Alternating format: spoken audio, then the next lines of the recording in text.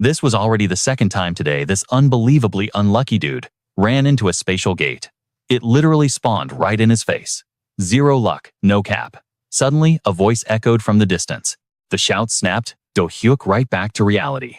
"Hey you, get over here right now." Do-hyuk did not hesitate and bolted, but the monster mob had already locked onto him.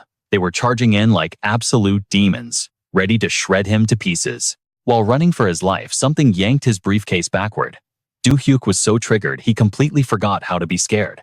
He actually swung his fist at the beast. "These documents are literally my life, you absolute creep."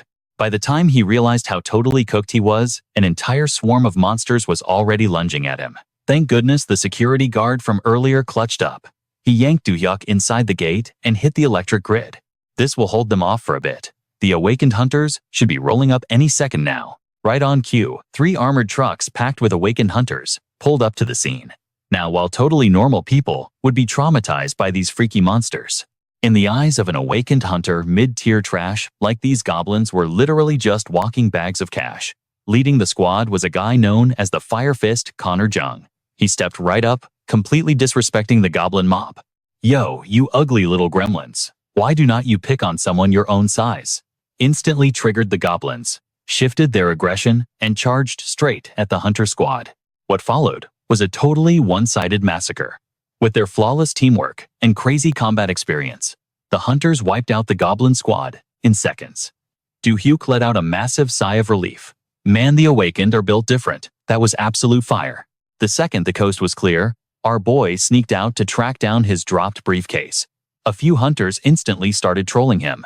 "Hey newbie, we are still cleaning up the loot drops, so keep your distance." But Do-hyuk was on a serious time crunch for his corporate grind and had to bounce. Just then, Connor swaggered over, spinning the briefcase in his hand. "Is this what you are stressing over, bro?" When Do-hyuk hit him with a massive thank you, Connor actually blushed, flashing a totally arrogant grin. "Do not even sweat it, man. It is basically my duty as an overpowered awakened to protect you normal folks. I mean, if the great god Dios had not blessed this perfect body to serve justice, none of this would be possible." Hearing this cringe dialogue, his squad mates started absolutely roasting him.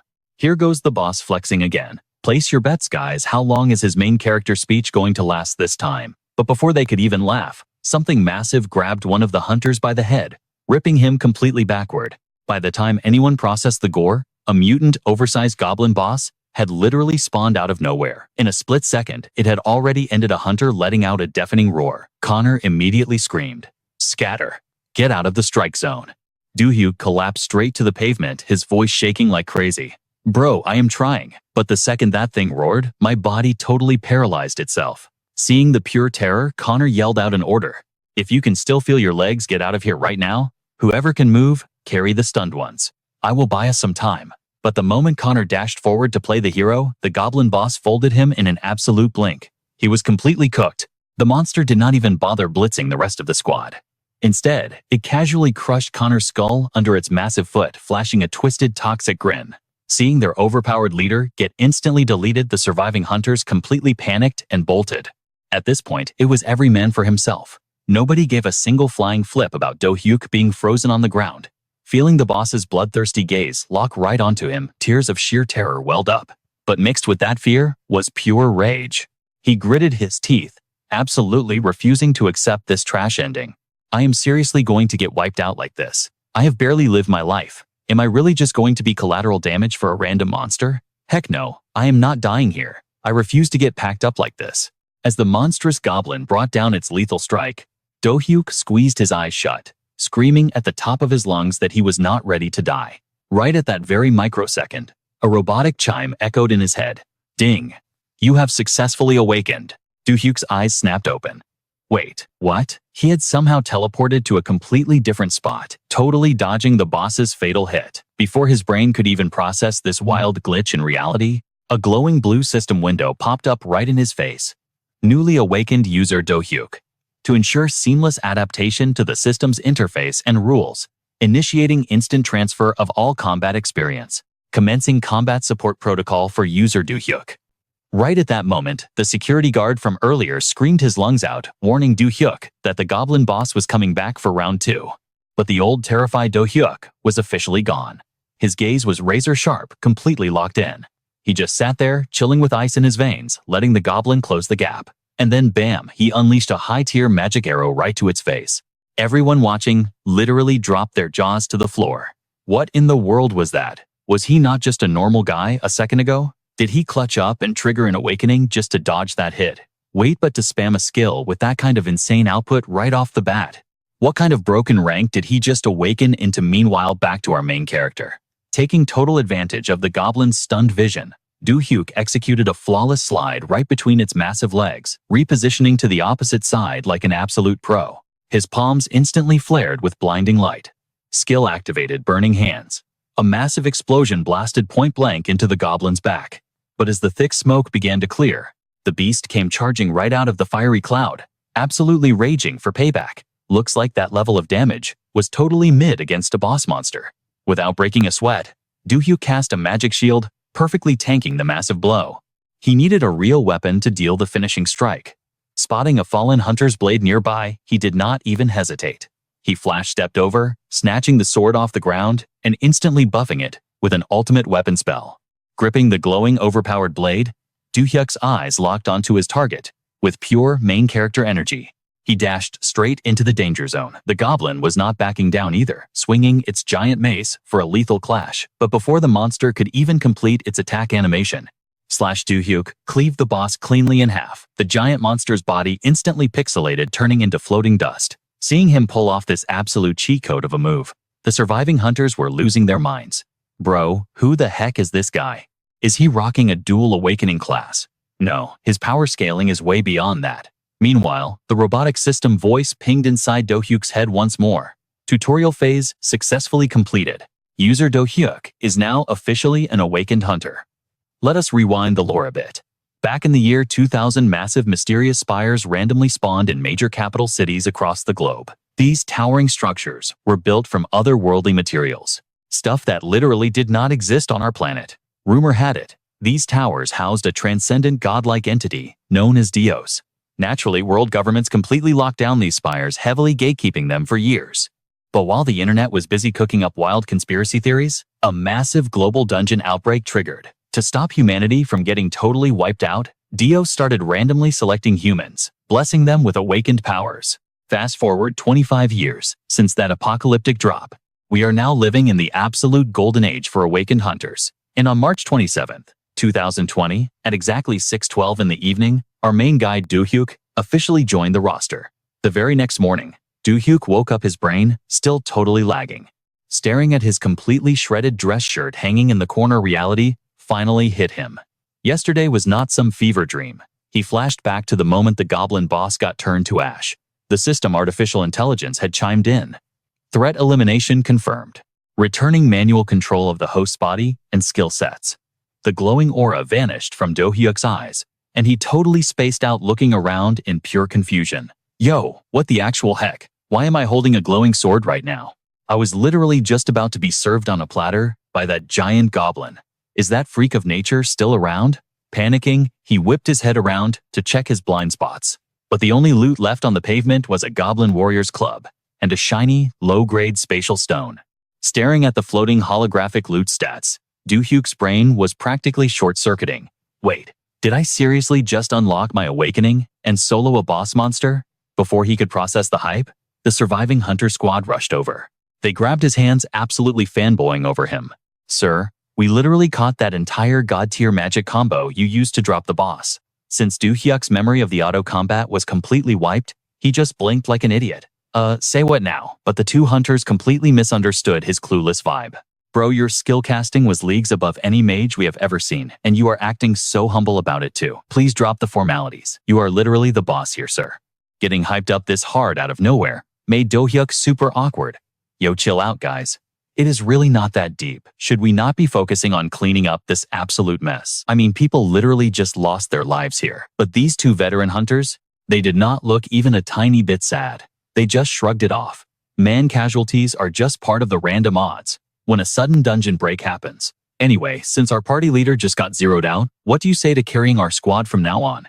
With your insane carry potential, we know for a fact you could carry trash tier hunters like us all the way to the top. Seeing these two clowns smiling like they just won the lottery, Do-hyuk was straight up paralyzed. Since when was dying just a casual Tuesday? Those guys did not even care that their raid leader just got cooked. They literally ghosted him and ran for their lives. And now they want to act like everything is chill. Yeah, no, the vibes were entirely off. Do-hyuk snatched his hand back, trying to dodge the drama. Give me a sec to process this, man. But these two dudes were completely relentless. They kept begging, please squad up with us. You are literally our only hope. Right on cue, a woman stepped onto the scene. Okay, that is enough yapping for today. From now on, you will follow KBI protocols. Hearing that, Do-hyuk let out a massive sigh of relief. The KBI was the top-tier Awakened Management Bureau. 25 years ago, when the system dropped and flipped the world upside down, profit-hungry guilds spawned out of nowhere. So the government locked in and created KBI to keep citizens safe and put the Awakened in check. This badass woman was Yoon-so Lee, an elite agent. This outbreak spawned a high-tier boss, so we pulled up early. You two Awakened over there, come with me. But Do-hyuk was not sticking around. He literally bolted. Seeing him dip, those two Awakened instantly chased after him. After witnessing his insane OP stats, they were dead set on riding his coattails to the top. Meanwhile, Yoon-so snapped her fingers, ordering her squad to tackle the two stalkers. In 2 seconds flat, the situation was completely neutralized. Her team asked if they should hunt Do-hyuk down too. Yoon-so just picked up his dropped briefcase and smirked. Nah, let him cook. No need to chase. Our paths will cross again very soon. Flash forward to the present, and his phone alarm was screaming. Do-hyuk was gripping his hair in absolute panic. Bro, what am I supposed to do now? Is my boomer boss actually gonna believe an outbreak ruined the client meeting? After stressing out, he slapped his own cheeks to lock in. What is done, no cap. Right now, I need to figure out my new Awakened specs. If I want to survive in this crazy new reality, I need intel. The prompt totally said I got gaming powers. Time to test it out. Status window. Instantly, a glowing blue hologram popped up. Wait a minute, these stats look ridiculously familiar. Has he seen this layout before? Reading his classes, Sorcerer, Mechanic, Alchemist. The realization hit him like a freight train. No freaking way. This class combo. It was his OG main character build from Dungeon and Fighter. He actually inherited all 3 classes. Having a dual class was already considered legendary in this world. Top guilds would drop massive bags of cash just to sign a dual class. But a triple class Awakened. Just thinking about the flex made Do-hyuk scream out loud in pure hype. From this exact moment, his tragic life as a corporate wage slave was officially cancelled, but his yelling was so loud that his salty neighbor started banging on the wall, taking a deep breath to chill out. Do-hyuk poured a glass of water and got strategic. Diving straight into a dungeon right now would be basically asking to get cooked. So many newbies get wiped out during their beginner phase. He needed to grind his stats up to a safe level first. Was there a way to secure the bag without risking his neck? A pacifist money glitch. Suddenly, he remembered a broken mechanic skill and pulled up the menu. Basically, this hack allowed him to perfectly clone any finished item. The catch was, he could not duplicate the exact same object twice, and clones could not be cloned again. Also, he could not copy items that he crafted himself. The crafting timer and the RNG failure rate totally depended on the item's rarity. After skimming the terms and conditions, Do-hyuk decided to test it on his glass cup. Oh, sacred and almighty power, copy this thing, duplicate level max. The moment he spoke, a high-tech 3D grid materialized right in front of him. A brand new glass cup slowly rendered into existence until it was fully solid. He checked the specs side by side. It was an absolute 1-to-1 replica, flawless in both look and weight. This skill was even more broken than in the actual game. Riding that massive W, Do-hyuk decided to hunt for relics. Ever since the massive outbreak back in the year 2000, random antiques absorbed cosmic energy and evolved into relics. These drops were ranked by their hidden stats. Hitting the rare tier meant pulling an item worth at least 10 billion won. Absolute generational wealth. If some dusty antique leveled up into a relic with god-tier buffs, your whole life flipped overnight. You went from broke to balling. But here was the major issue with Earth's loot pool. Tons of old junk mutated into relics, but literally zero Awakened had the appraisal skill to check them. However, Do-hyuk was built different. He had spammed his identify skill thousands of times in-game. His first objective was obvious.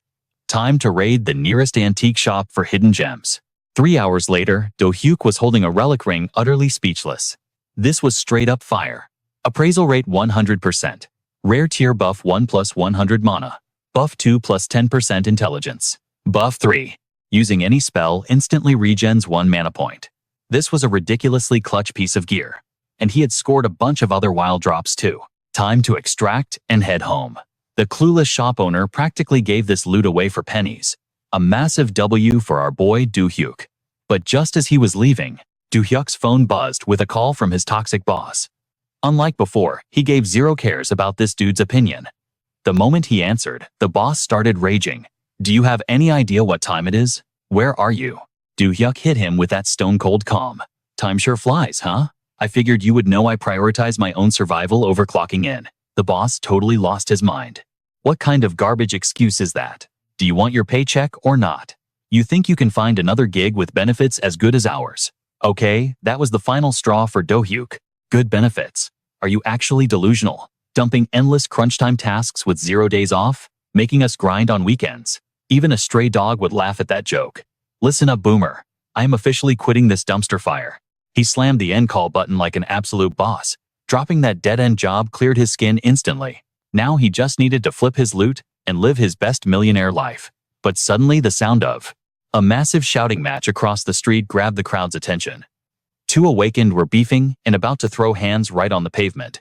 Out of nowhere, Yoon-so Lee flash stepped in and absolutely blasted both of them. Street PvP is strictly banned. Did you clowns even read the Awakened rulebook? I will let you off with a warning today, but next time, you are catching a jail sentence. The bystanders went wild, hyping up her dominant display. Scanning the crowd across the street, Yoon-so's sharp eyes locked onto a familiar face. Do-hyuk was just standing there trying to blend in. She completely called him out. Hey you, with the heavy black plastic bag Do-hyuk, come to headquarters and claim your lost property. That triggered his memory instantly. His work briefcase, he dropped it during yesterday's outbreak. Cut to them facing off inside the slick KBI headquarters. Here is the bag you left at the blast zone. My bad for snooping inside to check your ID. Ah, so that was how she doxed his name. Once the bag was secured, Yoon-so's vibe shifted to dead serious. Small talk is over, let us get down to business. My intel from the witnesses yesterday paints a very interesting picture. That monster was way out of the league of those 2 chumps, which means you are the only one who could have soloed it, Do-hyuk. The bystanders literally saw you carry the whole raid. Do-hyuk raised an eyebrow. So, you tracked me down to recruit me, or something. Yoon-so smoothly clarified her angle. I am not trying to draft you, but if you want to flex as a high-tier awakened, you legally have to register in the system. I will walk you through the assessment right now. Do-hyuk barely flinched and just vibed with the process. He was planning to get his official awakened license anyway. After completing the exam, Do-hyuk rolled back to get his final score. But Yoon-so was just staring blankly at the datasheet for way too long. A drop of sweat rolled down Do-hyuk's face. Hey, why are you looking at me like I am cooked? Yoon-so Lee flexed the results. Not qualified? Bro, look at this. You see the word approved. You passed, no cap.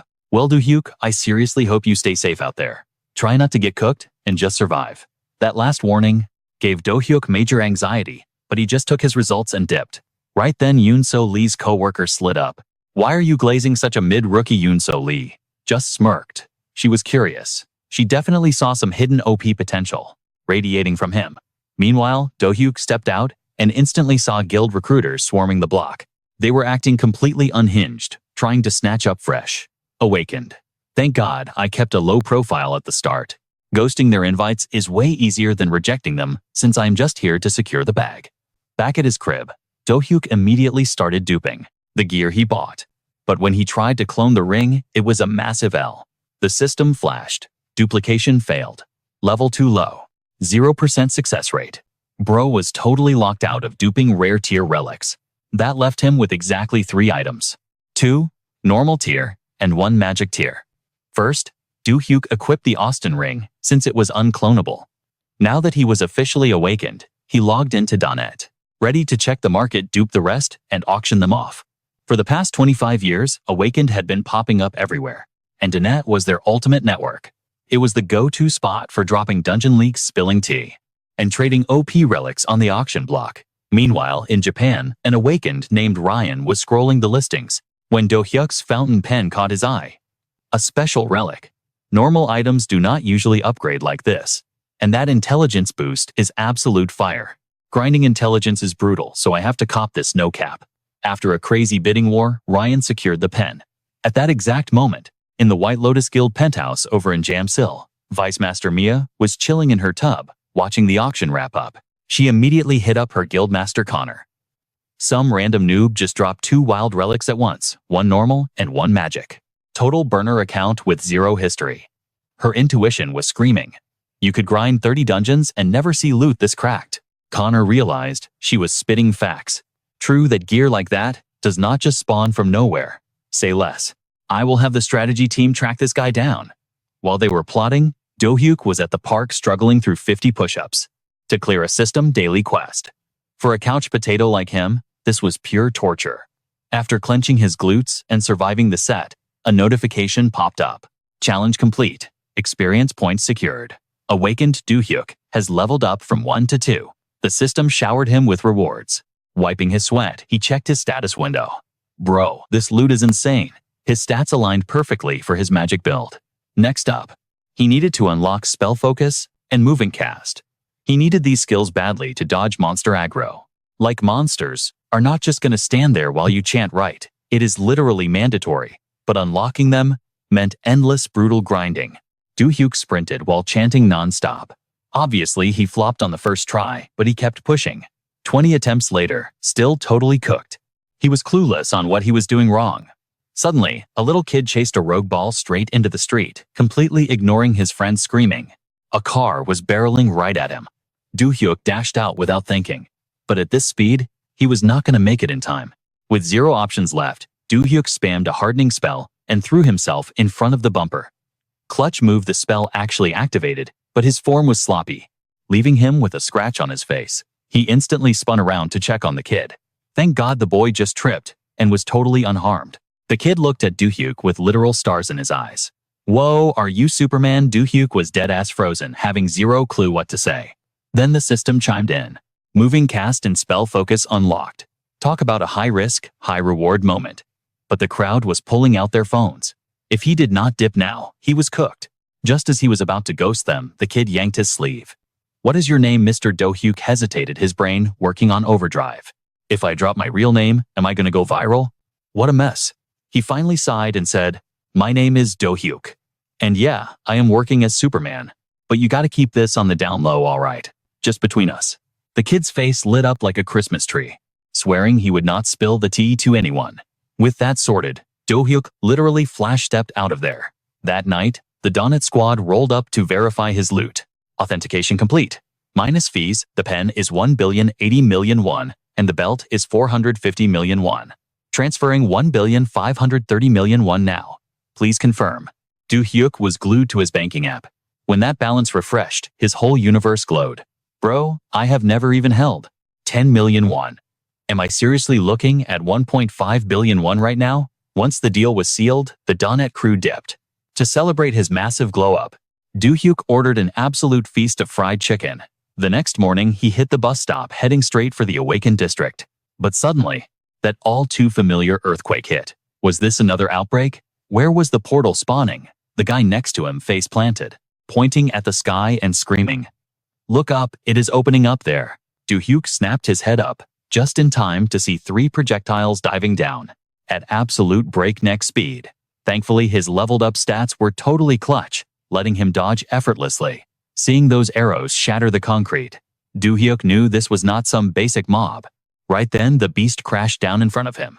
It had an old, crusty face, weird goggles, and stubby little limbs, but possessed insane crafting skills straight out of Dungeon and Fighter. Bro, this is the exact same goblin I used to bully when I was bored.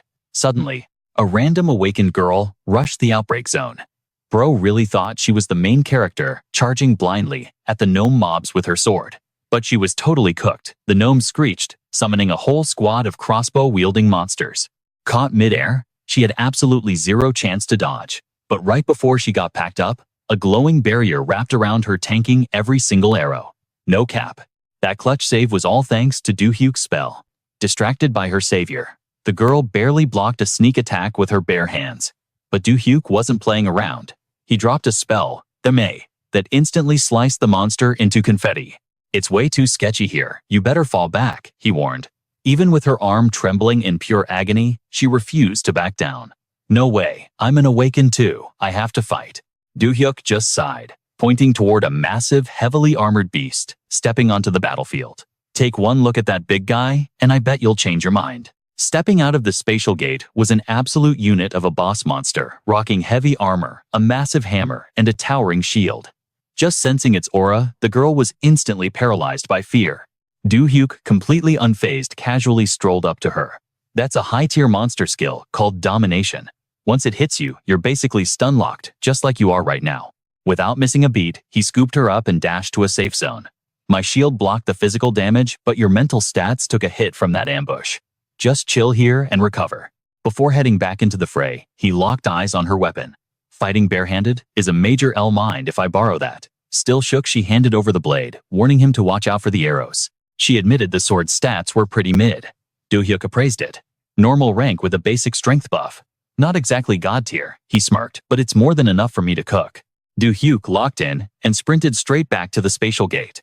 Instead of a brainless frontal assault, he leaped up high to scan the aggro radius. 10 hammer gnomes, 9 crossbow gnomes, and 1 massive boss. With armor that thick, my magic arrows won't one-shot them, he calculated. Gotta clear the trash mobs first. And that boss's shield looks sketchy as hell. Time for a preemptive strike.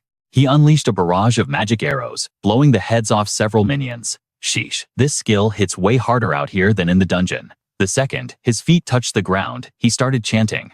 Foolish creations face the divine aura. As soon as the words left his mouth, a massive illusion warped the battlefield. The gnomes instantly got hit with the confusion, debuff tearing each other apart. The spell's fear effect scaled perfectly with his intelligence stat, making it way more OP than standard magic. Good thing Do-hyuk had the clone pen relic equipped, boosting his magic stats to crazy levels. It was the ultimate crowd control, but the illusion's timer was ticking down.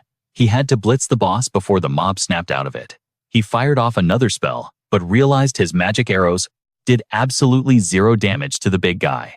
The boss just raised its shield, deflecting the magic like it was nothing. It looked like an impossible raid, but for Do-hyuk, this was just a light warm-up. If going full mage is a bust, I'll just switch to a physical build. He channeled his ultimate divine energy into the borrowed sword. Instantly, the trash tier weapon leveled up into a rare rank relic. Now dripping with 2 insane damage buffs, the blade was fully awakened. Do-hyuk dropped into a striker stance and blitzed forward with wild speed. The boss reflexively raised its shield, but against a pure physical strike. That defense was absolutely shredded. You put way too much faith in that. Shield specs, bro. The blade pierced straight through its faceplate. The helmet shattered, revealing a massive plot twist. The armor was completely empty. Nothing but a glowing core floated inside the hollow shell. Do-hyuk instantly dashed back, gaining distance to read the boss's attack pattern. Despite losing its head, the monster was still active, swinging its hammer in a lethal arc. But Do-hyuk's agility was simply too high. He easily sidestepped the attack and countered with a barrage of magic arrows. With its shield shattered, the boss's magic resistance dropped to 0. It took massive critical magic damage. As the heavy chest plate crumbled away, the boss's true form was finally exposed. Hiding inside that clunky tank armor was the elite commander of the gnome race. A master mechanic? Gnome. That actually makes sense. With its anti-magic defense wiped out, Do-hyuk's offensive spells could finally connect. The fear debuff is about to expire though. I gotta speedrun this execution. Without hesitating, Do-hyuk spammed his magic arrows from every possible angle, stripped of its legendary shield. The boss was getting juggled by the combo, completely locked in a defensive stance. Seeing the opening, Do-hyuk vaulted into the sky to deliver the final blow. If you thought I was just some basic magic class awakened, you're dead wrong. Time to log off. He unleashed one final fully charged magic arrow. The hit was super effective, vaporizing the boss into a pool of pixelated blood. Now I just gotta sweep the leftover trash mobs, he smirked. After clearing the entire raid zone, Do-hyuk collapsed onto a nearby bench to analyze the fight. I totally lucked out today. Only the boss had anti-magic gear. But if the next dungeon ramps up the difficulty, I'm cooked. I need to unlock tier 2 spells as soon as possible. Right on cue, Agent Yoon-so Lee approached. Well, hello there, Do-hyuk. We really gotta stop running into each other like this, she joked. Wait, did you seriously solo this entire outbreak? Staring at the massive pile of monster loot, she was completely mind-blown. There's no way a rookie awakened pulled this off. When Do-hyuk casually confirmed his solo carry, Yoon-so Lee immediately asked about Mina Kim. Do-hyuk shrugged. She took some heavy aggro early on. so I dropped her off at a safe zone. Anyway, let's talk business. What's the drop rate reward for clearing this outbreak? Whenever an Awakened steps up to handle a crisis, they get a massive payout for the dungeon loot. The KBI never scammed their hunters out of hard-earned cash. Yoon-so Lee smiled, totally understanding the grind. Don't even stress about the money, we've got you covered. 19 gnomes, 1 boss spatial stones, usable weapon drops, and the monster cores. If we liquidate everything right now, you're looking at a cool 500 million. Bag secured. Do-hyuk immediately turned to dip before things got annoying. Seeing him ghost, Yoon-so Lee was super confused. Hold up, where are you going? Don't you want to do the TV interview, Do-hyuk? Being famous is kinda mid, he rejected smoothly. He dumped the PR nightmare on the KBI, tossing the borrowed sword back to return to its owner. And right on cue, the second he vanished, the paparazzi swarmed. They completely surrounded Yoon-so Lee, the Awakened, who just wrecked those gnomes.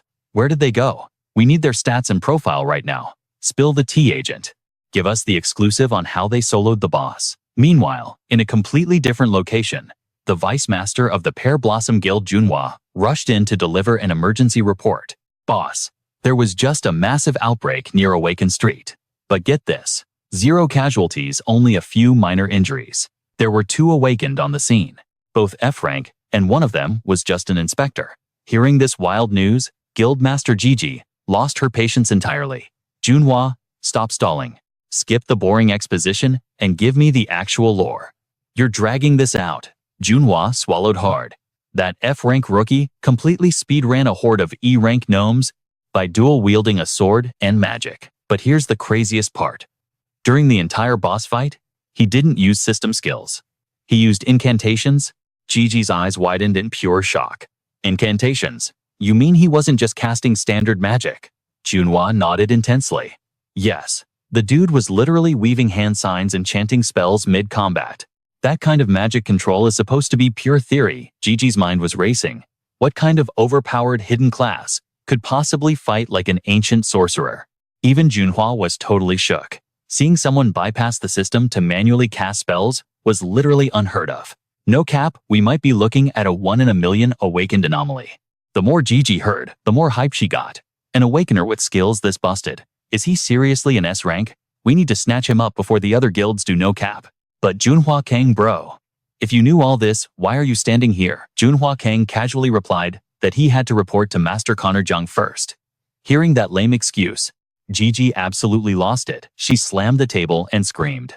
You should have rushed straight to the scene. Locking down that rookie should have been your #1 priority. That kind of power is totally unheard of.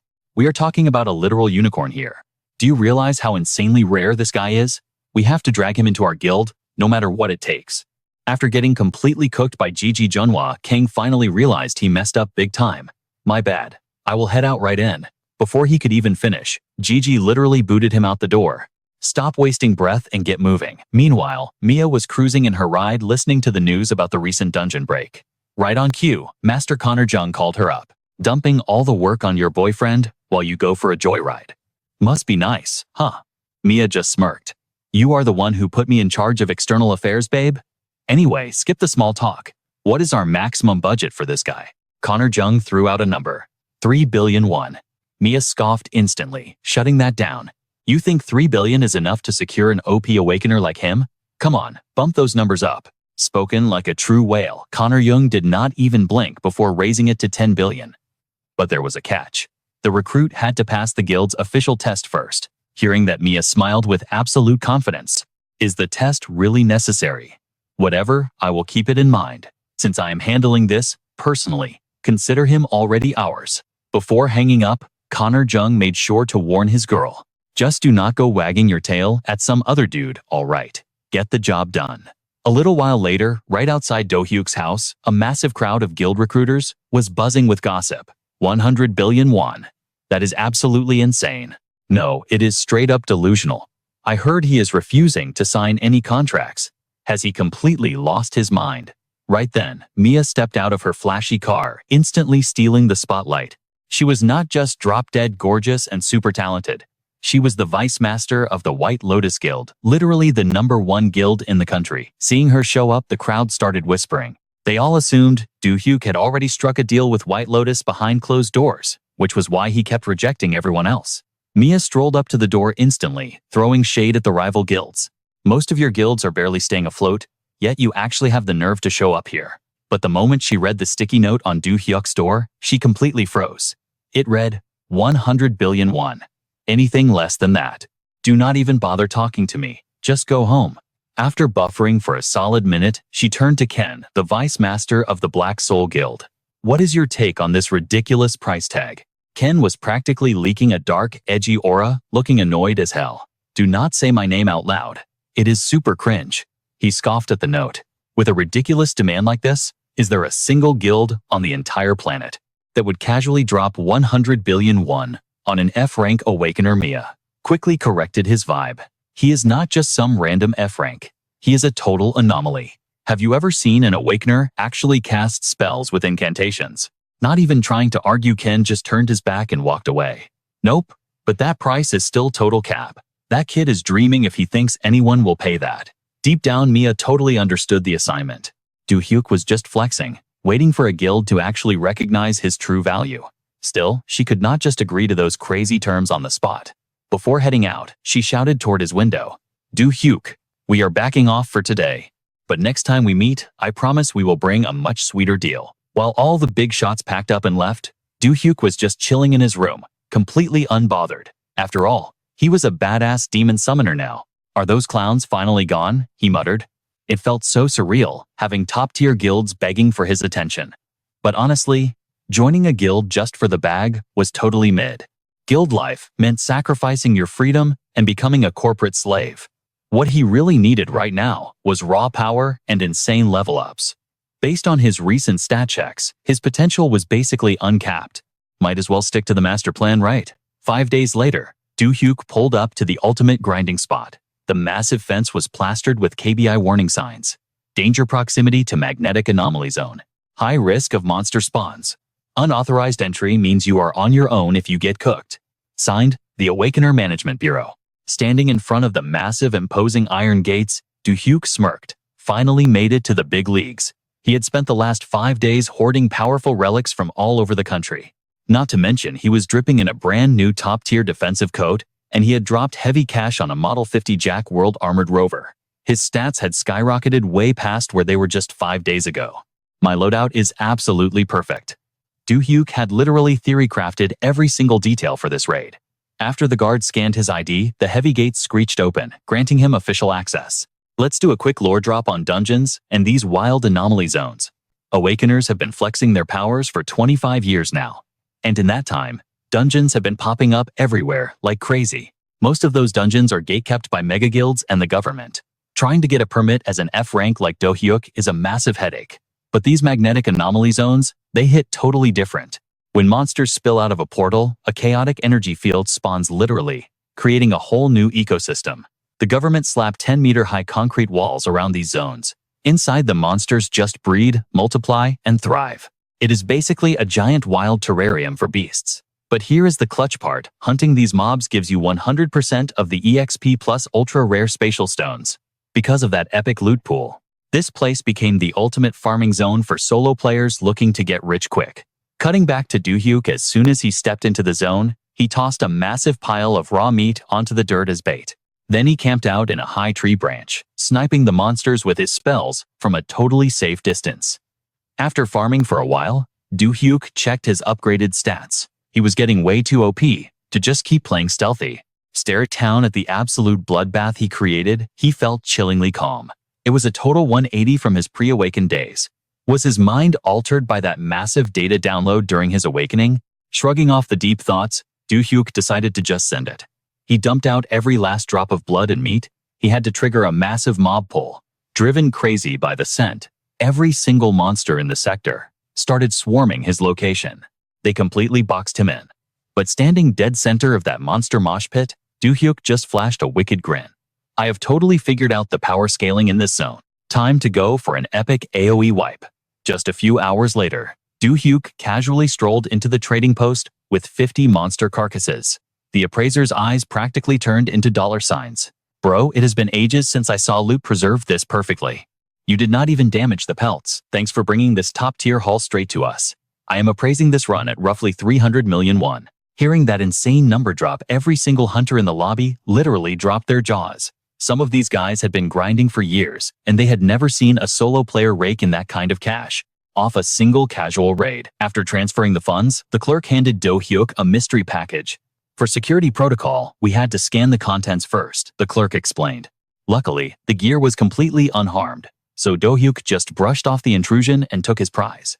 But flexing a massive paycheck like that always paints a target on your back. Chilling at a dirty table in the corner, 3 absolute tryhards were glaring daggers at him.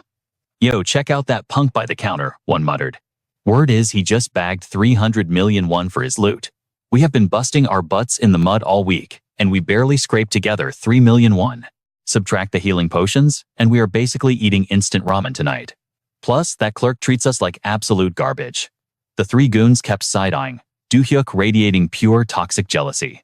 "That little brat thinks casting a few flashy spells makes him a god, huh? Walking around with that arrogant smirk on his face like he owns the place. That kid is totally asking to get humbled. Jealousy is a crazy disease, no cap." Greeny's eyes turned toxic as a deadly idea hit him. "Yo bros," he whispered, "let's just end this kid. Think about it. If he's bagging that much loot today, he's definitely coming back to the magnetic zone. We've been grinding here for 2 whole years, and this is our first time seeing his face. He's gotta be a total noob. With our stats ganking him from behind while he loads his truck is a guaranteed victory. Then we just hijack his ride and leave his body to rot in the zone forever. Plus, he already signed the death waiver. No one's gonna care." The trio agreed instantly, zero hesitation. Their greedy plan was set. Loot his cash, his armored rig, and his spatial gear. They wanted it all. But these clowns totally forgot one major detail. Anyone who can farm that much gold in a single day is built absolutely different. The next morning, Do-hyuk was out grinding just like always. His monster kill count was literally off the charts, and cleaning up the drops was getting super tedious. Meanwhile, the 3 bozos from yesterday were already camping in the bushes, ready to launch their super mid ambush. Trying to catch Do-hyuk, lacking Blondie leaped out of the brush, swinging a massive club right at his head. "This is how you one-shot a noob," he yelled. Meanwhile, his 2 useless bros just sat back and cheered. Talk about dead weight. Blondie thought he had the kill secured, ready to follow up with a finishing strike. But reality check, Do-hyuk had already popped his energy shield. 0 damage taken. Bro wasn't even scratched. The next desperate swing, Do-hyuk casually blocked it with one hand.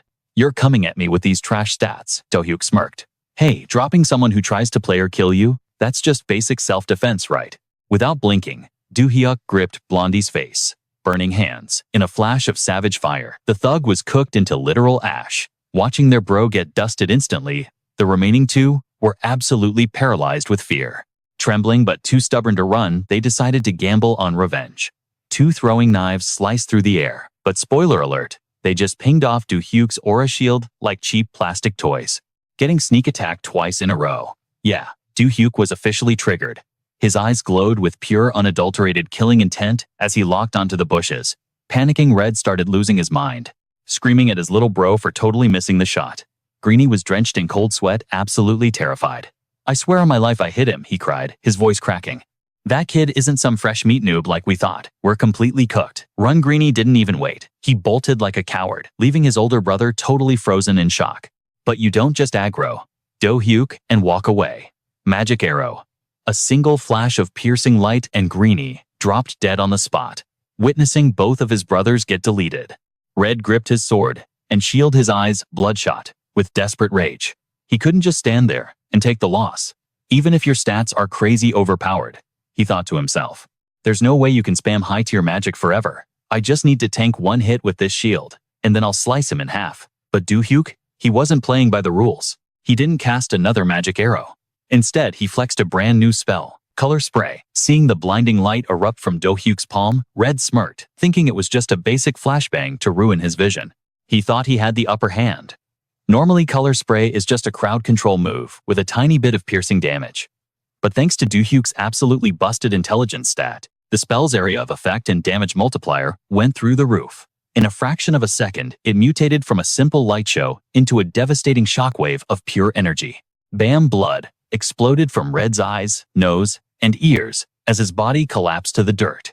His brain was totally short-circuiting. He couldn't even comprehend his own defeat. Wait, I didn't even feel the impact. What just happened to me? We calculated everything wrong. This guy is a monster. His thoughts faded as Do-hyuk stepped out of the smoke, walking toward him with ice in his veins. Do-hyuk snatched the dropped sword from the ground and coldly executed the red-haired menace. If you come for my life, expect to pay the ultimate price. You'd think the squad wipe was complete, but Do-hyuk suddenly called out, I know you're still breathing. Plot twist, Greenie was still clinging to 1 hit point. He had literally used his older brother as bait to crawl away, but his stealth check completely failed. Knowing he was absolutely cooked, he started bawling his eyes out, begging for mercy. Please have mercy, bro. I swear on my life I'll never cross your path again. Just let me go. But Do-hyuk wasn't playing the hero role today. Why would he spare a rat that just tried to gank him? Zero hesitation. Another magic arrow pierced the air, sending the final brother to the respawn screen permanently. With the trash finally taken out, Do-hyuk tightened his grip on the bloody blade. Their stats were so mid, they couldn't even tank a basic spell. What a boring grind, he muttered. Just then, the massive energy spike from his magic attracted the attention of the KBI agents patrolling nearby. They arrived on the scene and were absolutely mind-blown by the carnage. Sir, care to explain what just went down here? Knowing he was totally in the right, Do-hyuk dropped the full truth without missing a beat. After hearing the entire crazy story, the KBI agents followed protocol. We get the picture, man. Your body cam footage proves it was a clear-cut case of self-defense under the awakened law. Just stick around for some quick paperwork. The whole interruption totally killed Do-hyuk's farming vibe. His daily grind was officially ruined. But suddenly, a terrifying chill ran down his spine. His danger sense was screaming. Yo, do you guys feel that insane mana spike? He asked. There's some heavy aura leaking from over there. But the agents were completely clueless. You're probably just paranoid from that intense player versus player match, kid. I'll go check it out for you. As the agent carelessly strolled toward the massive energy source, Do-hyuk screamed at the top of his lungs. Bro, get out of there right now. Run. But it was too late. A colossal snow-white wolf materialized from the shadows, towering over the terrified agent. The moment Do-hyuk locked eyes with the beast, he instantly recognized its boss-level aura. It was the alpha wolf of the magnetic zone, the exact same raid boss he used to farm in the game, locking onto the defenseless KBI agent. The beast lunged its razor-sharp claws, aiming for an instant kill.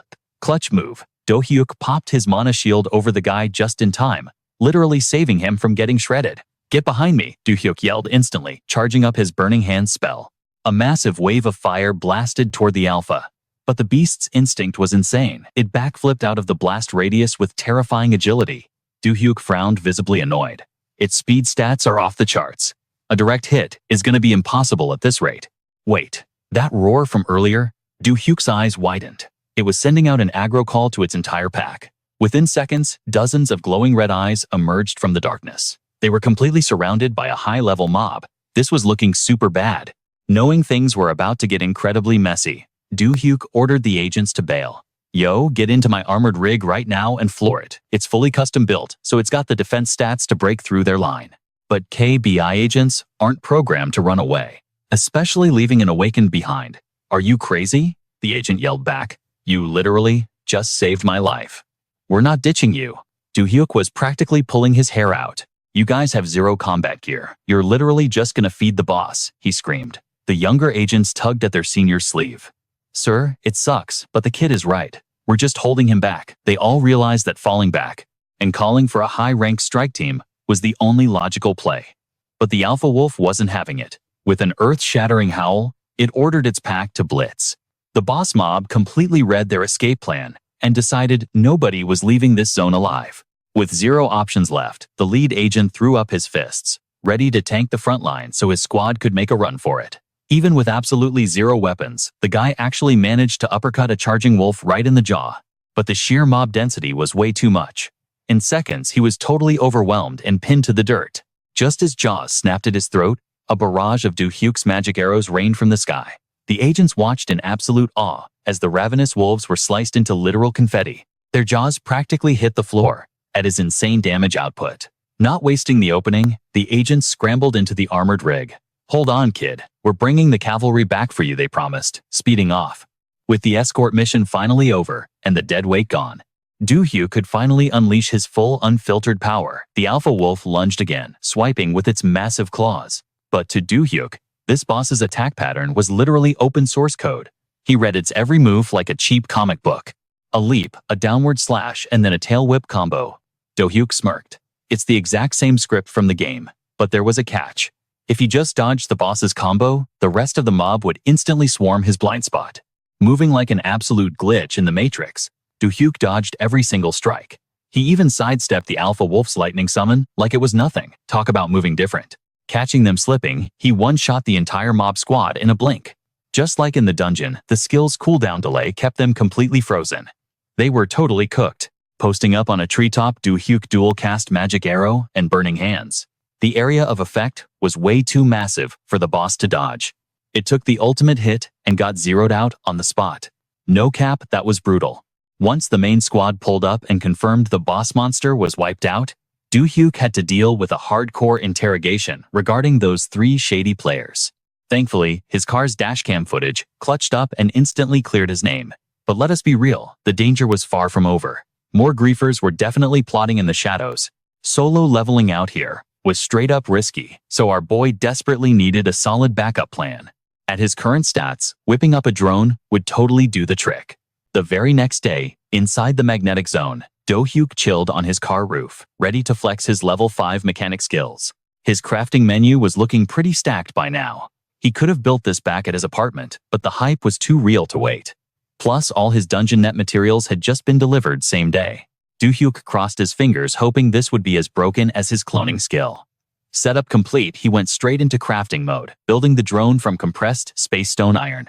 A blinding sphere of light swallowed the metal block, kicking off the creation process. He had only seen this kind of visual in video games, so experiencing it in real life was absolute fire. Right at 50% completion, it hit him that he had 2 relics stashed away. Specifically, the magic tier artifact, Atron 1 Option 1, gave a sick plus 20 mana boost. Option 2 unlocked the magic arrow spell. He slammed the relic into the mix, pushing the crafting process straight to the finish line. A few seconds later, the mini drones were fully assembled and ready to launch. Spotting a mob of monsters in the distance, Do-hyuk could not resist taking his new toys for a spin. They might have looked like pricey tech gadgets, but thanks to his mechanic class magic, their speed and precision were totally off the charts. Against monsters, with 0 anti-air defense, these drones were basically an instant cheat code. Once the system locked onto the targets, the drones auto-fired a barrage of magic arrows, turning the entire mob into absolute mincemeat. No joke, the damage output was insane. With the power test totally aced, it was time to check their grinding efficiency. Do-hyuk planned to spam this method to power level his mechanic class. The goal was hitting level 11 to unlock the golem build. If he pulled that off, he would finally clear the prerequisites to craft that legendary unit. Meanwhile, back in the real world, the footage of Do-hyuk totally wiping out those 3 griefers was going crazy viral across all socials. The internet was literally losing its mind. Nobody could believe an F-rank awakened was pulling off such OP moves. The channel owner behind the leak was a girl, and she was absolutely geeking out. Did my subs and likes seriously just skyrocket all thanks to this stealth cam footage? Uploading this was the biggest brain play ever. My channel is straight up blowing up, and Do-hyuk is basically an overnight superstar now. It is a massive win for both of us, right? The hype even reached Junhwa's feed. When he shoved his phone in front of Gigi, her jaw literally dropped to the floor. After binge-watching every single clip, she instantly made her move. Listen up, Junhwa. I'm stepping in to recruit this guy myself. Junhwa looked at her like she was glitching. Wait, you are going out there in person? Gigi shot him a death glare. Are you blind? Did you even watch this gameplay? To Junhwa, Do-hyuk was just a slightly busted F-rank player. That mid-take made Gigi's blood completely boil. Exactly, you idiot. He is just an F-rank, but he solo cleared a literal Alpha Wolf boss. Not to mention absolutely wrecking that 3-man gang squad. Despite the crazy stats, Junhwa still thought dropping 100 billion won on an F-rank noob was a massive overpay. It was straight up ridiculous to him. Gigi completely lost her cool and yelled, "When you were F-rank, were you taking down boss mobs?" Because I sure was not, and I've never seen anyone else do it either. But Do-hyuk just casual cleared it. Imagine if he actually levels up a bit. He could easily multiply those stats you just watched. By then, even 100 billion will not be enough to buy his loyalty. Step on the gas. We are out of time. We need to move right now. She was not capping either. Every single guild in the country from top tiers to bottom feeders was in a total frenzy after seeing the leak. Every guildmaster was sprinting to recruit this ultra-rare rookie before someone else snatched him up. Meanwhile, the main character causing all this internet drama was completely clueless about his viral status. Thanks to his mini drone setup farming, the zone his loot drops netted him a clean 700 million won, an absolutely astronomical bag.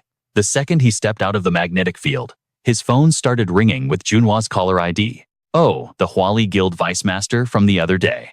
Good thing I saved the number from his business card. But the moment Do-hyuk accepted the call, a female voice blasted through the speaker. Do-hyuk, you finally picked up. This is Gigi, the guild master of Hwali. Do-hyuk blinked, totally confused. Wait, isn't this Junhwa Kang's phone? Gigi quickly explained that Junhwa was busy driving before hyping up how badly she wanted to meet face to face. But Do-hyuk was hitting her with that ice-cold energy. I am grinding in the magnetic zone right now. If this is not a life or death emergency, I am hanging up.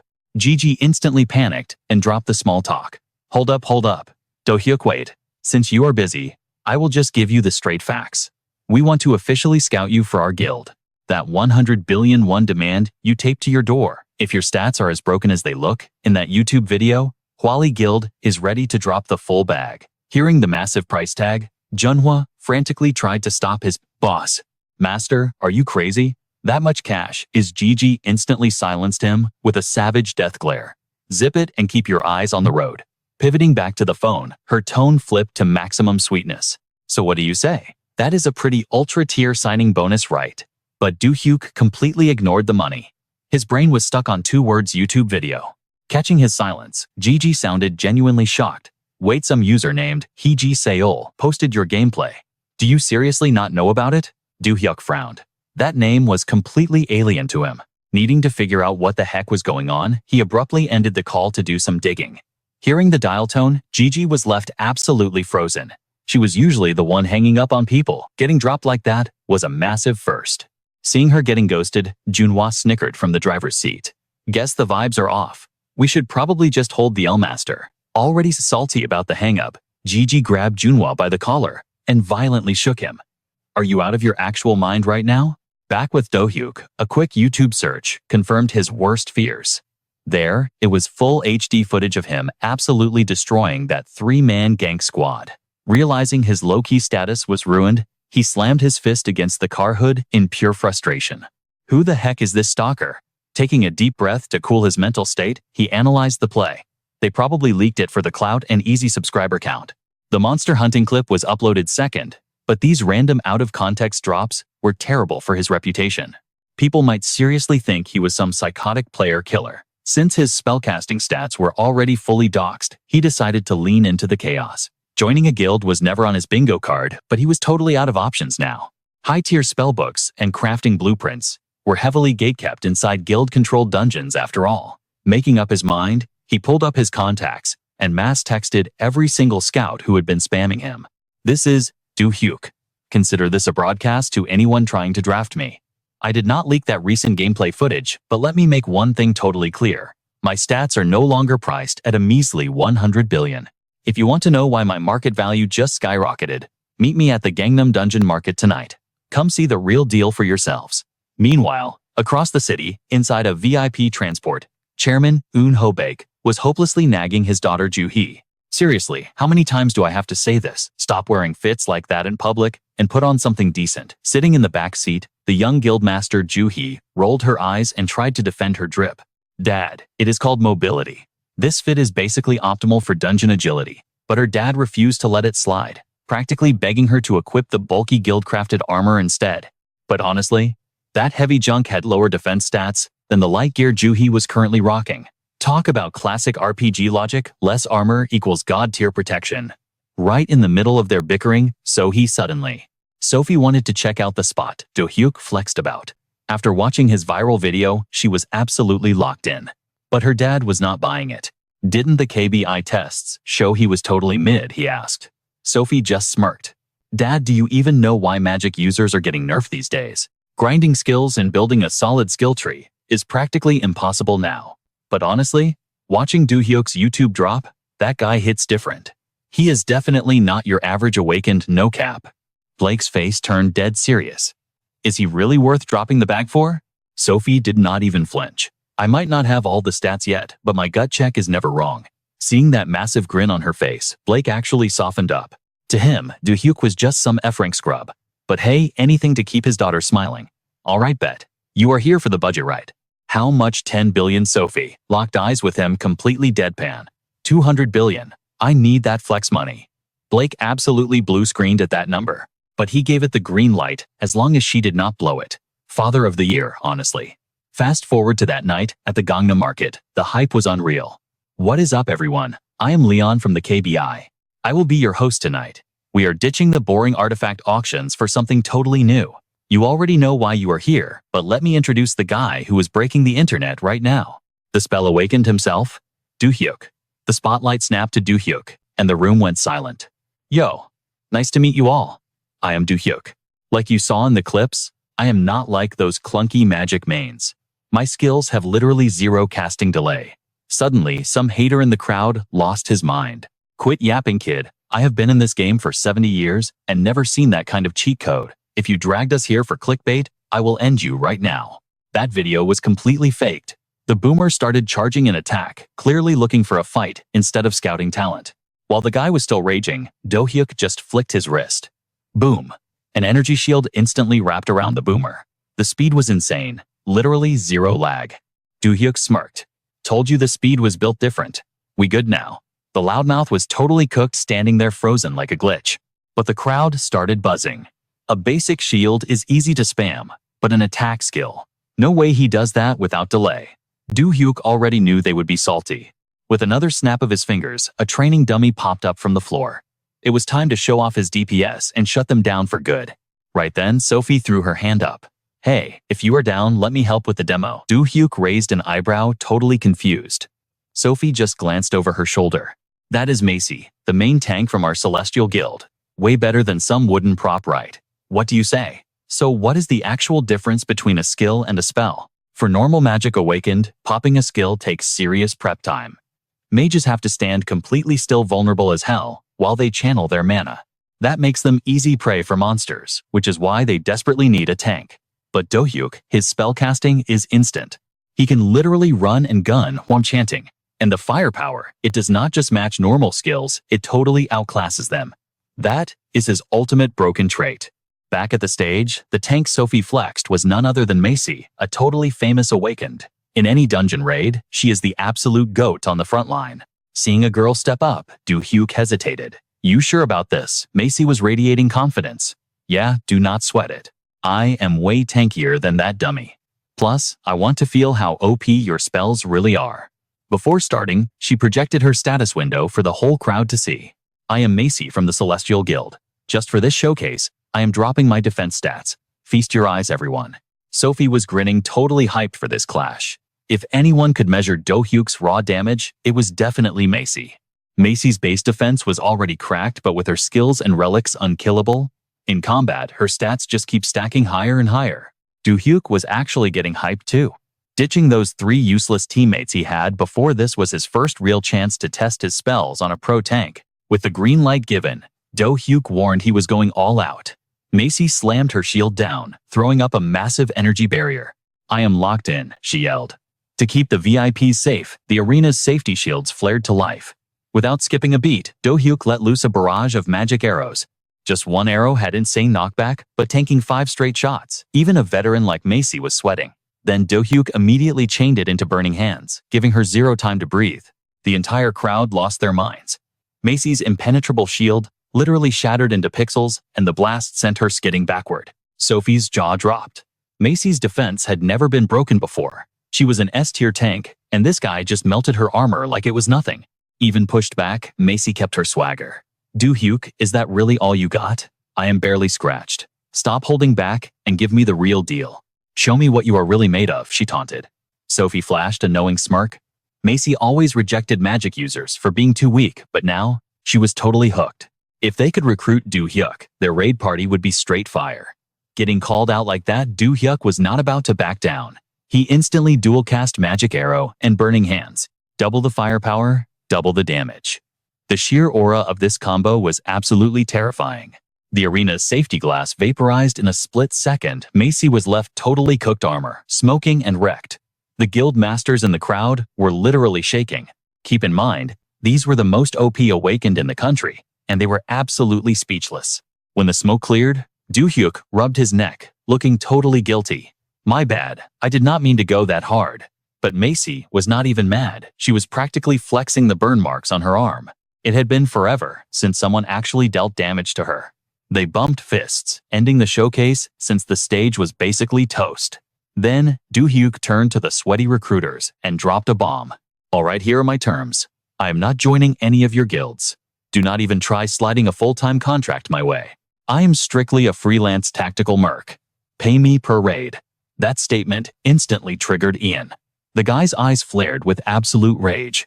If you are not signing an exclusive deal, then your worth to our investors is literally zero, he barked. Without skipping a single beat, Do-hyuk just smirked. Do-hyuk straight up announced he was done with scrubs like them. Ian Kang was literally boiling with rage as he spun on his heel to leave, flexing that hard with just one skill. Delusional. Chairman Yates, we are out of here. And just like that, the other guilds caught the vibe and bailed. They definitely did not have the cash to burn on this kind of nonsense. In the end, only Gigi and Sophie were left standing. Skipping the small talk, Gigi went straight for the jugular. Why should we drop 100 billion on a mercenary contract instead of a full guild membership? Sophie casually spawned a mini drone out of thin air. It would be a total scam to secure the bag, take the down payment, and then contribute absolutely nothing. You have to prove you are actually useful. Regarding that, I am actually planning to sell this exact craft. The moment they laid eyes on the mini drone, they absolutely lost their minds. Wait, you are telling us you can literally craft items? That is insane. No cap.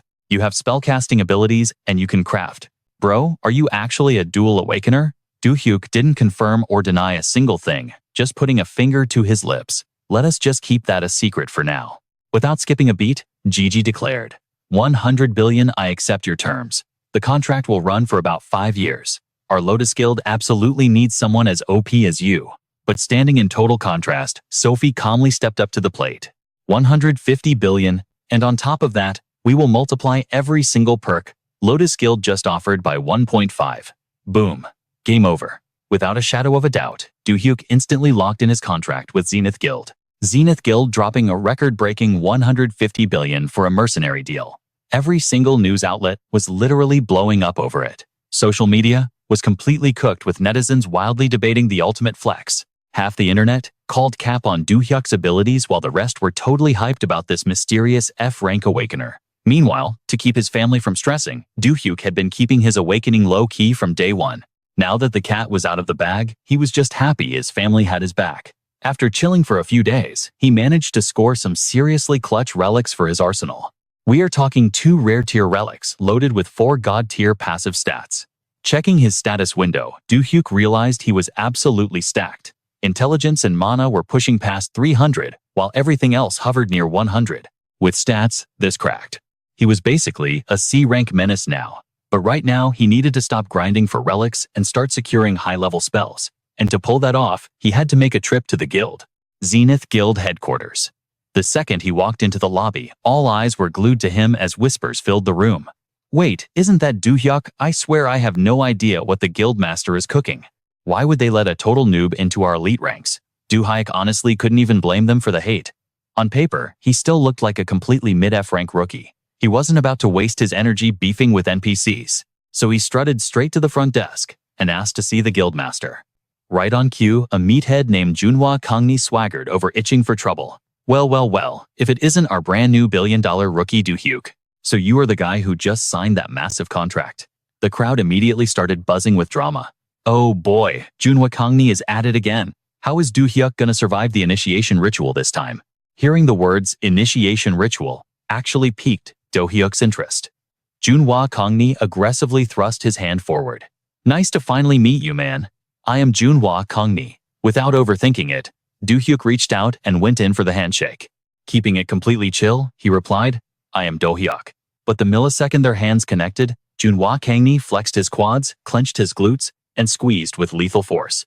Do-hyuk had seen enough movies to know this was the classic alpha male power grip test, and he was not about to take an L. But instead of fighting back with raw physical strength, he secretly popped a mana shield spell right over his hand. Seeing Do-hyuk completely unbothered, Junhwa Kangni started panicking inside. Bro should literally be crying in pain right now. What kind of monster is this kid? Do-hyuk leaned in with a savage smirk mocking him. Is that really all you have got? Feel free to crank it up a notch. I can take it. Absolutely tilted Junhwa Kangni channeled every ounce of his aura into his crushing grip. The dude was pushing so hard, the actual floor started trembling, but Do-hyuk stood there like a stone wall, feeling zero damage. Seeing the veins popping on Junhwa Kangni's forehead, Do-hyuk casually asked, so we are done here, right? This initiation ritual is kind of mid, not gonna lie. That single sentence completely broke Junhwa Kangni's ego. Alright then, do not regret this, you little punk. A massive shockwave of pure mana erupted from his entire body. It looked like he was about to drop an ultimate attack right in the lobby. Over a handshake, the air pressure around them was literally warping reality. The bystanders were sweating bullets now.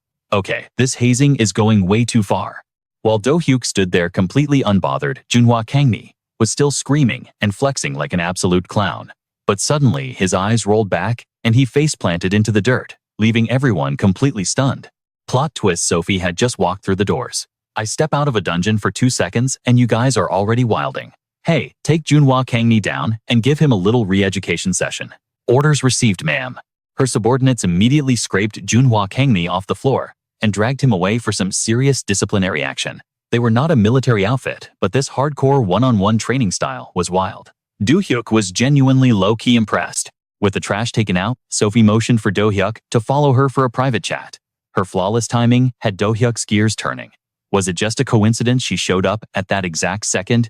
Was this some four-dimensional chess move to flex her authority in front of the entire guild? But looking at Sophie's clueless expression, he figured he was probably just overthinking it. The two of them headed straight up to the guildmaster's penthouse office, which doubled as the executive suite for Zenith Corporation. Honestly, this place felt more like Sophie's personal playground. She leaned back and said, "You really surprised me today. Normally, on the first day after signing a massive contract, wouldn't you be out there blowing all that cash?" Do-hyuk brushed it off, saying material things were not his priority right now. He came here to hunt down a dungeon that perfectly matched his vibe, specifically one with mechanized monster spawns. Since she already had the master list pulled up, Sophie pinpointed the exact spot. A mechanic-type monster dungeon code named Sector D731. It is an E to F rank zone featuring a goblin chief engineer as the final boss. Take a look at this. Here is the exclusive list of guild-managed dungeons. Consider it a little welcome gift. That gift actually caught Do-hyuk off guard. Handing over highly classified guild intel was a massive show of trust. Sophie explained that since he was on their payroll now, the more OP Do-hyuk became, the more of an absolute asset he would be for the guild. Scrolling through the list, Do-hyuk couldn't hide his greedy smirk. I only came here for the Golem blueprint, but talk about a major W. That is the jackpot right there. This specific dungeon totally mirrored the legendary DF sector. It was 100% guaranteed to drop that sweet Golem schematic. Seeing Do-hyuk totally vibing with the dungeon pick, Sophie hit him with a curveball. Do-hyuk, since that dungeon is currently under our guild's control, I will authorize your entry on one tiny condition. Can I tag along and party up with you, meanwhile down in the Zenith Guild underground training facility? Summer was bent over, gasping for air, after an absolutely brutal workout session. She stared at the total wreckage of the training equipment, still smoking from her attacks. Out of nowhere, a sweat towel came flying straight at her head. Instructor Kyle walked over casually, carrying a grown man over his shoulder like a sack of potatoes. Been grinding since dawn, and you are still not cooked. Summer tilted her head in pure confusion. Instructor Kyle, what on earth is that? He glanced at the unconscious dude on his shoulder and laughed. Oh, this trash. He unceremoniously dropped Junhwa Kangni face first onto the concrete. Apparently, he tried to beef with Do-hyuk in the lobby, and the master caught him slipping. So I was ordered to teach him some basic manners. Wiping the sweat from her face, Summer's eyes widened. Do-hyuk, as in the guy who just bagged that insane 150 billion won contract. Kyle nodded. Yep, the dude who literally set the all-time record for a down payment. He then glanced at the fresh scar on her arm. Didn't you try to tank one of his attacks a while back? How did that actually feel? Summer stared at her battle scar with a totally unbothered smirk. Oh, this little scratch. It has been a minute since it happened. She raised her arm, practically vibrating with chaotic energy. But honestly, I've never been this hyped in my entire life. Just thinking about his insane power level had her blood boiling for a rematch. Next time, I am going all out in a real one-on-one fight. Seeing her looking so fiercely alive, Kyle couldn't help but smile to himself. Honestly, I am just glad you finally found a rival who actually matches your freak. Summer grinned fiercely and replied, "You know it." He stroked his chin thoughtfully and teased, "Though seriously, Summer, you still haven't fixed that tomboy attitude, huh? I am just saying if you softened up your speech a little, you'd give off total athletic heroine vibes." Caught completely off guard, she crossed her arms, blushing out of nowhere. Growing up in a military fam, it is just hardwired into me now. She ran a towel through her damp hair. "My bad if it is too much." The old man just waved it off. "No sweat, instructor." Gideon gave her a quick heads up before dipping. "I am locking down a spot for you real soon. Teaming up with me is going to be a massive W. But seriously, stop pushing yourself to the absolute limit. Grinding that hard is just going to leave you cooked." Susie just nodded. "Yeah, I got you." Cut to 6 in the morning right outside Silverton Station. Do-hyuk rolled up to the meetup spot. A voice called out to him, "Yo, Do-hyuk, step right in."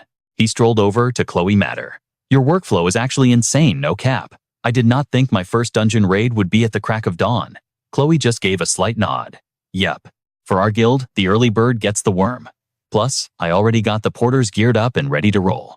Behind her stood a crew strapped with heavy-duty backpacks. Chloe locked eyes with him. "Now we are just waiting on you, Do-hyuk." He sized the crew up, processing the setup. Usually, porters are just regular NPCs, sweeping up monster drops. Zero awakening powers whatsoever. But damn, the 7th-ranked guild in the nation hits different. Every single porter here was completely awakened. Was this just a flex to show rookies how real dungeons work? I mean, outside of random outbreaks and magnetic zones, running into a monster is basically impossible. Do-hyuk turned back to her. Chloe looked at him completely unbothered. "So, are we doing this? Or what?" She tilted her head, dropping a warning. "I know we are burning daylight, but are you sure about flying solo?" Do-hyuk just flashed a cocky smirk. "Oh, 100%. I am definitely not getting cooked today." Chloe low-key admired his energy. That ego is absolutely massive. But he was not just talking big to sound tough. The dude came fully prepped for the grind. "Call it calculated hype," he fired back. Chloe activated the blue warp gate, and the portal flared to life right in front of him. Do-hyuk's eyes lit up like a kid on Christmas. "Let's go, my very first awakened dungeon." Chloe gave the green light to move out. The two of them stepped right through the glowing rift. On the flip side, a pitch-black, creepy forest dead in the night. Do-hyuk stepped out looking genuinely shook. Chloe scanned the absolute darkness around them. "Dungeon layouts are totally RNG, but it looks like we pulled the jungle map today." She shrugged. "Honestly, pretty mid-layout." She stepped up right next to him. "So Mr. Do-hyuk, what is the play?" She was practically buzzing to see his stats in action. "Like I said yesterday, I am just here to spectate. Go ahead and show me if your skills are actually fire." Do-hyuk stepped up to the plate, his brain going into overdrive. "All right, where to first?" He scoped out both lanes, weighing his options. On the left, a massive, overgrown jungle blocking all vision. On the right, wide-open plains. The plains looked way too clean, like they had been completely wiped. Normally, any noob would take the easy route, but Do-hyuk was not about to get caught lacking. He made the big brain play. "I am taking the jungle lane on the left." Going hard right out the gate, huh? Without missing a beat, he summoned his defensive gear. A pulsing energy shield popped up, locking down their front line. Anyone else would have bet money he would take the plains. The open right side looked like free XP and easy loot, which meant if these mobs had half a brain, they would spam that whole area with traps. Do-hyuk kept his footing steady, advancing step by step. He pushed deeper into the thick, creepy brush. Out of nowhere, 3 massive projectiles blitzed straight for him. Boom! A heavy-duty explosion vaporized the entire spot. As the smoke cleared, the whole area was straight up deleted. It was a total goblin ambush. The ugly little freaks started cackling, thinking they totally packed him up. But they celebrated way too early. Using the smokescreen, Do-hyuk dashed out like a speed demon. He fired off 3 crackling lightning bolts, straight at their ugly mugs. He did not drop his momentum, instantly closing the gap.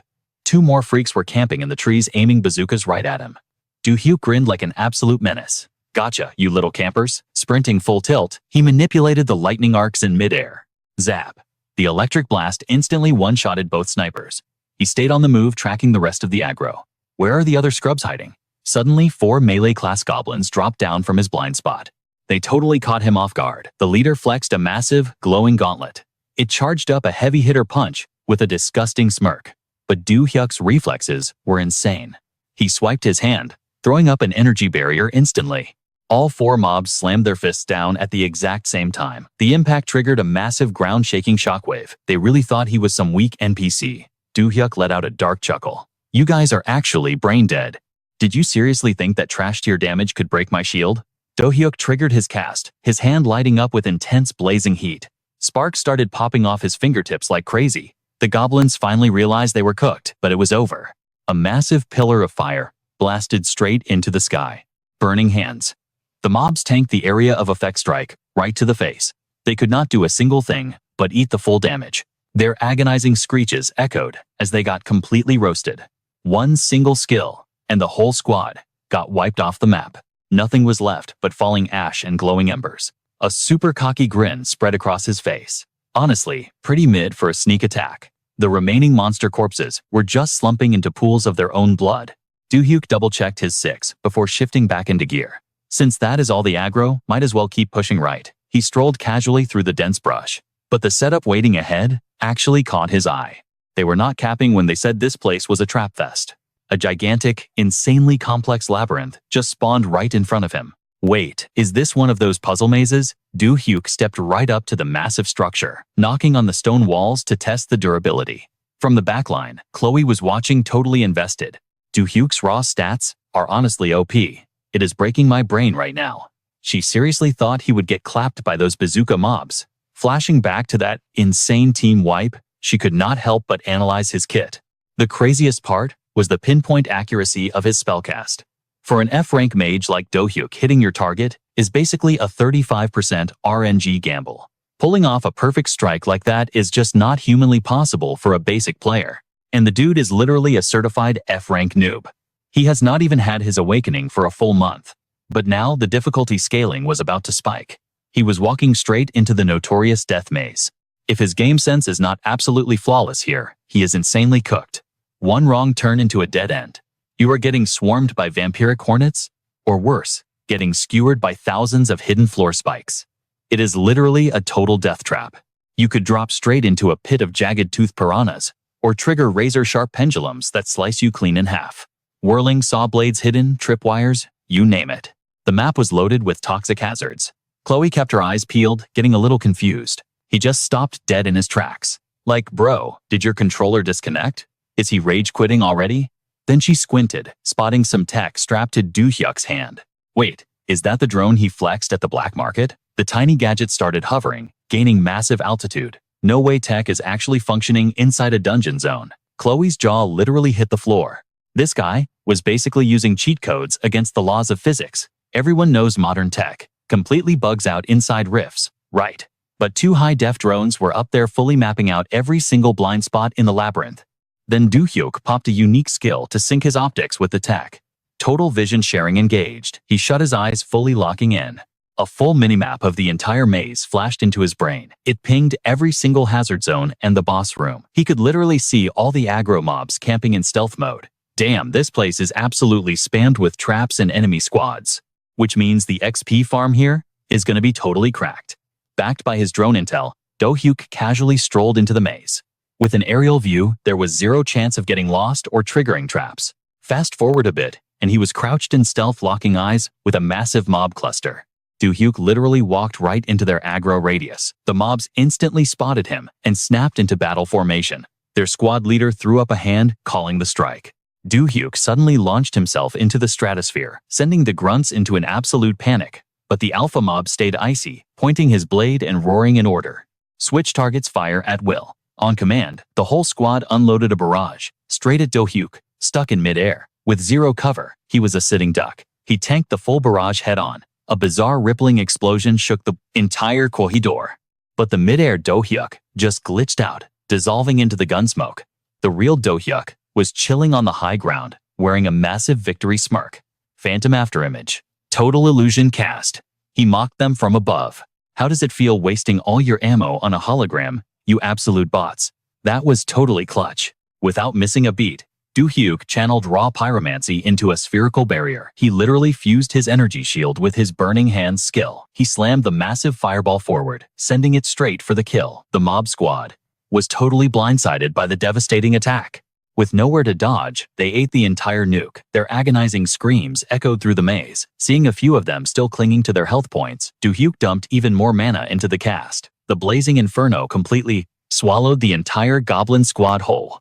A glowing blue system prompt pinged in his vision, making Do-hyuk absolutely lose it. Level up, level up. We are so incredibly back. Meanwhile, Chloe was still trailing behind, watching the entire absolute masterclass unfold. Hyoke was absolutely mind-blown by his OP power. She totally expected a brutal dragged-out fight.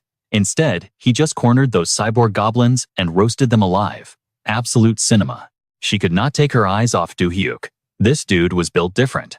An awakens soloing a boss dungeon on both offense and defense. Even as an S rank, Hyoke had never seen anything this fire. And those custom combat drones he whipped up, pure genius.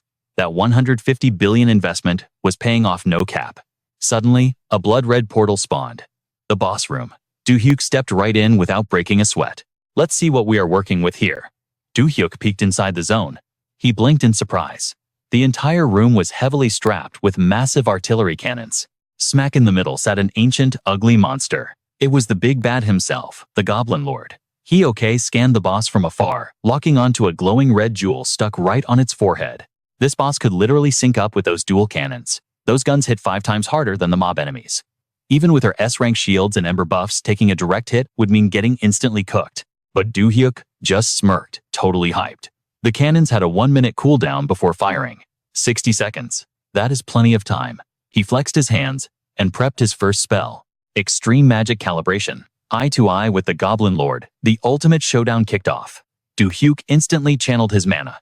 Brilliant flashes of light ripped through the air, locked straight onto the boss. Magic missile. The monster ripped itself off the throne and popped a massive shield. Boom, a heavy shockwave blasted out. The missiles deflected, leaving the Goblin Lord totally unharmed. Mid-defense? But it worked. The beast let out a wicked mocking laugh. Right on cue, that red jewel on its forehead flared up. The cannons woke up aggressively, loading their payloads. Do-hyuk glanced around. The artillery was completely locked onto him. The Goblin Lord roared with psycho laughter. Show yourselves. Creepy mechanical arms punched right out of the dirt, dragging a massive cyborg goblin head into the light. A whole squad of mecha goblins swarmed him, their attack protocols flashing red. One aggro mecha morphed its arms into twin blades, lunging at him with pure rage. Do-hyuk stayed ice cold. He cleanly dodged the strike while stacking up explosive mana in his palm. He slapped his hand right onto its metal chassis. Point-blank detonation magic missile. The cyborg armor shattered like glass. It completely short-circuited, spewing thick black smoke. Guess that is all it takes for these weakling mobs. But another mecha tried to third-party him from behind. It threw its arms wide to crush him into a pancake. Smash. But Do-hyuk ducked just in time, leaving the bot clapping thin air. He instantly dashed back to grab some breathing room. But the Goblin Lord was not letting him slide. The boss slammed a devastating punch straight down. Do-hyuk flashed a mana shield just in time. The impact sent a massive shockwave ripping through the arena. The boss commanded a cyborg to ruthlessly pound the shield, kicking up a massive dust storm. Inside his bubble, Do-hyuk was chilling. Extreme magic calibration. His twin combat drones went into overdrive, flanking the boss from the rear. He triggered the command. Magic missile. A barrage of rockets blitzed the boss, blowing up in its face. Catching it off guard, Do-hyuk rushed around to strike again. But hitting this guy was not going to be a walk in the park. Mid-counterattack, a mecha caught up and swiped him hard, sending him flying across the room. But the trade-off was totally worth it. The collateral damage caught the Goblin Lord, taking out one of its gnarly eyes. Do-hyuk was literally dancing through the enemy crossfire. He smoothly sidestepped a heavy punch, leaving the cyborg arm wedged in the floor. Clutch timing, he charged his counter and blasted it into scrap metal. Magic missile. The fried bot twitched before totally collapsing. Its decapitated metal head went rolling across the floor. It tumbled right to the boss's feet. Do-hyuk just smirked, dripping with disrespect. The Goblin Lord was raging, grinding its teeth in pure fury. It routed all its energy into its mechanical arm, fully charging the main blaster. Do-hyuk's danger sense pinged. A hellish beam of pure destruction fired straight at him.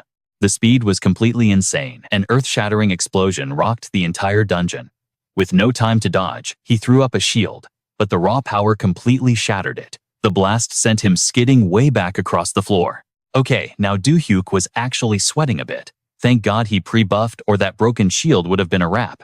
If it were not for the Ember aura, he would be totally cooked. He glanced past the boss, checking the massive energy bars on the wall cannons. The artillery was nearly at 100%, and the Goblin Lord was gearing up for another death beam. Knowing he had to act fast, Do-hyuk sprinted right at it. Time was running out, but a wall of trash mobs instantly blocked his path. 2 heavy mechas stepped up to body block him, but Do-hyuk just let out a savage grin. The bots slammed their fists into the ground with bone-crushing force. Too bad for them, they just smashed a pure illusion. Phantom after image. He had already zipped past them, leaving the scrap piles in the dust. His afterimage kept charging the boss to draw aggro. The Goblin Lord's blaster hit max charge, ready to annihilate.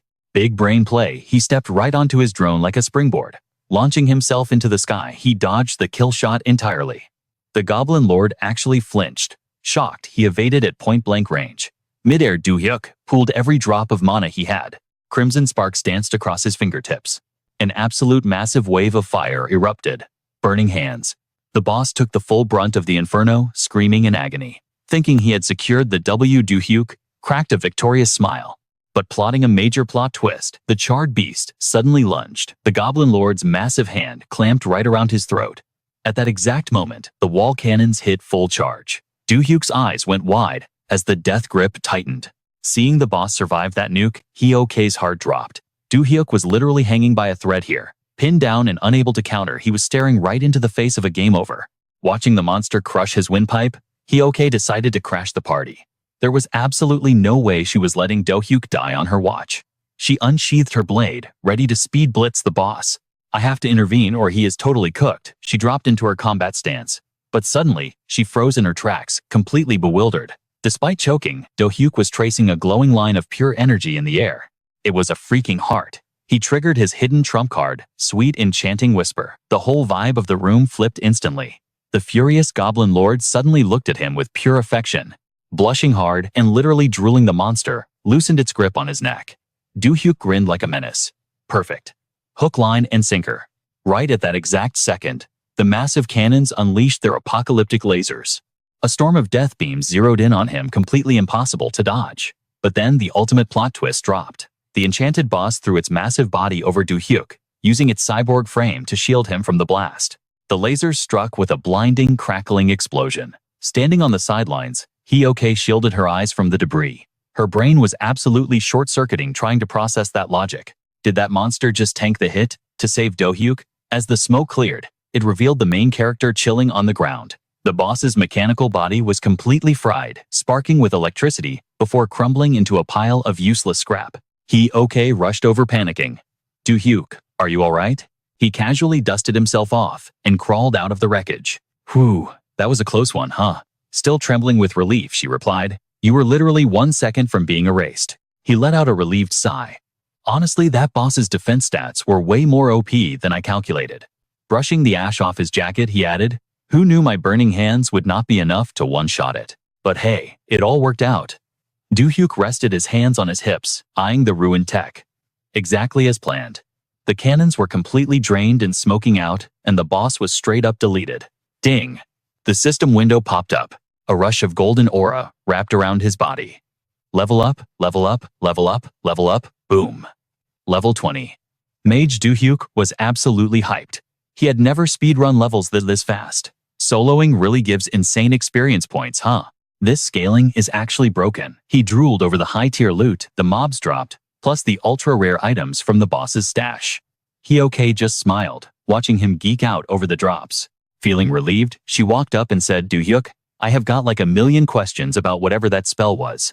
She could not wrap her head around how he charmed a literal dungeon boss. And plenty of other things too. But I can see you are busy sorting out your loot, so I will let you be. She gave him a genuinely impressed look. Watching this raid, I can confidently say your hidden potential is worth every penny of that 150 billion. She gave a slight bow. I am really looking forward to working with you, partner. The portal spawned. And just like that, the master dipped, leaving our boy totally solo. But hey, time to check the loot drops. First up, a crazy rare blue gem called the Intermediate Space Stone. Next, a Tier 2 spellbook for strength, giving a massive plus 50 buff. Then, a Tier 2 web spell. Hit an enemy with this, and they are completely CC'd. He also copped a Tier 2 mirror image spell, creating clones that copy your exact moves. But the real the golem blueprint he'd been manifesting matching perfectly with his new space stone. The complete golem blueprint meant he could actually craft one now. He even scored a male goblin mech design. This was the exact ammo the goblins used, letting him craft 3 different types of artillery shells. Do-hyuk was beyond hyped with this dungeon clear. Time to bounce. Holding his new loot, he was grinning like crazy. Tier 2 spells and crafting scrolls secured. Might as well test this out right now, no cap. Cut to 3 days later down in the guild's underground training center. Do-hyuk pulled up, looking absolutely dripped out. A voice called out to him from across the room. "Are you sure about this, bro?" Do-hyuk just smirked. "Yeah, just crank the training dummies to max difficulty and AI." Instructor Cade was frantically swiping at his tablet, boosting the system to the absolute limit. "The dummies are max level now," Cade warned. "The second they spot a target, it's on sight. Get ready." Just then, Guildmaster Chloe walked into the room. She crossed her arms, giving him a look. "Didn't you just clear a dungeon? What are you cooking up this time?" Do-hyuk turned to her, with a confident grin. "I've got a business pitch for the Guildmaster." Chloe looked at the massive setup in the room. "Is this about that drone thing you hyped up before?" Do-hyuk chuckled. "Just watch and learn." Suddenly, the instructor yelled out. Combat dummies are fully deployed and ready. Back in the arena, a training dummy locked onto its target. A magic blast slammed into it, cracking its armor. Giving it 0 time to breathe, a massive golem unleashed a relentless combo. Chloe was left absolutely speechless by the flex. She turned to Do-hyuk, who was just chilling. "Wait, are you planning to sell that golem?" "Nah, that's a one-of-one exclusive for me," Do-hyuk replied. "I just brought him here to benchmark his stats before my next dungeon run." Chloe nodded, finally getting the picture. Do-hyuk called out to his mechanical bro. "Aaron, you good?" The golem snapped to attention. Aaron standing by. Do-hyuk gave the command. "Keep attacking, the master is watching." Wipe the floor with the rest of them using magic. The golem literally said, "Bet." Aaron raised his hands, charging up a massive amount of energy. His palms glowed red hot as he activated Burning Hands. A devastating wave of fire blasted forward, absolutely nuking everything in its path. When the smoke cleared, the heavy-duty training gear was melted into slag. Aaron's DPS was completely off the charts. The test run had straight up annihilated the entire training facility. Chloe was shook by the sheer destructive power. She cleared her throat, trying to hide how flustered she was before finally admitting the truth. "I've literally never seen a golem with an AI that advanced. That actually blew my mind. My bad for doubting you." Do-hyuk just stood there looking smug. "Hey, it's your first time seeing Aaron pop off. I get it." Chloe cut straight to the chase. "Alright, if you aren't selling the golem, what's the actual product?" Do-hyuk pointed at the table. "That right there." He dropped a skull-shaped bomb onto the desk. First up, the Overlord shell. Then, reaching his hand straight into thin air, he pulled out an icy blue orb. Next, the Flash Freeze shell. Finally, Do-hyuk whipped out a pitch-black sphere. And last but not least, the Blindness shell. Chloe suddenly gasped. Wait, hold up. She wasn't freaking out over the bombs, though. She was staring wide-eyed at the dimensional rift he was casually pulling items from.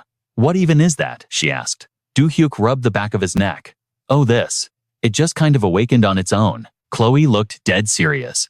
"Bro, spatial abilities don't just spawn randomly out of nowhere." She was internally screaming. Out of all the S-rank awakeners in the world, only one person was known to have this kind of broken skill. Do-hyuk played it cool. "Guess I'm just blessed by the RNG gods." Chloe was practically molding. "Blessed? You're literally flexing a cheat code. Right in front of me." Do-hyuk smiled like a guy who knew he had won life. "That's why I'm one of a kind." He turned to the instructor. "Hey, my guy in the back.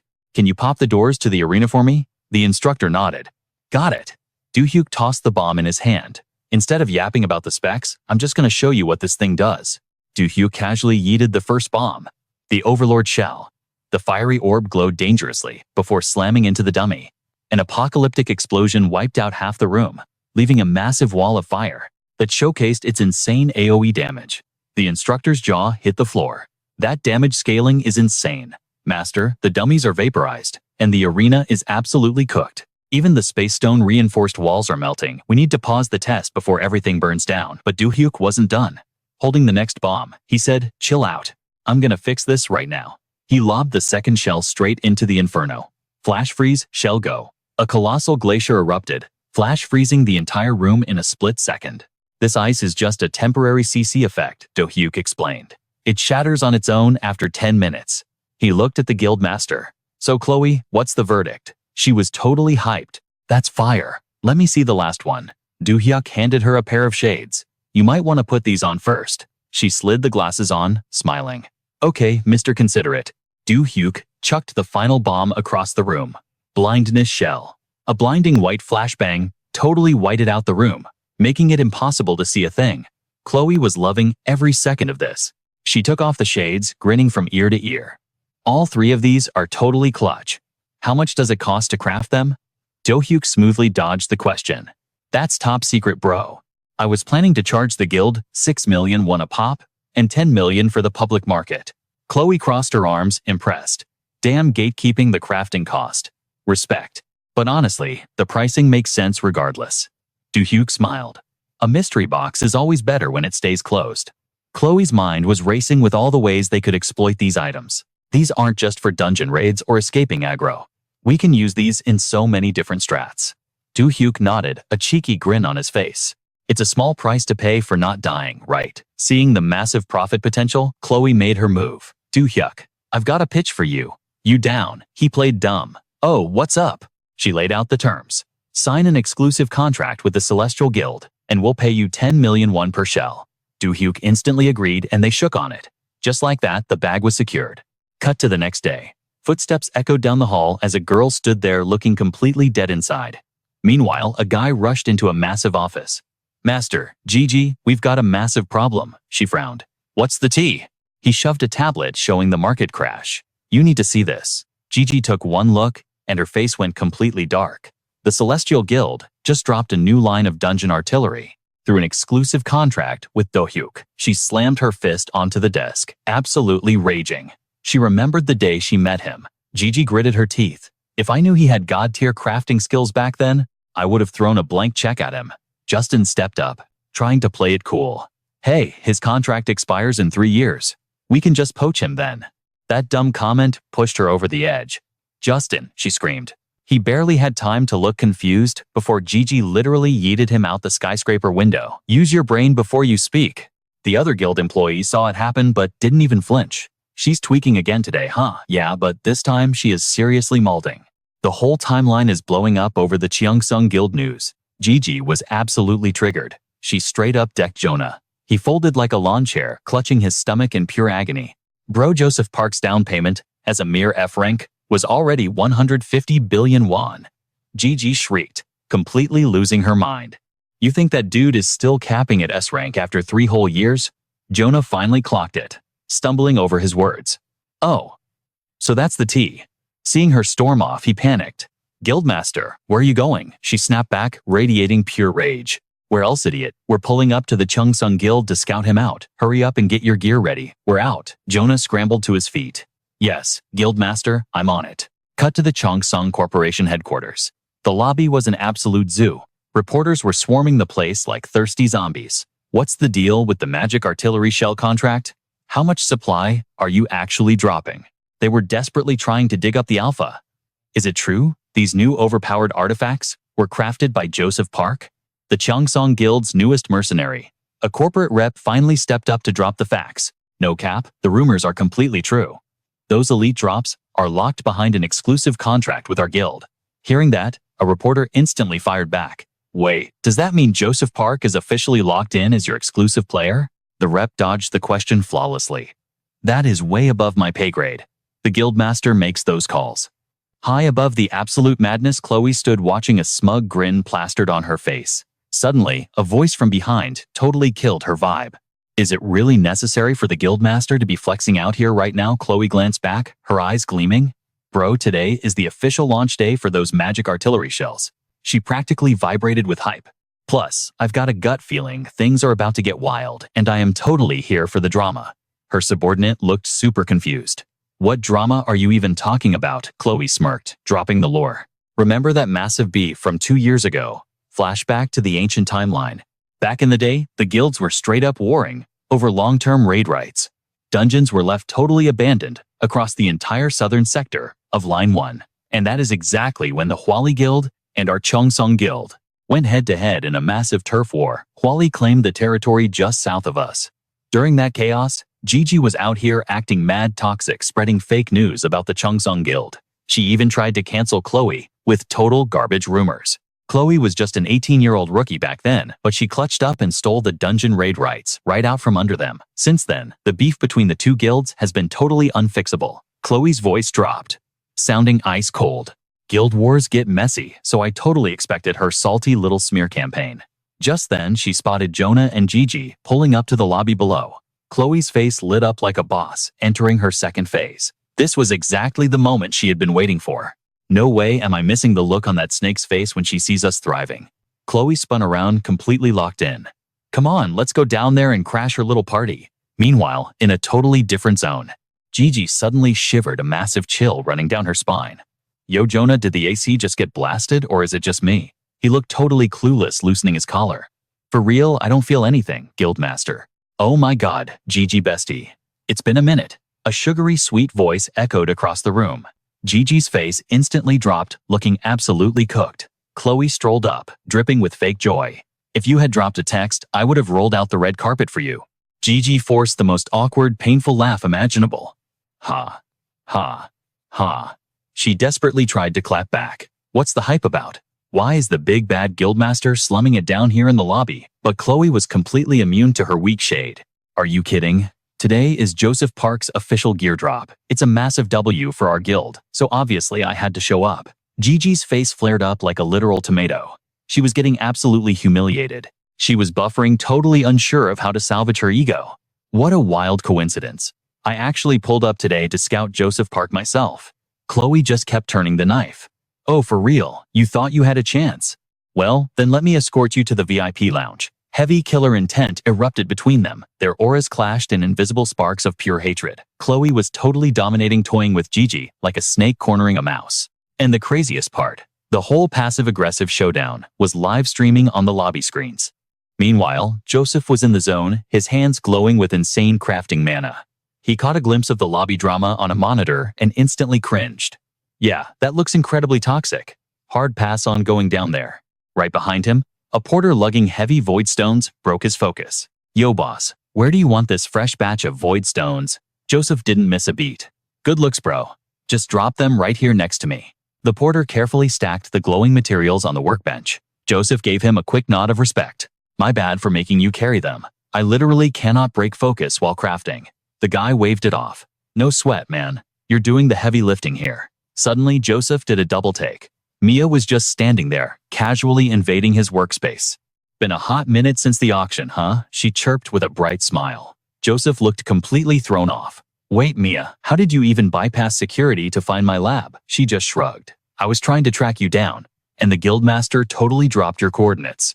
Joseph raised an eyebrow, pausing his monoflow.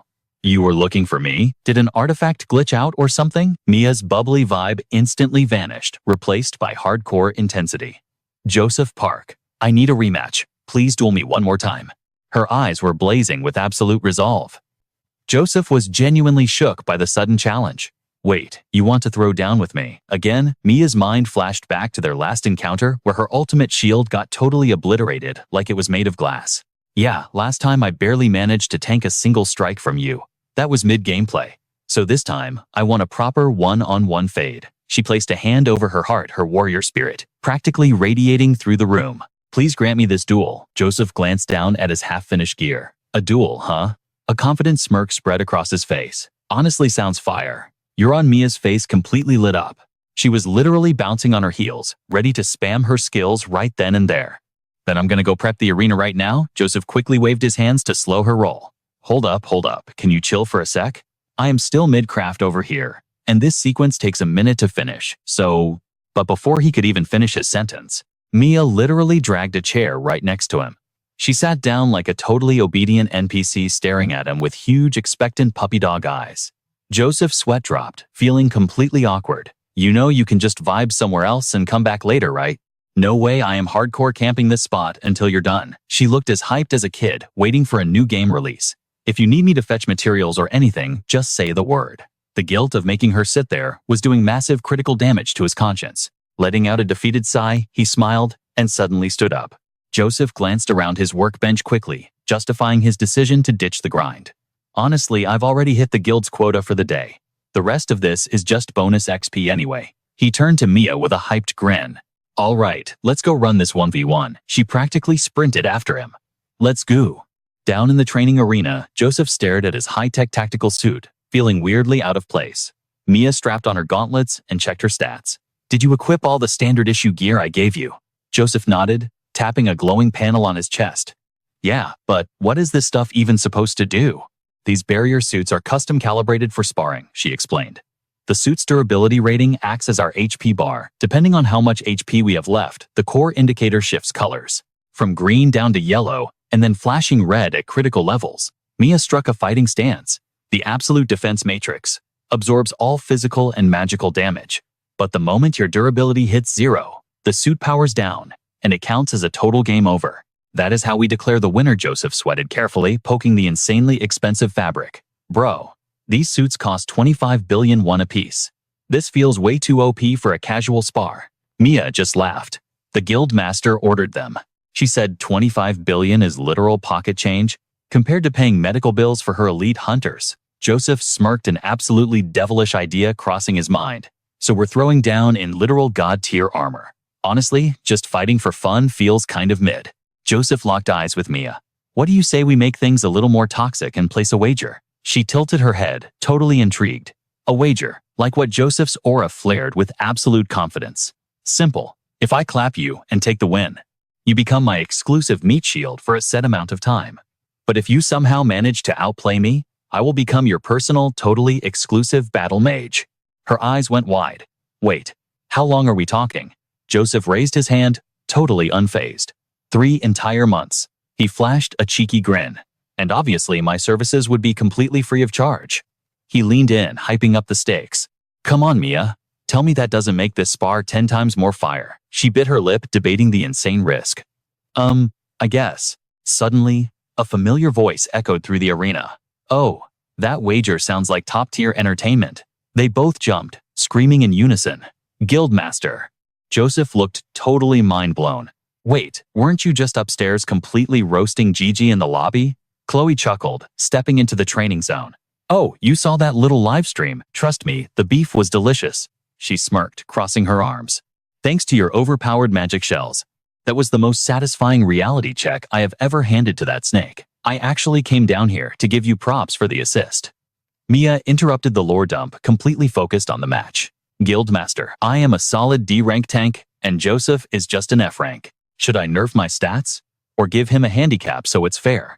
Hearing that massive disrespect, Joseph instantly shut it down. Bro, absolutely not. I completely reject any kind of nerf. Come at me with your full kit. Chloe turned to Mia, her eyes gleaming with anticipation. The absolute main character energy on this guy. You gonna let him talk to you like that?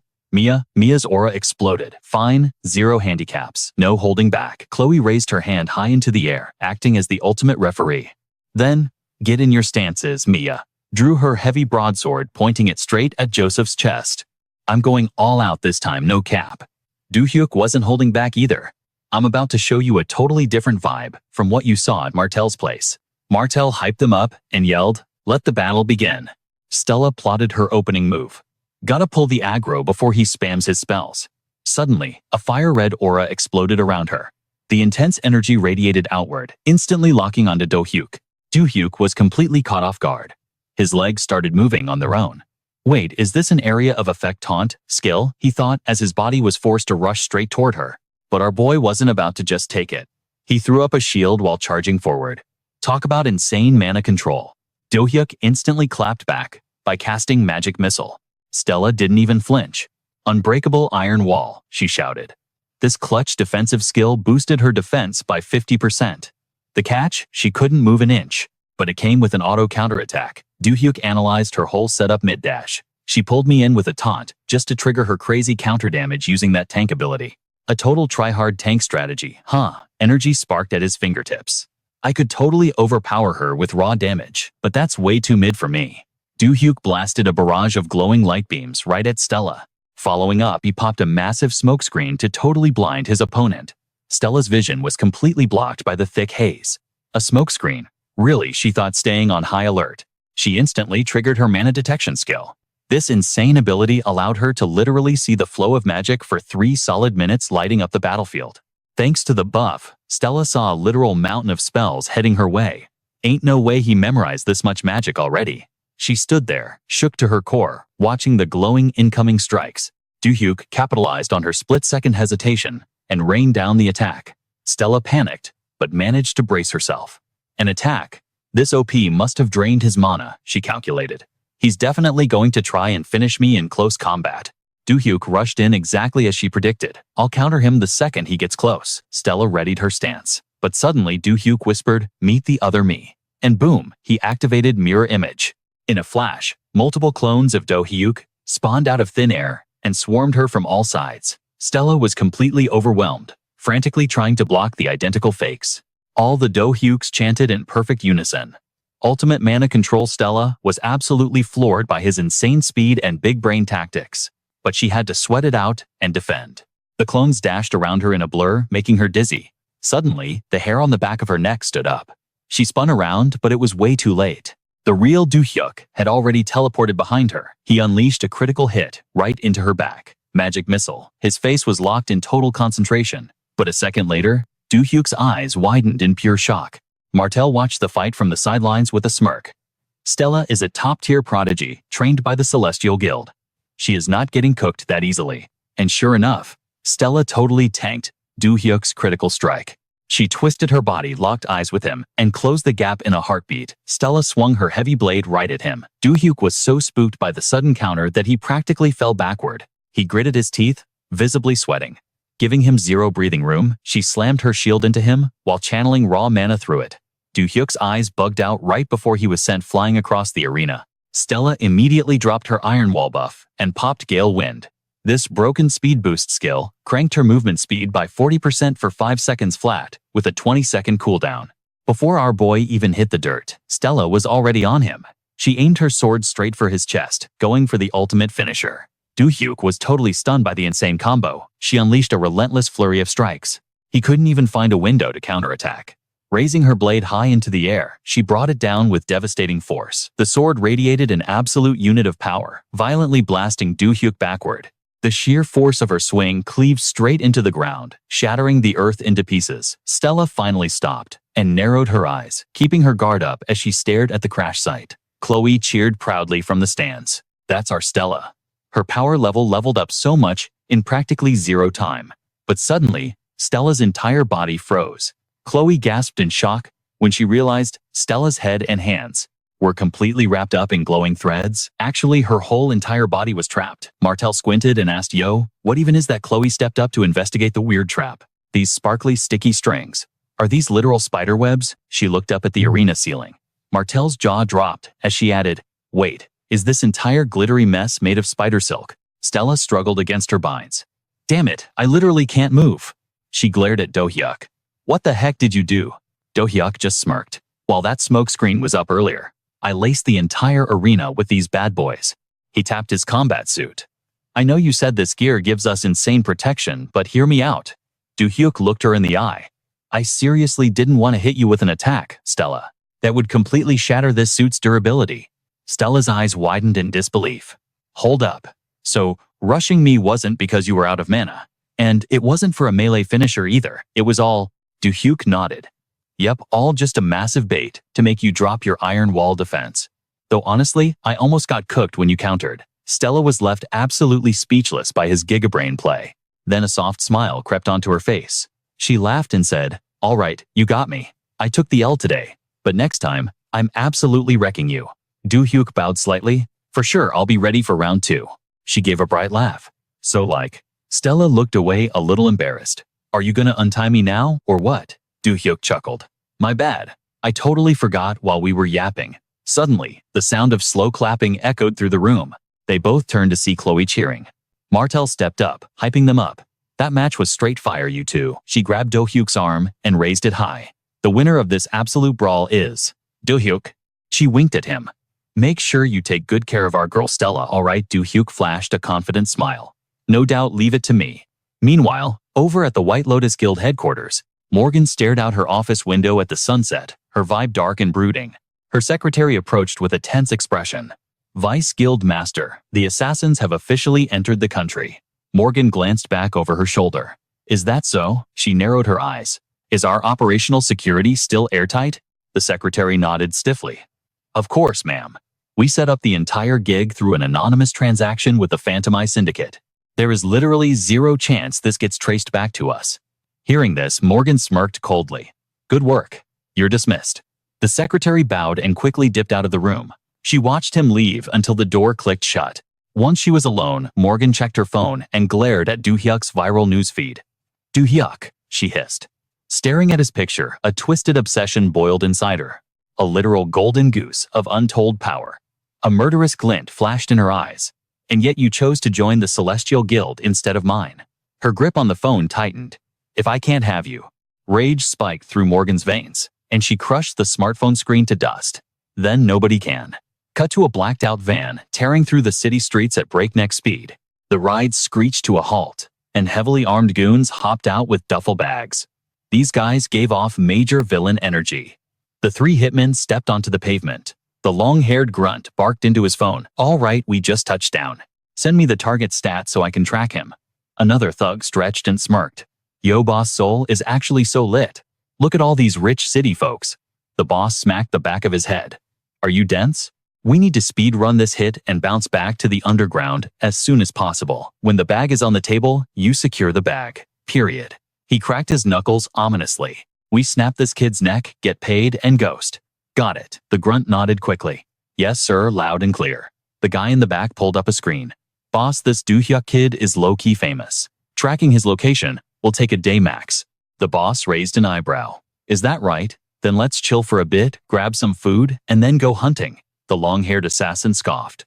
Man, I don't care how famous this kid is. He's cooked, bro. With that crazy title and the insane bag they are dropping. Ain't this mission an absolute W? The boss just smirked. No cap. We just follow the orders and secure the bag. His face twisted into a highly toxic, devious grin. All right, boys, let's go swat this annoying little fly. Meanwhile, in a totally different zone, a cave dripping with shiny glowing crystals. A massive wave of mobs suddenly rushed the front, but boom, they instantly got slammed by a heavy counter. It was Jangmi. She was straight up bullying these monsters, taking them down with just 2 clean strikes. Falling back into a defensive stance, she locked eyes with the next wave. But suddenly, a blinding aura exploded from behind her. The pure energy blasted past her, rushing straight for the mobs, leaving Jangmi completely shook. She was literally speechless at the sheer firepower. One single strike, and the whole squad of monsters was absolutely cooked. Whipping her head around, she could not believe it. This felt like their sparring match, but way faster and completely broken. Do-hyuk casually called out. Yo, Jangmi, let's pick up the pace, these mobs are totally mid. Staring at the graveyard of monsters, her mind was racing. If his spells were this incredibly OP, then what was the point of a tanker like her? She was literally just a spectator. Basically a glorified baggage carrier. Frustration boiled inside her. She could not just call herself a tanker. If she was completely useless out here, she needed to figure out her role and fast. Catching her zoning out completely, Do-hyuk tilted his head. Hey Jangmi. You good? What is living rent-free in your head right now? Startled, she fumbled her words. Oh, it is nothing, just spacing out for a second. Honestly, I am just super amazed. She took a breath. That drone of yours I saw earlier, you literally crafted a gadget that works inside a dungeon? Do-hyuk just smirked. We are just getting started. As we clear this dungeon today, I will show you things that are way more fire. He softened his tone. Besides Jangmi, I told you to drop the formalities. Just chill and talk to me normally. Are you still exhausted? She stayed quiet, letting the words sink in. He gave a little shrug. I get it. Lowering your guard is not easy for everyone. Take your time, no pressure at all. Jangmi nodded softly. Yeah, I understand. Do-hyuk flashed a confident smile. Today is day 1. I will be spamming buffs all run, so keep your energy up and stay active. Even though you are the tanker, you do not have to follow my every move. We gotta vibe and sync up, she replied. Got it. Suddenly, a massive horde of giant monsters spawned in. Jangmi and Do-hyuk instantly locked in. The beast towered over them, flashing creepy, twisted smiles. Do-hyuk narrowed his eyes. Looks like the main event of this dungeon has finally arrived. Turns out they were trolls. Sure, they had massive hitboxes moved, like laggy bots, and had insane regen stats, making basic attacks pretty straightforward. But there was one massive catch. Do-hyuk called the play. Jangmi, I need you to pull aggro on the trolls and goblins up front. She gripped her weapon. Understood, but holding them off forever is gonna be a massive sweat. Do-hyuk nodded sharply. I know. While you tank, I am gonna flank the backline behind the trolls. He analyzed the field. We clear the low-level goblins first, then focus the rest. He locked onto the sneaky hooded shaman in the back. If trolls and goblins teamed up, that shaman could spam nasty buffs, turning them into absolute tanks of holy light. The shaman suddenly raised its hand to signal. The entire mob squad roared in unison. Attack. They stampeded toward our duo like a freight train. Without missing a beat, Do-hyuk summoned his mechanical beast. Aaron. Right on cue, Aaron materialized. It instantly unleashed absolute havoc, catching the trolls and goblins completely off guard, with massive counter damage. After clearing its target, it stood perfectly still. Seeing this flex, Jangmi was completely mind-blown. What on earth is that robot? She thought, her jaw practically on the floor. Seeing her totally stunned by Aaron arriving, Do-hyuk quickly explained, "Do not panic, that is just a custom golem I crafted. So you and Aaron hold the aggro together." Do-hyuk then whispered a single word, "Stealth." In a flash, he completely vanished from sight. She whipped her head around, trying to process the madness. The drone and the golem were crazy enough, but now he is rocking stealth, a skill you only unlock at B rank or higher. A fierce smile crept onto Jangmi's face. "Park Do-hyuk, just how many more tricks do you have up your sleeve?" As the monsters launched their assault, she and Aaron instantly clapped back with heavy strikes. She thought to herself, "I might be far from being on his level right now, but I am definitely clutching my role in this raid." Her eyes burned with pure try-hard determination. Cut to a gritty construction site outside. A brutally beaten man coughed up blood, glaring at his attackers. "Who the hell are you guys? Why are you doing this?" A long-haired thug just let out a villainous chuckle. "We are just clearing a couple pebbles off the road. Do we really need a reason?" He stepped closer. "Just take the L and call it bad luck." Without hesitation, he delivered the finishing blow. A lackey dressed head to toe in fully masked hazmat gear stepped up. "Are we completely done here, boss? Need us to snoop around for any more clues?" The leader smirked. "Nah, we are good. I did a little digging and already found traces of Park Do-hyuk. Honestly, did not expect it to be this incredibly easy." The long-haired thug scratched his head. "But boss, if Nam Yushin's kid is guarding the portal like this, will we not catch massive heat for messing with it? Seems a little too free, no cap." The boss rolled his eyes. "With territory this tight, you think Nam Yushin's awakened bureau has the manpower to care? It is just a D-rank gate. Literally anyone can claim it." The lackey instantly started hyping him up. "Whoa, boss, you know all the system exploits, you have absolute big brain energy?" The leader scoffed. "Shut your mouth with that cringe. The porter crew is gonna spawn in soon, so listen up. Before they arrive, we make absolutely sure we delete that brat, Park Do-hyuk, and ghost this place, understood?" Falling perfectly in line, his toxic squad hyped themselves up. "Yes, sir," they shouted together. "Let's swat that fly and dip." Back in the dungeon, the fight was absolute chaos. Jangmi and the robot Aaron were sweating hard against the troll and goblin mob wave. Jangmi was pulling off some insane support plays, alongside the golem. Panting heavily, she thought, did Do-hyuk really solo this many mobs? While throwing hands, she wondered how he managed to reach the gate without taking a scratch. Suddenly, a fatal blind spot opened up. A monster lunged right at her, and Jangmi could not dodge in time. But right before she got clipped, Aaron swooped in for an incredibly clutch save. Jangmi stared in disbelief. Wait, is this not just Do-hyuk's basic golem? Having secured the save, Aaron spoke in a robotic tone. "Aaron is executing master's orders." She was way too stunned to even formulate a reply.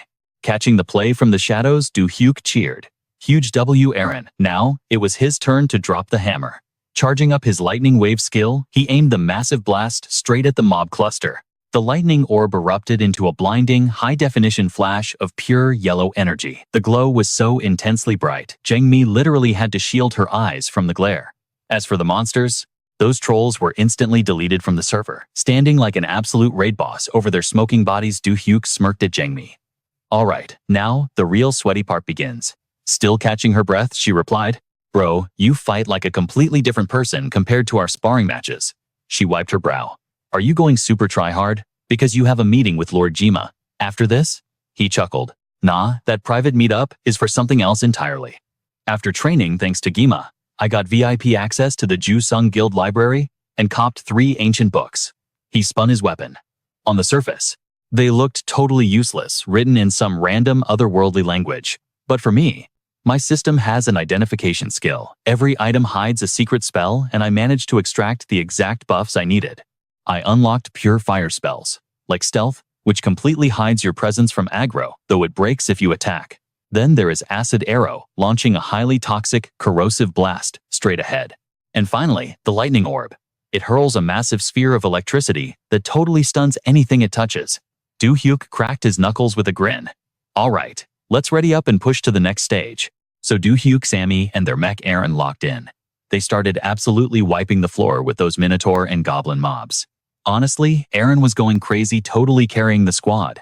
The bot was literally one-shotting everything in its path on Do-hyuk's command. A minute later, Sammy called out, "Yo, the mob wave is thinning out." Do-hyuk just flexed and said, "Bet, go take a breather." But Sammy wasn't about to slack off. "Nah, I am barely breaking a sweat," she smirked. Do-hyuk chuckled. "Cool, then I am taking 5. But suddenly, a massive chill ran down his spine. Both of them froze, sensing the vibes were completely off. They stared into the dark abyss of the dungeon, their instincts screaming that something was wrong. Do-hyuk prayed. He was just being paranoid, but no cap, this felt dangerous. He instantly pulled up his drone feed and muttered, "Stealth users. They are using cloak skills." With a quick mental command, the drone zipped into the shadows. Do-hyuk synced his vision with the camera lens, going full tactical mode. Through the screen, he spotted a whole squad of sketchy dudes pulling up. He zoomed in, and his eyes narrowed. These guys definitely aren't from our guild. Do-hyuk's brain went into overdrive. The KB guild had the entrance completely locked down, so how did these randoms bypass the security? He immediately signaled Sammy. "What is the tea?" she asked, gripping her weapon. Do-hyuk kept his voice deadpan. "Quick question. What is the protocol for uninvited guests crashing our dungeon run?" Sammy's vibe turned absolute 0. "First, we check if they have got clearance. If they don't, we kick them out.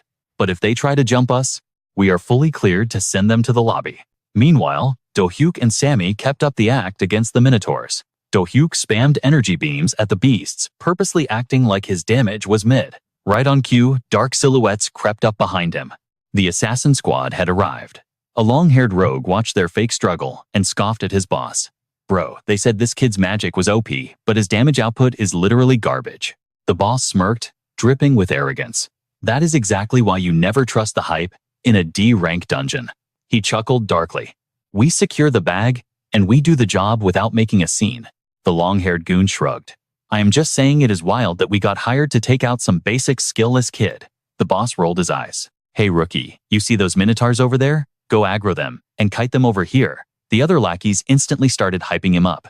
"Yeah, clear the path so our boss can stroll through like a VIP. Wait, you mean we hide in the back and let the mob wave trample the boy and the girl first?" The goon laughed. "Exactly. Stop stalling, rookie. Pull the aggro and get back here as soon as possible." "Say less. I will be right back." The long-haired assassin grinned.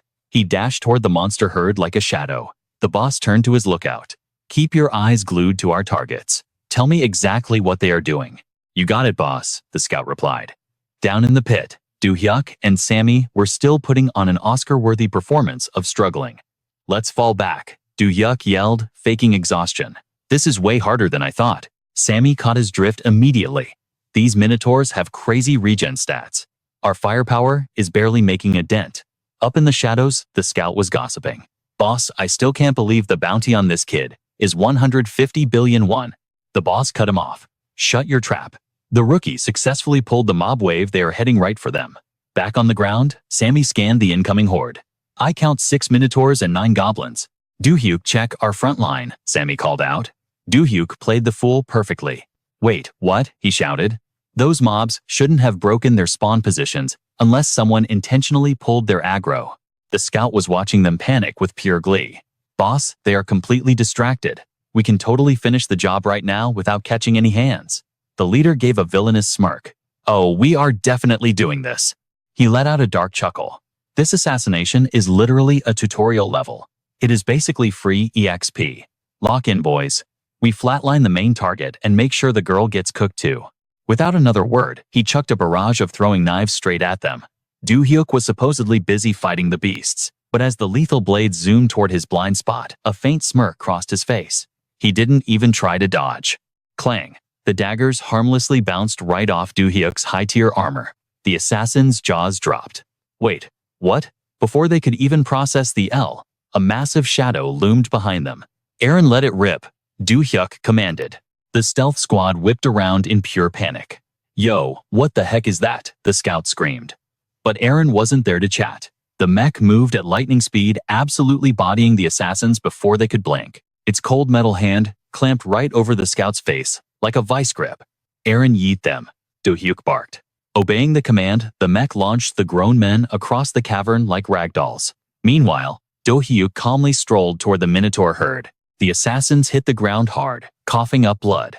Boss, what is happening? One groaned in agony.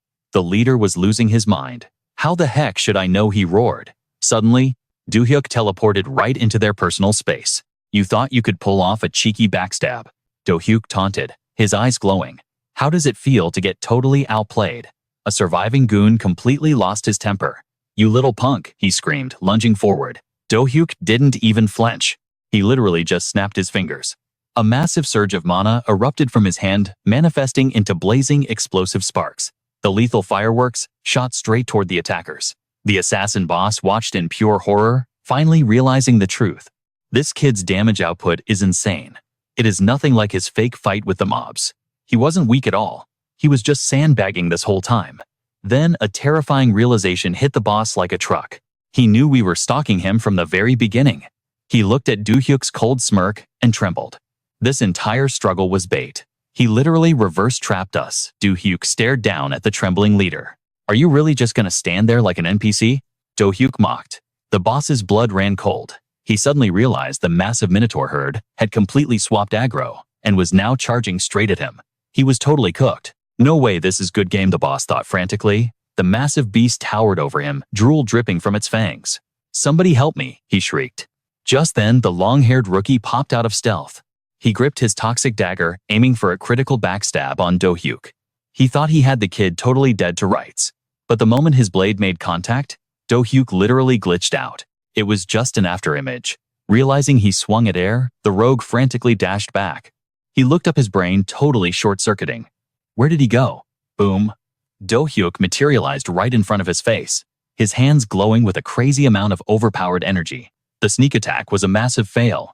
Instead, Do-hyuk hit him with a devastating counterattack that sent him flying. As the dust and smoke finally cleared, the long-haired rogue clutched his bleeding chest. How the heck did he see through my ultimate stealth skill? He thought, absolutely shook. How did this kid predict my exact pathing? He glanced up and noticed a weird metallic drone hovering in the air. Wait, what is that thing? His eyes widened in disbelief. No shot. Was he tracking our every move with that device? Did he seriously have map hacks on us this entire time? Do-hyuk looked down at the pathetic squad. You guys really thought you were the main characters, huh? Suddenly, a massive shadow fell over the rogue as the Minotaurs boxed him in. The assassin stared at Do-hyuk in pure defeat. From the very start, his vision started fading to black, Do-hyuk's cold, glowing eyes being the last thing he saw. We were just getting played by this kid, he realized bitterly. Do-hyuk just hit him with the coldest one-liner. Enjoy the respawn screen, bozo. Scene cut. We are now at the ultra-luxurious Saemun Guild headquarters high up in a penthouse corner office. Do-hyuk was chilling on the sofa debriefing with Guildmaster Chloe. She skimmed through the mission report, her expression totally unreadable. Placing the document on her sleek glass desk, she took a slow, elegant sip of her water. Chloe's piercing gaze locked onto Do-hyuk. The KB Guild just dropped the official intel on yesterday's little dungeon incident. She tapped her manicured nails against the 3 confidential suspect files laid out in front of her. First off, those 3 were rogue awakeners from the Borderlands. And according to my network, they were hitmen hired by the infamous Phantom Blade. Do-hyuk raised an eyebrow, genuinely caught off guard. Phantom Blade? Who was that? Is he some kind of big shot? Chloe's vibe instantly shifted to dead serious. He is a high-tier awakener, operating out of the Chinese sector. His real identity is completely scrubbed from the system. That is why the underworld only knows him by his alias.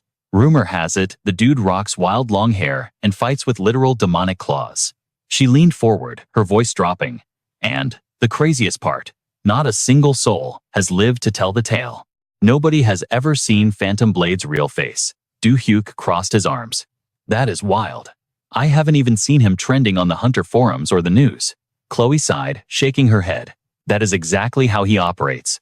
He is a ghost. Chloe's eyes darkened as she continued. Demon Face is an absolute psycho. He literally only hunts down top-tier awakened. Hearing this, Do-hyuk grabbed the file off the desk. He just had to ask. Why would a guy like that send absolute fodder after me? Do-hyuk locked eyes with him. He runs a massive underground network. Global assassins taking hit, contracts, zero cap. So this whole situation was a paid hit. Do-hyuk raised an eyebrow, totally intrigued. Can we track down whoever dropped the bag for my head? Do-hyuk went dead silent. The vibe got incredibly heavy.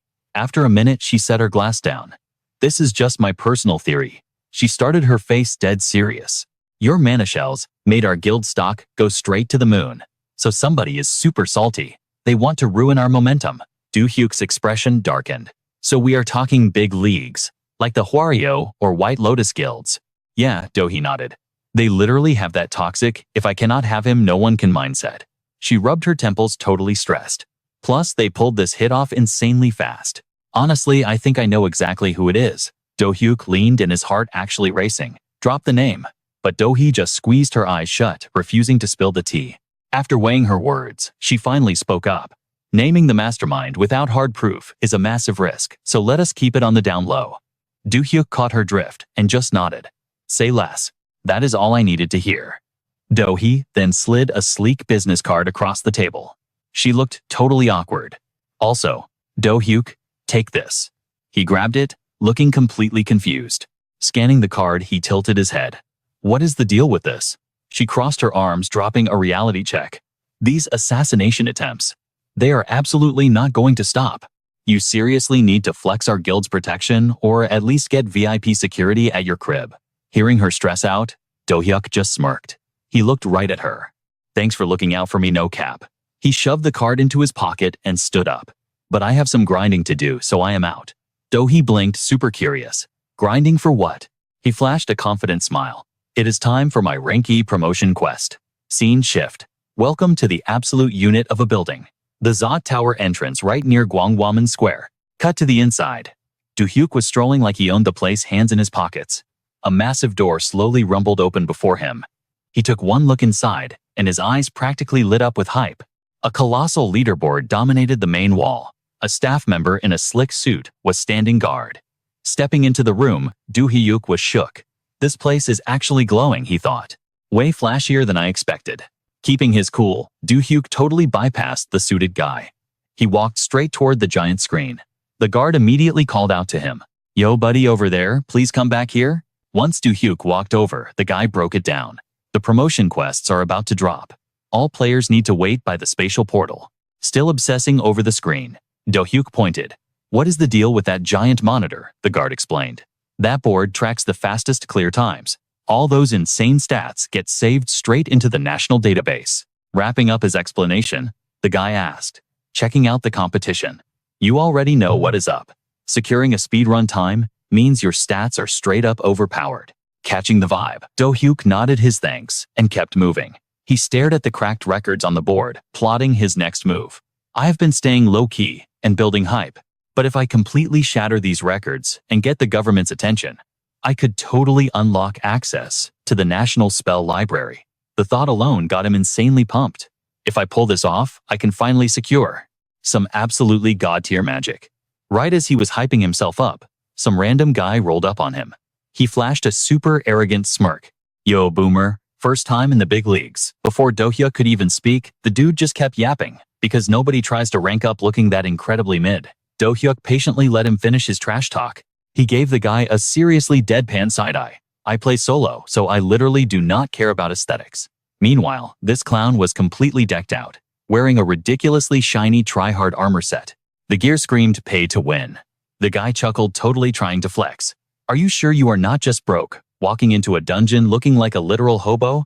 You are going to get totally cooked in there. Do-hyuk was not about to let that slide and clapped back. Yeah, I highly doubt that. Besides, I honestly see zero reason to waste crazy money just to clear a basic quest. The second he heard that, the dude absolutely lost it. His eyes bugged out as he raged. Waste crazy money? Who gave you the right to talk back to me? Do you even know who you are messing with? He aggressively jabbed a finger at the shiny crest on his chest plate. Are you blind to the guild badge? He was literally foaming at the mouth now. I am from the White Lotus Guild. The absolute elite White Lotus Guild, so recognize and tremble. But Do-hyuk was completely unfazed. Stop yapping and let your actual stats do the talking. The guy felt wildly disrespected. His face twisted in pure, unadulterated saltiness. You are just a guildless scrub, rocking literal garbage tier loot. Despite the heavy disrespect, Do-hyuk did not even flinch. He just thought to himself, I mean, my gear does look completely scuffed, to be fair. He casually put his hands on his hips, staring at the leaderboard with supreme confidence. We will see who is laughing when the scores drop. Right on cue, a massive blue portal materialized. The system voice echoed through the hall. Spatial portal opening. Initialization in progress. Initialization complete. But that White Lotus toxic player was still glaring daggers at Do-hyuk. He threw him the dirtiest side-eye imaginable. The system chimed again. All qualified awakened, please prepare for deployment. Even with the guy acting out, Do-hyuk gave him zero attention. He kept his main character energy locked in. Cracking his knuckles, he was totally prepped to speedrun this dungeon.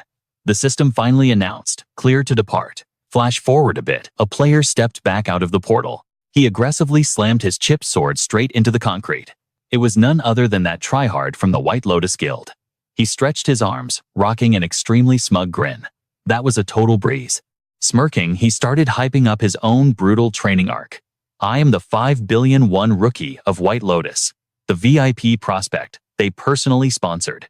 Did that literal noob with trash tier gear really think he could outplay me? The more he flexed in his head, the more his ego inflated. He tilted his head back, absolutely bathing in his own glory. I just cleared it in 4 hours. I am absolutely clutching a top 3 spot for this rank E test. Suddenly, a massive crowd of players rushed the giant monitor. Their faces were totally blown away as they screamed. Yo, this is absolutely insane. They stared at the screen, literally losing their minds. Did the high score just get totally shattered? This is actual madness. Seeing the hype, the White Lotus guy felt like an absolute god. That is right, he gloated internally. Be jealous of my elite stats. Worship the legendary Kim Gukchan. He was completely lost in the sauce, until the crowd shouting suddenly snapped him back to reality. Park Do-hyuk is built different. No wonder he secured that 150 billion won contract. The color completely drained from Gukchan's face. He slowly looked up at the #1 spot, his soul leaving his body. Park Do-hyuk, Gukchan's mind frantically flashed to the most viral awakened on the net right now. The dude who just bagged a 150 billion won deal with the Gyeongsang Guild. The absolute Giga-chad, who literally invented dungeon-piercing mana artillery. That was Park Do-hyuk. Gukchan was completely paralyzed, absolutely cooked. No shot, he mumbled, completely devastated. His legs gave out, and he collapsed onto the floor in pure despair. Suddenly, a pair of boots casually strolled up to him. The footsteps stopped right in front of his face. It was obviously Do-hyuk, looking fresh as ever. He gazed down at the trembling rookie and delivered the coldest one-liner. So how does it feel getting totally cleared by a guy in trash tier gear? Flashback to the exact moment Do-hyuk stepped into the dungeon. The system pinged immediately. Rank E promotion quest initiated. Eradicate all hostile targets before advancing to the checkpoint. A massive wave of monsters instantly rushed him, but the system kept spamming alerts. Hostile target eliminated. Over 100 massive mobs were totally breathing down Aaron's neck. Eyes glowing, blood-red teeth, looking crazy sharp. These weapon-wielding freaks were just itching for a fight. But my boy Aaron wasn't about to just stand there. He aimed his hand dead at the monster squad. Mana surged through his arm, and his eyes flashed a wicked crimson. He popped his burning hand skill, blasting a high-key destructive wave right into the horde. Boom. But as the dust settled, a glowing red dot locked onto him through the smoke. No cap, that red dot was the boss monster's eye. The dude tanked the hit like it was nothing, barely taking any chip damage. Flexing its killer aura, the beast charged in with its axe raised high. It blitzed straight for Aaron, slamming its weapon down hard enough to shatter the ground into literal pieces. Meanwhile, Do-hyuk was totally putting in the work on the sidelines. He casually one-shot every mid-tier mob running his way. Glancing over at his summon, he thought, ain't no way that thing just tanked Aaron's DPS right. Back to the main event. The monster's axe was legit, buried in Aaron's head, but my guy didn't even have a scratch. Do-hyuk breathed a huge sigh of relief, thinking, okay, we are chilling. But wait, Aaron went totally goblin mode, slamming his hands into the dirt. Glowing fissures ripped through the earth, shooting pure energy skyward. With an insane explosion, the ground beneath the beast got absolutely vaporized. The boss monster was officially cooked. Rest in peace, bozo. It wasn't unkillable after all. With the mob cleared, the dungeon exit portal spawned in. Do-hyuk looked at it, low-key shook. Wait, we cleared it that fast. The system popped up. Kill count 100 out of 100. Not wasting a single second, he stepped right into the portal's magic circle. The system chimed again. Congrats on beating the E-rank promotion quest. Clear time, 59 minutes and 35 seconds. Cut to Do-hyuk's luxury apartment setup, where our guy was currently boiling some water on the stove. The system window scanned the kettle. Item Grandma Kim's vintage kettle. Rarity normal. Durability 100%. Buff 1. Drinking tea from this grants 0.01 bonus mana per 100 milliliters. Buff 2 absolute antibacterial resistance. No germs allowed. Do-hyuk stared at the UI deep in thought. The promotion quest was a total breeze, but Aaron and his fly golems definitely needed a DPS buff before fighting the minotaurs and goblins. Whipping up some instant coffee, he brainstormed his next move. Leveling up my own stats is cool, but I seriously need a strat to make my golems more OP. Making up his mind, Do-hyuk tapped straight into the system interface. Time to switch classes, let's go. The UI flashed, swapping his main class from wizard to alchemist. He checked his updated player stats. Player Do-hyuk, rank F, current level 21. Hidden total level 353 plus 11 plus 21. Active class alchemist. Subclasses mechanic wizard.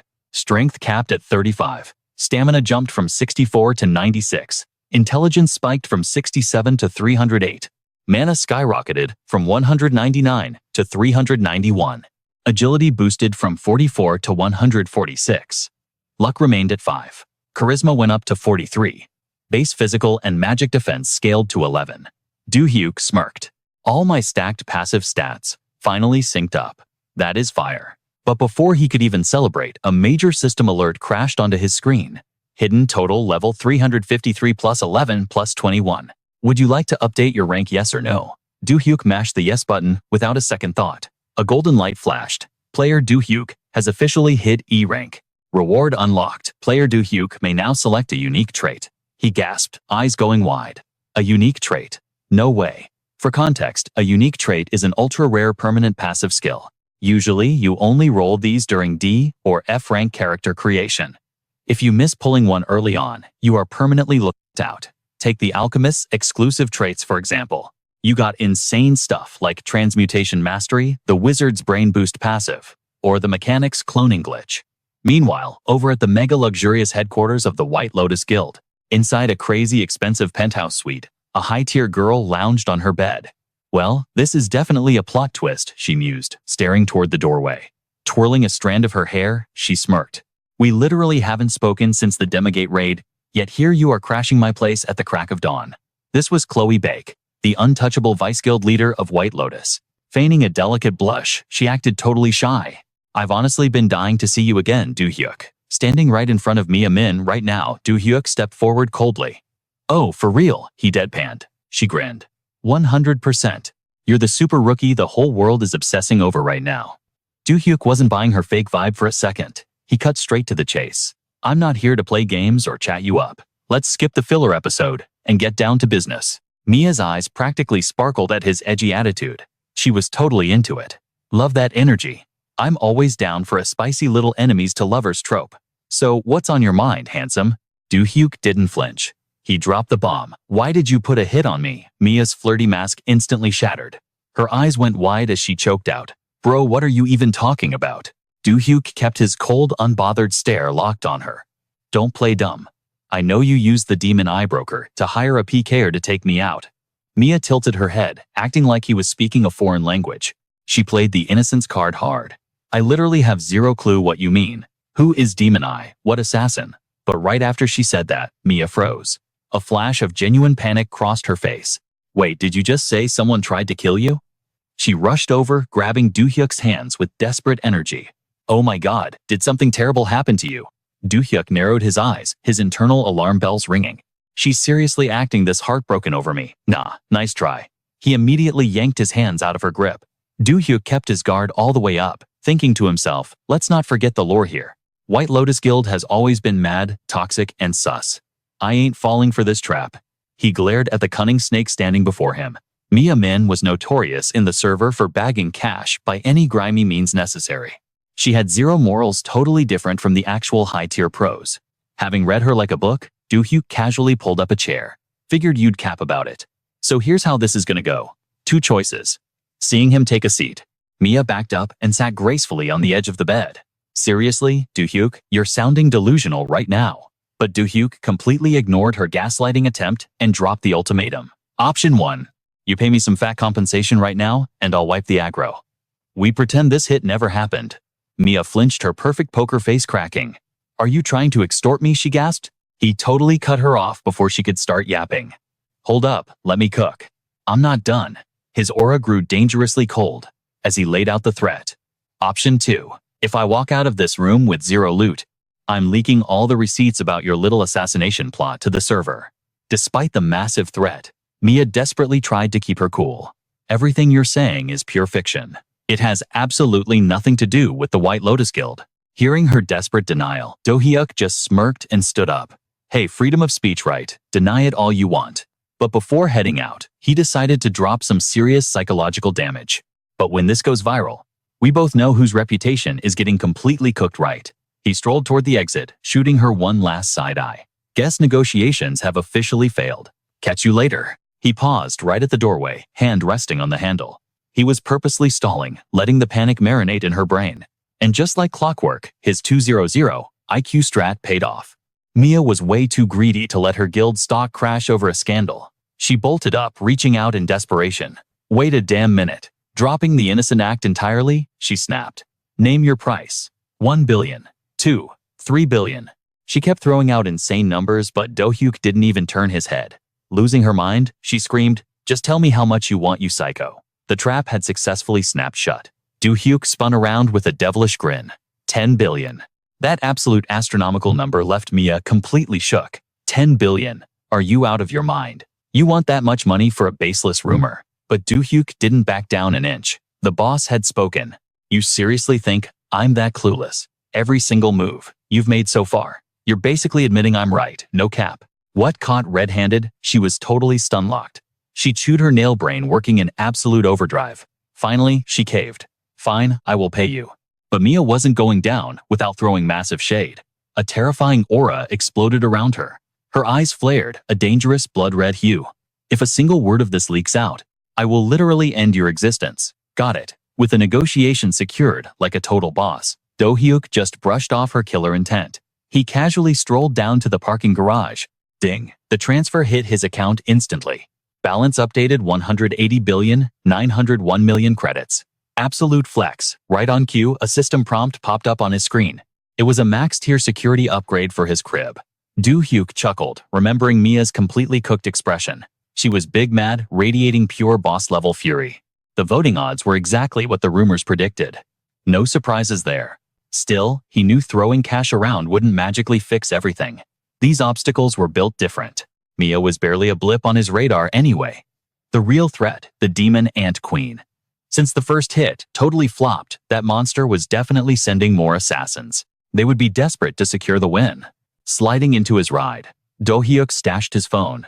He needed to stay 10 steps ahead. His gaze hardened with absolute focus. I gotta level up and fast. He was just about to peel out when a random text dropped. Greetings, VIP. I am Gia from the Nare Intel Guild. Here is the antique shop location you requested. Located in Gaesu Sadang District. Do-hyuk raised an eyebrow. Finally, the intel brokers actually did their job, Gaesu, huh? A confident smirk played on his lips. Might as well slide through and grab that skill book I pre-ordered. Been a hot minute since my last loot run. Meanwhile, at a park right outside Gaesu, the streets were totally packed with ordinary NPCs. A dude in a basic suit slumped on a bench, letting out a massive sigh. He stared blankly at the sky. Where did my life go wrong? He glared at the crumpled business card in his hand. Tyler Certified Financial Planner. We guarantee your ultimate future. Just trust us with your assets. Reading that corporate garbage made him sick. He crushed the card in his fist. Like being some suit-wearing planner magically fixes my own wrecked reality. The more he thought about it, the more depressed he got. If this is my endgame then. Suddenly, his phone buzzed, interrupting his totally midlife crisis. Tyler pulled it out, annoyed. His screen was blown up with 10 new unread messages. It was from Keith. Bro, today was my very first time hitting a D-rank dungeon.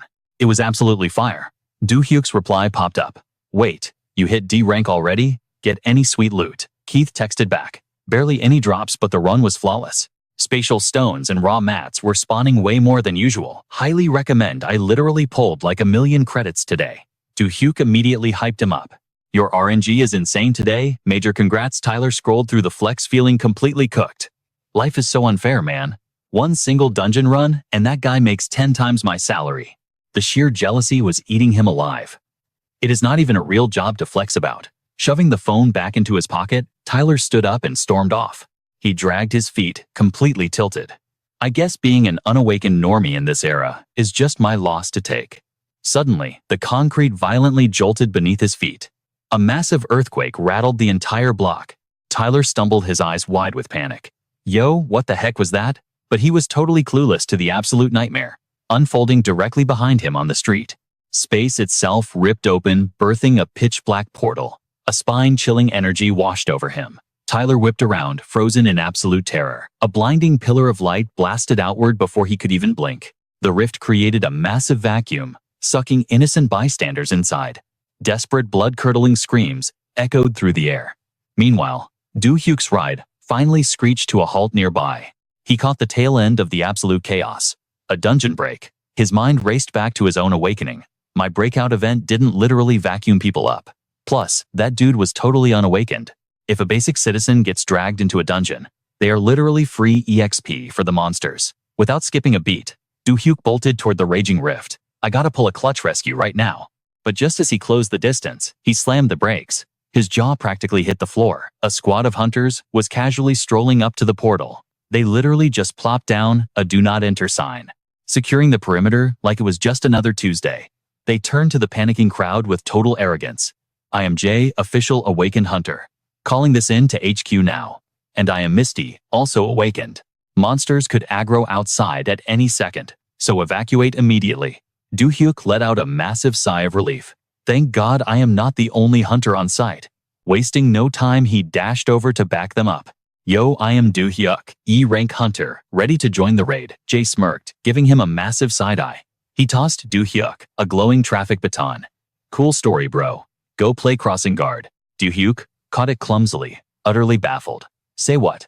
The vibe was instantly off his expression, turning dead serious. Are you tripping? We need to pull those people out. The duo just exchanged a super mocking glance.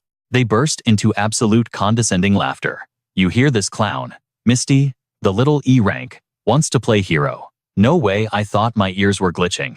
Jay stepped up, practically oozing disrespect. He shoved his hand onto Do-hyuk's shoulder. Listen closely, E-rank trash. Fodder like you doesn't dive into unranked portals just to feed. Stop acting like the main character and go point that stick at the cars. Do-hyuk didn't even flinch, his gaze cold as ice. Since when did hunters become glorified mall cops? He stood his ground, dropping straight facts. Under Article 1 Section 1 of the Awakened Charter, awakened citizens are gifted with elite abilities. During a critical crisis, it is our absolute duty to shield the unawakened at all costs.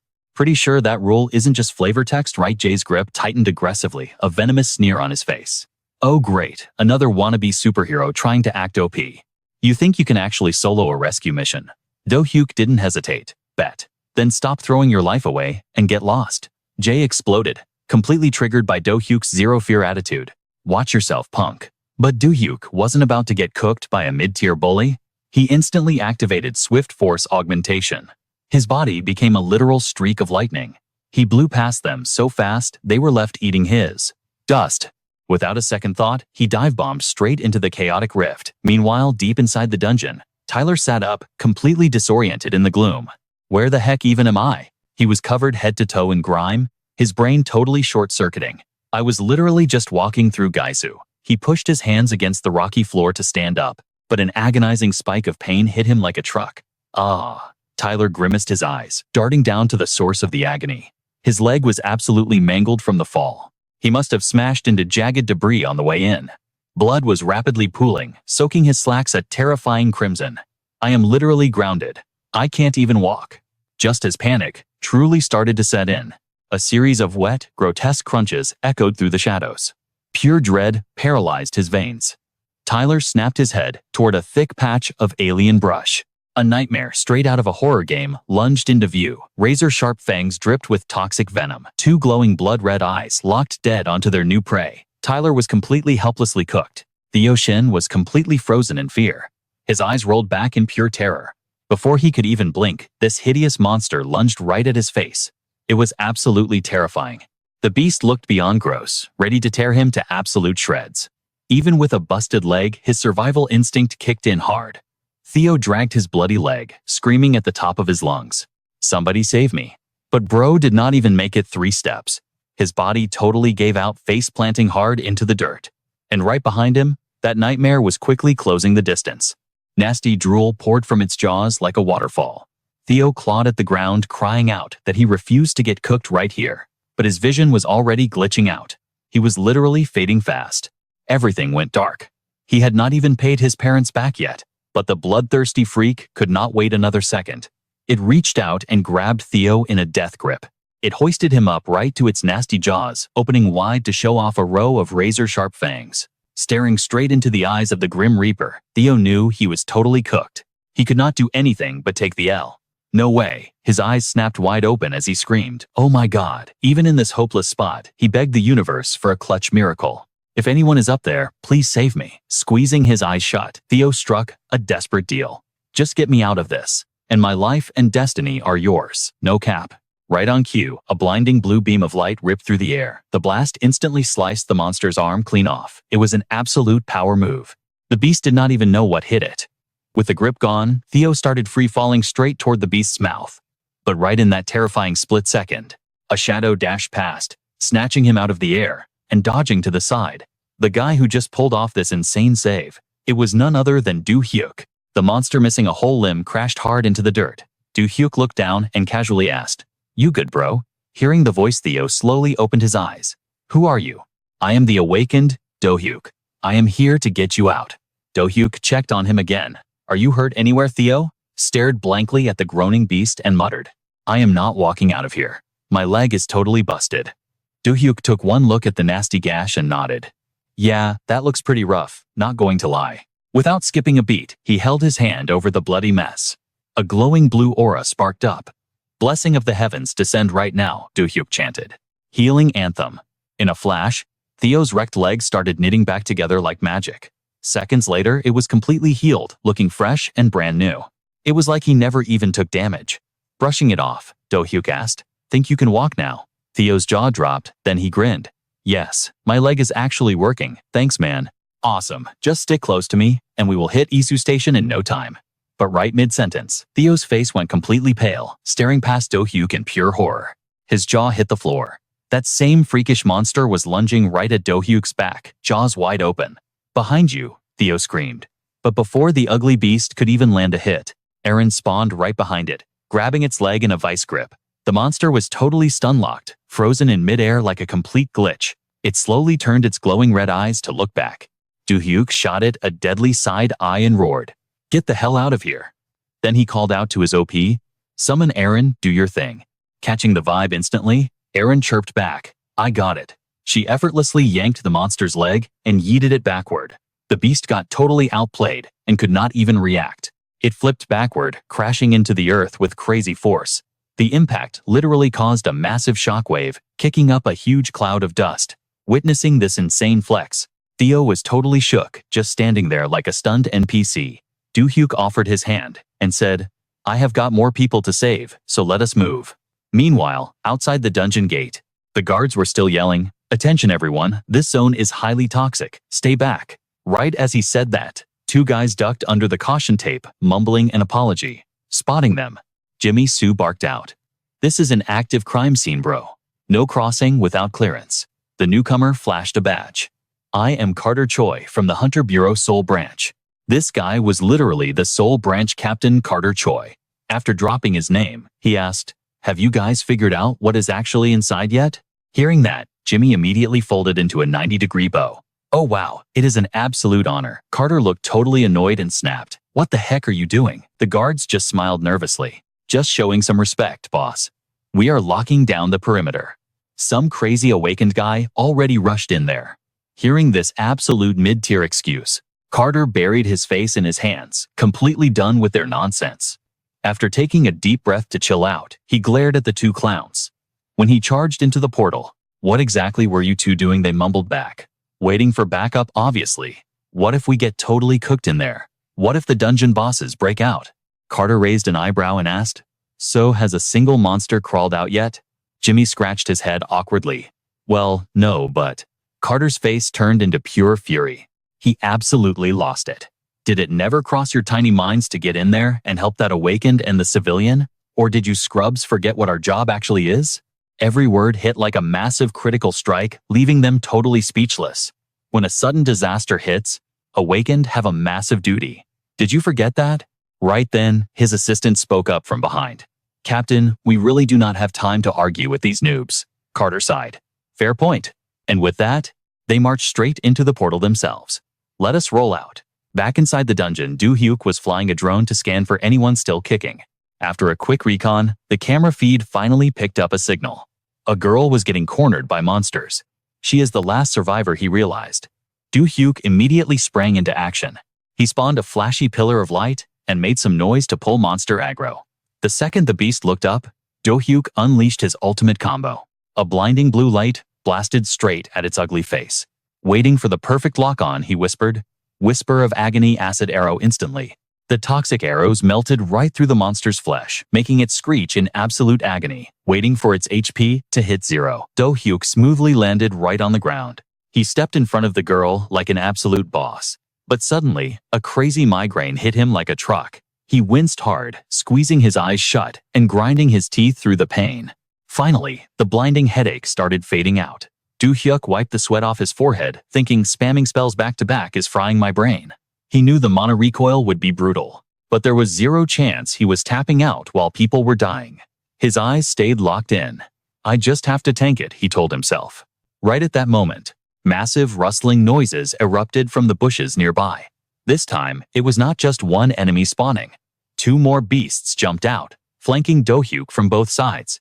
One of them, it instantly clenched its huge fists and swung right at his head. Do-hyuk did not even flinch. He grabbed the girl, dodged like a pro, and popped his spell, Inescapable Net, right where the monster punched. The ground completely caved in from the sheer force. Thick smoke swallowed the entire battlefield. Do-hyuk scooped the girl up in his arms. He dashed out like a literal blur. Just hold on a little longer. He yelled over the absolute chaos. The girl nervously peeked over his shoulder. That ugly mob was winding up a massive attack. Do-hyuk, watch your 6, she screamed, in pure panic. Do-hyuk did not even sweat it. He instantly popped his quick buff skill. A crazy aura exploded around his body, maxing out his stats. He bent his knees and launched himself skyward. Dodging, nah, that is weak energy. Mid-air, he dropped his inescapable swamp trap. The skill locked the monster down completely. That beast was totally cooked with zero chance to counter. He fired off a barrage of glowing energy beams. Energy net activate. The glowing threads instantly linked up. They wrapped around that boss mob like crazy. It was fully restrained. Literally zero chance of it wiggling out now. The beast was frozen in place. Do-hyuk casually touched down right next to it. He raised his right hand. A blinding golden pillar shot from his palm. Manifestation of hellfire. He roared like an absolute badass. Eat this fireball. He hit it with the ultimate combo. Meanwhile, Tyler and his squad finally breached the zone.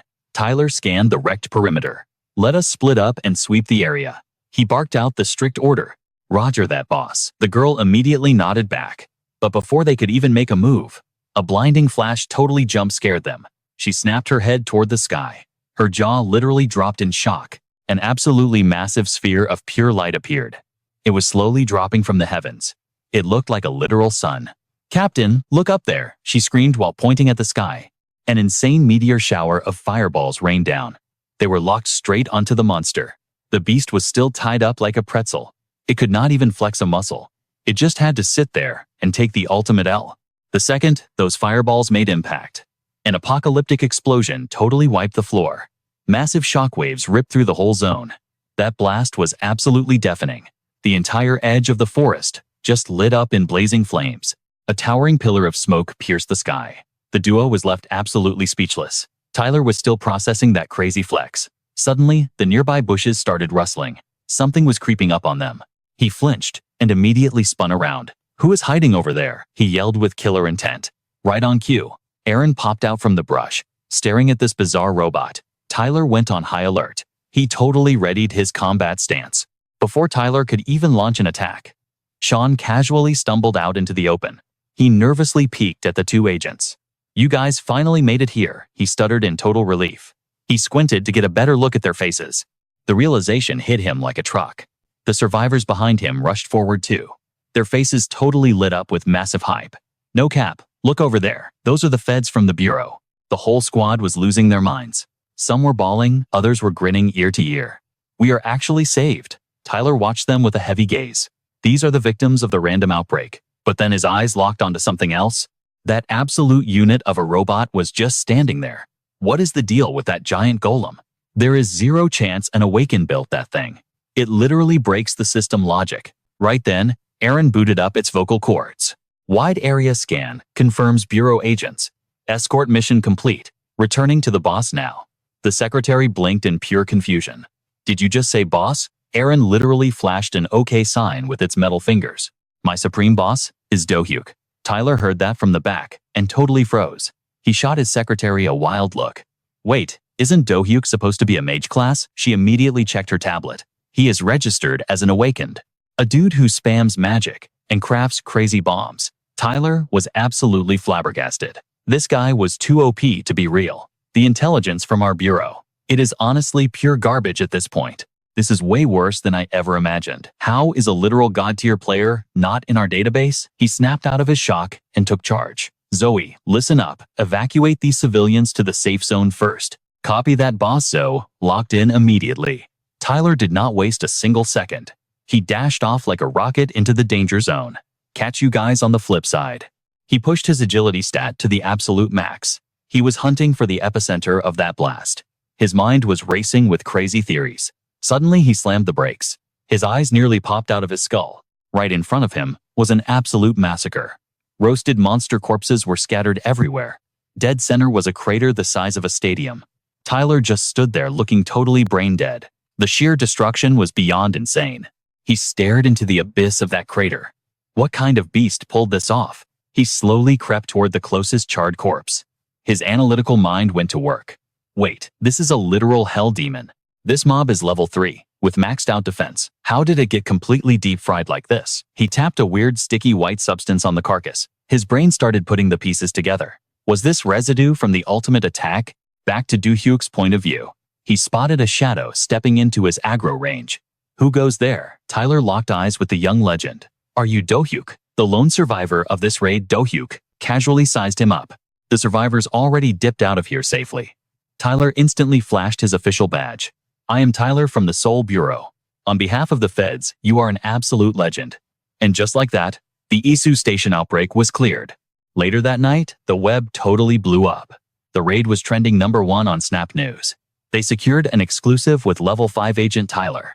He stood looking dead serious at the press conference. The camera flashes were going absolutely crazy. He grabbed the mic and dropped facts.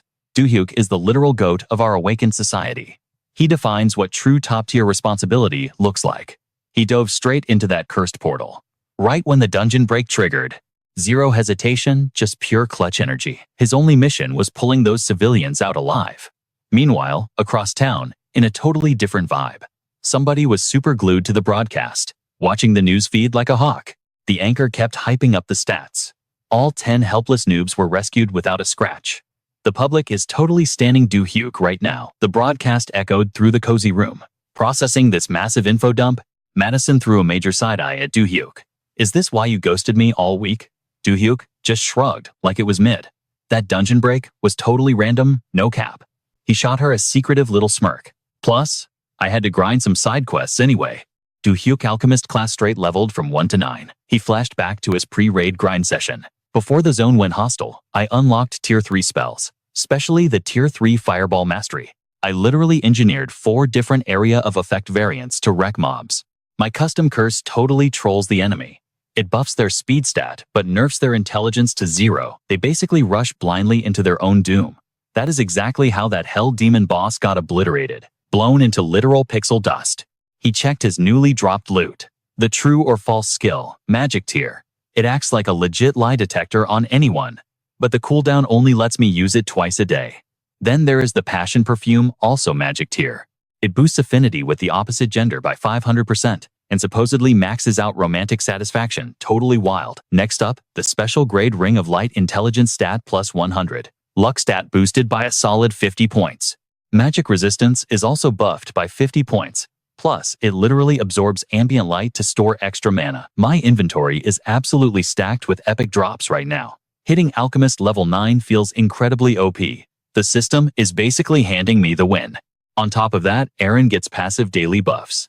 I unlocked Alchemy Enhancement level 1. Now my active skills cost 20% less mana.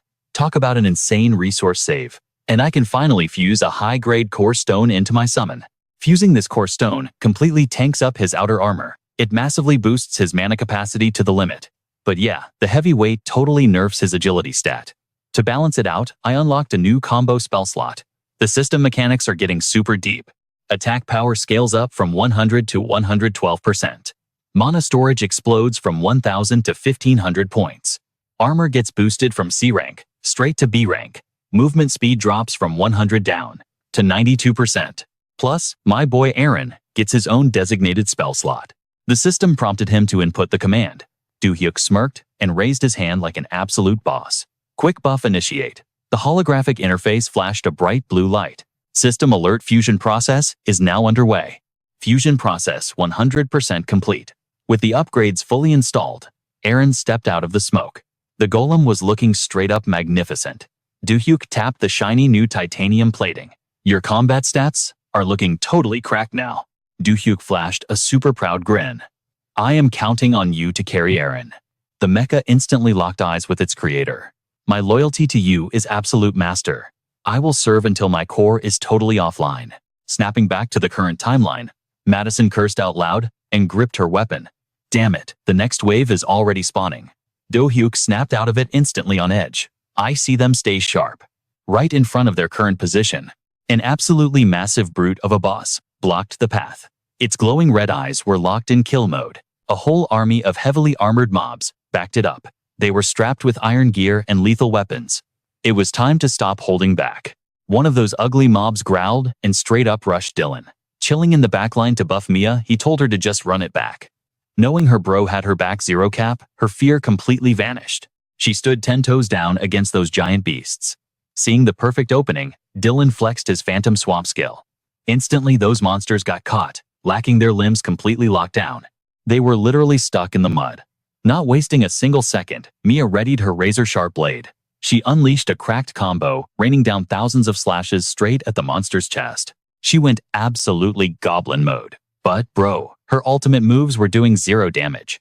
It only took a tiny scratch to the dome before locking its glowing red eyes dead on her. The beast could literally taste the purple aura radiating off her body. After sizing her up and realizing she was mid, it snapped its aggro right back to Dylan. It saw his energy was just built different from Mia's dripping in this crazy mysterious blue aura. Mia's eyes went wide as saucers. She locked in on the monster and completely lost her chill. Trying to pull aggro, she screamed at the top of her lungs. Come get wrecked! The mob heard that and instantly swarmed toward Mia. They closed in to jump her all at once. Chilling in the back, Dylan was doing the math in his head. You cannot frontal assault an iron chest demon, so wasting mana on these low-level scrubs was a massive loss. Catching her vibe, he hyped her up. Massive brainplay on that taunt Mia. With the plan set, Dylan looked dead ahead and hollered her name, Mia. Hearing her cue, she whipped her head around. He gave the signal, let us cook. Dylan popped his Hellfire Avatar skill without hesitating. Lightning-fast fireballs yeeted straight into the monster's blind spots.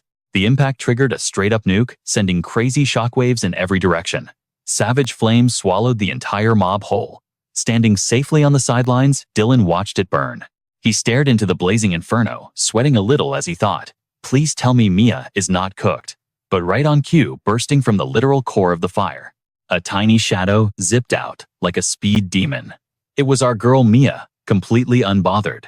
She gripped her heavy shield, her eyes locked dead ahead with pure killer intent.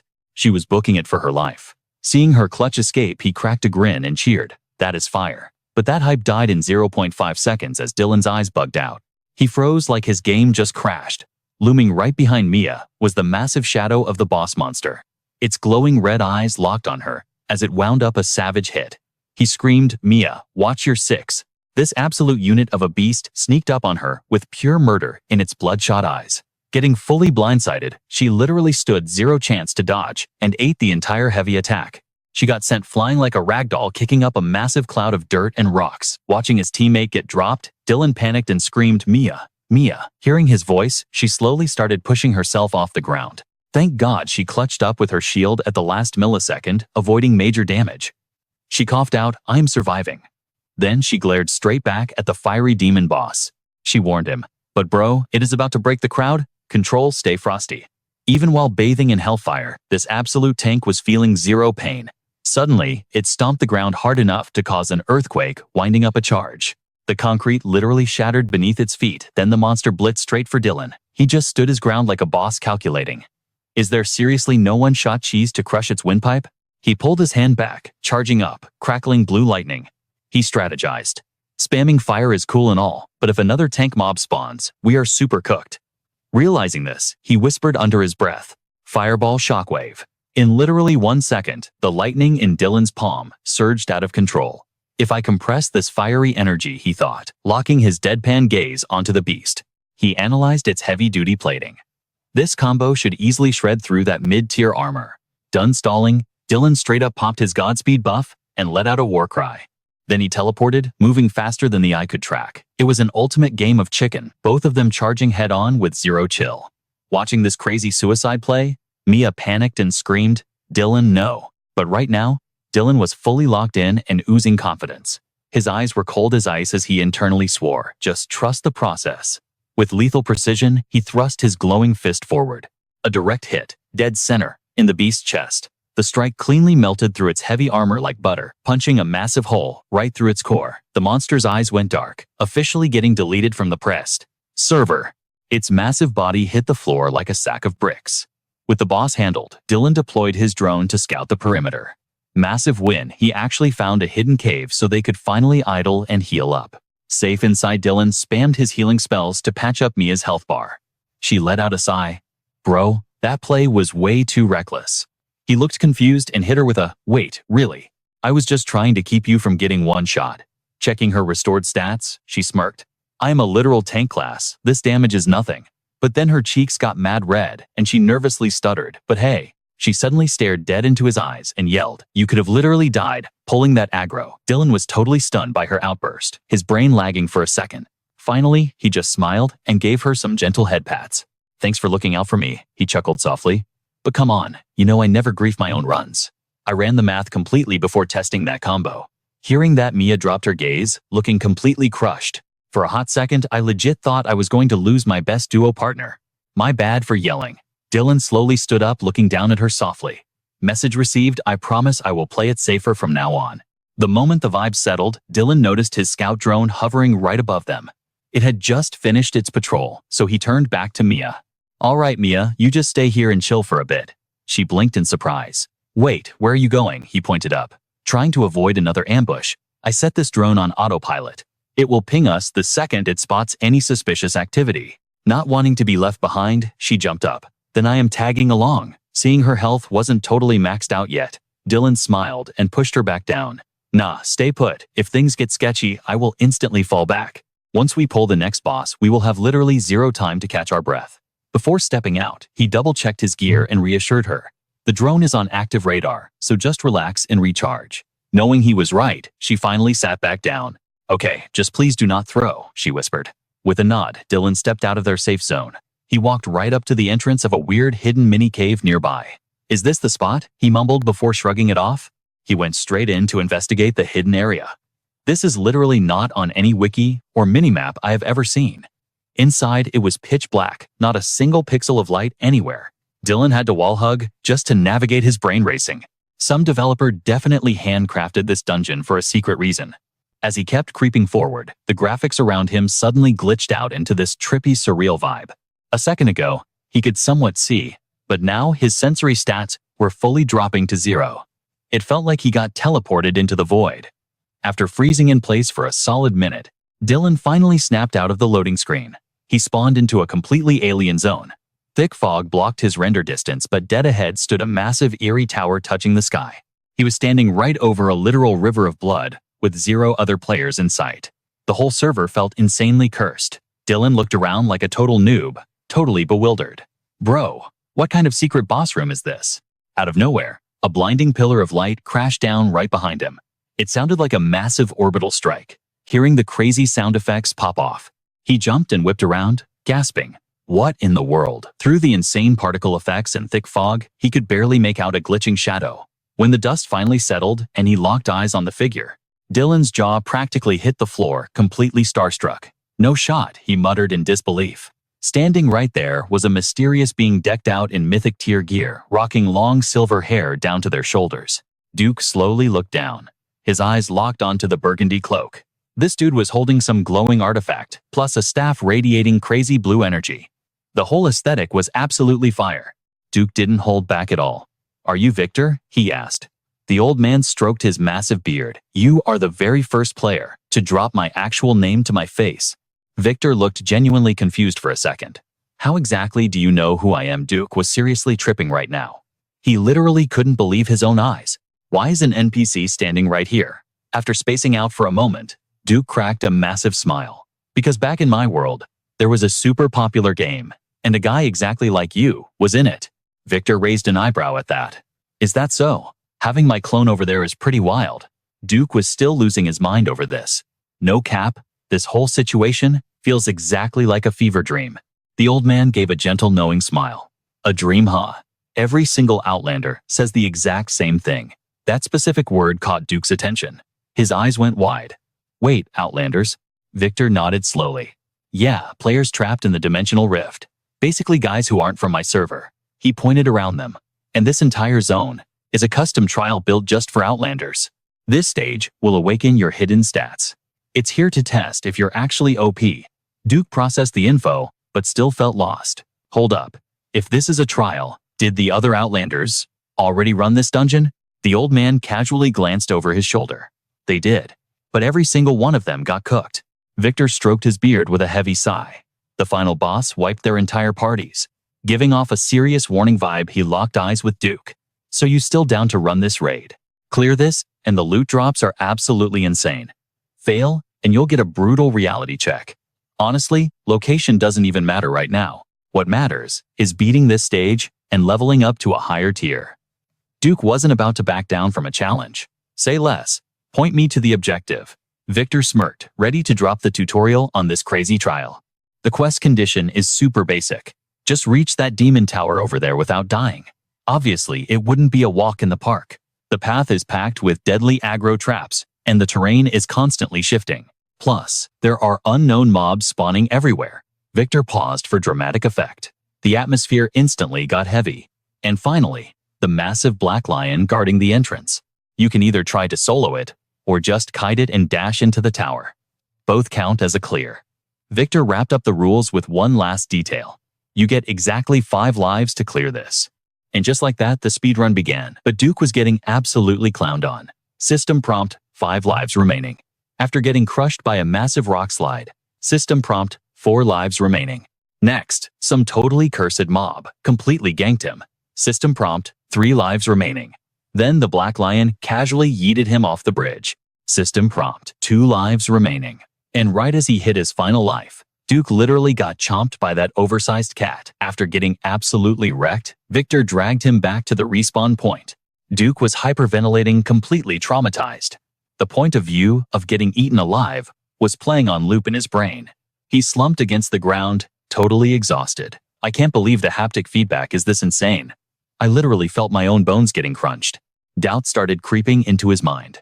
Am I actually soft-locked in this stage? He had already memorized the trap patterns. He knew exactly how to dodge the low-tier mobs. But that black lion was just built different. Just remembering its pure killer instinct made him sick. "My current stats are way too mid for this. I definitely can't solo a boss like that." Suddenly, Victor broke the heavy silence. "Yo, Outlander." Do-hyuk jumped out of his skin. "Huh?" The old man flashed a super cryptic smirk.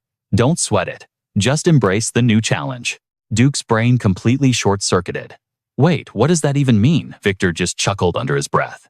"That is for me to know, and you to figure out." Without dropping any more hints, the NPC literally turned around and dipped. Do-hyuk was left sitting there, looking totally clueless. "A new challenge, bro?" What? He slapped his cheeks and stretched his limbs. "Hold up. Is there a secret route or something?" His eyes locked onto the path ahead. The textures and environment hadn't changed at all. It was the exact same map from his previous runs. Duke scoped out the edges of the bridge. Just endless instant death void zones on both sides. But right then, his gamer instinct kicked into overdrive. A crazy idea flashed in his mind. He whipped his head around. Wait, what about the spawn point behind me? Squinting into the distance, Duke spotted a glitch in the matrix. His eyes nearly popped out of his skull. No way. Right behind the starting zone, an absolutely massive wall was blocking the view. Why the heck is there a wall there? Duke's brain was running at 200 IQ right now. Every edge of this map leads to a death pit. So why does the spawn point have a solid wall instead of a drop-off? The pieces finally clicked. A massive cocky smirk spread across his face. He slowly took a few steps backward. This totally reminds me of the main character from my favorite anime of all time. The kind of guy who does the most impossible out-of-the-box stuff. Duke stood there with his hands on his hips. His eyes were dead focused on that massive barrier. Time to pull off a pro gamer move. Zero hesitation. He was completely locked in for this insane strat. Here goes nothing, he whispered. Instantly, Duke popped his boost skills. He blasted forward like an absolute missile. His gaze was sharper than a legendary blade. Gritting his teeth, he hyped himself up. Don't sweat it. Just embrace the new challenge. Closing the distance in a fraction of a second, he roared, flash, step. He was hurtling toward the boundary at breakneck speed. With zero fear, he slammed headfirst right into the solid stone. Boom. The entire wall shattered like cheap glass. As the illusion broke, the real map was exposed. The demon tower was literally right there, and standing right in front of it, Victor wait. Victor was hiding here, Duke gasped. Still flying through the air, Duke realized the truth. He can't even see me right now. I just broke into a parallel dimension map. Meanwhile, over on the main server map, Victor was standing completely frozen. His eyes were shut tight, giving off zero aura. But the Guardian boss definitely sensed a disturbance in the code. The Black Lion's crimson eyes snapped forward, simultaneously inside Duke's mirror dimension. A shadow clone of the boss instantly spawned. Duke's adrenaline absolutely spiked. Cold sweat dripped down his face. Can I actually clutch a one-on-one against this thing? The shadow beast bared its razor-sharp fangs. It unleashed a roar that literally shook the dimension. The raw pressure made Duke's heart skip a beat. Absolute terror flashed in his eyes. The boss was charging up an insane area attack. It lunged forward, swiping its massive glowing claws. But Duke wasn't about to get cooked again. He threw his hands up and triggered his ultimate dimensional burst. The two raw energies violently collided. An absolute nuclear shockwave ripped through the area. Using the stagger frame, Duke spammed his next skill, Paint Splatter. A blinding flashbang effect erupted in the boss's face. The lion was completely hit with a blind debuff.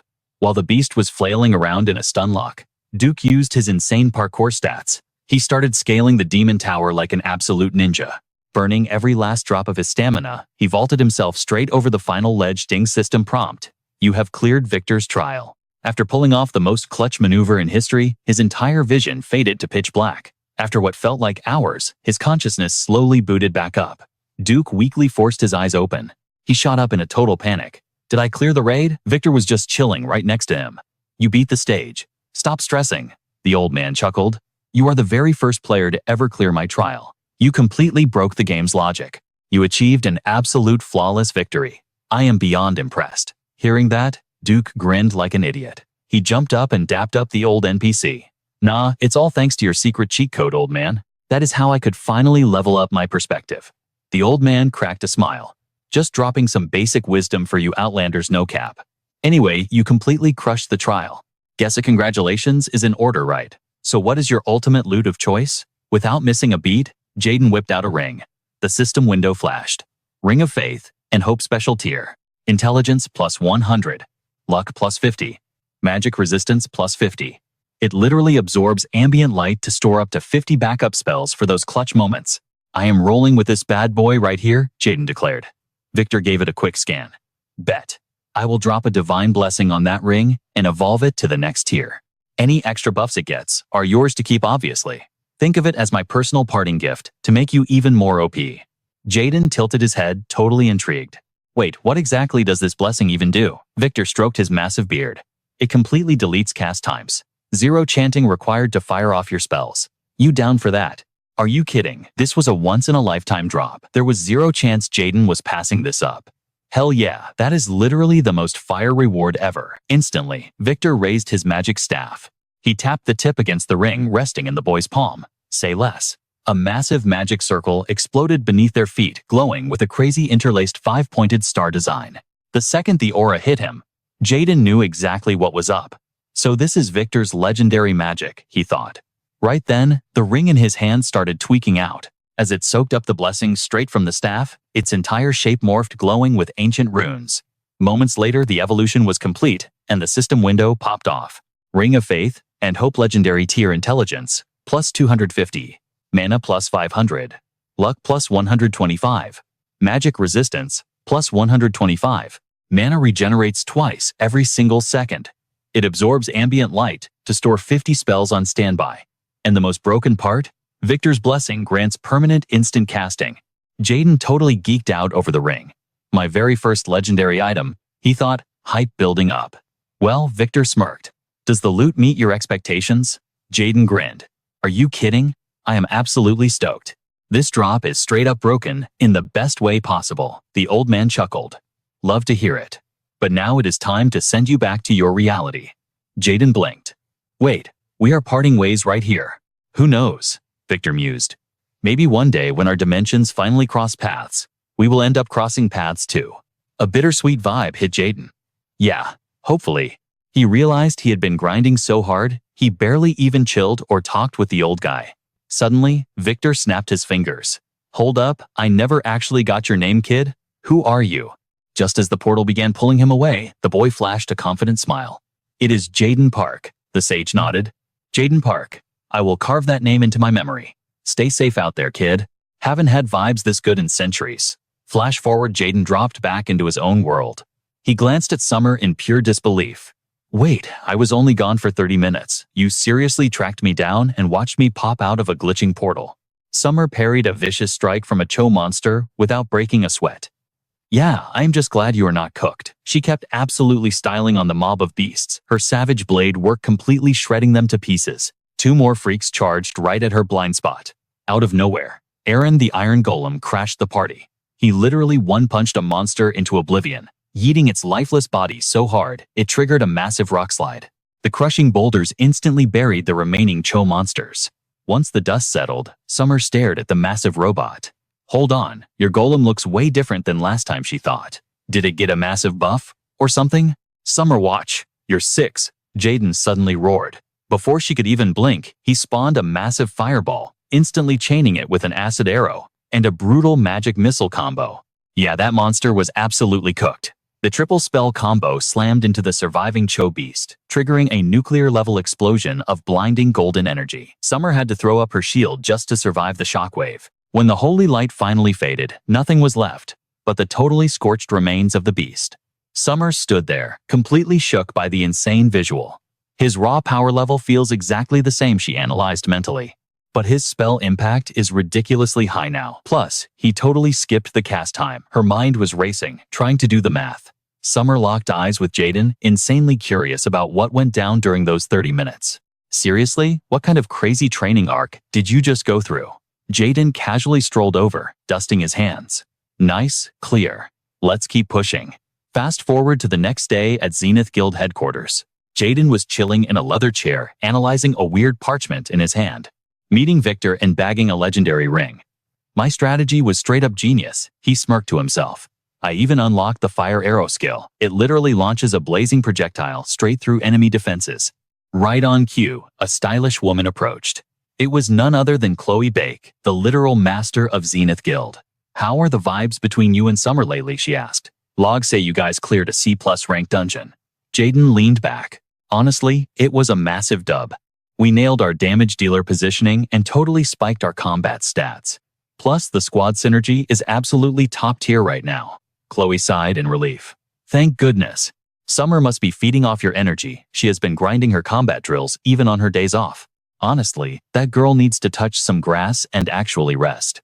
Chloe gave him a serious look. Anyway, please keep carrying her through this phase, okay? She acts super edgy because of her family drama, but deep down, she is super sweet. A fond memory of Summer flashed through Chloe's mind as she spoke. Jaden waved it off casually. Nah, I am the one who owes you big time for putting us in the same party. Chloe flashed a radiant smile. All right, enough about the daily grind, she pivoted smoothly. What was the urgent tea you needed to discuss with me? Jaden leaned forward. I need the Zenith Guild's auction network to move an item for me. Chloe raised an eyebrow. Oh, what kind of loot are we talking about? Jaden slapped the ancient parchment onto the glass table. This right here? Chloe picked it up, clearly skeptical. What even is this? It was a literal identify magic scroll. She looked totally lost. Identify like, what is the actual mechanic here? It reveals the true coding of any object, Jaden explained with a smirk. Basically, it scans and unlocks the hidden potential of any item. Chloe blinked. Give me an example. Before he could answer, her eyes went wide. Wait a second. The gears were finally turning. If that is true, this is an insanely broken mechanic. Jaden instantly went into full salesman mode. Check out this blade on my table. It is a special tier silver sword. Base stats give plus 150 to strength and agility. Plus, it gives a 10% flat boost to movement speed. The hidden passive makes the blade feel basically weightless. Chloe gasped out loud, absolutely stunned. Hold up, the silver sword is literally one of the most highly rated weapons out there. It used to be my main. Chloe grabbed the hilt, nostalgic energy washing over her. I rocked this exact blade for ages, so I know its stats by heart. Hearing that, Jaden unfurled the magic scroll with a sly grin. Then, let me flex what this scroll can actually do. Without hesitating, Jaden ripped the parchment straight down the middle. The weapon in his hand instantly erupted into a blinding god-tier aura. The system announced weapon identification in progress. Jaden tossed it back to her, smirking. All right, inspect it now. Hooked by his absolute confidence, Chloe gripped the hilt once again. Suddenly, she let out a total fangirl scream. No freaking way. This is impossible. Jaden just laughed. Very possible. It unlocked a hidden trait, right? A brand new system window materialized in the air. Item name special tier silver sword. Strength plus 150. Agility plus 150. Movement speed increased by 10%. Bonus stat unlocked, stamina plus 55. And the hidden passive trait. The blade's absolute weightlessness was now fully activated. Jaden crossed his arms, looking smug as hell. And that right there is the magic of Identify. It drags an item's hidden potential completely into the light. Back in the day when gaming in Dungeon and Fighter, every single loot drop spawned in an unappraised state. Literally every player spammed this spell as their basic item checker. But in our current reality here on Earth, there is an insane amount of unappraised gear just sitting around collecting dust. 0 Awakeners have the class required to scan hidden item stats. Well, 0. Until I rolled a magic caster class, that is. Chloe Bake, the legendary master of the Zenith Guild, was currently having an absolute mental breakdown. I have been an Awakener for 15 brutal years, she thought. As a guild master, I have met the most OP players to ever walk this planet. Sweat actually dripped down her face as she stared wide-eyed at Jaden. But this kid, his utility is completely off the charts. Jaden leaned back, highly amused.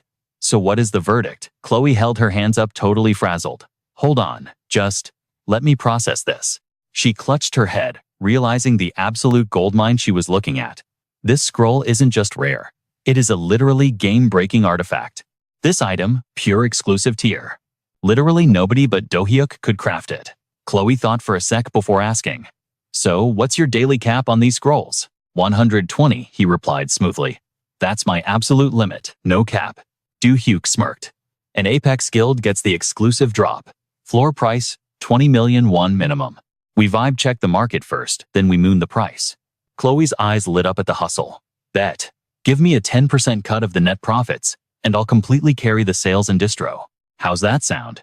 Do-hyuk grinned, totally down for it. Sounds fire. Let's lock it in. But Chloe got serious for a second. Just a heads up, this appraisal scroll is gonna break the internet. The meta is literally cooked. Do-hyuk just laughed. Honestly, I can't wait to see the chaos. Fast forward 5 days. The appraisal scroll dropped and completely shattered how Awakened viewed their gear. The whole system got flipped. Every news feed was blowing up. Awakened News 24/7 reported Apex Guild drops another absolute banger. New exclusive secured after their triple bomb success. This scroll is legit broken. It upgrades basic gear straight to rare tier. This was the ultimate cheat code. A hyperbuff that went totally viral, making everyone believe they could reach the absolute peak. The market price didn't just rise, it absolutely skyrocketed to the moon. Every major media outlet was sweating desperately, trying to dox the mastermind behind the scroll, our guy Do-hyuk. Top-tier broadcasting stations were begging for interviews. Bro even got his own official Stan account. Meanwhile, Jamie was scrolling through the scroll's hype on her feed. She stared at the monitor and just scoffed. "Hey, Danny," she called out. "It's been exactly 5 days since the drop, right?" Danny nodded firmly. "Yes, ma'am." He slid an iced Americano onto her desk. Day 1 trading volume sat at 20 million won. Now it's peaking at 33 million. Jamie took a sip. "Good looks." Danny shook his head, totally shook. "It's wild, honestly. I never thought a single Awaken could totally overhaul their entire social ranking in just a few days." "For real though," Jamie agreed. Danny crossed his arms. "Plus the second the global servers catch wind of this crafter, foreign guilds are gonna start acting up. We need to secure the bag before they snipe him." Jamie's eyes sharpened. "Word on the street is, Luna has mutuals with Do-hyuk." She turned to Danny with a mission. "Hit up Luna right now. Tell her to lock in a face-to-face with Do-hyuk." Danny bowed slightly. "On it. Consider it done." Meanwhile, on the flip side, Do-hyuk scrolled through his feed, smirking. "Exactly as I calculated." He was totally flexing on the system. His clout in the Awakened community was officially top tier. "The grind is paying off, but the pacing is way too mid. I need to speedrun this." His eyes flashed with raw ambition. "It's time to take this operation global." That was the whole strat behind the scroll. Bait the national-level orgs into my DMs. Cut to the Hunter Bureau Seoul branch. Luna waved him over. "Yo, Do-hyuk. Have you been waiting long?" Do-hyuk casually shoved his hands in his pockets. "Nah, literally just spawned here." Internally, he was scheming. "Is the Bureau really the first to slide into my setup?" Luna looked at him curiously. "Is this your first time at the Seoul HQ?" Do-hyuk stepped into the chaotic office. "Yeah, first time. Y'all look like you're grinding on hardcore mode." Luna sighed. "We're managing every single dungeon gate, plus keeping the Awakened guilds in check. We literally have 0 away from keyboard time." Do-hyuk just nodded. "Respect the hustle." Luna stopped at a massive oak door. "Right this way, Do-hyuk." She knocked twice. "Director, it's Luna." "I brought Do-hyuk." Jamie's voice cut through the silence. "Come in." Do-hyuk's eyes narrowed. "So she's the final boss of the Seoul branch." Jamie looked up, hitting him with a super charismatic smile. "My bad for summoning you all the way out here. If I pulled up to your turf, the paparazzi would have a field day." She extended a hand. "I'm Jamie Cho, director of the Seoul Hunter Bureau." Do-hyuk scanned both Jamie and Danny. "SS rank Awakened. The absolute top tiers of Korea. Their aura is literally suffocating." Jamie leaned forward. "Do-hyuk, I'm not gonna sugarcoat it. Let's get straight to business." He held his ground perfectly. "Bet. Skipping the filler arc works for me." Jamie smirked, loving the vibe. "Perfect. We're banking on you, Do-hyuk. We think you've got the specs to be Korea's next main character." Do-hyuk blinked, genuinely caught off guard. "Next main character." Jamie nodded, her tone full of respect. "Exactly. You craft god-tier attack and defense buffs. You summon insane golems and now these game-breaking scrolls. You're not just min-maxing one stat like the other Awakened. Your skill tree is totally maxed out in every category." She didn't stop there. "The Bureau only has one offer for an OP player like you." Do-hyuk's mind raced. "Are they trying to flex on me right now?" A slight smirk crept up his face as he analyzed the play. "I definitely wanted to aggro the Bureau, but if they try to corner me, they're gonna find out I don't fold easy." Jamie broke the silence. "From dungeon raids to leveling up, the Bureau will hard carry your logistics. Full VIP support across the board." Do-hyuk was literally stunned. "Wait, what?" His brain blue screened for a second. "They aren't trying to cage me, they actually want to buff me. That's wild." "What's the catch?" "Why the massive carry?" Danny stepped in with the facts. "The Bureau always secures high-potential rookies early. We can't let foreign guilds steal our S-tier talent." He kept it real. "Plus, our entire guild exists for one reason: to protect the NPCs, secure the nation, and keep Rogue Awakened from griefing." Danny's eyes were dead serious. "We aren't looking to leech off your profits." Do-hyuk went silent, letting the info process. Finally, he looked up. "I see the vision." He made his call. "I'll accept the Bureau's party invite." But mid-sentence, Do-hyuk completely froze. The entire building shook with a massive earthquake. "Yo, what the heck was that?" His eyes locked onto something through the window. An insane energy spike was glowing outside. Do-hyuk pointed straight at the skyline. "Look over there." A towering blood-red pillar of light pierced the clouds. Jamie gasped, her face going totally pale. "No way. Could it be?" Do-hyuk caught her sheer panic. "You know what that is." The tension in the room was suffocating. Finally, Jamie spit it out. "It's a massive dungeon break." Cut to them, speeding down the highway. Jamie briefed him on the lore. 5 years ago, Gangwon Province suffered a massive outbreak. Back then, it was just 30 to 40 gates. The casualty rate was barely a blip. Jamie gripped the steering wheel, drifting through traffic. But this time, 78 gates just spawned. We are absolutely cooked. Do-hyuk looked at her. Am I even leveled up enough to ride with double S ranks? Danny hit him back. We need non-combat supports who won't take aggro, so you're cleared. Suddenly, Jamie slammed the brakes and screamed. Dungeon break zone spotted dead ahead. Do-hyuk and I are rushing the front line. Danny, stay back and calm the strike team. Danny nodded instantly. Roger that. Meanwhile, right in the danger zone, an NPC was getting mobbed by monsters, his arm bleeding out. He was gasping for air, totally out of stamina. A monster's razor-sharp claws lunged straight for him. Paralyzed by fear and his massive debuff, the guy collapsed, completely helpless. The beast clamped its jagged pincers right around his throat. It was literally seconds away from a fatal one-shot. The guy closed his eyes, accepting his fate. But in a clutch moment, Arlen the golem dropped from the sky. The robot violently snapped the beast's pincers off the victim. The monster screeched, totally stunned by the counter. Arlen locked onto its target, charging up its core. It raised a massive fist and activated its signature skill, Burning Hand.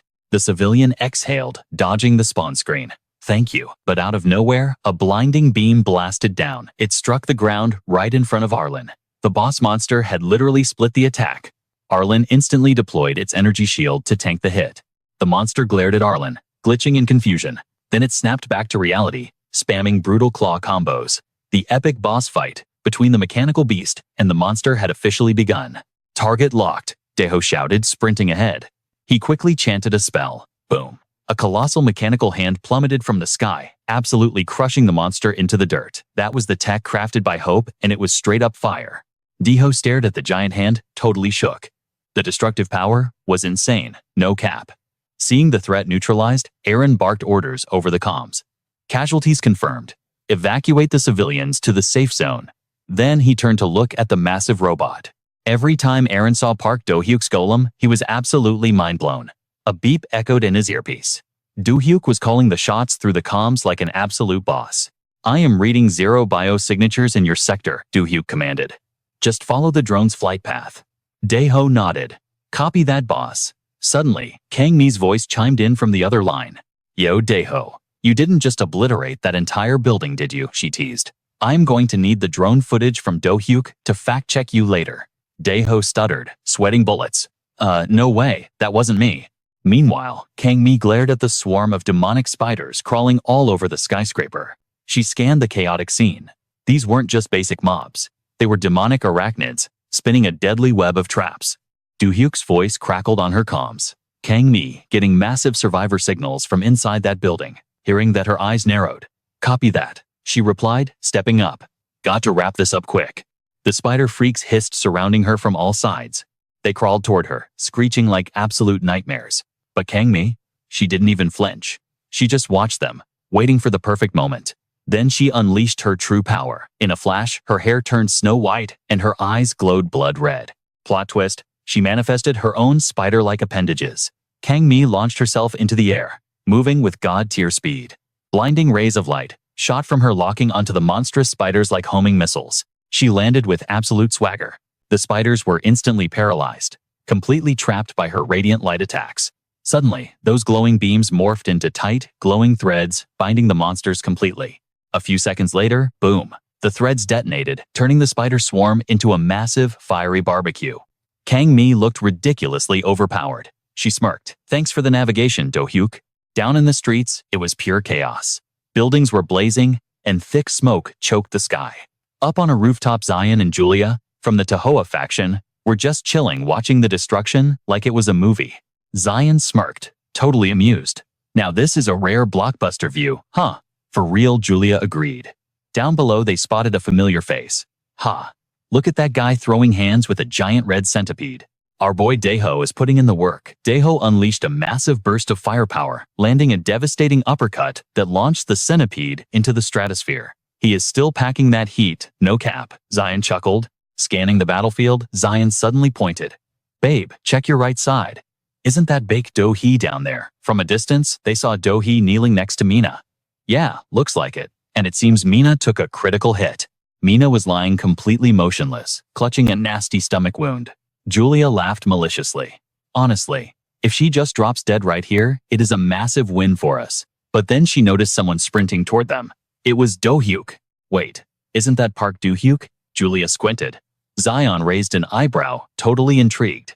What the heck, Do-hyuk is here too? Finding their main target got them completely hyped. Our whole mission was to bribe this guy.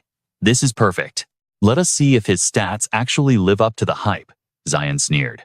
Down below, Do-hyuk crouched beside Mina and instantly activated a healing spell. A brilliant blue aura erupted, bathing the entire area in a soothing light. Healing successful. The gnarly purple bruises on Mina's stomach started fading away. Do-hyuk was shook.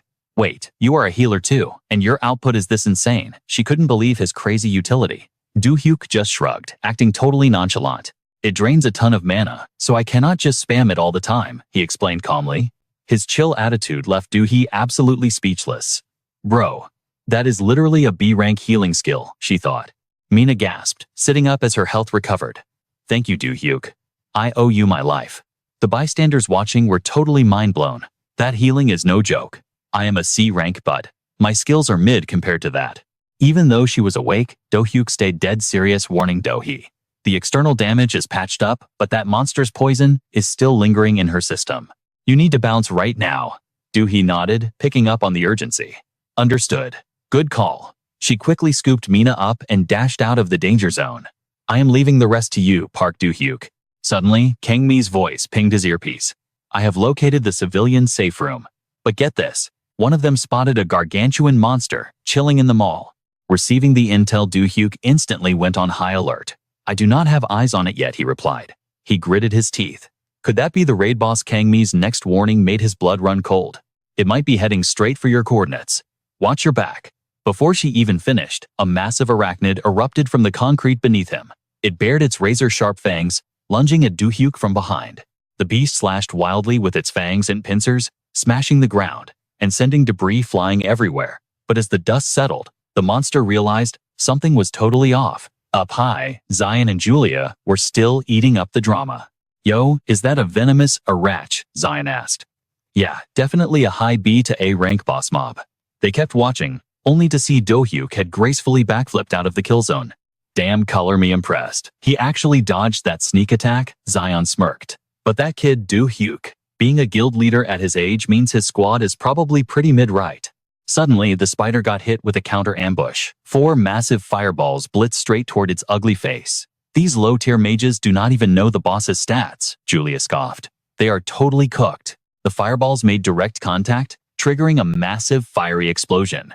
The 2 mages who cast the spell smirked, feeling totally overpowered. How is that for firepower? We totally melted it. Even a boss monster gets one shot by that? Do not underestimate our guild. But Do-hyuk standing behind them instantly turned pale. Oh, we are so cooked, he muttered. The smoke cleared and the spider was completely unharmed. A blazing fire crest glowed on its forehead. The venomous arach had literally absorbed the magic. Of course, it had a high fire resistance stat. The 2 mages stared in absolute disbelief, their jaws on the floor. It didn't even flinch, one stammered. Wait, is this boss completely immune to magic attacks? The spider immediately gathered its energy, preparing for a brutal counterattack. Looks like we are the ones being hunted. The mages were totally exposed. Seeing the boss charging up, a tanker rushed to the front line. He threw up a magic barrier, but the second the spider's attack grazed it, crash. The shield shattered like cheap glass. The tanker completely panicked, paralyzed by fear. The shockwave blasted toward Do-hyuk, but the main character effortlessly sidestepped the danger. Watching the squad crumble, Zion and Julia just kept trash-talking. Trying to tank a boss with just 1 shielder, total rookie mistake, Zion laughed. Julia glanced at him, totally agreeing. If they do not have god-tier teamwork like us, they are absolutely doomed. The mages who rushed in were instantly punished, wrapped up tightly in the spider's sticky webs. After analyzing the attack patterns, Do-hyuk quickly formulated a clutch strategy. If we can dodge its area of effect attacks and close the gap, we can take it down with pure physical damage, he shouted. A voice suddenly echoed from behind the crew. So, you are saying, we just need to hit it really hard? Do-hyuk turned around and quickly explained. I can tank its hits to some extent. You guys just need to get in melee range. Before he could even finish, a girl with fiery red hair blitzed past him. Then, I am counting on your buffs, Do-hyuk.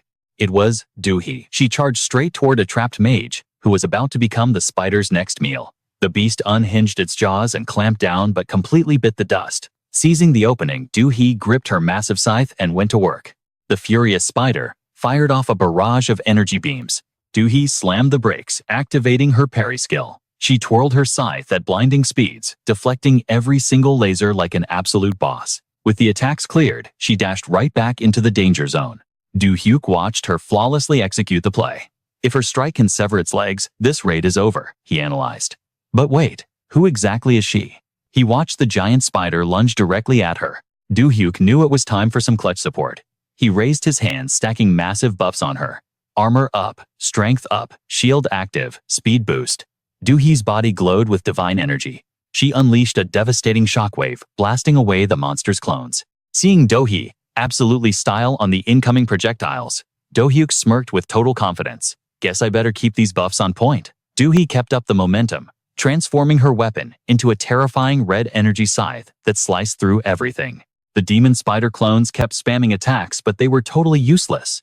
A crazy energy shield tanked every single hit, bouncing the damage right back. Right then, the monster morphed into this seriously pissed-off red spirit. She spun around and dropped a fatal slash, slicing that spider clean in half, like it was nothing. Seeing the monster absolutely cooked had Do-hyuk insanely hyped. The red-haired girl strutted over and complained, "Yo, Do-hyuk, do you seriously still not remember me?" Then she pulled off her mask with a huge grin. "It's me, Do-hyuk. Looks like these two were mutuals from way back." She hit him with a quick Do-hyuk. "It's been a minute." He finally recognized her, completely shook. "Do-hyuk, did you awaken as a hunter too?" Do-hyuk smiled and flexed. "Yep, I was grinding with an awakened guild over in the UK. My contract just expired, so I bounced back to South Korea." Right in the middle of their catch-up, a massive explosion just nuked the area. They had to cut the chit-chat short. "Guess we don't have time to vibe right now. Let's clear this outbreak first." Do-hyuk spun around his hands, literally blazing with fire. "I'm planning to join up with Branch B. Over on the comms, Jang Mi was already moving out, reporting in. I'll be there to back you up in a sec. Time to hustle to the next zone." Getting the alert, Do-hyuk immediately replied, "Copy that, I'm heading in now." Do-hyuk gave him a nod. "I've already secured backup for this area." She slapped her mask back on, ready to split up and do her thing. "Once we totally clap this outbreak, I'll pull up to the guild." Inside the transport, Do-hyuk waved goodbye. "Bet catch you later then." Watching the entire fight go down, Joan and Julia checked in with each other. "What's your read on this?" They didn't know the exact stats of that spellcaster, but no cap, that attack speed and those insane buffs were definitely not from your average awakened newbie. "And did you see that crazy healing factor?" John stood up, keeping his eyes locked on Do-hyuk's every move. "Let's just spectate him for a little while longer." 3 days later, the massive outbreak was totally shut down. A system window flashed in the air. Player Do-hyuk, rank F, level 31. Hidden combined level 51, which equals 31 plus 9 plus 11. Strength 35 out of 35. Stamina 96 out of 102. Intelligence 308 out of 581. Mana 391 out of 910. Agility 146 out of 152. Luck 5 out of 130. Charm 43 out of 43. Physical defense 11 out of 11. Magic defense 11 out of 136. Chilling in the meeting room, he stared at his system panel. "My level totally skyrocketed after that boss fight." Do-hyuk analyzed his stats closely. "My sorcerer level hit 31 too, and I finally unlocked tier 4. Scrolling through his loot, he checked the spells he snagged from Dermaset. He acquired the tier 3 spell, Dispel Magic, the tier 3 spell, Fly, the tier 4 spell, Stone Skill, and the tier 4 spell, Ice Storm. Looking at these absolutely busted skills, he realized something. Wait, you can't even buy these spells on the domestic server's deal shop. Just then, a guy loitering at the door grabbed his attention. "Excuse me, are you Mr. Do-hyuk?" He glanced up. "Yeah, that's me." The dude instantly lit up and introduced himself. "I'm Taepong Shin. You literally saved me from getting cooked during that outbreak. Thanks so much for reaching out."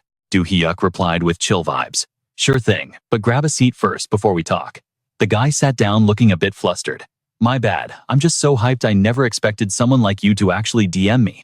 "No sweat," Do-hyuk answered. "I actually needed someone to manage my assets long term." Trying to kill the awkward tension, he hit Taepong with a friendly offer. "Plus, you can drop the formalities. We're literally the same age, bro." That totally caught Taepung off guard.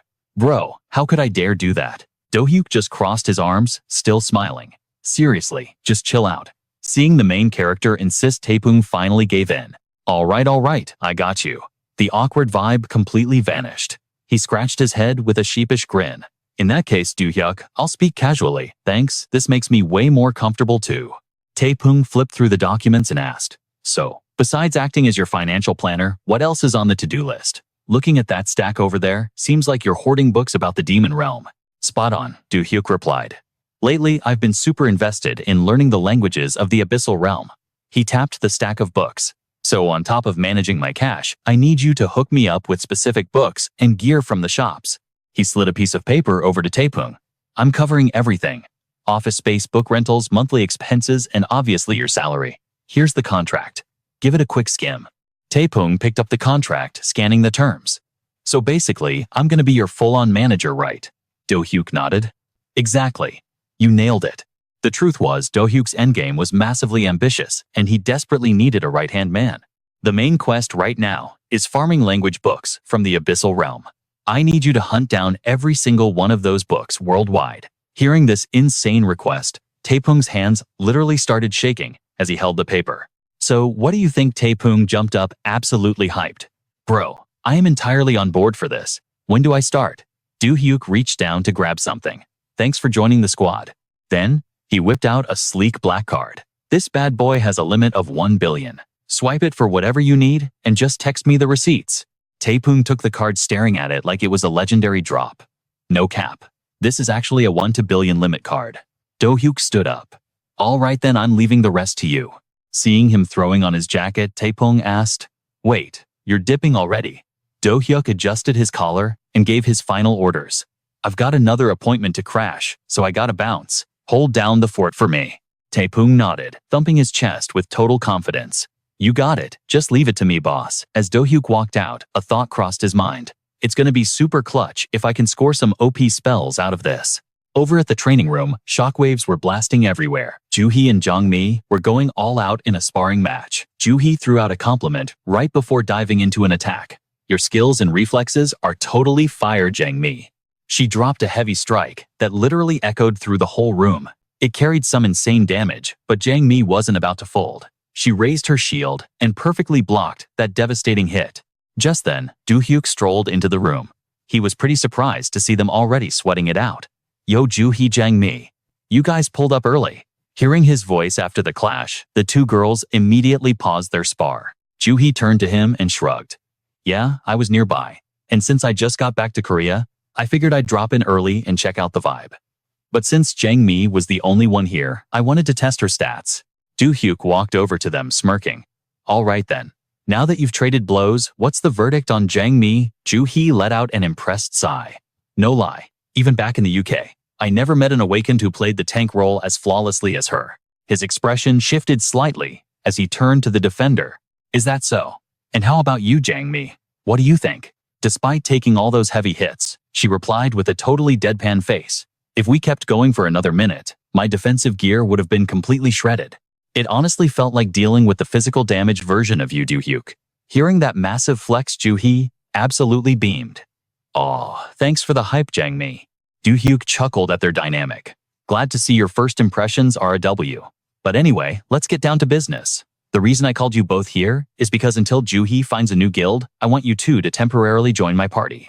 How does that sound? Jang-mi didn't even hesitate. I'm down. Joo-hee was visibly hyped as well. You literally just have to say the word, and I'm there. With a sly grin, she hinted at her real motive. With Do-hyuk's crazy magic and an S-tier tank like Jang-mi covering me, doesn't that mean I can just go totally brain dead and spam my attacks without worrying? Do-hyuk recalled her wild fight with the spider clone. Yeah, I bet. I literally watched you do just that. He threw her a teasing look.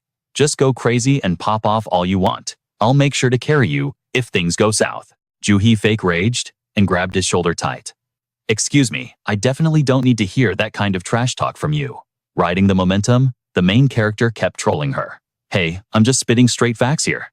She yelled back in frustration. Seriously, stop trolling me right now. Meanwhile, Jang-mi was standing in the background glaring at them with pure annoyance. Pouting slightly, she muttered, in a jealous tone, you two sure seem awfully buddy-buddy. Chloe whined playfully. "You're literally my first love. Isn't your reaction a bit too harsh?" she giggled, reminiscing about the old days. "We probably did some mad cringe stuff back then, no cap." Summer's face instantly darkened, looking straight up annoyed. Dylan quickly cut in to stop the chaos. "Drop the joke seriously. Enough with the throwback lore." He instantly killed the side quest to focus on the main objective. "For starters, let's hit the dungeon." The other two immediately vibed with it. "Bet. Let's go." Dylan checked the system holographic screen, triggering his rank-up quest. He confidently stepped out of the portal. The rank-up quest had officially begun. Right in front of him sat ancient ruins buried in a massive desert. Dylan instantly recognized the terrain. It was supposed to be a forest spring, but now it was backed by straight-up sand dunes. The absolute menace trying to conquer the middle world was the demon king Vanzarox. While he was scouting for a loyal human pawn, a shady cult of hooded weirdos caught his attention. When blind faith turns toxic, the fallout is literally catastrophic. He targeted the high priest and the temple's holy squad for his ultimate curse. And honestly, it didn't take long. Vanzarox's curse crashed down on the holy sanctuary. The temple priests were totally cooked, corrupted by the dark magic. The most sacred spot in the world was now swarming with low-key, terrifying demons. A heavy, dead-ass, creepy vibe choked the air. It had morphed into a corrupted shrine. Dylan hiked up the stairs into the temple, his mind racing. Why is the lore of D and F linked to my rank-up quest? He flashed back to his last encounter with the game D and F. His expression turned insanely grim. Every single rank-up spell and item he crafted was being hard-carried by D and F mechanics. But as he walked and scanned the cursed environment, he reevaluated everything. "I used to think this was just a minor Easter egg from the awakening system." Dylan's gaze turned razor-sharp. If the awakening system is literally merging with the world and lore of D and F, if this data actually matters to the system, then maybe I need to deep dive into this D and F lore. Suddenly, the demon guard spotted him, forcing him to pause his theory crafting. "I'll figure that out later." The corrupted priests went completely feral, their blood-red eyes glowing as they shrieked. They rushed him all at once, but he just casually raised his hand to cast. "Time to test drive my new spell." Pitch-black clouds spawned, swallowing the sky. Dylan channeled his mana, dropping the Ice Storm skill. An absolute blizzard materialized, shredding everything in its path. The demons were sucked into the vortex, totally trapped. Moments later, a massive explosion wiped the entire mob off the map. Area secured. His boots were caked in mud. He instantly combo cast the Stone Skin skill.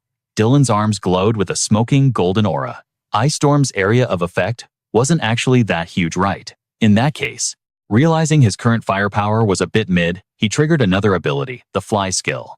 A neon blue aura wrapped around him, buffing his speed to the max as he dashed forward. Still not speedster level, but it's enough to gain the high ground and close in on the boss.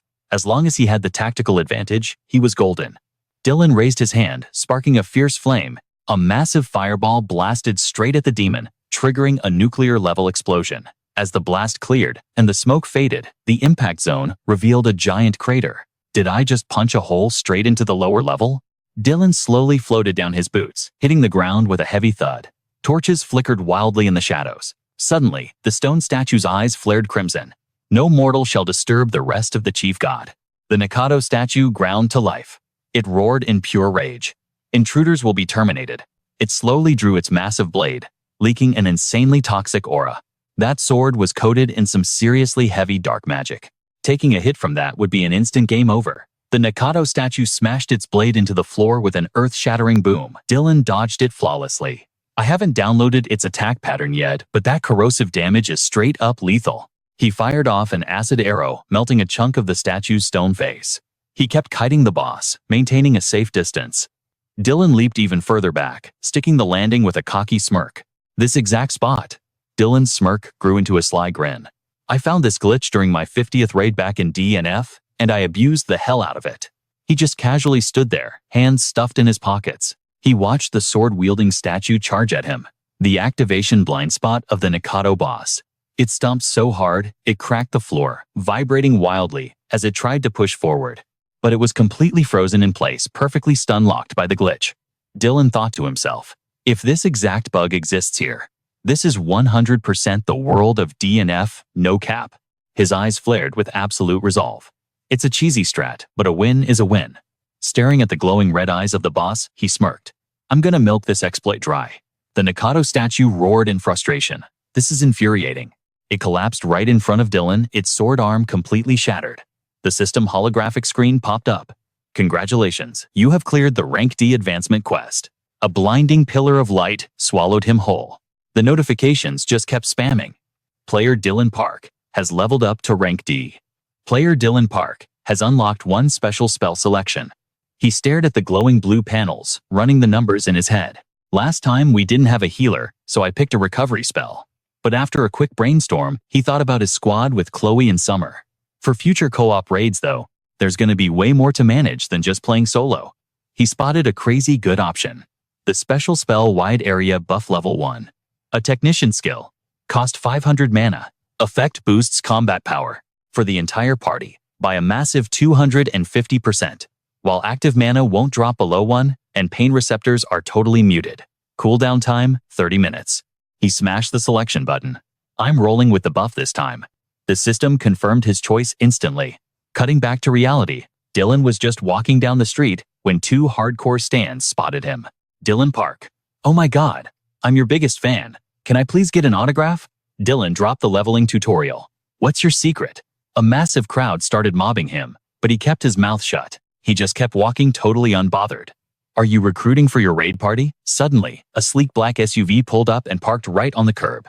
A blonde woman stepped out looking high tier. Mr. Dylan Park, hello. I'm Jiri, the lead headhunter for the American Freedom Guild. Jiri didn't waste any time. If you have a second, could we chat off the record? Getting ambushed by a top-tier guild actually caught him off guard. Why would a massive guild like yours be looking for me? She hit him with the straight facts. Nothing complicated. I've heard rumors about your OP skills, and I'm here about a dungeon raid. Hearing that, he instantly rejected her. I have zero plans to join another guild. But she was already 10 steps ahead. I know. I didn't track you down just to recruit you. Jiri kept pushing. But what if this is about a dungeon? That's an S rank that got his attention. Alright, bet. She glanced around the crowded street, clearly wanting privacy. Too many NPCs listening in here. She quickly opened the SUV door, gesturing inside. Shall we take this inside the car? Yeah, sure. The black SUV sped down the highway as Jiri dropped the guild's master plan. The Freedom Guild is gearing up to raid an American S-rank dungeon. Her smile was all business. And our guildmaster wants to hire you as a mercenary for the strike team. Dylan raised an eyebrow, calling her bluff. Pretty sure America is stacked with high-tier awakened, who easily outscale me. Jiri didn't deny it but quickly countered. True, we have a lot of heavy hitters, but finding an anomaly like you, that's incredibly rare. He looked at her totally confused. You're crossing oceans just to recruit a rank D scrub like me. Remembering the intel on his combat style, Jiri thought he was capping. A scrub, please. Your utility on the battlefield is insane. Instead of wasting slots on a buffer, a debuffer, and a magic DPS bringing you along is way more meta. She locked eyes with him. It's literally the most optimal strategy. She held up one finger sealing the deal. And one more thing. The guildmaster said if you carry this raid with us, you get first pick of a special grade artifact. Dylan stared at her, genuinely shook. A special grade artifact? Exactly. Consider it your signing bonus. And obviously post-boss raid the loot split is totally fair. Jiri slid a contract across the table, looking dead serious. No cap, we are not pulling a fast one on you. I swear this on my honor as a broker for the guildmaster. She stared at him, practically begging for a yes. So what is the vibe? Do-hyuk ran the mental math. Honestly, he had zero to lose here. Plus thinking about those ridiculously OP recruits. If they were sending a direct invite, the rest of the squad had to be A rank at minimum. This upcoming dungeon raid, it was the perfect chance to level up his entire worldview. Jiri peeked at the massive building up ahead. We are basically here. After weighing his options, he finally dropped his answer. Jiri, consider me in. I am taking the offer. Do-hyuk was totally hyped to explore the unknown. I will hit you up once my schedule is fully cleared. Jiri was absolutely buzzing that she secured the bag. Thanks a million, the master is going to lose his mind over this. I will let him know you are officially locked in. With that sorted, he stepped out of the ride. As her car pulled away, she called out, I will be waiting on your text. Her driver looked super stressed. Miss Jiri, are you sure we shouldn't push him to join the guild full-time? Relax, it is all good. She brushed him off, ready to break it down. Look at Do-hyuk right now. You cannot just throw cash at a guy like that. Money is completely mid to him. What he really craves is that raw experience. Twirling a lollipop in her hand, she grinned with total confidence. I am about to drop him into a stage so epic he will never forget it. Then, I will hit him with an offer he absolutely cannot refuse. Meanwhile, back at Do-hyuk's apartment complex, Julia and Selian were lurking in the hallway like total creeps. They were definitely cooking up something sketchy. So, what is the damage? I knew he was guarded, but this security system is actually insane. Selian tried to hack the barrier, but totally failed. The mana interference is way too heavy. If we try to brute force our way in, we are literally cooked. Julia groaned, totally spooked by the sheer power. Like seriously, how many defense layers is this dude running? Selian scanned the room's aura, piecing the puzzle together. A setup like this, it has to cost over 50 billion won easy. The whole house is radiating pure energy. Julia was stressing out. So how the heck do we crack it? Honestly, Selian was ready to just rage quit. Bestie, shouldn't we just take the loss and walk away? She turned to Julia deadpan. Not happening. If Do-hyuk is the one living here, then the merchant definitely hooked him up with this broken tech. Dark memories suddenly flashed in her mind. Even though the corporate bosses had switched up recently. Back in the day, those same suits had sworn to back her up 100%, only to use her and toss her aside like actual garbage. Just thinking about it made her aura flare up in pure unfiltered rage. Ding. The elevator hit floor 32. The suspicious duo carefully crept up to the 31st floor. Suddenly, a chilling vibe hit them both. They whipped around instantly on high alert. The front door slowly creaked open. They dropped into a combat stance, eyes locked on the darkness ahead, but the doorway was totally empty. Julia blinked, completely lost. What the heck? There was literally nobody there, but right behind them, footsteps echoed. Do-hyuk was closing in a dangerous smirk, playing on his lips. He loved catching intruders, lacking in his own territory. Julia spotted him and immediately went into full defense mode.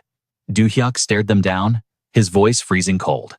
Who exactly are you? He analyzed the two randoms crashing his space. A sarcastic scoff escaped him. You definitely do not look like crazy fangirls wanting a selfie. His curiosity was officially peaking. Stepping right into their personal space, he pressed them. So what is the real agenda here? The girl with icy blue eyes finally spoke up. Let us chat later. The vibes are totally off right now. As she turned her back to Bale, Do-hyuk called out. Hey, if you want a piece of me, I am ready whenever. She straight up ignored him. She just nudged her partner. We are out of here. The duo speed walked into the elevator, shooting him one last shadowy glare. As the metal doors slid shut, Do-hyuk let his guard down. Absolute exhaustion washed over his face. He let out a heavy sigh, staring at the empty hall. Bro, I swear, I just wanted a chill day for once. The narration kicked in. I had literally speedrun all my local quests in 2 days. I even handed off the guild deliveries to Woomin. Flashbacks started rolling through his mind. He remembered sorting out that whole party situation for Woomin and Juhi. And then came the clutch moment. Holding that ancient grimoire in his hands and verifying its insane stats. The record from the alternate dimension I clutched up and saved in record time. The scene smash cut to him, dragging his luggage through the terminal. He had his inventory fully stacked with top-tier gear. For this next boss raid, I was headed straight to the States. The camera panned up to the massive skyline of New York City. Inside the towering Freedom Group headquarters, a sharply dressed man extended his hand toward Do-hyuk. His voice was smooth, totally controlling the room's energy. Welcome to the good old United States. Do-hyuk sized the guy up for a second. Then he met the handshake with a firm grip. Nice to finally meet you. While keeping a poker face, Do-hyuk's mind was racing. So this is the final boss of America's #1 guild, the infamous Brook. The guildmaster practically beamed with hype. It is an absolute honor to meet you, Do-hyuk Park. I am Brook, the head honcho of the Freedom Guild. But Do-hyuk was already distracted, his eyes going wide. He stared at the massive library behind the man. No way you actually have this many alternate dimension grimoires. Brook glanced over his shoulder with a knowing smirk. Lately, I have been going hard on translating otherworld languages. He started digging through a stack of ancient scrolls. Who knows when we will actually be able to communicate with them, right? Do-hyuk caught the slip-up immediately. He decided to push the envelope. Wait, did you just say them? Brook's vibe instantly shifted to dead serious. He completely dodged the question. Let us take a seat first. Figuring he should play along, Do-hyuk crashed on the plush leather sofa. Brook took the seat across from him, all the hype totally gone. A little while ago, we intercepted some crazy intel. Basically, we tracked down an awakener who was totally fluent in the alternate language. We found him deep inside a dungeon. Brook's hands flew up as he got more worked up. But here is the totally messed up part. Right after making contact with us, the guy got completely wiped out by an unknown assassin. Do-hyuk narrowed his eyes, putting the pieces together. Do not tell me. Is that the same dungeon we are raiding this time? Brook snapped his fingers. Spot on. We are banking on finding some concrete evidence down there. Maybe we will uncover some fire secrets about the other dimension. But since this raid is strictly capped at a 6-man party, Do-hyuk stayed quiet, his brain working on overdrive. So that is why they needed a busted all-rounder like me. Breaking the silence, Brook leaned forward. Every awakener on this squad needs to be packing a triple S rank unique skill. Suddenly, Brook's expression twisted into something super sinister. Pure, raw aura flared violently around his hand. His voice dropped to an ice-cold whisper. And obviously, I'm packing that kind of heat too. But here is the catch.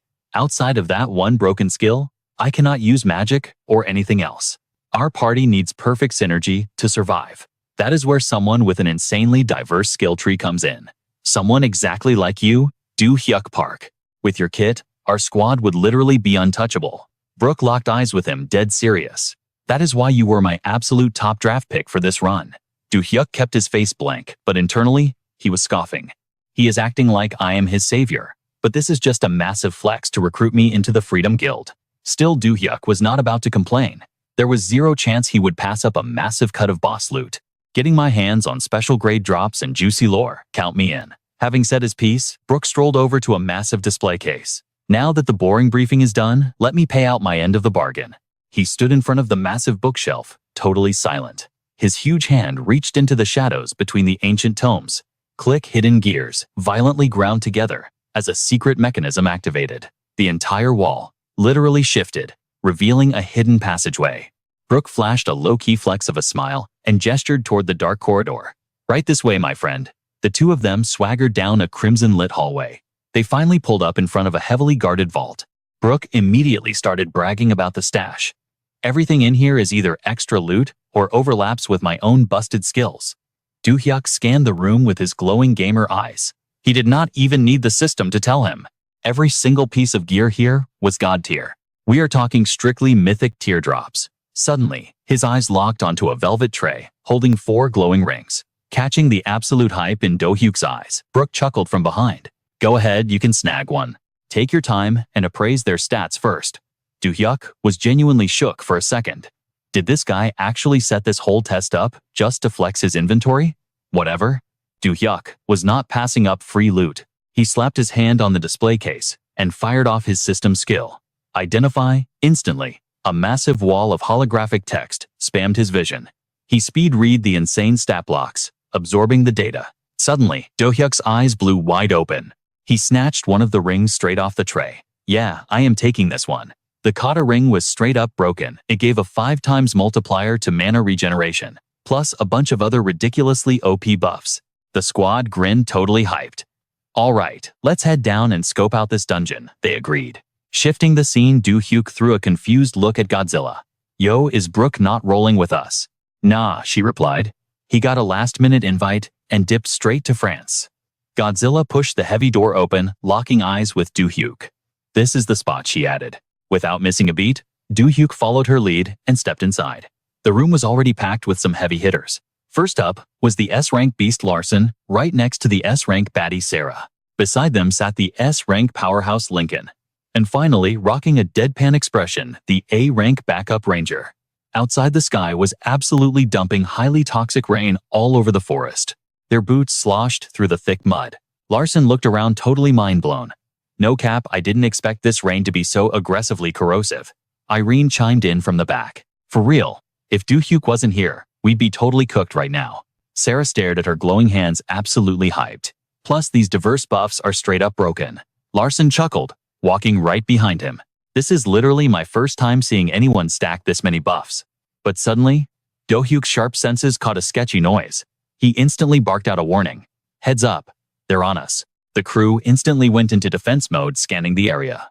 A mob of bloated, grotesque monsters waddled out, grinning like absolute creeps. Their jaws unhinged with obvious hunger, while their glowing red eyes screamed pure evil. These absolute units were twice their normal size. Their massive blubbery bodies quickly boxed the squad in. The whole vibe shifted to pure chaos, with a thick, eerie smoke swallowing the battlefield. The glowing energy shield held the line, but it was barely doing anything against these freaks. They just kept inching closer. Larson's eyes flared with killing intent as he roared. "You think we're mid? We don't go down that easy." His whole aura shifted, channeling pure mana to blast them back. On the flip side, Sarah was flexing hard, effortlessly shredding mobs with her divine weapon. She flashed her razor-sharp fangs, glaring at them like they were absolute trash. Moving at god-tier speed, she dashed straight at the biggest, fattest monster. But the beast wasn't lacking. It puffed its cheeks and blasted out a rancid gust of wind, before spewing a massive cloud of toxic green gas everywhere. Sarah didn't even flinch. She vaulted high into the air, raining down attacks from above so fast the beast couldn't even react. She sliced through its blubbery mass with insane rapid-fire strikes. A wicked gleam flashed in her eyes as she let out a mocking smirk. Watching this flawless combo, Do-hyuk was low-key stunned. "No cap, that's an S-rank defender for you," he thought. Glancing over, he watched Larson carving up those gross bodies like a master chef chopping meat. Do-hyuk's brain went to work. "All right, let's track down the boss controlling these annoying grunts," he strategized. He closed his eyes, centering his mana and diving deep into his core. "Mind's eye open," he whispered. His spiritual vision locked onto a squad of skeletal figures, playing creepy flutes to control the mob. "Bingo, found you." The skeleton's eyes burned with a mysterious blood-red glow. Do-hyuk paused, a little confused. "Wait, I don't see any drones around," but a confident smirk quickly wiped away his doubt. "Whatever. Let's get it." Meanwhile, Irene was going absolutely beast mode on the fat monsters. Godzilla watched Do-hyuk from the sidelines, completely shook. Is this guy seriously about to solo a golem and the drones all by himself, she wondered. Irene was just bulldozing through every obstacle in her path. Now I get why Do-hyuk doesn't care about playing nice with a squad, she realized. Back to Do-hyuk, he was calculating his footwork for a massive magical array. The spatial gate outside was wrapped in a wild, swirling vortex. Weird toxic numbers kept glitching across the portal's surface. Seeing this, Godzilla was mind-blown all over again. A blinding mystical light suddenly nuked the entire sky. Out of nowhere, a super sketchy object plummeted right in front of Irene. Staring at the dried-up skeleton, she was totally grossed out. "What the heck is this?" she gagged. "Why is a random zombie dropping in on my turf?" Godzilla watched the drop, absolutely gagged. "No way. That's insane. Mages with spatial skills are basically unicorns." She watched in pure awe as Do-hyuk casually slammed the spatial gate shut. And to think Do-hyuk is still officially a D rank. Do-hyuk caught them staring and snapped. "Yo, what are you gaping at? We need to stack Irene's firepower right now." She blinked in shock as Do-hyuk suddenly rushed the black front lines. Wait, can he literally spam buff skills without a cooldown? Gripping her weapon tighter, she thought, I seriously need to figure this guy out. After that clutch moment, the squad kept pushing forward. The dungeon raid was officially in full swing. The team's tryhard energy mixed with Do-hyuk's absolutely OP support was a total game changer. They communicated flawlessly without even speaking instantly, cleansing any trash debuffs. Riding that momentum, they steamrolled through the danger zone. Thanks to a slick stealth buff, they speed ran straight to the boss room. The massive chamber was completely dead, just ruins and the echoes of their own footsteps. Scanning the area, Do-hyuk got hit with massive deja vu. Wait, this layout. I swear I've been in a dungeon like this before. He narrowed his eyes, wondering could it actually be that exact spot. Do-hyuk kept his head on a swivel. If that punk is hiding out here like I think he is, this fight is going to be pure pain. Suddenly, someone screamed a warning.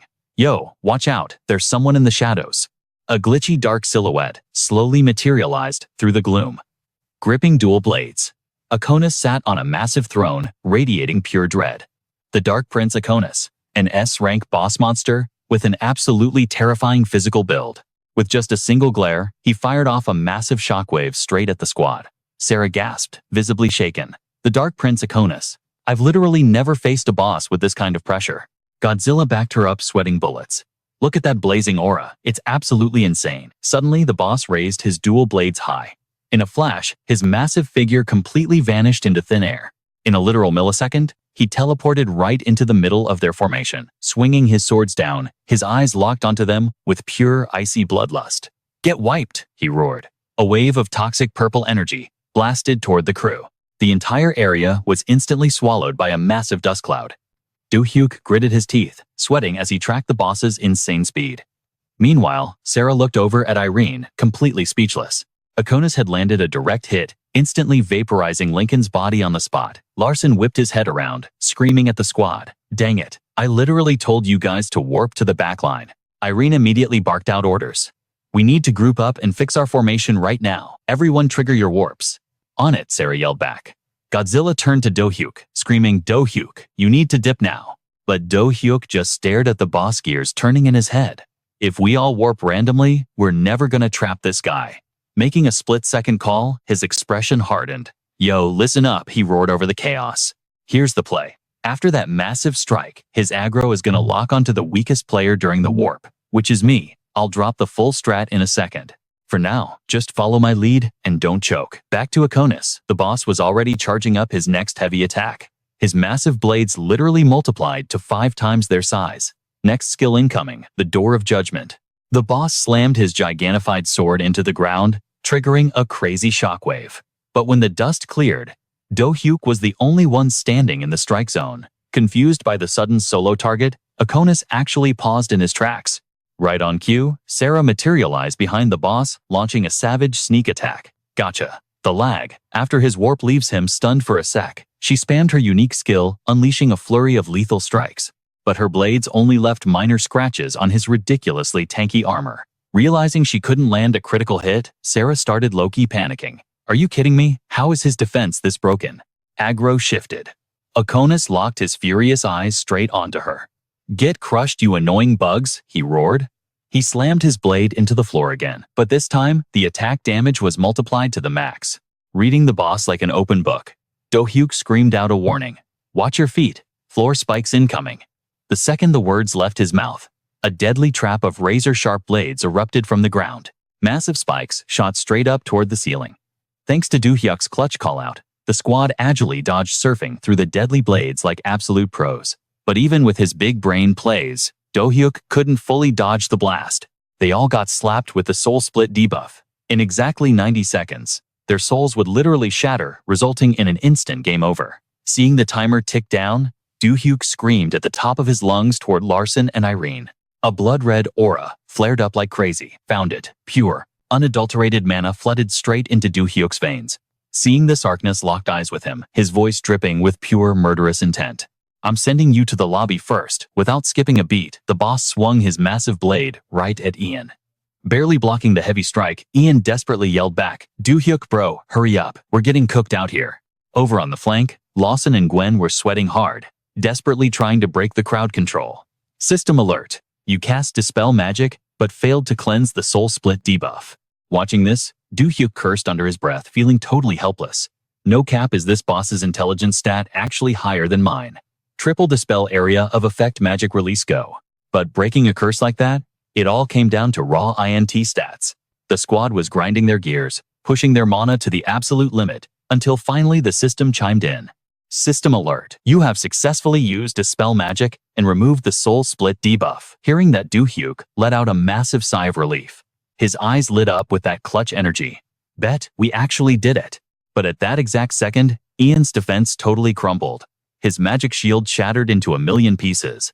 Clutching his cracked shoulder, he dropped to his knees, right in front of Arkness. The boss roared with absolute fury. Are you pathetic little bugs actually trying to play me? Do-hyuk's jaw dropped, his eyes wide, as he stared at the raging boss. Arkness let out a deafening battle cry, and toxic corruption started spreading across the ground like a virus. Come forth from the shadows, my loyal underlings. Just like that, grotesque bloated monsters burst out of the dirt, growling at the party. The raid was totally going sideways, with Arkness heavily taking the W. Even Lawson and Do-hyuk felt a cold sweat drop down their necks. Pushing past the fear, Do-hyuk went all out, charging straight into the mob of fat monsters. He looked over his shoulder and yelled, I'll aggro these mobs. You guys go save Ian right now. Trusting his call, Lawson and Gwen instantly pivoted.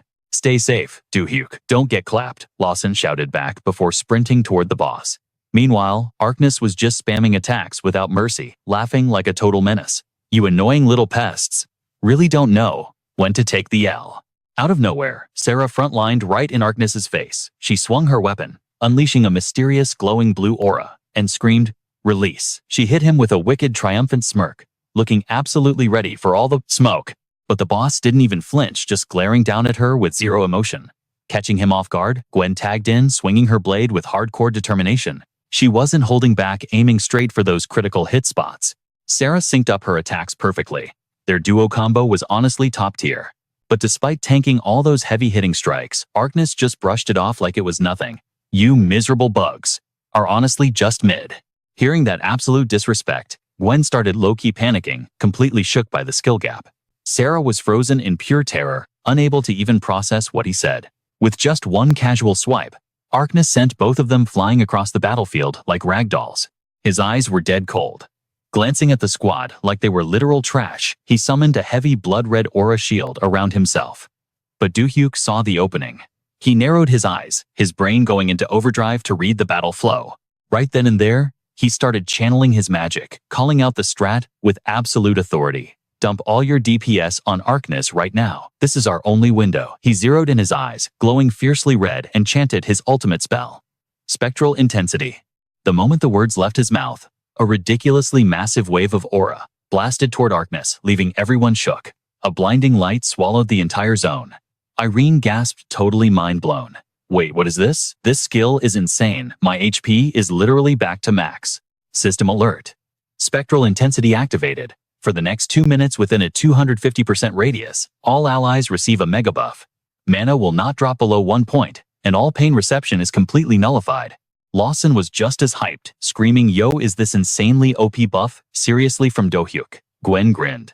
No cap, I was about to conserve my mana, but this buff is absolute fire. Do-hyuk's voice cut through the chaos. Dark, serious. Stop talking and let's jump this guy. Spam your magic attacks. That's his absolute worst matchup. Without wasting a single frame, Do-hyuk popped off the first spell. A brilliant blue energy beam sniped straight at Arcness. The azure light completely swallowed the boss, blinding his line of sight. Lawson jumped into the fray, yelling at the top of his lungs, "Bet I'm gonna lock his movement down." He immediately raised his artifact, locking in super seriously, to set up his magic array. He slammed his heavy sword straight into the bedrock, ripping open a massive fissure. The spell hijacked the light around Arcness, instantly warping the terrain into a jagged trap. For the first time, the boss actually reacted, his massive frame staggering off balance. Seeing him stumble, Lawson hit a cocky smirk, too hyped to even hide his adrenaline rush. Right next to him, Irene tightened her grip, totally locked in. "All right, it's my turn to cook," Irene screamed, locking her sights on Arcness. She dashed in with lightning speed, swinging her massive hammer of judgment and slamming it into the boss without an ounce of mercy. A massive cloud of dust completely covered the battlefield. The tension was literally off the charts. When the smoke finally cleared, Arcness was stumbling backward, desperately using his giant sword just to keep himself from totally face-planting. Clutching his chest in absolute agony, Arcness glared at the very players he had called bugs. His rage boiled over the limit. With his eyes burning with toxic hatred and pure killing intent, he roared, "You filthy little insects!" An overwhelming wave of dark, corrupted aura exploded from his body, completely blacking out the zone. A sinister void ripped open in the air, spinning into a literal tornado of nightmares. His voice echoed deep and terrifying. With zero hesitation, Arcness growled, "Just die already." But the squad wasn't going to fold that easily. They repositioned perfectly, according to Do-hyuk's strat, linking their auras together to form a massive magical artillery setup. Every weapon was locked straight onto the boss. Glowing magical vortexes materialized in the sky, ready to blast. Lawson's face was dead serious as he glanced sideways. "Gwen, you got the angle." Dual-wielding her 4 heavy magical revolvers, Gwen squinted down the sights, totally in her element. "Chill out, guys, I got this," she flexed. But out of absolutely nowhere, the real Arcness glitched out and vanished. A phantom clone materialized right behind Gwen's blind spot. She didn't even have time to react before he brutally restrained her. Seeing the ambush, the whole squad instantly collapsed onto his position to bail her out. But Arcness's armor was heavily cracked around his stomach, proof that their insane DPS combo actually dealt massive damage. Irene was caught off guard when Sarah suddenly screamed. Irene hit the deck. Without a second thought, Irene ducked low, letting Sarah vault right over her back. Sarah blitzed toward the boss, her expression icy cold. In a flash, a blinding holy light completely trapped Arcness inside. Trapped in the light, the boss was actually panicking, thrashing around against the restraint. He looked totally shook, not understanding how he got outplayed. Seizing the absolute perfect window, Gwen followed up with a killer finishing move. She unleashed a brutal barrage of slash attacks that homed right in on the boss. The strikes landed perfectly on his shattered chestplate, making Arkness scream in agony. Just then, Do-hyuk stepped out of a spatial rift, like a total boss. Levitating in the air, Do-hyuk summoned massive magic rings all around him, locking onto the struggling boss down below. He dumped his entire mana pool into one ultimate blast. Boom! The entire zone erupted into smoke and roaring flames. The explosions flashbanged everyone on the outside. Gwen frowned, super annoyed by the glare, having to shut one eye against the blinding flash. Staring at the massive pile of black ash in front of them, she whispered, "Did we actually cook him?" Not a chance. Dragging himself off the ruined floor, Arkness coughed up blood, looking totally wrecked. Do-hyuk immediately sprinted toward him. Lawson, watching from afar, shook his head at Irene. Ain't no way he tanked. Do-hyuk's OP buffed nuke and is still breathing. We gotta end this right now. Before his HP regens, Irene snapped back. Arkness was desperately trying to heal his whole body, glowing with a desperate aura. I refuse to take an L like this, he seethed, completely out of his mind. As soon as he yelled that, a bizarre glitchy light blasted from his core. That freaky radiation instantly hit the party, mutating their bodies. It felt like a virus hijacking their cells, totally sapping every last drop of their strength. In less than a second, the entire squad wiped, collapsing face first, into the dirt, totally knocked out. But Arkness's monstrous outer shell had completely melted away, revealing a fractured humanoid form. He looked over at Do-hyuk, his eyes full of pure confusion. "How are you?" he rasped, his voice barely a whisper. He took a ragged breath and pushed on. "How did you not get hit with the debuff?" Do-hyuk just stood there, keeping his cool, completely unfazed. "No cap, I literally have no idea," he replied flatly. Arkness slumped onto the shattered earth, completely drained of his god-tier power. "Does this power I hold somehow trace back to the same origin?" Do-hyuk tilted his head, genuinely lost. "Wait, what power are you even talking about?" Arkness grimaced, piecing the puzzle together. "That last nuke you dropped on me, it completely detonated the last of my mana reserves. If you didn't get knocked out with the rest of them, then your aura and my energy must have formed some kind of crazy deep-rooted resonance." Do-hyuk wasn't even sweating it. Already knew that. No cap. Akonis raised a shaking hand, pulling an item straight out of thin air with his magic. "If you know," he rasped, "then I need you to clutch up for me." He spawned a thick, ancient book. "If you ever cross paths with my loyal subjects, show them this necklace and ring." Akonis practically shoved the gear into Do-hyuk's hands. "You have to save them. Promise me. Don't let them get cooked in that hell." The light in Akonis's eyes was fading fast. His physical form was totally giving out. "I'm leaving it all to you," he whispered. And with those final words, the dude literally turned to dust. His body dissolved into a cloud of smoke, leaving nothing but a pile of ash behind. "Rest easy, man," Do-hyuk muttered, paying his respects. Right on cue, the system started spamming his vision. Ding, player park. Do-hyuk's personal inventory just got upgraded to Special Space A. This new dimensional stash is absolute fire. It can hold way more loot, spanning 30 meters wide, 30 meters long, and 30 meters high. Talk about an OP storage hack. He instantly absorbed all the knowledge on how to use it. Standing on the rooftop and staring into the void, Do-hyuk flexed the new book in his hand. The system hit him with the stat block. Translation complete accuracy, hitting 100%, rank none. This bad boy was the ultimate standard translation manual for the world known as Liege. It takes 1 to 3 days to translate a whole world's language. Do-hyuk was beyond hyped. Did this guy seriously just decode a language that no one could crack for 25 years? That is actually insane. Plus, Do-hyuk thought, smirking, he dropped these two absolute god-tier accessories. An infinite necklace and ring. Both unique rank. Literal top-shelf loot. But then, his eyes locked onto the pile of ashes. Something was glowing in the dirt. A heavy aura pulsed from the dust, revealing another book and some crazy-looking crystals. Wait, was this Akonis's real loot drop? Bro really left the most high-end gems right here? Do-hyuk glanced over his shoulder. The rest of the squad was still out cold. This book has got to be a spell too, he figured. Snapping it shut, he felt an entirely different energy radiating from it. Bingo. A tier 5 magic skill. Sunfire. A smirk played on his lips. His eyes sparked with serious curiosity. "Say less," he muttered. "Let's take this bad boy for a test drive." Do-hyuk slammed his palm onto the dirt. He locked his eyes on the glowing aura and chanted the activation words for Sunfire. The skill popped off instantly. A blinding flash erupted, kicking up a massive shockwave. He stood back up, admiring the blast zone. Looks like a 5-meter radius. Not bad. Off in the distance, Gadziri finally started moving. She sat up, rubbing her head, totally clueless. Why is it so freaking hot? Do-hyuk was just standing there chilling inside a fading ring of flames. Oh, you are finally awake, he asked. And just like that, the boss raid against CEO John wrapped up with an S rank clear. Fast forward to our return to the Freedom Tower. I got an invite to share contacts with the raid squad. Honestly, every single one of them was shook. At my spellcasting abilities, Godziri straight up begged me to join the Freedom Guild, but I hit her with a hard pass, packed my bags, and dipped back to Korea.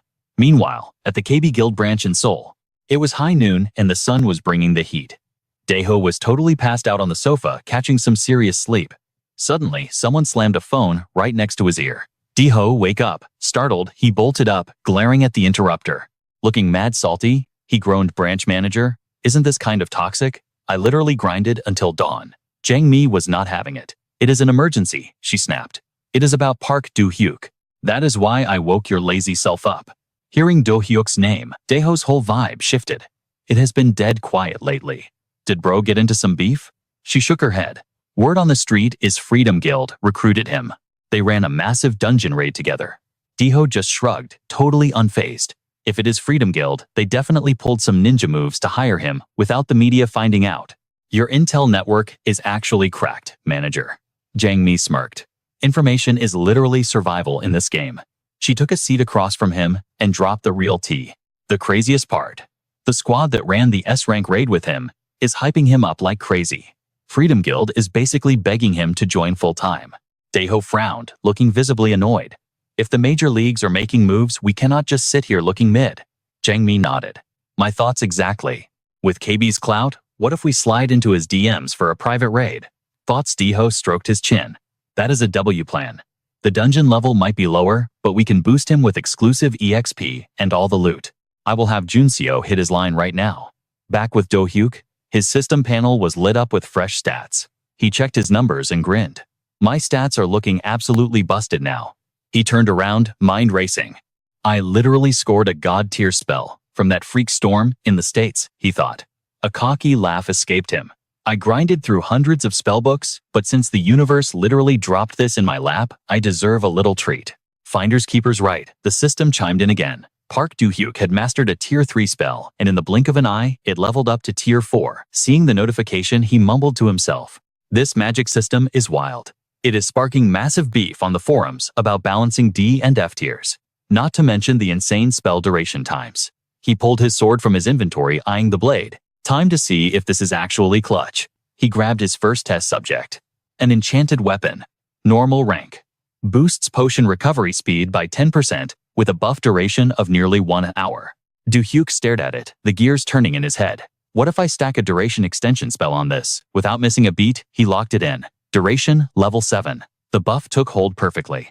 Let's go, he smirked. The original timer on the enchanted weapon completely vanished from the screen. Do-hyuk was hyped. He did not expect to glitch the system and make the buff literally infinite. Even if the weapon has a hard cap, this changes everything. He swung the blade, feeling the weight.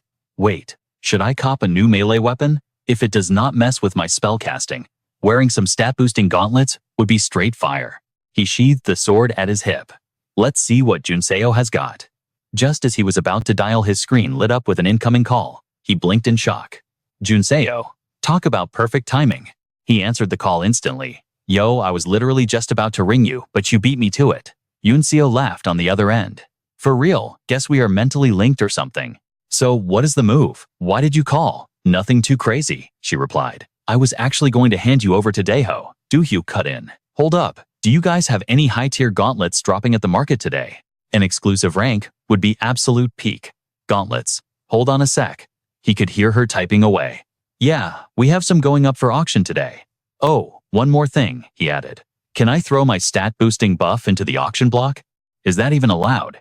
She sounded totally caught off guard.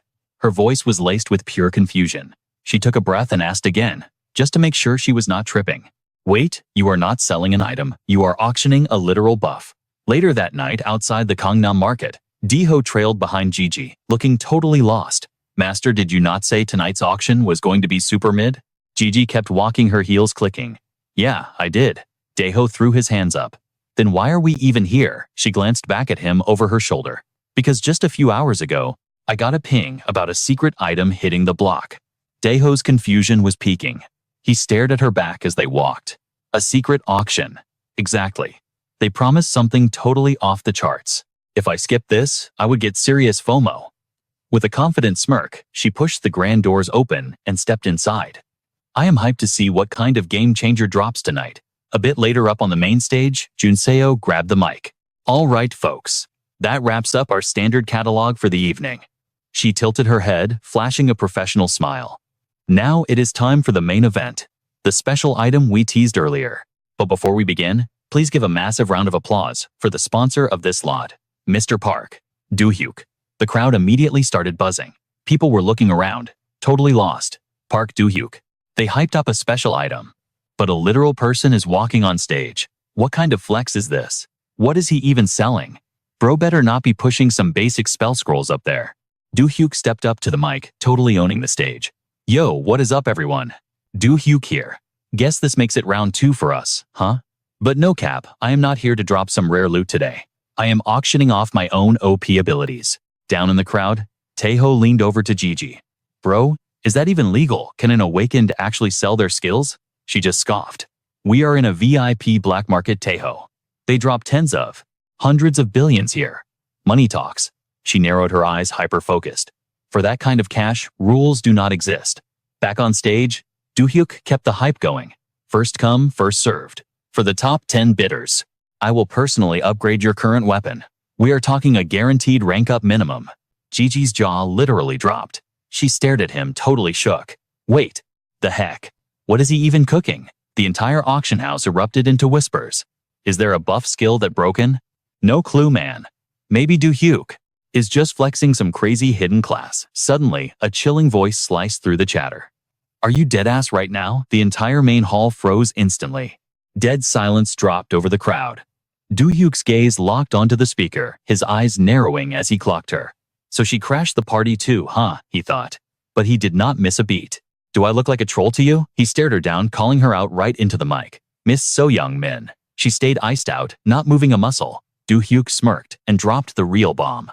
Even if your gear is sitting at legend tier, I can push it past the limit. But here is the catch. His eyes turned lethal. If any of you try to backstab me after this, your weapon's stats will get totally reset. Back to square one. Sparks practically flew as they glared at each other. So-young finally fired back. Or you guys could just hit up a master crafter and buff your gear with jewels and magic stones. Why risk it? Do-hyuk just scoffed. If standard gems could do this, I would not be standing here. He muttered the last part like an absolute boss. Once again, you could hear a pin drop. The whole arena was stunned, speechless. Do-hyuk took center stage completely unfazed. Think it over, people. Bidding starts at a cool 5 billion won. Fast forward to the VIP lounge. Do-hyuk chilled in his seat facing the big spenders. Yunso checked her tablet, her eyebrows shooting up. Final bid locked at 20 billion won. 10 whales just cleared their payments. That is 200 billion won in the bank. Do-hyuk, the floor is yours. Hearing the green light, he slammed his hands on the desk and stood tall. All right, let us get this bread. Drop your weapons on the table. The VIPs rushed to flex their gear, lining up elite artifacts one by one. Do-hyuk scanned the shiny loot laid out before him. He gave a slight nod. Bet. Let us see what we are working with. He threw his hands out, unleashing a massive wave of blinding golden aura. The VIPs lost their minds, staring at their gear like they were tripping. So-young's eyes practically turned into stars. No freaking way, she gasped, totally hyped. Did my blade seriously just hit legend tier? The other VIPs were hyping it up too. Bro, my sword went from rare straight to unique. This is actual hacks. Do-hyuk just dusted off his hands, giving So-young a chill nod. Gotta bounce. I've got a raid to catch. She smirked, fully satisfied. Solid carry, Do-hyuk. But out of the corner of his eye, Do-hyuk caught the other guild members throwing pure shade his way. They were glaring daggers at him. Walking past them, Do-hyuk's aura went ice cold. He clocked them immediately. Besides So-young, there is Hung Kim and Hung Chol Jang from the Mokon Guild, he thought, just creeping in the background. They did not seem quite as thirsty for his blood as So-young did, but Do-hyuk was not about to get caught lacking. He kept his guard up, stepping with pure stealth mode. Better keep these NPCs on my radar, he muttered. Suddenly, a familiar voice shouted, Yo, Do-hyuk. Over here. Do-hyuk blinked, spotting Taeho. Man, we have not crossed paths since the Seoul outbreak, huh? Taeho grinned. For real, it has been a minute. Did the black market hustle pay off? Do-hyuk, let out a chill laugh. Big time. Cleaned house at the auction and secured the exact drop I needed. Taeho hyped him up. That is totally fire, bro. All right, hop in. I am fast traveling you to the rendezvous point right now. Meanwhile, in another sector. Click. Clack. So Young's killer heels echoed down the dark, empty corridor. She suddenly paused. Her high-level senses picked up a couple of stalkers trailing her. She spun around with a toxic smirk, creeping on a lady. Major red flag boys. Do you not think? She fully faced them, her voice dripping with sarcasm. Hongchul. Hun. You boys lost. Hongchul scoffed, his face twisting in annoyance. You literally DM'd us to meet here, and now you are acting brand new. Hun crossed his arms, totally tilted, dragging us into this shady alley. Let me guess. This is about Do-hyuk, is it not? So Young closed the gap between them, smirking like a villain. Bingo. Zero cap. Her mind replayed all of Do-hyuk's crazy flexes. The mental energy bombs, the insane magic scrolls, and now mass weapon upgrades. A dark vision flashed in her head. If we let this OP freak keep leveling up, every single guild will just become his personal NPCs. We will be cooked. Her eyes burned with pure malice. We need to gank him now. Find a way to completely curb stomp his rise. She crossed her arms, pitching the ultimate raid party. So what do you say to a temporary truce? The enemy of my enemy is my bestie, right? Hun's eyes sharpened.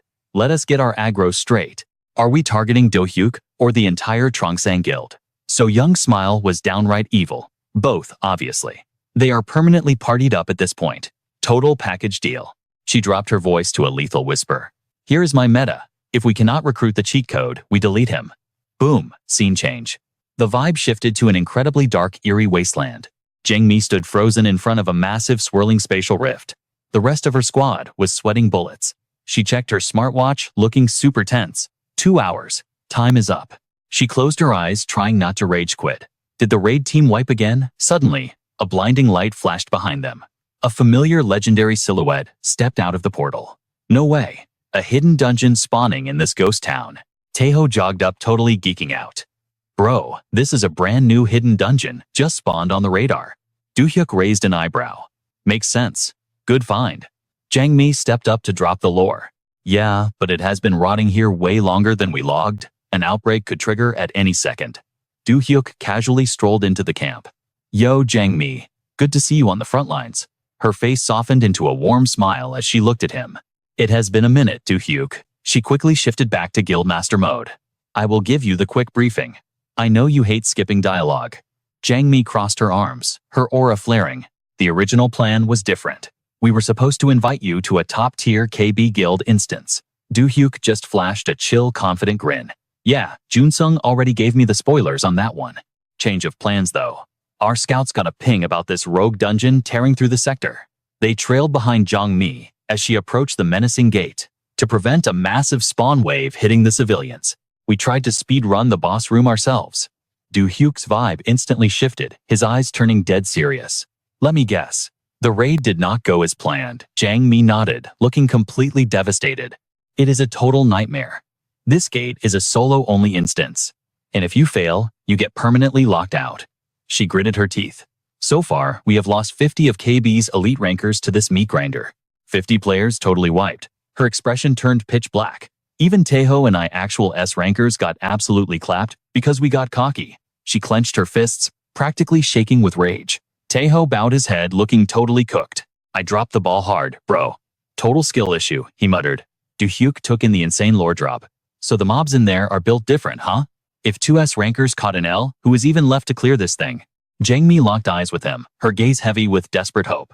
Brute force will not work in there. It is not a DPS check. She stared into the swirling abyss of the gate. It is the invisible death traps. PTSD flashed through her eyes as she recalled the raid.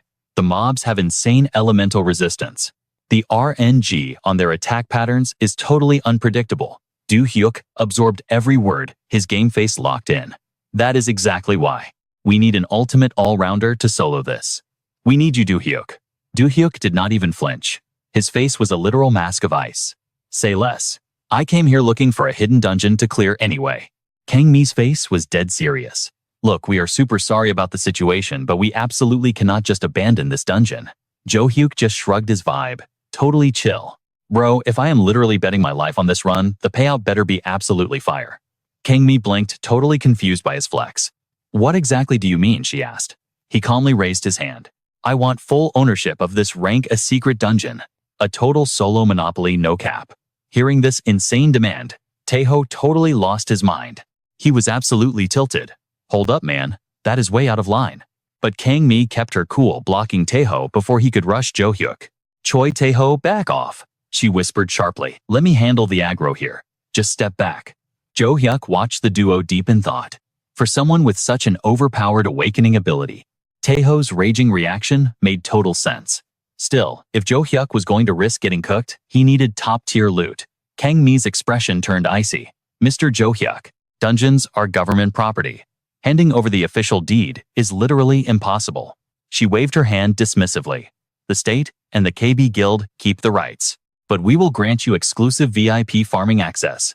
Deal. Do-hyuk smirked, totally unbothered. Bet. That works for me. She immediately dropped the catch. In exchange, you have to play by our rules for one thing. If you mess up and trigger a dungeon break, that massive disaster is 100% on you. He adjusted his tie with absolute main character energy. Obviously, I never fail a clutch. Now, let us break down the labyrinth's layout. The whole zone was cursed with this hazy blue fog that blinded your radar. The second you spawned in, you had to speedrun. Even his face showed that this stage was not going to be mid. He gritted his teeth, glancing back at the toxic death cloud, trailing right on his heels. One lag spike, and he was completely cooked. Survive the poison phase, he narrated, and you hit the next checkpoint.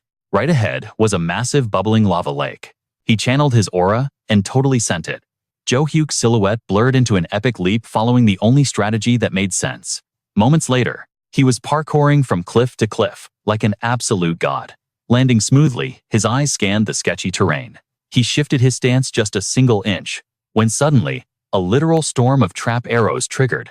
Absolute chaos rained down on him. Thank the system, he had precast his shield buff, letting him tank the ambush without a scratch. Do-hyuk's brain went into overdrive. This cave is absolutely packed with unpredictable traps. I have to stay frosty.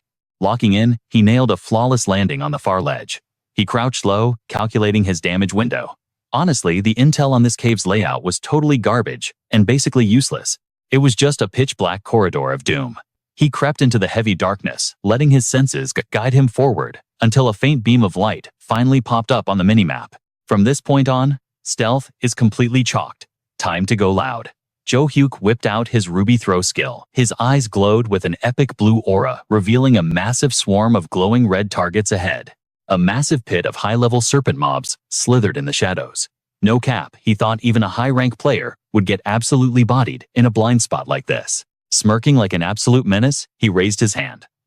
Raw, crackling lightning magic sparked from his fingertips, lighting up the darkness. A flashy area of effect combo like this. Better drop some insane experience points right. Out of thin air, heavily armed combat drones spawned around him. I cannot risk throwing the run, he plotted. I might as well let the summons do the heavy lifting. Standing at the edge of the abyss, he locked onto the mob wave and unleashed pure hell. Meanwhile, back in the safe zone, Kang Mi and Taeho were sweating bullets. Taeho glanced over his nerve, showing. He should be hitting the final boss room right about now, right? Kang Mi nodded sharply.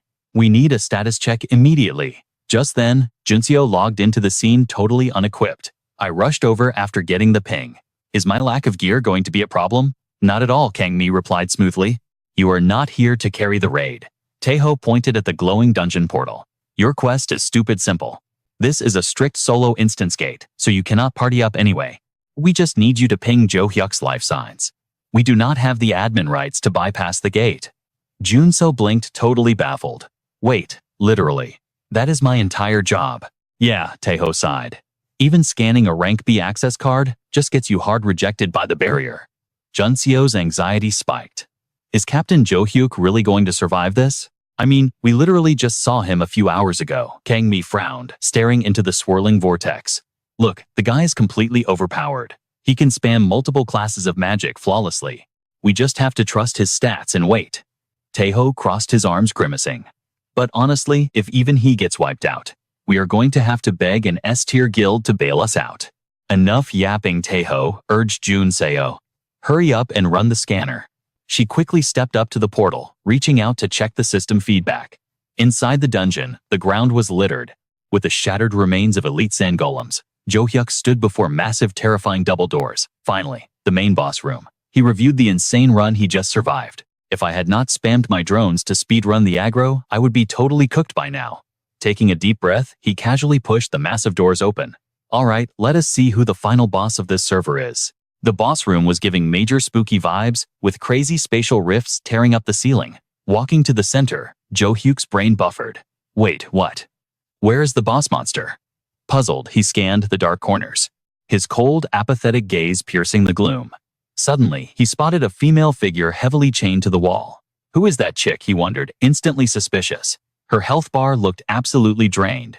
Is she even human? Or a trap? Suddenly, a demonic, bone-chilling voice shattered the silence. You there? Who the hell are you? A freezing aura exploded across the room, dropping the temperature to 0. Two blazing red eyes ignited in the shadows. It was Lichtilak, the rank A undead boss monster. The creature's voice echoed with pure malice. Why do you possess the jewelry of Agnes? Do-hyuk's mind raced. A rank, A lich. A totally unreleased mob for this zone. And wait, how does this thing know about Agnes? He immediately clapped back with pure disrespect. Why would I ever tell a basic mob like you, even if its stats were a whole tier below Agnes? This time he was stuck in a pure solo carry situation. The lich glared at him, absolutely fuming. Your arrogance is sickening. I will make you taste absolute despair. Do-hyuk just frowned, locking into his combat stance. Whatever. At least it is just a magic-type scrub, compared to Agnes. He instantly summoned the Luzi's gauntlets. Back in my rank F and D days, I used to absolutely live for player versus player fights, especially against these squishy caster mobs. His arms flared as he triggered a brand new skill tree. Glowing crimson orbs spawned around him, locking onto the boss. In a split second, the boss room erupted into flashy chaos. The particle effects were blinding. Dodging the blast, Do-hyuk instantly dashed to reposition. The boss totally tanked the hit and laughed maniacally. Oh ho, you run away with quite the fancy footwork, human. Do-hyuk slid out of the danger zone, exhaling a sharp breath. That was a little too close for comfort. Analyzing the boss's attack pattern, he realized something. Its magic casting speed is actually super mid. It cannot spam spells continuously. Watching the lich charge up its next attack in the air, it hit him. Wait, did it figure out my build? Do-hyuk instantly popped his ultimate energy shield. The monster floated down, totally unimpressed. You think a pathetic barrier like that can block my magic? With a furious roar, it launched its signature spell, Dark Spear. A terrifying beam of pure crimson energy blasted forward, carrying enough raw damage to absolutely one-shot him. It struck his shield with a blinding, indescribable light. The spear ripped right through his defense like it was paper. As the lethal beam closed in, Do-hyuk hid his stealth skill perfectly. The lich hovered above, dropping a toxic taunt. How utterly boring. It scanned the room thinking the human was totally wiped out. But suddenly, the monster's eyes widened in sheer panic. Do-hyuk had spammed his shadow clones and was rushing it from all sides. His eyes were locked on the target with absolute killer intent. The lich desperately threw up a hand, scoffing in denial. This is just child's play magic. The monster charged its mana. I am going to wipe you all out, it roared. It pointed straight at Do-hyuk. Surround him. The space around them started glitching out. Magic circles locked together like a glowing cage. The boss sneered. Are you brain dead? Did you really think mages raid without a backup plan? Do-hyuk gave zero cares. He launched himself forward. A blinding light punched straight through the boss. Do-hyuk's eyes were ice cold as he landed the critical hit. The monster instantly crumbled into red pixel dust. Totally cooked. Do-hyuk hit the ground hard. But he didn't give the boss a single second to breathe. Fire, lightning. More fire. The monster was swallowed by a massive explosion of light. Smoke and flames filled the boss room. The fire burned brighter and hotter by the second. Do-hyuk locked in, analyzing the fight. The difference between us, he thought, is that it can't cast magic. Unless it chants out loud. He stared at the glowing ashes on the floor. If I want to finish this. Suddenly, the boss's voice echoed from within the barrier. You dare seal the outside, it raged. Meanwhile, outside the gate, June was still scanning the dungeon's energy. The spatial portal began to shake violently. Her mana readings were going crazy. She was too stunned to speak. Dan snapped his head toward June. No way. Is the gate breaking? He yelled. He immediately barked out orders. June, what are you doing? Fall back right now. June snapped out of it and bolted. Got it. Grace and Dan instantly dropped into their combat stances, ready for the worst. Two blurry figures slowly emerged from the portal static. Dan and Grace kept their eyes peeled, weapons ready. Then Do-hyuk stepped out of the dungeon, carrying a mysterious girl in his arms, looking totally unbothered. His tense expression finally cracked into a sigh of relief. Man, I was almost cooked back there. The team rushed over. Do-hyuk, scene transition. Do-hyuk chugged a massive bottle of water like his life depended on it. He pulled it away, gasping for air.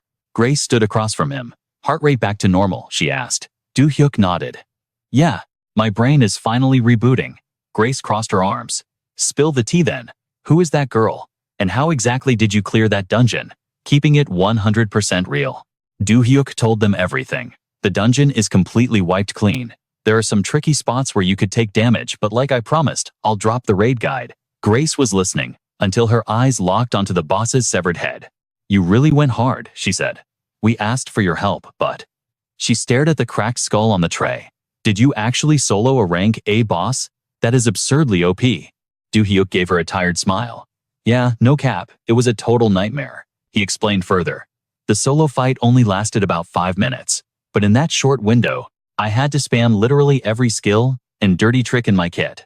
He used fire magic to suppress the rank. A beast slapped a seal on it for crowd control and countered its every move. It drained my stamina completely, but I finally secured the W against the dungeon boss. Blowing that much mana and physical energy at the same time left me completely gassed. Grace folded her arms, looking serious. I won't ask about any of the loot you bagged in there. That is the unspoken rule of raiding after all. She glanced from the dungeon gate back to Do-hyuk. The real headache is that girl. Dan walked over to join the huddle. She's right, Dan chimed in. If she counts as your personal loot, Do-hyuk, I have zero authority over her. But if she's classified as an anomaly, we have to handle this by the book. He hesitated for a second. This is the first time an outsider has ever spawned inside a dungeon.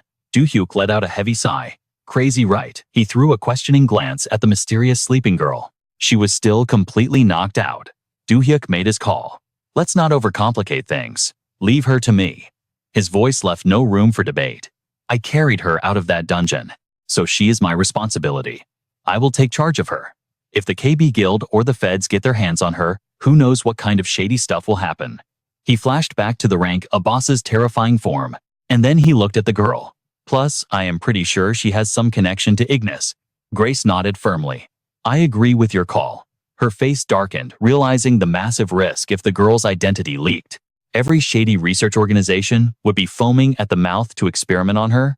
The kind of tests they'd run. She wouldn't survive it. A heavy silence fell over the three of them. They just stood there, exchanging serious looks. Then glancing over at June, who was tending to the girl, Grace spoke up. So we keep her existence strictly off the grid. Grace always. The tactical planner added one more thing. If we absolutely need to run tests or gather intel, we keep it strictly in-house. No leaks. Do-hyuk smiled faintly, genuine gratitude showing on his face. Thanks for having my back, he said. Grace brushed it off with a polite smile. Don't mention it. You carried this raid for us. Respecting your boundaries is the bare minimum. Dan nodded in total agreement. She's spitting facts. You clutched up big time, Do-hyuk. Sometime later, a black luxury SUV cruised down the midnight highway. Inside, Dan glanced at Do-hyuk through the rearview mirror. Listen up, Do-hyuk, Dan started. Since you have an escort target now, there is something you need to know. Do-hyuk immediately locked in. I'm listening. Hit me. Dan dropped the warning. The KB Guild has a shadow division for asset management. They run indirect surveillance under the excuse of protection protocols.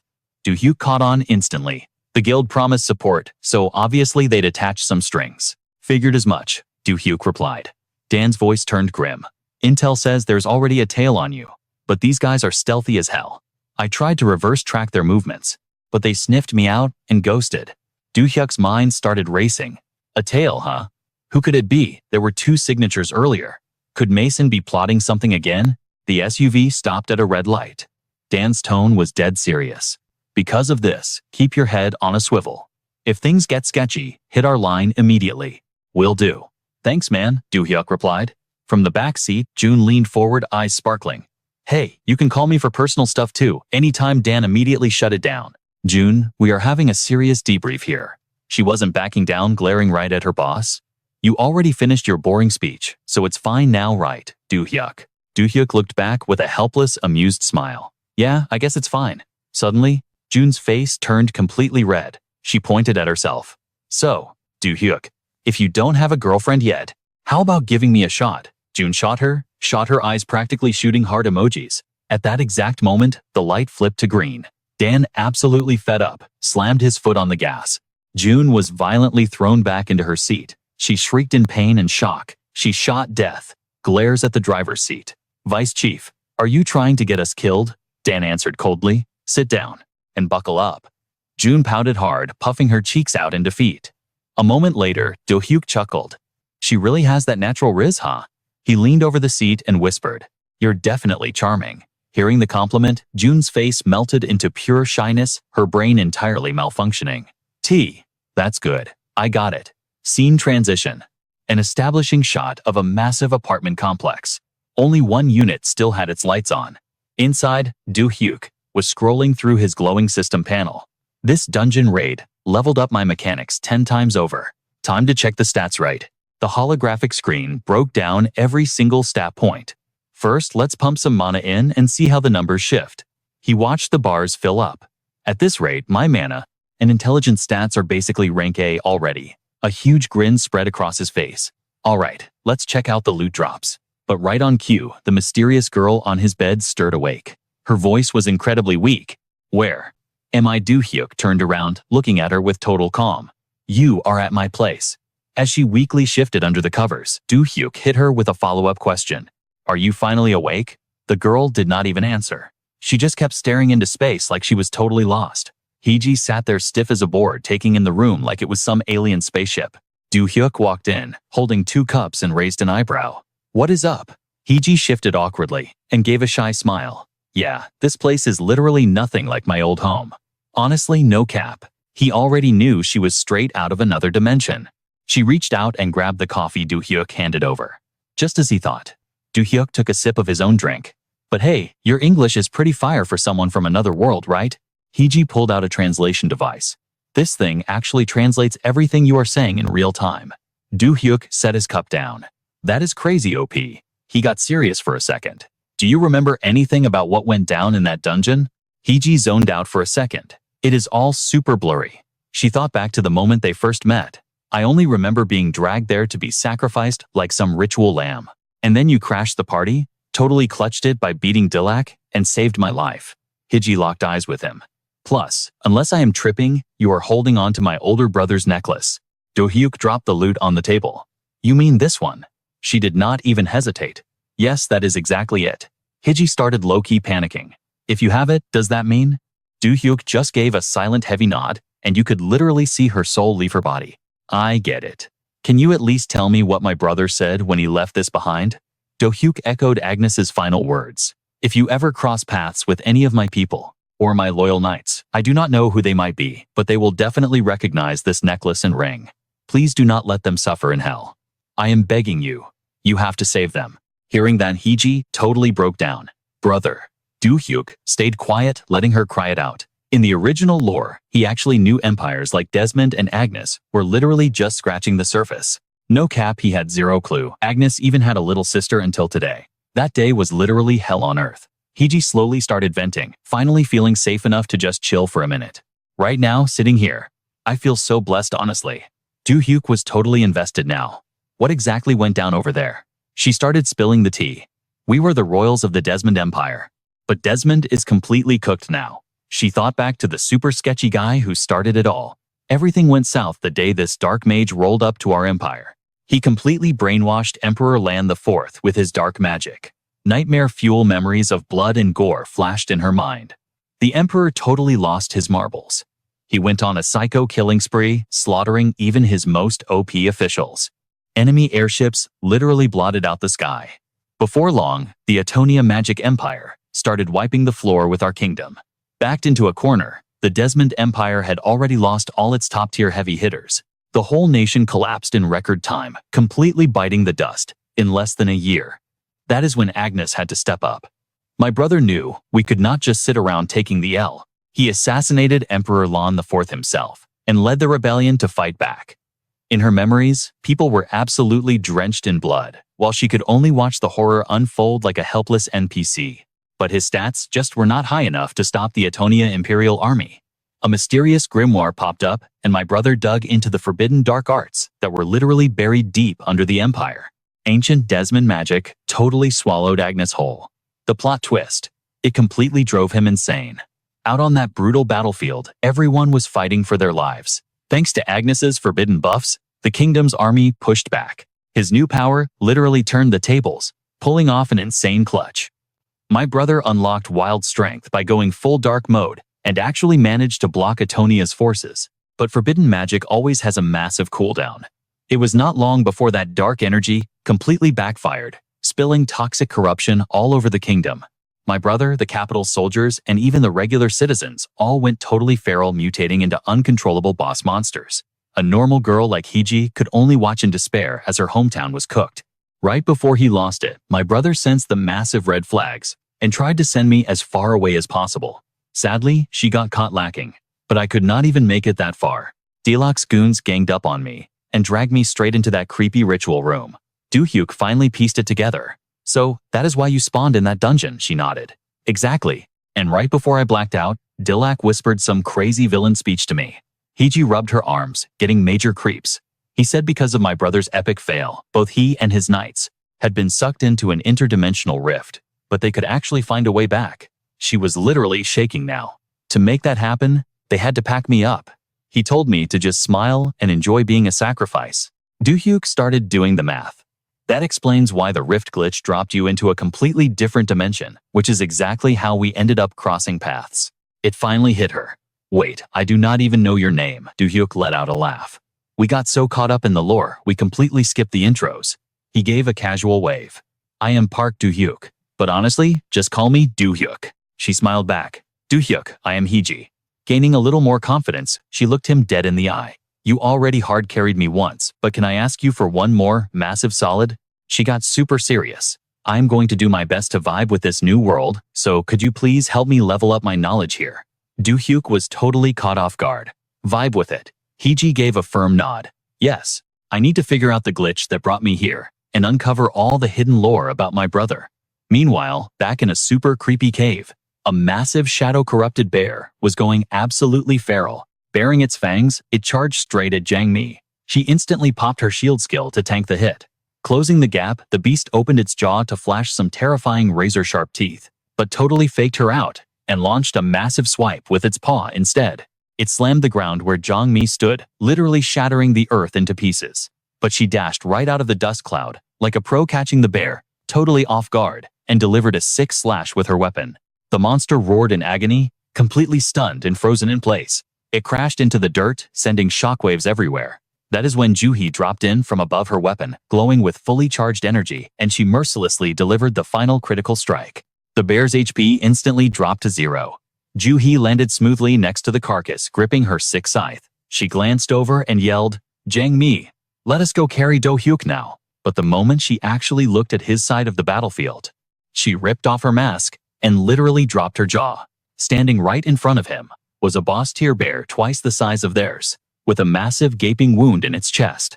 In just a split second, it completely collapsed into the dirt. Juhi was absolutely shook. Wait in the time it took Jang Mi and me to take down just one. She stared at the ridiculous mountain of dead bears scattered all around Do-hyuk. Her mind was totally blown. Did this dude just solo an entire mob by himself? Meanwhile, Do-hyuk was flashing back to his chat with Hiji. She had looked at him so seriously and said, I promise I will grind hard and pay you back for all of this. Do-hyuk had just squeezed out an awkward smile. Yeah, no rush. I can collect that EXP later. Hiji had looked up with total trust in her eyes. Then I am leaving my future completely in your hands. Do-hyuk had thrown his hands up. All right, if we are going to get you adapted, we better start by buying you some normal drip and some books. You cannot keep walking around in that fantasy cosplay. Suddenly, he was snapped back to reality. Do-hyuk Juhi was practically screaming. He jumped totally startled and stuttered. What? Wake up, bro. We just entered the main boss room. The three of them were now standing in front of a massive gate, and she was absolutely flaming him. What on earth are you spacing out about? Do-hyuk just scratched his head like an NPC. Do not sweat it. It is literally nothing. Juhi narrowed her eyes, totally not buying it. Yeah, sure, it is. But seriously, what the heck happened to you in America? You are acting like a completely different person since you came back. Jang Mi chimed in right on cue. She is not wrong. I mean, over the past few days, we have definitely had some fire teamwork, right? But then she gave him this super skeptical look. Every single time I see you, it feels like your stats just keep randomly spiking. He blinked, genuinely surprised. Wait, really? Juhi popped up behind Jangmi and nodded hard. Yeah, no cap. She imagined a massive glowing gold rank C badge flexing in the air. Jangmi has been grinding nonstop, and she just finally hit rank C. But every time I look at you, I honestly start questioning if rank tiers even mean anything anymore. Do-hyuk looked at the duo totally mind-blown. Wait, Stella, did you actually hit C rank already? She flashed a proud smile. Yeah, no cap. While you were doing your thing in America, I was out here grinding levels. For real, he hyped her up. Then we definitely need to celebrate your rank up. Food's on me. Chloe wasn't about to let that slide. Bet Do-hyuk's paying, so we're eating good today. But Do-hyuk played it cool, totally dodging the bill. Let's clap this boss first, then we'll talk about food. He threw a serious glance at Stella. And hey, Stella. The massive gates groaned open, revealing a completely different domain. Blazing infernos lit up the room. Listen up, Do-hyuk warned. This boss has crazy high fire resistance. We're sticking to the basic strats. Stella, Chloe, you two flank it and strike its blind spots. A cluster of flaming rocks sat right on the bear monster's head. Do-hyuk pointed it out. That core is tied to its life force. The real weak point is right in front. The beast stepped out, its entire body roaring with pure flames. Stella clutched her weapon, totally stressing. Do-hyuk, are you sure you won't get cooked? He smirked confidently. Chill out. I got this. A deadly aura of fire erupted around the beast. Do-hyuk analyzed the situation with zero panic. Just as I thought. The energy signature is Sunfire. In a flash, he launched himself straight at the monster. Let's get this party started, he yelled. The beast retaliated, unleashing a massive torrent of flames right at him. The blazing inferno wiped out everything in its path, turning the whole corner into a literal oven. This was the perfect time to flex his new gear. Do-hyuk's demonic bracelet and a glowing mystic stone materialized. Do-hyuk did the math in his head. Defeating Do-hyuk had dropped 3 epic items, including the glass core. He also bagged the demonic bracelet and Aramir's signature fox missile. Just holding the spell brought back flashbacks of that insanely clutch battle. Unlike those basic magic missiles that everyone spams, this thing was absolutely busted. Faster, way more destructive, and strictly homing. Do-hyuk dashed across the scorched earth, keeping his eyes locked on the flaming beast. Time to see if this spell is actually fire or just mid, he muttered. Just as the beast lunged, Stella slid right in front of him. She threw up her shield, taking the monster's heavy aggro head-on. The bear smashed down with flaming fists of fury. Stella gritted her teeth, planting her feet to hold the line. Boom shockwaves blasted from her shield as she totally tanked the hit. Yo, Stella, that block was clutch. Chloe cheered from the back. Chloe didn't waste a single second. She zeroed in on the flaming rock on the beast's head. Closing the gap in a flash, she swung her weapon with max power. Crack. The core shattered cleanly into 2 pieces. But the beast didn't go down. My bad, guys, Chloe shouted. My damage output was a little too mid to finish it. Do-hyuk's eyes went cold as he stepped up. All good. I'm about to cook this thing right now. He deployed a massive magic circle and chanted the spell. Fox missile streaks of blinding blue mana locked onto the monster's broken core. Kaboom! A devastating explosion completely vaporized its weak point, dropping the boss instantly. Do-hyuk smirked, totally vibing with that insane damage output. Fast forward a bit, and our boy was looking fresh. Rocking a crisp iron button-down and some clean blue jeans, he looked completely leveled up in the style department. Chloe fixed her hair, giving a serious nod. Awesome. The prep work is officially done. Let's hit rewind for a second to right. After they clapped that fire boss, the squad was just staring at the monster's ashes. Chloe had pulled Stella aside. Hey Stella, come here for a sec. Totally confused, the younger girl followed. What's up, Chloe? The older hunter threw her a playful wink. That's C-rank celebration dinner. Yeah, you can count me out. Stella low-key panicked. Wait, what? You're ditching us? Chloe nodded, a knowing smile on her face. She looked at Stella's totally clueless expression and sighed. Look, it's been forever since you two hung out. You finally get some one-on-one time with Do-hyuk outside the dungeon. So, just make it a date already. Stella's brain completely short-circuited. Her face turned tomato red. A date. Chloe chuckled at the absolute panic. Judging by your reaction, you two have literally never hung out outside of raids, huh? Stella practically had steam coming out of her ears as she mumbled a tiny agreement. Chloe patted the poor girl's burning cheeks. Exactly why you need this. Take this time to talk about stuff that isn't just monster aggro and loot. Have some real fun? Chloe gave her a wicked smirk. But listen up. Next time I am absolutely not giving up my spot as the third wheel. A huge wholesome smile spread across Stella's face. Thank you so much, Chloe. Back in the present, Stella was hyping herself up in front of the mirror. She slapped her cheeks totally locked in. Chloe literally handed me this golden opportunity. I cannot fumble this. Meanwhile, right outside Do-hyuk's apartment complex, a super sus white van was parked in the shadows. Peter lowered his voice and nudged his partner. Yo, Alex, is this Do-hyuk guy actually gonna make us rich? Alex leaned back against the leather seats with a greasy smirk. No cap, Peter. We are about to be swimming in cash. Word on the street is, the big boss is super obsessed with this Do-hyuk kid. If we bag him and deliver him straight to the master, the payout is going to be astronomical. He let out a villainous chuckle. I mean, come on. We can't stay bottom-tier mercs forever, right? Being stuck as C-rank grunts in the Guardians is totally mid. Peter instantly hyped him up. Facts, bro. For context, the Guardians was this massive multinational syndicate, basically the shadowy overlords of the hunter world. Unlike the law-abiding guilds under the Ruby Alliance, these guys were completely ruthless. Their only religion was profit, completely blurring the lines between hero and villain. Morals, yeah, those didn't exist here. If the bag was big enough, they'd gladly get their hands dirty with the most toxic jobs imaginable. And if a job actually happened to be totally legal, they'd take that too, no questions asked. In their twisted minds, cash was the ultimate superpower. Alex scoffed, practically dripping with arrogance. Do-hyuk is literally just a D-rank scrub. We won't even need to jump him. Peter gripped the steering wheel, his eyes scanning the street. Suddenly, Peter's radar went off. He locked onto a rugged military-grade SUV pulling out of the complex. Yo, that's Do-hyuk's ride right there, he barked. Alex's eyes flashed with greed. Step on it, don't lose him.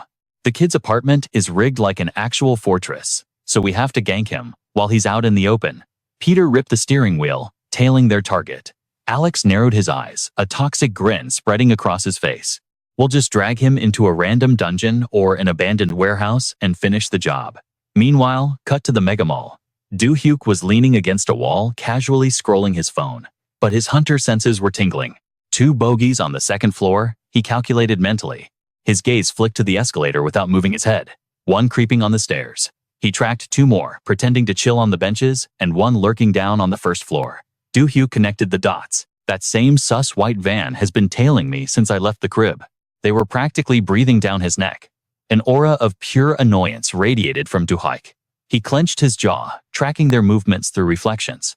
Are these the lowlifes that Chase warned me about? He kept swiping on his screen, playing the clueless civilian. He felt incredibly guilty. This was supposed to be his rare day off with Stella, and now these goons were ruining the vibe. Right on cue, a sweet voice called out.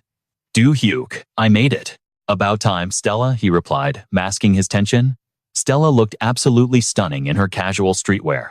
She nervously tucked a strand of hair behind her ear. I am so sorry I'm late. I literally rushed over here as fast as I could. Do-hyuk's eyes totally lit up, taking in her whole outfit. You're good. Honestly, your casual fit is absolute fire.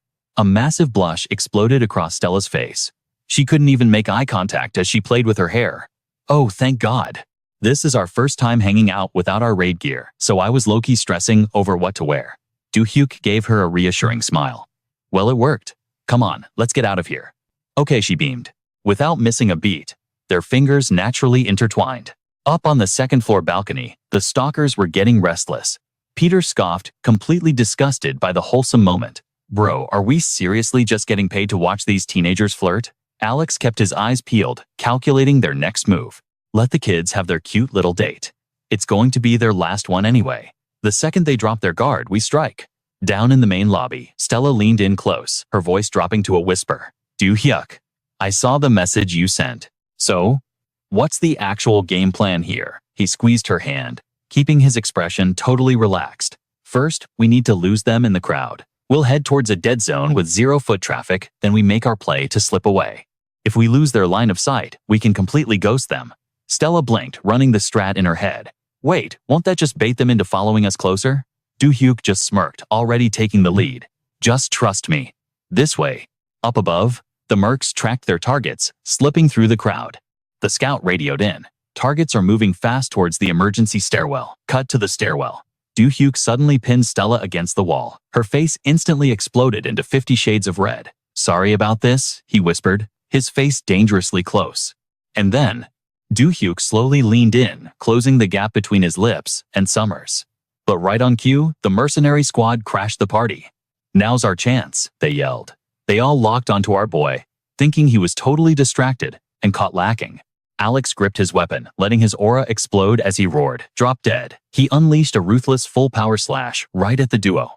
Smirking at the motionless bodies at his feet, Alex flexed his ego. Not so OP after all, huh? Totally mid. But suddenly a circle of blue flames erupted around his own legs. Alex panicked, his brain lagging. "Wait, what is this? Are these just decoy dummies?" Out of nowhere, a blood-curdling scream pierced his earpiece. He tapped his comms, totally spooked. "Yo, what's going on? Who's screaming?" Brand, the guy Alex was patched through to, was already laid out flat on the floor. The earpiece kept buzzing with frantic yells. Brand, talk to me, man." Realizing his squad was getting cooked, Alex raged. "Damn it all, that punk is definitely still close. Stay frosty and watch your six." But from the shadows, Do-hyuk's voice dropped cold and lethal. Way too late for that. He instantly chanted the lightning pull spell. In a flash, crackling golden lightning bolted straight down toward Peter and the rest of his mob. The explosive thunder lit up the entire sky like daytime. When the smoke cleared, Do-hyuk stared down his enemies with zero chill. Right then, a sinister purple glow flashed in the distance. Alex suddenly teleported right in front of our main character, bringing a deadly purple energy beam straight for his head. But at the last split second, the coward swerved and bolted in another direction. Summer yelled out, "One of them is making a run for it." Do-hyuk just squinted at the fleeing rat, keeping it 100. "Let him go, it's whatever." Meanwhile, Alex gritted his teeth, seething with pure rage. Our strategy was totally flawless. No cap. His eyes were bloodshot with absolute hatred. His mind was spiraling. How did we end up getting absolutely clapped?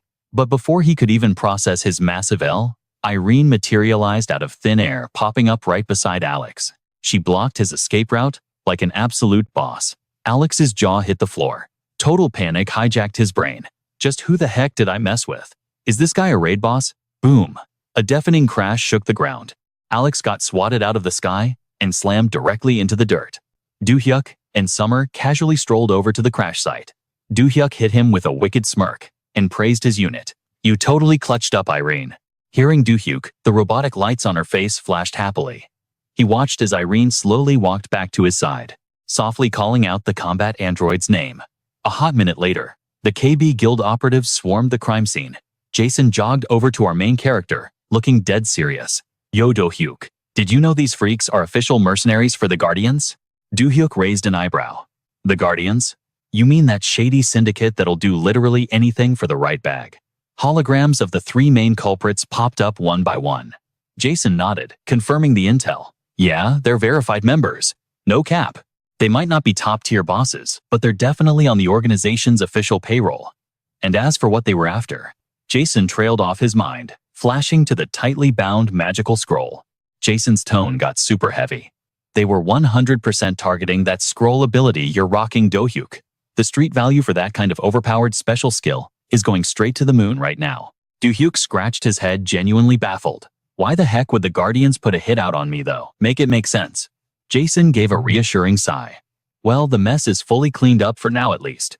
Then Jason caught Do-hyuk and Summer standing awfully close to each other. He hit them with that suspicious side eye. "Hold up. Are you two secretly dating or something?" Summer's face instantly turned tomato red. She waved her hands in full panic mode. "Dating? No way, we were just." Jason smirked and turned his attention back to our boy. Summer's totally glitching out, so she clearly can't lie. "What's the tea?" Do-hyuk? Do-hyuk just flashed a smooth smirk and kept it cool. "We were literally just grabbing some grub to celebrate a big milestone." Summer finally ranked up to Class C, so it was a victory dinner. Hearing that friend zone answer, Summer low-key died inside and bit her lip. Jason nodded, totally buying the excuse. "Oh, bet, that makes sense. I was sweating for a second there." Meanwhile, Summer just stood there completely silenced by the emotional damage. Jason chuckled awkwardly. "So basically, I totally crashed your dinner plans and kept you stuck at a crime scene. My bad." He waved them off with a loud, "Go grab that food and vibe out, you two."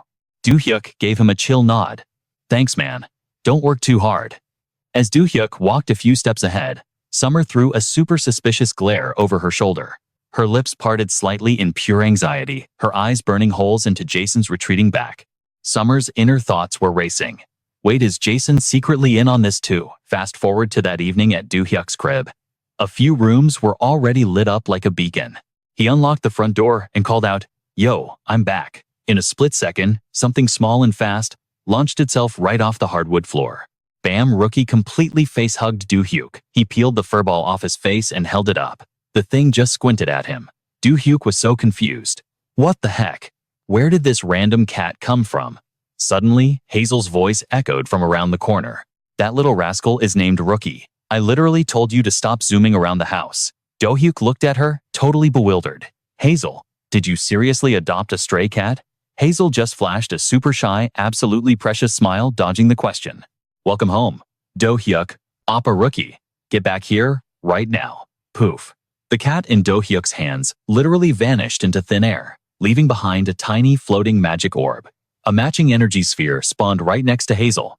Do-hyuk's eyes went wide. That's insane." Hazel gently petted the fluffy cat that was now perched on her shoulder. "His name is Rookie. I've been raising him since he was just a tiny kitten. His awakened ability is literal time manipulation." Do-hyuk stepped closer, totally hyped. "For real, this is my first time seeing a straight-up time-bending skill in action. Consider my mind blown." Hazel smiled proudly. "Yeah, he can actively channel pure magical energy, even when he's just chilling and taking a nap." Then Do-hyuk caught sight of a massive mountain of documents stacked in the corner. He raised an eyebrow. "Hold up, did you actually take a break and chill while I was gone?" Hazel nodded eagerly. "Yep, I've been grinding hard, learning everything about this world through the internet and all those sick books you bought me." Do-hyuk then spotted the totally empty takeout boxes on the table. Hazel gave a happy little sigh. Trying modern food for the first time was an experience. Honestly, it slapped. Do-hyuk chuckled, relieved. "Since you literally came from a royal bloodline, I was super stressed that basic takeout would taste like absolute trash to you." Hazel's face fell into the most adorable pout. She fidgeted with her sleeves. "Do-hyuk oppa, am I being a massive burden to you? Please don't treat me like some VIP. Just drop the formalities and call me Hazel." Not wanting to make things weird, Do-hyuk instantly agreed. "Alright, say less. From now on, we're dropping the polite act and keeping things 100% casual." Hazel's eyes lit up like stars. "Yes, please do. That sounds perfect. Do-hyuk oppa." Do-hyuk grabbed his jacket and headed for the stairs. "I've got some grinding to do, so I'm gonna lock myself in the crafting room for a bit. Catch you in the morning." Hazel waved softly. Sweet dreams. But the second Do-hyuk reached the upper hallway, he noticed something glitchy. A weird glowing light was leaking from under the door. "What the heck? Why is my workshop glowing?" He kicked the door open and his jaw dropped. Floating right above a tightly sealed book was a glowing holographic system window. Do-hyuk was absolutely shook. "Bro, what even is this? Did the system trigger an event without me?" The neon blue screen flashed with a single prompt. "System alert. Do you want to confirm the completed translation?" Do-hyuk smashed the yes button, his mind racing. "Translation complete. I literally never even cracked the spine on this thing. Was this a hidden, passive feature the whole time?" Before he could even theorycraft, the book aggressively snapped open on its own. A blinding azure aura erupted from the pages. Slam. The book snapped shut just as fast. A chain of system alerts spammed his vision. "Ding! Congratulations. You have unlocked the legendary crafting blueprint for the Armet gun bonus reward unlocked. You have obtained the absolute battle spirit of Armet." The screen glitched out rapidly, updating the crafting variables. "Ding! Secret milestone achieved. You have absorbed the lingering obsession of Armet. New skill unlocked. You can now mass-produce magical grenades and heavy artillery. Not only that, but the battle spirit download instantly hardwired years of combat experience with the Armet gun straight into his brain." Do-hyuk picked up the now translated tome, grinning like a madman. So the hidden data was a straight-up gunsmithing guide that is wildly OP. An artifact this busted. Oh, I'm about to abuse the heck out of this exploit. The system window popped up again, asking if he wanted to initiate the crafting sequence with the maximum production limit, set to 3 units. Do-hyuk rubbed his chin doing the math. "Okay, bet. Even if the base stats are a mystery, being able to batch craft these weapons is an absolute cheat code and the ultimate compensation reward." He stretched his arms, feeling completely hyped. "This is gonna be fire. Let's do a test roll and see what drops." Ding! System requirement 25,000 mana points needed. Without hesitating, Do-hyuk channeled his massive energy reserves straight into the prompt. The system immediately demanded the crafting materials. A high-grade mana core, the enchanted hide of a red cho, the fangs of a goblin king, and a pure magic resin coating. Do-hyuk emptied his inventory, tossing all the epic loot into the synthesis zone. And there goes the final piece. A green checkmark flashed on the screen. All crafting materials successfully verified. The interface locked in the recipe and instantly transitioned into the active crafting phase for the legendary Armet gun. Meanwhile, in an entirely different dimension, an author gripping a pen shivered violently. Man, it's freezing in here. They had just finished scribbling down the chaotic lore connecting the Dark Crown Prince Arcanes to Hazel's current timeline. The ink dried, revealing a massive plot twist. The rogue mage who shoved the prince into the dimensional rift was actually Hazel's sworn enemy. The author stared at the page, letting out a heavy sigh. Guess it's time to wrap up the Arcanes side story right here. Even though it's an absolutely heartbreaking ending, the Black Prince Arcanes was officially cooked. It was a total wrap for him. Instead, it was time to buff Heidi. The mysterious author kept writing. Was it because her prayers were just that desperate? Heidi's body went through an insane, unpredictable glitch. She straight up awakened as a mutant. Setting down the pen, the author whispered, "All right, that is a wrap." But then a sudden crash shattered the silence. "Who is there?" the author muttered. A glowing system window popped up. Commencing C-rank trials. Massive jagged stone fingers clawed out of the earth. The beast glared, totally triggered by its opponent. Standing there cool as ice was Do-hyuk. Two glowing magic portals hovering right beside him. The target, a D-rank boss, the rock golem. Crazy magical energy surged behind Do-hyuk, shaking the very air. Irene and Aaron did not hesitate, zooming straight at the rocky giant. The two mechas were completely in sync, absolute clutch teamwork. Aaron dodged the boss's massive swipe, boosting high into the air. Diving back down like a meteor, it roared. Aaron striking hard. A barrage of energy blasts slammed into the beast, holding it down from afar. Irene charged up her core. Blinding light and scorching heat erupted. "Fireball," she screamed. An absolute unit of a flame blasted forward. The golem was swallowed by a massive, fiery explosion, but the smoke cleared, and the boss tanked it like it was nothing. My mechanic class hit level 21, Do-hyuk calculated. Aaron and Irene's attack stats are definitely buffed, but their defense is still mid, not even B rank yet. Do-hyuk's eyes locked onto the target. All right, say less. It was time to bust out his newest masterpiece, the Acme gun. The weapon pulsed with a wicked, overwhelming aura. Time for a little field test, he smirked. The system window flexed its insane stats. Legendary tier. And the best part, it could dual wield with other gear. No penalty for weapon mixing whatsoever. Plus, it could literally eat any energy source to recharge. In a tight spot, just feed it mana gems to instantly max out its power gauge. It required 20 top-tier gems for a full clip. The passive skills were absolutely broken. It dealt mixed physical and magic damage, auto-converted ammo, and had literal aimbot. Not to mention the ultimate perk, magic blending. He could literally stack his own mana onto the bullets. For max DPS, Do-hyuk gripped the heavy tech, letting its power sync with his vibe. Locking onto the boss, his eyes went cold. First up, let's load the premium ammo. The system pinged, confirming the energy was completely maxed out. Do-hyuk's aura flared as he poured his own raw power into the chamber. And now I am dumping my entire mana pool into this shot.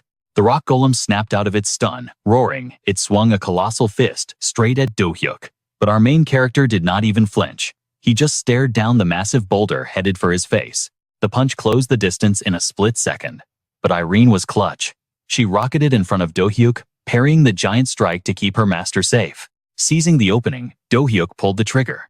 The gun locked its aimbot right onto the boss's ugly mug. A red warning flashed. His mana dropped below 10, and the weapon literally transformed in his hands. He squeezed the trigger without breaking a sweat. The blast fired at supersonic speed. It was pure blinding devastation. The raw, kinetic, and magical energy warped the very space around the boss. A beam of hellfire carved a massive trench through the earth. The golem's stony armor crumbled like cheap crackers. When the smoke finally cleared, the beast was completely wiped from existence. Bro, that is actually insane. Do-hyuk thought, totally hyped, one-shotting a B-rank boss like it was absolute trash. He admired the smoking barrel of his weapon. No cap, this is officially the most OP gear in my inventory right now. The system dinged. C-rank trial cleared. A moment later, a golden pop-up flooded his vision. It was dripping the stats for a max-level special spell. System alert.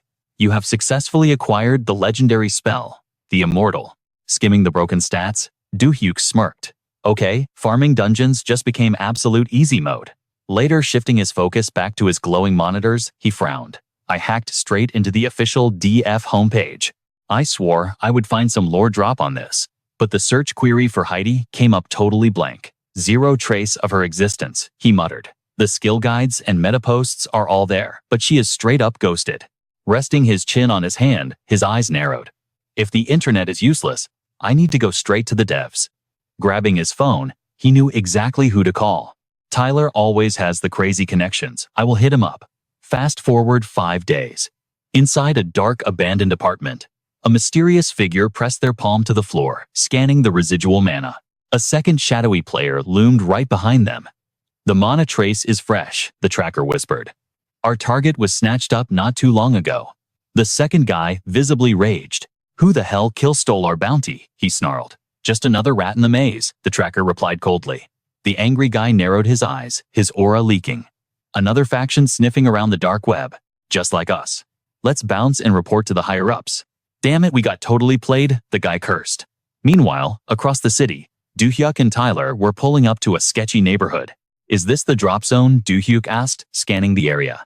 Yup, this is the spot, Tyler nodded. They stared at the rundown, totally mid-looking apartment. The literal Batcave of Hunter, the lead writer for DF. Leaning over the rusted railing, Tyler dropped the lore. Dude is a total shut-in, zero digital footprint. I only got this address from an ex-dev who leaked it. Good looks, bro. You totally clutched up, Do-hyuk replied. As Do-hyuk headed down the stairs, Tyler looked stressed. Yo, be careful. The lights were dead, and the door was wide open when I scouted. I did not risk going inside. Do-hyuk just gave a fearless smirk. Chill out, I got this. After all, his defense was practically maxed out. Standing before the dark doorway, he gripped the cold handle. Inside, 2 shadowy assassins instantly went on high alert. Another rat is crashing, the party one hissed. Activate stealth mode. Now, copy that.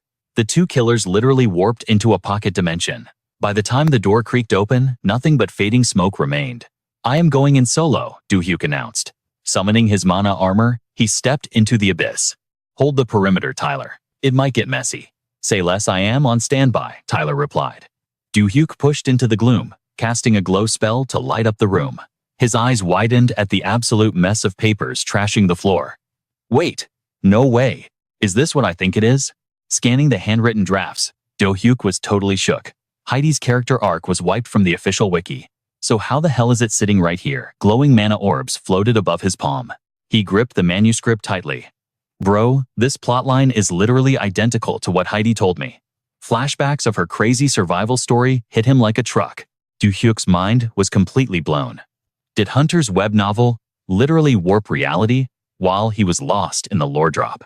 Who the hell actually is this guy? One of the stealth assassins materialized right behind him. A poisoned dagger aimed straight for Do-hyuk's neck. For a critical hit, clang. The blade violently bounced off his invisible mana shield. The assassin's weapon literally shattered into pieces. What kind of broken passive skill is that? The killer panicked internally. Do-hyuk slowly turned around, his eyes glowing with killer intent. Who sent you, NPC? His aura exploded, manifesting a barrage of locking lasers. Magic missiles fire, Do-hyuk roared. Totally outplayed, the assassin realized they were cooked. Relying on pure reflex, the enemy leaped back. Dodging the blast zone, the assassin triggered a teleport spell. I need to log out of this fight now, they thought. Catching on to their escape plan, Do-hyuk barked. Do not even think about rage quitting. Out in the hall, Tyler heard the absolute chaos. Yo, what is going down in there? He panicked. Suddenly, a cloaked shadow zipped right past his face. Bro, what the heck? Tyler yelled, stumbling back. A split second later, Do-hyuk burst out of the apartment. Gritting his teeth, he dashed past his buddy in full sprint. Ignoring Tyler's confused shouting, Do-hyuk hit the boosters. Glancing back for a millisecond, he commanded, Tyler, stay put, do not aggro them. Hitting the neon-lit streets, Do-hyuk slammed into the pavement. I said freeze, he bellowed. But as the smoke cleared, revealing the enemy's face, Do-hyuk froze, his pupils shrinking in absolute shock. The enemy spawned a dark magic orb and smirked. Get cooked, he snarled. A pitch-black blast beamed straight at Do-hyuk. He quickly threw up a defensive aura, but a deafening crash shattered the silence. Do-hyuk stood there, completely shook. The enemy's magic mutated into a massive dark tornado. Do-hyuk crossed his arms, bracing to tank the hit.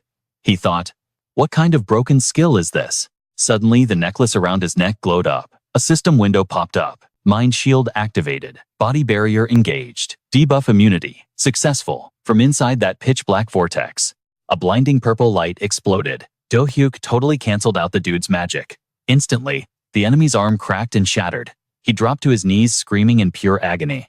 His teammate was clueless, yelling, what the heck is he doing? Bro didn't just tank my skill, he totally deflected it, the injured guy groaned. He told his teammate to forget it. They needed to dip and get out of there fast. Instantly, magic swirled around the duo. A glowing teleport orb swallowed them whole. When the light faded, only one lifeless body remained in the crater. Do-hyuk clenched his jaw, totally salty. Man, I let one of them slip away. High above a cloaked figure, watched the whole thing go down. That kid is truly OP, the watcher thought. They gripped a dagger, slowly channeling dark mana into the blade. Glaring at the scene below the figure, raised the dagger high. Their eyes narrowed. No choice but to do this, they muttered. Without warning, the dagger plummeted straight into the lifeless body. Do-hyuk didn't even have time to react. Cracks spiderwebbed from the stab wound. In a split second, a massive inferno erupted. Do-hyuk was stunned. They literally torched their own teammate just to hide the evidence. Do-hyuk locked eyes on the cloaked figure fading into the sky. Hey, stop right there, he roared. But only a flash of spatial magic answered back. Do-hyuk stood in the ashes, hissing, damn it. After the crazy scuffle ended, Tyson finally secured all 4 missing pages. Do-hyuk gripped the stack of papers, looking straight at his bro. He dropped 3 major quests on Tyson. Number 1, track down any remaining clues about the author Harrison. Number 2, try to contact him by any means necessary. Number 3, gather intel from other co-workers, or anyone in Harrison's inner circle. Scanning the text, Do-hyuk went deep into thought. Besides the 2 pages, talking about Haley, 1 page spilled the tea on a dark mage, Bandana, who totally made a pact with Drake. Flipping to the 2nd page, he found some fresh lore. It was the backstory between Bernard and Kenneth. Do-hyuk tightly gripped the stack of system pages. He muttered, Harrison dropped these wild web novel drafts. But where the heck did he go? Right then, Haley walked in with a glass of water. Here, hydrate yourself, Do-hyuk. He smiled. Thanks, Haley. You are a real one. She sat across from him, looking super serious. Actually, Do-hyuk, we need to talk. Do-hyuk tilted his head. What is up? Spit it out. Haley swiped open a glowing hologram interface. She kept her voice low. A few hours ago, before you got back, I randomly got a system ping meant for awakened players. Remembering Harrison's crazy notes, Do-hyuk froze. No cap. This matches the novel's plot exactly. Haley continued. An awakened system interface just spawned out of nowhere. But honestly, it felt super nostalgic. Like I have had it forever. She scrolled through the glowing stats, totally chill. Even if this really is a legit system prompt for me, should not it be in the Desmond Empire's language? Do-hyuk leaned in. What about your level and job class? Vex popped up on Haley's shoulder. She replied, my job title is Summoner. And my absolute favorite Vex can hang with me 24/7 now. Plus, keeping him out costs 0 mana. Do-hyuk grinned, hyped for her. Unlike me, you are not panicking at all, huh? I think that is super fire. She glanced out the window at the skyline. I was a little shook at first. But looking at this booming modern city, Haley's soft voice echoed in the room. It is way less crazy than getting isekai to a whole other world. Suddenly, the papers under Do-hyuk's hand reacted to his aura. A crimson light flared up, and a system notification dropped. Player Do-hyuk possesses 4 fragments. The pages levitated and ripped themselves to shreds. The system pinged again. Fragments have hit critical resonance. Dimensional rift generating. A blazing red portal ripped through the air. The system announced. The gate to the Desmond dungeon is now open. Holographic screens popped up in front of both Do-hyuk and Haley. Access was restricted to only 2 players, Do-hyuk and Haley. She stepped closer, looking intrigued.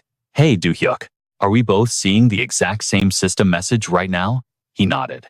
Yeah, the dungeon's name is Desmonda. Sounds like it is heavy on the Desmond Empire lore. Haley furrowed her brows, getting serious. That is exactly what I was thinking. But soon anxiety crept over her face. Do-hyuk immediately cut in. Haley, you literally just awakened. Jumping into a dungeon this fast could be mad dangerous. She nodded. Yeah, I know. Haley's gaze hardened. But I still want to run this raid. Even if it is risky, I need to farm intel on the Desmond Empire. Do-hyuk smirked, looking right at her. If you are that dead set on it, let us go. He smiled, catching a flash of nostalgia. No way, I am skipping a special dungeon packed with crazy EXP either, just like the raid where I first saved you. Back in the day. The two of them stood before the swirling spatial gate. Do-hyuk asked, ready to drop in? She nodded. Let us do this. An illusion of an ancient ruined city flickered in the sky. Suddenly, a blinding red sphere engulfed them. Do-hyuk gritted his teeth and flared his aura. Now, both of them were literally floating mid-air, looking down at an ancient, totally busted city. Half the buildings were reduced to straight rubble. He whispered, where the heck are we? Haley replied, the Desmond Empire. Do-hyuk air dashed forward, totally baffled. Wait, this place is completely wiped out. Haley's tone went dead serious. Yeah, this is the exact spot I fled from. The final capital of Desmond. Do-hyuk frowned, scanning the ground. Haley, can you stick the landing by yourself? She nodded instantly. Yeah, I got this. Lucky the phantom cat spawned on her shoulder. Both of them touched down flawlessly. Do-hyuk went full alert mode. Haley, do not let this place mess with your head. It is just a dungeon simulation. Keep your guard up. She nodded firmly. Got it. You do not need to stress over me. But out of nowhere, the ground beneath Haley cracked wide open. Creepy demonic hands exploded from the dirt. The undead claws swiped at her, cutting off every escape route. Haley gasped in shock. More ghastly demons started clawing their way out of the earth. They swarmed up like a literal zombie mob, rushing straight at Do-hyuk and Haley. A massive horde of monsters closed in. They lunged, ready to rip them to shreds. Suddenly, Haley watched in awe as the mob clumped together. A brilliant flash of light erupted from the center. It was her OP summon Atlas. Atlas totally yeeted the monster mob away. He popped a massive shield around Haley, but another wave of dark energy blasted towards her. Atlas instantly recast his barrier to tank it. Then Iris took to the sky and unleashed an insane burst attack. A chain of explosive blasts wiped the floor below safe. Inside the shield, Haley was absolutely stunned. Iris glided back down to her. Do-hyuk watched, thinking, man, her summons are insanely clutch. Haley gasped. It took 10 soldiers just to fight one vampire. Do-hyuk laughed. Yeah, that summon is definitely not your average mob. But suddenly, she felt a crazy surge of mana pumping through her veins. Haley looked confused. Wait, what is happening to me? Do-hyuk smiled. It means you can totally melt these monsters yourself now. You are leveling up and getting way stronger. Do-hyuk's tone shifted to something more serious. Actually, Haley, there is something I gotta ask you. She blinked. What is it? Do-hyuk looked at her and asked, do you feel any type of way about those mutants you just destroyed? She shook her head. No, nothing at all. He kept going. To be completely honest, I do not think this dimension is the same world I used to live in. Do-hyuk stared down at his own hands, his voice dropping low. This vibe is entirely different. It is weirdly intense. Do-hyuk chimed in. If it's hitting this differently, this place is the perfect grind spot for us to level up. You've definitely felt this aura before, right? Do-hyuk explained. Every time these vampires bite the dust, we farm those sweet experience points. Haley heard this and immediately asked, so, does that experience actually buff my stats too? He nodded. No cap, it gives you the exact same power boost. Haley pondered this. The exact same boost. Then she looked at Do-hyuk and said, let's put these mobs to sleep for good. Meanwhile, inside the palace, monster corpses littered the ground like trash. Two figures dashed forward at crazy speeds. The drone Do-hyuk sent out for recon suddenly beeped with an update. Vampire mob detected straight ahead. Haley kept her pace and said, Do-hyuk, I'm rolling with you on this raid? Hearing this, he asked, are you sure you're geared up for this? Haley confidently replied, bet. I've stacked enough power, and I'm not about to just stand around looking mid. Hearing her resolve, he agreed. All right, stay on my 6. Let's clear this wave and be done with it. She nodded. Understood. Unleashing her aura, Haley grinned. This is our first time teaming up. She instantly summoned 2 massive wolves. The white wolf gathered its energy, and in a flash, it blitzed straight to the front line. Meanwhile, the black wolf flexed its mana from the back line. Boulders and monsters were violently yanked into the air, crushing together in a chaotic storm of debris that locked the enemy mobs down completely. Witnessing this crazy combo, Do-hyuk was absolutely stunned. A hybrid of summoning and magic. Is she really pulling this off? Suddenly, the system notification chimed in. It announced, level up. Do-hyuk status. Warlock level 47. Out of nowhere, a dark voice echoed from behind. Are you the trash warlocks who torched my kin? A deadly spark of lightning shot toward them. The sneak attack caught them both off guard. The lightning jagged through the air in a wild geometric pattern. Do-hyuk clutched it up instantly, deploying a mana shield to block the strike. Do-hyuk kept his cool like a total pro. The monster stepped out from the shadows alongside its crew, sneering. "Think you can block us? You're about to get cooked." He flashed a twisted, psychopathic grin. Turns out this guy was Warlock Isaac Orang, the literal final boss. Haley stared at him, totally speechless. Then, grinding her teeth, she furiously snapped. "What is this garbage?" Disgusted, Haley called him out. Why would a White Horse mage of the Desmond Empire commit such horrific atrocities? Isaac Orang just chuckled and replied, "How does a little girl like you know my name?" He quickly corrected his tone. My bad. Princess Haley." Isaac Orang tilted his head, asking, "How on earth did you survive the spatial rift collapse?" Ignoring his question completely, she demanded, "Answer me right now, Isaac." Orang just kept pushing. "Are you really that clueless?" He smirked. "I was simply lending a hand, helping those citizens receive his divine blessing, of course." Hearing his absolute cap, she raged. "You disgusting traitor." Isaac Orang kept talking. "If you embrace that same blessing, you'll be granted his ultimate grace." He laughed. "I'd be more than happy to hook you up." Suddenly, Do-hyuk teleported right behind him, shouting, "We don't need your trash buffs." He instantly unleashed a blazing fire attack. He aimed to one-shot the boss. But through the thick, swirling smoke, a hand casually reached out. Isaac Orang grabbed Do-hyuk's arm right through the flames. "Did you seriously think this mid-tier magic could scratch me?" He scoffed. "Let me show you what real overpowered magic looks like." The monster kept an iron grip on his arm, locking them both in a tense standoff. Do-hyuk was genuinely shocked. His mind raced. Why did my fireball deal 0 damage? Getting dead serious, he swung his free hand to cast magic missiles. Instantly glowing blue projectiles locked onto the boss and fired at point-blank range. But the freak wouldn't let go of his arm. The monster just stood there casually, tanking the incoming barrage like it was nothing. The intense beams of magical energy blasted straight into his chest, but it was completely useless. He smirked arrogantly. "Your magic is totally ineffective." Do-hyuk was in disbelief. "No way. Is that an anti-magic field?" In a split second, the boss dashed in, landing a devastating blow right to Do-hyuk's gut before he could even react. "Recognize this little trick?" The monster mocked him with pure disrespect. "Then, you should realize by now, you're completely cooked." The moment he said that, he blasted a blinding yellow lightning bolt. The impact sent Do-hyuk flying like a ragdoll. Crashing hard, he struggled to get up from the shattered ruins. Do-hyuk's brain went into overdrive, analyzing the fight. Standard magic resistance just puts up a shield to negate external spells.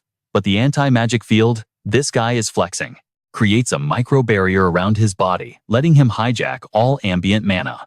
The monster was slowly walking toward him, charging up another deadly attack, but Do-hyuk stayed ice cold. To break through that from the outside, the mana cost would be absolutely insane. Looking at the boss's cocky swagger, he thought, an A-rank boss really hits different. No cap. Suddenly, Haley jumped into the fray. Thrusting her hand forward, she screamed, "Transform!" A spirit wolf lunged wildly at the boss, aiming for a critical hit. But before it could even close the gap, it was instantly blocked. The savage wolf crashed into the invisible barrier, wrapping the monster's body, completely shutting it down. He scoffed. "You thought a basic pet was gonna stop me?" He unleashed a massive surge of aura, ripping through the air with terrifying speed. "I'm gonna enjoy teaching trash like you a lesson," he sneered. "Until then, you better start praying." Hearing the threat, Haley started to panic. "What do we do now?" Turning his focus back to Do-hyuk, the boss smirked. "Shall we run it back?" But Do-hyuk had already locked in, his composure restored. He instantly cast a mirror image spell, fracturing the surrounding space into a maze of illusions. Faced with this new strat, the boss wasn't fazed at all. Instead, he just looked annoyed. Seriously. Do-hyuk split into dozens of identical clones, all leaping at the boss in a coordinated strike. But Isaac just stood his ground. Just like before, "You're only good at spamming cheap tricks." He flared his own chaotic mana. "Is this the power you were so hyped about?" With a single massive swipe of his arm, he sent out a shockwave that vaporized Do-hyuk's clones one by one. Without any real physical stats, how did you ever think you could win? For a brief second, the boss dropped his cocky attitude, becoming eerily calm and calculating. "I don't know what kind of awakening you went through." Then, moving at godlike speed, he dashed forward, leaving his own afterimages behind. "Why don't you try to dodge this?" Suddenly, a system prompt flashed. "Stone energy fully charged." Do-hyuk gripped his weapon tight, dropping his center of gravity as he dashed forward with pro-level movement. The system notifications kept rolling in. Acme ammo has been transmuted to coal. And it didn't stop there. The interface updated. Multi-target tracking enabled. The Acme cannon was primed to deal catastrophic physical damage. The crosshairs locked dead onto the monster's head. Target acquired, the system chimed. Do-hyuk was hyped internally. The Acme targeting system is absolutely busted. It perfectly filtered out the clones from the real body. The boss had zero clue he was already in the kill zone. Do-hyuk crouched low, aiming straight for the headshot. His heart pounded as he prayed for the RNG. Please hit. The massive blast erupted with a blinding golden flash. The boss was caught slipping for a fraction of a second, but his insane reflexes kicked in. He instantly spammed multiple defense layers to tank the brutal shot. Despite the boss's heavy shielding, the bullet tore right through, shattering his barriers like fragile glass. The round slammed into him with devastating force. Detonating the second it made contact. A pillar of blinding light crashed onto the cold ground, kicking up a massive cloud of dust and debris.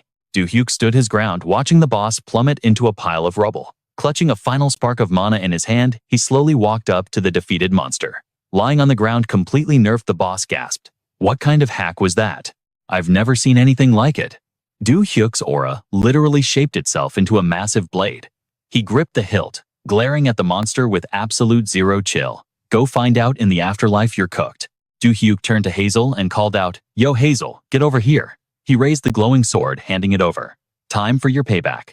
Her face was totally locked in as she slowly stepped up to the trembling beast. The monster started tweaking, begging for its life. Wait, hold up, I haven't delivered his message yet. Spare me and I'll spill all the tea to Princess Hazel. But Hazel wasn't having any of its yapping. Unfazed, she gripped the heavy blade and yelled, Drop dead, you backstabbing traitor. The beast shrieked in pure panic. No, wait. Suddenly the system alert chimed. I leveled up. Level up. Level up. Level up. Player Do-hyuk has successfully hit level 51. No cap, your mage class has advanced to level 6. After completely dusting the monster, she sighed. Do-hyuk, thank you so much. That revenge was absolutely clutch. Suddenly, the system flashed red. The boss's death triggered a major collapse in the Desmond dungeon. The main exit portal is now open. You have exactly 10 minutes before the gate crumbles. Evacuate immediately. If the gate shatters, you're getting permanently locked in. Do-hyuk turned to dash, but Hazel suddenly blocked his path. She pleaded, wait a second, there's one specific spot I need to check before we dip. Do-hyuk's anxiety spiked as he rushed her. Hazel, we're literally out of time. Let's go. She frantically dug through an ancient bookshelf. I swear it was right around here. After blindly feeling through the dust, her fingers finally brushed against something. Jackpot, she cheered. Do-hyuk, I actually found it. All right, let's bounce. Do-hyuk shouted back. Bet hurry up. But then Do-hyuk's eyes went wide. He looked up and saw the ceiling totally fracturing. Massive boulders were already crashing down, straight toward Hazel. Hazel was clutching the books, totally frozen. Hazel, Do-hyuk roared. Outside the collapsing zone, a spatial portal ripped right through the air. In a totally OP move, Do-hyuk grabbed her and warped out literally a millisecond before getting crushed. As soon as they materialized outside, the portal snapped shut behind them. Do-hyuk let out a massive breath. Bro, we were totally cooked back there. He gently set Hazel down, instantly questioning her risky move. Was that the item you risked your life for? She nodded, holding it tight. Yeah, I had to grab it. This book is going to be incredibly fire for your growth. It turned out to be the legendary Royal Vision of Desmond. The system chimed again. Quest Desmonda successfully cleared. Distributing compensation rewards now. Do-hyuk glanced at the loot and offered Hazel, let's check out what we bagged. But she just shook her head. Nah, keep it. If there's something useful next time, I'll take it. Do-hyuk shrugged. All right, bet. I'll inspect the loot, you just take a breather. Hazel smiled softly. Yeah, you totally carried today. Get some rest. Once Hazel walked away, Do-hyuk checked his inventory. 2 top-tier items caught his eye immediately. 6 layers of magic resistance armor, 6 layers of light armor, and 10 superstones. The energy radiating off them was absolutely insane, totally next-level stuff. A rare red system alert suddenly popped off. First superstone fragment detected. This was the very first signature item bagged from a dungeon ranked A or higher. It could be used for an overpowered synthesis method. Meanwhile, the Proof Guild got the notification too, leaving CEO Yates completely shook. Back in the room, Do-hyuk smirked in satisfaction. Man, this feels exactly like equipping a god-tier game item. Do-hyuk was hyping himself up. An A-rank dungeon drop. A signature item that unlocks superior synthesis. That's literally game-changing. A wide, confident grin spread across his face. I've even got the A-rank transfer papers from KB Guild. Slowly rating them is definitely the move. But then he remembered the sheer scale of the previous bosses. Without a doubt, future bosses were gonna be way more cracked. Running a 3-man squad just ain't gonna cut it anymore. We desperately need to recruit some heavy hitters. He brushed off the stress for now. I'll just drop a recruitment post on the Hunter forums later. But for today, I'm logging off and catching some sleep. Just as Do-hyuk was about to chill, his phone started buzzing non-stop on the desk. But he was totally zoned out and missed it. The next day, inside a massive corporate high-rise, Do-hyuk pushed the door open. Yo, I made it. Ian spotted him and was completely mind-blown. Wait, why is Do-hyuk actually here? Tyler laughed out loud. Told you bro, no cap, it's the real Do-hyuk. Do-hyuk strolled in and gave a nod. Tyler, is this the guy you wanted me to meet? Tyler grinned. Spot on. This is Ian. A top-tier writer. He's super tight with the missing author Graham. I low-key stalked his blog and figured it out, so I invited him straight here.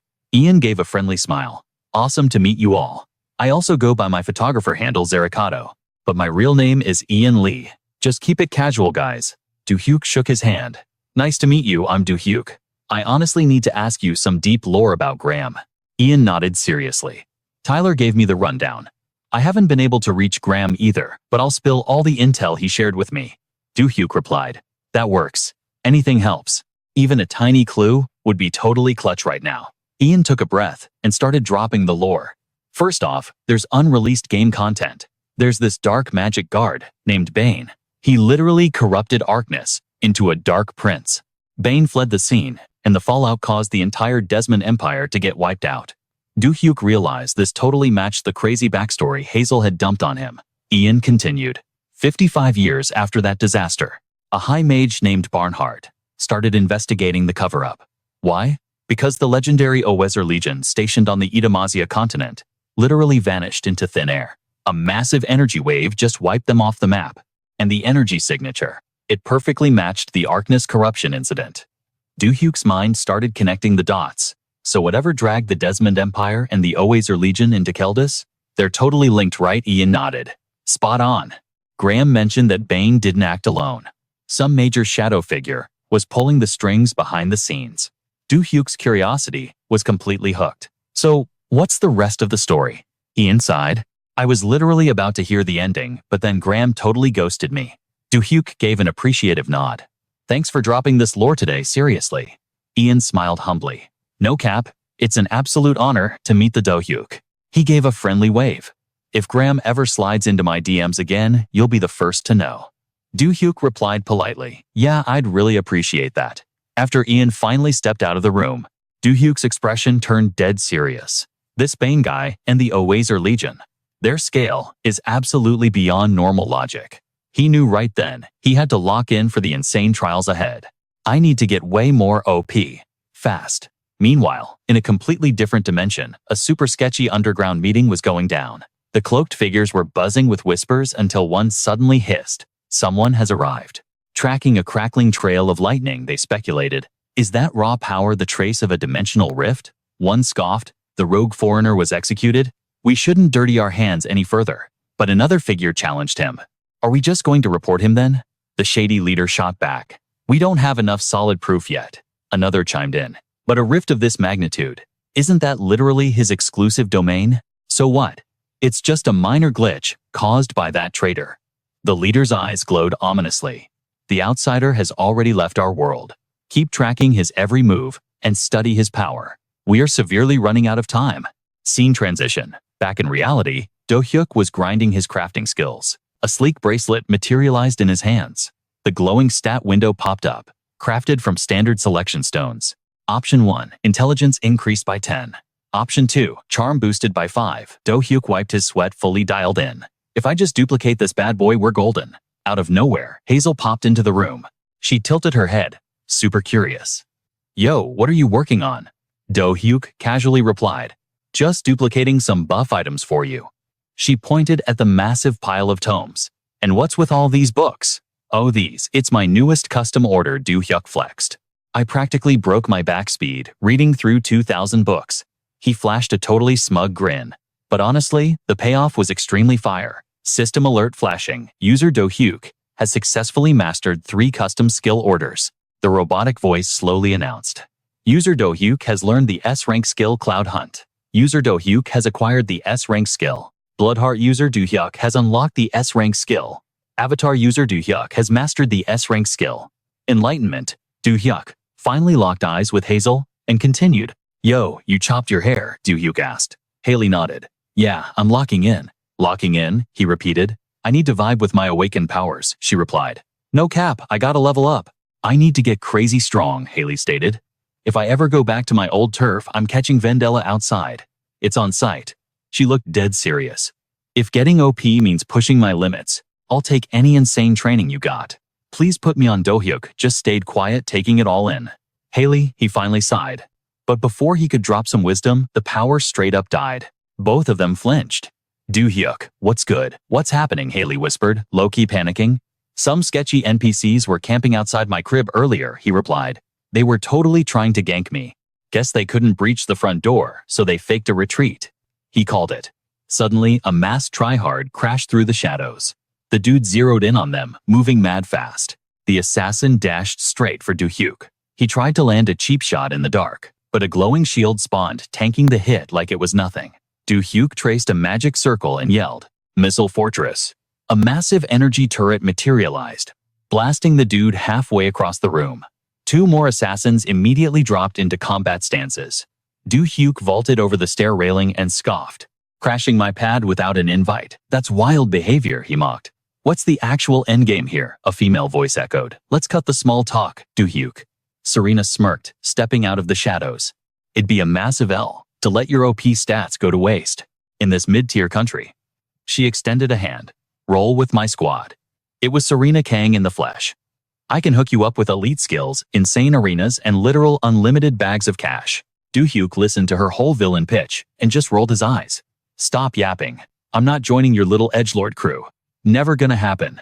Serena lost her smile. Consider that your final warning, she snapped. She flicked her wrist. Clap him. Instantly, the 2 masked goons rushed him. They tried to catch him lacking, but Do-hyuk hit a clean dodge. He faded out like a literal glitch in the Matrix. Slipping into her blind spot, Do-hyuk charged up his blue arrow skill. He aimed straight for the duo. Serena froze, realizing she messed up. A massive wall of ice erupted from the floor. Serena stared in pure shock through the darkness. But Do-hyuk had already closed the gap. She was completely boxed in. A blinding flash of light completely nuked the shadows. Darling now, Serena screamed. The 2 masked goons drop-kicked from the ceiling, aiming to end his whole career. But Aaron and Irene clutched up out of nowhere. They sensed the aggro targeting their master. Those cheap mobs got instantly folded by Aaron and Irene. Do-hyuk smirked. You seriously only spam puppet skills? That's crazy mid. He glanced at Julia, who was trapped in her own frost. Julia gritted her teeth, totally tilted. Your trash fire can't melt me. Another ice wave surged forward. Razor-sharp frost spikes zeroed in on Do-hyuk. He actually dropped his jaw for a second. But then Do-hyuk reverse-carded her. He triggered his own absolute freeze skill. The 2 goons from before got instantly crowd-controlled by his ice. Julia gasped. Hold up. His ability is this busted. She backed off, sweating bullets. 1 millisecond slower, and I'd be a popsicle. Julia finally realized she was out of her depth. Do-hyuk's stats were off the charts. Surviving his hits was straight-up impossible. Serena watched his ice flex and her brain short-circuited. Do-hyuk strolled up with pure main character energy, casually knocking on the frozen wall. How is he even doing this? She panicked internally. You trying to catch this freeze too? Do-hyuk taunted. Serena totally lost her cool. This is cap. Utter cap, she shrieked. She sent a barrage of ice spears flying straight at his face. The icy blades pierced the spot where he stood. But Do-hyuk was already gone. She dashed forward, trying to land a desperate melee combo on him. But Do-hyuk just casually strafed out of range. Serena hopped back, absolutely shook. Then Do-hyuk sparked a blazing flame in his palm. You already know that weak fire can't finish me, she bluffed. Do-hyuk just stared at the fire, dancing on his fingers, and asked, You really want me to aim this at you right now? Fireball. Do-hyuk instantly spawned a spatial gate. Serena's eyes widened. The portal is moving. Do-hyuk just flashed a toxic grin, staying silent. Serena screamed at the top of her lungs, Julia dodge. But Julia was just sitting there like a literal NPC. She couldn't even react to the incoming heat. Julia stared blankly as the fireball connected. Boom! An insane explosion rocked the room. The shockwave blasted everything in sight. Serena fell to her knees, screaming Julia's name. The smoke cleared, revealing Julia knocked out cold, completely cooked, and barely breathing. Serena rushed over and grabbed her teammate. "Wake up, snap out of it," she cried. Do-hyuk watched the drama and coldly stated, "Game over." But suddenly a heavy hand dropped onto his shoulder. A voice whispered, "That's a negative." Do-hyuk whipped around, genuinely startled. But the spot behind him was totally empty. He glanced at the doorway and saw a shadow hiding in the dark. Serena immediately bowed her head. "I'm sorry, Master," she whimpered. The figure sighed. "I even brought my personal puppets, yet you all fumbled." Do-hyuk processed the title and tensed up. "Master bro, please tell me I'm tripping." His eyes locked onto the figure. No way. It was the big boss of the Taewa Guild. The Triple S rank raid boss himself, Master Jason Wang. Do-hyuk squared up. "What's your squad's actual obsession with me, Jason?" Let out a dry laugh. "Your broken abilities, kid. What else?" The guild master cracked his knuckles. "When I see top-tier loot, I claim it." With a burst of speed, Jason straight up vanished. He rushed Do-hyuk with insane aggro. A deadly projectile materialized an inch from his face. Do-hyuk violently dashed back. Out of nowhere, Chloe air dashed into the fray. Master Jason landed, sending a shockwave of raw aura straight at Do-hyuk. The guild master narrowed his eyes at the interference. A blinding beam of pure energy intercepted the attack. A massive explosion shattered the floor, kicking up a thick dust cloud. As the smoke cleared, Jason stood there, looking totally unfazed. He smirked. "You respawned early, huh?" Chloe had literally tanked the hit to protect Do-hyuk. She leveled her gaze at the enemy. "Jason Wang. I am so not in the mood for your trolling." Chloe pointed her glowing blade right at his chest. "Your Taewa Guild just ganked someone under Knight's Blade protection. You realize how badly you messed up, right?" Jason tilted his head. Let's think about that. I'm only seeing nameless puppet mobs on the floor." He shrugged carelessly. "You got 0 receipts. This won't hold up in the hunter's court." He dusted off his coat. "But I think I'll log off for now." Jason smirked in the darkness. Too many tryhards spectating this match. He glanced at his broken squad. "Move it, you useless bots." Suddenly, a sphere of dark matter swallowed them up. And just like that, they teleported out, leaving Chloe and Do-hyuk completely stunned. Do-hyuk clenched his jaw, too ticked off to even speak. Cut to the city skyline. Up in a high-rise penthouse, a heavy silence hung between Do-hyuk and Jamie. Do-hyuk finally broke the tension. "Didn't expect you to fast travel here so quick." Jamie walked over her, expression icy. "I'm guessing Damon gave you the rundown." She watched as Do-hyuk zoned out, flashing back to earlier. He remembered Damon explicitly telling him that Knight's Blade was running VIP security for him. Jamie scanned the wrecked room and let out a breath. "No cap, when I got the alert, I thought you were already cooked." Do-hyuk leaned his chin on his hand and flashed a cocky grin. "Nah, your timing was clutch." Hearing that, Jamie recalled the insane damage from the fight. Even though Jason had grazed Do-hyuk, leaving a nasty scratch near his eye. She smiled, low-key impressed. Still surviving that with just a scratch is a massive W. Ignoring her praise, Do-hyuk pointed at the destroyed puppet parts. "Those dummy mobs Jason bragged about? What's their actual lore? What exactly are we dealing with?" Jamie stared at the creepy remains and got serious. "Those are elite murder bots. The signature summons used by Tyler Yoon himself. They wipe the digital footprint of the user completely. Even if we capture one, there's 0 chance to track the puppet master. Because they use forbidden dark arts, these things have 0 memories or personality. Just pure aggro." As she explained, a ghostly image of the freaky doll flickered in the air. She pictured an entire raid army of these mindless killers. Honestly, she admitted, these dolls are the only reason their guild still holds the #1 rank in China. Do-hyuk's face darkened, looking mad stressed. If Jason is pulling those strings, this boss fight is going to be pure nightmare fuel. Jamie immediately cut in, matching his vibe. "And don't get it twisted. The bounty on your head isn't just a local server problem anymore." She brought up the trauma from before, warning him. "Remember the chaos at the mall, Do-hyuk? That was just the tutorial, making them a massive target for everyone in the game." Her eyes locked in, dead serious. "For Do-hyuk and Haley's sake, we've got to heavily buff our KBI security. No cap." Cut to the next day down in Giles' underground training bunker. Right in front of Sarah, some dude was straight up throwing hands, trying to parry a swarm of aggro drones. He raised his blade, ready to clutch the win. He brought the sword down hard, but the drone instantly popped a shield, tanking the hit. The guy was shook, yelling, "Bro, what? How is this thing so tanky?" Right then, a second drone pulled a sneak attack from behind. Boom, all that was left was a loud, painful scream echoing out. Just then, a girl casually strolled up to the absolutely cooked dude on the floor. "You tried, bro." "All right, next," she called out. Behind her, a low-key conversation was happening. "If Jenny wasn't here, we'd be totally wiped," Do-hyuk muttered. Sarah nodded, agreeing. "Yeah, totally. Since both of us are basically noobs right now, we desperately need someone OP to carry us and cover our weak spots." Hearing that, Do-hyuk quickly suggested they hit up Chloe. "She's got crazy high-level experience, so she can run this test in a bunch of different ways," he explained. But Sarah looked kinda stressed, asking, "Wait, isn't that drone yours, bro? Are you sure about this?" Do-hyuk just smirked, totally unbothered. "Chill, it's just a basic drone. I'll cop another one later. No biggie." Suddenly, a loud voice completely cut off their vibe. "Yo, Do-hyuk, can you get over here for a sec?" He and Sarah quickly jogged over to Chloe. "What's the tea?" "This girl says she knows you," Chloe said.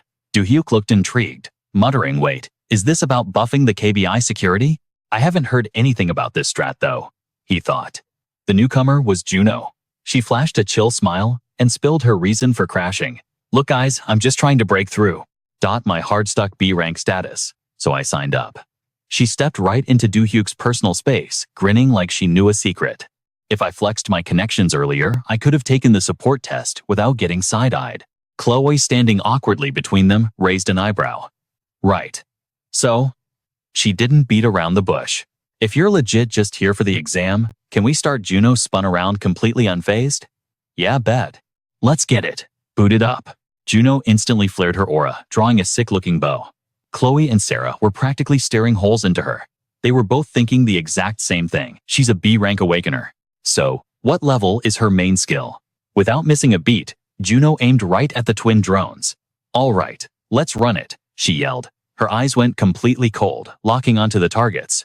Phase 1, pure physical damage. In a flash, she unleashed an absolute storm of arrows at the bots. 2 shots pinned the drone's wings perfectly. But just as the final arrow zeroed in for a headshot, the machine popped its energy shield, completely tanking the hit. Chloe immediately threw out a pop quiz. "In a real raid, you're gonna face mobs that totally resist physical damage. What's your play then?" Juno didn't even sweat it. No stress. As she spoke, her next arrow started glowing with a crazy neon hue. "I don't just deal physical DPS.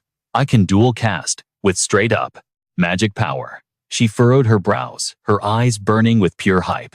And on top of that, Chloe's jaw dropped as she checked the stats on her tablet. Juno was funneling an insane amount of mana into her shot. The second she stopped talking, she let that overpowered arrow fly. The shot dragged a freezing trail of frost through the air, slamming dead center into the drone. And right after the impact, the entire bot got flash frozen into a massive block of solid ice.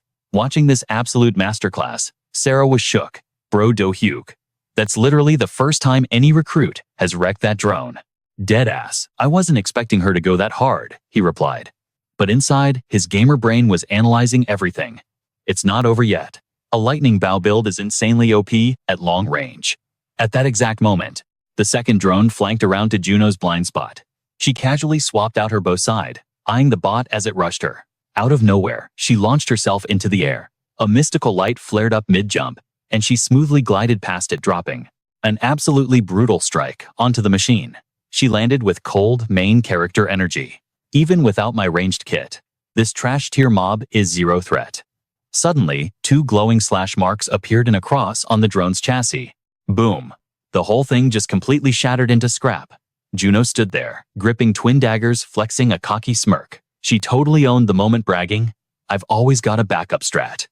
A little while later, the tryouts wrapped up. The squad finally made their call. Juno was officially in. Not just because she completely styled on those drones, something nobody else could pull off, but because the guild was starving for a player who could deal both physical and magic damage. A true hybrid awakener. Meanwhile, standing off to the side, Chloe and Sarah watched Juno beam with excitement. "Let's grind to the top together from now on," she cheered. Scene transition. A system prompt popped up on the digital display. "Player Juno has joined the party. We're definitely ranking up this season." Cut to Diana, chilling at her massive boss desk. She skimmed the guild updates and nodded in approval. Looks like the recruitment drive was a total W. Suddenly, a knock echoed from the door. "Guildmaster, you busy?" Diana gave a slight nod. Come on in. Ivy stepped into the room, all business, ready to drop the latest intel. So, White Lotus and the Macon Guild are straight up beefing with us right now. Diana looked totally caught off guard. Wait, how? Ivy immediately broke it down. Apparently both guilds copped raiding licenses for the Midtown Dungeon, and they're totally stalling their clear times on purpose. Our strike squad got bottlenecked, so we completely missed our window to clear the zone. Hearing this toxic griefing strat, Diana sighed heavily. I'm guessing reporting them to the admins is a dead end. Yeah, Ivy replied bitterly. They're technically playing by the rules. If we try to start drama, they'll just hide behind the KBI regulations. Diana lowered her gaze, her mind racing. The KBI always plays it passive until things go totally sideways. Those rats know exactly what they're doing, exploiting the system like this. Seeing the guildmaster getting stressed, Ivy nervously asked, "So how do we counter this?" Diana chose her words, carefully dropping some heavy metaphors. We're dealing with two rabid beasts right now.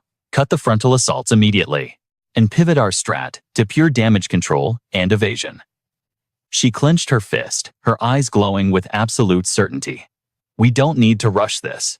In this game of chicken, whoever aggroes first is getting cooked. Ivy snapped to attention. Understood. We'll stick to your playbook. But just as she reached the door, Diana's voice froze her in her tracks.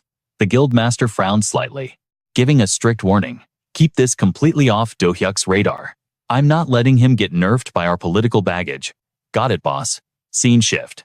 Meanwhile, at the base of the spire, a familiar player was just chilling on the ground. Do-hyuk flipped through a glowing skill book, muttering, "So yesterday, I locked in the level 11 alchemist class." His mind started running through the insane buffs he just unlocked.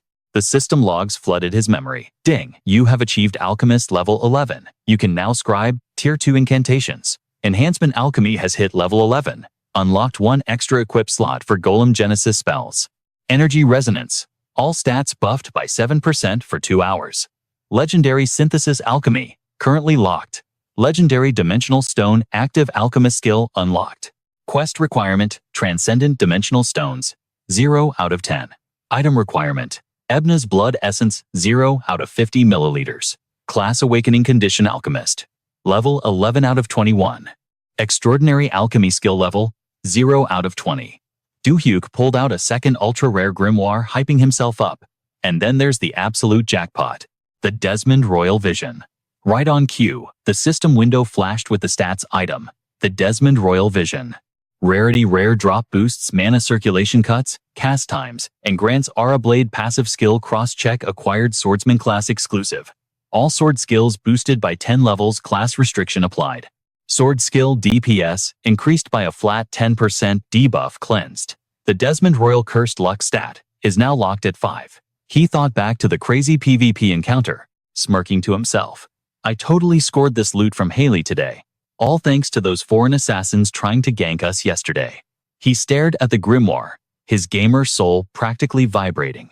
No cap, these passive buffs are absolutely busted.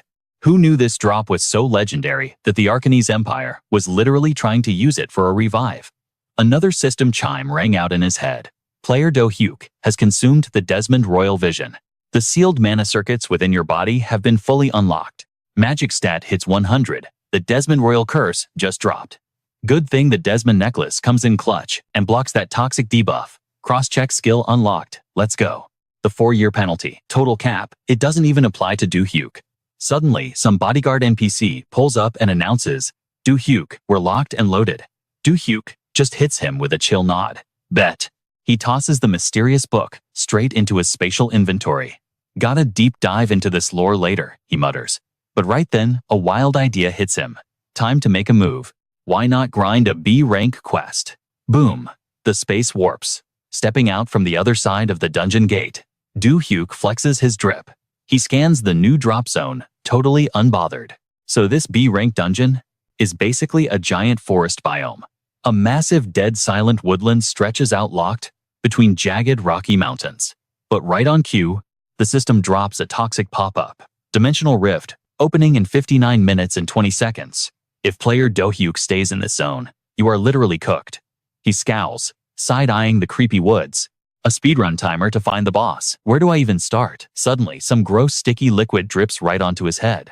Do-hyuk freezes, feeling this absolute sludge pouring down his hair. Behind him stands a massive shadow lion. Its murderous aura is off the charts, and its blood-red eyes are pure nightmare fuel. Do-hyuk whips around, actually shook for a second. Bro, you're that same shadow lion from last time. No cap, this beast isn't playing around. It opens its massive jaws, charging up a crazy energy blast. Then, it drops a deafening roar. The shockwave sends Do-hyuk flying. He braces himself, totally hyped. The raw damage from that roar is insane, but he's not about to catch an L today. He instantly triggers his skills for a counterattack. I'm way too OP compared to my old self. His blazing aura skyrockets, crashing straight toward the shadow beast. The massive clash triggers an epic explosion ripping through the entire forest. Meanwhile, zooming across the map at light speed, Vance grits his teeth. This is bad, real bad. Vance frowns, tracking the insane energy spike. That cracked mana signature. It's definitely the kid, Do-hyuk. Back at the grind, Do-hyuk's boss fight is getting sweaty. But this shadow lion is no joke. Its stats are so busted that even a tier 6 mage would get totally wrecked. Do-hyuk grinds his teeth, pushing his limits in the brawl. Vance is sweating bullets, thinking, how long can that kid even survive? Suddenly, Vance spots a massive wildfire raging below.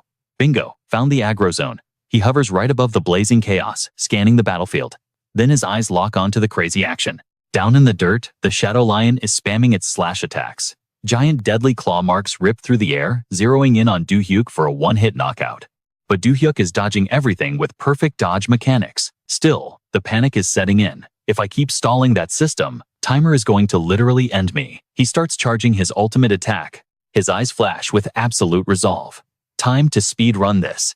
The shadow lion refuses to back down, charging an energy beam in its jaws. Up in the sky, Vance flexes a massive magic circle, totally confused. Why is the kid using mid-tier spells against a boss like that? Vance summons a colossal, overpowered magic array. If I don't third-party this fight right now, the kid is completely cooked. His magic circle expands into an epic, glowing nuke powered by his staff, but suddenly, the attack pauses. Do-hyuk side-eyes the sky with a smirk. Floating above Vance, booms out with serious main character energy. Chill out both of you. Match over. Vance drops a legendary smirk, calling out, been a minute kid. Wanna chat? Fast forward to the dungeon entrance, and Do-hyuk is totally unbothered, just chilling and chatting with Vance. Never thought we'd randomly cross paths in a chaotic raid like this. Vance looks around the glitchy zone. Bro, how did you even spawn in here? Do-hyuk keeps it 100 and says, just walked right through a spatial gate.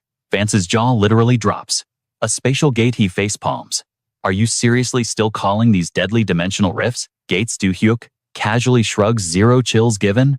Yeah, same difference, my guy. Suddenly, Vance gets dead serious. Can you guide me to your spawn point? The vibe between them instantly shifts, followed by a heavy gasp of shock. Hold up, you're telling me you only have 50 minutes left before you get wiped? Do-hyuk just nods. No cap. It's literally right here on my status window. If the timer hits 0, it's instant game over. Right on cue, the toxic system flashes again. Dimensional rift, opening in 50 minutes and 11 seconds. If player Do-hyuk remains, you will be terminated. Vance sighs, shaking his head. That's brutal luck. The rift you're talking about, it was spawned by the absolute raid boss, the One. But get this, a while back a massive rift glitched into my home server. The scene cuts to an epic galleon slicing through the waves. Vance drops the lore. It's the Itanesia continent, a whole multi-month sailing trip down south.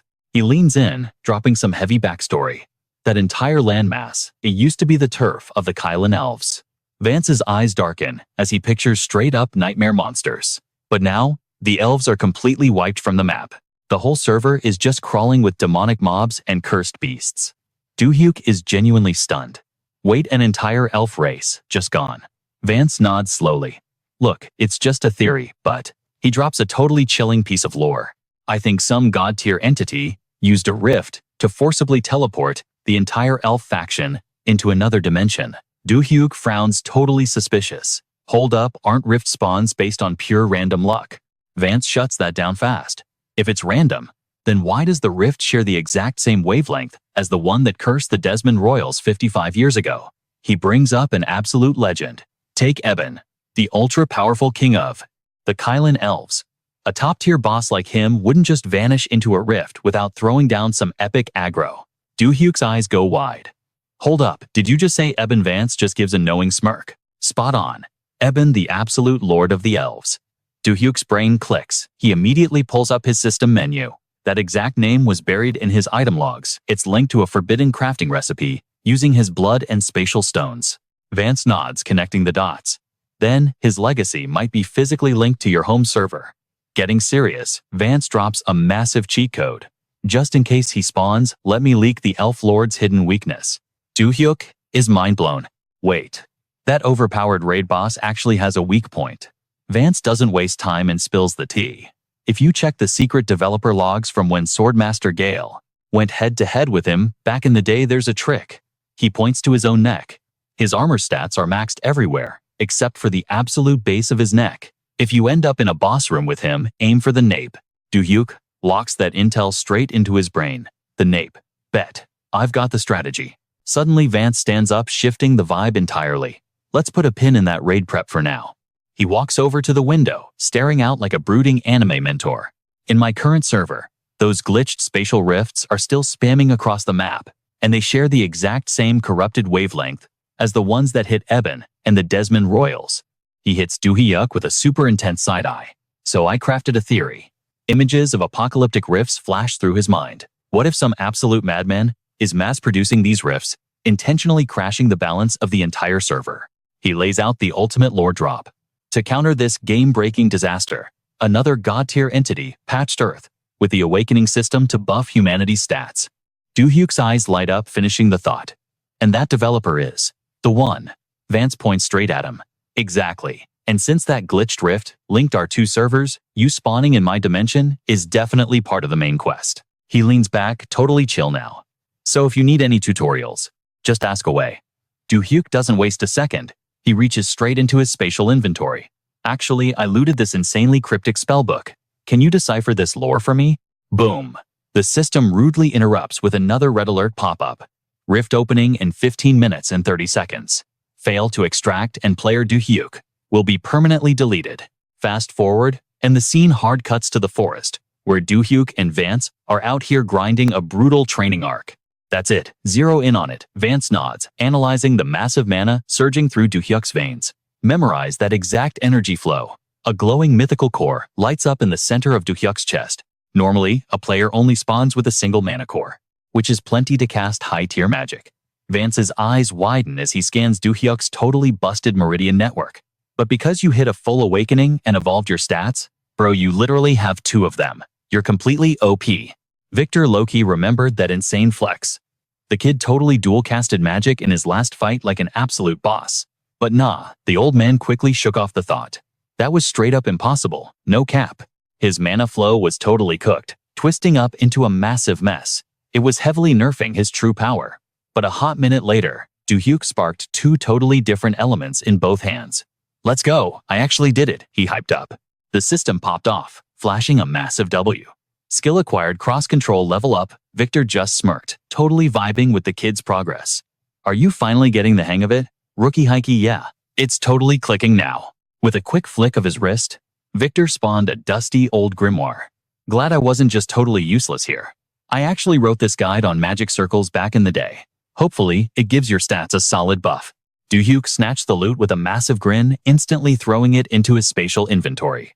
Victor casually checked the vibe and offered, "Let me walk you out, kid. We need to chat anyway." The two of them started heading down the corridor. The silence between them was heavy until the old man finally broke the ice. About that grimoire, I gotta ask you something pretty wild. He completely mirrored Do-hyuk's earlier words. What if you actually run into the last king and queen of the Desmond royal family? You snagged that book 55 years in the past, and somehow, exactly 55 years later, you bumped into me. Victor threw him a dead serious side-eye, trying to connect the crazy timeline dots. If this whole space-time glitch is still totally busted, the next version of me you run into might be from a completely different era, right? Do-hyuk just gave a chill nod. Yeah, spot on. Getting that confirmation, things got real.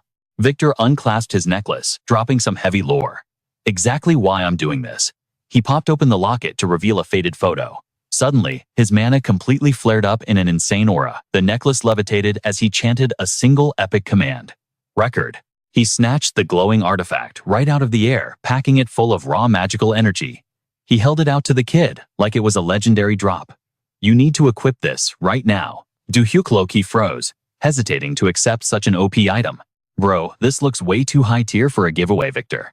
Are you absolutely sure about this? The old mage just shook his head, keeping the vibe totally chill. No cap, it's fine. This locket, it actually belonged to my late wife. She passed away 15 years ago, but it's kept me grounded ever since.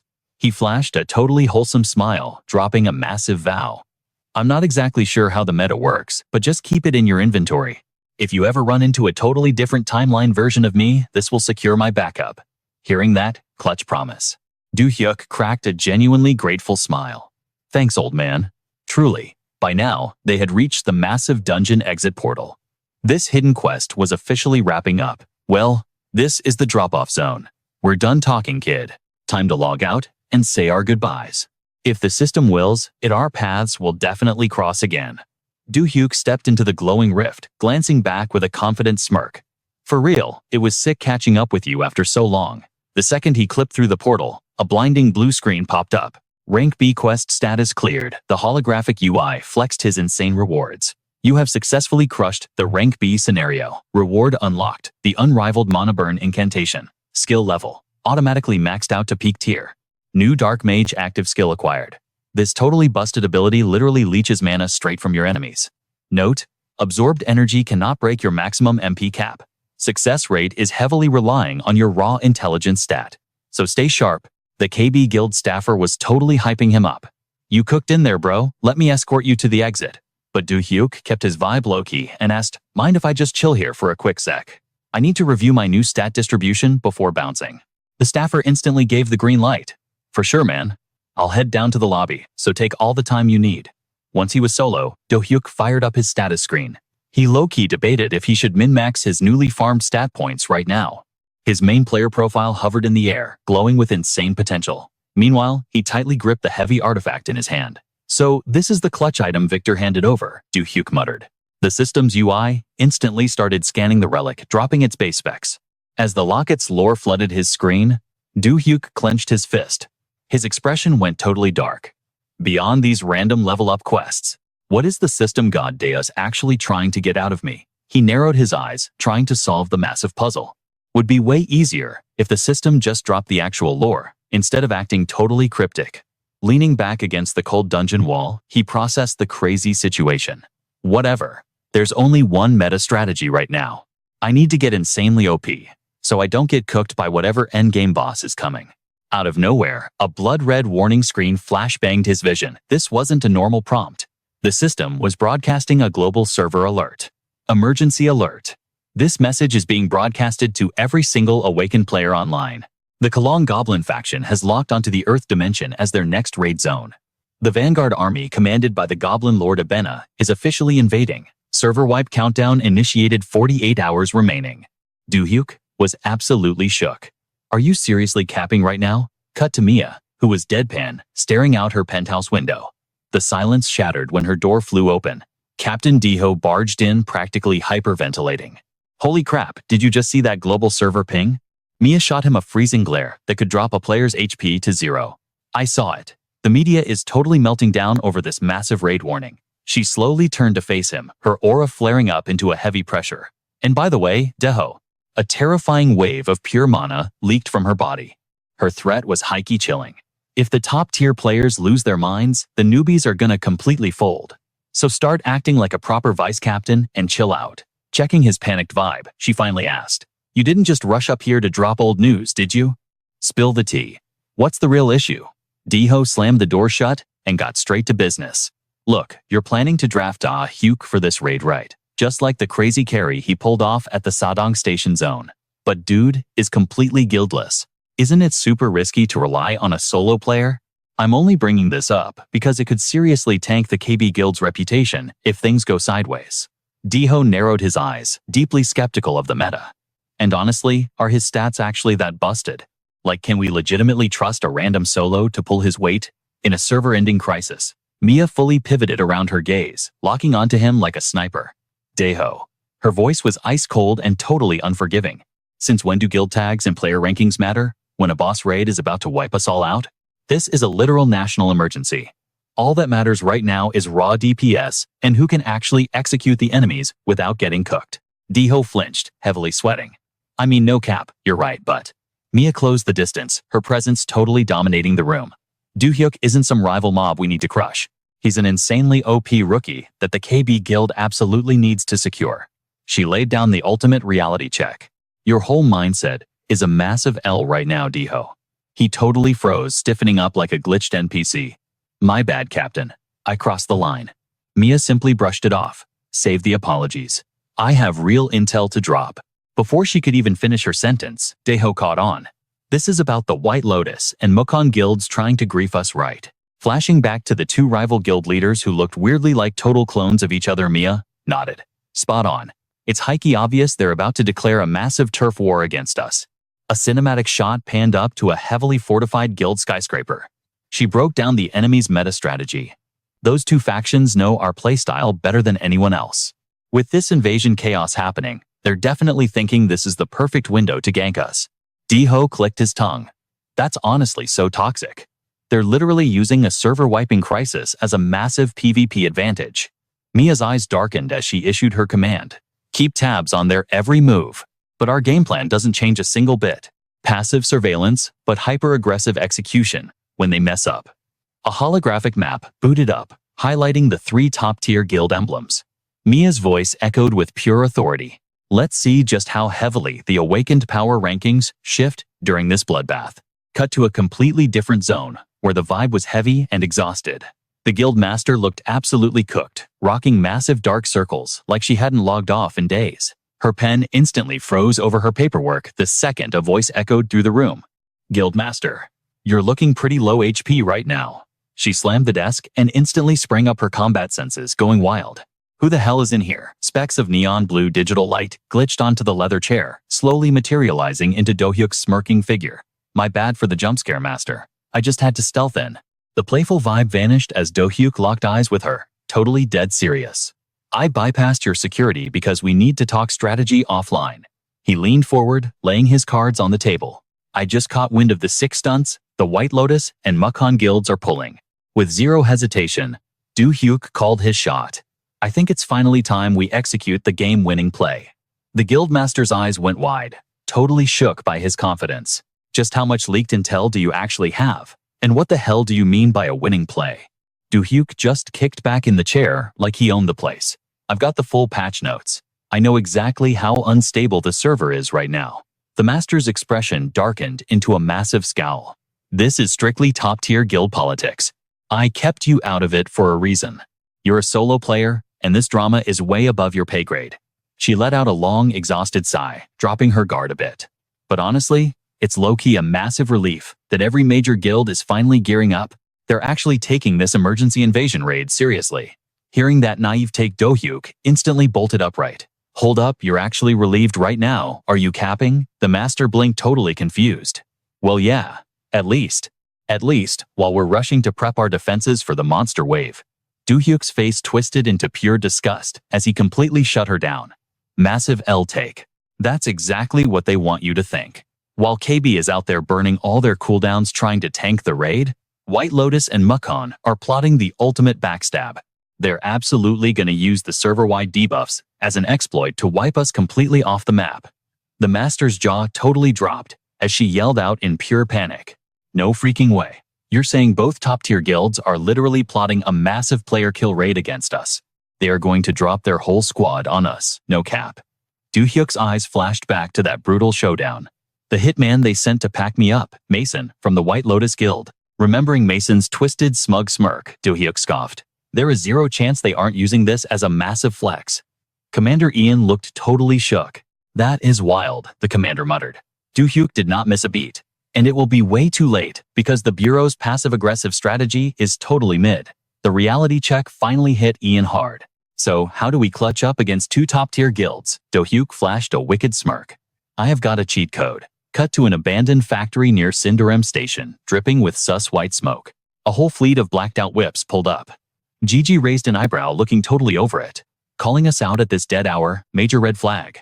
She low-key scanned the heavy hitters lurking in the yard. The top 10 guild masters in the nation just dropped, and Gigi whispered. Carter covered his mouth, spilling the tea. Looks like White Lotus and Obsidian are here too.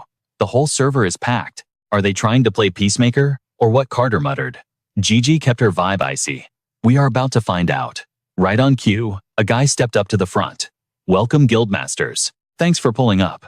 Commander Ian's aura was heavy and dead serious. What I am about to drop right now is not a threat.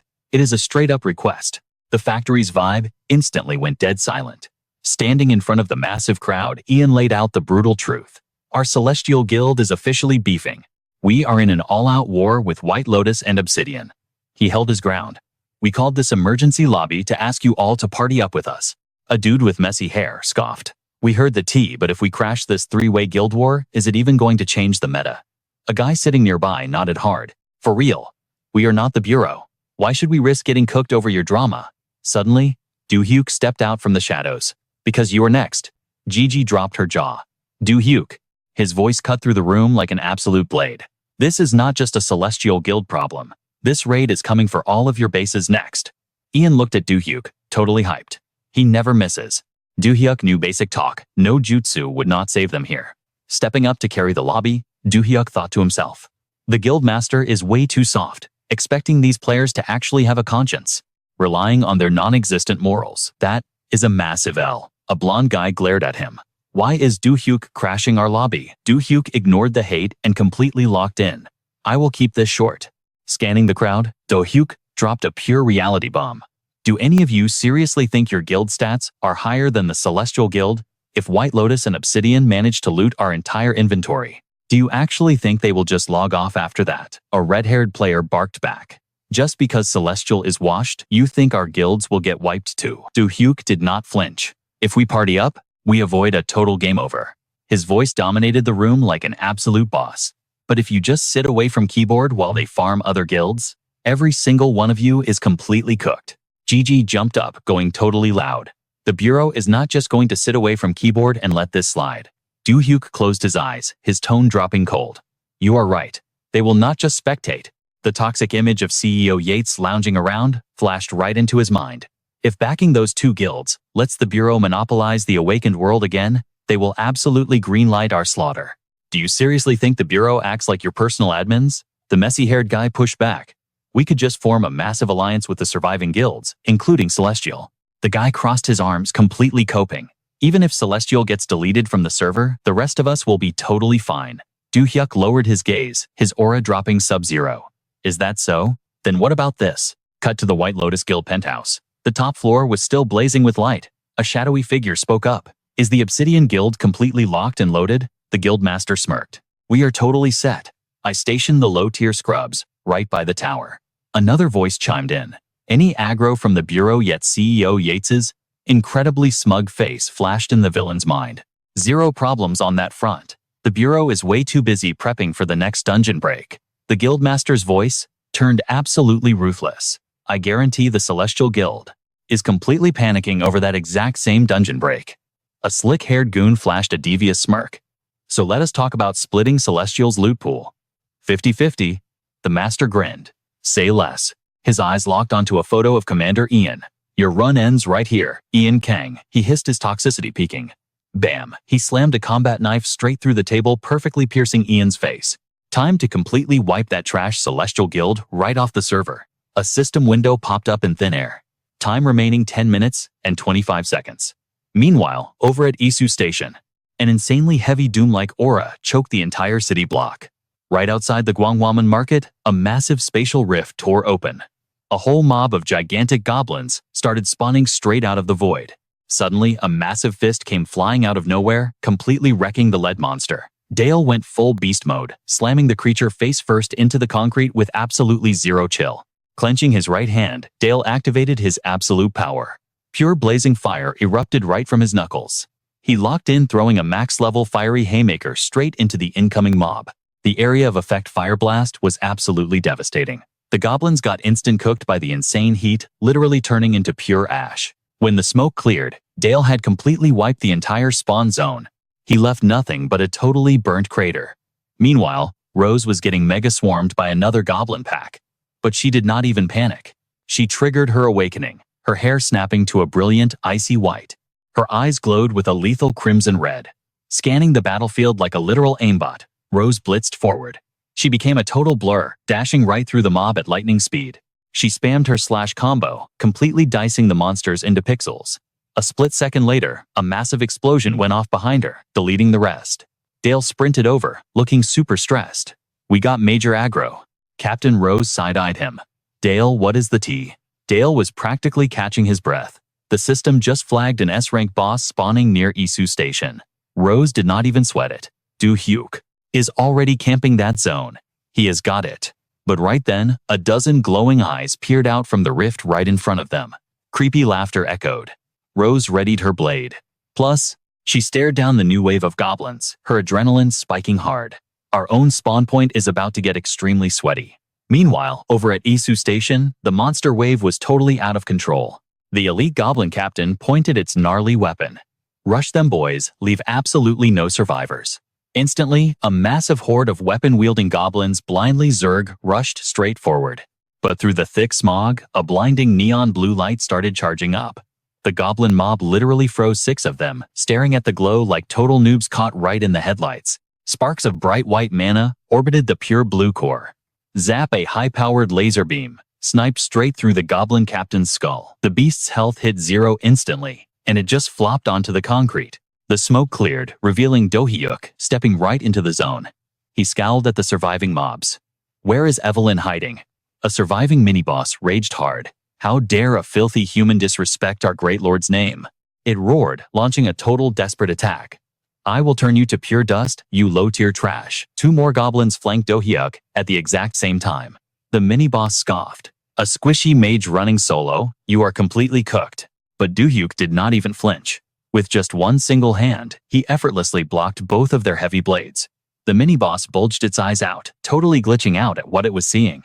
Do-hyuk's eyes flashed with absolute boss energy. Who told you I was playing solo? The moment he dropped that line, 2 massive shadows stepped out from the smoke behind him. Joey and Sean had arrived, ready to completely wipe the floor. Both of them rushed forward at the exact same time. Juhi threw a quick glance, warning Do-hyuk to chill for a second. Sumi tilted her head and called out, I'm locking down the front line. The duo synergy was absolutely cracked as they blitzed the monsters. They stuck a perfect landing right in front of Do-hyuk. But the moment they looked up, the scene above left them totally shook. Massive boulders were raining down from the sky, heading straight for their heads. Out of nowhere, a barrage of arrows ripped through the air.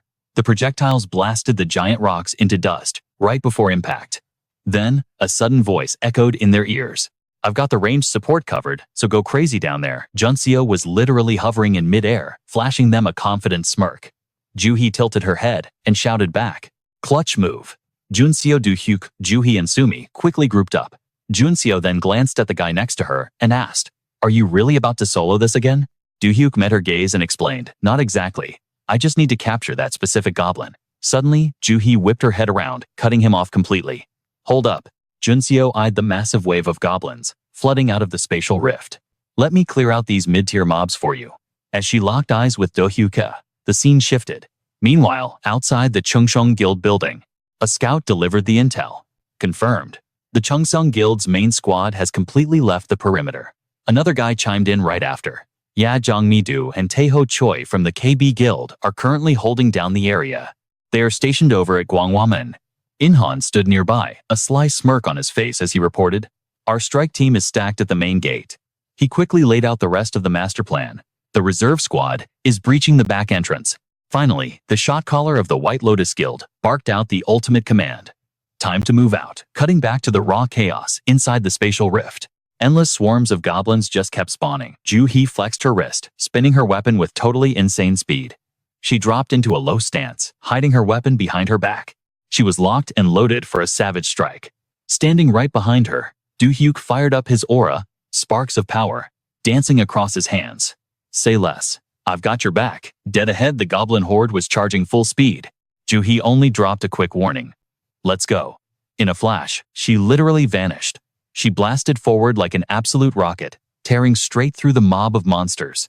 By the time she materialized behind the goblin squad, every single one of them had already tasted her axe. She shot a cold glare over her shoulder, calculating the damage she just dropped. Then she hit them with that lightning speed combo, striking from all angles at the exact same time. Grim Reaper's Scythe.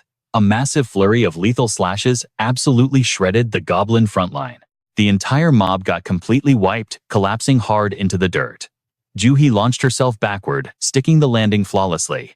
She glanced up, panting heavily as she scanned the war zone, but without her even noticing. The boss monster had spawned right behind her. "You wiped out my minions." The sheer disrespect. The commander's eyes flared with bloodlust. It wound up a massive punch roaring with pure rage. Drop dead. Ju-hee snapped her head around, barely registering the massive threat in time. A giant flaming fist plummeted straight toward her face. Ju-hee popped her defensive skill instantly, summoning a protective net of acid arrows. The goblin boss went all out, throwing a totally unhinged punch to shatter her shield into pieces. Her eyes went wide, anxiety spiking as she watched the clash unfold. Suddenly, magical fabric bindings shot out from every direction, wrapping the goblin boss completely tight. "You absolute trash mob, just wait."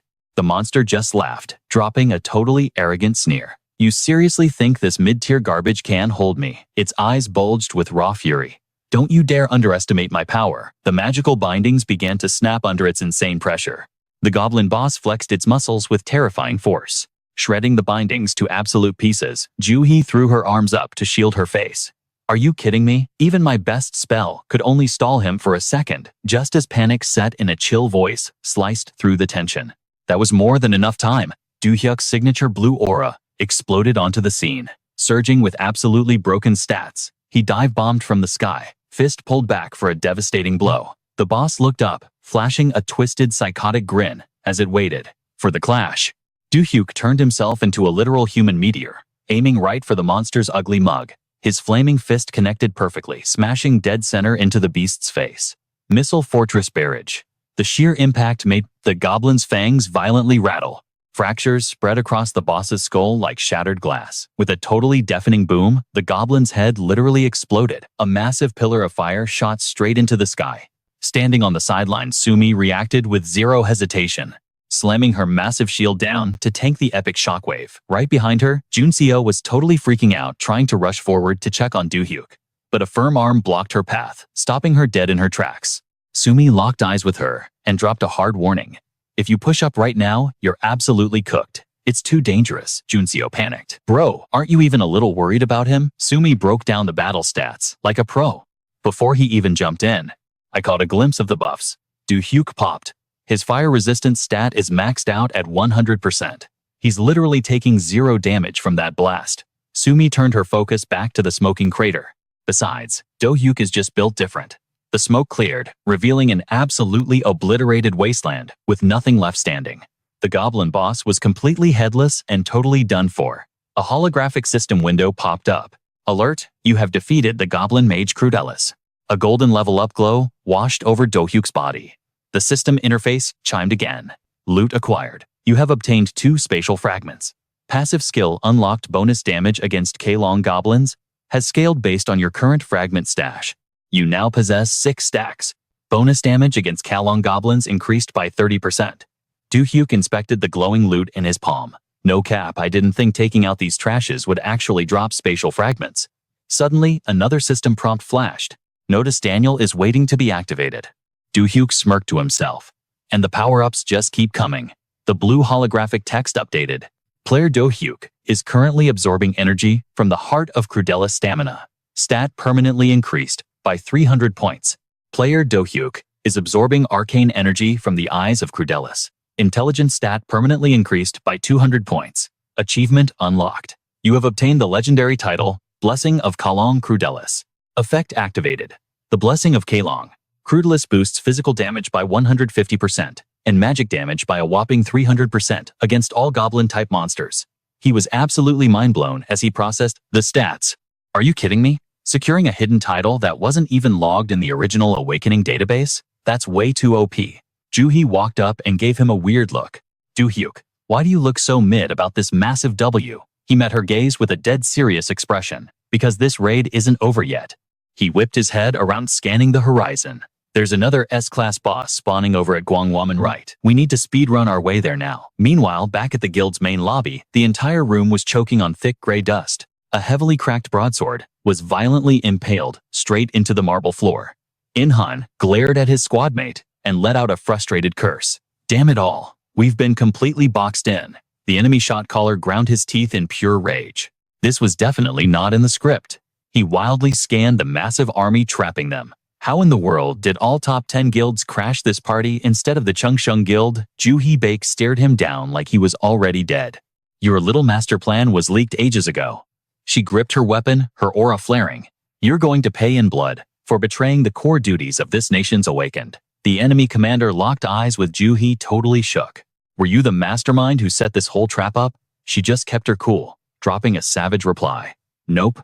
This trap was completely engineered by the one guy who's been a massive pain in your neck. The commander's jaw tightened as the realization hit. Everything finally clicked. He screamed internally. Do-hyuk, you absolute rat. Desperate, the commander spun around to the heavy hitter standing right behind him. Ki-hoon-gil. Listen to me. If we team up right now, we can completely hijack the Chungseong guild and claim all the top-tier loot. Ki-hoon slowly raised his eyes, shooting back a gaze filled with pure disgust. Do you seriously think I'd ever trust a backstabbing snake like you? Ki-hoon's massive shadow loomed over the enemy squad. Just hit the surrender button already. Your backup squad in the rear got boxed in exactly like you did. Ki-hoon and Ju-hee flashed identical terrifying smirks. You guys are totally cooked. Flashing back to the secret raid prep meeting, Do-hyuk laid his ultimate play on the table. How about this for a deal? From this exact second forward, I'm making the Chungseong Guild the absolute sole distributor, with exclusive access to all my crafted gear. He listed out the broken inventory right then and there. That includes my top 3 explosive types and all the premium identification scrolls. He held up a glowing vial of totally OP liquid. Plus this time around, I'm throwing in the elixir of glory. And honestly, it was everything. The intel on the glory compound was absolutely fire. A flat 7% stat buff for 2 straight hours. Ji-hoon scowled, glaring hard at him. You flexing on us? Is that a threat?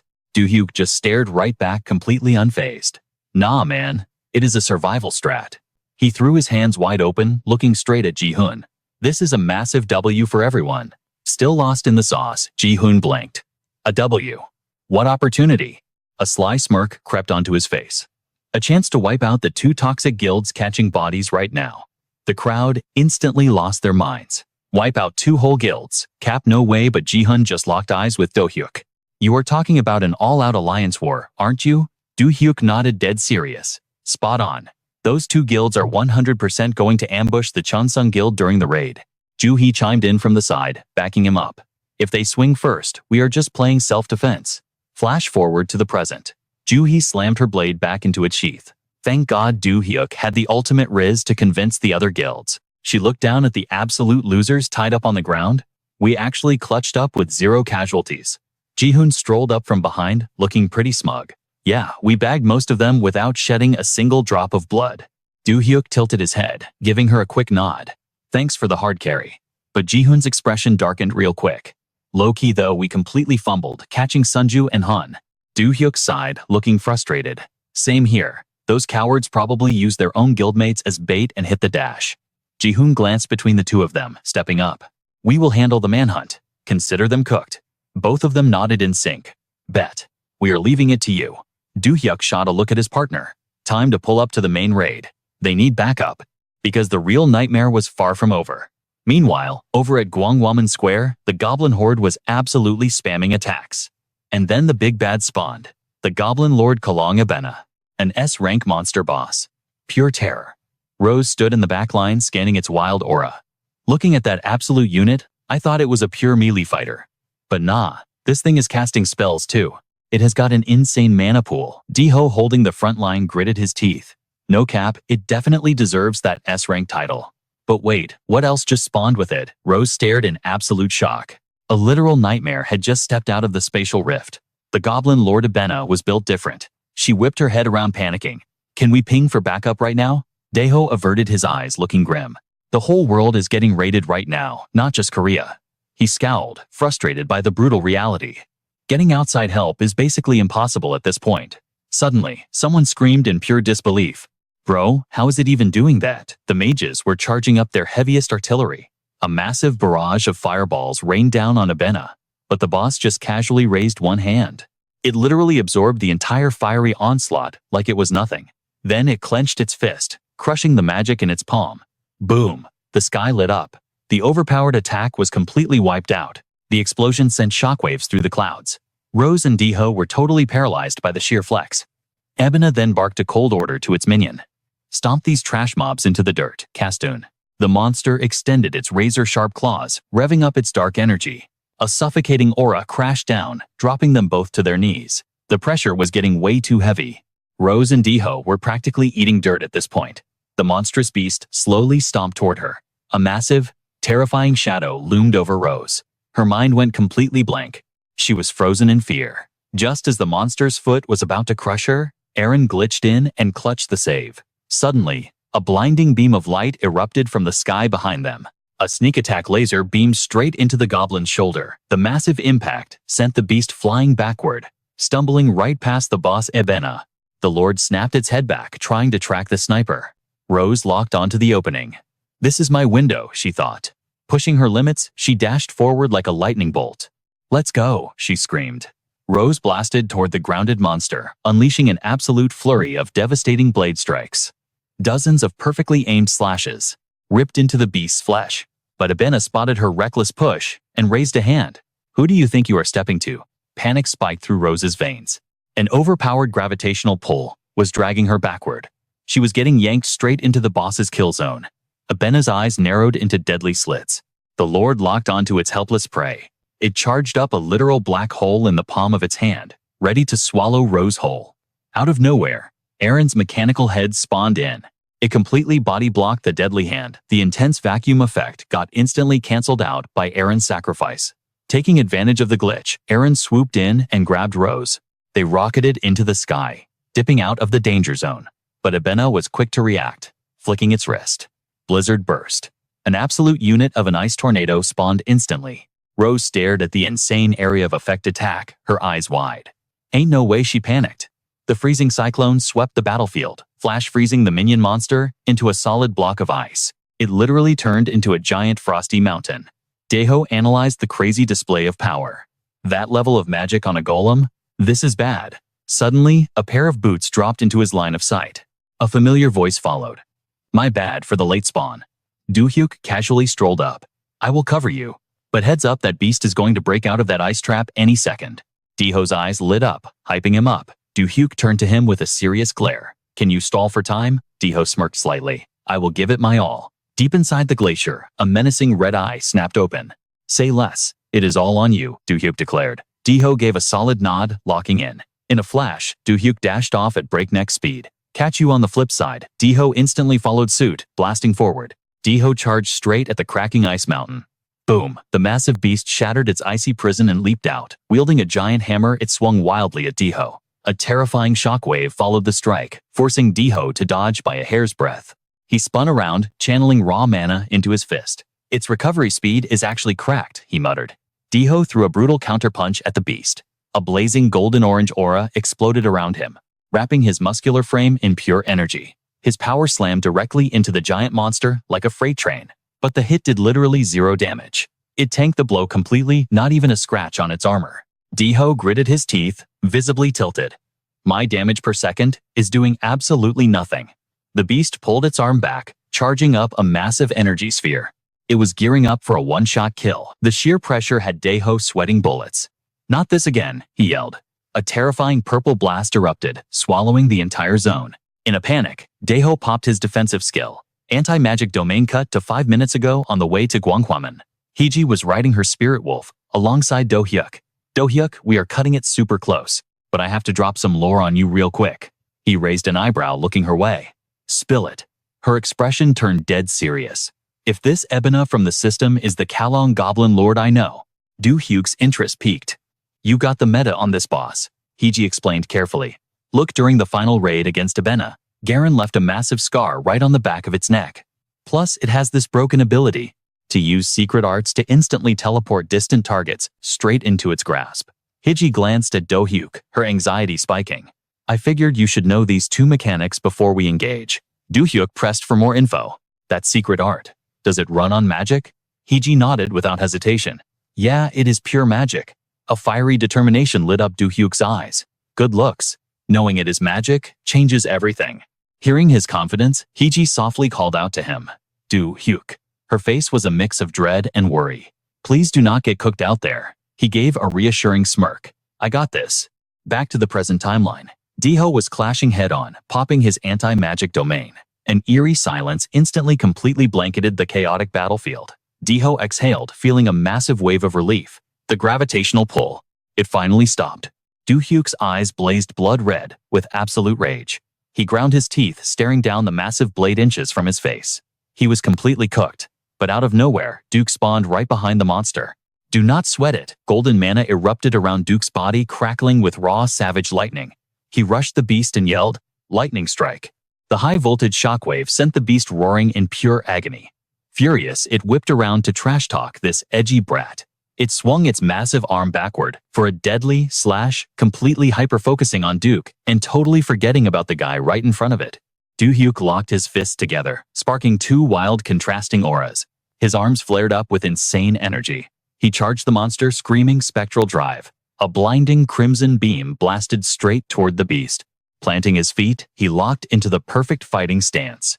Do-hyuk launched forward, landing a brutal, dead-center punch right on the monster. As the impact echoed, he realized something. This clutch hit was all thanks to Duke's massive buff. His attacks were finally dealing actual damage. Do-hyuk unleashed a ruthless combo of fists. He was low-key shocked, thinking, "I am actually pushing this boss back." But catching all those hits made the monster go feral, and it let out an ear-piercing screech.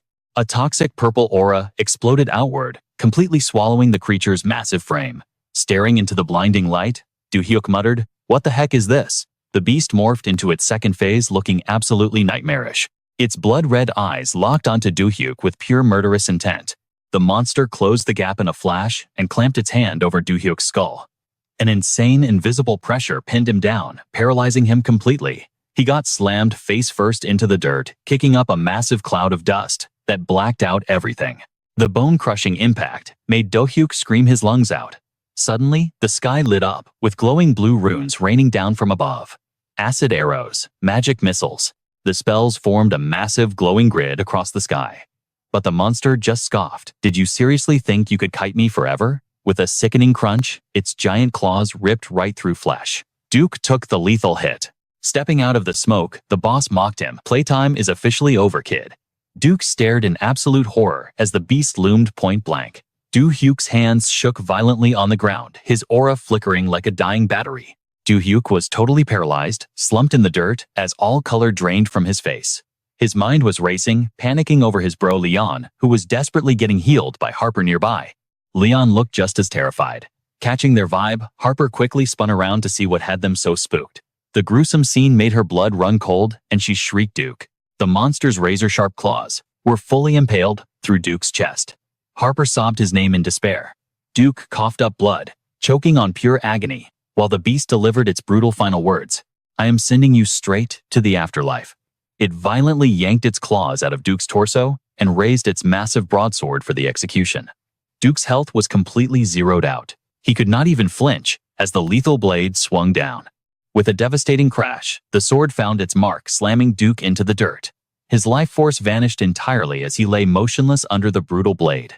Seeing his bro get cooked, Do-hyuk completely lost it and charged the beast blindly. The boss just smirked. "You roaches just refused to die." It dodged Do-hyuk's furious punch with zero effort. Moving at literal warp speed, it spun around and countered. A savage kick launched Do-hyuk through the air like a rag doll, but the combo was not over. The beast unleashed a sick, twisted wave of dark magic. In a blink, it teleported right over Do-hyuk's broken body. It hoisted him up by the throat, sneering straight into his soul. "Even if you have some trash healing skill, you cannot respawn if your head gets crushed like a melon." Its monstrous claws wrapped around Do-hyuk's entire skull, ready to pop it. But right at that moment, a blinding golden flash erupted behind the boss. The monster flinched, snapping its neck back toward the crazy light show. The system interface glitched into view. Player health has dropped to 0. Hidden passive immortality triggered. Angelic blessing acquired. A literal divine angel manifested right above Duke, bathing him in absolute golden holy mana. He floated there with his eyes closed, soaking in the god-tier warmth. Every single lethal wound vanished, like it was never there. Seconds later, Duke's eyes snapped open, glowing with insane power. System alerts spammed his vision. All health and mana fully restored to max capacity. All debuffs cleansed. Ultimate skill immortality. has evolved into life and death mastery angelic. Blessing is now active. Do-hyuk landed smoothly on his feet, staring dead into the giant monster's eyes. The boss flashed a psychotic grin, actually hyped for round 2. So, this is your true aura, kid. The system chimed again. 10-minute overdrive engaged. All base stats boosted by 50%. Attack damage increased by 100%. Health and mana regeneration doubled. Do-hyuk's brow furrowed, locking onto his target with pure unyielding resolve. The boss was low-key shook, muttering in disbelief. I swear, just a minute ago, you were just some scrub with a rare spell. But now, your power level is matching mine. It totally lost its mind, screaming with bloodshot eyes. This time, I am making sure you stay dead forever. Do-hyuk flexed and whipped out a heavy hand cannon crackling with god-tier lightning. With a flick of his wrist, a tidal wave of blue aura summoned a colossal spirit avatar behind him. Mana burn. The spirit's massive hands instantly put the boss in a total chokehold. System alert. Ibina's mana pool has been completely drained. Enemy mana is now being absorbed by the player. All that wild energy funneled straight into Do-hyuk's veins. Stripped of its magic, the monster went absolutely ballistic. You little rat, you stole my aura. It recklessly charged, swinging its blade at Do-hyuk. But he just smirked and called out Dimensional Portal. Instantaneously, a barrage of laser beams blasted the beast right in the back. Missile Fortress Do-hyuk started spamming his ultimate skills, hitting the boss with a flawless rapid-fire combo. Dimensional Portal's acid arrows. The boss was totally tilted, swinging its giant sword at literal ghosts. Do-hyuk was way too fast, weaving in and out of his portal rings, like a total glitch in the Matrix. Do-hyuk rained down absolute hell from every angle, leaving the monster completely disoriented. Gritting his teeth under the insane pressure, he dashed across the battlefield, hunting for that one clutch window to one-shot this titan. Stun-locked by the relentless barrage, the toxic purple aura around the boss finally started fizzling out.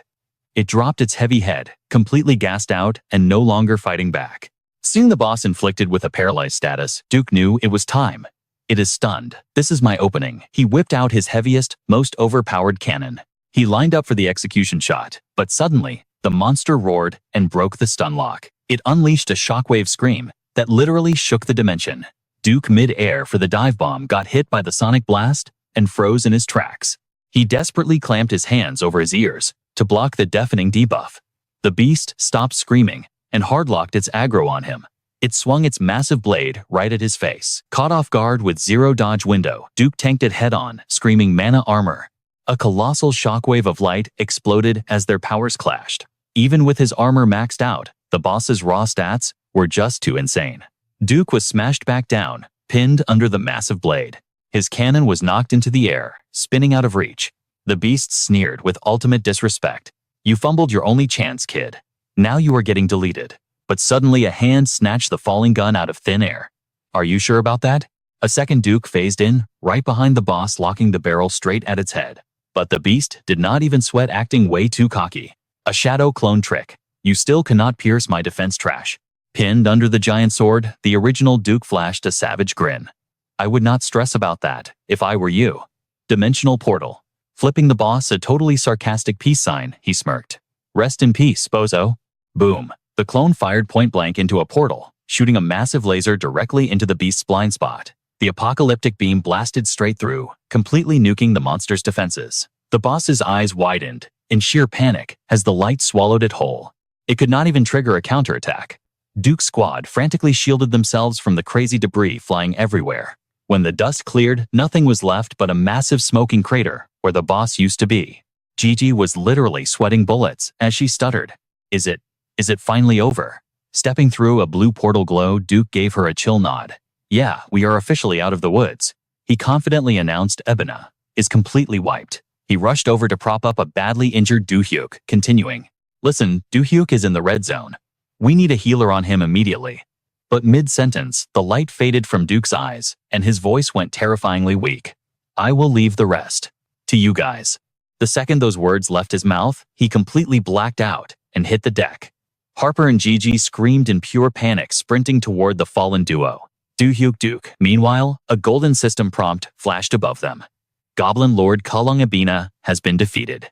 The monster totally whiffed its grab attack. System alert. You just bagged 4 spatial fragments, plus the heart of Ibina, the Kalong Elf Lord. Meanwhile, at the Mokpo Gate, Kim Hun was absolutely tweaking. He barked at his crew to start searching. As soon as possible. They couldn't have gone far. Comb the area. His voice echoed through the pitch-black night. Find those rats right now. High above a scout flexed their vision from a rooftop scanning the streets. A girl stepped up beside the scout, looking totally stressed. Bro, what's our play here, Kang? Inhan glanced back, his expression grim. Camping here to duck the Mukon Guild is a mid-strat. We can't hide forever. He locked eyes on the mob below and laid out the plan. We're gonna hit up that Chinese guild to hard carry our escape. His sister sounded completely thrown off. China. Are we seriously doing that? Kang and Han thought of a total heavyweight and nodded. No cap, it's our only shot. If we get Guang Lihong from the Taihua Guild on our side, we'll be safe from these bozos. Cut to another spot. Do-hyuk finally booted up from a massive coma. Realizing this wasn't his room, he was super confused. Where am I? He shot up in bed, scanning the sterile walls. A hospital. He scoped out the joint with a critical eye. This wasn't some basic public clinic. It suddenly clicked for him. Ah, no way. This is the Junsung Healing Center run by the megacorp Junsung. But then something else caught his eye. A girl was completely passed out, resting her head on his bed. He gasped. Jungmi right then. Baek Jo-hui stepped through the door, waving him off. Let the kid sleep. She's been glued to that spot low-key, stressing over you for days. Do-hyuk blinked in surprise. Master Jo-hui flexed a massive fruit basket and smirked. Do-hyuk. Long time no see, kid. Yeah, it's been a hot minute, Do-hyuk replied. Jo-hui tossed him the basket. Get well, loot for you. How's the HP looking? Do-hyuk cracked a smile. Back to 100%, all thanks to this VIP healing center. But then his vibe shifted, getting dead serious. By the way, what went down after my system crashed? Jo-hui caught his drift and nodded. Figured you'd want the tea. I'll drop all the lore for you. She broke it down like a true boss. First off, Ebina is completely cooked. We bagged the loot and the body is on ice. Also, Choi Taeho, your duo partner, he survived the raid and is getting patched up. But the in real-life server is looking super bleak right now. She lowered her voice. China and Japan just got hit with the same exact event. They're currently locked in a massive high-stakes guild war. China's totally getting griefed. With multiple dungeon breaks popping off nationwide at the same time, their casualty stats are way worse than ours. Meanwhile, we managed a flawless run with 0 deaths. Thinking back to that hardcore clash, she gave him a proud look. Ganking the White Lotus and Mukon guilds was a massive W, all thanks to your clutch big brain strats. Those two guilds got totally nerfed and pushed back. Their guild masters and mob squads, they straight up combat logged. Right now, the Mukon rats are hiding out in Mokpo, while White Lotus is trying to fast travel to China. She finally took a breath. That's the full recap of the last 3 days since you were away from keyboard. Do-hyuk's jaw practically hit the floor. Wait 3 whole days. He was absolutely shook. Big yikes that we haven't wiped out their top-tier executives yet. Just then, Jongmi started stirring from her nap. Do-hyuk softened his tone. Morning, Jongmi. Finally logging back in. Jongmi blinked, staring at his open eyes, like she had seen a ghost. Do-hyuk. Oh my god. The waterworks instantly turned on. She lunged forward, tackling him into a massive teary hug that definitely cost him a few hit points. Do-hyuk just froze totally, not knowing what to do with his hands. Jongmi was literally shaking. I was so freaking worried, she cried, burying her face in his chest. I thought it was game over for you, Do-hyuk. I really did. Jo-hui watched the heavy romance vibes with a deadpan stare and hit them with a loud ahem. Jongmi practically teleported backward, her face beat red. Master, wait, how long have you been camping there? Do-hyuk gave an awkward chuckle. She's literally been in the lobby this whole time. Jo-hyuk got back to business. Do-hyuk, the VIPs from the KB Guild are waiting outside to see you. What's your play? If you're not vibing with it, I can totally kick them from the party. She pulled out her phone to boot them, but he waved his hands. Nah, it's chill. Let me just gear up real quick. Jo-hui smirked. Bet. I'll escort you to the VIP room. Meanwhile, at a sketchy underground base in Jilin province, creepy echoes bounced off the damp walls. Kang In-han and Min Sung-ju were tied up like hostages, getting shoved into a dark room by some aggro thug. Get in there, Trash the Goon barked. Coughing through the thick dust, Song-ju squinted. Where even are we? Heavy menacing footsteps approached her. A shadowy figure casually dropped into a throne-like chair, staring them down. His ice-cold eyes locked onto his prisoners. Kang In-han, Min Song-ju. Hearing their tags drop like that made them both snap their heads up. The guy flashed a downright villainous grin. Got any clue who your final boss is today? In-han swallowed hard. No. But Sung-ju wasn't having it. She completely cut her brother off. Who the hell do you think you are griefing us like this? She glared daggers at the white-haired dude who was chilling there with absolute main villain energy. You seriously think you won't get cancelled for touching us? Our sugar daddy is Guang Li Hong. Songju was dropping massive threats, flexing the name of their ultimate backer, the guild master of the Taihua Guild, Guang Li Hong. The white-haired guy just scoffed, looking at her like she was an absolute bot. How are you this clueless? Read the room, idiot. The guy who set up this safe house for you, the guy who handed over all your data, it was Guang Li Hong himself. Songju's face totally glitched out. Wait. What? The white-haired dude didn't mind repeating himself to rub it in. You got permanently dumped from the party. Refusing to believe she had been played, Songju snapped back. That's cap. Absolute cap. There is zero chance Guang Li Hong would just drop us. The guy stood up, clicking his tongue in pure mockery. Whatever helps you cope, loser. He slowly closed the distance, exuding absolute dread. I'm just here to clear my quest log and farm the XP. He slowly reached out toward Inhan's head, his voice turning demonic. And now, he clamped his hand onto Inhan's skull, sending shockwaves of pure terror down the guy's spine as those cursed fingers dug in. Razor-sharp, beast-like claws hovered dangerously close to Inhan's eyes. The white-haired villain channeled his aura, crushing the guy's skull like a grape. Arg, Inhan screamed in absolute agony. The villain speed read through Inhan's memory files. Wow, your data on Park Do-hyuk is totally mid, isn't it? Utterly disappointed, he instantly deleted Inhan from the server. This NPC is totally useless. Songju stared at her brother's blood-soaked remains and unleashed a gut-wrenching scream. No! The whale snagged the villain's aggro. His bloodthirsty glowing eyes slowly shifted to lock onto her. Let's see if your data is any better. Flashback to our boy Do-hyuk. Waking up in the hospital meant a bunch of his quest lines were already auto-completed. Once the KB Guild finished processing Abina's corpse, he finally got VIP access to the boss drop. He mentally reviewed his insane loot pool. I finally scored that Ebina blood drop I've been grinding for. And check this out. I totally crafted a legendary tier spatial stone. Do-hyuk didn't just away from keyboard in the hospital. He power-leveled his intelligence stat by speed-reading skill books. While the healers did their thing, I completely mastered those insane spells Taepung farmed for me. He pulled out a handful of glowing OP skill stones. Time to unbox the ultimate boss loot from Ebina. The system interface flashed blue. System alert spatial fragment. Owned inventory, count 12. Buff plus 60% bonus damage to the Kalong elf race. Level appropriate dungeons are now unlocking. He pulled out the boss's creepy, glowing purple heart, ready to consume the core. The system's robotic voice chimed in perfectly. Player Park Do-hyuk is now absorbing the life force of Ebina's heart. Stat boost physical defense increased by 200 points. Stat boost magic defense increased by 200 points. Achievement unlocked. You have earned the title Guardian of Space Buff. Both standard and peerless tier spells can now be permanently enhanced one time. Skill unlocked. You have learned the absorption skill of Ebina the Lord of the Kalong Elves through your peerless spell mastery. This skill overrides basic mage passive abilities. The scaling of all your magic will now hard buff, based entirely on your current intelligence stat level. Skill cooldown, 10 seconds. Do-hyuk could not even cap. His glow-up in such a short time was absolutely unreal. The glowing blue system window popped up with the clutch stats. Player Park Do-hyuk, level 93. Rank B. Classes Wizard, Alchemist, and Mechanic.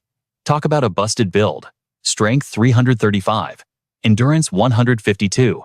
Intelligence 1206. Magic power 2215. Agility 202. Luck 180. Charm 38. Physical damage 61. Magical damage 186. Absolutely cracked stats. Meanwhile, over at the dark market, a blinding beam of light pierced through the auction house. The hype man grabbed his mic and yelled to the crowd. Sorry to keep you waiting, fam. He ripped the red velvet cloth off the display with pure dramatic flair. It is time for the grand finale of tonight's auction. The weapons underneath were straight fire. They radiated an absolutely OP aura that left everyone speechless. The hype was absolutely unreal. Do-hyuk dropped 5 peerless tier weapons at the auction, and the whole crowd basically lost their minds. The energy was straight fire. The MC hyped it up, starting the bid at a massive 80 billion won. While Do-hyuk watched the chaos, June called out to him. She strutted down the stairs, smirking. Long time no see at Dermakit, she said. Do-hyuk just shrugged. Yeah, I bagged some OP loot from the last invasion. and needed to cash out. June eyed the insane gear on stage. So those god-tier weapons are yours. Your flex is getting way too crazy. Do-hyuk chuckled. Peerless weapons usually start around 100 billion, so I guess you are not wrong. But in his head he was laughing. He literally crafted those bad boys, using that magic circle manual from the academy, and the transcendent tier space stone he got from Evan. June suddenly glanced sideways and whispered, "There is a massive whale here today, aiming straight for your loot. Aren't you dying to know who that actually got Do-hyuk's attention? For real, who is it?" June's face got dead serious. "Check out that guy over there. Third row on the left, chilling in the corner." Meanwhile, the auction was popping off. 85 billion, 90 billion, 110 billion. The MC was screaming, 110 billion going once, any higher? Suddenly a hand shot up. "I will take all 5 for 650 billion won." The entire room went dead silent. Do-hyuk squinted at the absolute madman who just dropped that bag. "That dude." June nodded. "What do you think?" Do-hyuk scoffed. "His aura is built different. He is leagues above every other awakened in this room." June smirked. "Spot on. That is Julian. Germany's literal double S rank powerhouse." Julian just sat there, flashing a stupidly confident grin. The MC was sweating bullets. 650 billion for the whole set. Do we have a counter? Absolute crickets. Nobody dared to challenge that flex. Sold. The auction is officially closed. June looked over at Do-hyuk. "You dipping already? We need to catch up properly next time. If you are free, we should totally grab some drinks." Do-hyuk blinked, caught off guard, but smiled. "Sure, let's chill before the next dungeon raid kicks off." Her face lit up instantly. "Bet. It is a promise. I gotta pack up now. Catch you later." But right as she left, a heavy voice called out, "Do-hyuk." It was Julian. "Got a minute to chat?" Just long enough to grab a coffee. Cut to them cracking open some canned cold brews. Julian stared Do-hyuk dead in the eye. "Do-hyuk, do you have any idea how the world sees you right now?" Do-hyuk kept it low-key. "Just some up-and-coming awakened, right? That is all I know." He frowned slightly. "Maybe I got some clout from that scroll incident too." Julian cut right to the chase. "No cap, you are the only reason I came to Korea." His vibe turned icy cold.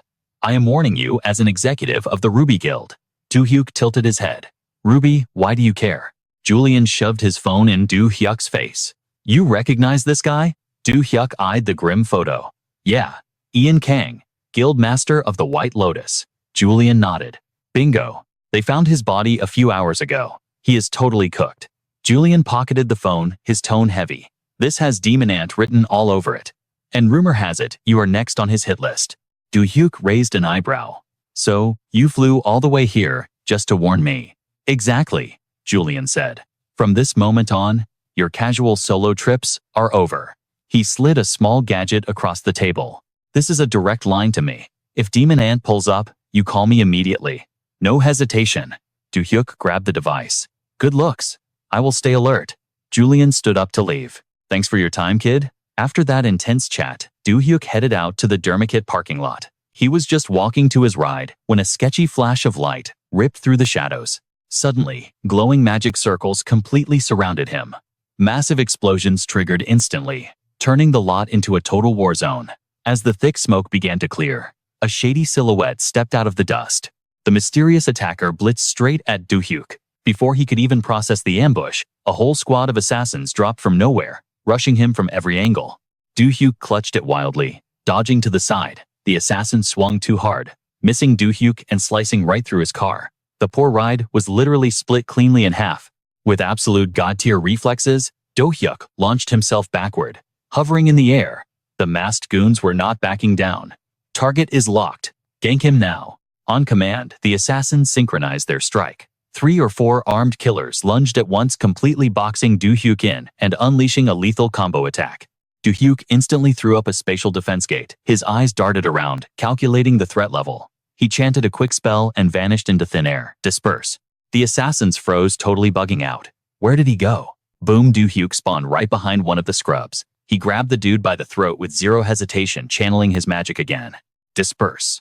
A savage, 6th tier spell that literally disintegrates its target. Do-hyuk crushed his grip, and the poor thug dissolved into pure ash on the spot. The remaining assassins were absolutely shook. "Is this the power of an elite spell?" one screamed. "Do not lose your cool," their leader barked, trying to cope. "He cannot spam that kind of magic." He is just trying to mind game us. Do-hyuk narrowed his eyes. That voice sounded way too familiar. Wait a minute. I know that pathetic tone. Reality clicked, and he yelled out, Hunter Kim. From the Infinity Guild. Exposed Hunter ripped off his mask, seething with rage. You absolute bastard, Do-hyuk. Do you know what kind of hell I have been living in? Do-hyuk just glared at him, utterly unimpressed. I told you I would let you live, if you took the L, and stayed out of my sight. Yet here you are, stepping up to me again. You really have a death wish, do not you? Hunter snatched a blade from his lackey. Because of you, I am a wanted criminal. My entire life is cooked. Finding you chilling at some fancy auction was the best luck I have had in months. He gripped his sword, his eyes burning with toxic vengeance. I am going to end you. For wrecking our master plan, Hunter pointed his blade straight at Do-hyuk. Kill him, Do-hyuk just sighed, his aura flaring up. During that global outbreak, you clowns tried to backstab us. You literally brought this on yourselves. Do-hyuk did not hold back. Time to show them what an OP counterattack looks like. Peerless spell activation.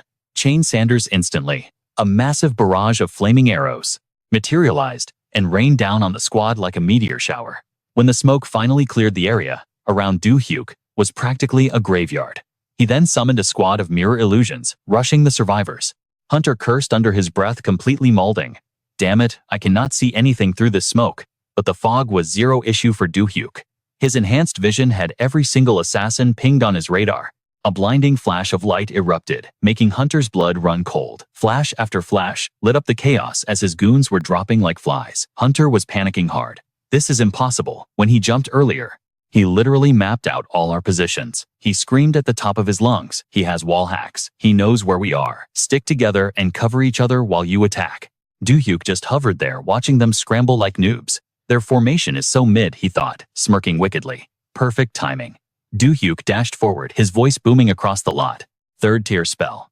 Hold person. Massive ethereal spikes erupted from the ground, pinning every assassin within a 5-meter radius and locking them down for 20 straight seconds. Without missing a beat, Do-hyuk blasted out of his spot, charging straight into the helpless, panicked mob. Hunter screamed in pure terror. He is coming, but it was too late, as Do-hyuk smoothly dodged their desperate attacks, ready to end this. Do-hyuk absolutely wiped the floor with those assassins, leaving them totally cooked with zero room to fight back. He spun around, pulling his mana into his arm and dropping a blazing wall of fire right on command. Tier 4 spell firewall. Intense flames erupted straight from the ground. Bathed in that fiery glow, the assassins locked onto his shadow, and 2 of them rushed in thinking they could actually do something. Big mistake. Do-hyuk casually popped a shield spell, summoning a solid barrier that tanked their hits and sent them flying. But Hunter wasn't backing down, swinging his blade straight at Do-hyuk's neck. A massive wave of sword aura blasted forward. Hunter was sweating, desperate to take Do-hyuk out no matter what. But our boy just stood there chillin', raising a hand that glowed with a terrifying OP light. A storm of wild energy swirled in front of him. Tier 7 spell, Reversal. It's a busted move that literally eats mana to reflect the enemy's attack right back at them. Do-hyuk instantly redirected that insane aura straight at Hunter. The blinding light absolutely swallowed the dude whole. The impact launched him into next week, completely draining his HP to 0. Now he was just a battered mess, completely paralyzed on the floor. Even while bleeding out, he still tried to bark out a threat. If I die, it is all over. But Do-hyuk shut that down real quick. Cap. There are definitely more haters lining up for a piece of me. The more clout I get, the more enemies pull up. Hunter spat out his final words. This is just the tutorial, man. I will be waiting for you in hell. And with that, he dropped dead at Do-hyuk's feet. Do-hyuk just smirked and said, bet. He stood there for a minute, staring down at Hunter's lifeless body, completely silent as the gravity of the situation hit him. Suddenly, Do-hyuk snapped his killer gaze toward the surviving goons. His aura was literally suffocating as he growled. Anybody else want the smoke? Faced with his crazy OP stats, the remaining assassins instantly dropped their gear, totally tapping out. They threw their hands up and whined. We surrender. Fast forward to the next day, high up in the Seoul KBI headquarters. Danny was clutching his tablet, giving a dead serious report. This is all the intel we scraped from yesterday's raid. Gina frowned, her vibe shifting. You mean Hunter and his squad of dead minions? Danny nodded, breaking it down. Yeah, plus the 2 guys who chickened out are currently in our lockup. I reviewed the security cams and realized that an A-rank awakened like Hunter could not even twitch a finger against him. Gina typed away, her eyes glued to the monitor. I am checking the footage right now too. She paused the clip, Look here, it seems Do-hyuk actually reversed. Hunter's sword strike right back at him. Danny replayed the crazy scene in his head. No cap, it looked like Hunter's attack was going to connect, but then the whole move just bounced back. Gina rubbed her chin deep in thought. Hey Danny. Her tone got super intense. We need to keep Do-hyuk's spell data on absolute lockdown. Knowing too much is going to put a target on our backs. Danny hesitated, looking stressed. But Captain, is that really a smart move? He threw out a huge red flag. What if Do-hyuk dips overseas? He could just take all the resources we gave him and ghost us completely. Danny was sweating now. Boss, he asked, sounding super suspicious. Are you holding out on me? Is there some top secret tea you are not spilling? Gina ignored his panic, her frown deepening, as she demanded, Danny, do you trust me? Or what? She laid down the law. Then stop stressing and focus on tracking those wanted targets from the White Lotus and Archon guilds. I will handle Do-hyuk myself. Danny caught her drift and sighed. Understood, I am on it. Gina just went quiet, staring intensely at her screen. A flashing text read, Project Ruby KBI Korea, Headquarters Director Logan. Meanwhile, beautiful golden hour sunlight was glowing over an aesthetic amusement park. Do-hyuk was just chilling in the crowd, waiting for someone to pull up. He could not help but mutter, I still cannot believe Stella actually asked me out like that. He got a quick flashback to the hospital room. Stella was peeling an apple, acting all shy. Hey, do you have any free time this weekend? Do-hyuk was clueless. Yeah, why? Her face turned bright red as she mumbled. Just wondering, no biggie. She gripped the fruit knife super tight, finally dropping the bomb. Well, if you are not doing anything this weekend. She gave him the ultimate puppy dog eyes. Do you want to go on a date with me? Bam, back to reality at the theme park. Stella walked up totally glowing. Do-hyuk, you made it. Do-hyuk's brain short-circuited, and his face flushed the second he saw her. She was rocking this gorgeous white dress, looking stunning as she shyly walked over. Does this outfit look mid? He immediately started simping. It is absolute fire. If I knew you were going to go all out and look this pretty, I would have actually tried to dress up too. Stella beamed with pride. You are totally fine, your natural drip is already cool enough. Do-hyuk turned to lead the way. Shall we head in? Suddenly, Stella called out. Wait up. And before he knew it, she snatched his hand. Do-hyuk was totally shook, staring at her in disbelief. She could not even make eye contact, her cheeks burning. Is holding hands too much? Do-hyuk just chuckled, totally getting the vibe, and squeezed her hand back. Let us go. He then asked about the game plan. We have got a packed schedule today, so let us go crazy and have fun. Stella flashed a massive smile, her hype levels off the charts. Heck yeah, they hit up literally every ride, starting with the roller coaster to catch those adrenaline thrills, followed by this insane drop tower that left them completely dizzy. A bit later, they grabbed some drinks to chill out. Do-hyuk checked in on her. Yo Stella, how are you holding up? Are you having a good time? She was absolutely glowing. It is the best. Just sitting here vibing is honestly amazing. He felt a bit guilty. We literally just spammed all the rides that I wanted to go on. Is there anything you want to check out? Stella glanced around, getting a little shy again. Well, if you are asking. She pointed straight at the giant Ferris wheel, her eyes sparkling. I want to ride that one. The sun started setting, painting the sky with this super aesthetic golden hour vibe. The Ferris wheel cabin slowly lifted them into the air. Inside, the two of them sat face to face, the romantic tension totally spiking. Stella stayed quiet, just staring out at the view. Then she slowly turned her gaze back to the guy sitting across from her. Do-hyuk was looking out the window, totally clueless, and smiled. The view up here is actually fire. Stella clenched her purse, her heart beating out of her chest as she thought, this is it. Gathering every ounce of courage, her face flushed as she stammered, hey I. Do-hyuk heard her and turned his head. They just stared at each other in this incredibly awkward silence. As they sat trapped in the cabin, the entire theme park suddenly went pitch black. Stella broke the silence. I think the whole park just lost power. Do-hyuk nodded. Let us just hold tight until they reboot the grid. Suddenly she grabbed her head, looking totally stressed. Do-hyuk panicked a little. Stella, what is wrong? Are you okay? She brushed it off. It is nothing. Inside, Stella was absolutely raging. Why did the power have to glitch right now? Talk about trash timing, she screamed in her head. Ugh, I finally got the perfect setup and the universe does me dirty like this. Out of nowhere, tiny specks of light began to glow in the dark. She gasped. Wait, magic light. Stella reached out, letting the glowing particles dance across her palm. Do-hyuk asked softly, Stella, are you feeling better now? Stella looked at him, completely confused. Huh, what do you mean? He explained. When the lights cut out, you grabbed your head. I honestly thought you were terrified of the dark. She shook her head wildly. Oh no, that is not it at all. Do-hyuk was lost. Then, what had you so stressed out? Stella hesitated, struggling to find the words. It is. Well, it is. Just as she was about to confess, the lights snapped back on, and the park speakers blared. We sincerely apologize for the blackout, which caused a temporary delay in the rides. Please enjoy the rest of your magical evening. The park was fully lit again, and the Ferris wheel started moving. Do-hyuk looked right at her. Stella? She just forced a sweet smile. Never mind, it is seriously nothing. Sometime after that crazy assassin ambushed Hazel, and I needed a safe zone to grind our levels, so we relocated to a high-security bunker that made the old spot look mid. It even had a massive training arena. Do-hyuk stepped into the training zone, hearing some noise and thinking, is she really still grinding at this hour? He walked in and called out to Hazel.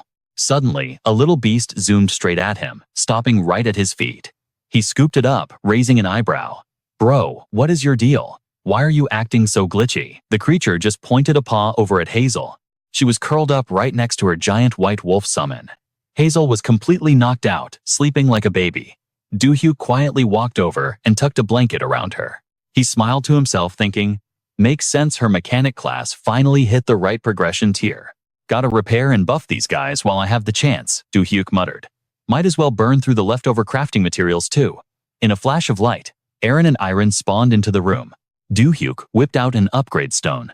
Time to cook. Aaron, you are up first. Swiping open his glowing interface, he dragged Aaron's avatar into the system analyzer. Let's get this bread. The system chimed instantly.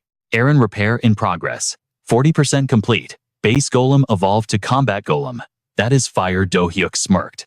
Alright Aaron, you are not getting left behind. Drone upgrade, let's go. He slammed the confirmation button.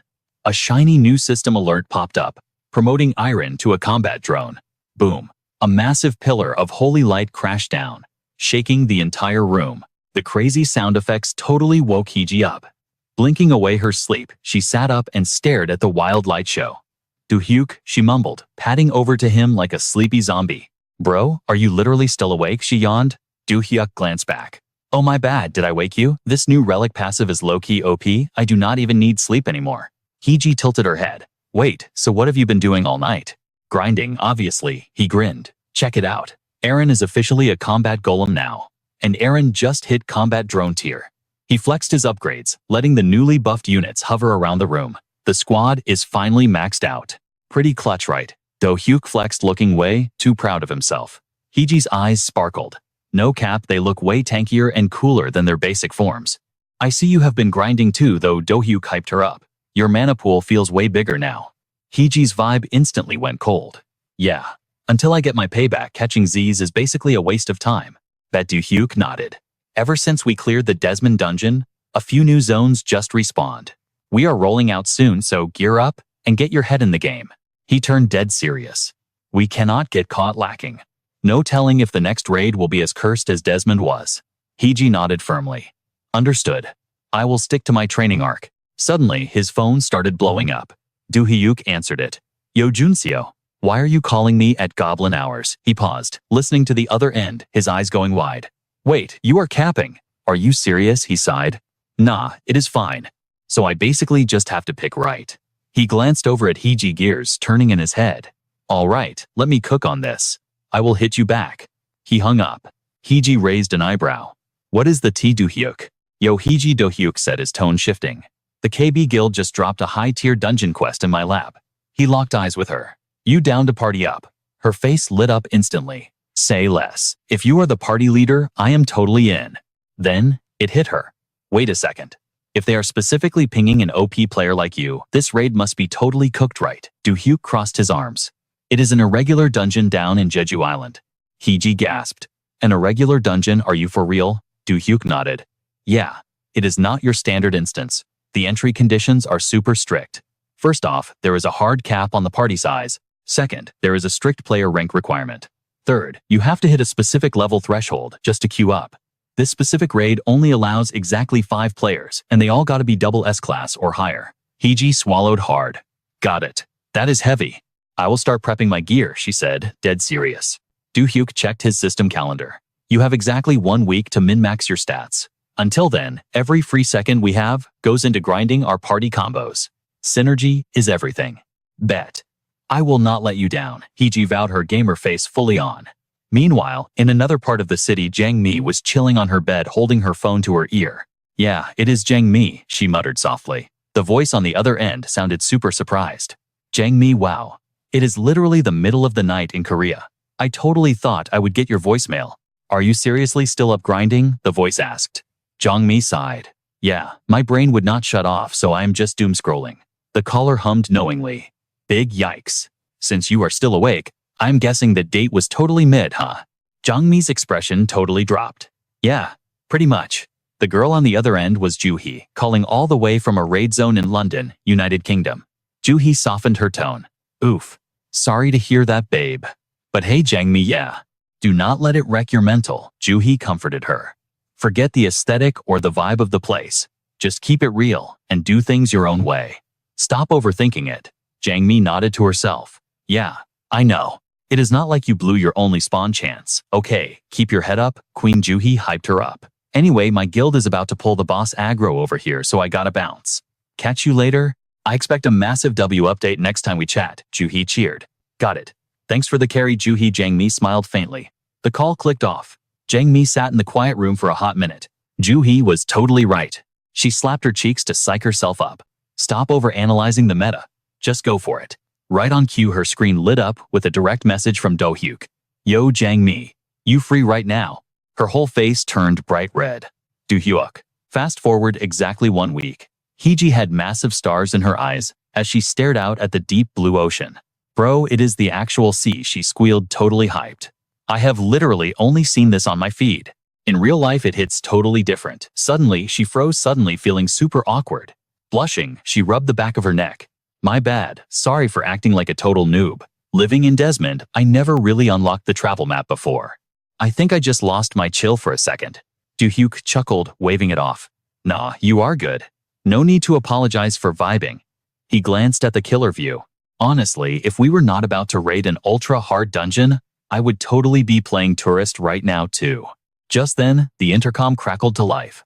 Attention hunters, Do-hyuk and Heiji. We are beginning our final descent. Do-hyuk blinked, low-key surprised. Wait, we are already at the drop zone. He peered out the window. So this is the KB Guild's Jeju Island hub, huh? The chopper touched down with a heavy thud. Do-hyuk helped Heiji step out, instantly greeted by a sharply dressed guide. Welcome to the base, hunters. I am Hei Lee, your official handler for the Jeju branch, she said smoothly. She flashed a professional smile. Your party leader and the rest of the raid squad have already spawned into the briefing room. Do-hyuk scratched his head. Yikes, did we lag behind? Hei shook her head. Not at all. You still have 30 minutes before the raid strategy meeting begins. Do-hyuk sighed in relief, following her lead. Thank God, I thought we were cooked. Hei kept walking. Right this way, please. I will take you to the lobby. Meanwhile, across the base, Jiang Mi was wrapping up a chat with staff. Okay, thanks. Junso strolled over to her, checking her watch. Do-hyuk should be logging in any second now. Jiang Mi nervously tucked her hair. Right. Awesome. Junseo instantly noticed her acting completely sus and jittery. She raised an eyebrow. Hey, Jiang Mi, your health point's looking okay. You seem a little off. Jiang Mi totally panicked. Oh yeah, my stats are perfectly fine. Junseo crossed her arms. Look, irregular dungeons are notoriously hardcore. Your physical condition has to be at 100%. If you are nerfed today, we can push the raid to tomorrow. Jiang Mi forced a totally normal smile. I promise I am completely buffed and ready. Junseo squinted, unconvinced. Just then the sliding doors hissed open and Do-hyuk stepped in. Yo, did you guys wait long? Do-hyuk asked, walking over. He tilted his head at Jiang Mi. Whoa, Jiang Mi, you look totally different from your usual skin today. She immediately pouted, throwing him a totally salty look. Because last time I spent 3 hours doing my own hair and makeup, you clueless noob. Junseo watched their chaotic banter and just chuckled to herself. Ah, the drama. Clapping her hands, she brought the room to attention. All right, squad, looks like the whole lobby is full. Since we are all queued up, let's do a quick mic check and introduce ourselves. She gestured to the absolute unit of a man standing in the corner. This is Sanjon, he is filling our frontline role. The massive guy stepped forward, his aura insane. Name is Sanjon. Let's clear this. Do-hyuk extended a hand. Do-hyuk, let's get this bread. Good to finally meet you, bro. Do-hyuk literally had to crane his neck just to look the guy in the eye. No cap, your hitbox is massive. San chuckled deeply. Yeah, I clock in at over 2 meters. Junseo read from her datapad. He is 39 years old. He dual wields massive battle axes. Just like my own class build, Junseo explained to the party. Does passive skills let him tank and dish out both magic and physical area of effect damage at the exact same time. Do-hyuk nodded respectfully. You are definitely the senior player here, so drop the formalities. Treat me like a younger bro. San scratched his head, low-key shy. Oh bet, then I will not hold back. With the introductions out of the way, the party finally moved out with Do-hyuk and San matching strides. Staring at the glowing rift in front of them, Do-hyuk felt a chill. So, this is an irregular dungeon, he thought, his heart racing. San looked around the massive shifting landscape, completely shook. Bro, I have literally never seen a dungeon map this massive in my entire life. The environment and scale dynamically generate based on the hazard tier, Do-hyuk explained, already falling into shot caller mode. He quickly deployed a scout drone to map out the fog of war. The drone zipped into the sky, scanning the exact coordinates Do-hyuk locked onto. San watched the tech fly off into the distance, looking a little jealous. Man, if I had high-tier scouting gear like that, aggroing mobs would be a cakewalk. Seriously, who knows how much longer my giant health bar can carry me through these crazy raids. Nah bro, you're still goated, Do-hyuk replied. He then announced the bad news. According to the drone radar, taking a breather inside the canyon is a massive L. We're totally cooked. The squad behind him froze in pure shock. Then Zane broke the silence. So we gotta gear up right here before moving out. Do-hyuk locked eyes with Heidi. Since you're our clutch summoner, watch R6. Keep me from getting clipped too. Heidi nodded. Bet. Do-hyuk hyped up the squad. Alright, let's roll. The team fell into formation. Suddenly, Do-hyuk barked out an order. Zane, keep your eyes on the high ground. Heidi, use your summons to cover our backs. Move. Out of nowhere, a foul stench hit his nose. Do-hyuk instantly threw up his hand. Hold up, freeze. Zane scowled. Yo, something smells mad toxic. The foul scent triggered a major flashback for him. Meanwhile, Summer spotted some sketchy movement ahead. She narrowed her eyes. An entire mob of monsters was pulling up. She screamed a warning to the squad. Incoming from the front. These weren't mid-tier mobs. They were A-rank Eros renegades. Suddenly, Heidi yelled out, bro. We've got more bogeys flanking us from behind. Do-hyuk instantly took charge. We'll wipe the backline first. Zane, Summer stall the front line. Don't let them push. Summer firmly replied, got it. The duo immediately stepped up to tank the A-rank renegades. Do-hyuk's strategy was in full effect. Zane hoisted his massive axe, ready to swing. Summer slammed her heavy shield into the ground. Zane's aura flared as he gripped his weapon. Time to catch these hands. He unleashed a devastating cleave that shredded the ground. But looking at the endless swarm of A-rank renegades, he clicked his tongue. There's way too many of these losers. Without hesitating, Zane kept swinging. His brutal axe strikes tore through the mobs like paper. Then the weapon spun right back to his hand. Suddenly, a massive foot stomped the earth. Zane's eyes went wide. What in the world? An absolutely gigantic boss monster had spawned. Gross red slime oozed from its giant body. And that toxic goo was literally spawning more monsters. Zane gritted his teeth as the mob size multiplied. How the heck do we counter this cheese? Right on cue, Aaron charged into the fray. The golem activated his burning hands, skill Aaron locked onto his target, and unleashed pure fire. Irene swooped in to provide insane support. She zipped through the air, scouting the beast up close. Hovering high above, she analyzed the terrain like a supercomputer. Irene's data processing was complete. She summoned a barrage of laser beams. The light rained down on the monster. In a ruthless combo, the sky lit up like a crazy meteor shower, and the absolute devastation landed right on the monster mob below. Every single beam dealt an overpowered critical strike, but despite the hype damage, Zane was getting pushed back. Panic started creeping into his mind. Bro, shouldn't these things be totally wiped out by now? Suddenly, a terrifying sight made his jaw drop. He finally realized why this beast was so cracked. It literally took 0 damage from their ultimate attack, but then he spotted a glowing red core inside its chest. That crimson crystal was its actual main body. The thing was regenerating its health at lightning speed. Right then, Summer slid into position behind Zane. She called out, that red core has to be its weak point, no cap. Zane totally agreed with her read. Facts. But it looks like it's got insane magic resistance. With the boss weakness exposed, Summer instantly cooked up a strat. The golems and I will aggro the renegades to clear a lane. When I do, you smash that core to pieces. She charged straight into the danger zone, shouting back at him. The second I pop my taunt skill, you go all out. At that exact moment, a sharp command echoed out. Aaron, Irene, keep Summer alive. The two summons synced up perfectly. Mission confirmed, they replied in unison. Summer fearlessly bulldozed straight into the trash mobs. The feral beasts lunged right at her throat. But before they could even scratch her, a brutal kick rearranged their faces. Several fangs went flying into the air. The most valuable player of that strike was none other than Aaron.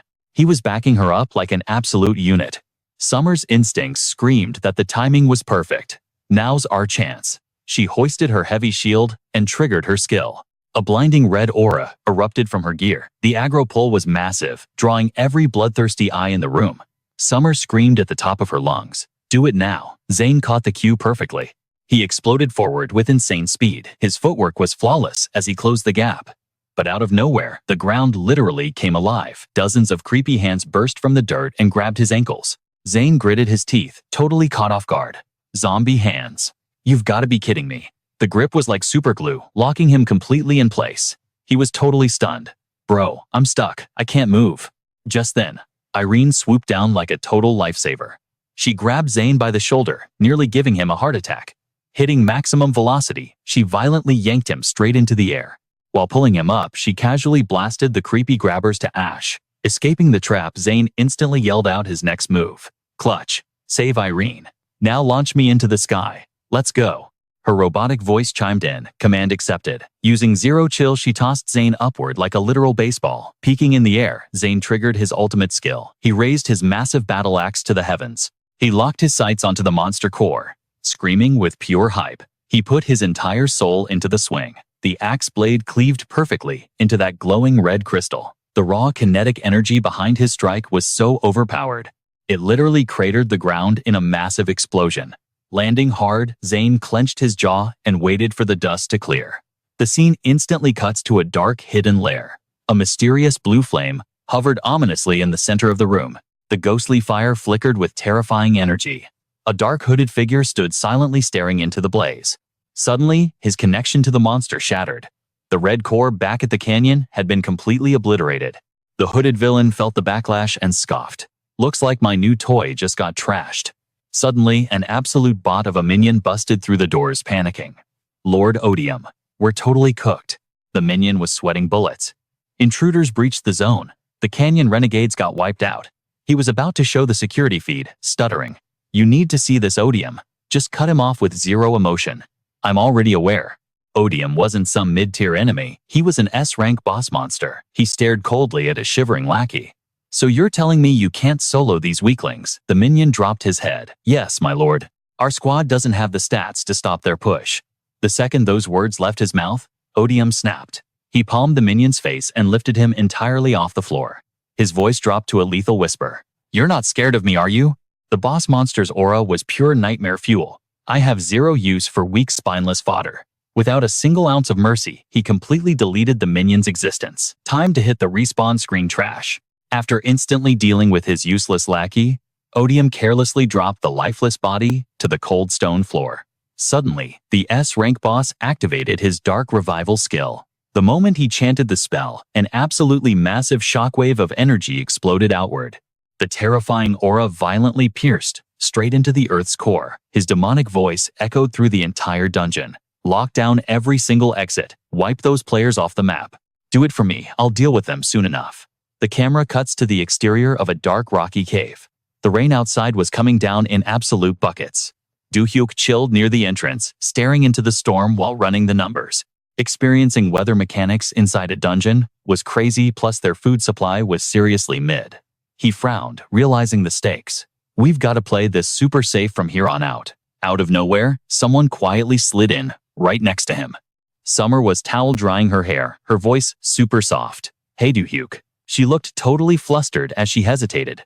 Do you mind if we chat for a second? The warm campfire cast a romantic glow over the absolute power couple. Sitting shoulder to shoulder, he gave her a soft look. Why aren't you logging off for the night? She shook her head. I'm way too wired to sleep. Do-hyuk flashed a warm, reassuring smile. You totally hard carried the squad today, you know. You really need to recharge your stamina.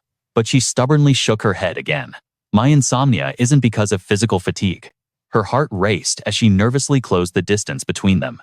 Her voice dropped to a sweet magnetic whisper. Do-hyuk. Summer stuttered, her face blushing bright red. Back then? What I was trying to say was. Seeing her completely glitching out, Do-hyuk softly encouraged her. Hey, it's okay. Just say it. Gathering 100% of her courage, she dropped the ultimate confession. Do-hyuk, I want you to be my boyfriend. She put her entire heart on the line, with zero hesitation. Please date me, no cap. After throwing that massive curveball, she stared up at him with sparkling, hopeful eyes. Do-hyuk was completely stunned. Our boy Do-hyuk was totally caught off guard. He had zero clue how to handle this confession. But before he could even drop a reply, someone yelled out, Yo Do-hyuk, we are back. A girl barged right in and crashed the romantic vibes. Time to swap shifts, let's go. But the moment she caught Do-hyuk and Sumi looking all cozy, her jaw basically hit the floor. Talk about awkward. Anyway, fast forward to the next morning. The sun was finally shining. That nasty rain straight up ghosted us, and the wind totally chilled out. Since our squad's synergy was finally clicking, we were speedrunning this dungeon like total sweats. But while we were making moves, something popped up midway. We got hit with a crazy vibe check. Undead awakeners who got cooked in this dungeon before were coming straight at us. But honestly, that did not even slow Do-hyuk down. We kept our cool and completely clapped them. We finally rolled up to the main objective. The squad was hyped, shouting that we made it to the temple gates, but right at the peak, blocking the entrance, there was this massive toxic green puddle looking super suspicious. Suddenly, two gnarly zombies crawled right out of that sludge. One of them actually started yapping. You are not getting anywhere near Lord Odium. Zan was totally shook. Yo, did that NPC just talk? This run was hitting way different than the last one, no cap. Sumi was totally on the same page. Yeah, this is getting weird, she whispered. Meanwhile, Do-hyuk's brain was working in overdrive. He remembered Odium from his D-rank promotion raid. That dude used to be the high priest before this whole temple got wrecked. Now, he was just a lapdog for Vendela. Do-hyuk instantly clocked the name. The Odium that zombie just name-dropped was the final boss of this entire dungeon. Sumi noticed Do-hyuk spacing out and nervously called his name. Do-hyuk. He finally snapped back to reality. Well, he smirked. A talking renegade is honestly kind of fire. But let's be real, he's not about to drop any useful lore for us. With that, Do-hyuk gave the green light to just wipe them out. The monsters were not backing down either. They were totally ready to throw hands with our squad. In a split second, Sumi and Zan went absolute goblin mode and rushed in. The monsters charged right back, eager to get cooked. Sumi and her beast companion tag-teamed them, delivering some heavy bone-crushing damage. They sent those freaks straight back to the lobby. Zan was out here flexing, slicing through them like butter. On the flip side, Do-hyuk and our mage girl were channeling some serious magic. A massive blazing inferno exploded out of nowhere. The camera cuts to the inside of the gloomy temple. Odium was just standing there, completely frozen like a statue. Suddenly, he caught the sound of footsteps and scoffed. Can you useless pawns seriously not stop them? Showing zero fear, the boss turned around to face the intruder. So you otherworldly freaks came all the way here to end me, he demanded. He started flexing his aura, trying to act tough, claiming he had been untouched up until now. Everyone who pulled up looking for my head is already rotting in the dirt. There is no saving them. Hearing this absolute trash talk, Do-hyuk gritted his teeth in pure rage. Yeah, well, this time is going to be different, he snapped. That bold claim actually made the boss do a double take. You definitely hit different from the fodder I crushed before, Odium muttered. Wait, are you the one who smoked Isaac? Do-hyuk did not even hesitate. You bet I am. Getting that confirmation, Odium looked even more pressed. So you are the glitch who hacked into the spatial rifts. Who the hell carried you through that? He was demanding answers now. Because there is no shot you pulled that off solo, Do-hyuk kept it 100% real. Just someone who wants to see your garbage plans completely wrecked. Suddenly, Odium let out a dark chuckle and looked dead at Do-hyuk. Newsflash, kid. We are all just literal NPCs to those higher beings. The second we stop being useful, they will straight up feed us to the wolves. Hearing that lore drop, Do-hyuk pushed him to keep spilling the tea. Odium just kept his cool and kept yapping. When I got left behind in this dead world, it hit me. He did not hold back his twisted logic. This is just a sick test, all because I dared to doubt Lord Vendela. As he was ranting, his aura started spiking like crazy. Then he started screaming like an absolute maniac. He was convinced that if he just deleted system vessels like Do-hyuk, he would secure his absolute victory. I will finally earn my ticket back to the real world. Right after dropping that villain monologue, Odium went full tryhard mode. He triggered his ultimate skill, Tears of Despair. Lethal toxic raindrops started pouring down like acid. But Do-hyuk did not even flinch, pushing straight through the hazard zone. The system flashed a massive warning. Tears of Despair clears all debuffs but totally drains your stamina. You lose 100 points every 30 seconds. If a target's stamina drops below 100, the invasive Dispel buff transfers straight to Odium. In that exact second, Do-hyuk screamed out, "Stick to the game plan." The moment those words dropped, Sumi was already moving like a blur. Seeing them scramble, Odium looked super smug. "I have zero clue what kind of mid-strat you are trying to pull." Out of nowhere, he literally teleported. Popping up right in front of Sumi, he roared, "But you are not getting out of here alive." At the same time, he unleashed a massive wave of dark energy and screamed, "Just drop dead." That insane pressure hitting Sumi left her totally paralyzed and shook. Odium blasted his raw, unfiltered power straight ahead. His devastating energy crashed forward like an absolute tsunami. After that insane strike, the ground was straight up deleted, leaving a massive crater. Then someone frantically called out to Sumi. It was our boy Do-hyuk coming in clutch with the save. He was low-key panicking as he shook her. Sumi snapped out of it. Fluttering her eyes open, she barely whispered his name.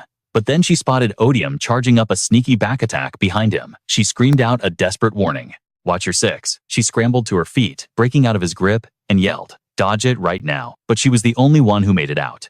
Do-hyuk tanked the entire hit like a boss and got launched right into the air. Now he was left dangling, wrapped up in these nasty glowing green tentacles. Seeing her squad leader get caught, Sumi completely lost it. Do-hyuk no. Even while getting crushed, he screamed at her, "Do not worry about me, just run." Trusting his call, she booked it, tears straight up flying from her eyes. Seeing her trying to dip, Odium morphed his tentacles into a deadly spear. He scoffed, looking totally unhinged. "Did you seriously think I would just let you ghost me?" Without missing a beat, he launched those spear-like tentacles right at her back. Just as those things were about to impale her, a booming voice echoed through the chaotic room. Instant absorption. Those deadly tentacles got violently yanked backward, like they hit an invisible wall. The boss was completely caught off guard, totally glitching out, and the one pulling the strings, it was none other than the absolute goat himself, Do-hyuk. He was literally clearing the path for Sumi to escape. His aura flared up, draining all of Odium's offensive power like a sponge. The boss was absolutely seething now. "You are always getting in my way, you pest." Do-hyuk stared him down, his eyes burning with pure determination.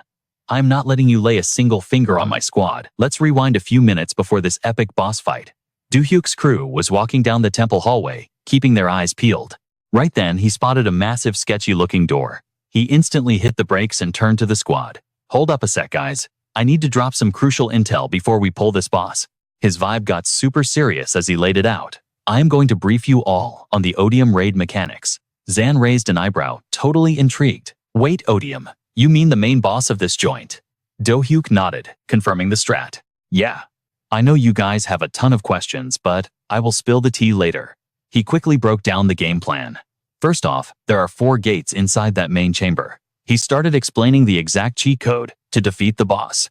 "We need to smash the magic stones located inside the 3 gates surrounding him. If we pull that off, we can totally break the boss's defenses." Do-hyuk went right into shot caller mode, assigning roles to everyone. "Heiji and Junso, you two are taking a totally different route from us." Catching the play, the duo immediately sprinted off to their positions. It did not take long for Junso to spot their target. "Yo, the gate is right over there." They flawlessly followed Do-hyuk's walkthrough. He had already given them the heads up about the crazy hazards waiting for them. Behind every stone door, there is a magic rock hoarding insane amounts of mana. And they are protected by golems, each with a completely unique attack pattern. For Heiji and Junso's side, they had to deal with the aggro-heavy Wrath Golem. On the flip side, there was a lethal Panther Golem. Sumi was matched up against the hyper-fast Speed Golem. And finally, the absolute tank of the group. Zan, you are on one-on-one duty with the High Defense Golem. After breaking down the matchups, Do-hyuk dropped one last massive warning. What happens if a magic stone hits 100% capacity? If that mana meter fills up, something totally cooked is going to happen. Every living, breathing thing inside this temple will instantly get wiped out. He made it crystal clear what was at stake. That is exactly why. We have to shatter those magic stones before they max out their power. Snapping back to real time, the tension was absolutely unreal. Odium was raging hard, totally losing his mind. His dark energy was exploding all over the place, ready to wipe the floor with everyone. Odium spammed his deadly attacks at Do-hyuk without taking a single breath. but our boy just dodged them like it was nothing, throwing back some heavy counterattacks of his own. Bro was practically dancing around him. The raw power of the Missile Fortress skill slammed right into him. But Odium just tanked it with his OP energy shield, not taking a single scratch. He smirked and barked, "How long are you gonna keep running? That stigma mark isn't going anywhere, kid." Right then, Do-hyuk's stamina hit rock bottom, forcing him to his knees as his legs gave out. He threw up a quick, temporary barrier just to stay alive. He already knew exactly what Mark Odium was flexing about, especially since the system just dropped the stats right in front of his face. The Mark of Fatal Healing. This cursed debuff locks onto you and doesn't dip until Odium is completely cooked. Any stamina recovery effect gets flipped into a hardcore drain. Seriously, how is that not rigged? Absolutely foul play. Out of nowhere, Odium teleported right next to him. He grinned like an absolute psycho and whispered, "How's that shoulder pain treating you?" Before Do-hyuk even realized it, one of those nasty tentacles had already pierced straight through his flesh. The spike dug in so incredibly deep. Do-hyuk was grinding his teeth just to keep from screaming. The tentacle morphed right back into Odium's hand. The villain chuckled, looking way too pleased with himself. You only feel this agony because your pathetic human body is totally mid. Without missing a beat, he launched a brutal kick straight at our main character. But Do-hyuk didn't even flinch. He just let out a cold scoff as his entire body lit up. A massive burst of pure aura exploded from him, completely shattering the villain's attack. And the craziest part, he didn't even have to lift a single finger. Odium was visibly triggered by this growling through his teeth. Let us see how long you can actually hold out. But honestly, despite acting all tough on the outside, Do-hyuk was low-key sweating bullets on the inside. Please, you guys, better smash those stone statues and fast. Right at that exact second, something massive shifted in the atmosphere, making Odium gasp in pure shock. His overwhelming aura suddenly started evaporating into thin air. The boss was straight up panicking. He couldn't wrap his head around why his power was dropping so fast. No way. My stone statues are built different. They cannot be taken down this easily. But before he could even process it, Do-hyuk locked his grip around Odium's arm and whispered, "You really have no clue how long I've been grinding your boss fight in Dungeon and Fighter, do you?" The villain was totally caught off guard. "What the hell are you yapping about?" Do-hyuk just smirked, dropping the ultimate spoiler. "I knew the exact second your cursed mark would start fading." His eyes were blazing with absolute determination. "I have been waiting for this exact opening for way too long." The moment those words left his mouth, he instantly activated his dual Sunfire Burn skill. The heat radiating off him was absolutely unreal. Meanwhile, over at a completely different gate, Heike and Junso were totally surrounded by floating magic stone spheres. Both of them immediately popped their highest defensive stances. Heike scanned the chaotic battlefield and quickly did the math. Since we split the aggro this much, the stone statues have lost almost all their defense buffs. We can totally rush the magic core right now. Junso didn't even hesitate. "I am taking the front line, Heike. I need you on clutch support duty." Before Heike could even nod, Junso was already dashing straight into the danger zone. The magic stone spheres locked onto her, instantly trailing hot on her heels. They were buzzing with lethal energy, charging up their magic beams for a fatal strike. But honestly, their aim was totally mid-Junso, smoothly sidestepped every single blast like an absolute pro. Her agility stats were off the charts right now. With zero distractions, she locked her eyes on the prize and sprinted forward. Suddenly, a massive, ultra-rare magic stone blocked her path, glowing with heavy boss energy. Seeing Junso entering the ultimate danger zone, Heike instantly triggered her support skill to keep her teammate in the game. Lucan Shield activate boom. A glowing barrier wrapped completely around Junso perfectly, tanking a devastating hit from the giant magic stone. Catching that exact frame of invincibility, Junso launched herself high into the air. The spot where she was standing just a millisecond ago totally nuked into a massive crater. The enemy's magic sphere smashed straight into the ground, but our girl was already flying high above the chaos, completely out of reach. She hovered right above that toxic blue magic stone, ready to end its whole career. Taking a deep breath, she hyper-focused her aim for a critical hit. The second she locked on, she let the bowstring snap. A volley of blazing fiery arrows rained down, piercing straight through the stone's core. The impact was absolute fire. The entire boulder instantly shattered into a million useless pixels. Meanwhile, the camera cuts to another gate. Sumi was sweating but staying on high alert. She kept her flame aura blazing, while replaying Do-hyuk's exact raid instructions in her head. The mob you are up against has insane movement speed, but its defense stats are basically trash. The stone statue was currently zooming around her like a literal blur. But instead of panicking, Sumi stood her ground, letting his strategy sink in. No cap, its attack patterns are totally hard-coded. If you can nail the parry timing, it only takes one clean counterattack to one-shot the thing. I do not care if it looks like a heavy tank, it will fold. The stone golem's speed kept glitching higher and higher until it finally spotted a gap in her guard. Thinking she was an easy target, the monster went full aggro and launched itself straight at her blind spot. Right as it was about to land a fatal critical strike, Sumi whipped her head around. She was not about to get cooked today. With zero hesitation, she brought her blade up and perfectly blocked the heavy smash. Her eyes were dead set, and a massive wave of fierce energy erupted from her sword. With just one perfectly timed ultra-clean slash, she cleaved straight through the solid rock. Boom! The statue instantly detonated into a cloud of dust, completely wiped from the map. Sumi just stood there brushing it off like it was just another Tuesday. Pure boss energy. Cut to the very last gate in the dungeon. A blazing sword arc ripped through the air. Zan had already spammed like 5 or 7 heavy combos on the statue in front of him, but the damage output was literally zero. This thing's defense buff was genuinely cracked. He quickly recalled the raid prep Do-hyuk gave him. Yo Zan, the mini-boss in your room, is a total damage sponge, so regular attacks won't do squat. But even though it is tanky as hell, the chip damage you deal still stacks up behind the scenes. The real cheat code to break its armor. If you weave your physical strikes together with magic burst damage, you can totally melt its HP bar. Remembering that Zan's inner aura flared up like a raging supernova, it was time to get serious. Just one flex of his leg totally shattered the concrete floor beneath him. He dashed forward at god-tier speed, instantly delivering a nasty deep gash right across the golem's chest. And bro was not even done yet.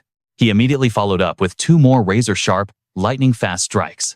Those dual slashes were completely coated in his explosive magic power, overwhelming the monster's defenses entirely. The heavy tank boss just crumbled into absolute ruins after only a few hits.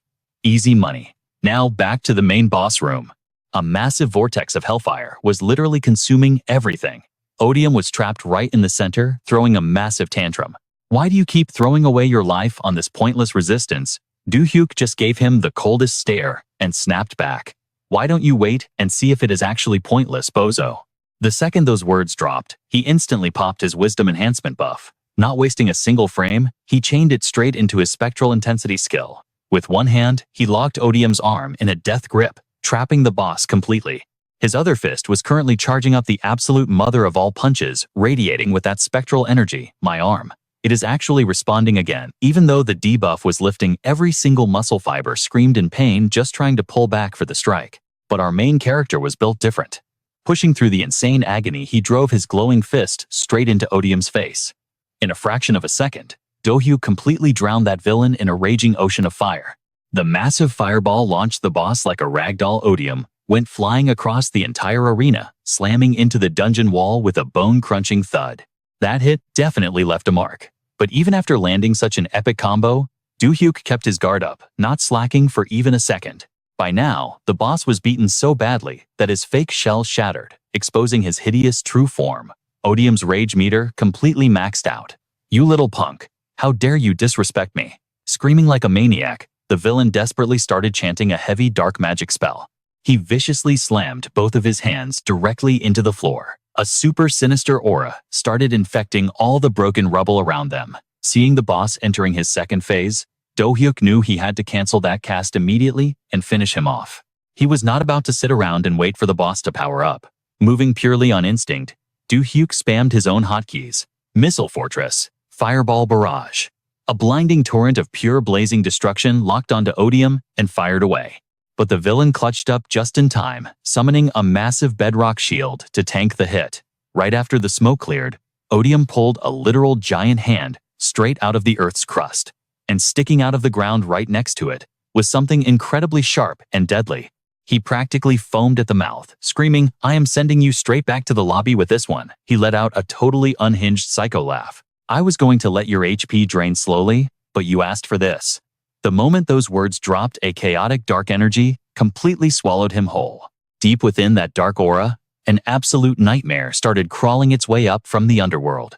Staring down the new elite summon that Odium just dropped, Do-hyuk kept his cool, his brain scanning his past gaming memories for the right strat.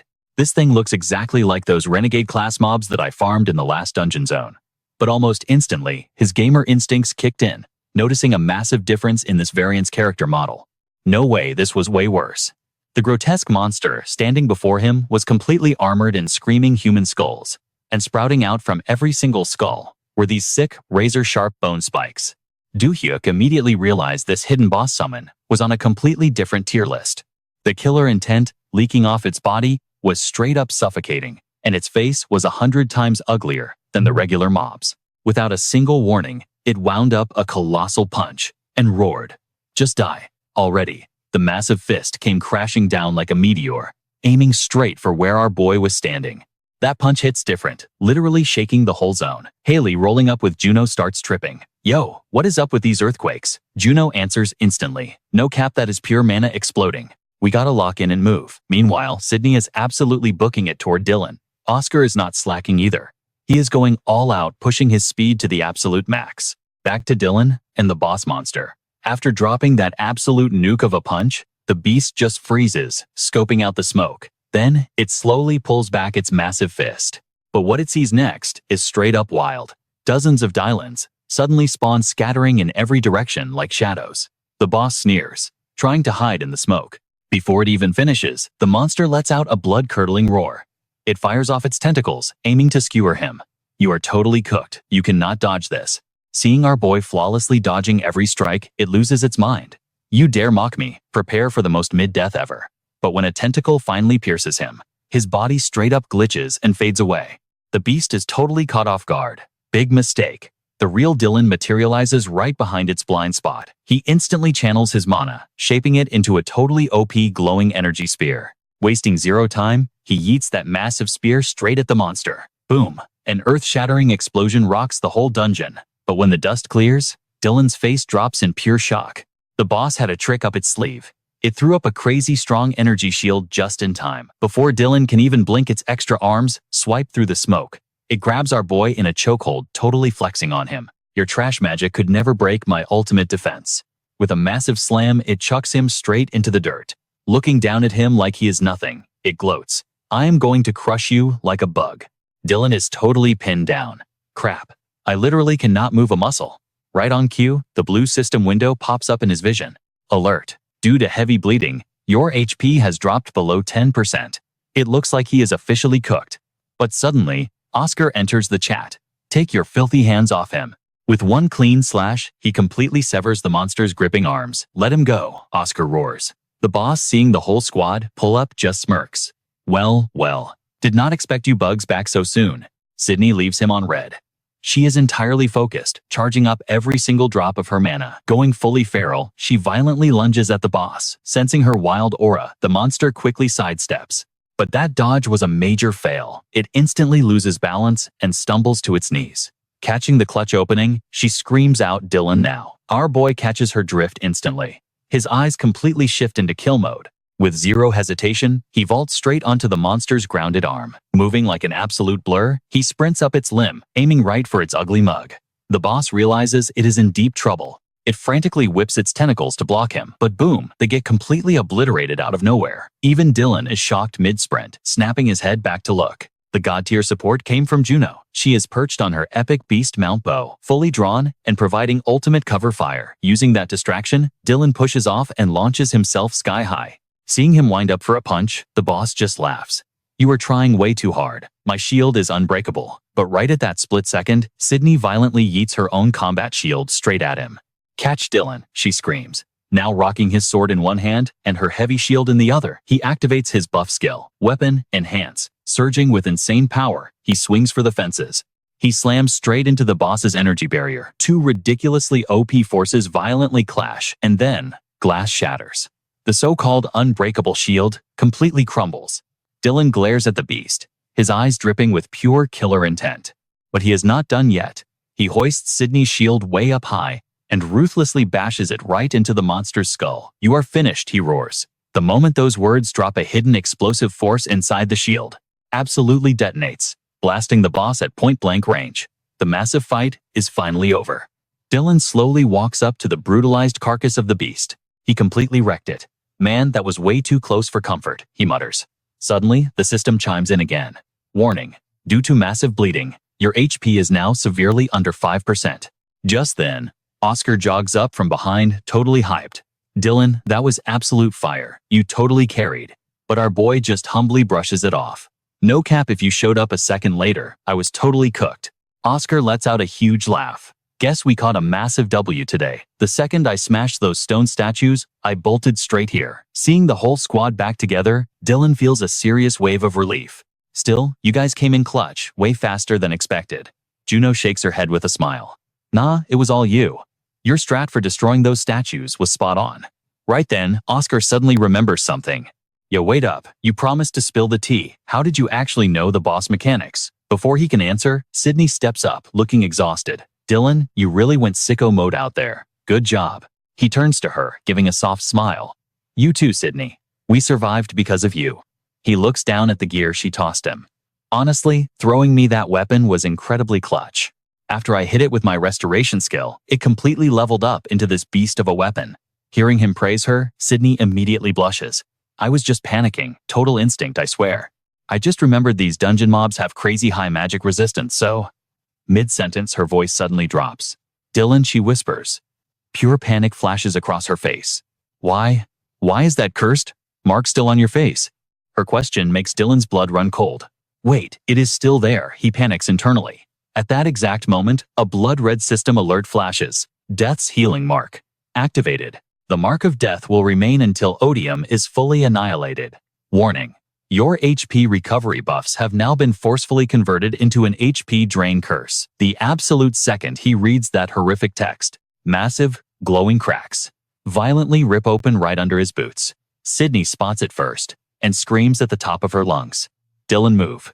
She absolutely tackles him violently, shoving him out of the kill zone. Everything happens in a totally dazed slow motion. Dylan has not even processed the trap yet. He crashes hard into the dirt. But when he looks up, massive spikes have erupted from the ground, brutally impaling Sydney right in front of him. His heart literally stops. Sydney, he violently screams. But it is no use. She is horribly skewered midair. As her vision blurs, she sees the frantic silhouettes of him and Haley rushing over. But in her fading mind, there is only one person. Dylan, she faintly whispers. The absolute weight of the damage pulls her under, and her eyes flutter completely shut. Transition to a high-end, ridiculously clean hospital room. Warm sunlight spills across the bed, where a girl lies totally motionless. Slowly, her heavy eyelids flutter open. Blinking against the bright light, she looks around. Wait, is this a hospital? Sydney is completely disoriented, muttering to herself. How long have I been knocked out? A familiar voice instantly answers from the corner. Exactly 3 days, sleepyhead. Her heart does a massive flip as she turns her head. Dylan, she gasps. Her brain is scrambling, trying to piece things together. The very last thing she remembers is that glowing, cracked earth right before the trap triggered. She shoots up in bed, totally freaking out. Wait, the dungeon? What happened with the boss? Dylan, who is chilling and peeling an apple, just sighs. Yo, chill out. You just woke from a coma, so take a breath. He smoothly slices the fruit, bringing her up to speed. That massive spike trap, it was that scumbag monster's final death rattle. But right after it pulled that dirty trick, the system confirmed it was completely wiped out. We grabbed all the epic loot drops and dipped immediately. Finishing the story, he hands her a perfectly sliced apple piece. So stop stressing. Just focus on getting your HP back up. Hearing that they bagged the massive W, Sydney finally lets out a deep breath of relief. She takes the apple slice, smiling softly. Thanks, Dylan. But suddenly, his tone shifts. Sydney. He suddenly gets super serious, bringing up the past. Back when I was in the hospital, completely knocked out, you stayed by my side the whole time. He pauses, the heavy memories flooding back. And then, you literally took a boss's ultimate attack for me. He looks at her, remembering how she only ever worried about him. You never even thought about your own safety. He rubs the back of his neck, looking mad guilty. Feels like I am nothing but a walking red flag, causing you trouble, huh? Instead of answering, Sydney aggressively points her little fruit fork right at him. Surprised, Dylan gently grabs her hand to lower it. Blushing fiercely, she stammers out. So? About that. Can you finally answer the question I asked you before? Talk about a massive cliffhanger dropping right now. For a hot minute, his brain completely blanked on the past. But after racking his brain, her confession finally clicked. Catching that oh snap look on his face, she nervously called out to him. Seeing Summer's face blushing straight red, he dropped his voice. Summer, he started soft but serious. Then came the ultimate plot twist that left her absolutely shook. "I'm sorry," he confessed, laying all his cards on the table. "I literally had zero clue you caught feelings for me." Mid-sentence, he totally went for it and grabbed her hand. Do-hyuk channeled absolute peak main character energy to shoot his shot. "I'm super into you, Summer. Be my girl." His eyes were locked in with zero hesitation, pure W-riz. Overjoyed, a massive, totally radiant smile lit up her face. "Yes," she whispered back, heart absolutely soaring. Cut to the docks at Mokpo Harbor. A dude chilling on the deck took a deep breath. "Man, it's been a minute since I touched down in Korea," he vibed. Suddenly, a foot completely wrapped in bandages stepped into the light. The guy on deck instantly clocked this heavy aura behind him. A villainous smirk completely took over his face. "If I wasn't babysitting a literal wanted fugitive, I could have just strolled through customs," he scoffed. He threw a look over his shoulder at the girl. "So how's it feel stepping back onto your home turf?" The girl he was trashing was none other than Mia. Meanwhile, back at base, our boy was absolutely sweating his keyboard. He scrolled through the marketplace UI with his jaw dropping. "Bro, why is this loot taxing my wallet so hard?" he groaned. Do-hyuk cringed super hard at the wild prices. He straight up thought crafting was a dead end for him. But plot twist, there was actually a ton of mats to forge DO rank relics. Flipping back to that massive loot drop from his last raid, clearing the Odium dungeon had blessed him with some absolute god-tier RNG. He bagged a transcendent-grade multi-space stone, a standard drone blueprint, and the most busted drop of all, the legendary Odium War Ring. The system interface popped off, flashing the ring's insane stats. Legendary Odium Ring. Willpower gets a massive 400-point buff. Magic power scales up by 300, intelligence boosted by 200. Then there's Divine Recovery. It basically trades consumed mana to completely heal a target's stamina. But get this, the ring bearer doesn't even have to be the one getting healed. Plus, the aggro pull and taunt radius skyrocket by 300%. And check out this passive skill, Heretic's Judgment. It literally wallhacks the Dark Mage Vendela's Black Cross. You can instantly detect its camo within a 500-meter radius. Then there's Death's Remedy, which totally nerfs enemy healing. Instead of recovering health, enemies will bleed stamina at that exact same speed, but ignoring all that OP fluff. Do-hyuk was zeroed in on the absolute most vital spec. The second he spoke, a crazy intense energy pulsed straight from the ring. This was the real game changer, keeping him hyped. All those random spatial fragments in his inventory had evolved into a spatial card. The system chimed right on cue, flashing a holographic alert for the new item. Rank unknown. He totally remembered this dropping right after Summer passed out. The crafting prompt had spammed his vision back then. But he was way too busy trying not to get completely cooked by enemies to notice. So he completely ignored the pop-up mid-fight. The system text had read 20 spatial fragments have fused into one spatial card, thanks to all that toxic dark energy swirling inside the magic tower. Getting totally wiped out, a dark spatial gate had permanently shut down. But honestly, even staring at the logs, Do-hyuk was completely lost. "No cap, I didn't even know I unlocked D.O. rank crafting yet," he muttered. The massive headache right now was securing the absolute rarest crafting mat. The Heart of Akazela was basically impossible to farm. To even get a drop chance, you had to absolutely obliterate the raid boss. And pulling that off meant diving into a ridiculously hardcore quest. To slay that beast, I gotta hit the Alaskan dungeon, he calculated. But that zone was completely gatekept by the American Liberty Guild. With his hands tied, reaching out for backup was his only play. So he instantly dialed up Gordy to pull some strings. "Man, I'm literally winging this right now," he thought. "Let's just cold call these guys and see if they bite." Meanwhile, over at the American Liberty Guild's mega headquarters, a phone was blasting on speaker. Do-hyuk pitched a massive deal. The voice echoed through the boardroom. "We could either let him solo carry the dungeon clear, or he officially tags along with one of our elite strike teams." Guildmaster Brooks leaned back, dropping a major reality check.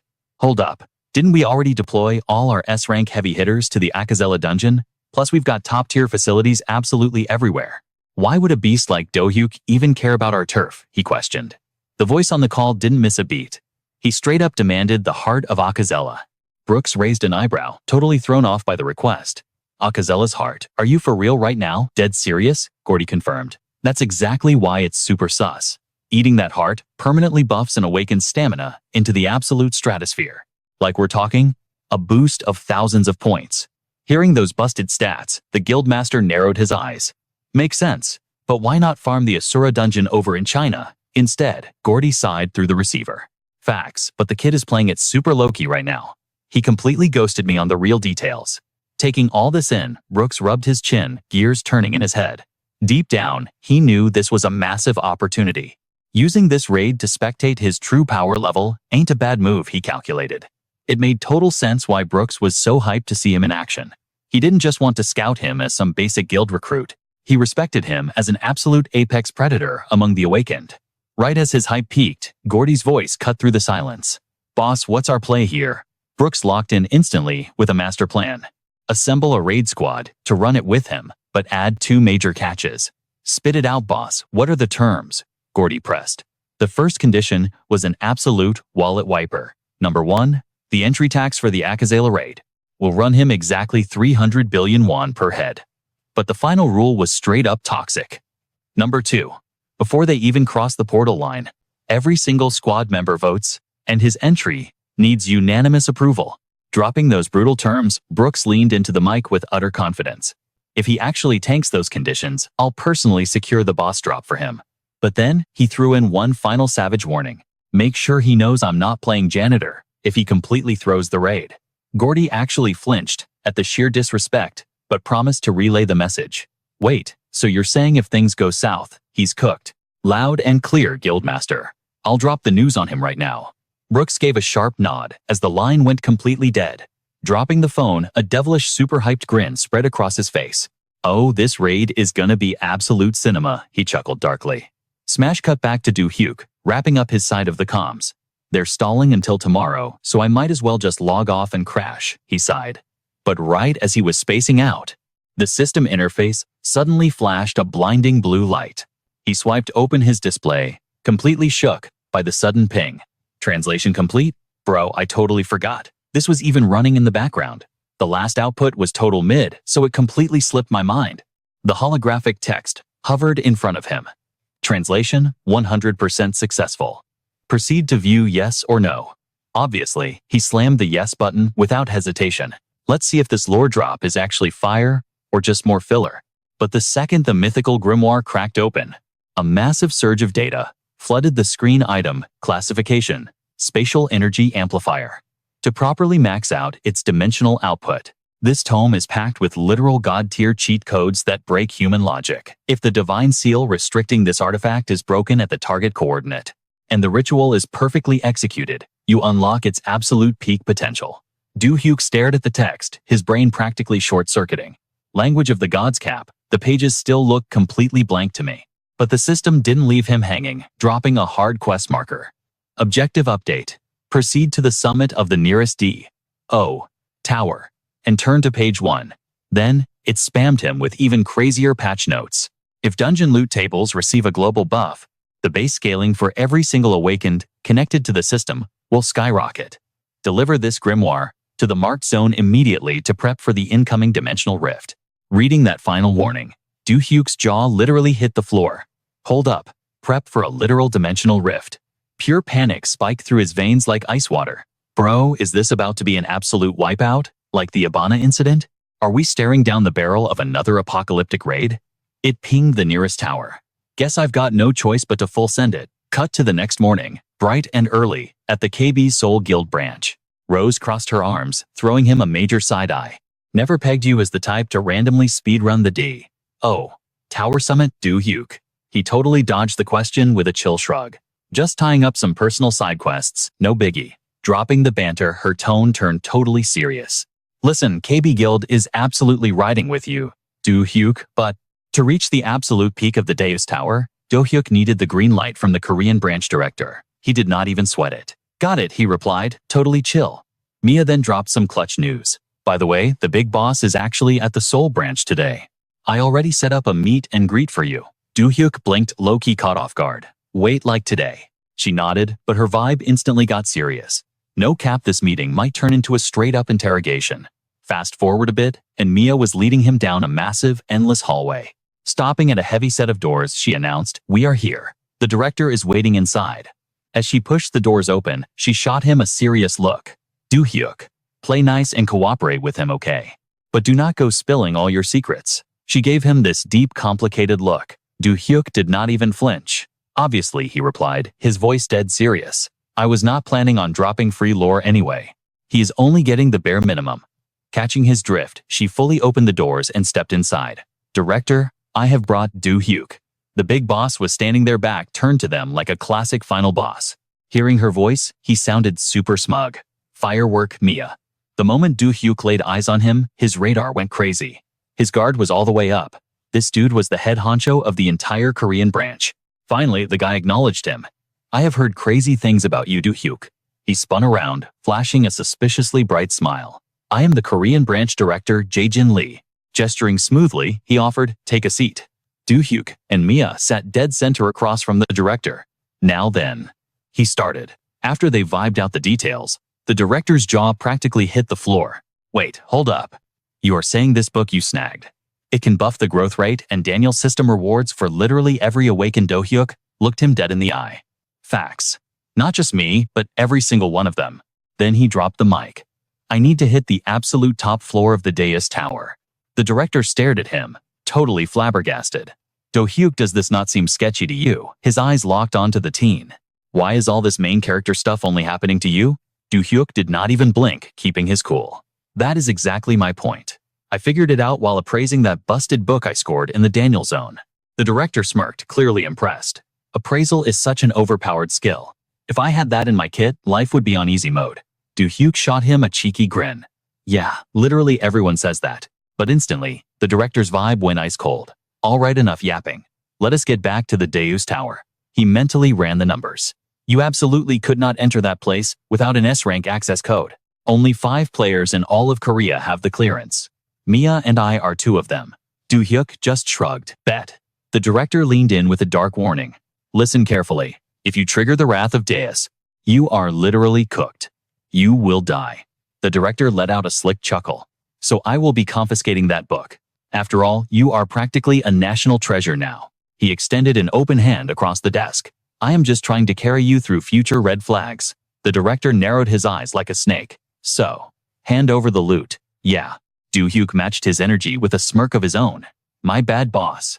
But this item is soul-bound to the player who appraised it. The director's eyes widened, genuinely shook. Bro, what I have never heard of a rule like that. Mia, who had been totally offline the whole chat, finally piped up. That is because it has literally never happened before. She tilted her head, challenging her boss. Those transcendent tier space stones just spawned recently. Mia gave him a side eye. And with the Albrecht 20th anniversary event coming up, your schedule is totally packed, right? Defeated, the director sighed and looked at Mia. Fine. You win. He did the math on the area amplifier's power. If it actually gave massive buff multipliers to every awakens drops, there is zero reason for me to block this massive win. Making up his mind, he locked eyes with the duo. Let us raid the tower then. Cut to the inside of the massive Deus Tower, footsteps echoing in the dark. The director suddenly hit the brakes, glancing at Do-hyuk. We have reached the checkpoint. He stared up at the ridiculously massive gate looming in front of them. This is the portal to the absolute top floor. He gave one last warning. Go on. Mia and I will hold down the lobby. Do-hyuk just gave a quick nod. Bet. Good looks. The colossal doors cracked open, spilling blinding holy light everywhere. With pure main character energy, Do-hyuk casually strolled straight into the glow. But as soon as he crossed the threshold, total blackout. Pitch dark emptiness swallowed him whole. Do-hyuk looked around, totally unbothered. Bro, I literally cannot see a single thing in here. Out of nowhere, glowing digital puzzle pieces glitched into reality. They snapped together in a blinding neon circle. The fragments violently blew apart, revealing a core orb radiating raw, insane energy right in front of him. Not even sweating it, Do-hyuk casually stepped up to the floating orb. He raised a hand, and instantly, a glowing holographic system prompt popped up. Please open Chapter 1 of the Area Amplifier. Using both hands, he cracked open the mysterious book. Boom! Glowing golden runes started floating off the pages like magic. The Area Amplifier has been fully unsealed. Every single piece of golden text got vacuumed straight into the blinding orb. The shattered fragments started swirling back, rebuilding around the glowing core. A robotic system voice echoed. 5 minutes remaining until Area Amplifier initialization is complete. Please hold. Suddenly, an ancient booming voice shook the entire void. Has the wielder of the hidden key finally arrived? Do-hyuk looked up, low-key confused. Yo, who is talking? The voice echoed back, dripping with god-tier aura. I am the Alpha and Omega of the awakening system. the entity summoned to reboot the entire human race. You mortals know me as Deus. Do-hyuk muttered the name under his breath. Deus. The god tier being continued. I shall grant you one single question. Consider it bonus loot for unlocking the hidden key. Ask away, boy. In an instant, a montage of his brutal past and crazy grind flashed through his brain. Taking a deep breath, he finally dropped his question. The path I am grinding right now. Am I actually doing this right? Deus replied with absolute certainty. You are not only on the correct path, but you have outleveled the rest by miles. Do-hyuk's eyes widened. He just stared up at the massive beam of light for a solid minute. The entire dimension went dead silent. Slowly, he raised his hand, clenching it into a rock-solid fist. Two sharp laughs escaped his lips. Ha ha! The right path and miles ahead, huh? A fierce, cocky grin spread across his face. But I gotta get way more overpowered. This grind is far from over. Suddenly, the glowing orb flashed with a new system alert. The area amplifier has reached 100% capacity. Boom. A devastating pillar of light erupted from the orb. The amplifier's massive buff wave pulsed across the entire globe. A blinding golden laser shot straight up like a cannon blast. The holy beam punched straight through the tower's ceiling, tearing into the atmosphere. Meanwhile, the boring brown cover of the book in his hands started glitching and peeling away. In seconds, the book underwent a legendary visual upgrade. The area amplifier has been reconfigured into the 8th tier spellbook, Rathath. Do-hyuk stared at the epic loot in his hands, totally mind-blown. No way. It evolved into a high-tier spellbook. The system practically started spamming his user interface. Achievement unlocked. The Pathfinder title acquired for unsealing the area amplifier ping ping ping player Do-hyuk has been granted the Pathfinder's vision. Player Do-hyuk has received the Pathfinder's Blessing passive effect. The Pathfinder's Blessing grants an area of effect buff to all party members. Buff details. Allies gain a massive health regen of 10 stamina points per second. Restriction. Target must remain within a 10-meter radius of the caster. Scanning the broken stats. Do-hyuk tilted his head, calculating the meta. He glanced back at the golden orb, which was now locked down by mystical energy chains. The system window dropped one final warning. Notice, if an ally steps outside the 10-meter zone, the buff will instantly cancel. Global alert. The golden gates have been materialized at the peak of every nation's tower system update. Information regarding the golden gates will drop to all awakened players in exactly 5 days. Golden gate status. Sealed. Unlocking in 179 hours, 59 minutes, and 59 seconds. Outside, the entire skyline was totally bathed in insane golden light. Fast forward. Do-hyuk reached out to push open his room's door. His brain was already cooking up the next strategy. Since I am right by the guild office, I should go snatch up all the loot Typhoon farmed. He frowned, dreaming about the ultimate drop. Man, if I could just pull another high-tier spellbook right now, that would be clutch. Lounging by the window, a sudden shadow totally caught him off guard. He instantly went into defense mode, shouting at the mystery crasher. Who the heck are you? The intruder's body was glowing with this super sus blood-red aura. Do-hyuk glared hard. But when she finally looked up, no cap, it was Seongju. Hold up. Do-hyuk said, totally baffled. I swear they said you caught a flight to China. But Seongju totally ghosted him, just staring blankly out the glass. Bro was getting annoyed. How did you even get in here? He demanded.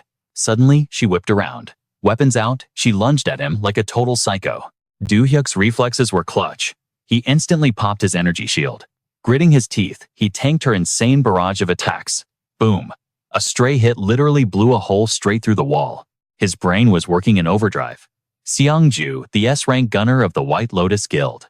She was zipping through the air like an absolute speed demon. I am super cooked if I drop my guard, he muttered. A literal storm of firepower rained down, hammering his barrier non-stop. It wasn't looking good. After just a few seconds, nasty cracks started spreading across his shield. Sensing the shield breaking, Seongju paused her crazy assault to read his next move. Her aura was still flexing hard, but Do-hyuk wasn't about to just stand there. Taking this golden window of opportunity, he spun around and booked it in the opposite direction. But Seongju was instantly on his tail, chasing him down. Glancing back, he threw his hand up, sparking up his fate manipulation skill. Across from him, she leveled her massive cannon, channeling a terrifying amount of energy right into the barrel. Do-hyuk gritted his teeth, freezing in his tracks. It was an intense stare down, neither side backing off. She locked dead onto her target and ruthlessly pulled the trigger. A massive blast erupted. The shot screamed through the air, aiming straight for his back. Do-hyuk's mind raced. running the math at lightning speed. That was no basic bullet. It was a totally OP mashup of magic spells and pure physics. If that hit him, he was literal dead meat. In a split second, he threw his hand out and roared. Spatial portal. Do-hyuk practically dived right into the dimensional rift. Seconds later, an epic explosion blasted out from the building. As the raging flames finally died down, a massive cloud of dust and debris choked the air. High up in the sky, outside the exit portal flashed open. Do-hyuk shot out from the void like a rocket. Now suspended in midair, he was caught in a wild freefall toward the streets below.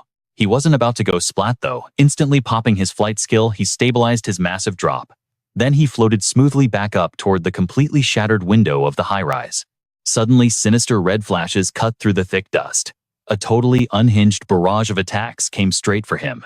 Do-hyuk spun around, throwing up another shield just in time. Frowning hard, he pushed his limits to tank the insane damage. Out of nowhere, Songju burst straight out of the upper floor. Dual-wielding her guns, she was literally flying at him. Her eyes burned blood red, radiating off the charts. Killing intent. She swung both weapons down with savage force, smashing them right into his barrier. Crack. The shield completely shattered into a million pieces. Do-hyuk was left totally stunned by her insane raw power. She didn't even pause, aiming her blasters point blank as she closed in. Do-hyuk's eyes flared with determination. "Missile Fortress," he yelled, unleashing his own ultimate move. Songju just kept pulling the trigger like a maniac. It was an epic head-on clash of pure firepower. His missiles totally deadlocked against her bullets. Do-hyuk glared at his attacker through the smoke. Her face was completely smeared with crimson blood.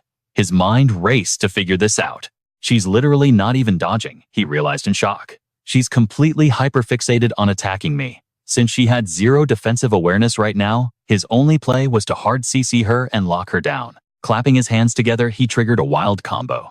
Blizzard Missile Fortress. Freezing bolts of icy lightning blasted forward. The sub-zero energy violently swirled around Songju, rapidly freezing her solid. In seconds, her entire body was trapped in absolute zero. Do-hyuk just stood there in silence, staring up at the massive glacier he just created. Looking at the frozen girl inside, he scoffed. "I'm totally not down to fight some mindless zombie." Turning his back on the frozen threat, he decided to dip. "I'll just let the guild clean up this mess," he muttered. But a giant freaking ice mountain chilling behind a skyscraper was definitely about to go viral. Meanwhile, perched on a nearby rooftop, a totally sus dude was watching the whole thing go down. Well, that definitely drained a massive chunk of his mana, the mystery man smirked. He locked eyes on Songju's distorted face inside the ice. "She's honestly so mid," he scoffed to himself. Inside the ice, Songju was going absolutely berserk. "I can't believe this," the guy muttered. "We're actually struggling to put down a washed-up S rank that we literally modded ourselves." But the fight wasn't over. Cracks spiderwebbed across the glacier before Songju violently shattered her icy prison. Bursting free, she immediately raised her heavy artillery once again. She dashed forward like a total psycho, pumping insane amounts of mana into her weapon. The mystery villain watched Do-hyuk with a mocking grin. Bro's massive ego always makes him think he's naturally better than his opponents. Before Do-hyuk could even blink, Songju closed the gap. She jammed the smoking barrel of her cannon directly into his stomach, and without a shred of hesitation, boom, she pulled the trigger.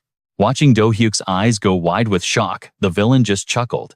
That kind of cockiness is literally a death sentence. Completely paralyzed by the blast, Do-hyuk's limp body started plunging straight toward the concrete. Songju's blood-red eyes gleamed as a totally psycho-satisfied smirk crept across her face. Meanwhile, Do-hyuk was caught in a brutal, upside-down nosedive toward the earth. Smash! A deafening crash shook the entire city block. He cratered hard into the pavement, kicking up a massive storm of dust and rubble. Floating down like a grim reaper, Songju landed smoothly on the street. She slowly walked up to the massive impact crater. Down there, Do-hyuk was completely out cold. Not taking any chances, she manifested a hyper-sharp energy blade and gripped it tight. Standing right over Do-hyuk's broken form, she locked her dead eyes onto his face.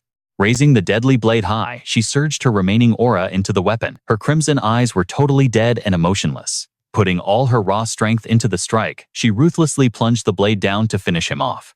Down in the crater, he lay there totally still. Not a single twitch. An eerie dead silence fell over the ruined street. But suddenly, a sinister red portal sparked to life in the shadows. The mysterious white-haired villain stepped out of the rift. He honestly looked disappointed. Did I seriously overhype this guy in my head, he wondered? Peering over the edge of the massive crater, he sighed. To think he'd actually get cooked by Seongju. What a letdown. He glanced at the unmoving cyborg girl and called out Seongju. But down in the dusty ruins of the crater, a sharp, intense glint suddenly pierced through the smoke. Half of Do-hyuk's face had literally morphed into solid steel. The white-haired dude's eyes bugged out in pure shock. No freaking way, he gasped. Did he seriously tank her ultimate spell-infused strike? Bro's entire body was covered in an indestructible metallic armor. It was the ironclad awakening skill. It gave him 100% immunity to physical damage, but nerfed his movement speed by 90% and completely locked Tim out of using magic. Do-hyuk slowly turned his heavy steel-plated head toward the newcomer. "Who the hell are you?" he growled. The villain's face instantly lit up with sick amusement. Flashing a twisted grin, the guy introduced himself. "They call me the Demon Ant." Do-hyuk's guard immediately went up. "Wait, you're the actual Demon Ant?" he asked, totally suspicious. The white-haired dude just nodded. "Spot on. Though I honestly have no idea why the fandom loves that edgy name," he joked. Frowning hard, Do-hyuk demanded, "Why exactly are you crashing my fight?"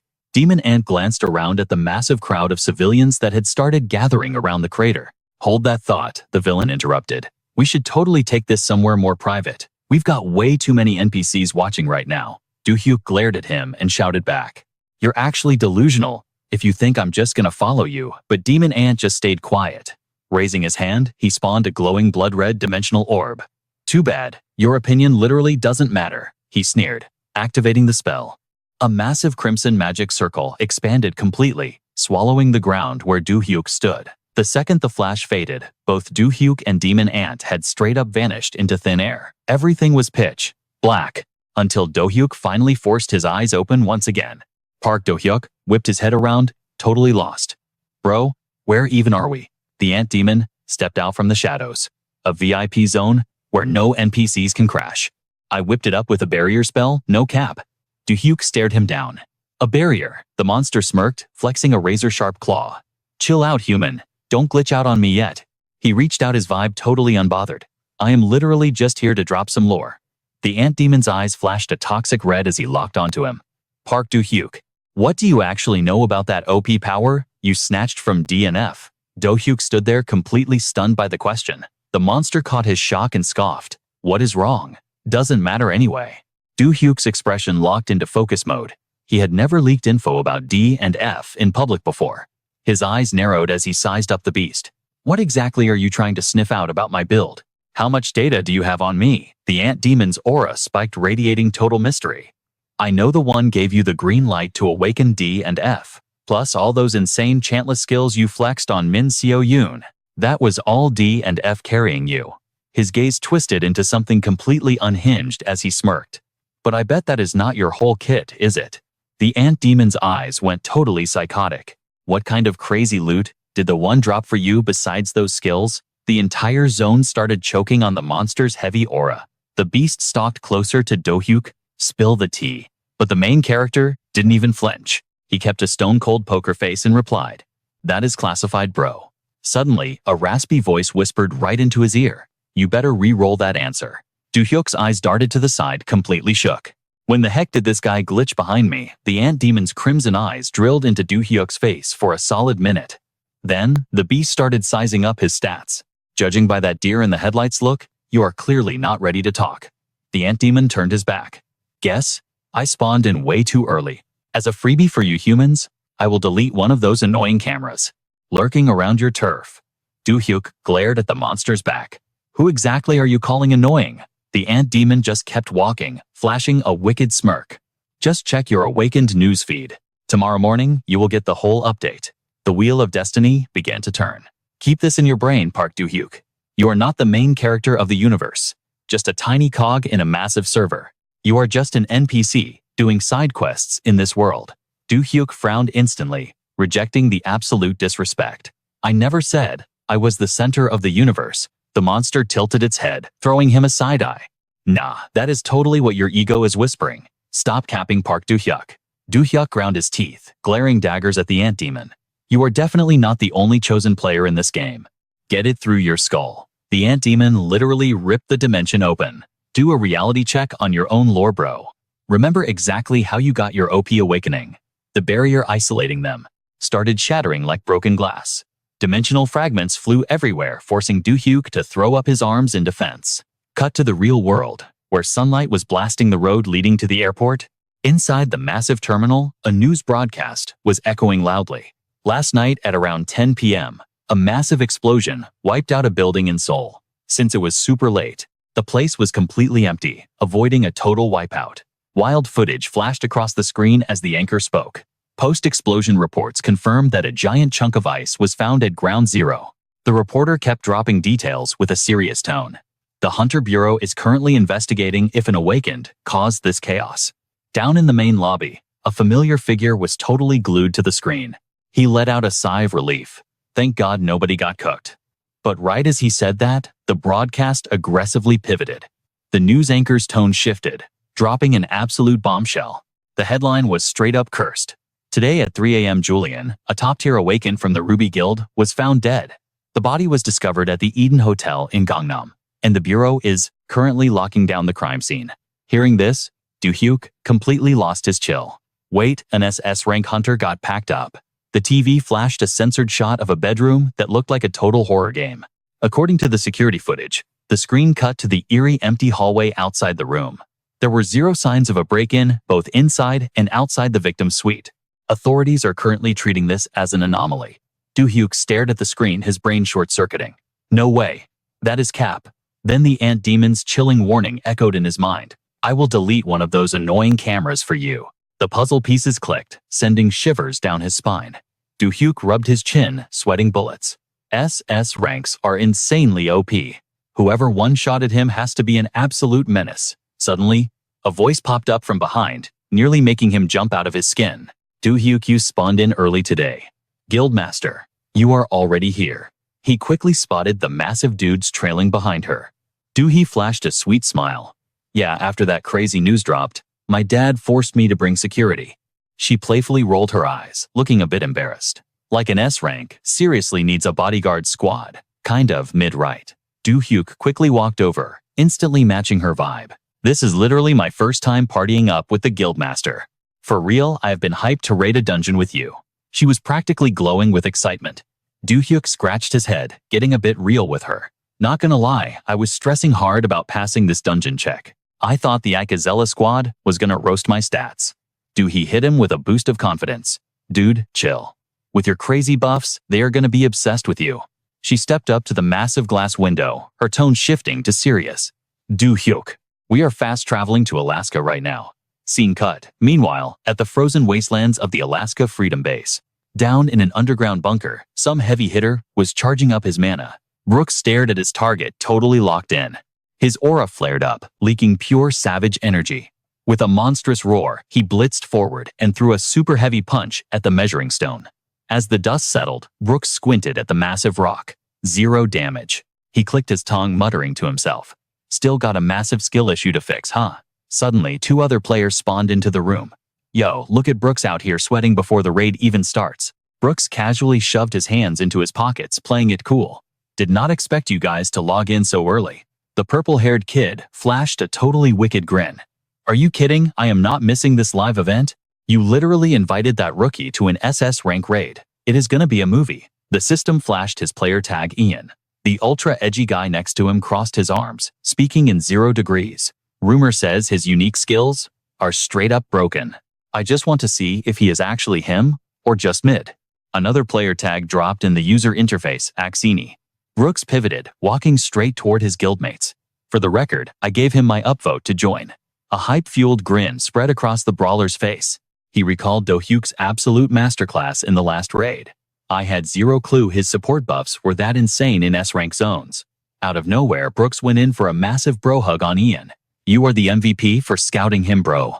It has been a massive grind getting here. Ian instantly stiff-armed the giant, looking totally grossed out. Bro, back off. That is a major violation, no cap. Dusting himself off, Ian crossed his arms and got serious. Let's be real. If that kid drops his Omega tier buffs on you, he pointed straight at the indestructible block. Think you could actually one-shot that thing? Brooks clicked his tongue, staring at the ultimate defense test. That rock is literally programmed to measure our damage caps, so cracking it is basically impossible. But Brooks looked back at Ian with a dangerous, cocky spark in his eye. But once that buffer gets a level up, just wait for the magic. Right on cue, a booming voice interrupted the lobby chat. Guildmaster has entered the chat. A lackey escorted Do-hee and Do-hyuk straight into the VIP training zone. I have successfully escorted the VIPs. Sizing up the sheer killer intent in the room, Do-hyuk started sweating. Yeah, this lobby is definitely built different. Without warning, Do-hee blasted past him like it was nothing. She jogged up to the squad with a bright smile. Long time no see, uncles. The hardcore hunters instantly melted, totally abandoning their edgy personas. Yo, look how much Do-hee leveled up. Am I really a boomer now? Uncle hurts my soul, kid. Watching this bizarre family reunion, Do-hyuk was totally baffled. Wait, Guildmaster. You are actually friends with these monsters. Hearing her new recruit, she spun around with a grin. I have known them since my tutorial days. When I was chilling in the States with my dad, we always stayed in a party together. As she spoke, Brooks locked eyes with the new guy, his brows furrowing. Glad Ian is camping here too. The brawler scanned the room, doing a quick head count. Looks like all 6 party members have successfully queued up. No more small talk, he went straight into raid commander mode. Like I dropped in the patch notes earlier. We need a 5-player majority vote to let Do-hyuk officially join the squad. Let me be real with you guys, we need to let him join the squad. Before the words even faded, Vien chimed in to back him up. I've seen Do-hyuk's skills with my own eyes, and trust me, he's totally clutch. Vien threw his hand up, nodding in total agreement. Ranking didn't even matter in that last raid, no cap. I'm totally down for this. Instantly, all eyes shifted straight to Ian and Arseny, the last 2 holdouts. Suddenly, one of them flexed a crazy aura, scoffing, "Hold up, my bad." In a flash, a blinding streak of light slashed right through the attacker. It was Arseny. He viciously sliced through the familiar shadow, but then his eyes went wide. Do-hyuk had already triggered his transformation state. The main character smirked, totally unbothered. Did you really need to go that hard? Arseny refused to back down, shifting into a combat stance. Fine, then I'll stop going easy on you. Invisible razor wires suddenly snaked around Do-hyuk, locking his body down tight. The threads sliced into his arms, tearing through his skin all over. And then Arseny unleashed a massive cross-slash straight at him. Rien watched the hype battle unfold, a pumped-up grin on her face. We definitely didn't agree to those rules, she thought. Just how much more OP did he get since last time? The system window popped up with her stats A ranker Rien. A moment later, the intense spar wrapped up. Arseny scratched his head, giving a sheepish laugh. Not gonna lie, that body alteration skill is an absolute cheat code. That was straight fire. Do-hyuk powered down to his base form, stepping up to him. Are you satisfied now? Arseny nodded without a second thought. He held his hand out, completely sold. Yeah, I'm good. I vote we let Do-hyuk join the squad. Do-hyuk instantly grabbed his hand, grinning. Arseny, I'm really looking forward to teaming up. Then he locked eyes with Ian in the back, whose aura was practically exploding. You're the last boss left. Ian's entire body got swallowed by blazing flames, radiating total hype. Show me what you got, Do-hyuk. Do-hyuk stared at Ian's half-scorched flaming form, raising an eyebrow. You want to throw hands too? Ian smirked with pure confidence. Yeah, gotta play it safe, right? Suddenly, Brooks yelled out, trying to shut the fight down. Ian, hold up a sec. The fire user turned around, looking totally annoyed. What's your deal now? But Brooks's next words left both of them completely shook. I know this is just a test, but an S+ rank brawling with a B rank, that's a cooked idea, bro. Brooks pointed straight at the power measurement stone. Besides, why don't you test Do-hyuk's buffing skills on that thing instead? You've been obsessing over his support skills anyway.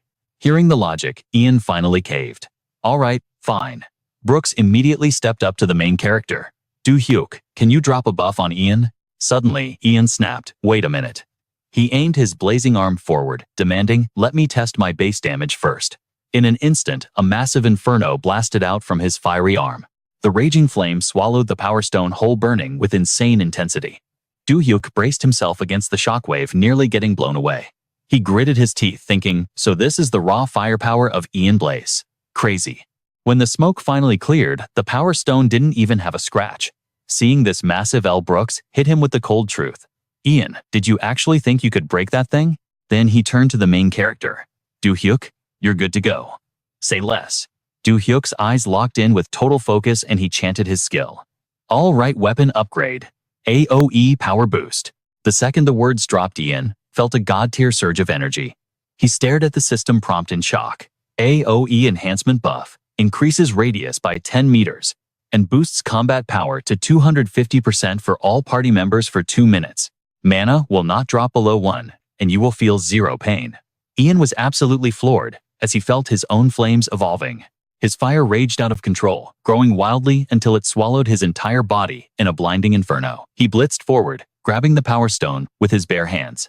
The hellish heat surged mercilessly, incinerating the massive rock. This ridiculous level of power sent shockwaves through the entire upper base. Ian's flames blasted through the exterior, triggering a deafening explosion. A second later, Do-hyuk was smirking at the chaos while Brooks stood there, totally shook.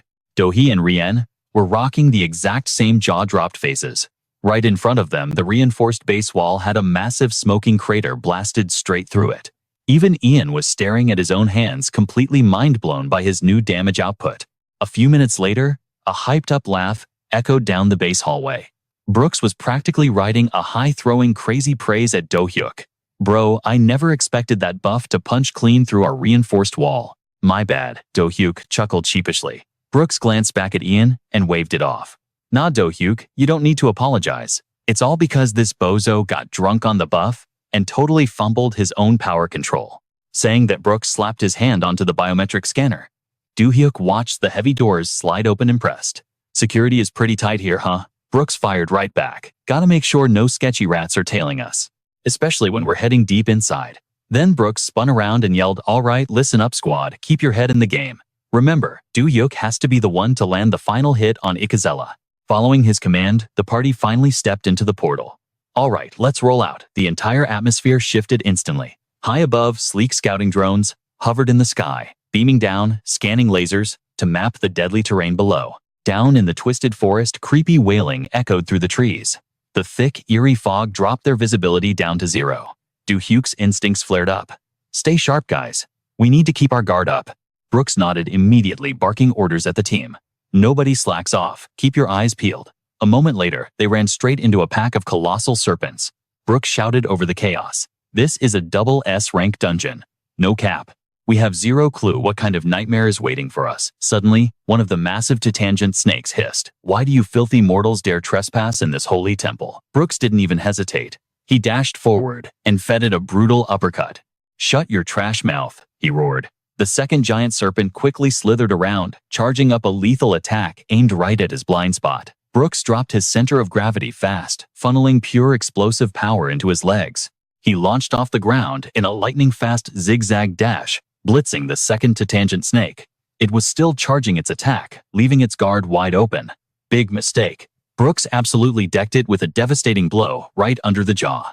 The monster's charged-up energy instantly fizzled out. It was violently knocked backward, but the beast still desperately tried to swipe at him. Right at that moment, familiar invisible wires materialized, crisscrossing through the air. The second serpent's limbs were instantly bound tight by the razor threads. Arseny had entered the chat, locking the beast down completely. He coldly announced, "Forced restraint, complete." Freshly saved Brooks still grumbled out of sheer annoyance.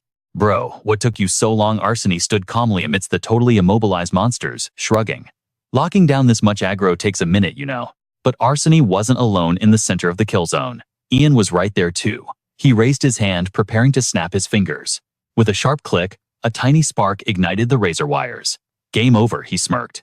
The binding threads burst into raging flames, triggering a massive earth-shaking explosion that instantly vaped the monsters. Standing on the sidelines, Do-hyuk narrowed his eyes, studying their flawless combo. Watching the trio stroll out of the blazing inferno like total bosses, he thought to himself, "So this is the true power of double S rank awakeners. Absolutely cracked." Brooks flashed a reckless grin, barking out, "Let's keep moving." Day 2 inside the Ikazella dungeon. Vienne suddenly screamed, "Incoming. We got more company." A swarm of grotesque lizard monsters flicked their tongues, blitzing straight at them. One of them spammed relentless strikes at Do-hee. She gracefully sidestepped every single hit like it was nothing. The lizard beast shrieked in total frustration, but Do-hee had already spotted its weak point. In a flash, she executed a lethal strike, slicing the monster cleanly in half. She kept her guard up, scanning the battlefield, but the spot where the monster died was instantly filled by more of the horde swarming together. They synchronized, charging up a massive magic attack. Do-hee's eyes widened in pure shock. Since when did they stack up like this? She immediately backflipped to create some distance. "I need to dodge this first."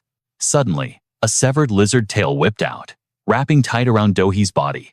She stared down in disbelief at the dying monster on the ground. "How are you not dead yet?" Brooks screamed in pure panic. Do-hyuk dashed forward like a blur. "I got her. Let me handle this." But the monster swarm unleashed their synced magic attack straight at the trapped girl. Do-hyuk threw himself into the line of fire. Right before the blast hit, he summoned his energy shield perfectly, blocking the massive barrage. Do-hyuk gritted her teeth behind him, yelling Do-hyuk. The barrier completely absorbed the massive lizard's magic barrage. "I'll definitely owe you for this one," she shouted. And then the shield fiercely reflected the attack right back at the mob. Do-hyuk's eyes locked in. He was completely dialed in for battle. Meanwhile, at a hotel in China, Jujia was absolutely tweaking. Murderous aura leaked from her body. "I'll never forgive you," she hissed. "You are completely cooked." Biting her lip in absolute rage, she screamed, "I will never forgive Do-hyuk for doing me this dirty." Watching Jujia absolutely lose her mind from a distance, Selzone stood there, her face heavy with mad anxiety. Out of nowhere, Jujia flashed back to the imposing back of Li Hong. "Master, was it really him?" Selzone anxiously pressed the issue. "Are you seriously not going to heal, Jujia? That's wild." Li Hong turned around, looking cold as ice. "Facts. With her mid-tier skills right now, she literally stands zero chance against Do-hyuk." He shot them a side-eye. "So until she drains every single drop of her hidden power from deep within her core, we just need to let her channel all that pure rage directly at Do-hyuk." Jujia lay completely paralyzed, totally clueless about his low-key savage decision. That wrecked face of hers. It's the ultimate motivation buff. Was Xion actively trying to tilt her? Xion called out Jujia. She immediately whipped her head around, shooting Xion Kang, a death glare. Jujia screamed right in her face. "You left me out to dry," Selzone snapped back. "Bro, we were literally in a war zone. Did you seriously think I could solo that overpowered monster while babysitting you?" Her mask slowly faded away, revealing eyes utterly void of pity. "Skill issue. You're just too weak." She looked down at Jujia with zero respect. "If you want to live looking that busted." Jujia went absolutely feral at Selzone's raw disrespect. "Then just rage quitting and hiding forever honestly isn't a bad strat." Jujia shrieked, violently releasing her chaotic aura. "Stop trolling me." The entire hotel shook with Jujia's deafening, blood-curdling roar. The sheer pressure of her aura forced Selzone to her knees. "You think I'm just gonna take the L and quit day 3 inside the Ikazella dungeon?" The squad moved through the thick fog, with Brooks leading the vanguard. He suddenly threw up a clenched fist, signaling a hard stop. Brooks's eyes flashed in the dark, locked dead ahead on an unseen threat. Axini groaned, "Bro, not this again." Do-hyuk was legit confused. "What even is this biome?" Brooks glanced back. "If you were a noob here, we'd be moving way faster." Dead ahead, a brutally toxic aura began leaking into the air. Flexing a chest carved out of literal granite with heavy iron chains and bloody bandages wrapping its arms. It was a totally aggressive, rank katana mob gripping a massive blade. The squad had just stumbled into a whole monster village. "Welcome to the Katana Aggro Zone." Brooks scratched his head violently, grinding his teeth. No cap, the spawn rate of these katanas used to be way lower back in the day. Axni sighed, accepting their fate. It's been a hot minute since the last raid, so an overpopulation is pretty much guaranteed. Do-hyuk didn't even flinch. "Then we just walk straight through them." Brooks whipped around, mind blown. "Wait, what? Did you just say, walk right in? Are you planning to aggro the entire map and solo them?" Do-hyuk just raised a hand, smirking like an absolute boss. "Are you all confident you can keep your mouths shut and not trigger their aggro range?" Brooks answered, completely baffled. Yeah, obviously." Do-hyuk confidently snapped his fingers. "Then I've got the perfect cheese strat." Do-hyuk activated a Tier 5 Eternal spell. The system window popped up, maintaining a permanent spell effect, continuously draining 100 mana points. Permanent invisibility activate. Boom. Do-hyuk instantly vanished from plain sight, gaining the ultimate stealth buff. Axini stared at the glowing magic circle, totally hyped. "Wait, magic casters are actually this broken?" Do-hyuk's confident laughter echoed from thin air. "Spot on. This spell guarantees we bypass all the mob spawns safely." But then, his tone dropped. "Though we're totally cooked if any mobs with high-level detection skills spawn." Cloaked in invisibility, Brooks's squad slowly infiltrated the monster village, looking around in absolute awe. Do-hyuk chuckled softly, seeing Riang nervously clinging to his arm for dear life. Brooks and Axini moved in slow motion, scanning the terrifying environment. Massive katana mobs towered right next to them like raid bosses. The crew held their breath, stealthing right past the danger zone. They silently took in the insane scale of the monster camp. Brooks was genuinely shook. Not gonna lie, if we didn't use our brains here, we would have been completely wiped out. My guy Do-hyuk. At first, I thought your magic was just you flexing for clout. But right now, this is literally god-tier utility, way beyond anything I imagined. Do-hyuk glanced back with a grin. Glad you guys are enjoying the VIP carry. Brooks quickly brought them back to reality. Alright squad, we've cleared the red zone. Time to speedrun the rest of this. He calculated their route. We don't have much time before we hit the boss room, so we'll pop a camp here and push forward tomorrow. As night fell, the dungeon forest was swallowed by an eerie dead silence. Brooks sat silently by the flickering campfire. His mind was racing. Trying to recruit a solo player as overpowered as Do-hyuk? Yeah, that was definitely not going to be easy. Remembering the insane gear Do-hyuk had crafted, Brooks knew his skills were way too clutch to lose. Making an enemy out of him would be a massive L. He seriously weighed his options. At the very least, I gotta pitch the Freedom Guild to him. Meanwhile, Do-hyuk was still cloaked in stealth just a few feet away. Launching himself into the silent night sky, he glided right out of the campsite like a total phantom.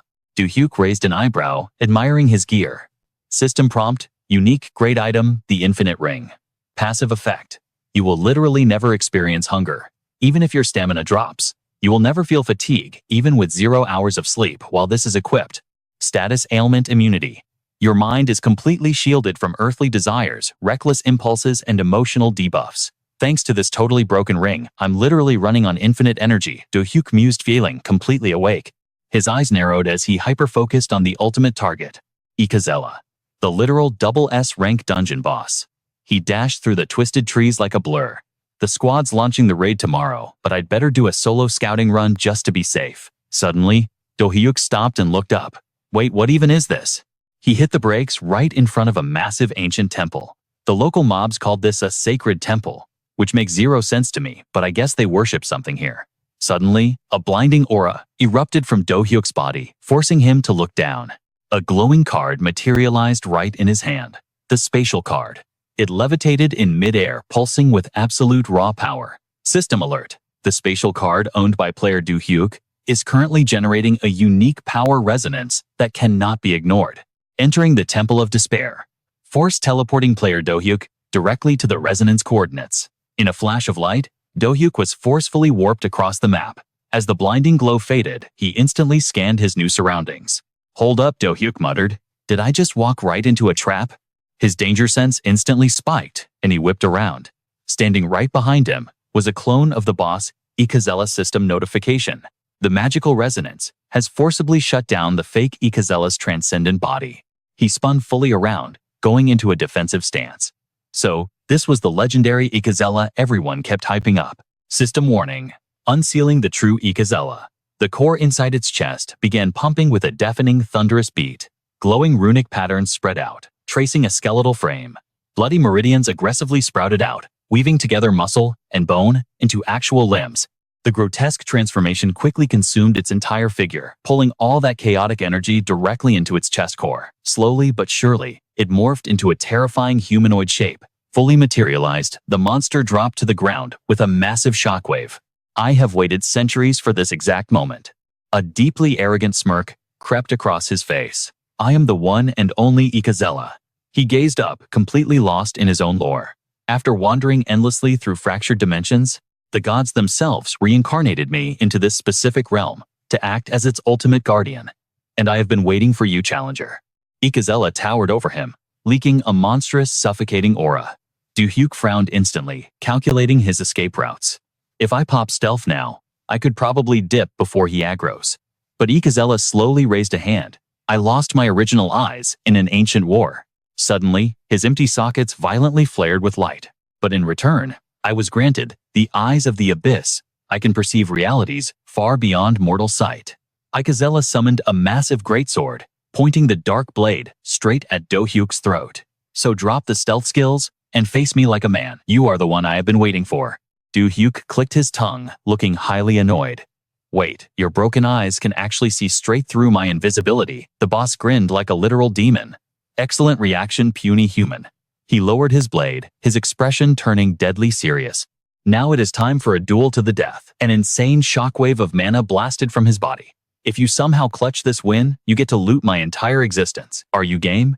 Do-hyuk stayed completely guarded, trying to gather intel. Why do you keep acting like I'm the main character you've been waiting for? The boss shrugged it off like it was nothing. Your unique aura heavily resonates with my own core power. Only an absolutely overpowered presence like yours has the damage output to finally shatter my eternal prison. Do-hyuk was legit confused. Did your system administrator literally tell you that? Ikazella nodded fiercely. Facts. I have been grinding in this domain just for this specific patch. He aggressively thrust his sword forward. Enough yapping, cut the filler. Do-hyuk immediately backflipped to create distance. The boss taunted him wildly. Let's catch these hands. He closed the gap in a single frame, swinging his colossal sword down with devastating speed. Do-hyuk kept his balance, expertly weaving out of the hitbox. Launching himself off the ground, he narrowly dodged the lethal blade shockwave. Instantly casting a blazing fireball, he calculated his strategy. Got to download his attack patterns before I commit. Do-hyuk fired off his massive magic projectile. The blazing fireball locked onto Ikazella's face at max speed. Do-hyuk narrowed his eyes, tracking the hit marker. The boss barely even reacted. Is that all? A trailing shockwave from his previous sword ripped through the air, violently grazing right past Do-hyuk's shoulder. With one flick of his wrist, the blade cleanly sliced Do-hyuk's fireball completely in half. Show me your true stats, you pathetic human. Blood sprayed as Do-hyuk's arm took a nasty gash. He flinched hard, biting back a groan of pure agony. Without missing a beat, Ikazella vaulted high into the air, right above his blind spot. While Do-hyuk was completely pinned down, the boss brought down a literal executioner's strike. The tip of the greatsword slammed into the arena floor, cratering the ground and kicking up a massive smokescreen. But a split second later, the impact crater was completely empty. Do-hyuk had seemingly glitched out of existence. Dropping his center of gravity for a brutal parry, Do-hyuk miraculously blocked Ikazella's fatal strike. He redirected the insane kinetic energy of the heavy blade, grinding their weapons together in a shower of sparks. Clenching his jaw, Do-hyuk charged up a devastating palm strike. I'm literally cooked for trying to solo trigger a quest from a double S rank raid boss. The overwhelming burst of point-blank mana was completely unavoidable. Ikazella was instantly ragdolled, blasted away by a catastrophic swirling blizzard tornado, stubbornly frozen inside a massive chunk of solid ice. The boss let out a monstrous roar. Violently flaring his dark aura, he forcibly shattered the elemental debuff before it could freeze his core. Blades of energy crashed together like a storm. Ikazella shattered the ice and blasted his way out. He screamed that he had been waiting for a hype battle like this. No cap, the dude was totally unhinged as he charged straight at Do-hyuk. Healing Anthem Do-hyuk deadass. Locked in, channeling an exclusive, transcendent spell. It was a crazy passive buff, strictly for top-tier mages. He raised his hand, and thousands of flaming arrows spawned out of nowhere. Fire arrows. He pointed forward, sending the massive fiery barrage straight at Ikazella. But the boss didn't even flinch, tanking the rain of fire like an absolute unit. He swung his massive blade, deflecting the barrage, and aiming a heavy slash right where Do-hyuk stood. Do-hyuk furrowed his brows and clenched his fist, pulling a totally clutch move.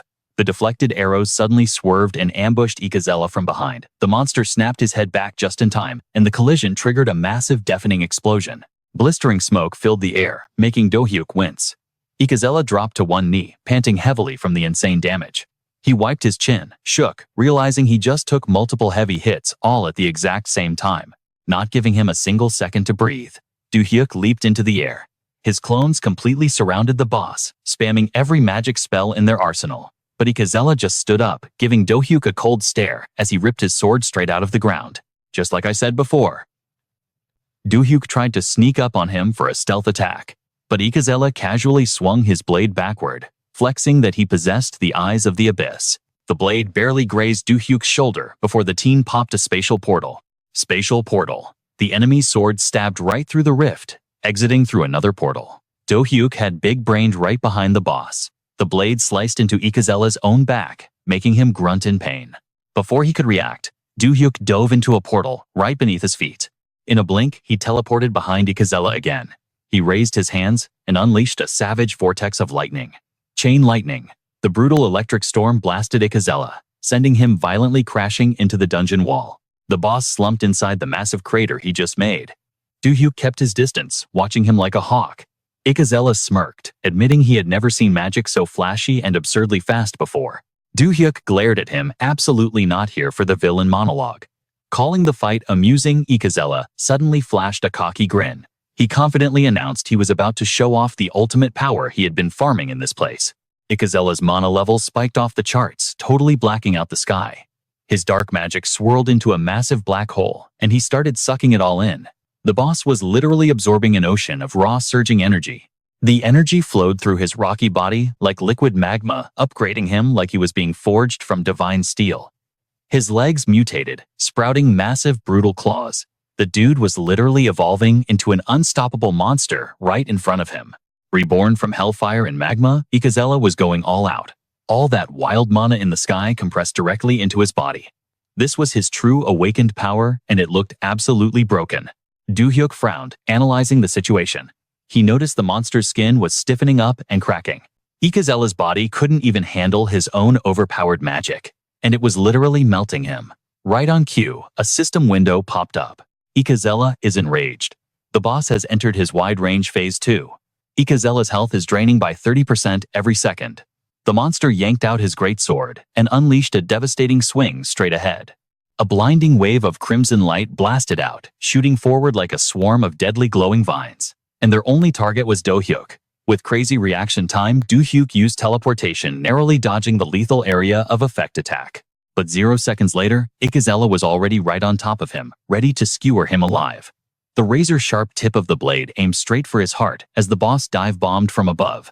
At the absolute last millisecond, a glowing barrier shielded Do-hyuk. He was totally stunned, trying to process how he survived.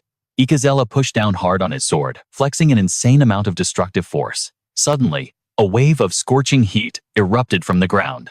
The shockwave sent Do-hyuk flying like a ragdoll. Before he could even figure out what just happened, a blinding explosion of pure light went off. The ground totally shattered under the immense pressure, and a deafening boom echoed through the entire forest. Watching from a distance, Brock was totally shook, wondering what kind of god-tier magic that even was. Just then, Do-hy sprinted over to him in an absolute panic. Startled, he asked her what was wrong. She gasped that Do-hyuk had completely vanished. She forced a nervous smile, praying the dude hadn't just ghosted them. Brock tried to keep it chill, telling her no way. How was she supposed to solo a double S rank boss monster all by herself? Do-hy hesitated, low-key terrified. Right then, the summon Eren materialized out of thin air. It reported that its master had already pushed forward to the temple. It muttered that it would protect them on its master's orders. Brock suddenly had a massive flashback to their past trials. But he still had zero clue what kind of nightmare was waiting inside that dungeon. Was Do-hyuk seriously risking his one and only life like this? Do-hy wasn't having it, and ordered Eren to drop Do-hyuk's exact location right this second. The summon flat-out refused, stating its only mission was to keep the master's party members safe from harm. It spoke with dead seriousness, claiming it couldn't lead them into a total death trap, especially the chaotic zone where its master currently was. Brock muttered that they literally had no other choice. Do-hy hyped up the squad, telling everyone to gear up immediately and follow her lead. Brock gave a solid okay and bolted off at the speed of light. Eren tried to warn them, insisting it was way too dangerous and they were cooked if they went. Just then, Irene appeared behind them with a new directive. Irene announced she was also under orders to guard the party members. She immediately chased after Brock to back him up. Brock gritted his teeth, wondering if Do-hyuk was seriously trying to sacrifice himself for them. Cut back to the battlefield. Energy blasts were relentlessly nuking the rocky terrain. Ikazella taunted him, bragging that he still had plenty of gas in the tank. He flexed that all the energy he had been hoarding, until now surely had no limits, right? But Do-hyuk couldn't care less about his yap session, and just launched another savage attack. Missile Fortress. At the exact same time, razor-sharp bolts of crimson lightning violently surged toward the teen. The two overpowering forces of energy smashed into each other, creating a chaotic, sky-shattering collision. Do-hyuk froze for a split second, stunned by the sheer impact. But he quickly locked back in, slamming his hands onto the ground to cast his magic. Boulders suddenly lost gravity and floated into the air, giving him the perfect stepping stones to parkour around the battlefield. Up above, Ikazella spawned a blazing red aura that totally swallowed the sky. The cursed energy formed a massive hollow ring, ready to trap Do-hyuk inside. Moving like a blur, the teen popped a spatial portal to glitch out of the danger zone. He kept dodging with absolutely insane movement mechanics. Mark of Death. He cleanly weaved through Ikazella's red energy beams, wrapping around to the boss's blind spot, hand raised and ready to deliver a critical hit. He slapped the seal right onto the monster's back, triggering a glowing blue magic circle, mark of death. The boss snapped its head around instantly, recognizing this cursed ability. Having flashbacks from a past fight, Ikazella quickly whipped its tail and snatched Do-hyuk's wrist. It totally looked like the beast was trying to drag him straight to hell. Screaming for vengeance, the boss fired a barrage of red threads that pierced right through the teen's body. The threads sliced into his flesh, making Do-hyuk grimace in absolute agony. Do-hyuk was completely paralyzed, but he wasn't about to rage quit just yet, continuing to channel his mana. Seeing this, Ikazella mocked him, saying his struggle was totally pointless. But Do-hyuk just screamed at the top of his lungs, healing anthem. In a massive plot twist, he cast the healing spell directly onto Ikazella. The boss was completely baffled, yelling out what the heck he was doing. Then, the system window flashed. Mark of Death recovery effect activated. The target's healing was instantly inverted into a massive health drain. Ikazella felt his soul tearing apart and let out an agonizing, blood-curdling roar. The boss's massive body was completely engulfed in a glowing blue light. Even while getting cooked, its tail kept a death grip on Do-hyuk's wrist, secretly charging up a counterattack. Sensing the lethal danger, the teen tried to violently rip himself away. Right then, a barrage of phantom weapons materialized as the boss roared out Holy Cross. Its eyes glowed a deadly, bloodthirsty red. Do-hyuk instantly fired back with his own magic, spawning a swirling vortex in his hand. The vortex transformed into heavy magical chains that quickly linked up with his glowing sealed boulders. A brutal lightning strike crashed down exactly where Ikazella stood. Knowing this was the clutch moment, Do-hyuk tightly clenched his fist. The seals on the boulders suddenly flared to life, and the massive rocks rocketed straight toward the boss. The monster barely had a second to process the chaos before the colossal boulder completely flattened it into the dirt. Floating high above the carnage, Do-hyuk looked down coldly and fired a devastating shot from his magical gun. The barrier was still pulsing with that eerie blue light, but suddenly an angry red glow seeped through the crushed boulder, causing massive cracks to form. A second later, the massive rock violently exploded into tiny fragments of debris. A blazing red aura tangled with black lightning shot straight at Do-hyuk. It was none other than Ikazella rushing back in for round 2. The teen pushed his gun to the absolute limit, desperately trying to block the insane charge. The boss just glared at him with pure cold malice. Beams of blinding red light suddenly erupted from the beast's back. Up in the sky, strange, ominous glowing strikes were locked on and ready to rain down. Realizing he was totally about to get nuked, Do-hyuk instantly threw up his strongest defensive barrier. The drone camera pans up, catching the absolute cinematic clash between Do-hyuk and Ikazella. Out of nowhere, a massive energy barrier pops up, shielding both of them from the incoming collateral damage. Ikazella loses his mind, yelling, "What kind of sorcery is this?" Do-hyuk just smirks. "Bro, it is called the power of science. Get used to it." But as Do-hyuk glances sideways, he notices the barrier is already cracking under the pressure. Big yikes. He knows this shield is absolutely cooked and will not hold much longer. Ikazella catches on too violently, shoving Do-hyuk right into the weakening wall. Do-hyuk gets blasted straight through the barrier, leaving a massive gaping hole behind him. Instantly homing red lightning locks onto him like an aimbot. Do-hyuk clicks his tongue quickly, casting a rapid-fire barrage of flame magic. The blazing fireballs collide head-on with the crimson lightning of Ikazella, triggering a totally massive screen, shaking explosion.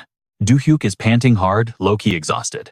He realizes that if they keep trading blows like this raid is never going to end. Meanwhile, Ikazella just glares at him, analyzing his every move like an absolute sweat. Suddenly, the vibe shifts. Both of them lock in, sharing the exact same thought. "I am ending this dude right here, right now." They launch at each other with such insane speed that their auras literally whip up a raging tornado. Ikazella charges in like an absolute unit, wrapped in a chaotic blood-red glow. But Do-hyuk clutches up and strikes first, casting his overpowered skill, Eternal Missile Fortress. The boss gets caught totally off guard, not ready for that level of burst damage. Panicking Ikazella instantly spawns a blazing Crimson Cyclone to counterattack. Not holding anything back, Do-hyuk dumps all his remaining mana into this one shot, blasting a blinding beam of neon blue energy straight into the storm. The two godly beams violently crash into each other, fighting for absolute dominance. The sheer impact sets off an apocalyptic explosion, swallowing the entire battlefield in thick smoke, wasting zero time. Do-hyuk violently racks his gun, screaming his lungs out with pure protagonist energy. His extra firepower pushes the blast over the edge, magnifying the sheer destruction. Ikazella is taking massive damage on his end too, completely lost in the blinding clouds of ash and debris. It is absolute chaos. The flashbang is so intense that neither of them can see a single thing. The shockwave turns the entire zone into a literal nuke site. The earth violently shakes beneath them, and all the reinforced glass shatters into a million pieces. When the dust finally settles, Do-hyuk drops to his knees, totally drained. Do-hyuk slumps over gasping for air, while Ikazella lies completely wrecked, right next to him. The boss chuckles. Not going to lie, that was fire. His monstrous body starts cracking like fragile glass, crumbling away into glowing red pixels. He continues, "You actually beat me, kid." Do-hyuk slowly turns his beaten and bruised face toward him, smirking through the pain. "Man, I had to sweat actual buckets just to get a compliment out of you." Ikazella sighs. "When you hit me with that death mark earlier, I knew my boy Odium had already been packed up by you." He continues, "My whole game plan was to drain both of your stats and finally glitch my way out of this cursed dimension." His face fractures even further, the pixels fading fast. "But yeah, I completely fumbled the bag." Ikazella force out his final words. "Now I'm getting deleted by you just like he did." Do-hyuk looks him dead in the eye and replies, "No cap, you are cooked." The boss just nods. There are countless beings grinding and suffering out there, trapped in different dimensions, just like you said. With his last ounce of energy, he summons a glowing crimson magic circle. Compared to the real top tiers out there, your current stats are looking kind of mid. The red rune expands, pulsing with insane energy, until a massive mechanical golem materializes and takes a knee right in front of them. Ikazella looks at him one last time. "So take this transcendent mega mech and get out of here. It is way smaller than when I first copped it." He weakly explains the lore behind the drop.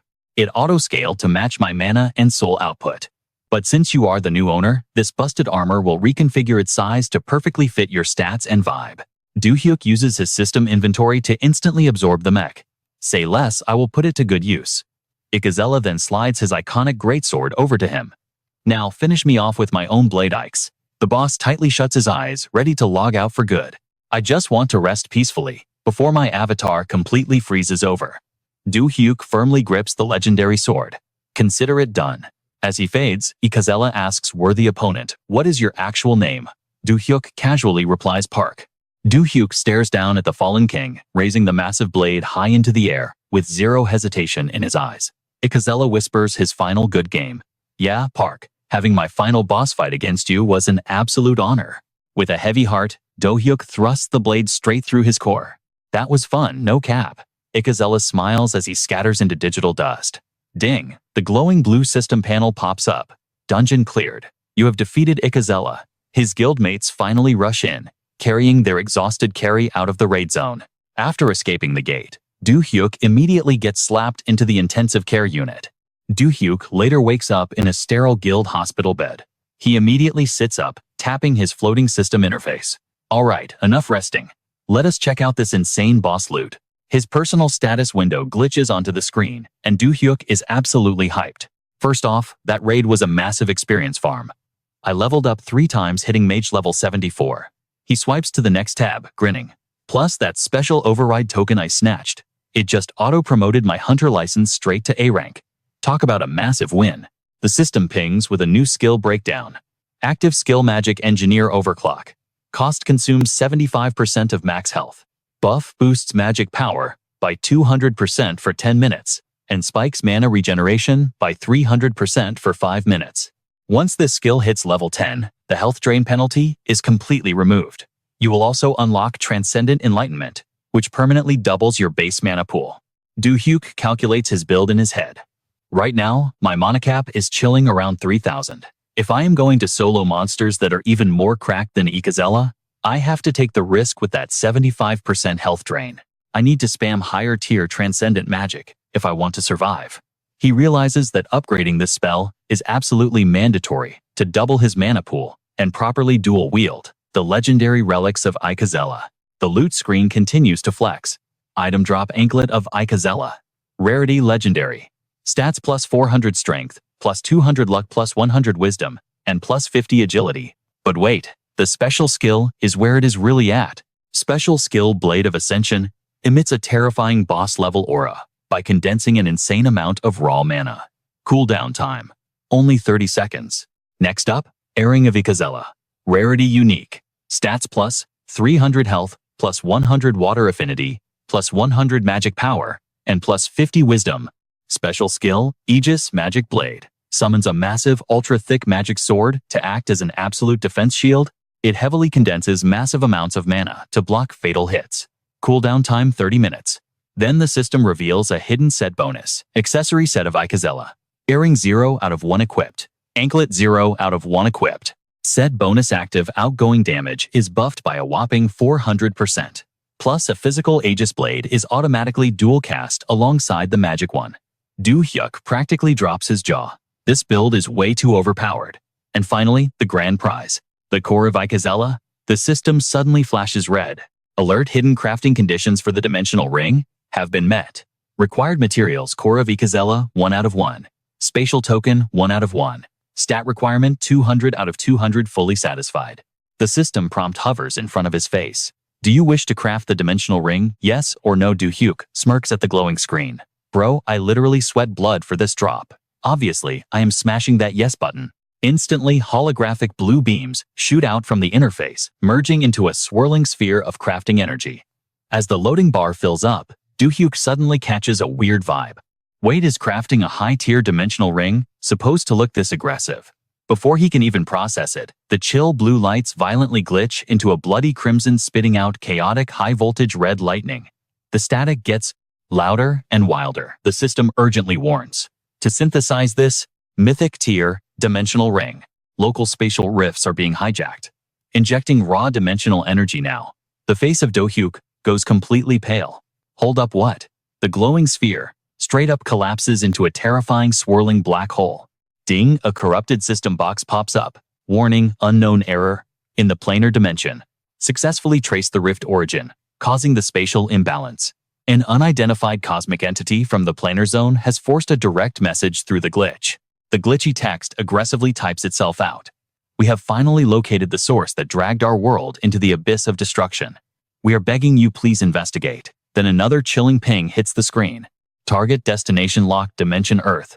And just like that, the connection is brutally severed, going completely dead. Do-hyuk just stares at the empty prompt, utterly baffled. Bruh, what kind of horror game lore is this? Out of nowhere, the black hole erupts into a blinding flash of light, forcing him to violently shield his eyes. Meanwhile, in another part of the city, Chloe is just chilling on her bed, reading a light novel. Suddenly, her entire ceiling violently rumbles. She snaps her book, shut, her hunter instincts instantly kicking in. No way, I definitely just felt a massive spike of raw mana. She mutters immediately, hopping out of bed and throwing on her raid jacket. Back with Do-hyuk, the system finally drops the good news. Crafting successful player Do-hyuk has acquired the mythic dimensional ring. A golden banner flashes across his vision, congratulating player Do-hyuk on a legendary achievement and unlocking a brand new authority status. Do-hyuk raises an eyebrow. Wait, authority status? The artificial intelligence voice chimes in, authority unlocked, cognitive overdrive forced. Enlightenment. Once the player reaches SSS rank, you will be fully eligible to evolve this authority to the next tier. Do-hyuk lets out a cocky smirk. So basically, I just unlocked the premium expansion pack buff, huh? Let us go. Golden lights swirled together, forging a glowing ring that was straight up fire. The system chimed in. Earth support ring leveled up. Plus 20% HP. Plus 10% strength and magic power. Plus 300 muscle power and stamina. Plus 200 agility and luck. This thing was totally busted. Blessing support activated. It popped a force field equal to 200 physical and magic defense. Cooldown is only 5 minutes. Heat wave support unlocked, multiplying fire magic damage by 3. Transcendent support online. Common spells tier 3 or below. And transcendent spells tier 2 or below cost, literally 0 mana. Meteor shower support, granted new spells evolving into Mega Meteor Shower at tier 9. Equilibrium support engaged. Boosting experience points by 20% for any awakened in the same zone. It stacks for up to 10 players. Talk about a massive party buff. Glimmer support, let me spam spells costing 300 HP without sweating. Plus, I could glitch into the ether world, vanishing from reality before respawning. That dodge is clutch. Selection amplification unlocked, but it's only viable once I hit SSS rank. Do-hyuk stared at the screen, totally shook. How many OP buffs does this thing have? Suddenly, a knock echoed. Knock knock. Who the heck is pulling up at this hour? Do-hyuk wondered. Do-hee pushed the door open. Yo Do-hyuk, you good? She asked. I felt some crazy magic energy leaking from your room. Oh my bad. Do-hyuk rubbed his neck. You probably sensed the wild experiment I was running. Do-hee glanced down. Is it because of that ring? Yeah, no cap, it's… Before he could finish, the ring flared with an eerie crimson light. The red aura exploded, swallowing the room. From the shadows of the bed, a totally cursed, dark mass crawled out. A single glowing red eye blinked in its center. It looked like a glitchy drone humming with aggressive static. Red lightning crackled off its dark metal shell. Target locked, it droned out. Do-hee instantly gripped her blade. Do-hyuk stepped back. That thing is bad news. Wait, hold up. Do-hyuk jumped in, stopping her. The machine buzzed again, scanning area. Do-hyuk's mind raced. How did a literal killer robot just spawn out of thin air? The drone flashed a scanning beam over them. Do-hyuk logged as a zero threat. Do-hee stayed in a hard battle stance, ready to swing. The system cleared her too, but then the laser dragged down to her hand, gripping the sword hilt. The beam stuttered. Massive mana signature detected. The mechanical voice spiked. Suddenly, magic cannons popped out of its frame, locking dead onto Do-hee. Threat level maxed, it announced. Do-hee gritted her teeth, flaring her aura. The room was 1 second away from a total boss fight. Ding! Abnormal energy detected. The system window flashed red. Patching spatial rift now. The machine spazzed out, blasting rogue lightning that shattered the windows into dust. Then the rift clamped shut, deleting the bot into the void and dropping the glowing ring back down. Spatial rift closed. The system chirped. Do-hee just stood there, completely stunned. Meanwhile, over in Atonia, the Magus Empire. A colossal magic tower pierced the clouds, looking straight out of a raid dungeon like the Tower of Babel. This monolith flexed the Magus Empire's power and stood as the absolute symbol of the Black Witches. Inside the dark halls, a shady guy in a black cloak lurked. A voice echoed behind him. Lord Bendella already went to hear the boss's orders. The cloaked guy scoffed. And Bendella, is the server acting up again? A masked dude turned around. I was just about to summon you. Perfect timing. What's that supposed to mean? The cloaked guy snapped back. You're on outer altar guard duty, Morse, the masked man declared. The cloaked guy was none other than the Black Cross himself, Morse. Drop the cords, Morse grunted. The masked man swiped up a blue hologram map. A glowing red dot pinged the screen. It's in the Moscow sector, the absolute edge of our empire. Morse clicked his tongue. Seriously, so mid. The masked man narrowed his eyes. Don't troll, Morse. Guarding the altar is our ultimate sacred quest. Morse's dark aura flared into a toxic purple blaze. Say that to my face again, Morse hissed. You clowns completely nerfed human existence and totally ghosted the altar's defense. I warned you tryhards multiple times, but you left me on read. The masked man didn't flinch. This is Lord Bendella's patch note. He added coldly. Don't tell me you're gonna dodge the cue. Morse ground his teeth until they nearly cracked. He whipped around cloak, swirling. Fine. I'll hit the spawn point. The scene cut to the Moscow altar. An icy, towering fortress deep in the frozen mountains. Minions had their hands clasped, spamming spells, while countless others grinded out meditation buffs. Magic circles glowed everywhere. In front of them, a giant cross altar was aggressively draining blue mana. Suddenly, one of the casters couldn't tank it anymore. His eyes rolled back into his skull, and he totally wiped out on the floor. Up top, a masked supervisor groaned. Another one. AFK. We're practically out of slave HP. Morse casually strolled up. What's the magic stone's charge level at? The supervisor flinched. Lord Morse. He rubbed his hands nervously. We hit 70%, sir, Morse glared. That's it. Pathetic. Well, we've been speed-running the mana drain, but half the slaves already got cooked, the minion stammered. Morse sighed. We gotta do it the hard way then. The minion blinked. Lord Morse. Morse raised his hand, flexing an insane toxic purple energy. The overwhelming power birthed a suffocating black smog. The kneeling slaves below were instantly targeted. Their life forces got brutally siphoned out. In seconds, they shriveled into literal dry bones. The entire squad got wiped, collapsing in sync. The supervisor lost his mind. Lord Morse, what the heck are you doing? Morse kept channeling the dark aura. His rate is dropping any minute now. If we keep babying these NPC slaves' HP bars, we'll never finish the grind. He ruthlessly pumped all that stolen mana straight into the stone. We need to max out this mana pool fast, Morse commanded. We have to refine this stone into premium buffs for the noble one. Bring every last slave to the front line. I'm gonna drain the rest of their mana dry. If we run out of mob fodder, I'll farm more myself. Morse glared down at the supervisor. You got a problem with my strat? No, sir, the minion stuttered, sprinting off like his life depended on it. I'll drag the rest of them here right now, Morse narrowed his eyes. We can't drag out this loading phase forever. Who knows when those human trashes will try to grief our plans again? Morse slumped onto his throne plotting. If I had more time on the clock, I'd speedrun ending this entire world. Suddenly, his eyes snapped wide open. What is this glitchy, chaotic energy? Do-hyuk narrated. After chilling at the Alaska safe zone, we fast-traveled back to Korea. During the downtime, Hiji was power-leveling her skill tree with the guild's carries. Riding in the car, Hiji had finally hit C rank. But after that brief peaceful vibe, a portal literally spawned right in our faces, like it was camping specifically for Hiji and me. Ding. One-time spatial gate opened. Do-hyuk glanced at Hiji and she gave a solid nod. She was locked in. The system chimed. Dungeon alert. You have entered Desmond. A red window popped up. Entry restricted to players Park Do-hyuk and Hiji. Then a giant error message flashed. Unknown player attempting breach. System denied unauthorized access. Blocked. The gate crashed shut behind them. Meanwhile, Do-hyuk and Hiji dropped into a massive frostbitten mountain biome. Did not expect a random portal event the second we hit the home base. Do-hyuk muttered. Hiji shivered looking around. And who the heck was trying to crash our instance? Same here, no cap. Do-hyuk scanned the icy perimeter. But first, we need to scout the aggro range. Surviving the drop is priority 1. Got it, Do-hyuk. Hiji readied her stance. Suddenly, a blinding light erupted from his hand. Dingboss encountered. You have found Morse of the Black Cross. Do-hyuk's eyes went absolutely feral. He whipped his head around, screaming, Hiji, watch out. Haley was totally shook. A massive wave of purple energy crashed down from the sky, heading straight for them both.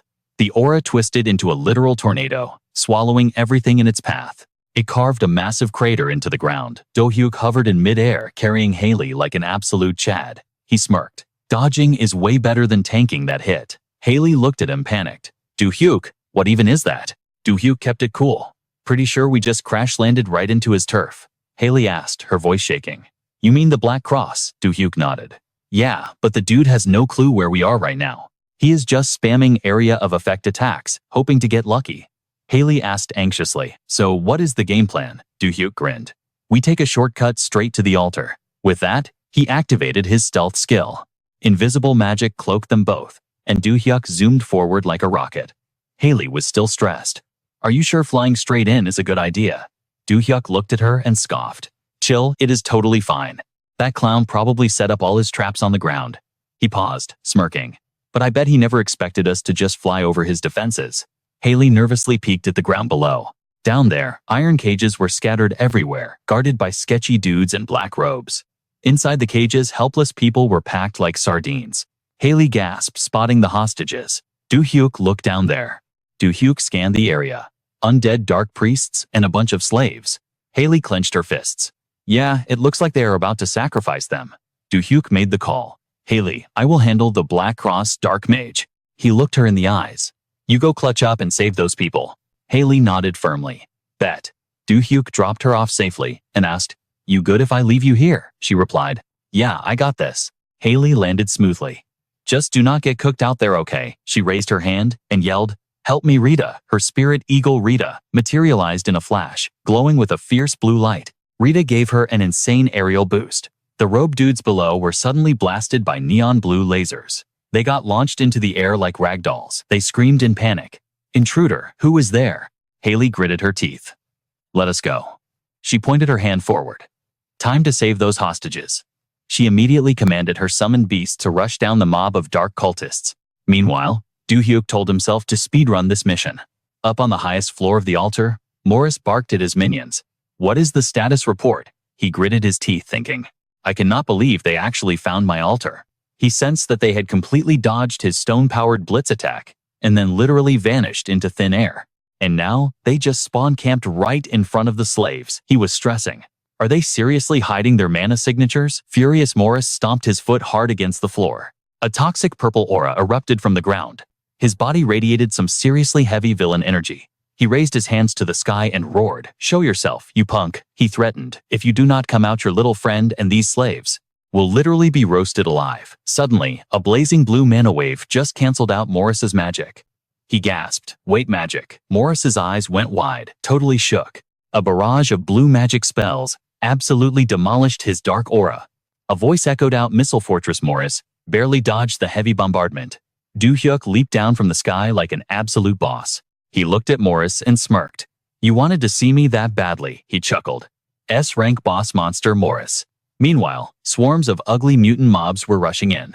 They completely surrounded Haley from all sides. The monsters piled up on her, forming a massive meat shield with 0 escape routes. From a distance, 2 masked cultists were watching. One started celebrating, but the other snapped, "Do not drop your guard yet." He added, "We're the ones on the offensive right now." But suddenly, dual magic circles spawned right above the monster horde. The magic arrays started beaming pure energy straight down on the mobs. Then it stopped, dropping a massive smoke screen that blinded everything.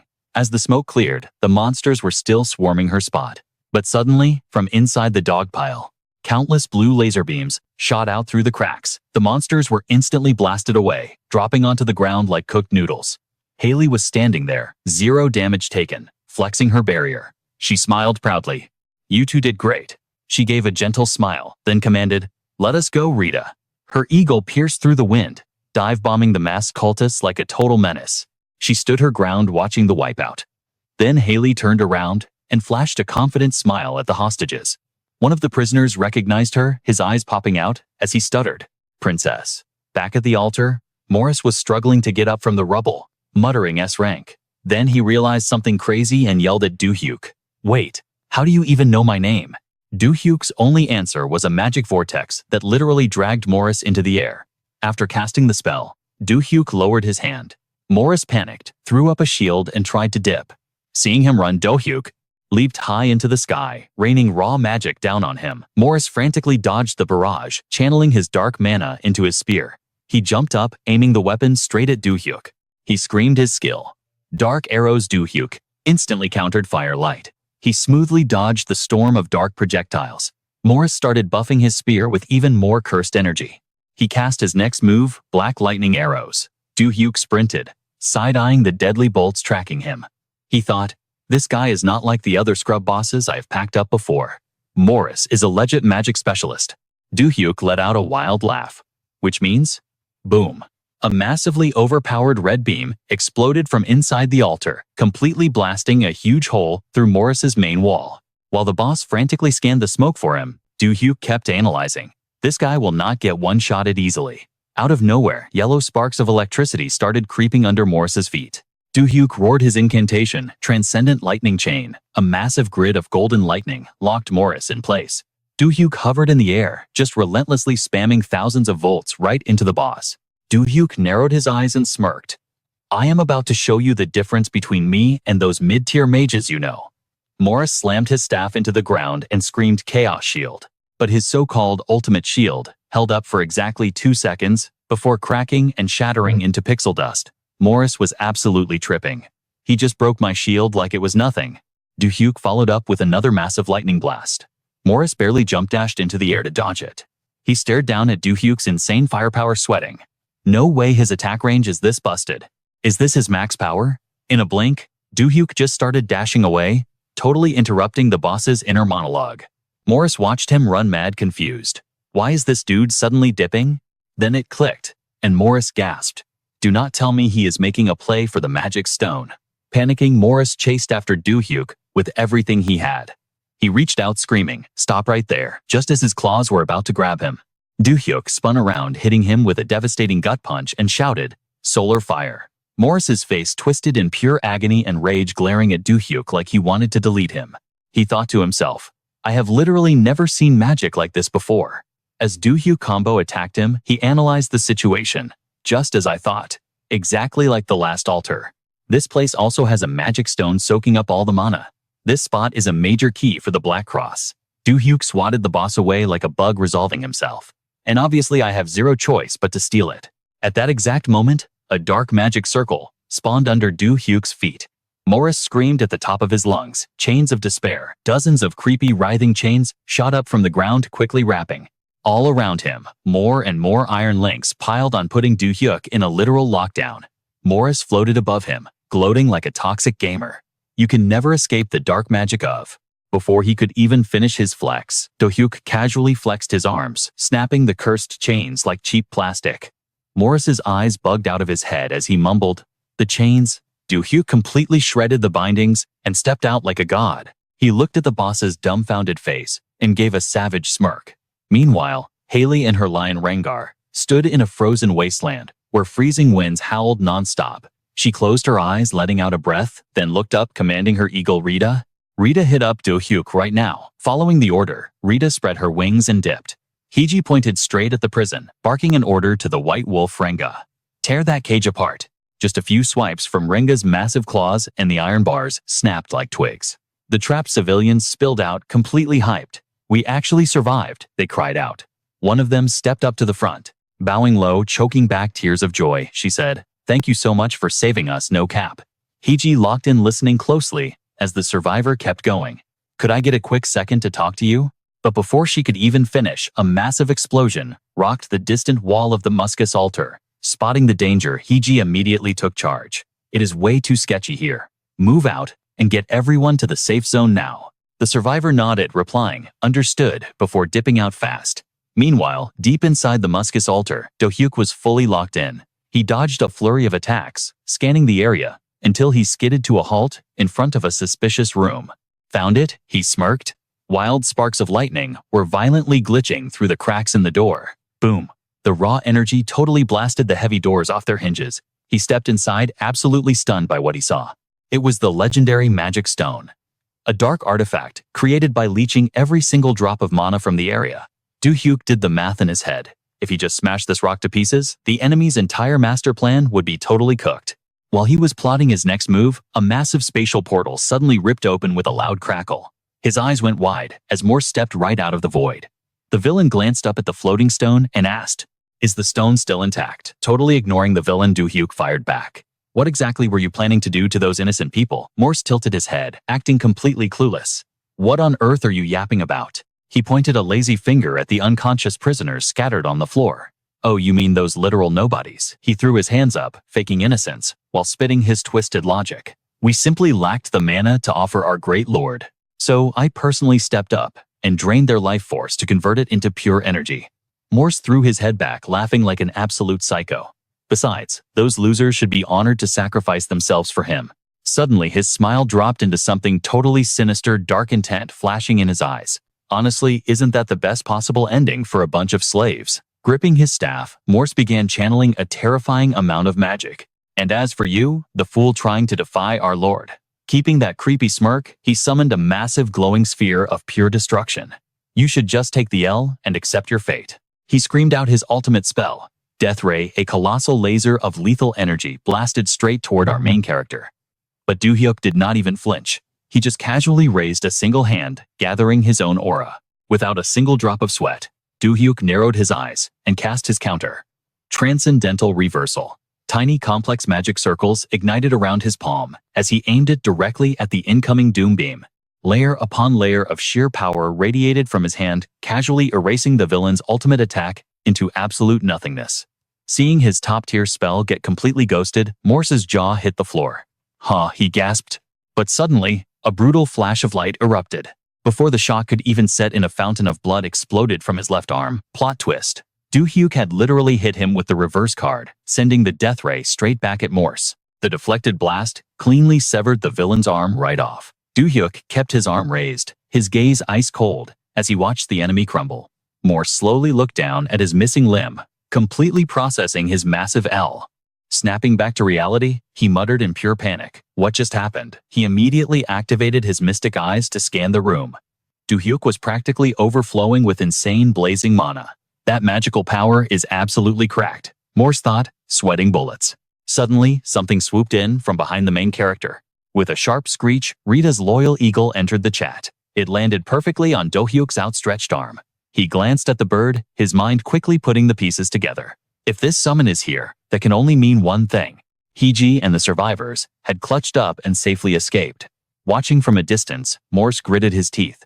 I have zero clue what he is plotting with that bird, he thought. But he eyed his dropped staff, making a desperate call. It is time to dip, before I am totally cooked. Morse lunged forward, desperately grabbing his weapon. Leaning his weight on the staff, he fell to one knee doing the math. Against a monster who can just brush off my death ray? I seriously stand zero chance of winning. Morse swallowed his pride, deciding to rage quit the battle. Survival first. Gritting his teeth, he desperately chanted teleport. Meanwhile, high above the exterior of the Muscus altar, Morse popped out of a swirling spatial portal. Scowling at the ground, he cursed his own weakness. What an absolute waste of precious mana. But he fired up his mystic eyes one more time to check the inside of the altar. If I can somehow snipe this annoying rebel from afar, our Lord will totally forgive my failure, he schemed. But as he scanned the area, he could not detect a single drop of Do-hyuk's overwhelming aura anywhere. Morse froze his eyes, bugging out of his head. Bro, where did his magic signature go? Little did he know Do-hyuk was already floating way up in the sky. He was silently watching the villain's pathetic escape attempt like a hawk. Suddenly, one of the survivors on the ground looked up and spotted him. Pointing wildly at the sky, they screamed up there. Someone else joined in yelling, "Look at that!" Hearing the absolute chaos, Hiji quickly snapped her head upward. Her jaw dropped as she gasped out Do-hyuk. Right on cue, the literal sky began to shatter. From the massive dimensional crack, a terrifyingly huge object spawned into existence. It looked like a whole literal planet was crashing down on them. As the massive rock pierced through the void, it instantly ignited into a raging inferno. Down below, someone shrieked in pure terror. "It is a meteor!" Witnessing this god-tier attack, Morse was absolutely paralyzed, staring up in sheer disbelief. He was completely hard-stuck, unable to move a muscle, as the blazing meteor hurtled straight for his face. A split second later, the apocalyptic fireball smashed directly into him, and the entire Muscus altar. Boom! A devastating explosion wiped the whole area off the map. Cut to Atonia deep inside the Mado Empire. The throne room was dead quiet, practically a ghost town. The demon lord Vendela broke the heavy silence with a terrifyingly stern voice. What in the world just happened to the Muscus altar? His sweating lackey stuttered through his report. We could not track down Morse's soul signature, so I personally went to check it out, but he swallowed hard before continuing. The entire altar is literally gone, sir. Wiped from existence without a trace, and there's no sign of Morse's body anywhere. The minion then dropped the real bad news. I tried scanning for residual mana trails at ground zero. That is enough. Demon Lord Vendela barked, cutting him off completely. No need to waste time digging into this anymore. The boss started doing the math. First, Isaac gets clapped, and now more someone is definitely trying to sabotage our master plan. The white-bearded villain stroked his chin, his mind working overtime. However, he smirked, throwing out a bold theory. Seeing how this mystery player hides their identity and relies on lackeys for the dirty work, their own setup must be mad flawed. They definitely have holes in their strategy. His loyal goons nodded in unison, chiming in. Yes, sir, no doubt about it. Vendela instantly snapped into boss mode, barking out new orders. Beef up the security barriers around all remaining altars immediately. Do not let a single breadcrumb from this punk slip past you. We just need one solid opening to delete him from the server. The minions bowed deeply, shouting, "Yes, Guildmaster, consider it done." Alone with his thoughts, the demon lord whispered, "This just got super interesting." A wicked plotting grin spread across his face as he started cooking up a toxic new scheme. Meanwhile, back at the drop zone, Do-hyuk casually stepped out of a crimson portal. He quickly turned his head toward Hiji, catching the sound of a super respectful voice. "Princess," the voice echoed with pure loyalty. "I seriously never expected to cross paths with your highness out here." Hiji's eyes widened with anxiety as she asked Lacus, "You are Asino's grandson, right? Do you have any idea what happened to him?" Lacus lowered his gaze, diving straight into a heavy flashback. "The day you left the Desmond Empire." He let out a sigh, the pain clear in his voice. "My grandfather completely blamed himself for failing to protect you from Den. For the rest of his literal life, that guilt ate him alive." The tragic image of old Asino faded into view through the knight's words. Right up to his final breath, he made me swear that if I ever found you again, it would be my absolute duty to shield you from harm. Lacus shook his head, looking totally blown away. "But I swear I never imagined our reunion would happen like this." Watching from the sidelines, Do-hyuk smirked to himself. Well, obviously. She is literally the royal his grandpa hyped up for 5 straight years. Hiji turned to the main character, asking for his vibe check. "Is it cool if Lacus tags along with us?" Do-hyuk gave a chill nod. "Yeah, it is fine."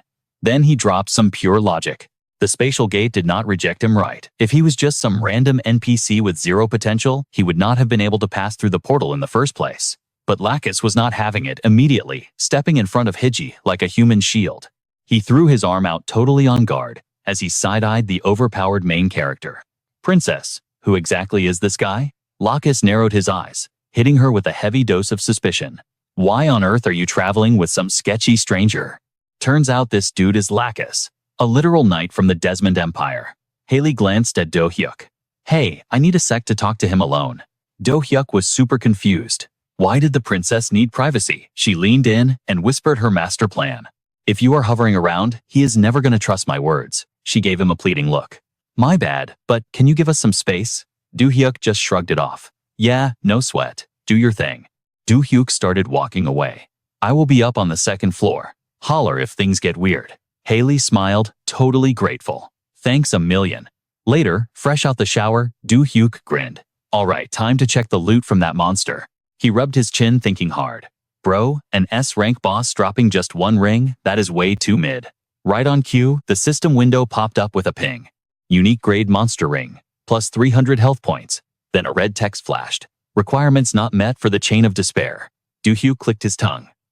Makes sense. It is magic-based, so I am locked out. He made a mental note. I will just hit up Brahan about this later. Suddenly, a loud rustle caught his attention. Do-hyuk snapped his head around. It was Lacus bowing so low his head almost hit the floor. I deeply apologize, Do-hyuk. Please forgive my total lack of respect earlier. Do-hyuk was legit speechless. He shot a confused look over at Haley. What on earth did she tell this guy, he thought.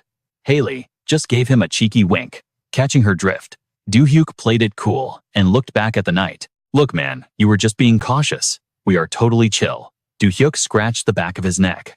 By the way, can we drop the formalities? It is kind of exhausting. Lacus instantly nodded. Absolutely, boss Do-hyuk. Please speak to me however you wish. The knight thumped his chest with absolute pride. From this second on, I swear on my life to protect Lady Haley, and I will back you up, Do-hyuk, with every ounce of my strength. No cap. Then, his tone shifted, sounding super serious. Could you help me figure out this crazy world? His eyes burned with intense loyalty. Because until the day I safely escort Lady Haley back to our home kingdom, I need to grind and get crazy strong. Do-hyuk tilted his head. Did Haley give you the rundown on how things work here? Lacus shook his head. We skipped the heavy details. But one thing is crystal clear to me. This place is completely different from our dimension. He crossed his arms, looking intrigued. Word on the street is, certain humans awaken with wild, overpowered abilities. And Lady Haley actually unlocked that power. Do-hyuk raised an eyebrow. So, did you get blessed by the system too? In response, Lacus just pointed at thin air. A glowing blue holographic screen was floating right in front of him. Player Lacus recognized. Rank B. He squinted at the floating text, totally clueless. I am looking at this weird glowing tablet, and it is fully translated into the Desmond language. He poked at the screen. What even is this sorcery? Haley walked over, practically glowing with excitement. That rank is basically your power level as an awakener. She was totally hyping him up. Starting at rank B, the system knows you are goated, Lacus. The knight blinked, utterly lost. The system, Haley giggled. All right, buckle up. We have got a lot of lore to drop on you. Watching them bond, Do-hyuk could not help but smile. Meeting someone from her home turf really brought her vibe back. He thought to himself. Hopefully this dude ends up being a solid squad mate for her. But the wholesome moment shattered. His smartphone suddenly started buzzing like crazy. Why is Tyler hitting my line at this hour? He swiped to accept the call. Yo, what is up? Instead of a greeting, a blood-curdling scream blasted through the speaker. Do-hyuk felt his blood run cold. Tyler, bro, talk to me. What the hell is going on? Do-hyuk roared into the mic. Tyler, meanwhile, cut to earlier that night. Tyler was sitting in his office, the only one still lit up. He was glued to his monitors, grinning like a madman. Hell yes. This is straight fire. The stock charts on his screens were shooting straight to the moon. The profit margins were absolutely insane. They were not lying when they said money prints money. He was hyped, but he forced himself to stay grounded. Got to stay locked in. This is barely the tutorial stage. Just then, a creepy sound echoed through the room. Footsteps. Tyler froze his heart, dropping to his stomach. Who the hell is pulling up at this hour? The building is supposed to be locked down. The shadows shifted, revealing the twisted smirk of Julia. Panic spiked through his veins. Tyler blindly reached for his phone. She is definitely not here to drop off a fruit basket. I am cooked. Tyler mashed the speed dial on his screen. But before the call could even connect, a hand shot up. Dark, crackling magic flooded the room. An invisible crushing force yanked Tyler right out of his chair, suspending him in midair. Julia glared at him, her eyes glowing with pure malice. With a flick of her wrist, she slammed him into the floor. The heavy gravity magic pinned him down like a bug. Serena casually strolled into the light, looking insanely bored. Wait, what? This absolute nobody is not Do-hyuk. Julia scowled, clearly annoyed. You really thought this basic employee was the boss? Serena smirked and casually summoned a razor-sharp icicle. Without hesitating, she drove it straight through his leg. Let us ask him and find out. Tyler let out an agonizing, ear-piercing scream. Down on the floor, the dropped phone was still connected. Do-hyuk sounded frantic through the speaker. Tyler, talk to me. What is happening? Hearing the voice, Julia let her lips curl into a toxic grin. Well, if it is not Do-hyuk. The panic in his voice skyrocketed. Tyler, hold on. Serena laughed ruthlessly, stomping on the fresh wound. Tyler choked on another brutal scream. Listen up, Do-hyuk. Your little sidekick is currently bleeding out on our floor. If you do not pull up right now, I'm sending him straight to the lobby of the afterlife. You hear me? She was having way too much fun with this. You better hustle, hero. You know exactly where we are, right? On the other end, Do-hyuk clenched his jaw so hard, his teeth nearly cracked. Serena giggled, practically drunk on power. Ah, what is wrong? Cat got your tongue, but her gloating was cut short. Spatial magic flared directly behind them. Teleport. Do-hyuk materialized his aura, burning with pure, unadulterated rage. He instantly popped his speed and strength buffs. Bam! His fist connected like a freight train, launching Serena across the room. Julia gasped, her eyes going wide with shock. She could not process his insane speed, but her battle instincts kicked in immediately. Do-hyuk, how the hell did you bypass our wards? Using telekinesis, she ripped office desks and chairs from the floor, hurling a massive tidal wave of debris straight at him. Julia was dead set on crushing him into paste. But out of nowhere, Tyler called out from behind a safe zone, his voice shaking. Do-hyuk, I am so sorry, man. Do-hyuk kept his eyes locked on the enemies, but his tone was soft. Nah, bro. This is on me. I am the reason you got dragged into this mess. Golden light flared from his palm. Healing magic activate. Tyler gasped in shock as the flesh on his leg literally knit itself back together. My leg, the hole is gone. Seeing them ignore her, Julia completely lost her mind. She shrieked, whipping her hands up as the entire room became a tornado of flying shrapnel. Stop treating me like a level 1 noob, she screeched. Tyler cowered, bracing for the impact. We are so cooked, but a massive mana shield erupted out of nowhere, completely tanking the attack. As Tyler stared in disbelief, Do-hyuk just cracked his knuckles. Just chill in the safe zone, Tyler. I got this. Tyler sat safely inside the glowing barrier, utterly mind-blown. Is this seriously his magic? Since when is he this overpowered? He glanced up at his friend. Do-hyuk had a completely calm expression on his face, but the murderous intent radiating from him was suffocating. Despite his blazing fury, Do-hyuk kept his voice steady. I told you, do not sweat it. Then his terrifying aura exploded outward, cracking the floorboards. He glared at the two villains. Any final words before I delete you both? The temperature in the room plummeted. I am dead serious right now. No second chances. The system overlay flashed violently in his vision. Mana amplified. Stamina decreasing. Overclocking mana core. Julia gritted her teeth, pooling her own dark energy. Stop bluffing, you absolute trash. Do-hyuk did not even flinch. Dragon breath. The two massive waves of energy collided in a deafening shockwave, but in a split second, his overwhelming mana completely swallowed her attack. His eyes glowed with absolute focus, pushing past his limits. Julia froze, totally paralyzed by the sheer pressure. I cannot move. The stat difference is too huge, she panicked. Do-hyuk drew his fist back, reality literally warping around his arm. Integrated transcendence. He unleashed a devastating critical strike, straight through her defenses. Serena, who had just crawled out of the rubble, screamed in pure horror. Julia? No. Her body started crumbling into glowing dust, totally obliterated. Serena shrieked, her voice shattering with heartbreak. My love, Do-hyuk did not even blink, his mana still flaring wildly. No, Serena wailed, falling to her knees. Do-hyuk slowly turned to her, his voice cold as the grave. I will ask you one last time. Any final words before you join her? Something snapped inside Serena. Her aura twisted, transforming her into a literal demon of vengeance. I am going to slaughter you. She let out a blood-curdling screech, manifesting hundreds of razor-sharp ice blades in the air, aiming them all straight at his heart. With a flick of her wrist, the barrage of swords rained down like a meteor shower. They smashed into the ground instantly freezing the entire area. In a blink, Do-hyuk was completely sealed inside a massive glacier. Breathing heavily, Serena lowered her hands. She scoffed at the frozen tomb with absolute disgust. I do not care how overpowered his stats are. Nobody survives absolute zero. But before she could even celebrate, a bizarre sound echoed. Sizzle.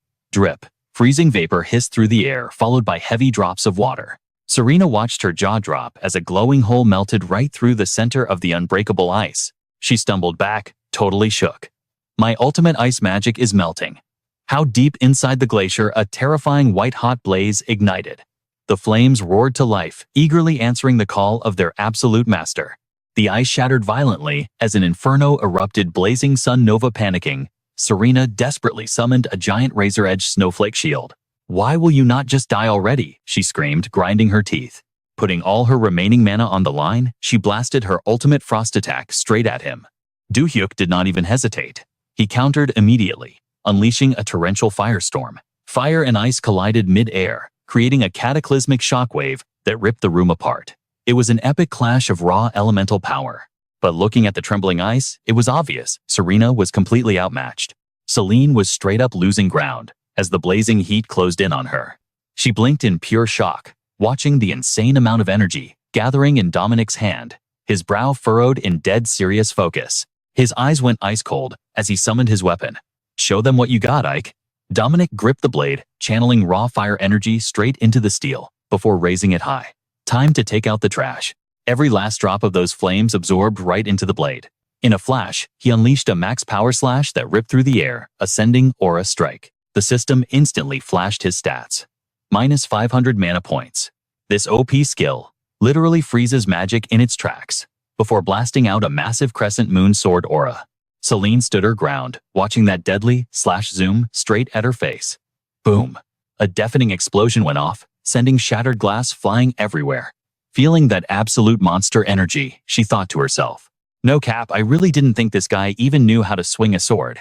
But she quickly brushed it off, cockily summoning her own floating blades and launching them right at him. She went full spam mode, raining endless slashes down on him while shouting her trash talk. Compared to your other totally broken skills, your swordplay is straight up mid. Dominic easily parried the barrage of blades, just smirking as he fired back.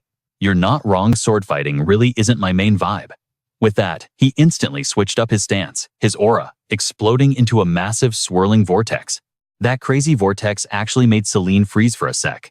He totally owned the moment, shouting, Aura Blade Shield. She was left shook, staring blankly at the blinding light radiating from his flex. Wrapped up in the insane energy of his own ultimate, Dominic just had to gloat.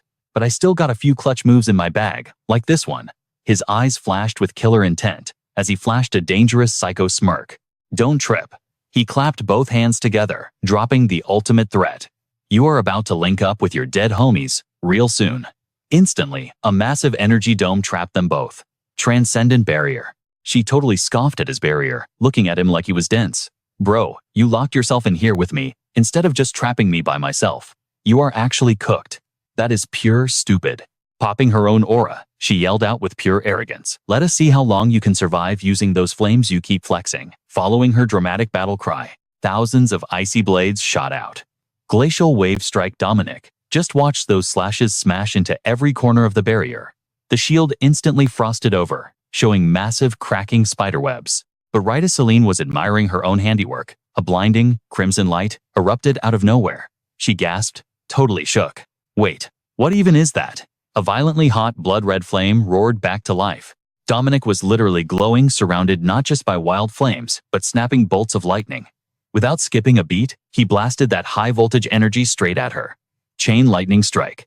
Celine felt the terrifying static wrapping around her and totally panicked. No way this guy can spam lightning magic too. My ice skills are completely useless against a lightning build. Suddenly, her eyes bugged out in absolute terror as she looked forward. Barreling right toward her face were massive apocalyptic fireballs, spawned straight from his overwhelming mana pool. Transcendent hellfire orbs. You gotta be kidding me. Celine was dead ass, paralyzed, watching those fiery meteors lock onto her. The blazing heat grew closer, lighting up her terrified face like a spotlight. A second later, Dominic just stood there like a boss, watching her get completely swallowed up by his chain explosions. As the thick smoke finally cleared out, he clenched his fist, staring silently at the absolute wreckage left behind. He sighed at the smoke, billowing out of his wrecked workspace, complaining, "Well, looks like I gotta go hunting for a new office again. Big L." Meanwhile, miles away at the ultra-luxurious Titan Guild headquarters in China, a sharply dressed girl stepped into the lavish penthouse to report to the boss. "I got an update for you, sir. We just got the hard confirmation. Both Celine and Django have been completely wiped out." "And what about Dominic?" The girl Suri Jin, the vice master of the Titan Guild, answered super carefully. "According to our local boots on the ground, even though his entire office got totally nuked, that dude just walked out without a single scratch on him." Leon frowned, dropping his analysis of the situation. "Looks like this guy can solo an awakened without even breaking a sweat." Hearing that, she immediately asked, "So what is the game plan here?" He spun around, flashing a totally sinister villain-level smirk as he dropped his master plan. "My strategy. We are gonna recruit Dominic to do our dirty work and let him take care of every single one of those pests." Suri was instantly on board, praising the big brain move. "That is actually fire. You get them wiped off the map with zero heat falling back on us." With that settled, Suri went right back to spilling the rest of the intel. She laid out how both Celine and Django had serious beef and totally hated Dominic's guts. Leon just sneered completely, brushing off the drama. "I literally could not care less about Korean gossip. Are we not the Titan Guild? Do we not have absolute monopoly over every single awakened news network in China?"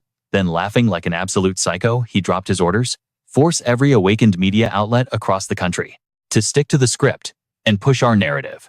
He craftily laid out the ultimate smear campaign. Spread some dark rumors. Say Dominic lured Celine and Django back to Korea, capping about giving them the VIP treatment, only to stab them in the back and murder them in cold blood. Hearing this wild lie, Suri looked a bit stressed.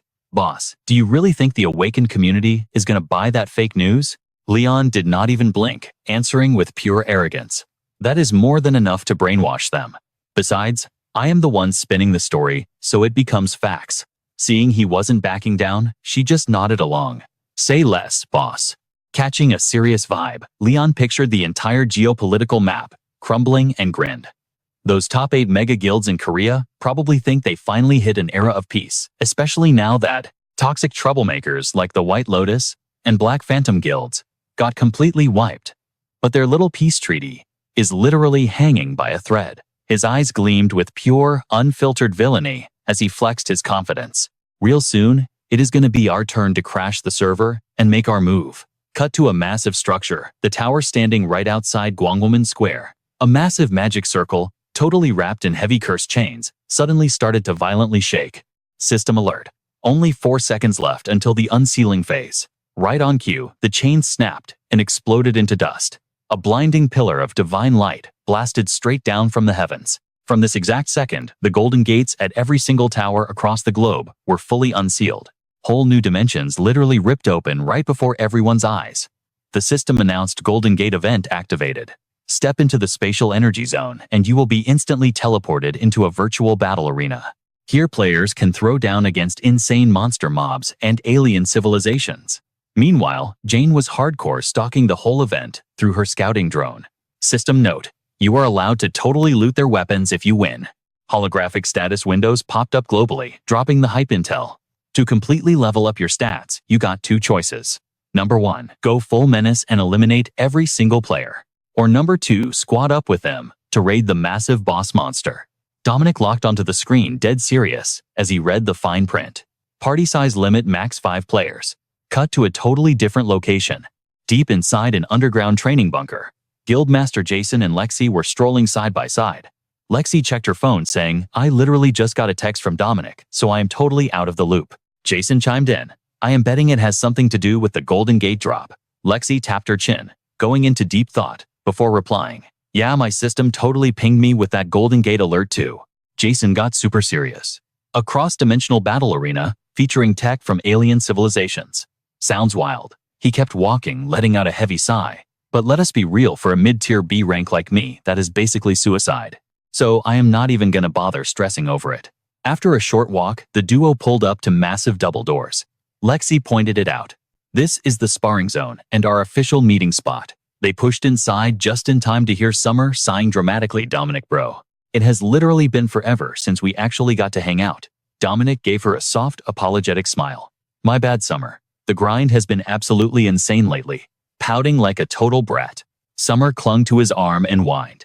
I know you are super booked, but you gotta promise to give me at least one full day to just chill. Dominic finally caved, nodding. All right, it is a promise. No cap. The two were so wrapped up in their own little world, totally ignoring the room. Jason awkwardly whispered, so when does this raid meeting start? Lexi immediately cut in 10 o'clock sharp. Zion and Junso are catching major third wheel vibes. Overhearing Jang Mi and Do-hyuk is just too awkward.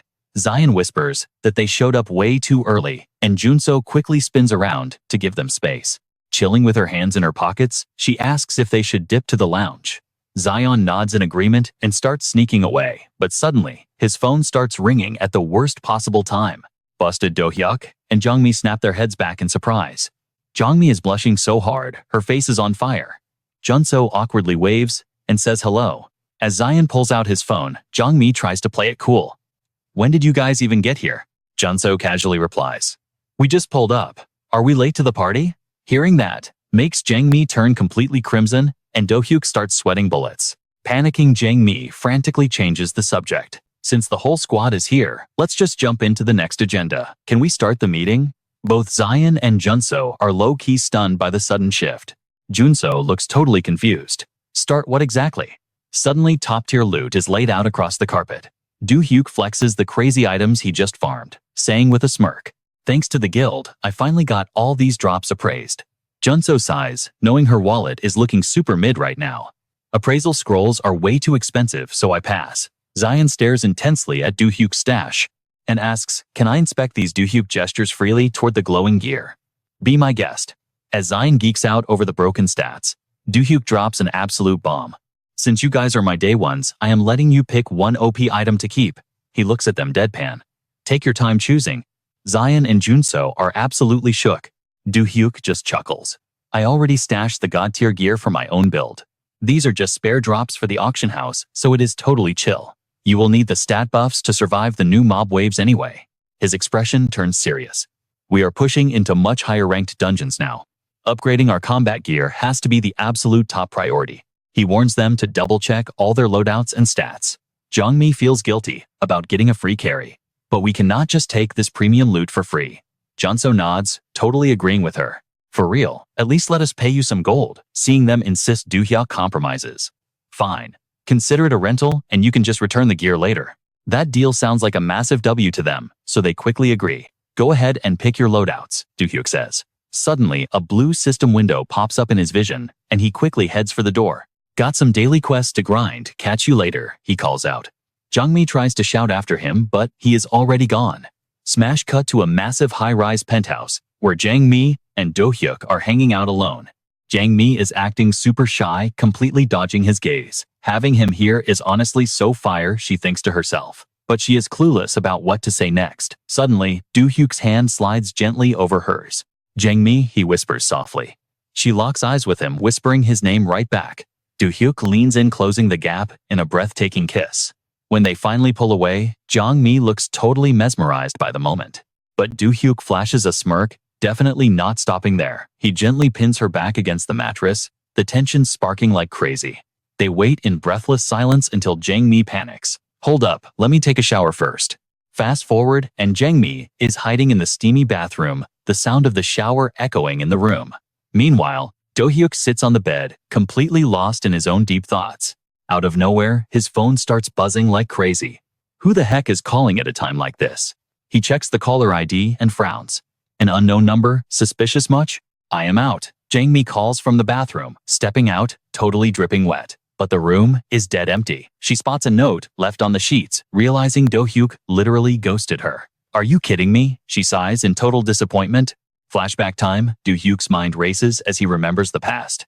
If I can just summon Dullahan and revive Arkenis.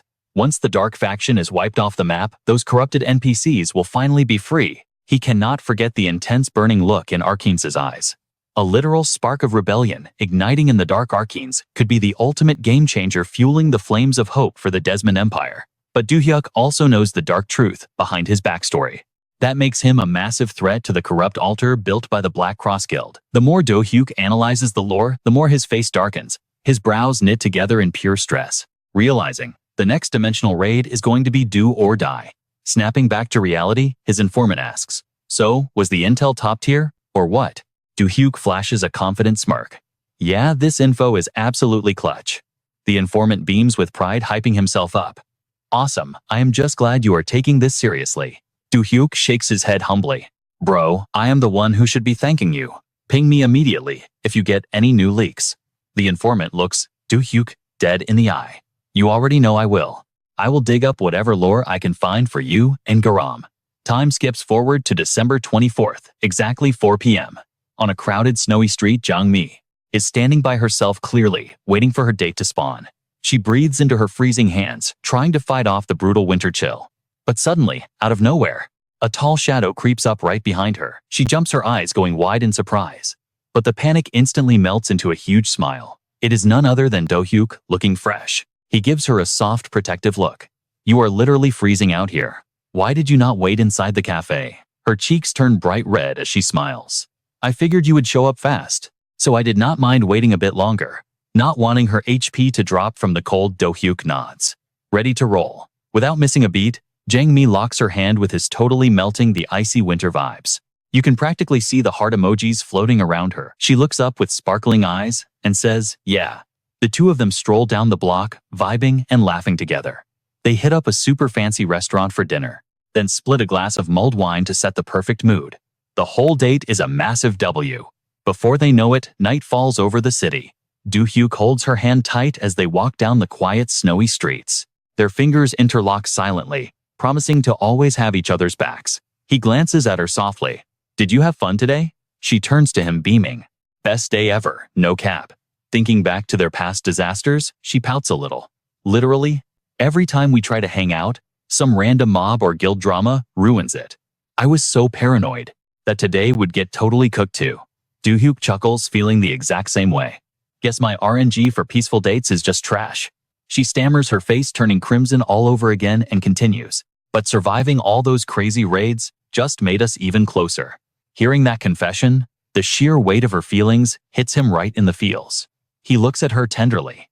Jang-mi. Right on cue, the midnight countdown hits 0. Massive fireworks explode, lighting up the entire night sky. Jang-mi flashes an ultra-bright smile over the noise. Today was absolutely perfect. Boom. They both snap their heads toward the sky. Brilliant colors shatter the darkness, welcoming the new year with epic energy. Jang-mi is completely mesmerized by the show, literally unable to look away. But then she turns back to Do-hyuk, her eyes shining with pure happiness. He is totally captivated too, soaking in this rare, peaceful moment under the blazing sky. She steps right into his space, gently resting her head against his broad shoulder. The wholesome vibes are off the charts, but time flies way too fast.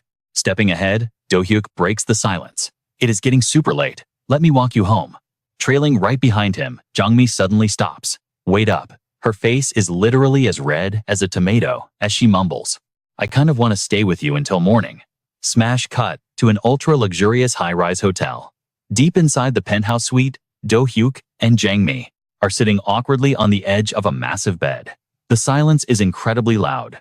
Blushing furiously, she looks away and thinks, "I cannot believe I actually had the guts to do this." She was totally overthinking it, stressing out like, "What is the play here?" But before she could spiral, Do-hyuk gently grabbed her hand. "Jang-mi," he called out. His deep voice low-key startled her. "Yeah," she mumbled, blushing hard. But before she could drop another word, Do-hyuk just went for it, locking lips in a straight-up fire kiss. All that awkward energy, poof, gone. The vibe in the room was getting seriously heated. Jang-mi hit him with that hard eyes look, totally smitten. And Do-hyuk, he was looking back with zero-cap pure devotion. They were totally ready to take things to the next level. Jang-mi slowly leaned back onto the bed, while Do-hyuk hovered over her, locking eyes. Their hearts were bumping so loud it was basically a bass drop. But suddenly the shyness kicked back in. She glanced away, totally flustered. "Hold up a sec," she whispered. Taking a nervous breath, she added, "Let me go take a shower first." Just like that, Jang-mi dipped into the bathroom. Thick, warm steam instantly clouded the mirror as her bare feet hit the tiles. The shower cranked on water blasting. Meanwhile, out in the room, Do-hyuk was just chilling, chin in hand, waiting it out. Suddenly, his phone started buzzing out of nowhere. It was on silent, but still. The room was so dead quiet, he caught the vibration anyway. Glancing over, Do-hyuk grabbed his device to check the screen. But the caller ID? Totally unknown. Who even calls at this hour? No shot. I know this number, he muttered. He swiped to answer. Hello. Fast forward a bit, and Jang-mi finally wrapped up her shower, carefully peeking out into the room. But bro was straight up ghosted. The entire room was empty. Her eyes locked onto a tiny note, left perfectly centered on the mattress. Babe, she called out softly. Meanwhile, out on the dark streets, 3 mad, sketchy dudes were lurking under a flickering streetlight. Do-hyuk rolled up on them with zero hesitation.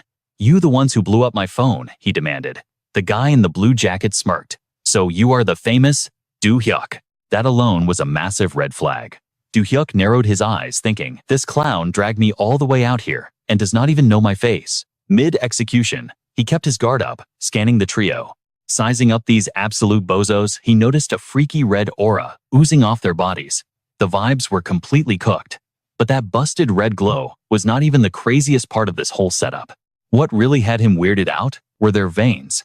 They were bulging out of their skin like literal worms. What the actual heck is up with their vascular system? Do-hyuk wondered. And why do their pupils look so glitched? The thugs glared at him like they wanted to literally devour him. Flexing hard, they marched right up to his face and started yelling. Bro, we could not even find parking because your busted ride is hogging 2 whole parking spaces? Yeah, you better move that trash right now. Do-hyuk did not even flinch at their fake rage. He just sighed, staying totally chill. Look, you clowns, can drop the cringe acting right now. Shoving his hands in his pockets, he called their bluff. I have no clue why you actually dragged me out here. With every word, his aura got darker. His eyes flared up with straight-up, lethal killer intent. But if someone put a hit on me, it definitely ain't over some basic parking beef. The goon wearing a cap looked absolutely shook that his brain-dead cover story got busted so fast. He whispered to the front guy. Wait, how did he figure it out? The lead thug just gave a totally twisted grin. Who cares? He spat. In a flash, his pupils mutated into a sick blood crimson red. Getting all up in Do-hyuk's personal space, he growled. A lot of big shots are getting mad salty over your sudden rise to fame. Without missing a beat, he ripped out a wickedly sharp dagger from his jacket. While the boss tried to act tough in front, his 2 lackeys pulled a toxic sneak flank maneuver. They boxed Do-hyuk in cutting off all escape routes. That gross, glitchy red aura, radiating off them, started spiking off the charts. Pointing their blades dead at him, they shrieked. Just shut your trap and die already. But Do-hyuk bro was not even sweating. Honestly, he was just super annoyed that they ruined his date night. Gritting his teeth, he scoffed. You really interrupted my night for this weak garbage. Boom. Zero hesitation. He instantly spammed his magic bullet skill, blasting raw energy straight into the mob. But he was not done cooking. He chained it up with his fire blast skill. A massive inferno erupted, literally roasting the pavement and threatening to turn everything to ash. Going in for the clutch finish, Do-hyuk dropped his ice storm ultimate. A brutal freezing tornado ripped through the street, yeeting those bozos like ragdolls. They were totally cooked, bodies wrecked, and zero fight left in them. Dropping to their knees, the leader cursed. Freaking hell, he glanced over at his wrecked crew. His gang was literally flattened at Do-hyuk's feet. He was panic thinking. I swear they said this guy was just a mid-tier awakened with some clout. Seeing the thug glitching out in silence, Do-hyuk finally stepped up. So you pull up on my turf, thinking 3 randoms would be enough to pack me up. Do-hyuk closed the gap instantly. Staring down with pure savage energy, he coldly added, if that is the absolute best you can do. He cut right to the chase. Then spill it. Who actually hired you to take me out? The thug was sweating bullets, now totally shook. After a second of frantic panic, he stammered, I swear, bro, I do not know the client. He shakily offered up a crumpled note. We just got this dead drop. It said we would secure an insane bag and infinite drug drops if we managed to delete you from the server. While Do-hyuk was interrogating the boss, the 2 grunts in the back finally rebooted. Grabbing their weapons, they tried to pull a toxic sneak attack from behind, but they were way too slow. Do-hyuk's gamer senses were tingling. He shot a piercing glare over his shoulder. Casually raising one hand, he unleashed a massive wave of ice mana. Get frozen scrubs. But out of nowhere, 2 massive energy blasts sniped the grunts from out of bounds, sending them flying back. Do-hyuk blinked in absolute shock. He stared at the 2 frozen stiff bodies on the pavement, confused. Wait, was there a 4th player camping? Realizing what happened, he cracked a smirk and turned around. Yo, thanks for the clutch assist. Out of the shadows, a totally mysterious dude in a low-pulled hat was just chilling there. The guy's whole vibe screamed suspicious NPC. The stranger just stood there, completely ghosting him. So Do-hyuk sized him up, analyzing his stats in total silence. They just had a straight-up stare down in the middle of the street. Finally, Do-hyuk broke the ice. "Alright, who are you supposed to be? You carried that kill, so I'm guessing you are not part of this trash tier guild." The guy tapped the brim of his hat with a cool edge. "Kid, you ever hear about the hallucinogen booster drops?" Not even waiting for an answer, he started info dumping. It is an illegal buff. It temporarily maxes out a user's reaction time and cranks their focus to OP levels. Wrapping up the lore, the mysterious bro pointed a finger at the kneeling thug right behind Do-hyuk. "That loser crawling next to you, he is totally hooked on that exact substance." Soaking in the intel, Do-hyuk's expression got super serious. "Hold up. Was there not a massive server wipe to ban all those cheat items right after the guild wars ended?" The hatted guy scoffed. "That was just patch 1.0. But once the Qihua Guild out of China started griefing the system, the whole market went completely toxic." He shot a disgusted look at the goons, still flopping around on the asphalt. "I have been tracking these junkies. My main quest is to hunt down the syndicate pushing these illegal buffs all across Seoul. I honestly had zero clue they were trying to raid you, Park Do-hyuk." Dropping that final bomb, he spun on his heels to bounce. Suddenly, two heavily geared-up dudes spawned right out of the shadows behind him. "I will let the cleanup crew handle these trashed mobs. You are free to log off and head home." Do-hyuk really did not want to get aggroed into another messy side quest. He figured this guy was probably rolling with the government bureau. Shrugging it off, he gave a quick nod. "All right, bet. Thanks again." But right before the mysterious guy vanished, he dropped one last cryptic line. "We will cross paths again soon." The hour was getting mad late, and Do-hyuk had zero interest in AFKing on this street anymore. He instantly popped his teleport skill, vanishing from the zone in a flash of light. Cut back to the luxury hotel suite. Do-hyuk finally spawned back in.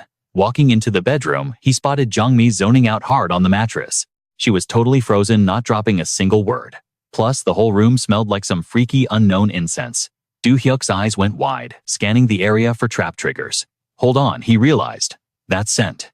I literally set that item out as a defense ward." Do-hyuk locked eyes on the sus potion chilling next to Summer. A system window suddenly popped off. "Magical lust incense boosts your riz with the opposite sex by a massive 5 times. But there was a catch.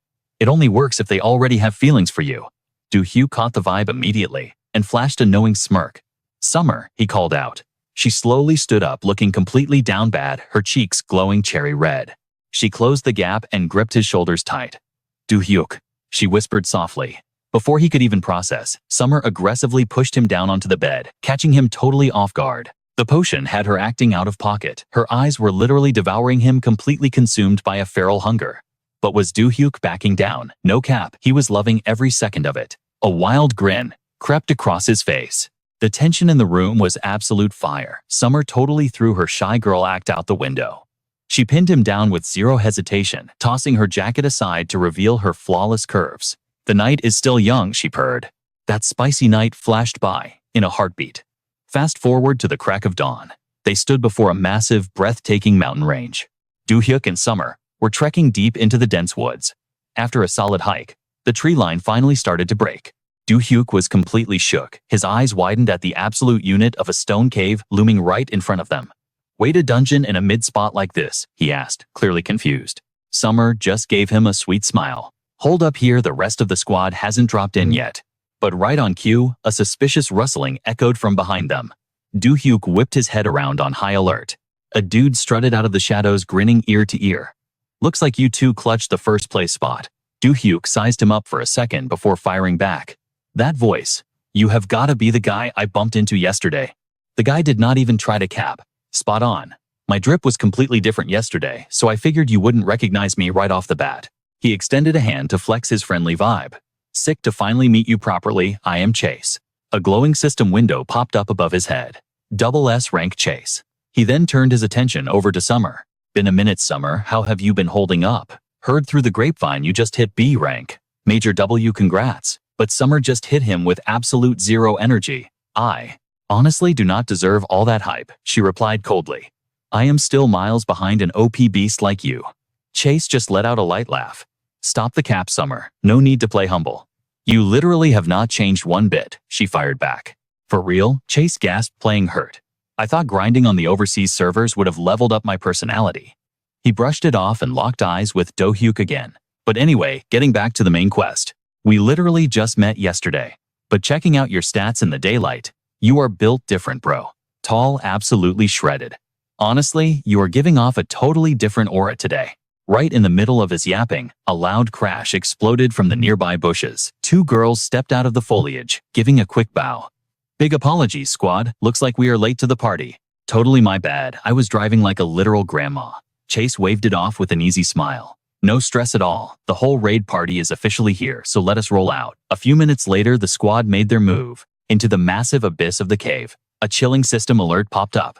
You have entered the dungeon. Do-hyuk's personal fleet of drones led the charge, scouting ahead. Chase glanced over his shoulder and dropped some heavy lore. Listen up, Do-hyuk. Clearing this dungeon is totally off the table today. His tone got dead serious. Real talk? My guild has literally been getting cooked here every single time.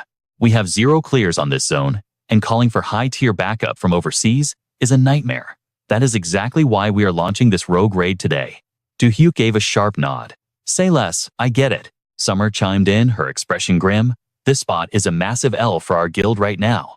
We legally own the rights, so we should be farming it. But every time we try to push the boss room, the casualty rate just skyrockets. Suddenly, a confident smirk returned to her face. But honestly, this new team comp is totally goated. She locked eyes with Do-hyuk. Having an absolute flex player like you on the roster changes everything. We just need to play it cool and stick to the strat. Chase suddenly reached into his inventory. Yo, Do-hyuk, I totally spaced on handing this over earlier.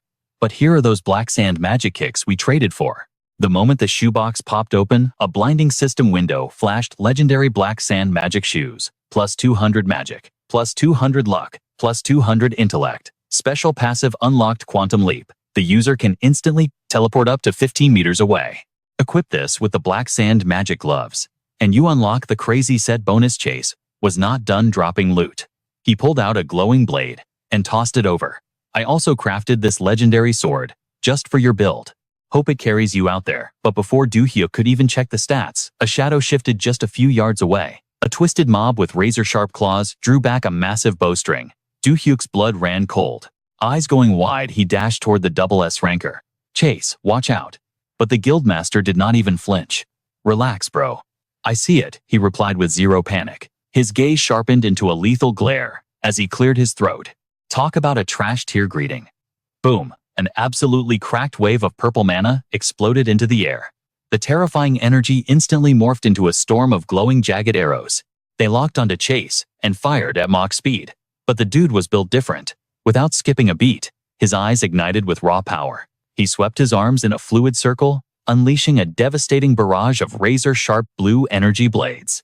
The clash was blinding. His spell completely obliterated the enemy arrows in seconds. As the dust settled, the cavern fell into a totally sus dead silence. Chase scanned the dark perimeter. Looks like we just aggroed the first combat zone. This is where the real raid begins. The shadows in the bushes began to shift. A whole swarm of mobs had been camping their spawn point. Looks like we are boxed in, Chase smirked. Do-hyuk was not about to just away from keyboard. He stepped up, ready to throw down. I will back you up. But Chase instantly threw up a hand. Negative. I need you running recon right now. The map layout has totally glitched out since our last run. The mob wave finally snapped. Screeching like demons, the endless horde charged forward in a frenzied rush. Chase cracked his knuckles. I will hold the line and kite these trashes. You do your thing. He threw both hands forward, channeling a massive surge of pure mana. The air violently distorted as 2 colossal ghostly hands materialized out of thin air. The phantom palms slammed down, pinning the mobs before brutally crushing inward. The monsters did not even stand a chance. They were instantly pulverized, exploding into digital ash and bloody mist. Chase was sweating, but held the OP stance, refusing to let up. Seeing the perfect opening, he yelled over his shoulder, Do-hyuk. Now, Do-hyuk instantly caught the memo. Firing up his new gear, he launched himself into the air like an absolute rocket. You are on map duty, Chase hollered from the ground.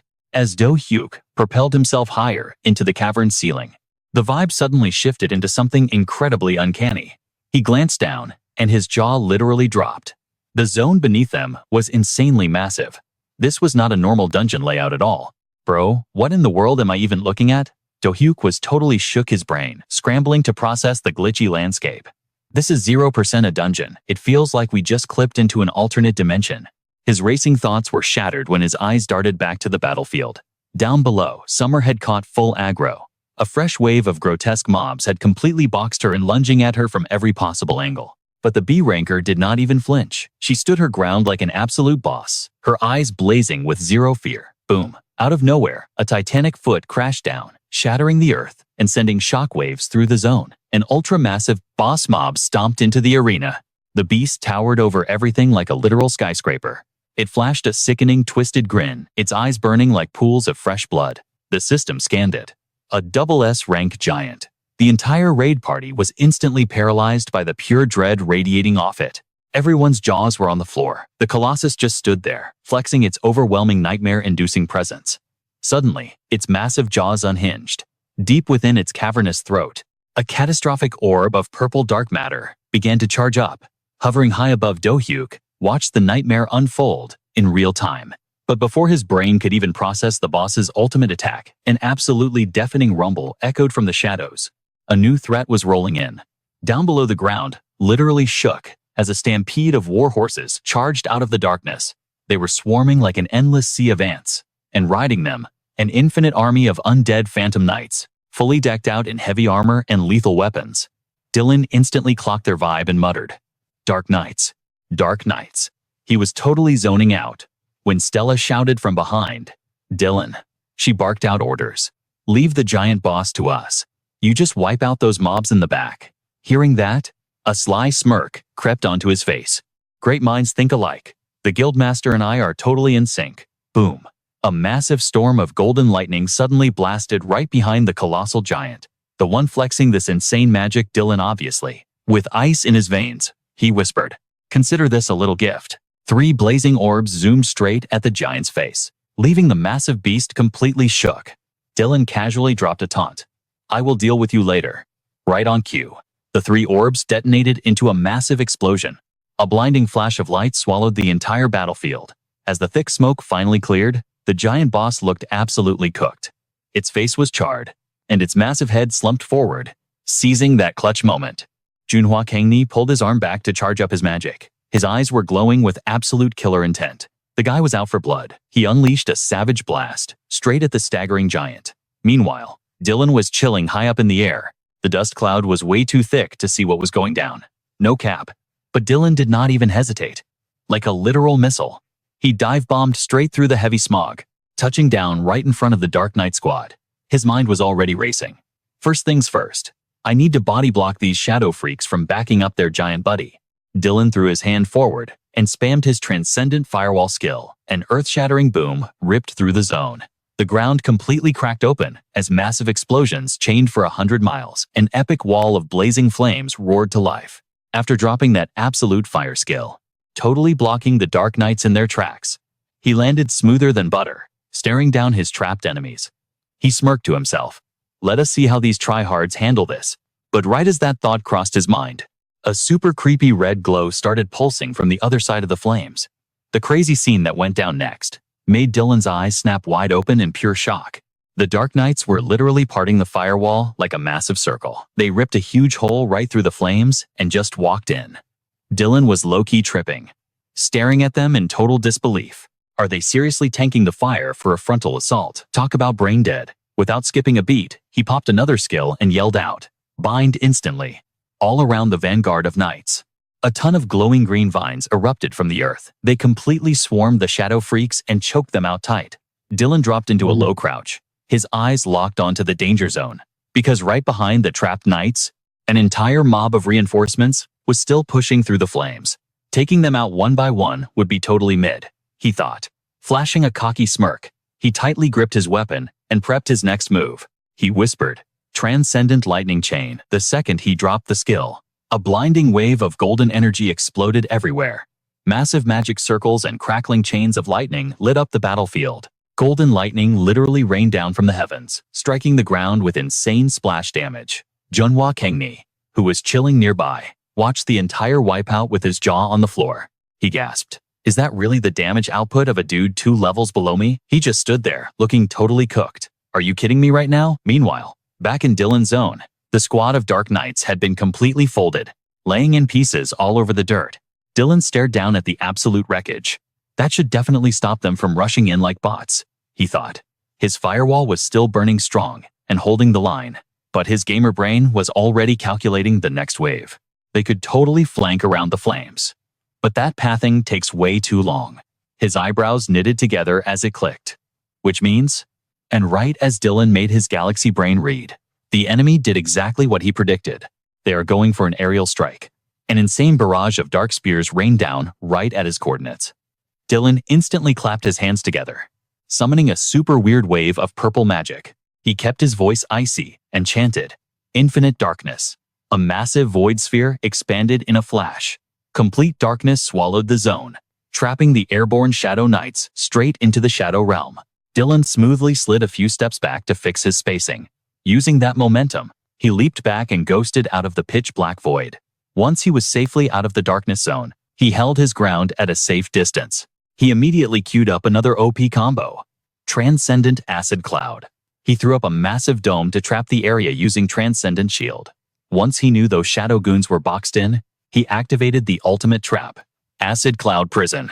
Toxic green droplets rained down, straight up melting the knight's armor.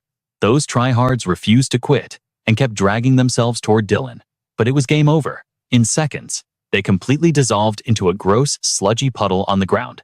Dylan kept that signature cold-blooded look, just staring down at the mess without a single word. Scene cut. Down in the southern zone of the miraculous continent. Welcome to the Since's Kingdom.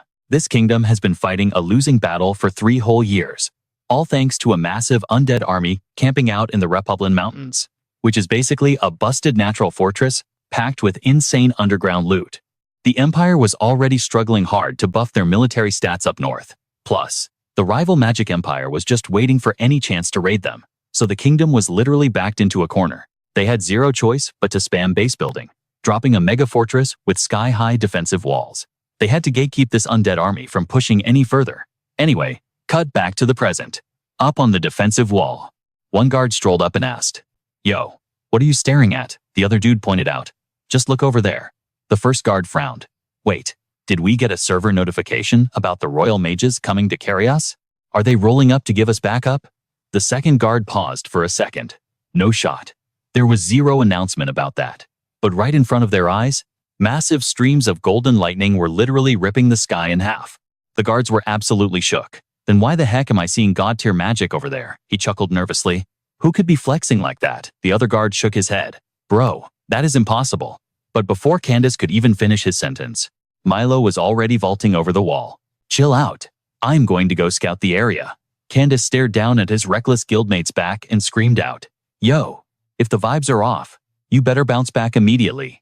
Meanwhile, back at the boss fight, the colossal giant finally snapped out of its stun. It gripped its massive head as its eyes flared blood red, seething with pure rage. It wound up a devastating punch and swung super hard.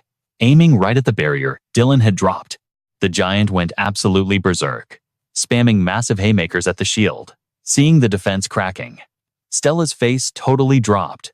She gritted her teeth in a panic. This boss's damage scaling is actually ridiculous. The giant boss was completely mauling and out of control. Off to the side, another player whipped out her staff, summoning a wild storm of crackling red lightning. The crazy elemental energy charged up like a hurricane and blasted straight into the raging giant. But then, a system prompt popped up, Devil's Whisper. Infected targets are fully immune to spirit magic. Nova panted heavily after blowing her cooldowns. She sprinted backward and yelled at Chloe. "Master, my spirit magic is literally doing 0 damage to it." Chloe shot her a quick glance and shouted back, "Nova, this boss has complete immunity to debuffs. Stop spamming magic and aim your basic attacks right at its eyes."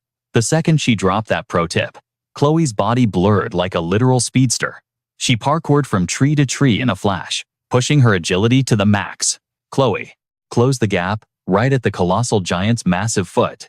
She unleashed an insane flurry of direct sword slashes against its ankle. But suddenly, she froze. Her eyes went wide with pure shock. Staring at the foot covered in combo marks, she thought, "You have got to be kidding me." All that burst damage, and it did not even flinch. Frustration kicked in. She gripped her blade tighter as her eyes glowed with aura.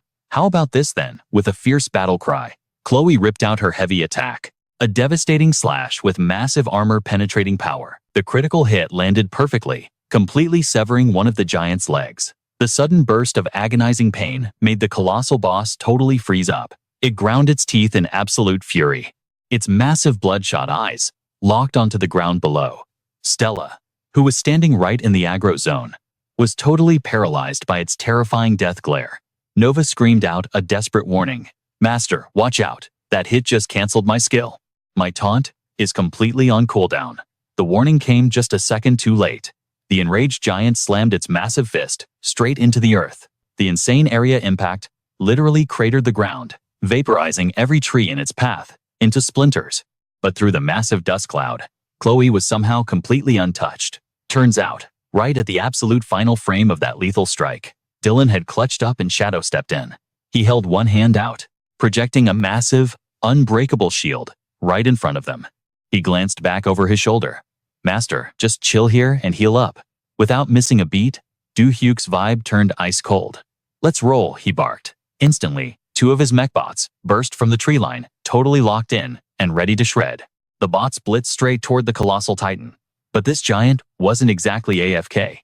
It caught the movement in its peripheral vision, swinging a massive meaty hand to swat them out of the air like flies. But spoiler alert, it totally whiffed. The mechs were way too cracked, vanishing into thin air in a fraction of a second. Next thing you know, Aaron and Irene materialized right above the beast's ugly mug. Talk about a flawless combo. The duo synced up, dropping a lightning charge dive bomb straight down. The impact was absolutely lethal. It connected right with the monster's dome, slamming its entire massive body flat into the dirt. A massive cloud of dust kicked up, blinding the zone. Do-hyuk just sat there, totally stunned by the carry. Their DPS is actually insane, she thought, her jaw on the floor. But right in the middle of her hype moment, whoosh, Do-hyuk vanished without a trace. Meanwhile, Aaron and Irene were stunting right on top of the Titan's back. But plot twist, the boss had a second phase. It threw a massive tantrum, throwing them off as its eyes flared up with a toxic blood-red glow. Suddenly, Do-hyuk spawned right in the monster's face. His eyes were dead serious, teeth gritted in pure focus. He launched himself forward, while the giant flexed its aggro, unhinging its massive jaw to bite him clean in half. No cap, the boy came prepared. He casually lobbed 3 wicked skull orbs straight down its throat. The closer they got, the harder they started pulsing with ominous energy. Catching the perfect window, Do-hyuk threw his hand toward the sky. He summoned a gargantuan sphere of pure energy, crackling with intense high-voltage lightning. And boom, an absolute nuke went off. Searing flames swallowed the doomed titan whole, turning it into crispy bacon while it shrieked in agony. The inferno raged totally, roasting the boss. Suddenly, a shockwave blasted through the air. Aaron and Irene leaped into the sky, hovering flawlessly next to their boss. Do-hyuk dropped into a crouch, casually flipping through his grimoire, smirking to himself. Double S rank drops are literally built different, he thought, eyeing the god-tier loot. The system interface flashed with a holographic ping. Level 7 spell acquired undead crafting mastery. Bonus drop. 5 blueprints for ultra-terror drones. Oh, it gets better. Another system alert popped off. Level 7 spell undead domination. Grants absolute mind control over undead mobs, scaling with the user's level. Right now, his summon limit unlocked a whole new roster of thralls. Ghouls, zombies, skeleton, archers, you name the creepy crawler, he could command it. Do-hyuk hit a devious smirk. Talk about clutch timing, he mused. His eyes locked onto a wicked spider icon glowing on his virtual HUD. Sick. Now I've got ground-based drones to spam too. My RNG is actually peaking for a floor 1 dungeon run. But his victory lap was cut short. A blood-curdling scream echoed through the zone, snapping his attention back to reality. Sumi and Junhwa Kong were absolutely booking it toward him. "Yo, Do-hyuk," Sumi yelled, panting hard. Wiping out those titans just pulled the entire map's aggro. Do-hyuk spun around, sizing up the incoming wave of chaos. "We have the escape route locked in, so let's just kite them and farm the XP right here." Thoughts? Junhwa Kang grinned, ready for the grind. "Say less, bro. We didn't drop into this raid just to stomp a couple of mid-tier guys. Those giants were nothing. Let's catch some more bodies." Do-hyuk immediately started pinging their tactical positions. He outlined the 4-man squad setup featuring himself, Sumi, Do-hyuk, and Junhwa Kang. "Stick to the classic meta formation," he ordered. Only difference Aaron and Irene are gonna run crowd control on our flanks.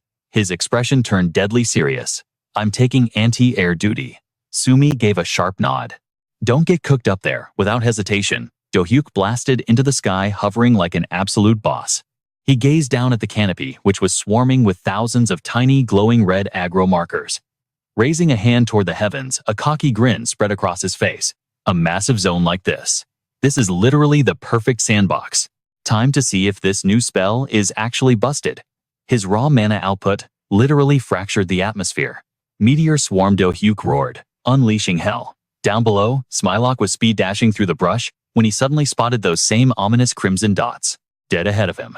Those red flashes weren't fireflies. They were the bloodthirsty eyes of a massive mob, growling for fresh meat.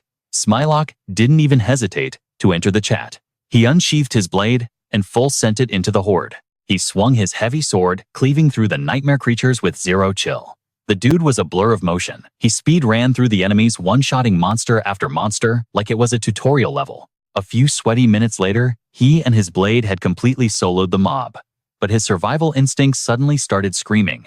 He tilted his head, catching a blinding glare from the stratosphere. A literal rain of flaming meteors was incoming. Giant apocalyptic rocks were plummeting down with deafening roars. What tier of magic is this? He gasped, totally shook. His mind flashed to a legendary cloaked sorcerer. Wait, don't tell me.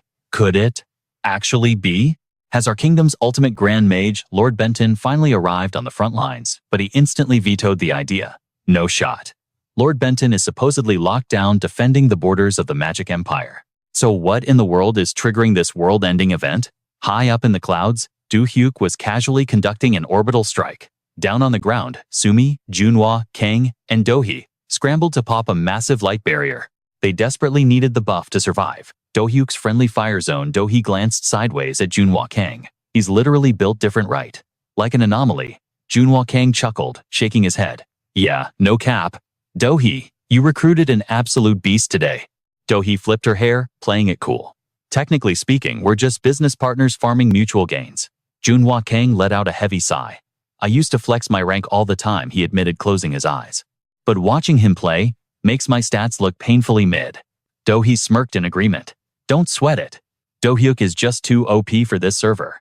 Meanwhile, on the opposite end of the battlefield, Sumi popped her ultimate crowd control bind, yelling at the top of her lungs. Squad, brace yourselves. Wave 2 is incoming. She was holding the front line like a champ, when out of nowhere, a blinding golden aura erupted from the distance. A massive radiant broadsword materialized in thin air. The resulting slash triggered a localized earthquake. By pure luck, Sumi dodged the splash damage. A booming voice echoed out as the blazing blade turned the incoming mob into straight ash.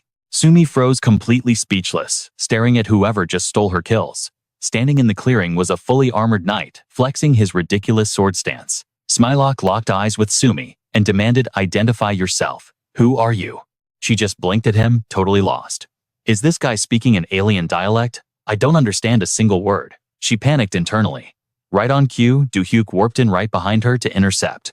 We are dimensional travelers from another world, Do-hyuk announced smoothly. Sumi jumped out of her skin, screaming, Do-hyuk, warning. Next time, Duke Smilock narrowed his eyes at the new player. So you possess an auto-translation passive. Smilock kept pressing the interrogation. Does that mean you're the one who just wiped the entire undead spawn? Yep, this was the infamous SS rank boss Duke Smilock. Guilty as charged. Do-hyuk shrugged. We hacked a dimensional rift to fast travel into this zone.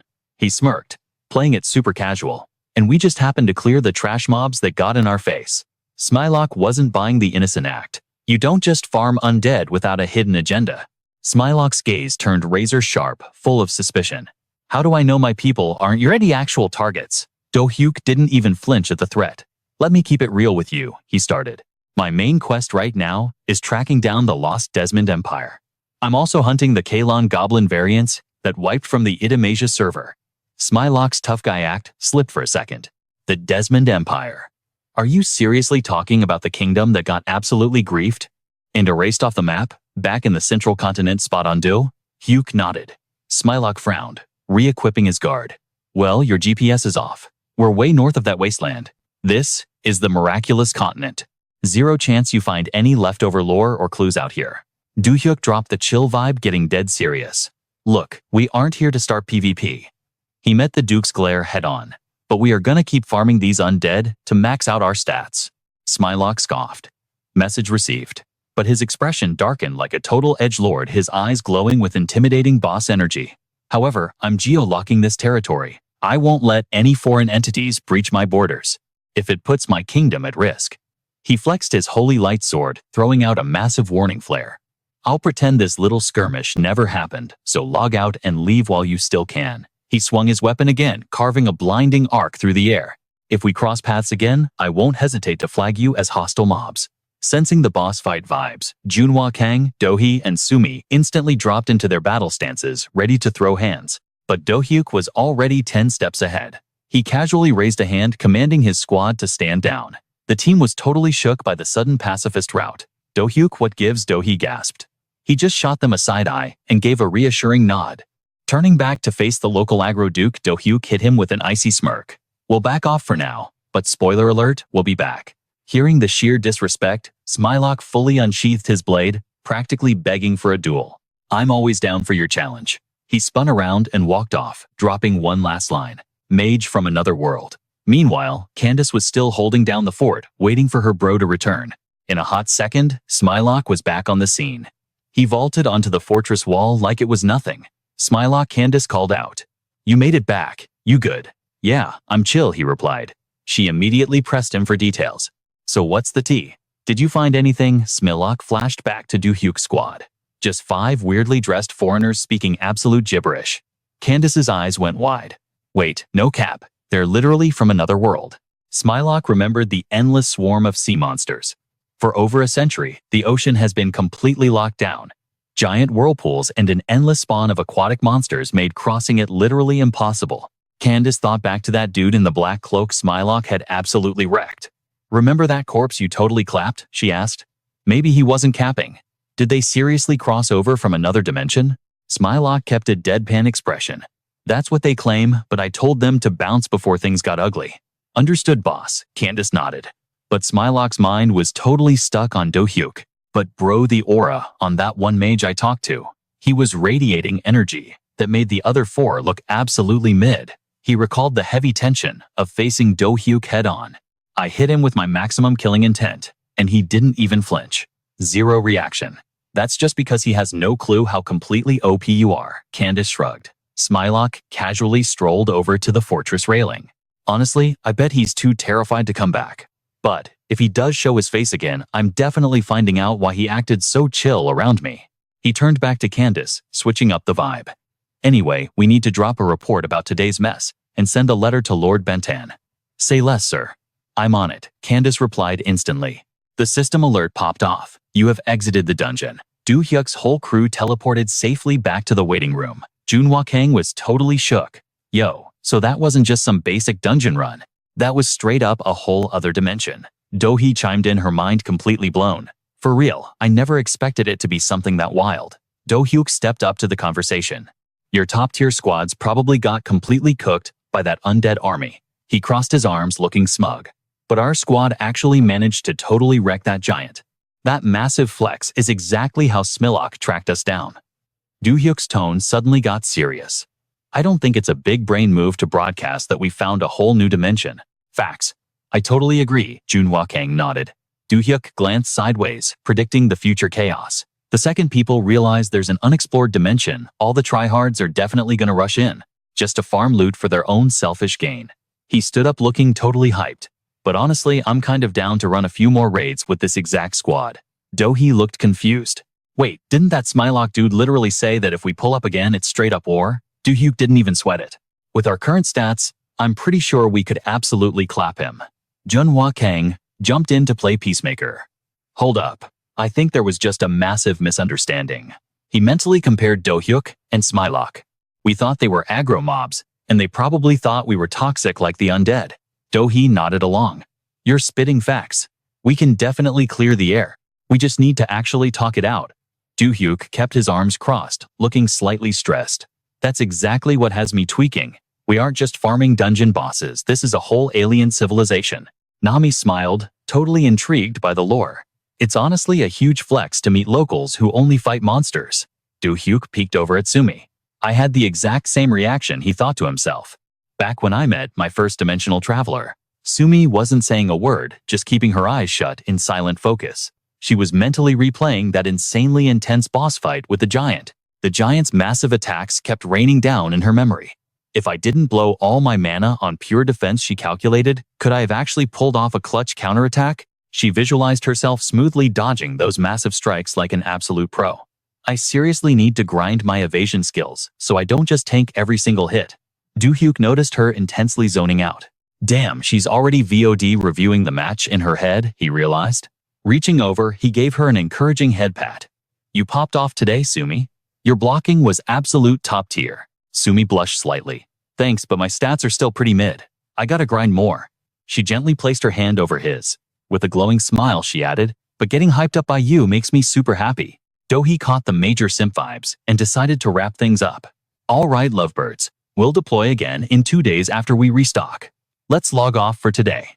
Junhwa Kang stared at the glowing red drop in his hand, totally pumped. This wasn't even the main quest, but the loot drop is absolutely insane. Let's consume these and buff our base stat squad. The system flashed an epic notification. 5 transcendent space stones acquired, estimated market value. A whopping 30 billion won, or roughly 21 million US dollars. Meanwhile, somewhere out in the raging ocean, rain hammered down aggressively on a massive battleship. This was the legendary Guardian's airship. Down below deck, a stressed-out manager cornered a sailor. Bro, how long has the weather been glitching like this? It's been over a week, sir. The manager started sweating bullets. Over a week? What in the actual hell is going on out there? Suddenly, a massive lightning bolt smote the ship. A blinding white light basically flashbanged everyone inside the cabin. The manager gritted his teeth, completely rattled. Yo, what just hit us? The sailor panicked. The deck just took a direct hit from the lightning. Outside the warship, a red-haired dude was just standing there effortlessly, tanking the brutal storm. The manager couldn't believe his eyes. Who the heck is going away from keyboard on the deck in this weather? He screamed at the terrified sailor. What are you doing? Deploy the combat squad to deal with that freak right now. The sailor instantly radioed it in. Code red, combat squad, push the upper deck and clear the anomaly. A few grunts stumbled up the stairs, complaining heavily. Bruh, are you serious? I was literally in the middle of my break. They marched through the pouring rain toward the mysterious red-haired intruder. Who the hell are you supposed to be? They barked aggressively. Hey, identify yourself. Thunder cracked like a boss monster roaring in the sky. The red-haired guy slowly turned around. A massive bolt of lightning illuminated the sky right behind him. He didn't speak a single word, but his eyes glowed with an absolutely unhinged killing intent. The sailors suddenly got confused. Wait, hold up. This guy is rocking our exact combat uniform. Another guy squinted through the rain. Ain't that Palachi from Platoon 1? They immediately started shouting. Yo, you're off duty. What are you even doing up here? Palachi ghosted them completely. In a literal fraction of a second, he vanished from sight. He dashed forward, moving like a phantom, and ambushed the squad. Before they could even blink, it was completely game over. Palachi stood over their wrecked bodies on the deck, letting the rain wash over him. His eyes were ice cold, radiating pure evil. A demonic voice echoed in his mind. Wipe them out. A long white-haired villain smirked in the shadows. My loyal puppet. With dark magic, he was treating Palachi like a total NPC. He whispered his sick command. Find the one who dared to interrupt my plans. Vendela, and send them all to the grave. Meanwhile, back at Do-hyuk's crib, the vibe was totally chill. He was sprawled on his bed, kicking his feet, and scrolling through his system tablet. Alright, time to check out the new drops I just unlocked, Do-hyuk muttered. A system window popped up showcasing an orange glowing flask. Item name, Extraus Compound. Quantity 100 milliliters. Item effect, literally doubles the user's base stats and combat power for 5 whole minutes. Debuff warning. Once the timer runs out, your overall combat power gets nerfed by 20% for 1 minute. Honestly, this buff is going to be absolutely fire for large-scale raid bosses, he plotted. Another system notification pinged on his screen. Skill unlocked. Transcendent Support Special Spell. Level 1. When the massive AoE support skill hits the level 20 cap, it automatically evolves into this bad boy. It burns 1000 MP, but straight up triples the combat power of the entire squad. Plus, when Transcendent buff is active, your mana won't bottom out at 1. Oh, and physical and magic defense? Doubled, no cap. The cooldown is a solid 30 minutes. Suddenly, another system window popped up. Level 1 Supreme Healing Magic. It's a personal active skill. Once the healing anthem skill hits the max level of 20, it instantly evolves into this clutch ability. It eats 2000 MP, but completely restores your stamina to 100% and wipes out half your damage. Want to be fully healed? Just drop another 4000 MP and you're golden. Do-hyuk swiped the system windows away. Honestly, his go-to spells just got a massive glow up. The mana cost is heavy, but totally worth the hype. He sat back in silence, mentally flexing the new loot he just bagged. But wait, I haven't seen a single spellbook dropping lately, he muttered to himself. The system keeps handing me these random substitute items instead. Chilling in his brightly lit room, the gears in his head started turning. I haven't spotted anything like this online, or even on the Hunter forums. He zoned out for a sec, until a flashing gold system window exploded into his vision. The system wasn't done yet. Bonus rewards have been dropped for player Do-hyuk. This is literally a cheat code to speedrun his leveling. By burning a spatial fragment, he could track down the exact dungeon, holding the specific spell he wanted. But there was a catch. Each fragment only had a 10% success rate. If it fails, it's instantly cooked and destroyed. Do-hyuk stared at the screen totally dumbfounded. He let out a dry laugh. Bro, ain't no way I'm playing gacha in real life. A literal lottery system. The RNG gods are testing me. He scanned the glowing text. At least I managed to farm a solid stack of these fragments. Right on cue, the inventory flexed 10 shiny spatial fragments. Do-hyuk reached out the cosmic energy of the fragments hovering over his palm. YOLO right. I'd be dumb not to pull for this. A digital chime rang out. One fragment had been consumed. Do-hyuk locked in and declared his target. I need that tier 7 fire summoning spell and the tier 8 doppelganger skill. The interface glitched, flashing. Searching for requested skills. Suddenly, the screen flared with blinding light. Do-hyuk practically jumped out of his chair.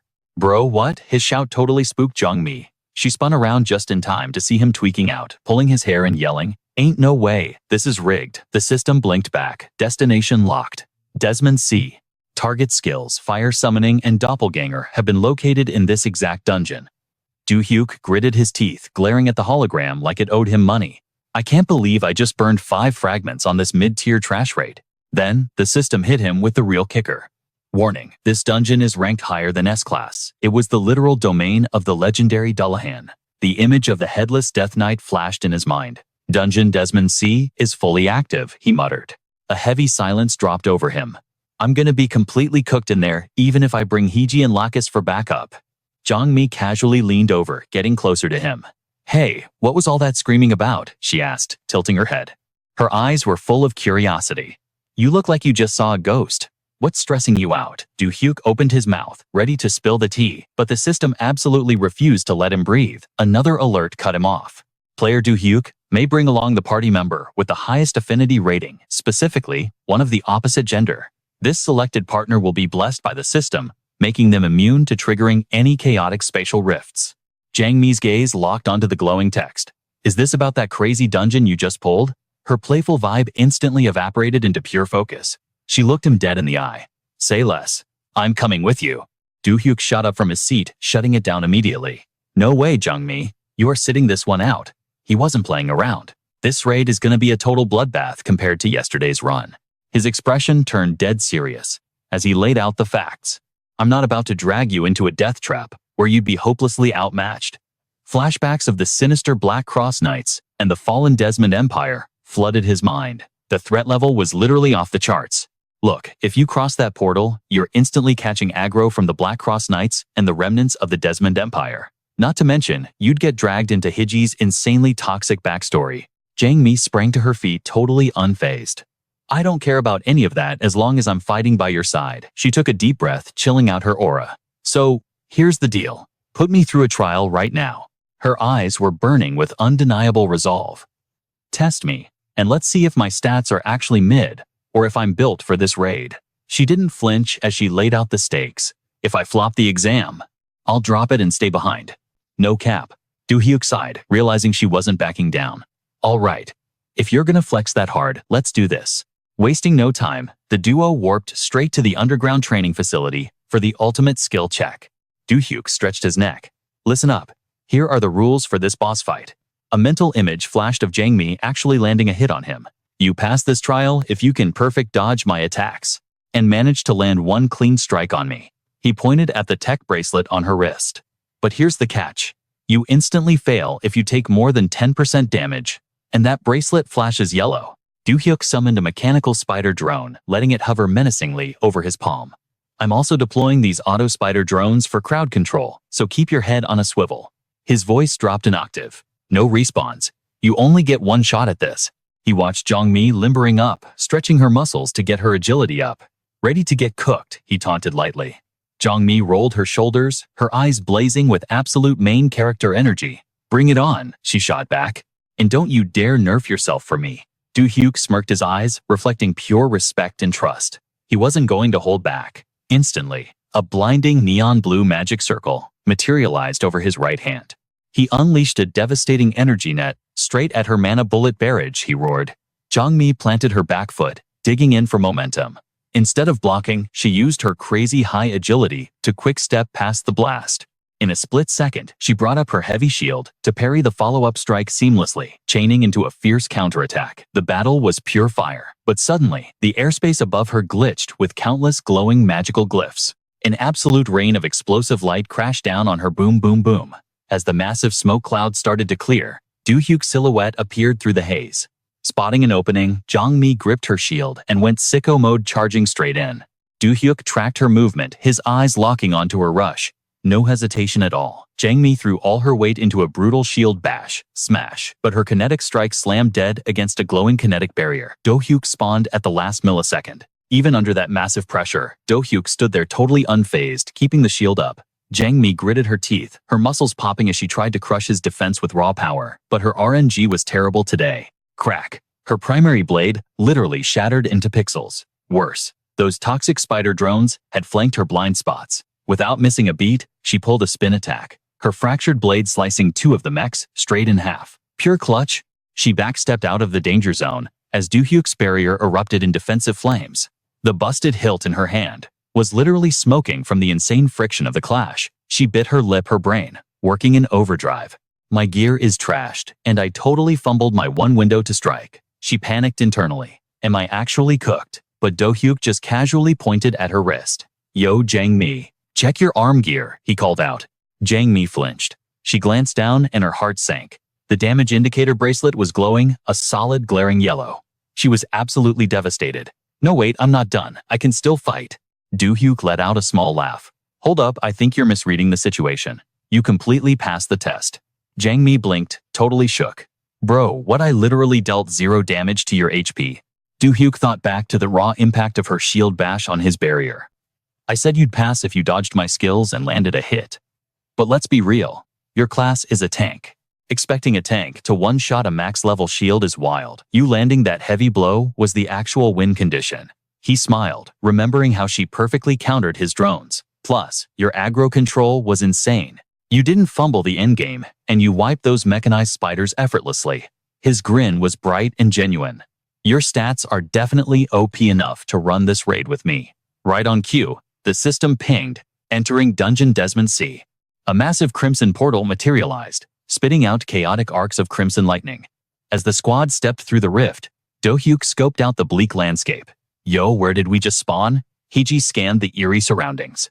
This is the Royal Necropolis, the final resting place for the ancient emperors of Desmond. Suddenly, hostile system windows spammed the vision of the entire squad. The main quest flashed in blood-red text. Objective: decapitate the Dullahan Prometo.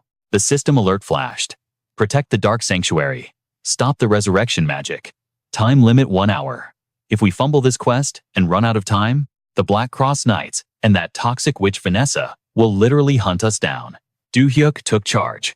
I am pushing the front room. Summer Lucas, sweep the perimeter. Say less. They synced up. Do-hyuk locked eyes with Haley. Use your spirits to cover our 6 and scout the sky. Bet Haley nodded. Turning away, Do-hyuk dropped a heavy warning. Fighting the Black Cross Knights is straight up cooked. We need to speedrun this. The squad instantly blasted forward, moving like absolute blurs. Haley called out, Hey, Summer. Summer glanced back. What is up? Haley smiled warmly. Thanks for sticking with us all the way to the Desmond Empire. Even knowing how insane the scaling is here. Summer kept her pace totally unbothered. Do-hyuk spilled all the tea about the risks. I might not be the most OP player in the lobby, but I will clutch up as your support. Suddenly, Do-hyuk slammed the brakes. The view ahead was totally wild. Massive stone statues completely blocked their path. The statues' eyes flared with a demonic blood-red glow. Lucas and Do-hyuk dropped into their combat stances. They were absolutely ready to throw down. That red aura was giving serious boss room vibes. The ground literally quaked under their feet. One massive statue raised its greatsword for a heavy strike. In a flash, the golems brought their weapons crashing down right where Lucas and Do-hyuk stood. But Do-hyuk's reaction time was cracked. A glowing energy shield tanked the massive impact. From behind the barrier, he yelled, "That is our opening. Push now." The shield dissolved, exposing the giant mobs. Lucas and Haley let out a battle cry. Haley mounted her beast, rushing headfirst for a massive frontline engage. Lucas perfectly matched her aggro striking with insane synergy. The stone statues got completely clapped, shattering to pieces. The rubble crashed heavily behind them in a cloud of dust. The duo hyped each other up with a fist bump. Haley was totally glowing. "We finally hit that wombo combo," Lucas smirked. "Our team synergy is fire no cap." But the celebration was mad premature. A cursed red aura wrapped around the broken rubble. The stone chunks magnetically snapped back together, rebuilding the giant golems. Lucas and Haley whipped around totally shook. Out of nowhere, a blinding golden beam blasted the golems. Do-hyuk roared, "Lightning chain!" The scorched stone melted away, exposing glowing crystal-like gems inside their chests. Squinting through the flash, Lucas stared at the shiny drops. "Is that the boss core?" he thought. Do-hyuk snapped him out of it. "Bro, do not just AFK there. Fall back to my position." Lucas snapped back to reality and booked it. "My bad," he yelled. Do-hyuk kept his eyes forward. "All good, just hustle." The respawned golems instantly locked onto their squad, charging like absolute tanks. Suddenly, Do-hyuk slammed his heel down and spun around. "Everyone stack behind me." He whipped out a high-tech blaster, charging up a blindingly radiant beam. The energy wave unleashed with totally insane recoil. It completely vaporized the charging mob on impact. Do-hyuk kept his grip tight on the weapon, his eyes locked onto the smoke. Through the fading light, those crystal drops glowed again. Do-hyuk pointed sharply. "Look right there. Target the cores before they hit their respawn timer." Lucas readied his blades. "Say less, I am on it." Lucas flicked his wrists, launching a barrage of throwing daggers. They sniped the cores perfectly, shattering them to dust. Do-hyuk gave Lucas a side eye. "You definitely zoned out for a sec, but I'm guessing you figured out the core mechanic too, right?" Lucas rubbed the back of his neck awkwardly. "Yeah, my bad." Do-hyuk sighed. "You have got to keep your map awareness up in these dungeons." But neither of them realized the real danger was literally right below them. The stone floor slowly spiderwebbed with deep cracks. Do-hyuk's eyes went wide as a toxic purple glow bled through the stone. Without warning, the ground beneath the entire squad completely gave out. They were literally in freefall into the abyss. Do-hyuk stared down into the darkness, completely stunned. A massive nightmare boss was already spawn camping them at the bottom. It pointed a glowing, mocking finger straight at Do-hyuk. Its hollow eyes were locked onto the falling squad. Instantly, it spammed a barrage of intense purple energy blasts right at them. The deadly beams crackled with dark lightning, aiming straight for Do-hyuk. Mid-air, Do-hyuk shoved his hand forward. Transcendent shield. A massive ultimate tier barrier flared to life in front of him. The purple death ray slammed violently into the absolute defense. The collision sent massive shockwaves through the air. Do-hyuk gritted his teeth, struggling to hold the line. But the boss's damage scaling was way too high, and the shield started to break. Do-hyuk let out a raw, determined roar. Pushing past his limits, he detonated the shield completely, neutralizing the blast. His stamina hit zero, and he started plunging downward. Summer totally panicked and lunged to catch him. Do-hyuk highly instantly summoned her spirit pet Lucy. "Lucy, we need a clutch save right now." The little spirit opened its mouth, charging up a holy aura. It cast a massive bubble of light that wrapped around the entire squad, giving them fall damage immunity. They floated gently down into the boss arena. Summer held tightly onto Do-hyuk, her voice shaking. "Please, you have to stabilize your mana." But Do-hyuk was completely knocked out cold. Toxic purple veins were literally corrupting his skin. "Do-hyuk, wake up," she screamed. The shadow boss stomped closer, the ground shaking with every heavy step. Summer glared at the monster, gritting her teeth with absolute fury. The giant beast loomed right over them. Its voice echoed like a creepy glitch. "Death is a sweet whisper." This was Prometo, the literal double S-rank Dullahan boss. It manifested a cursed blood-red blade out of thin air. Then it violently plunged the sword straight into the arena floor. The stone shattered like glass, unleashing a massive shockwave of crimson energy. Prometo's voice hissed through the shadows. Arise, my broken puppets. Deep fissures rip through the ground starting from the sword's impact. The crack snaked directly toward Do-hyuk's down squad. The horrific sound of splitting earth echoed non-stop. Decaying zombie hands began punching up through the stone. Lucas and Haley watched the arena turn into an absolute nightmare. A massive horde of undead mobs swarmed out, ready to feast. Lucas gave a dry, sarcastic chuckle. Never thought my family reunion would look this cooked. Haley snapped him back to reality. Stop trolling and focus. Lucas Summer drew her weapon, her eyes locked on the mob. I am leaving Do-hyuk to you. Suddenly Do-hyuk shot up like he just respawned. Chill, I am totally fine. I am back. Summer gasped. But your HP is literally dropping. Do-hyuk gripped his corrupted arm tight. A blinding, purifying light erupted from his palm, completely cleansing the toxic debuff. Max heal, he shouted. Across the arena, Prometo leveled his cursed blade right at them. He commanded his undead army to push forward. Not mid at all, the boss taunted. My warriors tear them apart. Do-hyuk's expression went ice cold. I am soloing Prometo. You guys wipe out the trash mobs for me. Time to hard carry, he roared. A massive surge of electric blue aura exploded around him. Do-hyuk popped his buff. Power acceleration. Prometo watched the insane power-up and scoffed. Your skill tree is somewhat entertaining. Over on the flank, Summer slammed her heavy shield down. Crimson provocation. A massive wave of red aggro light blasted outwards. The taunt effect instantly pulled the zombie horde away from Do-hyuk. With the path clear, Do-hyuk dashed forward, breaking the sound barrier as he blitzed the boss. Prometo chanted a dark spell, Curse of the Returned.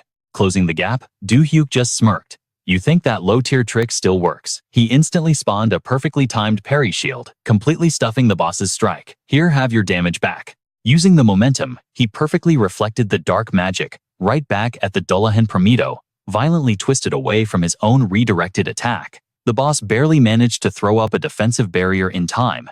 Seeing the boss tank the reflection, Do-hyuk clicked his tongue. Tiske, his defense scaling is way too high. Not skipping a beat, Prometo spawned 4 cursed magic circles at every corner of the arena. The boss unleashed his area of effect, skill, Shadow Thorns. Lethal barbed vines erupted and tried to bind him, but Do-hyuk's reaction speed was clutch. He instantly popped another barrier, totally blocking the crowd control attack. Inside the safe zone, Do-hyuk's eyes locked onto the boss with absolute intensity, charging a hyper-compressed mana vortex in his palm. Prometo channeled all his dark aura into his greatsword, making it glow with deadly intent. Playtime is officially over.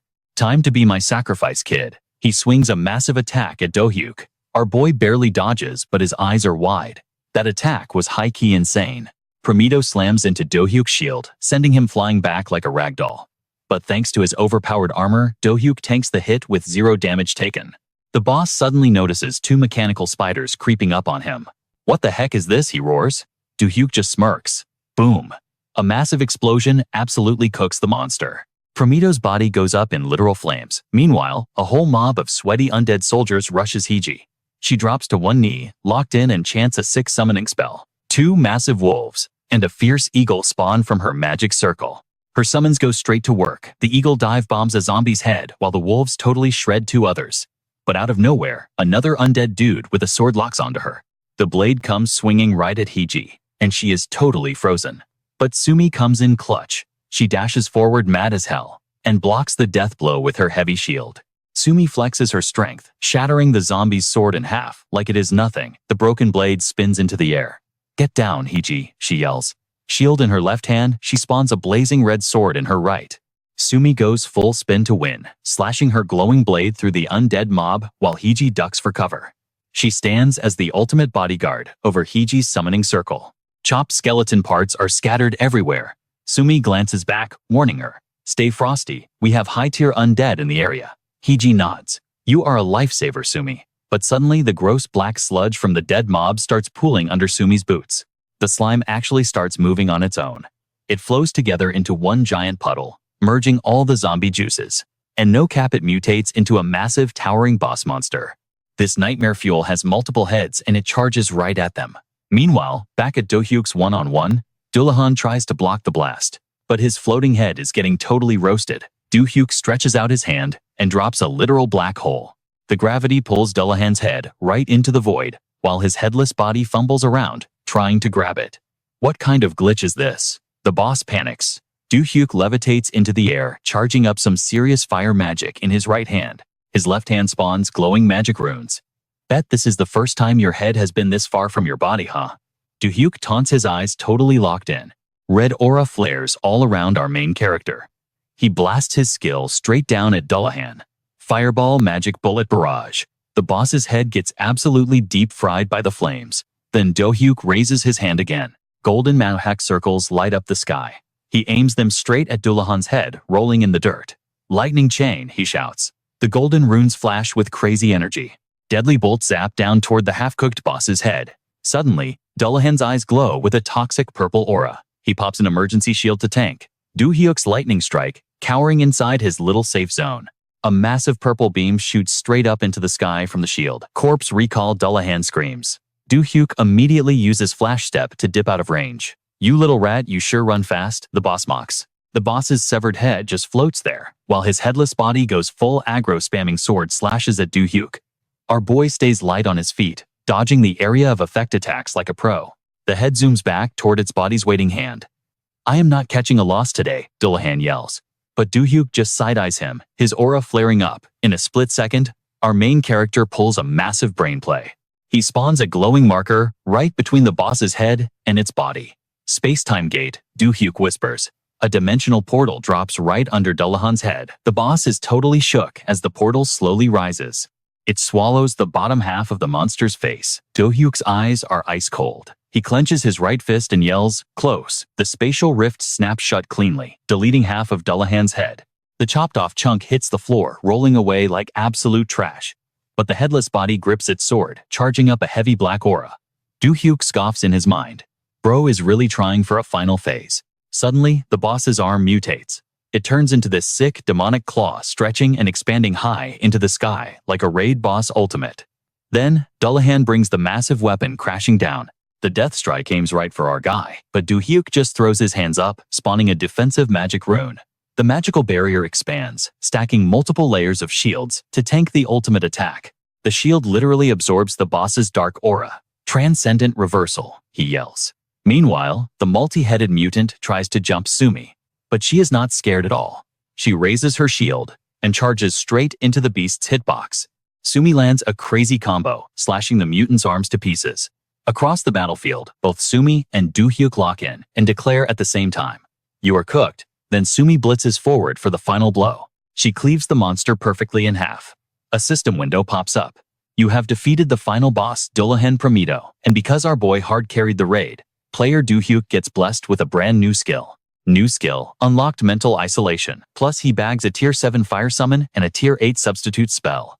Moving down to basement floor 3, Do-hyuk, Sumi, and Hiji step into a mysterious boss room. Smack in the middle sits a stone altar, holding an ancient book. The layout here is basically a copy-paste of floor 2, Do-hyuk points out.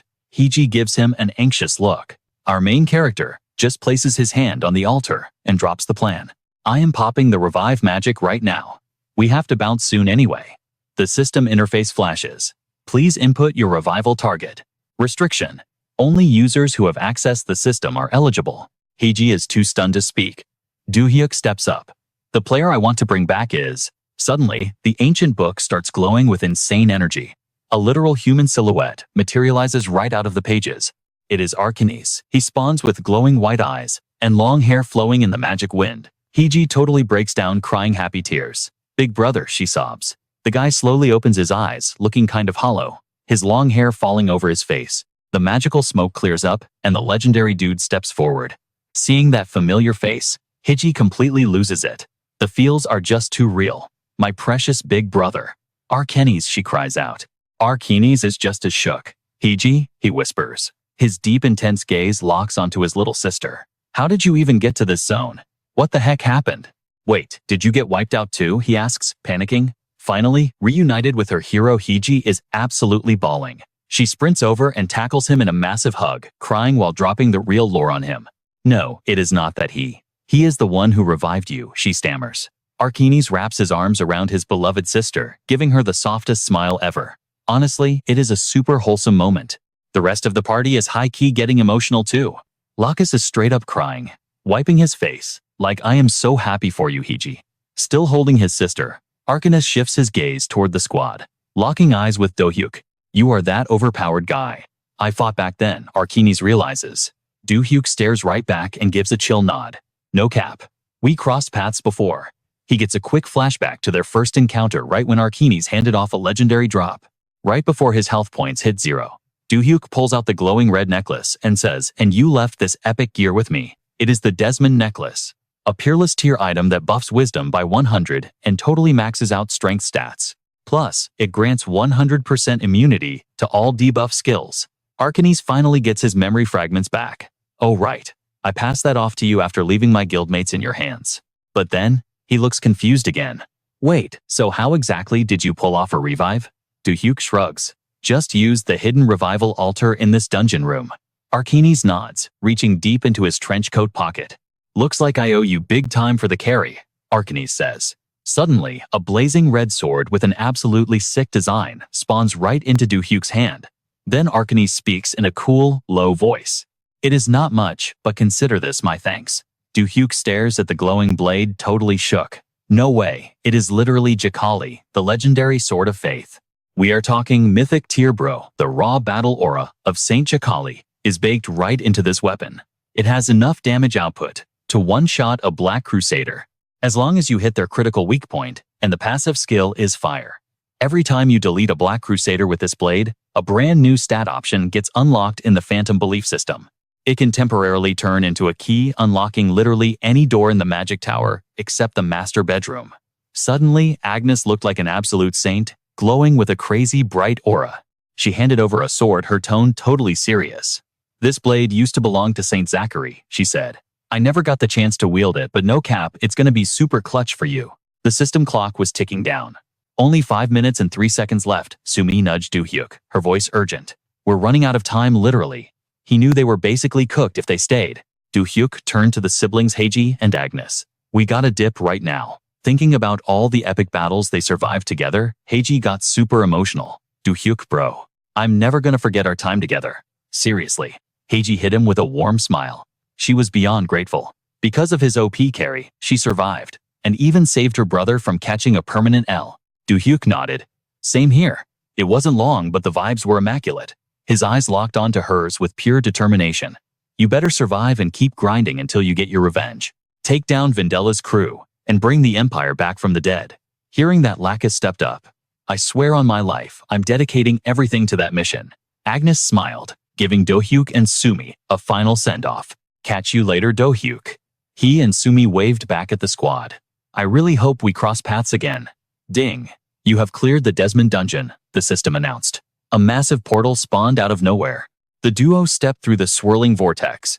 In a flash, Do-hyuk and Sumi were back in his bedroom. The portal instantly vanished behind them.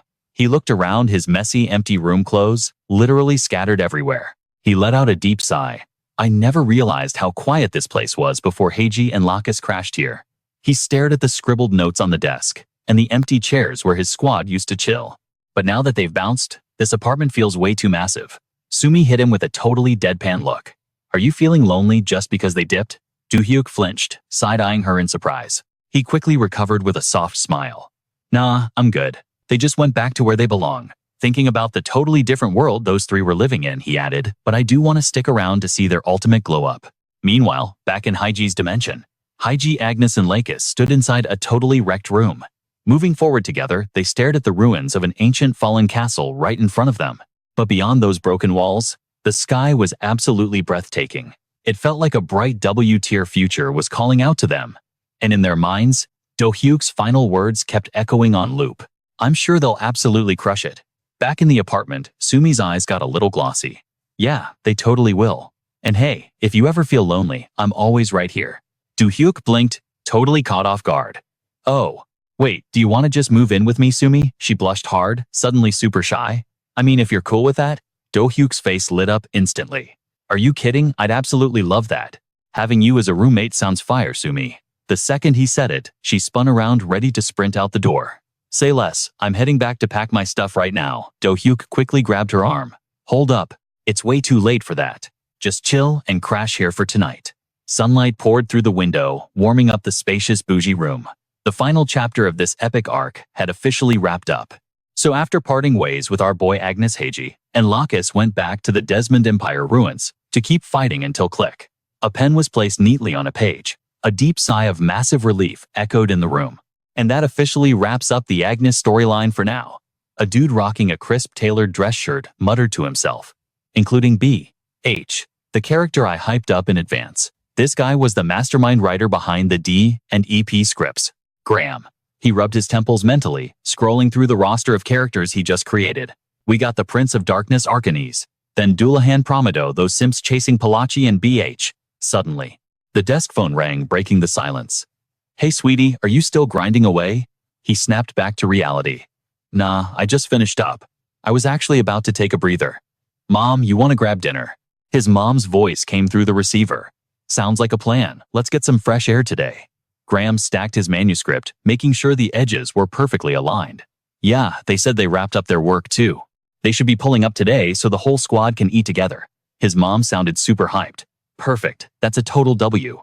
Graham pushed his chair back and stood up. All right, I'm heading out now. See you there. The second Graham left the room, click. The lights went pitch black. Suddenly, a deep blood-red portal ripped open in the dark. A shadowy figure stepped out, walked straight to the desk, and cracked open the manuscript. Ding.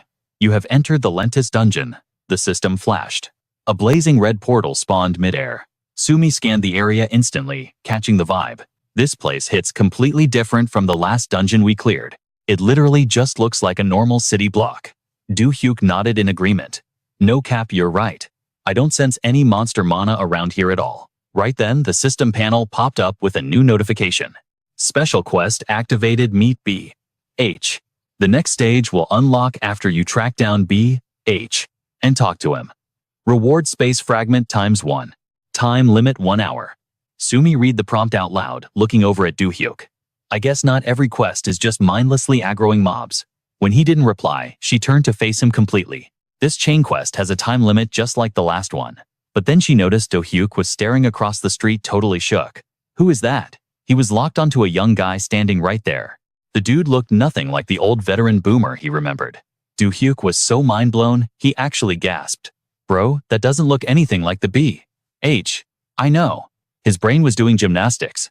This B.H. looks at least 20 years younger. No shot. Wait, is this totally different from the Desmond dungeon?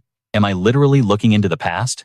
I have zero clue what D expects me to change by sending me here. But whatever it is, I need to link up with B.H. right now. While Do-hyuk was deep in his thoughts, Sumi's ears perked up. She caught the sound of a scuffle echoing from the alleyway. Snapping back to reality, Do-hyuk turned to her. All right, let's get ready to move. Sumi was already stepping toward the noise but stopped when she heard him. Do-hyuk, I literally just found the quest target. He flinched, totally caught off guard. Wait, what? Already? The two of them peeked around a brick wall. Sumi narrowed her eyes at the alleyway. Look at the guy getting jumped right now. 3 punk thugs were surrounding him. They were ruthlessly stomping out the guy on the pavement. Do-hyuk's eyes widened at the brutal scene. It was the young B.H. gritting his teeth in pure agony on the concrete. He was tanking back-to-back hits without fighting back. Do-hyuk couldn't watch this mid-tier bullying. Yo, back off. I need to talk to that guy. The lead thug glared at him. Who the hell are you NPCs? Do-hyuk stayed totally chilled. You boys better dip right now, unless you want to get cooked. B.H. slowly turned his head, staring in total confusion. Who are these guys? The biggest thug stepped up, trying to act tough. Who do you think you are, punk? And who's the chick? He looked back at his crew with a nasty smirk. Looks like this absolute loser brought a top-tier baddie with him. He thought he was being smooth, but instantly ate a devastating punch right to the jaw. Hey, gorgeous. Why don't you ditch this flop and come chill with me? Bam! Sumi speed blitzed the thug and delivered a critical hit. The loud crack of his jaw echoed through the alley. She glared at the rest of the crew, absolutely furious. Nobody disrespects Do-hyuk and gets away with it, period. Do-hyuk casually glanced at the remaining thugs. So, what's your move? The thugs totally panicked and sprinted away like cowards. B.H. slowly sat up, and Do-hyuk offered him a hand. You good, B.H. The guy looked at him, totally bewildered. Do-hyuk noticed a crowd of randoms starting to stare.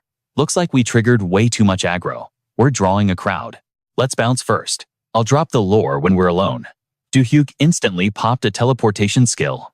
Ding, new quest, listen to B.H.'s backstory and carry him through his current crisis. Time limit, 2 hours. Reward, single-use space fragment times 4. Warning, you will be sent back whether you catch a W or an L. The three of them were now rocketing through the sky at insane speeds. B.H. looked totally skeptical. Are you seriously telling me you met my future self? Do-hyuk sighed. I can tell you think I'm capping. B.H. scoffed. Duh. Who the hell would actually believe a crazy story like that? He kept that dead serious tone, swearing he would trust absolutely anyone if it meant saving his precious Mary. Do-hyuk totally got the vibe and nodded. I hear you, man. Sumi kept her eyes peeled and called out, Yo, Do-hyuk, check out that sketchy red door over there. Bihart locked his gaze on the distant building. That red door is the literal respawn point for those bandits. It is the main hideout of the Bandit King Fresco. Do-hyuk glanced back at him. Do you have any clue where they are keeping Mary? Bihart scoped out the area, doing the math in his head. Those scumbags are definitely holding her in the underground dungeon. A grim image of the prison flashed as he spoke. They did not just take Mary. They kidnapped a ton of women and locked them all down there. Bihart was practically fuming now. These bottom feeders snatch innocent people just to extort ransom money. And Mary, the love of his life, was trapped in that hellhole. Hovering mid-air like absolute bosses, Do-hyuk locked eyes with him. Bet. Then, I am crashing that dungeon front and center. Bihart, you are rolling with me. He then turned to his other teammate. Sumi, can you hold the line and stop those mobs from swarming the entrance once we are inside? She flashed a super confident smirk. Easy money. I will gatekeep this spot, no cap. Do-hyuk's expression turned stone cold. Say less. Let us move. Down below, two clueless NPC-looking guards were slacking off at the entrance. One of them groaned. Bro, is there even a point to us standing guard like this? His buddy completely agreed. For real though, right? He puffed out his chest, acting all tough. We have got Boss Fresco. The dude literally wiped out 3,000 royal soldiers. Who in their right mind would dare raid our turf? But the second those words left his mouth, a massive explosion ripped through the air. He whipped his head around, absolutely terrified. A blinding blue laser beamed down from the heavens, lighting up the entire bandit base like it was daytime. Streaks of blue energy started carpet bombing their hideout. The guard was shook. No freaking way. Smash cut to a blue energy blast crashing down right behind him. The bandit ate dirt, groaning in pure agony. As the smoke cleared, George's elite robot Aaron stepped out of the light, looking absolutely fire. Aaron's robotic eyes flared up, fully booted and ready to rumble. Do-hyuk called the play. We are using this chaos to breach the interior. Bihart nodded. Let us go. George took the front line, leading the charge. Stick close behind me. Suddenly, Do-hyuk sensed major aggro incoming. He grabbed Bihart to hold him back. My bad for doing this, Bihart. He instantly cast an invisibility spell right as a huge blast shook the ground. Through the smoke, Fresco spawned in, raging mad. Who the heck are you? He growled, exuding pure villain energy. How dare you attack the turf of the great Fresco? This guy was no joke. An A-class threat. The literal bandit king. He started charging his magic and roared. Show yourself, Do-hyuk. Kept his chill, calculating his next move. His stats are totally on par with an A-class boss monster. Do-hyuk formulated a strat and dropped his stealth. Fresco locked onto him. So it was you, he screamed, totally triggered. The punk who dared to attack my base. Do-hyuk just stared back, completely unbothered. Fresco blitzed forward while Do-hyuk fired off his magic. Boom, a clash of blue and red aura exploded, sending shockwaves everywhere. Down in the dungeon, a captive girl trembled. Is anyone actually coming to save us? Another girl was practically in tears. Please, somebody help. The prison guard barked at them. Super toxic. Shut your mouths with Boss Fresco up there. Nobody is going to come save you, losers. He was about to keep yapping, but he did not notice the massive fireball creeping up behind him, so you better just. Bam! Bihart nuked the guy with a point-blank fire spell. Panting heavily from the quick execution, he rushed straight to the cell bars. Do not panic, everyone. I am here to bust you out. Mary looked up, hope sparking in her eyes. Bihart, she cried out, totally overwhelmed. Is it really you, Bihart? His emotional defenses completely crumbled as he called out her name. Mary, he pulled her into a tight hug. I was losing my mind, worrying about you. She looked at him completely, mind blown. What even happened? What about Fresco and all his guards? He spoke softly, calming her down. Do not stress. I brought some insanely OP backup. Bihart's eyes were full of absolute trust.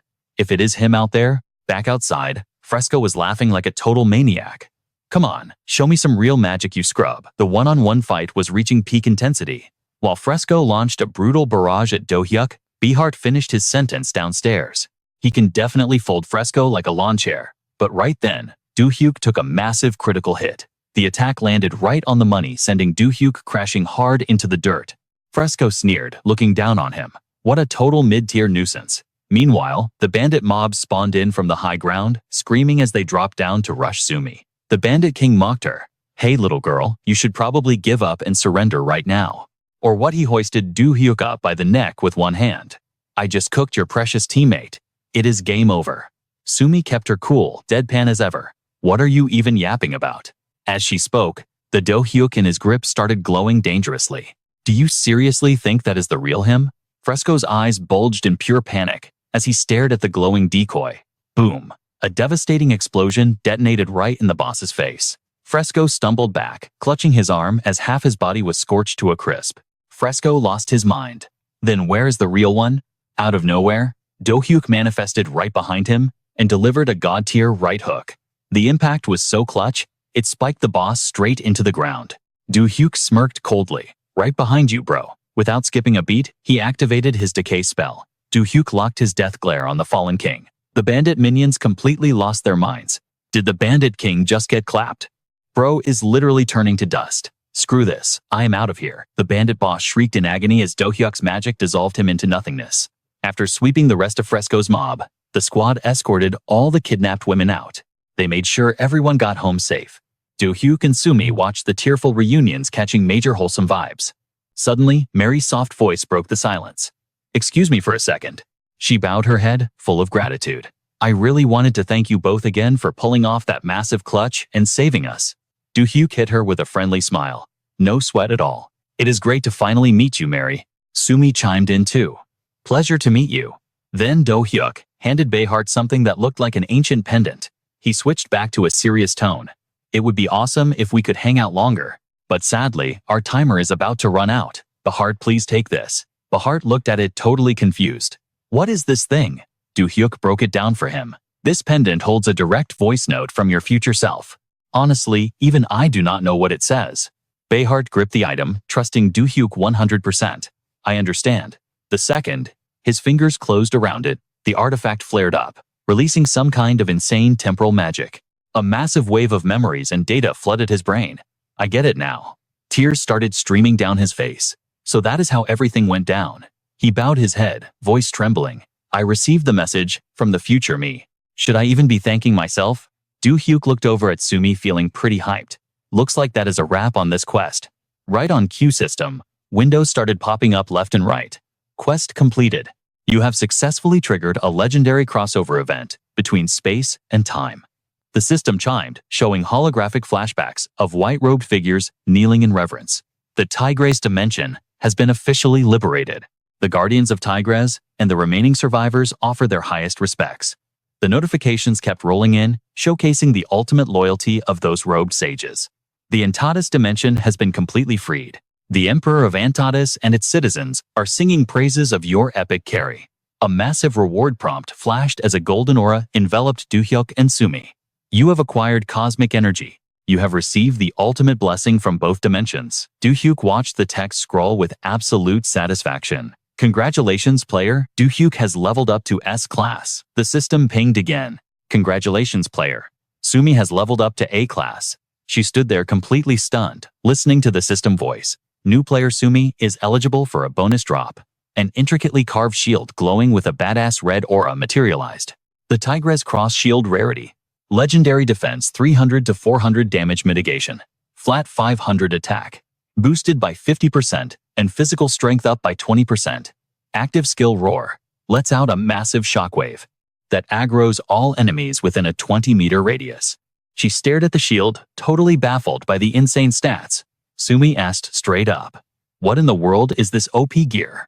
Do-hyuk was just as surprised. I actually had no idea other newbies besides me could trigger bonus drops like that. Do-hyuk broke into a massive grin and clapped for her. Huge congrats on hitting A-class, Sumi. She gave a tiny nod. Thanks. Beehart suddenly called out. Do-hyuk? Do-hyuk turned to double-check. Did you finish listening to the message? Beehart's eyes were shining with gratitude. Yeah. Thank you so much for this. Beehart looked at him with absolute unbreakable resolve. I am going to grind harder than ever. to ensure this timeline reaches that better future you showed me. Do-hyuk smiled, thinking to himself. The dead look in his eyes is totally gone now. Do-hyuk extended his hand for a solid bro shake. You absolutely have to. If not for yourself, then for the precious person standing right beside you. Beehart firmly grasped his hand. As they shook on it, the vibe was filled with nothing but pure hope. I really hope our paths cross again. The system window popped up one last time. You have successfully cleared the Lentos dungeon. Cut to some time later at the Fukatsu Guild headquarters in Japan. Rin strutted into the room. You wanted to see me, boss. Kazuya didn't even look up from his tablet. Get over here, Rin. He finally sat up straight, his gaze heavy. Any clue why I called you in? Her mind instantly flashed back to that cursed ancient city swallowed by pure darkness. Yeah, no cap. After that massive fail at the giant Buddha dungeon in Haas, they dropped a crazy bounty for any international guild willing to raid it. That dungeon's been active for 25 years. The volatility is absolutely off the charts. She didn't hesitate for a second. You want me to hit up Do-hyuk's squad from Korea to clear this mess? He smirked, fully impressed. Spot on. You're the only one with a direct line to Do-hyuk. She nodded confidently. Say less. I've got this handled. Kazuya's gaze turned sharp, testing her. Spill it, Rin. Is this Do-hyuk guy actually that OP? Or is he just mid? Rin didn't even blink. His skills are straight up fire. Best I've ever seen, hands down. There's a reason Brooks Axeni and Ian hype him up so much. Kazuya leaned forward, still skeptical. But do you really think his crew can clutch a win at the giant Buddha dungeon? In Hase, Rin closed her eyes, weighing the odds. She locked eyes with him. Honestly, it's tough to call. They operate as a unit. Her memories of their battles played back. I've watched them fight up close. But truthfully, I think they're cooked. The only one carrying that squad is Do-hyuk himself. The rest of his party, just a bunch of random no-name awakeners. A sly smirk crept onto Kazuya's face. Then we just need to bait him properly. Make sure you tell him he gets the entire bounty. Every single drop from this mission is his. Whatever else he demands, just say yes. Kazuya's tone grew cold and calculating. If we play this right, we can use him as our personal scout to map the dungeon. Then we swoop in and take the real prize on the next run. Meanwhile, sunlight sliced through the towering city skyline. A familiar system ping echoed in his head. Finally, a new exclusive skill for hitting S rank. Do-hyuk thought back to his arsenal, shaking his head. Man, my offensive loadout is already way too stacked. I desperately need a clutch defensive spell this time. Right on cue, the system flashed. Skill unlocked. Invincible cost. 1000 mana. Effect grants absolute invincibility to all allies within 50 meters. Total immunity to physical strikes. 0 damage from magic. And completely blocks all debuffs. Want to extend the timer? Just drop another 1000 mana. Max duration caps at 10 seconds. Cooldown time, a massive 5 hours. Do-hyuk grinned at the floating blue text. Hey, you only live once, right? Might as well protect my neck with the most OP shield out there. His smile practically split his face. I already cast Identify on all that loot we snagged from the prison. Speak of the devil, Junso and Iksan casually rolled up to his spot. We made it, boss Do-hyuk. He gave them a chill nod. Welcome to the base. Iksan tilted his head, looking totally confused. We're literally gearing up for a dungeon run right now. Why'd you drag us out here so early? Do-hyuk didn't miss a beat. The Fukatsu Guild over in Japan slid into my DMs this morning. He tossed his tablet across the table, showing them the official message. They want our squad to clear their primeval dungeon, the giant Buddha dungeon in Haas. The duo grabbed the tablet, their eyes glued to the glowing screen. Do-hyuk caught Jang Mi peeking at the message too. Junso broke the silence first. Hey, mind if I drop some lore on this place? Do-hyuk gave a slight nod. Floor is yours. Given the green light, she went straight into it. That giant Buddha dungeon in Haas is legendary among awakeners. It's Japan's ultimate primeval dungeon. And get this, they've been failing to clear it for 25 straight years. She pictured the looming cursed temple in her mind. The reason it's so insane. The monsters inside have unpredictable attack patterns that just spam you to death. She paused, thinking back to Do-hyuk's crazy track record. Think about that Ikazela dungeon you already cleared. That place was a pure damage check, demanding ridiculously OP awakeners. She looked at their current lineup doing the mental math. But this giant Buddha dungeon in Hase, it's entirely based on flawless team synergy. Hearing that, Do-hyuk immediately spotted the catch. So basically, if our synergy is trash, it doesn't matter how cracked our individual stats are. We'll just get absolutely cooked. Junso nodded grimly. Exactly. Entire top-tier squads have been wiped out because of bad comms. She leaned in to drop the real tea. Japan's #1 guild, Fukutsu. They're literally hanging by a thread right now. Because of that exact dungeon, they lost almost all their heavy hitters in there. Xan frowned, totally baffled. Wait, if it's that much of a death trap, why do they keep throwing bodies at it? A new voice suddenly chimed in, cutting through the confusion. Because of guild pride. If Japan's top dogs just surrender their own primeval dungeon, it's game over for their reputation. The air hummed with intense spatial energy. The familiar voice echoed out, breaking down the lore of primeval dungeons. These massive zones are practically bursting with dimensional magic, since nobody has ever cleared it. The difficulty is pure nightmare fuel, but the loot, absolutely game-changing. A chilling vision of the boss room flashed before their eyes. Just look at Brooks, the voice continued, the guild master of the Freedom Guild in the US. He didn't just stumble into his rank. His eyes practically glowed with absolute hype. He secured his throne by being the first guy to solo clear Ikazela, another insanely brutal primeval dungeon. Zhang Mi suddenly stepped up, dropping her own intel. This Rin girl who messaged you. I've heard the boss talk about her before. Zhang Mi didn't sugarcoat it. She might not be one of their executives, but she's literally their main damage dealer. A walking nuke. Suddenly, Zhang Mi hesitated, catching onto the red flags. But here's the catch. They never let outsiders raid their primeval dungeons. Zhang Mi narrowed her eyes, putting the puzzle pieces together. The fact that they sent us this invite means. But a familiar voice cut her off mid-sentence. They actually want us to clear the whole thing. Do-hyuk laid out the grim reality. Either that, or they're using our squad as bait, sacrificing us just to scout the boss mechanics. Exxon's face hardened, the vibe getting serious. So, we're walking blindly into their trap. He turned to look straight at Do-hyuk. But you called us here for a vote, right? You want to know if we're actually down for this suicide mission? Do-hyuk nodded.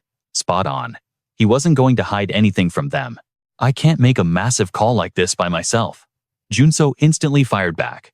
Well, what's your gut saying, boss? A fierce grin spread across Do-hyuk's face. I'm down. The loot is just way too fire to pass up. But more than the drops. I know our squad's synergy is clutch enough to pull this off.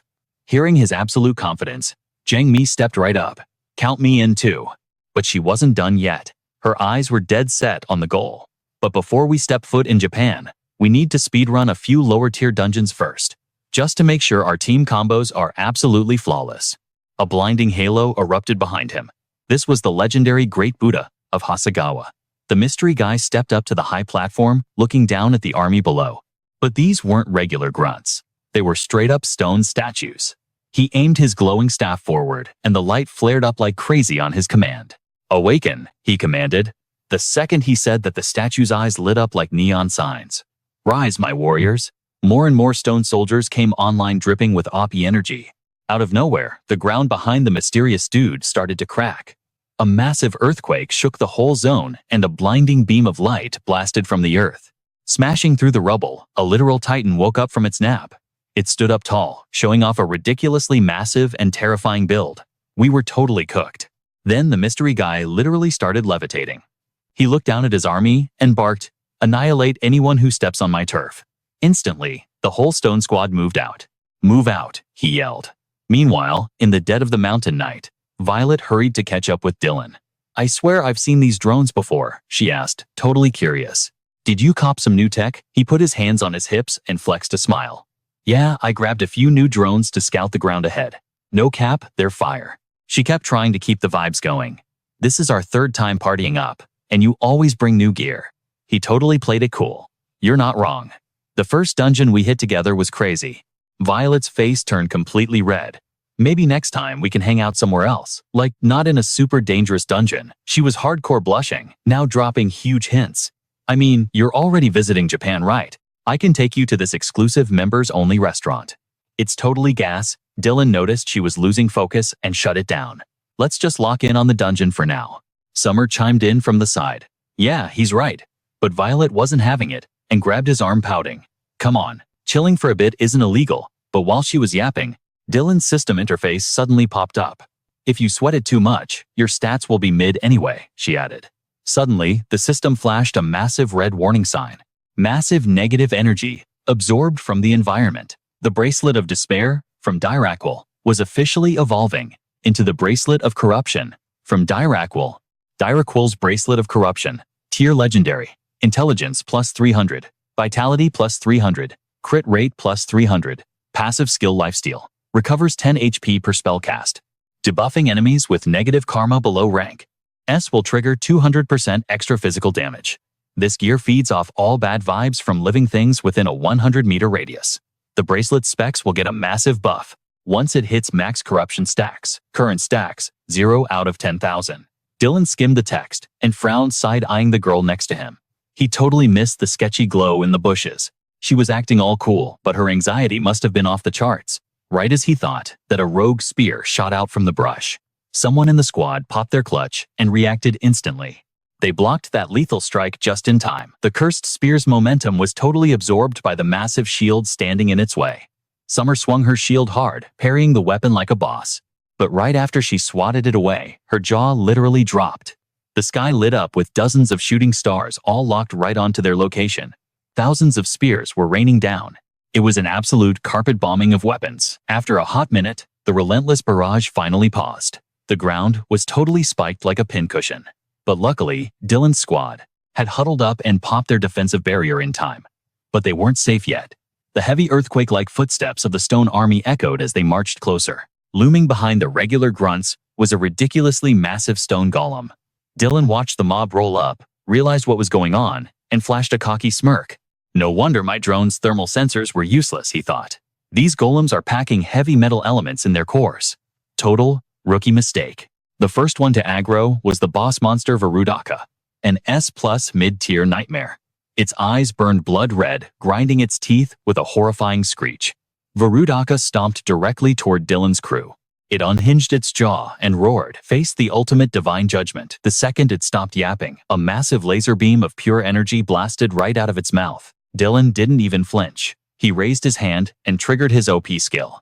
2 tiny phantom spiders spawned right in the beam's path. Boom. A devastating explosion blew up right in Varudaka's ugly face. But wait, inside the thick smoke, the energy reversed. The boss's own attack was getting perfectly countered. The shockwave hooked in a sick arc and crashed straight down onto the monster's dome. Right on cue, 2 insane zombie-type energy blasts burst out from the white flash. They rushed Varudaka and started comboing it into oblivion. The monster spammed a flurry of slashes at Summer. She threw up her shield, parrying and dodging like a pro. These hits strike like a truck, she thought, but their hitboxes are totally readable. Summer kept tanking the aggro, pushing the front line. She locked in, her eyes glowing with an unbreakable blue aura as she perfectly iframed through the monster's combo. She shoved her blade straight into its gut. At the exact same second, Ethan flanked Varudaka from behind, screaming, "I am not taking an L today." His battle axe lit up with insane energy. The axe radiated a blinding light. He swept a brutal slash right through its Achilles. But the absolute unit of a boss didn't even flinch. It just gnashed its teeth and glared down with pure rage. It slammed its massive sword into the dirt, roaring, "You pathetic little bugs." The ground started glowing neon gold as rocky spikes began to form around the blade's tip. The AoE energy spiked to blinding levels. Summer shielded, her eyes shook. This attack pattern. A galaxy brain idea hit her, and she bolted north. "I'll kite this freak over here," she yelled. She drifted right behind Varudaka, holding her shield high to lock onto the boss. Boom! The cross on her shield flared blood red. Summer started charging up a massive ultimate. She aimed dead center at the beast and screamed, "Burst Varudaka!" Snapped its neck around, barking, "I'll delete you from existence first." It grabbed its sword handle with a death grip. It ripped the blade out of the dirt, spawning a literal earth dragon that lunged right at her earth shatter. The mud dragon clashed head-on with Summer's mega blast. She gritted her teeth, groaning as she tried to tank the hit. This was the clutch opening they needed. The rest of the squad ambushed Varudaka from its blind spot. Dylan, Jesse, and Ethan started charging their weapons to the absolute limit. Locked onto the target, Dylan's eyes glowed like supernovas. Jesse's gaze burned with absolute fire. Violet bit her lip, lining up the perfect snipe. The boss suddenly sensed their cracked energy pooling up. It spun around, totally shook, but it was too late. The combined ults crashed down on Varudaka, forming a colossal nuke that lit up the entire zone. A chain of deafening explosions leveled the forest. Surviving the blast, the boss summoned an insane barrage of phantom swords, aiming straight for Ethan's rush. But Jesse instantly leap-padded into the air, raining down a storm of arrows to cover him. Every single arrow she fired shot down the enemy swords, clearing a perfect path for him. As the boss chucked one final massive blade, Summer blitzed in from the flank. She led with her shield bashing straight into the Titan's kneecap. Ethan closed the gap at light speed, dual-wielding his freshly summoned blades. He locked in his eyes, screaming absolute focus at the monster. In a flash, he delivered a clean, god-tier strike. He sliced the boss clean in half. I totally called it, he hyped himself up. He was completely vibing with the moment. No cap, this is exactly what a top-tier guild should look like. Zan recalled the exact moment Do-hyuk opened that door for him. He thought to himself, thank God I ditched the Pylon Guild for Do-hyuk's squad. That was a massive win. Zan could not help but cringe at his old toxic guildmates. Those guys were total trash, looking down on everyone, flexing on civilians, and basically being menaces. Thinking back, their teamwork was absolutely mid. There was zero loyalty, no cap. Everyone was just faking it for the contract payout. Then he remembered how Do-hyuk reached out to him like a literal lifesaver. He made a silent promise to himself. The vibes here are completely different. That is exactly why I need to grind harder, he muttered. Zan's eyes locked in with pure determination, hyping himself up to give it 100%. He literally stopped in his tracks, totally zoning out. If I do not go all out, ditching my past and moving to Seoul was basically for nothing. I would be totally cooked. Do-hyuk noticed him spacing out and pulled up, asking, yo, you good bro? You just completely spaced out. We still locked in? Zan snapped back to reality and quickly replied, yeah, I am good, do not even sweat it. His gaze sharpened instantly as he hyped the squad up. Let's roll. A little while later, they finally pulled up to their destination. Do-hyuk smirked like an absolute menace. We finally made it. They stared up at the massive three-tiered gates, totally hyped. So this is Area B, they muttered. Suddenly, Rian chimed in from behind. My Avenger Guild can only carry you this far. Those low-tier statues are officially out of the chat. She started dropping some serious lore on them. Listen up. If we do not clear areas B and C before the timer runs out, her face went dead serious as she dropped the ultimate bad news. The Area C boss will literally go feral and crash into Area B. These two zones are linked. She was not done spitting facts just yet. If we want even a second to breathe before the final boss, we need to speedrun this first boss right now. Do-hyuk immediately backed her up, pointing straight at the meditating monster. Sensing the insane aura radiating off the enemy, he yelled, we gotta pack this guy up as soon as possible. The three-headed freak in front of them was an SS rank Avalokitesvara. Its smiling face gave off a creepy, automated greeting. Well, more stray lambs have wandered into my domain. It flashed a sinister demonic grin and made a chilling offer. Allow me to personally guide you to the afterlife right now. Instantly, a massive swarm of spatial portals spawned right above their heads. Giant freaky hands reached out from the void. Without a second of hesitation, those giant palms slammed down hard on the squad. Do-hyuk braced himself. The boss's smiling face looked ridiculously hyped, gloating. To think you would reject my divine guidance and actually try to survive. It stared intently as the crew quickly popped their defensive shields. They blocked the massive hands while the boss kept running its mouth. While I am offering you the ultimate shortcut, it was yapping so much that it totally missed the spatial portal opening right next to its blind spot. Just giving up would be your smartest play, it mocked. But suddenly, Do-hyuk blitzed right out of that portal for a sneak attack. I do not know how long Sumi can hold that shield, he thought, charging his fist with raw energy.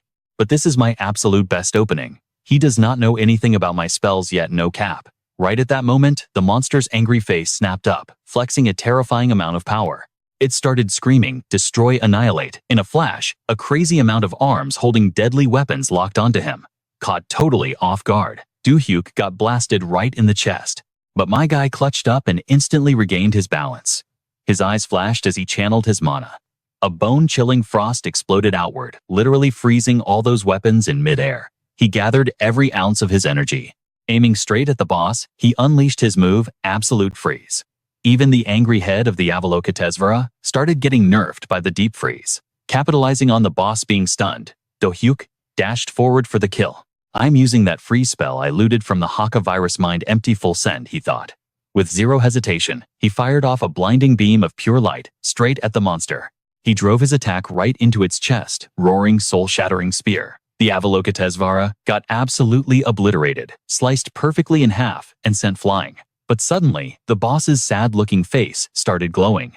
A massive wave of healing energy pulsed out as it kept chanting, "Defend, defend." Like some glitch in the Matrix, its shattered body parts flew back together. The boss was fully healing itself. Seeing this absolute nonsense, Do-hyuk was shook. Are you kidding me? It has high-speed regeneration too. The second, its body finished rebooting a massive pillar of light, engulfed it shooting straight up into the sky. Sumi and San felt the insane pressure change and looked around completely lost. Its attacks, they stopped. But she quickly caught onto the boss's aggro, screaming, "Hold up! Is it hard focusing Do-hyuk right now?" Without a second thought, Zan dashed straight into the danger zone. The monster spawned endless spatial portals completely surrounding Do-hyuk, dropping the most threatening line. "You have been tagged as an extreme hazard. Target must be eliminated immediately." Do-hyuk gulped sweating buckets as he checked his surroundings. And just like before, an endless wave of giant hands rained down on him. They smashed brutally into the ground, right where he stood. Huge clutch, he barely managed to pop his shield up in time. Do-hyuk gritted his teeth, putting his whole back into surviving that insane heavy attack. But this boss was relentless. The Avalokitesvara straight up summoned another spatial portal. This time, a massive glowing spear shot out of the void at literally the speed of light. As that spear zeroed in on him, getting dangerously close, Do-hyuk's face went completely pale. He clenched his jaw, basically accepting he was cooked. Suddenly, a brutal spray of crimson blood exploded into the air. Do-hyuk's eyes went wide with pure shock and horror, because the one who tanked that spear was none other than Zan. He screamed his boy's name in a panic. Blood spilled past Zan's lips as he let out a gut-wrenching groan of agony. The Avalokitesvara stared at the bleeding boy and hyped itself up, shouting, "And so the first piece of trash has been deleted." The corner of the smiling head's mouth twisted into an even more sick, sadistic grin. It mocked the squad. "Do not fret, little ones. I will send the rest of your party to join him shortly." But out of nowhere, Zan flashed a low-key, unhinged smirk right back at the boss. Seeing that cocky grin totally triggered the monster. It furiously demanded, "What is so amusing to you?" But right then, a blinding flash of energy lit up the space behind Zan. Rian had her sniper rifle locked and loaded, charging up a massive attack. Aiming dead center at the boss, she pulled the trigger and yelled, "Death bullet." The hypercharged round instantly ripped through Do-hyuk's shield. The overpowered bullet grazed past Zan with terrifying speed. It zoomed straight for the kill. The second the bullet got close, the Avalokitesvara focused all its demonic mana into its palms. It slammed its giant hands together, literally catching the deadly projectile right before impact. But plot twist, the wind pressure spiraling around the bullet just kept leveling up, spinning with violent force. Ultimately, the bullet completely broke through the boss's defense and kept pushing forward. Boom! The angry head of the Avalokitesvara got absolutely sniped off. Instantly, the sad head started whining again. "Defend, defend." But just as it tried to spam its healing hack again, another glowing streak flashed through the air. A second bullet completely shattered its head, completely canceling its respawn. The Avalokitesvara's head exploded into a million pieces while it was still stunned. It could not even believe it was getting packed up, throwing a total tantrum. How is this even possible? When the boss finally took a closer look, it spotted Junseo camping right behind Rian. Everything finally clicked, and the monster realized it got played. "So you used that first strike as pure bait to mess with my aggro and forced me to drop my guard for a flank attack." The moment those words left its mouth, the boss crumbled into a pile of burnt, crispy ashes. The classic system window popped up, flashing a massive victory notification. SS rank boss Avalokitesvara has been successfully eliminated. Right then, Do-hyuk burned through his remaining mana and roared max heal behind him. A massive Grim Reaper-like phantom suddenly materialized. It channeled an insane amount of divine energy straight into him. Thanks to Do-hyuk's overpowered healing skill, Zan's fatal wounds were totally patched up. Breathing heavily, Do-hyuk stood up and turned to Sumi.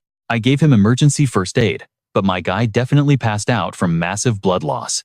Luckily, we still have a bit of time on the clock. Let's camp here for a sec and reset our party formation." Hearing that, Ryan quickly grabbed Junseo and pitched her next idea. "We'll hold down the entrance." Looking at the absolute chaos unfolding, Do-hyuk finally understood why this dungeon had stayed undefeated for 25 straight years. No cap, this place was a literal nightmare. But before he could even process the danger, the system flashed a glaring warning, demanding absolute focus. Do-hyuk stared at the holographic interface, his eyes going wide as he gasped. What in the world is this? Following the system's alert, brutal lightning rained down from the sky. The dungeon was mutating in real time, and a mysterious barrier spawned out of nowhere, accompanied by a blaring siren. Zones B and C have been sealed off by an unknown force. Do-hyuk and Stella locked onto the massive energy wall that just materialized right in front of them.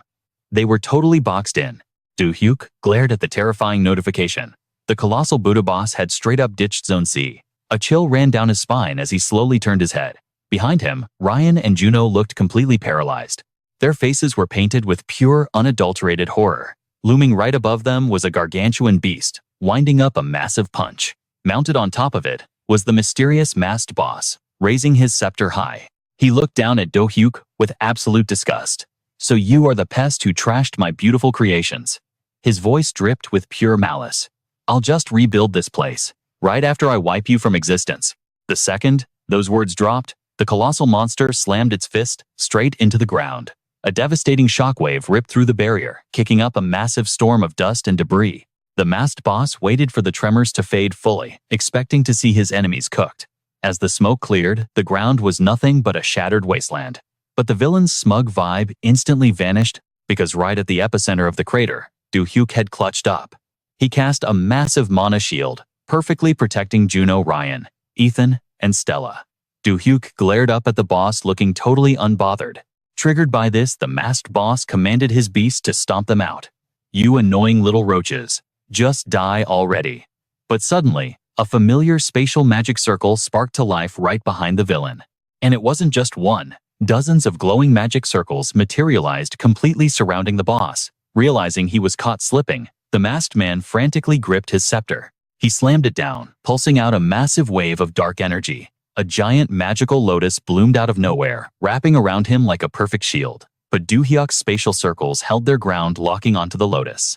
Suddenly, a terrifying beam of energy blasted down from the sky, mana burn, hovering midair, like an absolute god. Do-hyuk's aura exploded with ridiculous power, transcendent support. He raised his hand, manifesting a concentrated orb of pure magic.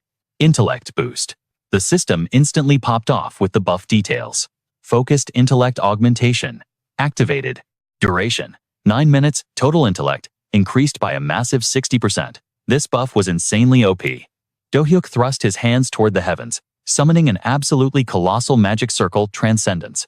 He aimed his finger straight at the giant beast, his eyes glowing with deadly intent. Meteor storm. Following his command, the gigantic magic circle flared with blinding heat ray light. The masked boss looked up, his jaw basically hitting the floor. What kind of broken glitch is this? Out of the glowing array, an entire apocalyptic barrage of flaming meteors rained down from the sky. Every single fiery boulder was locked dead onto the giant monster. The impact was absolutely deafening. Chain explosions ripped across the battlefield, shaking the very earth. As Do-hyuk unleashed hellfire upon the beast, he calculated his next move. "With my intellect maxed out, and transcendence backing me up." His eyes burned with an unyielding, wild fighting spirit. "This is literally the most savage spell in my entire arsenal." Watching the boss get swallowed by the fiery barrage, Do-hyuk roared at the top of his lungs. "Turn to ash." Down below, Stella quickly subbed in, throwing up a protective barrier to shield the squad. Ethan, who had just snapped back to reality, watched the meteor shower in utter disbelief. "Is that seriously Do-hyuk's magic? That's totally cracked." Ryan was equally shook, his jaw hanging open. "Bro, I thought meteor storm was a myth. You only see this kind of firepower in anime." But Juno furrowed her brows, a wave of anxiety hitting her. "Are we just gonna stand here? Can we even do anything to help him?" Stella kept her eyes locked on the sky, her voice tight. Do-hyuk looks pretty drained after pulling off that ultimate skill. She analyzed the chaotic battle zone, reading the situation perfectly. Casting a spell of that tier definitely burned through his mana pool. Gripping her weapon, she gave the party a harsh reality check. "Everyone stay on high alert. We need to be ready to clutch up if things go south." Meanwhile, back in the air, Do-hyuk touched down on the scorched earth, his breathing heavy and ragged. "Just as I thought," he muttered to himself. "Dropping a level 9 transcendent spell is way too taxing for my current stats." He bit his lip, fighting through the intense exhaustion. He stared intently at the swirling smoke, desperately hoping that the boss was finally cooked. Please tell me that finished him off. But suddenly, the entire cavern started quaking violently. The shattered debris on the ground began to levitate magnetically, fusing together. The rubble literally morphed into dozens of golem minions, and their numbers were multiplying by the second. Emerging from the dust cloud, the masked boss slowly pushed himself up, using his new rock army as a meat shield. The villain glared daggers at Do-hyuk, spitting out an insanely cryptic question. "Are you seriously trying to rob me of everything? Again?" But Do-hyuk couldn't care less about his villain monologue. He was too busy analyzing the golem's movements. Looking at the slow, rigid movements of the stone statues, Do-hyuk cracked a confident smirk. His minions are moving like laggy NPCs. He's definitely hitting his limit too. Do-hyuk instantly flared up his remaining mana. I need to blitz him and end this right now before his HP regens. But out of nowhere, two blazing streaks of light dashed past him, stepping right onto the front lines. Do-hyuk blinked in surprise as the dust settled. It was Stella and Ethan totally locked in. Glancing back over their shoulders, they spoke in perfect sync. Don't waste your ultimate skills on these trash mobs. Standing as his absolute vanguard, the duo unleashed their own massive auras, completely ready for war. Save your mana. We're going to carve a path straight to the boss. The rest is all on you, Do-hyuk. Don't miss. With a fierce battle cry, Stella's longsword and Ethan's battle axe clashed, sparking with a blinding, synergistic light. Their combined energy transformed into a devastating wave of slashes, literally shredding the golems into gravel. They ripped a massive opening right through the enemy lines, without hesitating for a single microsecond. Do-hyuk sprinted through the gap, locking onto the masked boss. Stella yelled out as she deflected a boulder. This is your window. Do-hyuk, go get him. Seeing the mage charging at him, the boss slammed both of his hands onto the earth, surging with dark magic. Instantly, heavy rock armor began crawling up his arms rapidly, encasing his entire body in jagged stone. In the blink of an eye, he transformed into an absolutely terrifying new raid form. He now wielded dual gargantuan stone arms, with an arsenal of deadly rock spears levitating right above his head. Through the eye slits of his cursed mask, an overwhelming aura of pure bloodlust exploded outward. The levitating spears instantly locked onto their target, humming with lethal energy. Without even waiting for a command, the stone javelins shot toward Do-hyuk like heat-seeking missiles. But just before they could impale him, a glowing magical vortex materialized at his back. A familiar voice echoed through the cavern, "Magic bullet barrage." The vortex unleashed a chaotic storm of pure mana bullets, intercepting the stone spears midair and triggering a chain of deafening explosions. Do-hyuk was slightly caught off guard by the clutch backup, but he didn't even slow down his furious sprint. Suddenly, a few rogue spears ripped right through the smokescreen, aiming straight for his vitals. But with his god-tier agility, Do-hyuk weaved through the deadly projectiles, like it was literally nothing, dodging them with millimeter precision. Out of patience, the masked villain swung his colossal rock fist right at Do-hyuk's face. "Let's see you tank this, you little rat." An earth-shattering boom echoed as the strike connected. But the boss wasn't done yet. He unleashed an absolutely merciless flurry of heavy punches, trying to pummel Do-hyuk into the dirt. Every single strike was fueled by pure, unadulterated hatred. But right in the middle of that devastating combo, Do-hyuk activated a defensive skill and burst straight through the onslaught. Iron Body activation. Tanking the residual damage like a total boss, Do-hyuk closed the gap in a flash. He lunged forward, reaching his hand directly toward the enemy's chest. The exact microsecond his palm made contact with the villain's armor, his stored mana violently erupted. A blinding burst of neon blue energy lit up the space between them, illuminating Do-hyuk's cold, calculating eyes. Without skipping a beat, he rapid-fired his debuff spells. Acid Arrow, Spider Web, Venom Trap. Thick magical threads exploded outward, instantly binding the boss's massive body. The toxic webs wrapped tightly around the villain's cursed mask, completely blinding him. And right at that moment, Do-hyuk spotted a pulsing, glowing crystal lodged deep within the enemy's chest cavity. Bingo, that's the raid boss core. He didn't hesitate for a second. Raising his free hand, Do-hyuk instantly manifested his ultimate weapon. A towering radiant lance materialized in his grip. He channeled every last drop of his buffed-up mana straight into the blade. Magic Bullet Force, soul-shattering lance. With a savage war cry, he drove the massive spear straight through the masked villain's chest, pierced through. Do-hyuk's eyes locked onto his target, absolute determination burning in his gaze. "Putting everything I've got into this one strike," he roared. The moment he unleashed his attack, pure, unadulterated power slammed into the enemy, triggering a massive, ear-shattering explosion. Talk about an OP finishing move. Cut to a flashback.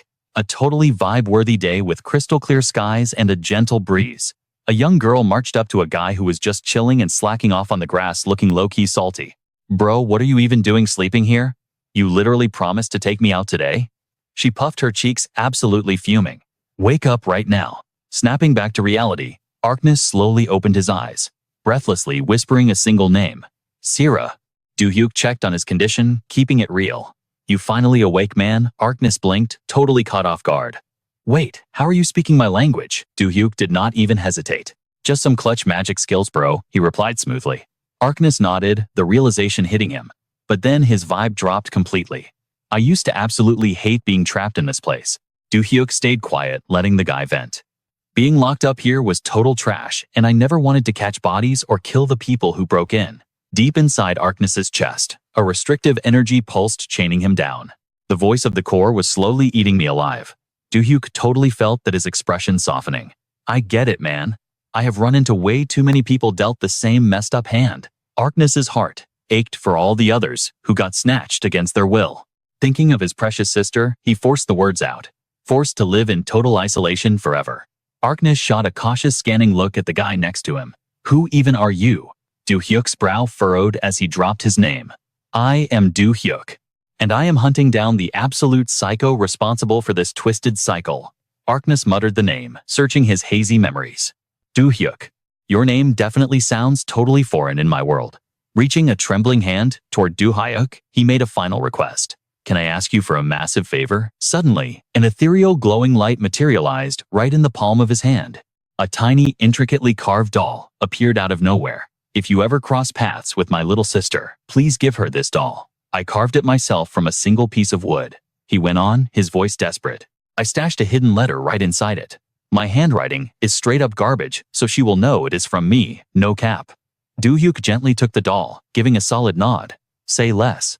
I will make sure it gets to her. Securing that clutch promise, Arkness finally closed his eyes, drifting into an eternal sleep. Sarah.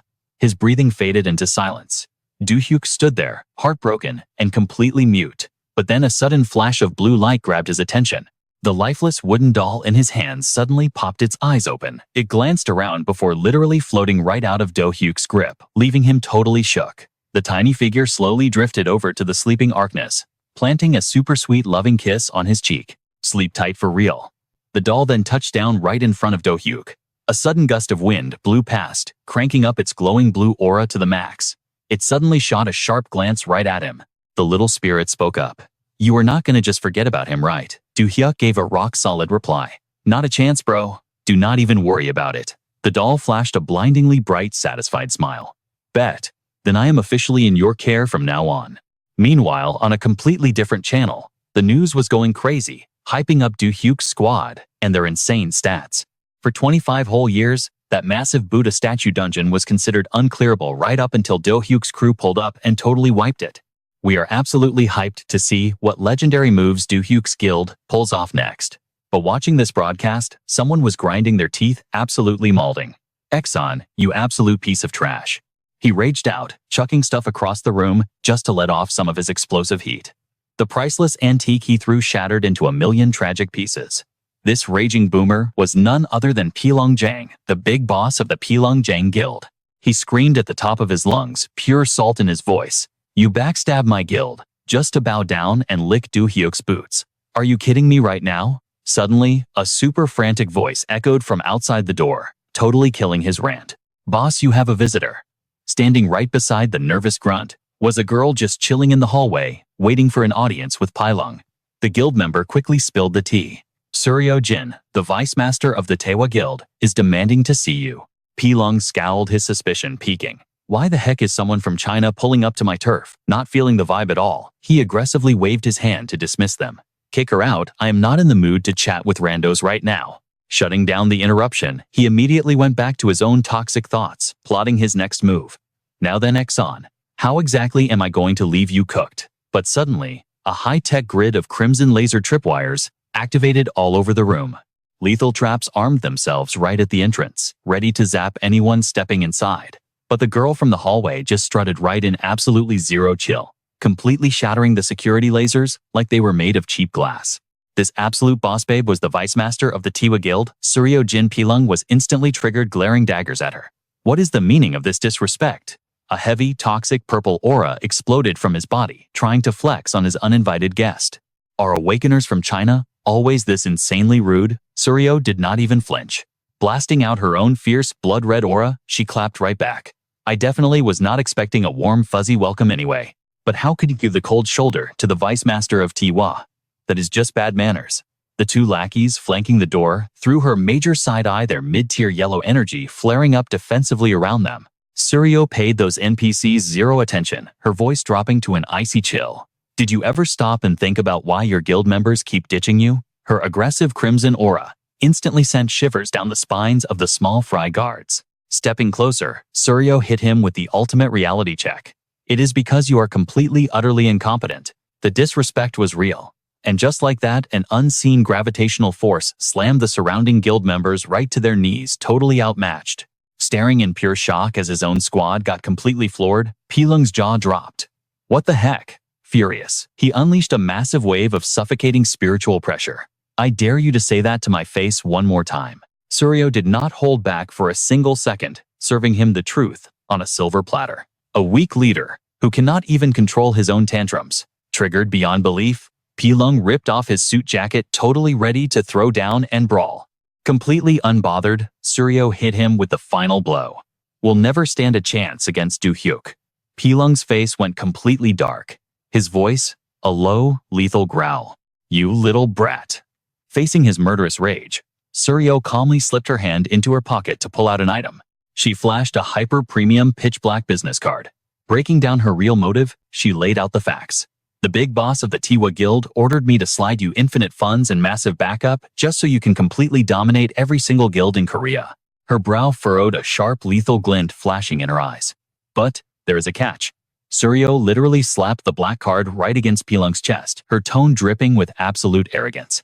The Pilungjong Guild must submit and become Tiwa's loyal lapdogs. Her eyes practically glowing with wild ambition, she finished her flex. Not just right now, but even after you take the #1 spot in the country. Meanwhile, cutting back to the training facility, Exxon was just casually strolling down a massive concrete hallway. Deep underground in the Blue Star Guild's private basement. Man, I am still totally not used to the vibes in here. He wandered into a random testing room, looking around like a lost tourist. Out of nowhere, Do-hyuk screamed a massive warning. Look out, bro. A colossal solid concrete pipe was literally flying right at Exxon's head. His eyes went wide as saucers staring blankly at the absolute unit of a projectile. The heavy-duty debris slammed straight into him, ringing out with an ear-splitting massive crash. As the thick dust cleared up, Exxon stood there totally unscathed, having casually blocked the massive concrete pillar like it was nothing. He gave the heavy debris a quick tactical scan. Suddenly, his jaw dropped when he noticed the surface of the pipe. It was completely caved in, covered in brutal deep knuckle craters, from someone absolutely wailing on it. Yo, what is up with all these insane punch marks? Do-hyuk rushed over, totally panicked. Dude, are you okay? My bad. Exxon effortlessly tossed the busted concrete to the floor, playing it super cool. Huh. Oh yeah, I managed to block that just in time. He stared at the freakish craters on the pillar, his curiosity maxed out. Bro, what kind of unhinged training routine are you even running? Do-hyuk broke it down for him. I was just limit testing that new magic drop we snagged from the dungeon we just cleared. Clenching his fists tight, he dropped into a rock-solid combat stance. I had to see its actual damage output, so I can use it without griefing the team. Out of nowhere, the magical doll Do-hyuk scored from Arkness popped out, buzzing happily over to Exxon. Let me patch up that scratch for you. A tiny pixel-like sparkle of light booped Exxon right on the cheek, applying instant healing magic. The scrape literally vanished into thin air, like it was never even there. Exxon stared at the little spirit floating next to Do-hyuk, genuinely impressed. Okay, that is actually fire. Hyped up by the praise, the little doll did a happy twirl. Leave all the healing duties to me, guys. Introducing the MVP Guardian Sela. Her enthusiastic support skill can buff up to 7 entire squads, boosting health regen by a massive 5 times.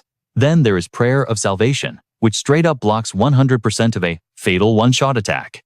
It activates automatically if the incoming damage wipes out over 80% of a target's max HP pool. Plus, she has got Soul Cleanse, allowing her to pick one ally and grant them total immunity to all debuffs and nasty status effects.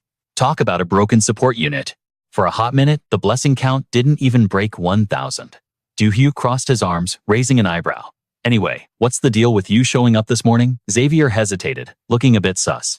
About that, he reached into his pocket and pulled out a crumpled note.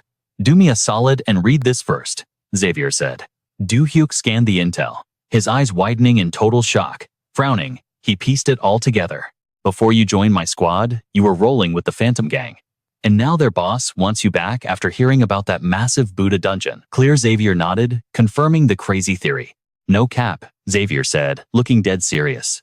I hard-carried a lot of projects for that guild, though I was mostly stuck on admin duty. Do-hyuk hit him with a wicked side-eye, totally not buying it. With your tank-like build, I low-key thought you were just throwing hands. Out of nowhere, Xavier whipped out some glasses trying to look like a mega-brain. Wow, that's toxic. I'm obviously the brains of the operation. Do-hyuk was literally speechless at the goofy flex. Bro, what are you even yapping about? Dropping the act, Xavier finally got down to business. But the math isn't mathing. It would be way faster for him to recruit a new noob than to drag you back. Suddenly, a dark realization hit Do-hyuk like a truck. Wait, could it be? Keeping it 100, Do-hyuk spilled his theory. Honestly, I bet he is pulling up on you today.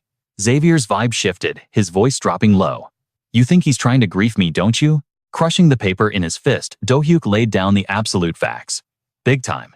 If you are holding sensitive guild intel, he is coming to silence you for good. Xavier let out a massive, exhausted sigh. That's so mid. Do-hyuk flashed a sinister absolute menace of a smile.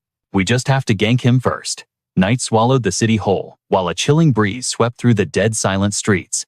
Xavier strolled down the block solo, playing the perfect bait. From a skyscraper above, a scout whispered into their comms. This is Team A. Target locked. The package is on the move. From the opposite angle, another sniper locked eyes on Xavier. Team C checking in. Target acquired. Sticking to him like glue. The squad leader watching the monitors frowned, totally confused. Why is this clown walking into a dead zone? His right-hand man smirked with straight-up arrogance. Free dub for us. Moments later, Xavier stepped into an abandoned warehouse, and the trackers instantly reported in. Target confirmed. He just waltzed into an empty warehouse. Seeing the setup looking way too easy, one of the goons got nervous and glanced at his boss. What's the play here? The arrogant leader stepped out of the shadows. I don't care what trash strat he is cooking. We've got the Terra Guild backing us. He threw his hand forward. Let's roll. The leader and his mob rushed the rusty warehouse doors. Leaning casually against the frame, he yelled out, Yo, Xavier. Long time no see, bro. Xavier turned around, immediately shutting him down. It hasn't even been 24 hours since I got your trash mail. This cocky leader was Stan, the vice master of the Phantom Gang. Stan clicked his tongue. Don't be like that, Xavier. We go way back, don't we? Xavier squared up, stepping closer to the threat. I ghosted you guys the second I left the guild. Why are you in my business now? Stan rolled his eyes, not wanting to spell it out. Didn't you kite us all the way out here because you already knew? A toxic red aura flared around him. The boss hates that you know our lore. Stan's eyes screamed absolute murder. I am here to permanently mute you. He waved his hand, expecting an army. What are you NPCs doing out there? Get in here. But only one single dude walked through the door. Stan panicked, his confidence totally cooked. Huh, where is everyone? What the hell is going on? The newcomer smirked like an absolute demon. Bet you didn't see this plot twist coming, huh? Crashing their little villain monologue, he laid it out. You just walked straight into our trap, bozo. We knew you were tailing Xavier. So while he dragged your aggro, I one-shotted your entire squad. Stan was totally shook, screaming at the top of his lungs. Who the hell are you? The guy snapped his fingers. A blinding flash forced Stan to squint, revealing his entire crew tied up like literal trash bags. They were dangling from the ceiling, completely knocked out cold. The absolute unit of a newcomer scoffed. I wiped the rest of your lobby. You are the last one standing. It was Do-hyuk, bringing ultimate main character energy. His voice dropped to a lethal growl. Just surrender. Stan was sweating bullets, absolutely terrified. I was supposed to gank Do-hyuk. After deleting Xavier, he scrambled for his phone. I need to ping the Terra Guild for backup stat. Out of nowhere, a massive barrage of deadly spikes shattered the warehouse windows. The razor-sharp projectiles locked onto Do-hyuk. But they didn't stop there. They aimed straight for Stan's dangling crew. A totally unhinged bloodbath popped off as the spikes brutally impaled the tied-up goons. Meanwhile, Do-hyuk stood completely unbothered, chilling safely inside his magic barrier. Even Do-hyuk was shook watching the instant team kill. Xavier completely lost it, screaming, "What the actual hell are you doing, Stan?" Suddenly, Xavier froze, staring in pure horror at the main entrance. A hulking beast of a man spawned from the shadows, grabbing Stan by the throat and lifting him like a toy. Stan choked, begging for his life. Save me, Snap. The giant ended Stan's run in a split second. He tossed Stan's limp body to the floor like total garbage. The masked giant locked his savage dead eyes on Xavier. Target verified. The masked freak stomped toward him, flexing an insanely oppressive blood-red aura. His eyes were a demonic crimson, his skin pale, like an actual zombie. He slammed his fists together, sparking a terrifying mini-explosion. Xavier watched his movements, his survival instincts screaming. Gross black veins throbbed across the monster's face. In a literal blink, the beast teleported right behind Xavier. He unleashed a devastating punch wrapped in sick black and red energy. But the monster's brain lagged when his insane attack got blocked by a heavy-duty metal hand. The steel casing cracked under the sheer force of the blow. A high-tech combat bot had just entered the chat. It hard-tanked the lethal strike, completely shielding Xavier. While the masked freak was distracted, the ceiling flashed with blinding godly electricity. Lightning chain. The beast dashed backward, dodging the lightning strikes with sweaty try-hard agility. Do-hyuk slid next to Xavier, totally blown away by the monster's speed stats. Bro, his evasion is actually broken. Xavier was still stunned, sweating buckets. I seriously thought I leveled up after that last dungeon run, he mentally cursed. He forced himself to stand, panicking. At this rate, I'm just gonna hard nerf Do-hyuk's mobility. Right then, Do-hyuk locked eyes with his bot. Irene, get Xavier out of this zone, now roger that, boss, Irene replied instantly. The bot grabbed Xavier, initiating a full-speed emergency extraction. Time to dip. Xavier struggled, trying to resist the carry. Hold up, wait. He pointed at the crazed monster and yelled. I am pretty sure he is pumped full of combat stims. Meanwhile, the masked freak was still desperately dodging Do-hyuk's lightning barrage. Xavier screamed the winning strat. The buffs won't last, just kite him until his stamina crashes. Do-hyuk frowned, calculating the play. Combat stims, huh? His mind raced as the puzzle pieces finally clicked. No wonder his mana signature feels exactly like those mobs I folded last time. Do-hyuk instantly realized who the final boss was. This 100% confirms the Terra Guild is pulling the strings. They're totally funding the Phantom Gang. Figuring it out, he grinned. Clutch info? Xavier. Good looks. Without missing a beat, Irene blasted off, carrying Xavier to safety. The masked freak glared at Irene's exhaust trail and roared. Do not let the target escape, he screamed his orders. Intercept them. Suddenly, a massive swarm of humanoid drones crashed through the windows, locking onto Irene. They rushed in like absolute tryhards, following their master's command. But Irene wasn't some mid-tier bot. It summoned a flurry of massive spectral hands to brawl with the swarm. Fist of Wisdom activated. Fist of Wisdom was straight-up physical magic damage. It blasted the enemy mobs with invisible punches packed with heavy mana. Those brutal hooks easily one-shotted a dozen of the enemy drones. Irene's processor's word.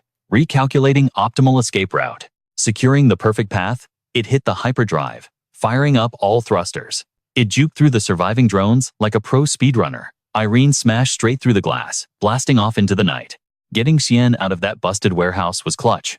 Do-hyuk peeked through the shattered doorframe, letting out a massive sigh of relief.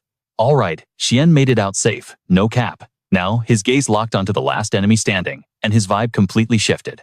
Time to focus entirely on you, Do-hyuk smirked. He raised his hand, charging up his mana into a blindingly bright sphere. Talk about a god-tier move. A barrage of magic bullets fired off, raining down absolute destruction on the masked dude.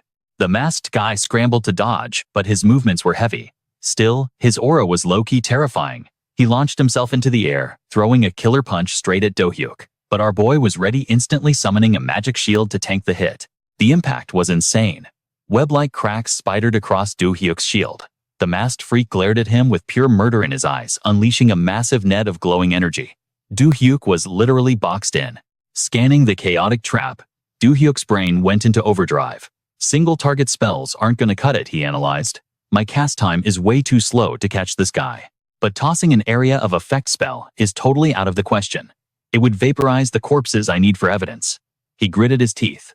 Plus, if I stall for too long, this coward is totally gonna dip. I have to capture him alive. It's the only way to expose the Pilung Guild's shady deal with the Tiwa Guild. Do-hyuk locked in his choice. Guess we're doing this the hard way. In a wild flex, he dropped his own shield. Mana vision, Do-hyuk shouted. The masked enemy was totally thrown off. Why the heck did he just drop his guard, he thought, his brows furrowing in deep suspicion. Whatever, my combat stims are wearing off anyway. This is my last shot. The masked dude channeled every ounce of his remaining juice into his fist. I'm gonna pack you up right here, right now. Boom. His strike hit the ground like a meteor, sending debris flying everywhere.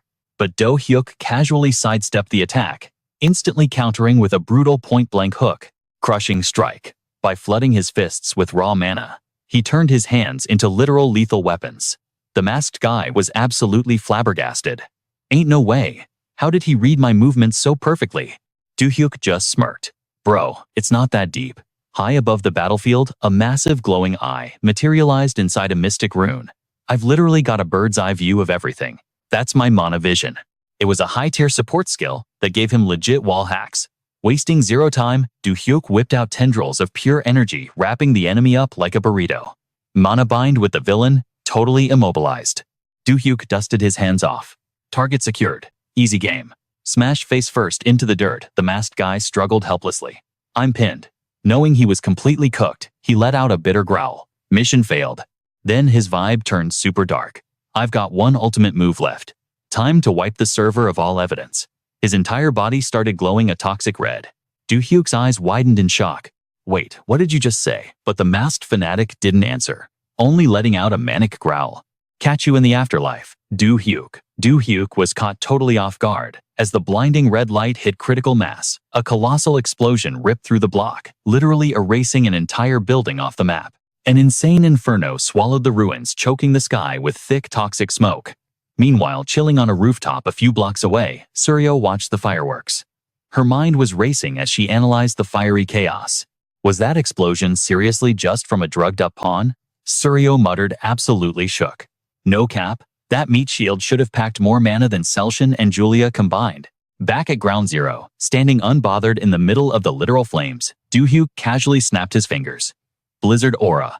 A freezing vortex exploded outward, creating an icy safe zone that completely flexed on the raging inferno. Within seconds, the entire disaster zone turned into a frozen wasteland. Do-hyuk brushed the ash off his shoulder, grinding his teeth in pure frustration.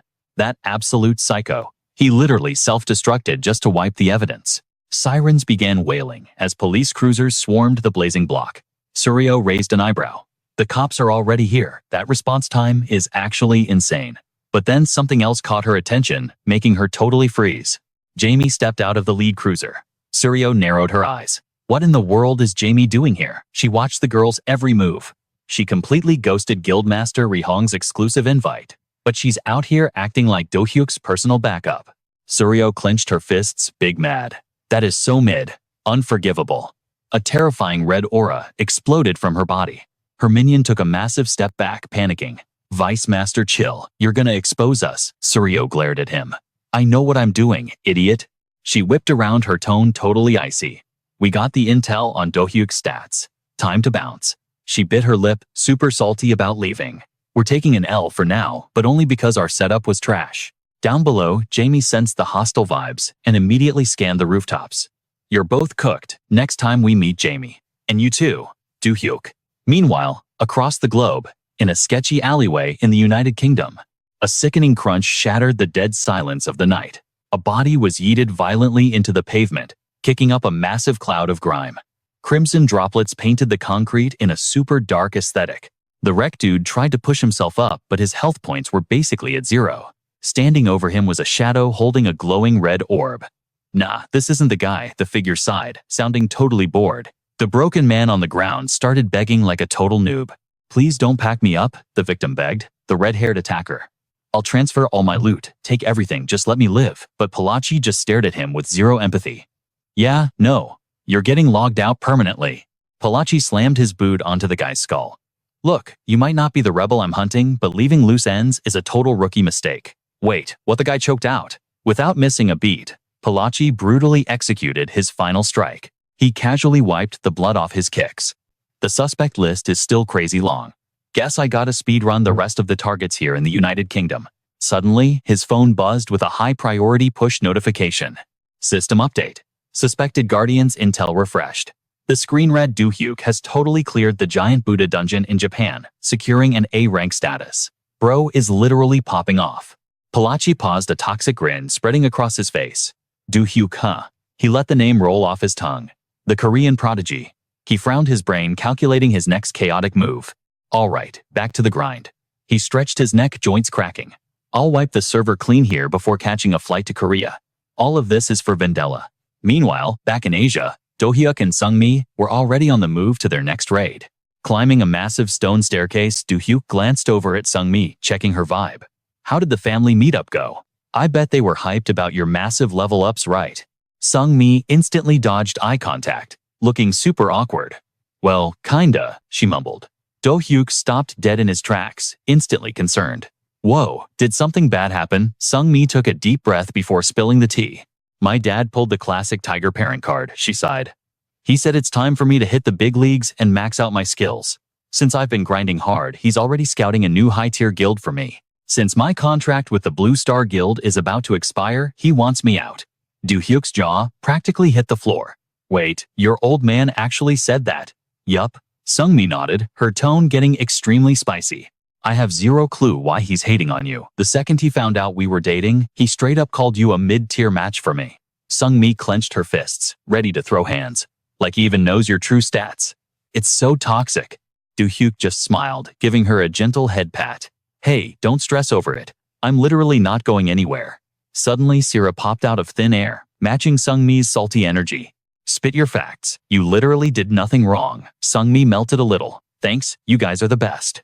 But the wholesome moment was instantly ruined. Thud, thud. Heavy earthquake-level footsteps boomed from the nearby bushes. One of their party members stepped up sweating bullets. Guys, I think it aggroed onto our mana signatures. They stared up in horror at the absolute unit of a boss monster. A gigantese Do-hyuk confidently stepped up to the front line. We already studied its attack patterns. Stick to the strategy and don't choke. But before they could even cast a buff, something completely wild happened. Do-hyuk was left utterly speechless. A blinding flash erupted from the tree line. Razor-sharp slashes cut through the air like butter. Out of nowhere, an absolute chat of a hunter cleaved right into the back of the skyscraper-sized raid boss. Aura Blade, Do-hyuk yelled. He had to throw his arms up just to shield his eyes from the insane flashbang of the attack. The colossal beast shrieked in absolute agony.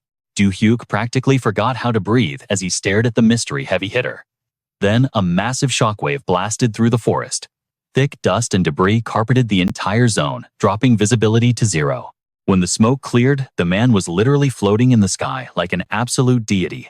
He had just one-shot the boss. I told you not to test me, the mysterious overpowered hunter declared. With a heavy thud, he touched down onto the crumpled corpse of the gigantes. His voice dripped with pure rage. I swear I told you you'd be dead meat if we crossed paths again. Smilock aimed his blade straight at the beast.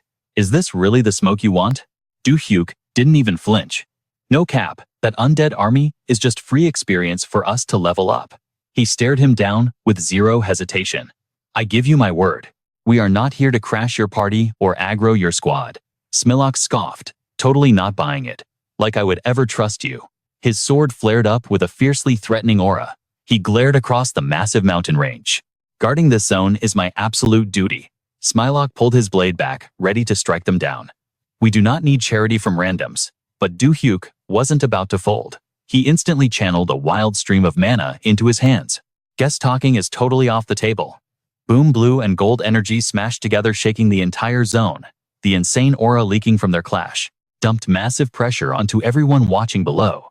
Smilock went all out, putting his whole back into a deadly sword swing. A vicious wave of aura slashed forward to wipe him out. But in a literal blink, Do-hyuk vanished into thin air, totally dodging the strike. Smilock was shook. Wait, he cast that without even chanting? That is insane. Out of nowhere, Do-hyuk spawned right behind him, throwing a wild right hook. Smilock gritted his teeth, barely throwing his sword up to block. The heavy pressure was unreal. Do-hyuk unleashed a savage combo of punches. Smilock was getting pushed back, trying desperately not to get cooked. Sticking to his ground, Smilock countered, slashing fiercely through the barrage of strikes from Do-hyuk. But as the dust settled, his opponent was just gone. Where did this guy bounce to? The battlefield went completely dead silent. Only the chill breeze howled in the background, making Smilock sweat bullets. He whipped his head around, scanning the area. His jaw practically dropped to the floor. Dozens of Do-hyuk clones had just respawned right in front of him. Ain't no way. Meanwhile, way over in the magic realm of Credia, inside the Since's kingdom, deep in the 6 northern miraculous territories, an old man was staring intensely at a glowing magic circle. Hidden away in the northern miraculous sector, he hyped himself up. Okay, it is finally go time. Just then, a shadow slid through the doorway. It was Reinhardt, an elite high-tier mage of the Since's kingdom. He stepped up looking totally stressed. Where exactly are you traveling to, sir? The old guy was none other than Benton, the absolute grandmaster mage of the realm. He glanced back with a smirk. I am going to check out that new kid Duke Smilok was raging about.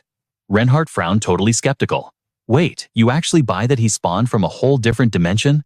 Benton fully turned around, his eyes locking on. Did I ever drop the lore about Burhat, the absolute legend who cleared the 6 central zones? Reinhardt nodded. Yeah, you have told that story. Benton broke it down for him. You gotta admit the guy was built different. He is literally the only overpowered beast to cross the Magnum Sea in the last century. The old man's face grew super serious as the nostalgia hit. There was this one thing he kept spamming in my ear back when we partied up to study. A memory of Burhat's intense glare flashed in his mind. Lock this in your brain, Benton. He emphasized every single syllable like it was a cheat code. The kid's name is Do-hyuk. If he ever spawns in your lobby, you better listen to his every word. Benton was dropping Burhat's exact quotes onto the younger mage. That guy is a walking glitch. He is living proof that our entire spatial magic meta is totally flawed. That is exactly what he told me. Benton furrowed his brows, looking dead serious. So here is the play, Reinhardt. I need you to completely impersonate me while I fast travel down south. Reinhardt was mind blown. Is this side quest really that clutch? Benton just stepped right onto the center of the teleportation circle. No cap. I am dying to know who this guy actually is. Catching his drift, Reinhardt stopped arguing and bowed respectfully. Bet. I will hold down the fort and act like you to the letter. Suddenly, a blinding flash erupted from the runic circle. Reinhardt called out to the fading light. Safe travels, Grandmaster. Cut back to the main stage. The one-on-one battle between Smilok and Do-hyuk was getting crazy. A whole squad of Do-hyuk clones dive-bombed Smilok. But the Duke was not about to get clapped that easy. He funneled all his raw mana into his greatsword. Smilok popped off, throwing out a massive slashing combo that shredded Do-hyuk's clones in seconds. Do-hyuk hovered there, totally impressed by the guy's insane stats. Okay, that was actually fire. He quickly analyzed Smilok's attack patterns. Instead of just blasting his aura, he condensed it onto his blade to buff his attack range. Watching the Duke endlessly farm his shadow clones, Do-hyuk smirked. But his defense is totally lacking. He probably thinks my clones are just low-tier illusions. His shadow copies evaporated the second Smilok's blade made contact. Basic phantoms always pop when they get hit. Smilok roared like a total boss. Your cheap parlor tricks are basically mid against me. Meanwhile, Do-hyuk was still playing 4-dimensional chess in his head. Joke's on you, buddy. These bad boys were spawned using simulacrum. Suddenly, an icy blue flash exploded right next to Smilok, triggering his danger sense. A massive blizzard vortex dropped, freezing the entire battlefield. Ice Storm Smilok hit a desperate dash, narrowly dodging the absolute zero tornado. He was sweating, now trying to cope. I swear those were just fake illusions. Out of nowhere, the real Do-hyuk glitched right behind him. He was locking a massive energy spear dead onto the Duke's back. Smilok panicked, snapping his neck around to face the glowing weapon. Without giving him a single frame to react, Do-hyuk popped his skill. Soul Tremor Spear. Blazing Arrow. Smilok tanked the hit straight up, letting out a roar of pure agony. Do-hyuk didn't stop, instantly tracing a mystic rune in the air. Transcendence, a colossal god-tier fist, spawned in the sky, crashing down towards Smilok. Judgment. The Duke looked up, his heart dropping to his stomach. He desperately threw up a mana shield to parry the giant punch. Smilok's boots dug into the dirt as he barely held on. His brain was totally short-circuiting. How was this kid so cracked? Veins popped on Smilok's forehead as he screamed with pure rebel energy. You are gonna need more than that to take me down. His mana flared, cracking the giant fist like glass. Boom! He completely shattered Do-hyuk's ultimate attack into pieces. As the magic splattered like glowing confetti, Do-hyuk was actually stunned by the guy's insane willpower. Smilok caught his breath, his eyes blazing as a sick golden aura wrapped around his entire body. Aura Blade. He fired off a devastating golden slash that homed in straight for Do-hyuk. Do-hyuk's hands moved at Godspeed, casting a defensive sigil. Transcendence. With a flick of his wrist, he redirected the mana flow. Reversal. The terrifying beam boomeranged right back at Smilok, with double the damage. Staring down that monstrous power, Smilok gritted his teeth, totally cooked. Oh, you gotta be kidding me. A massive explosion clouded the zone in thick smoke. But wait, a glowing hand had stepped in. Grandmaster Benton had casually tanked the whole thing, zero sweat. He dusted off his robes and smirked. Let us call it game over right here, shall we? I heavily doubt you actually wanted to finish off Duke Smilok. Do-hyuk. Was low-key shook by the old man's crazy stats. Bro literally cancelled my reflected aura blade like it was a tutorial level. Who the heck is this raid? Boss Smilock finally broke the silence, coughing. Lord Benton, why did you fast travel all the way out here? The old mage just chilled out, replying smoothly. I saw the server logs. I knew you were gonna aggro this kid, so I came to pull the plug on this fight. Smilock looked at him like he was bugging out. Pull the plug on me, the Duke raised his voice, totally triggered. Did you forget the absolute nightmare we survived when those undead mobs spawned from the dimensional rifts? Are we just supposed to let it slide? I am telling you, these guys are gonna drag that whole zombie raid right to our doorstep. Lord Benton just stroked his beard, taking in the rant. He nodded, admitting that keeping your guard up was totally valid, but there was zero reason to treat them like hostile targets. Do-hyuk finally dropped his combat stance and spoke up. Hey, if you are actually here to drop some lore, I am down to skip the boss fight. That flex got a solid nod of approval from the old mage. Much appreciated, kid. Then, completely out of nowhere, Benton dropped a massive lore bomb. Random question, but does the name Burhat ring a bell? Because your avatar matches the exact description of the young guy who carried his quest line 25 years ago. Do-hyuk didn't even blink, confirming the crazy timeline. Yeah, that is me. I helped him rescue Mary. But honestly, to me, that server event literally just happened a few days ago. Finding out Do-hyuk was the actual most valuable player, the Grandmaster's eyes totally lit up with respect. Because you clutched up back then, Mary and Burhat got their happy ending. And as for me, I am Benton, the guy helping him decode these crazy dimensional rifts. That is Duke Smilock. Suddenly, Lord Benton had a major lightbulb moment. He remembered exactly what Burhat told him back in the day. No cap, the Burhat I met in the past straight up told me Mary was dead. The timeline is completely cooked. Catching Do-hyuk's serious vibe, Lord Benton finally spoke up. Judging by that look on your face, the past and present are not matching your memory files, are they? Do-hyuk was not about to lie. Yeah, I definitely messed with your timeline. My bad for altering the past and present, and totally rewriting this world's ending. Benton did not gatekeep any secrets after that. He spilled all the tea on their research. According to our deep dive into these spatial rifts, we knew some overpowered chosen one was out there. Someone with god-tier power to bend space and time, and seeing you flex in person, we know for a fact you are that guy. Do-hyuk, you are literally the main character sent by the heavens. To keep the squad connected, Benton tossed him a slick magic item. Hit our line with this, if you ever need backup. Right on cue, the system interface popped up with the item stats. Communication stone. This thing is completely mid on Earth or inside dungeons. It only gets signal in the Repaplin Mountains to dial Duke Smilock. With the lore drop finished, Lord Benton laid down the law. Let us keep this whole situation low-key. Getting doxxed in this world would totally ruin your run. Do-hyuk totally vibed with that logic. Got it. You have been a massive carry today, my guy. With a quick peace out, Do-hyuk bounced, leaving the Lord completely shook. I pray to God we never have to fight him. His power level is way too cracked. Meanwhile, Do-hyuk and his crew were not about to just touch grass. They needed those sweet experience points. My squad and I went totally goblin mode, farming the undead for hours on end. Grinding those mobs actually paid off with some solid intel. Pushing further south, the map was swarming with elite gigantes. Since that aggro was way too spicy, Do-hyuk called it.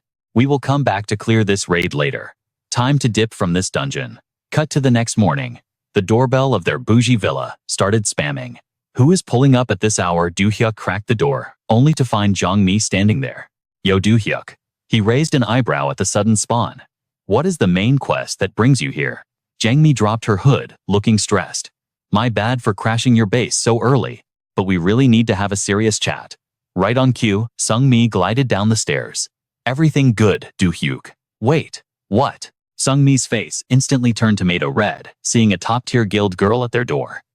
A few awkward minutes later, over some freshly brewed coffee, Jang-mi dropped her serious facade. I literally speedran my way over here. I have got some massive alpha to drop. She glanced at the blushing Sung-mi. But I did not realize you guys were co-op housing. Do-hyuk totally owned it with zero hesitation. Yeah, Sung-mi and I just made it official. Plus, splitting the rent here is just way more optimal for our builds. Enough of the side quest chatter though. Do-hyuk locked in on the real issue. So spill it. Why are you dropping by my server this early? Jang-mi skipped the pleasantries. Did you catch the patch notes?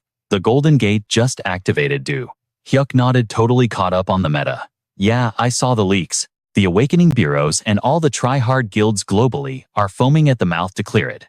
He shrugged like it was nothing. I was honestly going to roll the dice and solo it, but the entry requirements are heavily gatekept, especially since the Kuma Guild has a total monopoly on the Korean gate. Jang Mi's expression went dead serious. Kuma actually pulled off the raid, but the clear rate was totally cursed. 3 out of their 4 squads got completely wiped. Only the 4th party managed to clutch up. They farmed those mystic spatial stones by blasting the boss and looting 10 legendary artifacts. Just talking about it made Jang Mi's aura flare with pure rage. But here is the most toxic part. Director Jane Lee and the Kuma executives do not give a single damn about the players who got cooked. That psycho Jane is out here spinning public relations. She is calling this bloodbath a quote-unquote virtuous news cycle for top-tier awakened globally. Her actual master plan is to bait foreign rankers into the raid and use anyone who disobeys as absolute cannon fodder. Hearing this toxic guild drama, Do-hyuk instantly connected the dots. Let me guess. I am on their hit list as premium bait? Jang Mi nodded grimly. 100%. I am begging you, Do-hyuk. You have to decline Jane's recruitment offer. The heavy request made our boy pause for a second. Suddenly, a massive earthquake rattled the entire villa. Do-hyuk's combat senses flared instantly. What the hell was that? He stared at the floorboards, his eyes glowing. Is that aggro coming from my own basement? Time to investigate this rogue spawn. Just camp here for a second, he told Jang Mi. In a flash, he speed blitzed down the stairs. A cocky smirk crept onto his face as the mana clicked. No shot. Are you kidding me right now?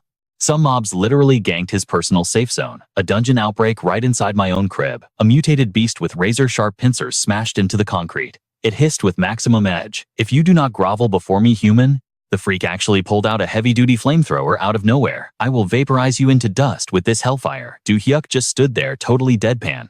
Bro, what? The monster was molding now. I said get on your knees, scrub. Without missing a beat, it unleashed a massive wave of blazing fire right at his face. The flames instantly torched the entire basement corner. But Do-hyuk did not even flinch. With a casual swipe of his hand, he literally blew away the inferno like it was a birthday candle. The monster's jaw practically hit the floor. How is this possible? Brushing off the soot, Do-hyuk sighed. Okay, I am pretty sure we have got a massive miscommunication here. Snapping out of its shock, the creature's rage hit the absolute limit. It let out a deafening roar. The yapping of a trash-tier human means absolutely nothing to us. But Do-hyuk completely ignored the villain monologue. His brain was busy analyzing the battle data. Its base stats are painfully mid, but that skill tree is definitely something new. While Do-hyuk was caught lacking in his thoughts, the mob chucked a literal bomb straight at his dome. Zero panic in his system, he popped a spatial portal skill on the fly. The bomb got completely Uno reversed, right back at the sender boom. A massive detonation ripped through the enemy's coordinates, sending concrete and heavy smoke flying everywhere. Through the dense dust cloud, a tiny voice squeaked out. Captain, this guy is way too overpowered. Shut up and do not tilt. Our dimensional hopping grind made us unstoppable. Hearing those high-pitched voices, Do-hyuk was absolutely flabbergasted. As the smoke cleared, the boss identities dropped. A literal tabby cat named Deli Rank A+, and right beside him a mouse named Lottie Rank A. The cat was barking orders like a war veteran. We are not wiping in this dungeon. Blinking in pure confusion, Do-hyuk finally interrogated the furry duo. Bro, why did you jump me? I literally just spawned in. Deli hissed his fur, standing on end. Stop acting like a non-playable character. We tracked the server address all the way here to find the hacker who coded those dimensional rifts. Pure trauma leaked from the cat's voice as flashbacks of their nightmare run played out. We have been completely soft-locked in the spatial void for 3 whole years. Because of your glitch. The cat and mouse had been kiting literal nightmare bosses non-stop. The sheer post-traumatic stress made Deli scream at the top of his lungs. Do you have any idea how many times we survived on 1 health point? Hearing their tragic lore, Do-hyuk tried to defuse the aggro. Look, you have definitely got the wrong guy. I am not trying to player versus player with a couple of house pets, but Deli was way past the point of dialogue checks. We will never tap out to a villain like you. He reloaded his heavy artillery and declared war. We are taking this to the death. But suddenly, a blinding god-tier aura erupted from Do-hyuk, stunning the cat into total paralysis. Realizing that speech checks were failing, our boy decided to just flex his max-level presence. The sheer pressure glitch locked the 2 critters in place. Flashing a terrifyingly bright smile, Do-hyuk suggested, how about we put the weapons away before I permanently delete your save files? Utterly crushed by his boss-level flex, the furry squad instantly waved the white flag. Deli gulped heavily, his tough guy act crumbling. You know what? A peaceful cutscene actually sounds pretty fire right now. A minute later, the trembling mouse stepped up as the spokesperson. That is Captain Deli. And I am Latte. Deli jumped back in to drop their origin story. We were literally just standard level 1 street pets, that is, until we got sucked into those cursed dimensional rifts. We ended up getting forcefully modded by some crazy mage we bumped into. Listening to their tragic backstory, Do-hyuk tilted his head. So what is your endgame here? Because my basement definitely was not your final quest location. Right, Deli suddenly let out a heavy sigh. Hold up. Seeing the vibe shift, Latte freaked out and yelled, Captain Spatial Energy. But Deli instantly shut down the panic to chill his bro out. Bro, chill out, Latte. Just hand me a spatial stone. Hearing that, Latte scrambled to clutch up. Hold on a sec. I'm pretty sure we still got a few of those stashed away. Dominic watched these two clowns and just pulled up his system interface. He called out to Deli, casually tossing him a massive energy core. Here, use this one instead. The second Deli spotted the stone he totally hyped up. That is the stuff. Rubbing it with his claws, he was fully shook. This blue glow is absolute fire. I have hopped through crazy dimensions, but I have never seen a spatial stone this OP. Seeing the little guy glitch out in awe, Dominic could not resist trolling him. What do you think, is that enough juice for you? Even though Deli was hyped about the loot, he still kept his guard up around Dom. No cap, you are not handing this over for free. What is the catch? Dominic thought for a second before shrugging. I do not really need anything. But then he smoothly brought up the crazy weapon they just flexed. The one they tried to cook him with earlier. I am just low-key curious about that gear and those insane skills you dropped. Deli was totally down to spill the lore, but he wanted a solid deal first. Bet. I will show you a whole stash of epic artifacts, but only if you swear to protect me and Latte while we are stuck in this zone. Plus, he flexed their value. We are arms dealers and engineers, bro. We are definitely an OP buff for your squad. Dominic did not even hesitate to lock it in. All right, bet. I promise to keep you guys safe and carry you while you are hanging around my turf. Reaching out to fist bump Deli, he laid down his only rule. I just need you guys to actually pull your weight in return. Deli slapped his paw against Dominic's hand. Cool, we have got a deal then. Right then, Summer brought Jamie down to the basement. Walking in, she shouted, Is everything good, Dominic? Hearing her voice, he totally softened up. Nothing to stress about, it is all chill. Out of nowhere, Latte sniffed the air. Whoa, these two actually smell amazing. Deli got instantly hyped, pointing his tiny claws at the girls. Who are they? Are they part of your guild? By now, Summer had reached the bottom stairs. The second she saw Deli, she threw her hands out to grab him. Dom, what on earth is going on here? She snatched the little guy into a hug and asked, Who are these cute little mobs? Dominic just gave her a soft smile. Their names are Deli and Latte. I will drop the lore on how they spawned here later, just keep them busy for a sec. After saying that, he slowly stood up. His vibe instantly shifted to serious mode. I need to have a quick chat with Jamie. I will be right back. Dropping the memo, he walked off with Jamie. His sudden cold boy energy definitely left Summer feeling a little salty. After they walked far enough, Jamie finally broke the silence. This is far enough. Honestly, there is never a mid-moment when hanging out with you. She shot a side-eye back toward the basement and kept it 100. I have a ton of questions about those too. But right now, she really needed to lock in on the heavy stuff she had brought up earlier. But first, I need your final answer on the mission we just talked about. Hearing her push the topic, Dominic hesitated for a split second. Then, with absolute main character energy, he declared he was going to solo the gold tier gate.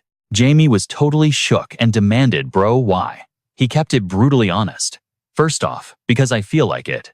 Plus, he knew it was the only way for his squad to break their limits and get insanely buffed. And the second reason, to bait Zane and totally expose his dark, messy secrets. Hearing his crazy strategy, Jamie immediately panicked. Are you absolutely sure you will not get cooked? She did not hold back on the warning signs. Zane is going to press you so hard if you pull this stunt. But Dominic did not even flinch. I can tank it, no problem. Realizing she could not talk him out of this main character behavior, she just sighed. All right, if you say so. She also felt super bad about the whole mess. I am super sorry, I cannot back you up more directly right now.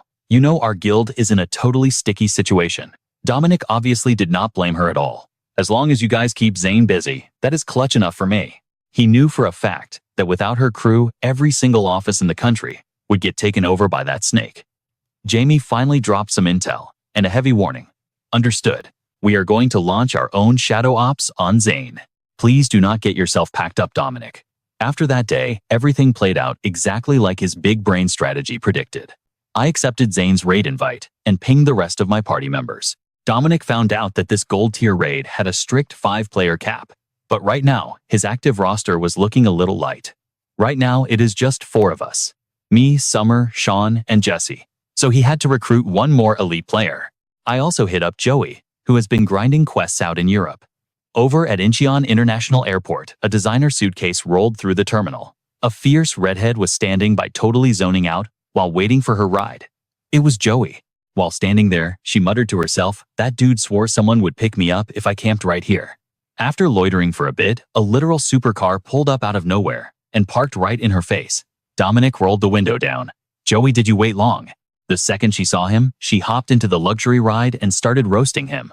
"Yo, Dominic, why did you not just use your teleport hack to get here?" He just shrugged and kept it real. "I figured touching some grass and getting fresh air for once would be good."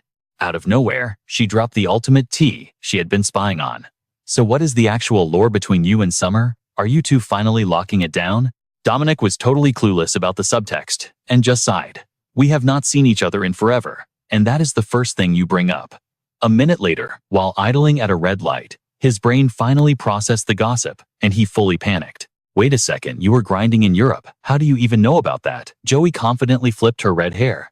"Duh, Summer has been sliding into my chats asking for your entire lore since last year. Plus, she leaked one more massive secret. I gave her so much relationship coaching, it is insane." Then she smirked like a total boss. "If you two actually end up together, you owe me big time." Suddenly, her eyes gleamed with a demand. "Do you not think I deserve an epic free meal for being your ultimate wingwoman?" Knowing he was totally cornered, Dominic folded immediately. "All right, what do you want to eat?" Joey practically started drooling at the thought of free food. "I am craving some hardcore Korean street food since I just respawned back home. Maybe some spicy pork soup or epic kimchi stew. Hitting up a 5-star joint right now would be absolute fire." But sadly for her, Dominic's next sentence totally ratioed her foodie dreams. "Yeah, that is a no-go for today. The whole squad is literally waiting in the raid room right now." The moment that registered, she shrieked at the top of her lungs. "Are you kidding me? During the miserable drive to the guild base?" She was fuming and kept raging. "I literally just touched down in Korea, and you are throwing me into a guild meeting. That is actual toxic behavior, bro." Meanwhile, over at the Magic Tower in the Etonia Empire, a super shady council was gathering. Vandal broke the silence. A massive gold-tier spatial gate just spawned right over the ruins of the old Desmond Royal Palace. I already dispatched a vanguard unit to scout the zone. He then dropped even more critical lore for the evil squad. This specific portal connects to a totally different dimension, one swarming with high-intellect life forms. Voss heard the drop and instantly pressed him. "If that is true, does this mean we finally get access to the dimensional hive mind we have been grinding to unlock?" Vandal totally backed up that theory. "Spot on. But we are not going to farm that kind of top-tier data by sending zero-stat brainless mobs into enemy territory." The villain clearly had wild faith in his elite squad. "Since you all absorbed my dark teachings, you are the only ones cracked enough to pull this raid off." Suddenly, one of his absolute tryhards stood straight up and roared. In that case, Lord Vandal, he dropped to one knee like a massive simp and declared, "Toppers, your most loyal blade, will take the vanguard." Seeing this dude try to steal the spotlight, Vandal looked dead serious and questioned him. "Voss, do you really have to be the one to go?" He then lowered his voice to clarify. "I have plenty of high-tier backups I can deploy. You do not have to do this yourself." Hearing that, Voss respectfully stepped up to drop facts. "We have zero clue what kind of broken mobs we are walking into." He aggressively boosted his own ego. "I need to lead this raid, because I am literally the most OP player in this room." The reason for his massive confidence, Voss was the absolute #1 swordsman of the Etonia Empire's Magic Tower. Seeing his raw main villain energy, Vandal backed off and just asked, "Who are you adding to your party?" Voss instantly locked in his roster. "4 of my shadow units are more than enough. Their skill trees are maxed out in stealth, shapeshifting, and straight-up chaotic crowd control." Plus, he boldly declared with a smirk, "The 5 of us are a totally flawless build." Hearing that master plan, Vandal looked super smug, resting a hand on Voss's shoulder to drop the final quest. "Perfect. Go obliterate the enemy faction and farm every single drop of their intelligence." Plus, the big boss made it crystal clear. We could totally jump them, but we had to bring them back breathing. The guy didn't even blink before bowing. "Consider it done, boss," he smirked. Meanwhile, over at the Korean Gold Gate, the portal's energy was tweaking out hard. Jane looked straight at Jace. Clear this raid, and everyone bags 10 billion won. No cap. She even passed on the director's good vibes for the squad. "I'm low-key praying your party dominates this dungeon and makes it back in one piece." Jace gave the guy a firm, respectful handshake. "Appreciate the hype, sir," he replied smoothly. The director just waved it off. "Don't sweat it. As the director, hooking you guys up is the absolute bare minimum." Without missing a beat, the squad stacked up at the portal. "All right, we're dropping in," Jace called out. The moment they crossed the threshold, a tiny fairy materialized right on his shoulder. But somewhere else, another gold gate ripped open, spitting out a whole different crew. Suddenly, the system interface popped off. "Ding, first system prompt just dropped. Player movement restricted. You're locked in until 5 other challengers enter the zone." Then a second holographic text flashed. "Ding, stay inside the safe zone and gear up." And then the final warning hit. "Ding, leaving the barrier early will result in massive HP loss." Justin skimmed the floating blue screens and chuckled. "Yo, this is wild. The system is literally hand-holding us right now. It's giving straight-up tutorial vibes." Chloe nodded, totally vibing with the take. "Honestly, if I had to call it, we're basically stuck in a VR game right now." Jace listened to them, his mind racing. "A game, huh? Whoever coded this awakening system definitely ripped off RPG mechanics, which is why it feels so familiar." Right on cue, the system chirped again. 5 additional players confirmed. Safe zone barrier deactivated. The glowing shield around them instantly pixelated and faded out. "Keep your guard up. Things are about to get real," Jace barked. The whole squad instantly snapped into combat stances. Weapons drawn and ready to throw down. Out of the shadows, a mob of cloaked figures spawned in. Jace's eyes locked onto them, his voice dead serious. "Showtime." The enemy raid leader didn't waste a second either. "Wipe them out." Suddenly, grotesque man-eating plants burst from the ground. Their bodies were covered in razor-sharp thorns, screeching like absolute demons to psych out the squad. But despite the nightmare fuel audio, Chloe wasn't fazed at all. She was basically fearless, blitzing straight at the mob, with her weapon locked on target. Her mana erupted in a massive flex.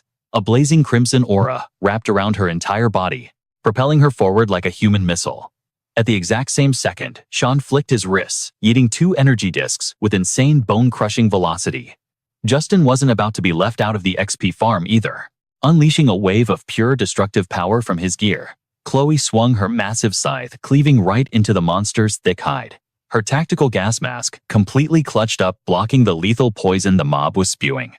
But right then, cursed-looking blossoms ripped open along the plant's vines, glowing with a toxic neon light.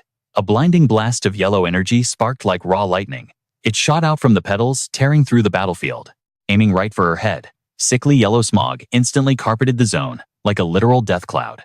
But even with zero visibility, Chloe didn't hesitate for a microsecond. She just kept pushing the offensive. She dashed through the blast zone, flanking the boss for maximum critical damage. A vicious streak of red light pierced the sky like a laser beam.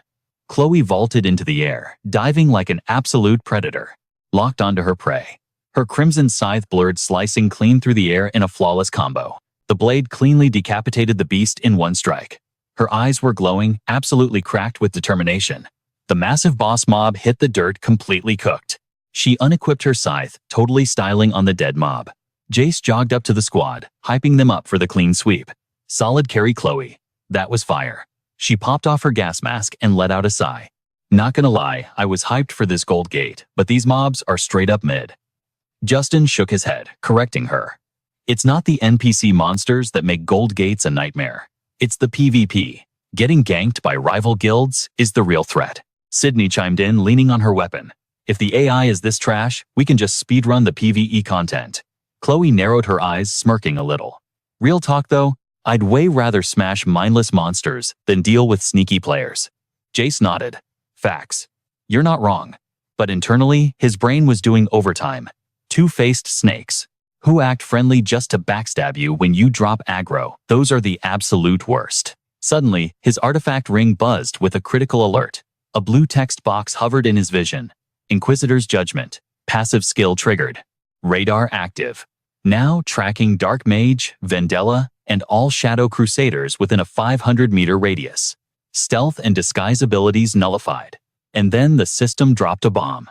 Target locked. Shadow Crusader member identified as Burst. Jace tensed up. Was this seriously a coincidence, or were they being tracked? Seeing his vibe totally shift, Chloe frowned. Yo, what's wrong? Jace barked out an order that left the whole party shook. Squad, huddle up. Right now, Jace kept his voice low, but intense. We need to restrat fast. Chloe looked at him like he was bugging out. Hold up. You want me to play the party leader? Bro, what are you smoking? Sean couldn't hold back either.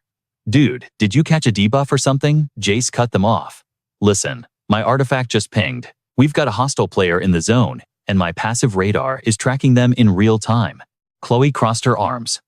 Okay, and why do I have to take the aggro as guildmaster? Jace looked dead serious. Because I'm gonna smurf. I'll play the weak baggage carrier. He quickly broke down his galaxy brain strat. Treat me like absolute trash, so this guy underestimates us and drops his guard. Jace pulled up his hood, totally getting into character. And I'm picking you for the leader role, Chloe. Because let's be real, you have main character energy. When they see you, Leroy Jenkins, into a fight, they won't even suspect me. Sydney and Chloe just stared at him absolutely speechless. Chloe squinted, giving him major side-eye. Why does it sound like you're low-key calling me a brainless meathead? Jace adjusted his jacket, completely dodging the accusation. I'd never disrespect the DPS like that. He gave them one last warning before stepping back. Just don't break character. Sell it. The whole squad collectively rolled their eyes, practically muting him. But right at that moment, a blood-curdling screech echoed through the massive, glitchy dungeon space. A heavy, earth-shattering rumble vibrated directly under Chloe's boots. The ground exploded as a raid boss-level monstrosity breached the surface. Its jaw unhinged, like a bottomless void, tearing apart the terrain as it spawned. Chloe screamed out the shot call. Scatter, move, move, move. Boulders and shrapnel flew everywhere as the Titan completely shattered the bedrock. The shockwave from the mob spawn was so OP, it knocked Jace completely off balance, sending him face-planting right into the dirt. Chloe tracked the aggro and yelled, "It's locked onto the baggage carrier." Sean panicked, seeing the boss rushing the weakest link. Bruh, he's totally cooked. Ignoring the massive beast charging at him, Jace casually started spamming his hidden skills. Casting a high-tier binding spell under the radar, he faked a massive terrified scream just to sell his role. Pretending he was totally cornered, Jace cast the most basic spell possible. Fireball. A blinding flare of golden mana erupted, packing way more explosive damage than a noob should have rocketing toward the enemy. The blast consumed the beast entirely, triggering an insane critical hit that shook the dungeon's physics. Jace instantly flopped backward onto the ground, playing the exhausted newbie perfectly. His eyes scanned the smoke, his mind running simulations. Let's see what kind of galaxy brain plays this guy makes. Is he gonna try and outsmart us, or just go for a full PvP wipe? Out of nowhere, a shadow materialized directly in his blind spot. The dude extended a hand to help him up like some kind of white knight. It was Burst. Faking absolute concern, the guy asked on Jace. "You surviving down there?" Jace grabbed his hand without missing a beat, hoisting himself up like a grateful scrub. "Yeah, totally. Thanks for the clutch save, man." Chloe strutted over playing her arrogant captain role flawlessly. "My bad about that. Looks like our lowest level noob is dragging aggro again." Burst just smiled, acting totally chill. "Hey, no sweat," Sydney scoffed, getting in on the act. "Why would you even run that way? You literally pulled the boss right to us," Jace stuttered, looking at the ground. I panicked, sorry." Sydney turned her back on him, commanding decisively, "Stop griefing the party and get in the backline." Chloe sighed, acting like the merciful leader. "Chill out, guys. He's just gonna rage quit if you keep flaming him." Burst flashed a perfectly calculated smile at the group. "Honestly, it's pretty lucky we ran into each other before the final boss room." Chloe's eyes went completely blank, hiding her true power level. Burst put on his friendliest NPC face and started his intro. "I go by Burst, and I'm a mage class, and this is my raid party." Chloe tilted her head, giving him an arrogant but polite nod. "Cool to meet you. I'm Chloe Shin, and I'm the one calling the shots for this squad." Burst bowed his head like a total snake. "I look forward to our little alliance." "Nice to meet you too," Joha replied. Meanwhile, Bert's lackey piped up. "What's the play now, boss?" Bert smirked. "You remember Lord Vendella's orders, right? These uninvited guests are straight up dangerous." His eyes flashed a deadly, blood-red hue. "That's exactly why I changed my look. We need them totally off guard. No cap. Act like you're helping them out. But keep your true power on low power mode." "Understood, boss," the lackey nodded. Bert dropped his voice to a whisper. "That guy is definitely hiding his real stats." His true level is way higher. I'm gonna keep close tabs on him. But Do-hyuk's gaze pierced right through Bert's sketchy vibe. The main character already knew what was up. You thought you could sneak up on me, bet? Memories of their toxic schemes flashed in his mind. They totally trashed Arcanes and ruined the Desmond Empire. I'm not getting caught lacking this time. Do-hyuk's eyes turned ice cold. Let's see who outlasts who in this game. Meanwhile, Bert kept flashing that fake smile. But it was nothing more than a cheap mask. Suddenly crashing through the dense forest canopy, a massive mutated worm monster charged forward. With glowing red eyes and a giant horn, this beast was totally tweaking out. It locked onto Do-hyuk with insane speed. He scrambled away playing the panicked newbie, but out of nowhere, a giant mutated vine grabbed him. He was dangling upside down like an absolute noob. Do-hyuk finally broke free and collapsed. Watching from behind, Bert clenched his fists. Bruh, I can't believe he's actually this mid. He scoffed mentally. Sneaking a hand behind his back, Bert summoned a sketchy black weapon from his inventory. Time to wrap up this side quest. They are totally cooked. But before he could launch his sneak attack, two mysterious figures dripping in all-white robes pulled up. They instantly grabbed his attention. Do-hyuk, still playing the baggage boy, froze near a cliff. His expression completely dropped. His eyes went wide with pure shock. What he saw next was straight nightmare fuel. A massive three-headed boss monster blocked the path. Blood-red eyes glared from every head. Rows of razor-sharp fangs dripped with malice. Its entire body pulsed with a blinding toxic aura. Yo, I found the alpha boss, Do-hyuk yelled out. Jo-ha glanced back completely unfazed by the giant beast. She wasn't sweating it at all. Keep us safe, will you? She asked casually. But in a split second, her chill vibe vanished. Her eyes turned totally lethal. We are taking the first strike. Without warning, Bert unleashed a massive AoE attack. The raw power was absolutely insane. Blinding light swallowed the entire zone. Jo-ha was blasted back, totally out of commission. Jang-mi and X-san screamed her name in pure panic. Bert leveled his weapon at them. His face twisted with heavy killing intent. His eyes glowed blood red. Just drop dead. Jang-mi and X-san were completely shook. The betrayal was wild. Bert's two goons lunged from the shadows to gank them, but suddenly, time seemed to completely glitch out. Everyone froze in their tracks. Their bodies locked up like lag in a busted server. A cold voice echoed through the forest. System command bind. One of the white-robed guys started glitching out. Bro, what is this? The other one panicked. My avatar is completely stuck. Bert's eyes went wide. He was totally shook. What kind of broken hack is this, he thought. A deadly blade materialized right against his throat. Catching him completely off guard, Bert furiously gritted his teeth. The mysterious figure kept the blade pressed tight. I knew you'd step in to clutch the save. Jo-ha brushed the dust off her damaged mask, looking bruised but alive. But honestly, having a sword shoved in my face is totally uncool. Don't ever pull a stunt like that again. Bert was straight up flabbergasted. Jo-ha had tanked his ultimate attack with barely a scratch. How is her defense stat that high? He raged internally. She should be completely cooked. Suddenly, a massive spear of pure energy zoomed past Jo-ha. It was locked dead onto Bert. Sweating bullets, Bert barely dodged the OP strike. The shockwave threw him off balance. Meanwhile, Do-hyuk crouched low, totally dropping his act. He threw off his heavy newbie backpack. Gotta admit, breaking my bind and dodging that, pretty clutch. Bert was absolutely fuming. Toxic purple aura began swirling around him like crazy. The dark energy spiked to max level. Do you have any idea who you're messing with? Bert roared. Do-hyuk just stood there, zero chill, lost. He wasn't scared. He just flashed a savage smirk. Oh, I know exactly what your gamertag is. Do-hyuk tossed his jacket aside. The friendly newbie persona was completely gone. Pure, unadulterated hype radiated from him. You are the Dark Crusader, Bert. An insanely OP aura exploded from the main character. System skill activated transcendental backup, he shouted. Bert completely lost his mind. The villain triggered his second phase. His body mutated into something straight out of a horror game. Bert's mana level rivaled Do-hyuk's massive output. So, the low-level porter was Vendela's uninvited guest all along. Bert's new form was heavily buffed and terrifying. He was completely decked out for a boss fight. His eyes glowed blood red, and a demonic third eye ripped open on his forehead.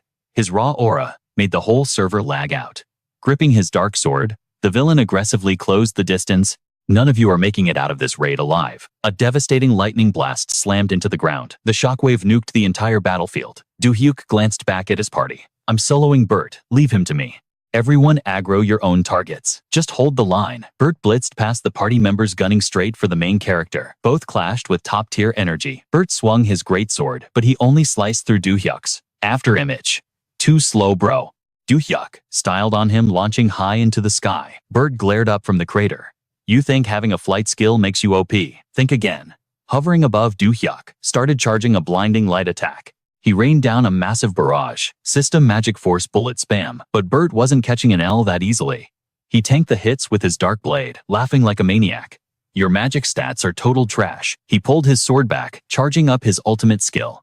That mid-tier spam won't scratch my demonic sword. He raised the cursed blade high. The dark mana was practically screaming to be unleashed. With an earth-shattering roar, Bert launched an insane energy wave straight up at Do-hyuk. The attack took the form of a massive demonic eye. It locked on to the main character at insane speed. Do-hyuk was slightly shook, but kept his cool. If that lightning hits, my HP hits 0 instantly. Even a graze means getting completely cooked. Instead of dodging, he went full mad lad. Do-hyuk dive-bombed straight into the demonic eye at light speed. System override max acceleration. Transcendental Aegis activated. The blue system window flashed before him.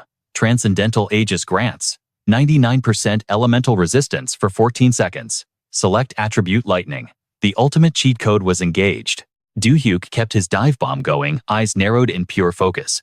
As long as there's no dark aura mixed in, I'm basically invincible. He reached out his hand straight up, grabbing the raw energy. Time to steal this OP lightning for myself. Down below, Bert's jaw hit the floor. Bro, what the actual hell? He watched in horror as Do-hyuk literally ate his ultimate attack. The villain was totally stun-locked. The two god-tier energies clashed. The epic explosion shattered the earth. Then all that chaotic power compressed into Do-hyuk's palm. Floating like a boss, Do-hyuk mocked him. You said my magic stats were trash, right? He unleashed a blinding golden supernova. Say that to my face now, you scrub. Zero hesitation. He nuked the villain with an absolute god-tier strike. The golden energy turned into a massive spear, ripping through the very fabric of space. Lightning Spear Bert didn't even try to dodge. He stood his ground and fired back his own dark ultimate. The two OP attacks collided, triggering an apocalyptic explosion. The entire server was literally watching in awe. The rest of the party was completely frozen, witnessing this god-level clash.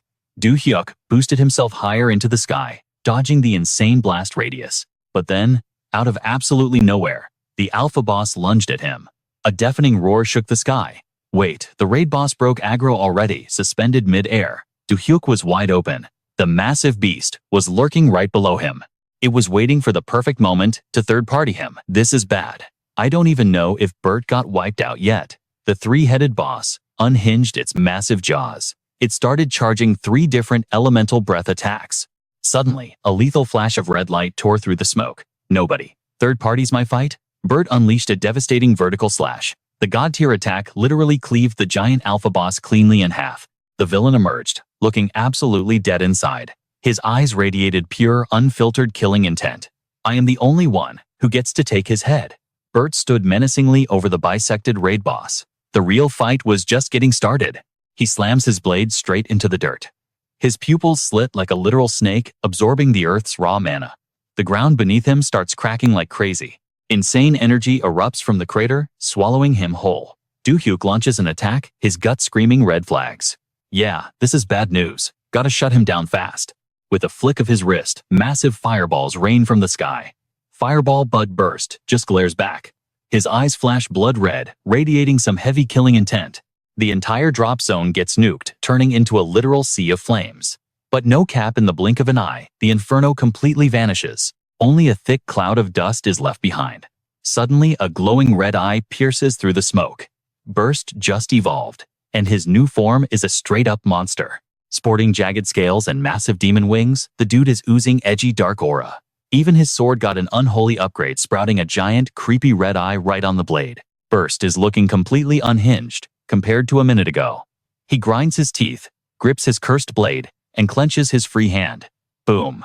He blitzes forward like a lightning bolt. In a split second, the boss is already in Do-hyuk's face mid-air. Do-hyuk relies on pure instinct to dodge backward.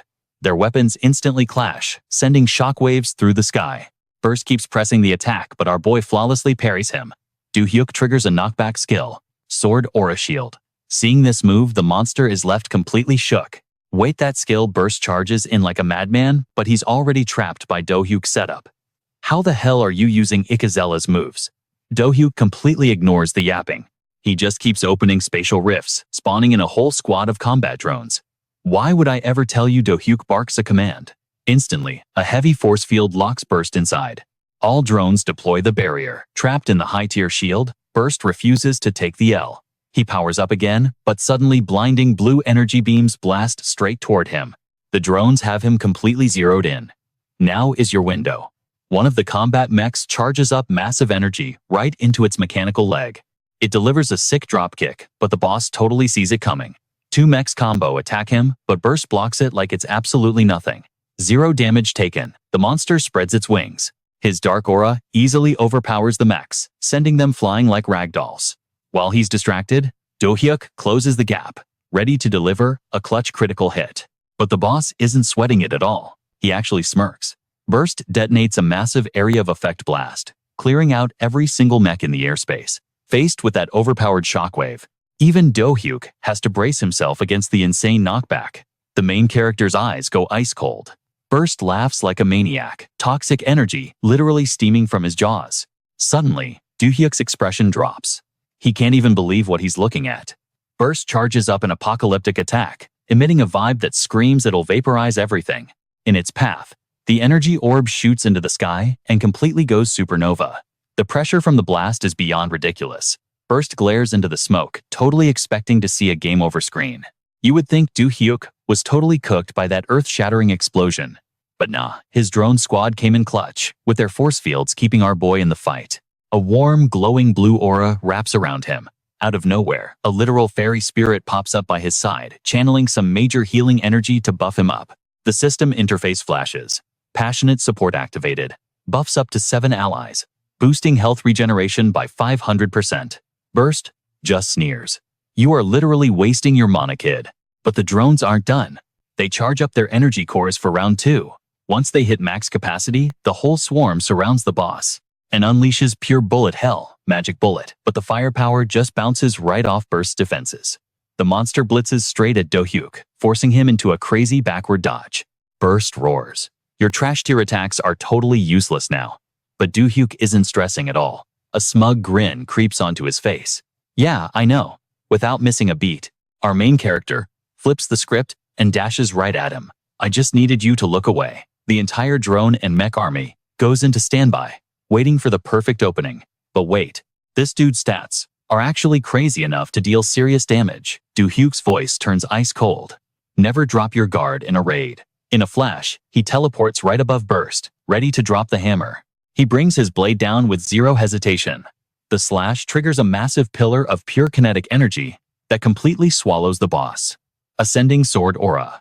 Burst's entire arm gets cleanly sliced off. He screams in absolute agony. Realizing he's cooked, the boss switches to his poison phase. His aura morphs from blood red to a toxic, sickly green. He spreads his wings wide. Lethal gas erupts from his body, blanketing the whole battlefield. Thinking the poison secured the kill on Do-hyuk, the boss turns his back to flee. But he barely takes 2 steps before something insane happens. A mega-sized fireball bursts through the toxic cloud. Do-hyuk smirks floating there with his fairy spirit Sarah, who looks proud as heck. Poison is mid. It doesn't work on me. The system starts spamming alerts. Pure soul. The host is completely immune to all debuff effects while the skill is active. Meanwhile, that giant fireball is just getting bigger, feeding off the energy. Transcendence. Do-hyuk coldly drops his ultimate fire strike. The blazing inferno punches straight through Burst's chest. The monster is swallowed by flames, his jaw dropping in pure, unfiltered agony. The fiery blast crashes into the earth, triggering a massive earthquake and securing the final kill on Burst. Do-hyuk just stands there like a total Chad, staring into the smoking crater where the boss got deleted. With the raid boss dusted, our main character flexes his magic. I decided to leave exactly 1 mob alive. In a split second, one of Burst's goons has his vision completely wiped out, and his mouth literally warps shut. I blinded him and sent him back to Vendela as a little warning. After the epic flex, Do-hyuk and his squad roll up to a glowing dimensional portal. It is time to head back after bagging some god-tier loot from the Golden Dungeon. Meanwhile, the scene cuts to a completely different server, a depressing wasteland where dark clouds choke out the sky. 0 sunlight makes it through. Piercing through this gloomy vibe is a colossal skyscraping tower that literally vanishes into the clouds. Welcome to the Magic Tower straight out of the Atonia Kingdom. Deep inside the penthouse level sits the final boss, Lord Vendela. So you actually made it back without a single scratch, even after Burst got totally wrecked down below. The surviving grunt is violently groveling on the floor, shaking in his boots. They spared my life. My Lord Vendela just stares back with zero emotion, his eyes completely dead inside. The villain finally speaks. And you honestly thought it was a good idea to show your face here? Without another word, Vendela activates a skill. A massive, terrifying skeletal hand materializes and literally rips the grunt's soul right out of his body. The dude's empty shell of a body just flops dead on the floor. But his glowing blue soul is forced to stay kneeling right in front of the Dark Lord. Vendela just crosses his arms, chilling on his throne like a total menace. Much better. Now we can actually have a chat. He barks an order. Give me the exact play-by-play of what went down. The shivering soul spills all the tea. The boss said that a player named Do-hyuk was going to pay for wiping out our monsters. Vendela echoes the name Do-hyuk. Suddenly, the villain totally loses his cool and roars. Drop his full stat sheet right now. Tell me exactly what magic and skills that brat used. Flashing back to that insane boss raid, the ghost stutters out. I couldn't even track his movements. I didn't see a single skill. First told us to hold the line against their squad. Meanwhile, First and Do-hyuk took the battle to the sky, no cap. But Vendela wasn't vibing with that answer. He straight up shattered his minion's remaining soul. The dude screamed in agony as his spirit crumbled into pixels. Vendela snapped. Absolute mid-trash. He stood up from his throne, watching the soul dust fade away. He gritted his teeth. Him again. Flashbacks of his elite squad hit him hard. I lost Isaac, then Morse, and now Purse is completely cooked. This ain't just bad RNG. Do-hyuk's shadow loomed in his mind. Vendela instantly knew what was up. Some snake must be low-key carrying Do-hyuk behind the scenes, letting him ruin the master's ultimate strat. Vendela totally lost his chill. His dark aura exploded. He roared. Damn it all. Insane magical pressure suffocated the entire tower. Vendela broadcasted his voice. Listen up, Magic Tower wizards. From this second on, Do-hyuk is public enemy number 1. Track his exact coordinates right now. He barked his orders. Stop slacking and farm that mana from the altars. Meanwhile, at a totally different spawn point, right after totally clearing a Gold Gate dungeon, a gorgeous girl spun around with a massive smile.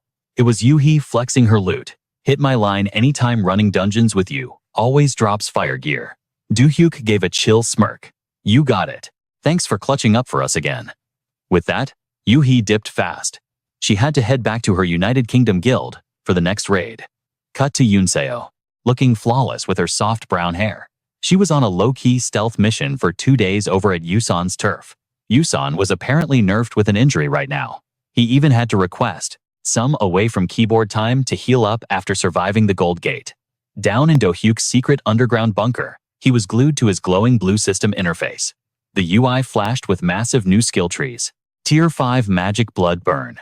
It literally sets the target's HP on fire. Tier 8 Magic Wither. It instantly nukes all moisture in the zone. A totally broken area of effect skill. Legendary tier Fokai Magic Sword. Physical attack, plus 250. Vitality, plus 125. Physical defense, plus 100. Magic defense, plus 100. Passive skill, Dark Energy Drain. Mash dark energy and mana to forge a crazy blood magic blade. Requires 0 out of 1000 dark energy stacks. Costs 100 mana to pop the Fury Sword art. He smirked, holding up 2 crazy new rings. I finally upgraded my ring slots, no cap. The system pinged, dropping the stats for a glowing purple band. It had a massive mana stone socketed right on top. Special tier Black Ring Magic, plus 300, 200, and 100 across the board. Instant 20% mana regen every time you spam a skill or spell. Plus it refunds mana from your last cast. Next up was a pristine white ring. It had an icy snowflake engraved on the bezel. Special tier Frost Ring crit rate, plus 300 intelligence, plus 100. You get a 10% experience buff for all skills and magic on hit. There is a 1% chance to hard stun enemies for 5 seconds. But against boss mobs, that drop rate is nerfed to 0.1%. Basically useless. Do-hyuk checked his new drip, totally hyped. Alright, bet. That is all the OP loot I stripped from Purse. He glanced over at Deli. Yo Deli, what are you cooking over there? The little guy turned around, raising a hand.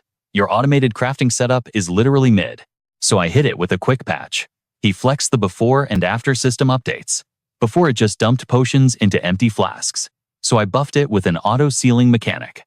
Do-hyuk dropped to one knee and ruffled Deli's hair. That is fire. You are actually a genius, bro. Deli crossed his arms, looking smug as hell. Light work, no cap. Then the little dude softened up.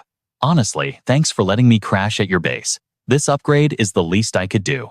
Do-hyuk remembered the crazy mecha Deli built before. His respect for the guy leveled up. His crafting stats are actually insane. That mech he engineered was straight up god tier. Do-hyuk immediately asked for a favor. Hey, think you can patch this up for me? Deli did not even blink. What is it? Show me the goods? A split second later, a massive battlebot spawned in front of them. It stood at attention, ready to unleash hell. Deli gasped. Holy smokes! Do-hyuk gave him the quest. I want you to max out its specs. Hearing that, Deli literally started vibrating. For real, he wasn't scared at all. He was just fangirling over the tech. His eyes turned into literal stars. He clasped his hands together, completely mind-blown. This build is absolute perfection. He parkoured all over the mech, scanning every single rivet and wire. Did some gigabrain from an advanced alien civilization craft this? Just look at the sick cable management on the outside. He completely lost his mind. This is a straight-up mechanical masterpiece. Hanging from the chassis, Deli looked down at Do-hyuk. Yo, there's an empty cockpit inside. Are you gonna pilot this beast? Do-hyuk waved him off. Nah, my spatial aura makes it physically impossible for me to squeeze in there. Deli wouldn't drop it. Wait, so is Big Sis Sumi gonna be the pilot? Do-hyuk nodded without hesitating. Spot on. That's exactly why it needs your upgrades. Do-hyuk hit him with the real talk. Honestly, you are the only mechanic cracked enough to pull this off. Deli did a superhero landing right on the floor. With his head bowed like a true knight, leave it to the master. He rubbed his hands together with a sly, calculating grin. I'll optimize the UI so Sis Sumi can shred enemies effortlessly. But you gotta pay up with a mountain of legendary spatial stones. Out of nowhere, Sumi strutted into the room. She put her hands on her hips, raising an eyebrow at Do-hyuk. You looking for me, boss? Before Do-hyuk could answer, Deli totally glomped her Sis Sumi. She caught him midair, totally surprised. Deli, he snuggled into her arms like a koala while she laughed. What has got you so hyped? Deli refused to let go. He flexed his new quest with a massive grin. I am building you the most OP mecha ever. Scene change. We cut to a massive towering skyscraper. The night sky was pitch black, flexing glowing clouds and twinkling stars. Inside the VIP penthouse, a man stood facing the window. He gave a low, polite bow to the giant monitors. Thanks for logging on to this midnight briefing.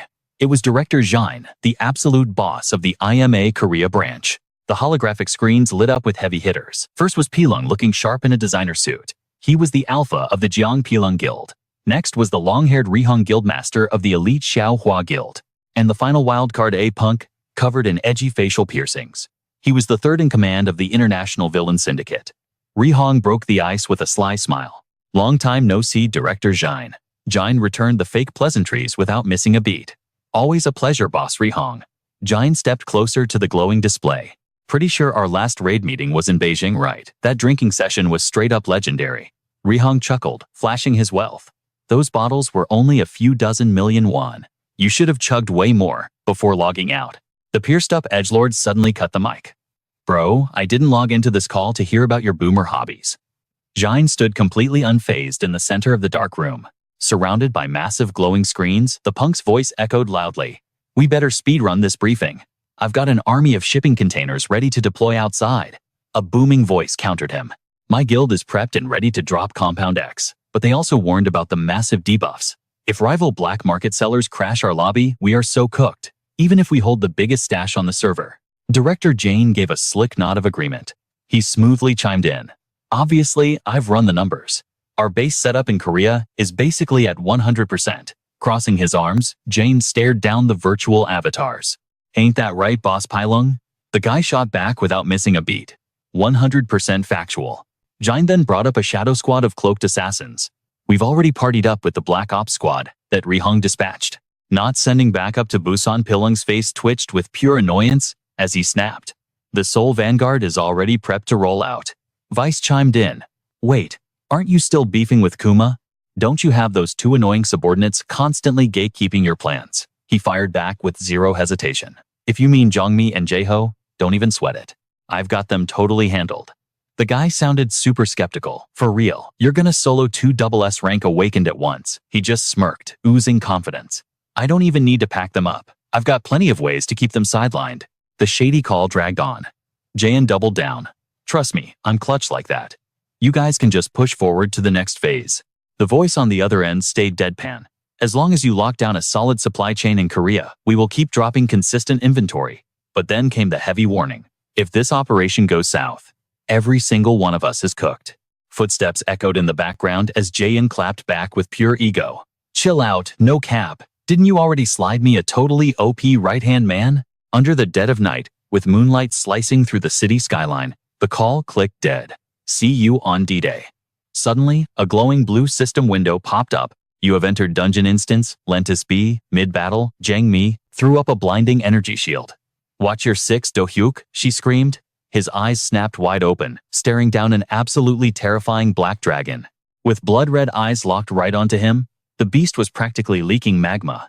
The monstrous black dragon opened its jaws, unleashing a massive wave of apocalyptic hellfire straight at him. Jang Mi flexed her mana, pushing her glowing shield to the max to tank the blazing inferno. But right then, it clicked in his head. Wait a minute. Dragon breath shouldn't be this horribly mid.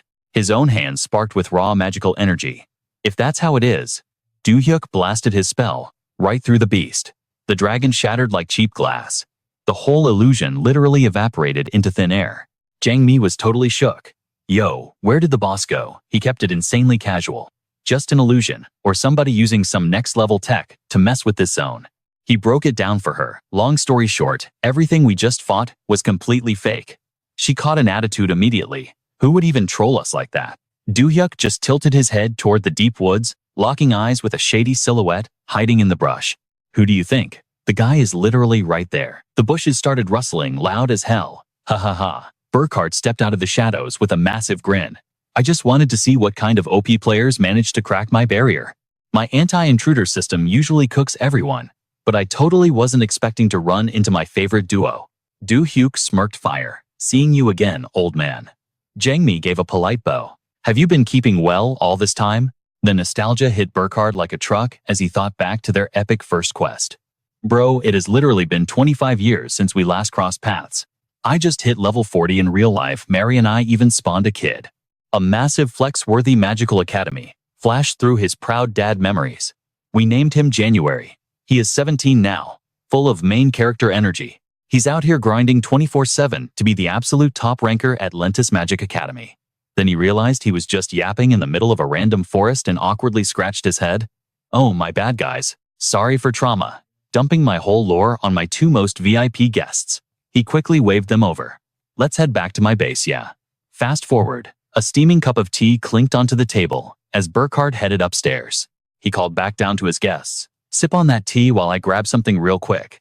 Jang Mi leaned in, looking totally lost. Hey, why do you think the system pulled us back to this exact timeline 25 whole years later? Do-hyuk broke down his big brain theory. This has got to be a canon event in his life. The memories of their last dungeon raid hit them. Last time we were here, we literally carried Mary to safety. She was low-key obsessed with keeping Burkhardt safe. Jang Mi nodded, putting the pieces together. So this new quest has to be insanely high stakes. Burkhardt finally stomped back down, holding a dusty old scroll. Sorry for the lag, guys. My inventory is a mess. Took me a minute to dig up this map. Getting straight down to business, he locked eyes with them. Let me ask you straight up. Are you guys running on a time limit in this world? Just like your last run, Do-hyuk kept his poker face absolutely flawless. No clue, honestly. Burkhardt gave him major side-eye. I figured you'd at least know the cooldown timer the system slapped on you. The moment the words left his mouth, mind-bending visuals of dimensional rift gates flashed by. Just like back in the day, I am still hardcore grinding my dimensional magic research. Burkhardt slammed his hands on the table, looking totally defeated. But last year, I hit a massive paywall with my project. Jang Mi was instantly invested. Wait, what exactly went wrong? The terrifying phantom of the Black Dragon loomed in his memories. I desperately need a top-tier magic stone. Something overpowered enough to crack the multi-dimensional formula. But only the mythical core hoarded by the Black Dragon has those kind of stats. I've been low-key plotting a heist ever since. Trying to yoink that core without triggering the boss's aggro is basically impossible. Do-hyuk immediately whipped out a glowing red crystal and slapped it on the table. Would this drop work? Burkhart's eyes widened. Whoa, that's definitely a premium grade item. But it's already been refined, so the stats are totally locked. An image of a blindingly pure neon blue crystal hovered in the air. I need a raw, uncorrupted magic core, straight from the source. He rubbed his chin, looking deep in thought. Not gonna lie, I was literally praying for you two to log back in. Burkhart shot him a desperate look. So what's the verdict, bro? Are you ready to carry me in a raid against the Black Dragon Marlboro Sting? A glowing golden quest window materialized right in his face. Main quest: hijack the core from the Black Dragon's lair. Target boss monster Marlboros. Loot drops 10-dimensional fragments and 3 legendary tier void stones. Player Do-hyuk will unlock the level 7 spell restricted wish. Player Jang-mi will acquire the exclusive skill Absolute Taunt with a 5-day buff timer. He scanned the insane reward pool glowing on the neon interface. Without missing a single beat, he locked it in. Say less, we're in. But then he hit him with the real question. You actually got a strat for this, Burkhart. The old mage unrolled his map, tapping a massive red zone on the parchment. Duh, obviously, I've already mapped out its entire spawn point. Do-hyuk leaned in, analyzing the boss coordinates. Okay, that intel is actually massive. Especially since dragons are known for completely wiping out anyone who steps foot in their aggro range. His mind raced with terrifying simulations of the beast's raw power. But we are gonna have to kite Marlboros out of its cave. That's the only way we are snatching that core.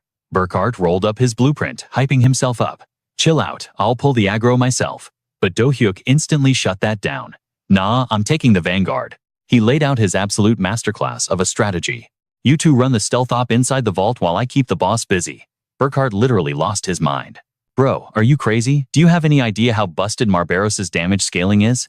Visions of the colossal dragon hoarding mountains of epic loot flashed through Burkhart's panicked brain. That monster tracks the exact pixel location of every single coin. It will absolutely vaporize anyone who tries to sneak in. He was literally sweating bullets. Are you absolutely sure you're not gonna get one-shotted? Do-hyuk just flashed his signature protagonist smirk. I am completely built for this. Trust the process. Standing under a hyper-realistic crystal-clear sky surrounded by legendary mountain peaks, he stared down the border of the boss zone. Do-hyuk took his very first step into the dragon's domain.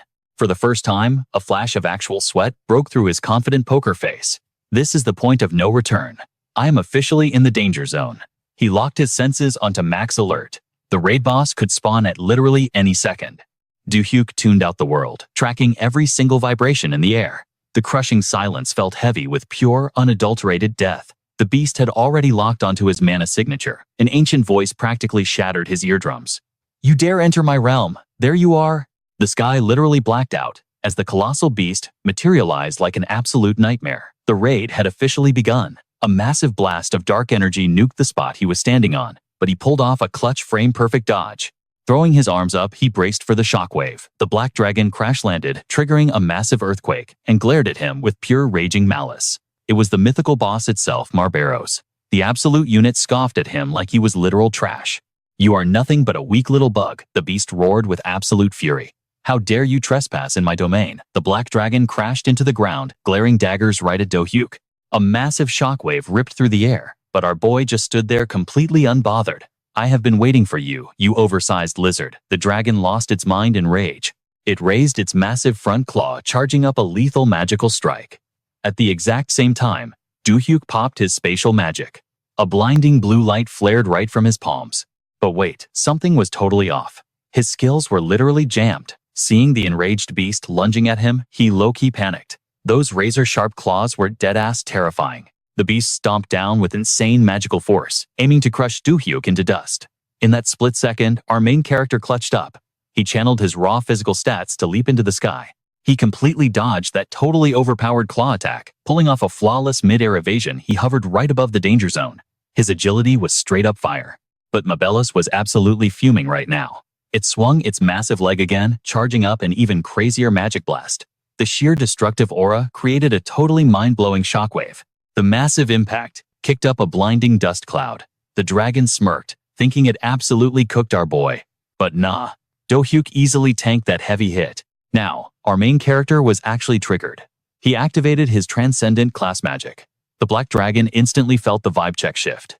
It was shook to see Do-hyuk casting such an OP spell. A barrage of magical bullets spawned mid-air, locking onto the beast from every single angle. The dragon immediately sensed the high-level threat. Mana bullets, fire. The beast widened its glowing red eyes in panic. It quickly sparked a golden defensive aura around its scales. Dispel it roared like a total boss. Do-hyuk was honestly stunned. His top-tier skills just vanished into thin air. But then Do-hyuk caught onto a major clue. He checked the dragon's blind spot and noticed his magic was actually doing damage back there. The attacks behind the beast were totally working. It hit him like a ton of bricks. The reason his first spell got cancelled, Do-hyuk realized he cast it straight inside the dragon's line of sight. No cap. That anti-magic gaze was broken. Mabelos inhaled, charging up a catastrophic fire breath. All your trash magic is completely useless against me. It furiously roared. Now get deleted. A monstrous wave of hellfire blasted forward. That inferno was ready to turn everything into straight ash. Do-hyuk watched the massive flames rushing his way. Boom. A devastating explosion engulfed the entire zone. The dragon kept its guard up, tracking the chaos. Unlike before, this boss monster was actually checking its kill feed. Meanwhile, right at the entrance of the lair, Bernard and Sumi were speedrunning their quest to find the legendary magic stone. We are almost at the waypoint, Bernard announced. Suddenly, a massive earthquake rattled the entire cave. They anxiously stared at the epicenter of the blast. A huge pillar of fire erupted, making Bernard stress out. Is he cooked? Sumi was not doubting him for a second. No shot, I know he is definitely fine, she insisted. But the clock was seriously ticking right now. She turned to Bernard. We need to hustle right now. Bernard knew they had to hit the gas. They sprinted faster down the dark tunnel. Got it, let us move. The duo finally reached the monster's hidden treasure vault. We have to secure that stone immediately. Back at the main boss fight, our boy was totally just stalling for time. The dragon was starting to get super suspicious. What the hell are you doing? It growled right as Do-hyuk dodged another massive swipe. Do-hyuk was literally speed blitzing to the dragon's blind spot, while it frantically tried to track his aggro. Did you wake me up just to run away? But our guy was cooking up a galaxy brain strat. Spamming high-tier skills right now is just a waste of mana. He finally figured out the absolute meta for this fight. Sparks of fierce magic started gathering in his left hand. He dashed toward the giant beast like a literal blur. I need a solid hit completely outside its field of vision. Ambushing from the rear, his glowing magic was locked and loaded for a massive strike. Suspended midair right behind the dragon, he unleashed a crazy amount of aura. Time for an insane combo: Soul Terror Spear plus Lightning Chain. A blinding bolt of electricity shot toward Mabelos. Lightning Spear. The beast instantly sensed the raw danger and snapped its massive neck around. Seeing the incoming lightning, it instantly popped its dispel skill. Once again, Do-hyuk's magic got totally cancelled. The spell fizzled out with pathetic little crackles. The oversized reptile looked so incredibly smug. It threw massive shade at our main character with a mocking grin. You tried so hard to hide, just to hit me with that totally mid-magic. Do-hyuk did not say a single word, he just hit it with a sly smirk. Suddenly, a spatial rift glitched right into existence above them. Wild mana poured out of the portal, making the dragon glance up in pure shock. Boom! A massive lightning bolt struck the beast from above. Do-hyuk was casually levitating in the air, looking like an absolute god. He watched closely, wondering if that attack actually dealt critical damage. Taking that direct hit finally earned him some respect. How fascinating, the black dragon roared, clearly hyped. I never expected you to literally juke me like that. This is honestly fun. The beast was still dripping with pure ego, glaring down at him. Keep struggling for me. It looked Do-hyuk dead in the eye and demanded, you are not allowed to die so easily. Dying right after waking me up would be a total embarrassment. Hearing that epic trash talk, Do-hyuk's aura absolutely exploded with pure rage. He scoffed, bruh, are you serious? You want me to struggle? The boss lunged at him like a total psycho, but he perfectly iframe dodged every single hit. I was literally just trying to stall for time. He pulled a crazy amount of mana into his palms. But right now, I'm not going to be satisfied until I absolutely deck you. Do-hyuk cast a jaw-dropping spell spawning layers of complex magic circles across the sky. Mabelos was actually super entertained and praised the kid. Now that is unique. A completely different skill tree, and you have the guts to cast it right to my face. It flapped its massive wings, taking off, and instantly spammed its anti-magic dispel. But the magic circle just kept expanding. The dragon's eyes went wide, and actual panic set in. Why is my auto-cancel not working? Do-hyuk hit back with a savage grin. What is wrong? Are you shook because your cheap hack got nerfed? Something in the atmosphere literally shattered like glass. If your tiny brain cannot process what is happening, he continued, his voice dripping with absolute hype. Then, "You are dumber than a literal NPC, you brainless lizard." The beast lost its absolute mind. "How dare you disrespect me like that? You pathetic mortal trash." Do-hyuk fully unleashed his transcendent class magic. A gigantic ball of cosmic fire descended. Meteor storm. A massive tear in reality ripped open. It connected straight to the void of deep space. Under the rules of D and F, ultimate summoning magic is 100% immune to dispel meteor. Storm was the perfect counter that totally fit the mechanics of D and F. The system rules applied flawlessly to all awakened players. An overwhelmingly massive blazing meteor plummeted straight toward the doomed Black Dragon. Simply put, Mabalos could not hack my spell attributes because they were hard-coded into the rules of D and F.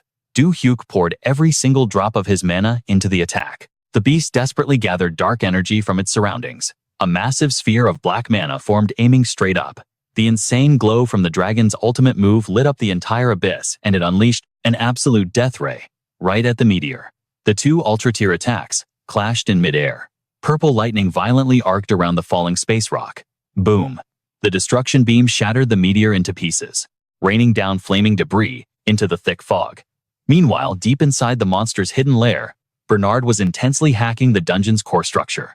Just a little more. He was completely locked in, knowing their time limit was insanely tight. Every single second counted as the core sparked with volatile electricity. With Bernard totally vulnerable while hacking, Sumi's only job was to play the ultimate clutch defender. Sumi was not letting anything touch the old man. She sliced through those spiked tails like butter. But these mobs were not backing down. Pissed off and ready to brawl, they stretched their bodies for a counterattack. Pointing her blade at them, Sumi knew she was in for a rough time. No cap, these Black Dragon guards were built different. The monsters locked their glowing eyes on her, waiting for the perfect opening. Bernhard was practically at the finish line. "Hold the line a little longer, Sumi. I finally cracked the code to this magic." His eyes were locked in, giving off total tryhard energy to finish the job. Now, he just needed to break the seal. Sumi stayed fully locked in, raising her shield and charging straight into the chaos. The barrier around the core finally shattered, bursting into a massive cloud of pure energy. The old man hyped himself up, carefully lifting the glowing core. He finally secured the bag. But suddenly, a massive wave of pain hit him. He collapsed, clutching his stomach. The guards totally saw their chance to strike. A barrage of deadly blades shot straight toward Bernhard. Sumi's eyes went wide. No, suddenly, the system interface flashed. "You have snatched the magic stone from the lair of the Black Dragon Mabelos. Passive skill unlocked. Absolute taunt." Sumi stared at her new buff, totally shook. Absolute taunt. Her eyes sparked with fierce determination. A glowing red aura exploded around her like crazy. Absolute taunt. She gripped her shield tightly, watching it transform into an absolute weapon. While Bernhard was still fighting through the pain, the flying blades suddenly froze in midair. Caught in the glowing red aggro radius, every single blade completely changed direction. Sumi charged forward, taking the heat.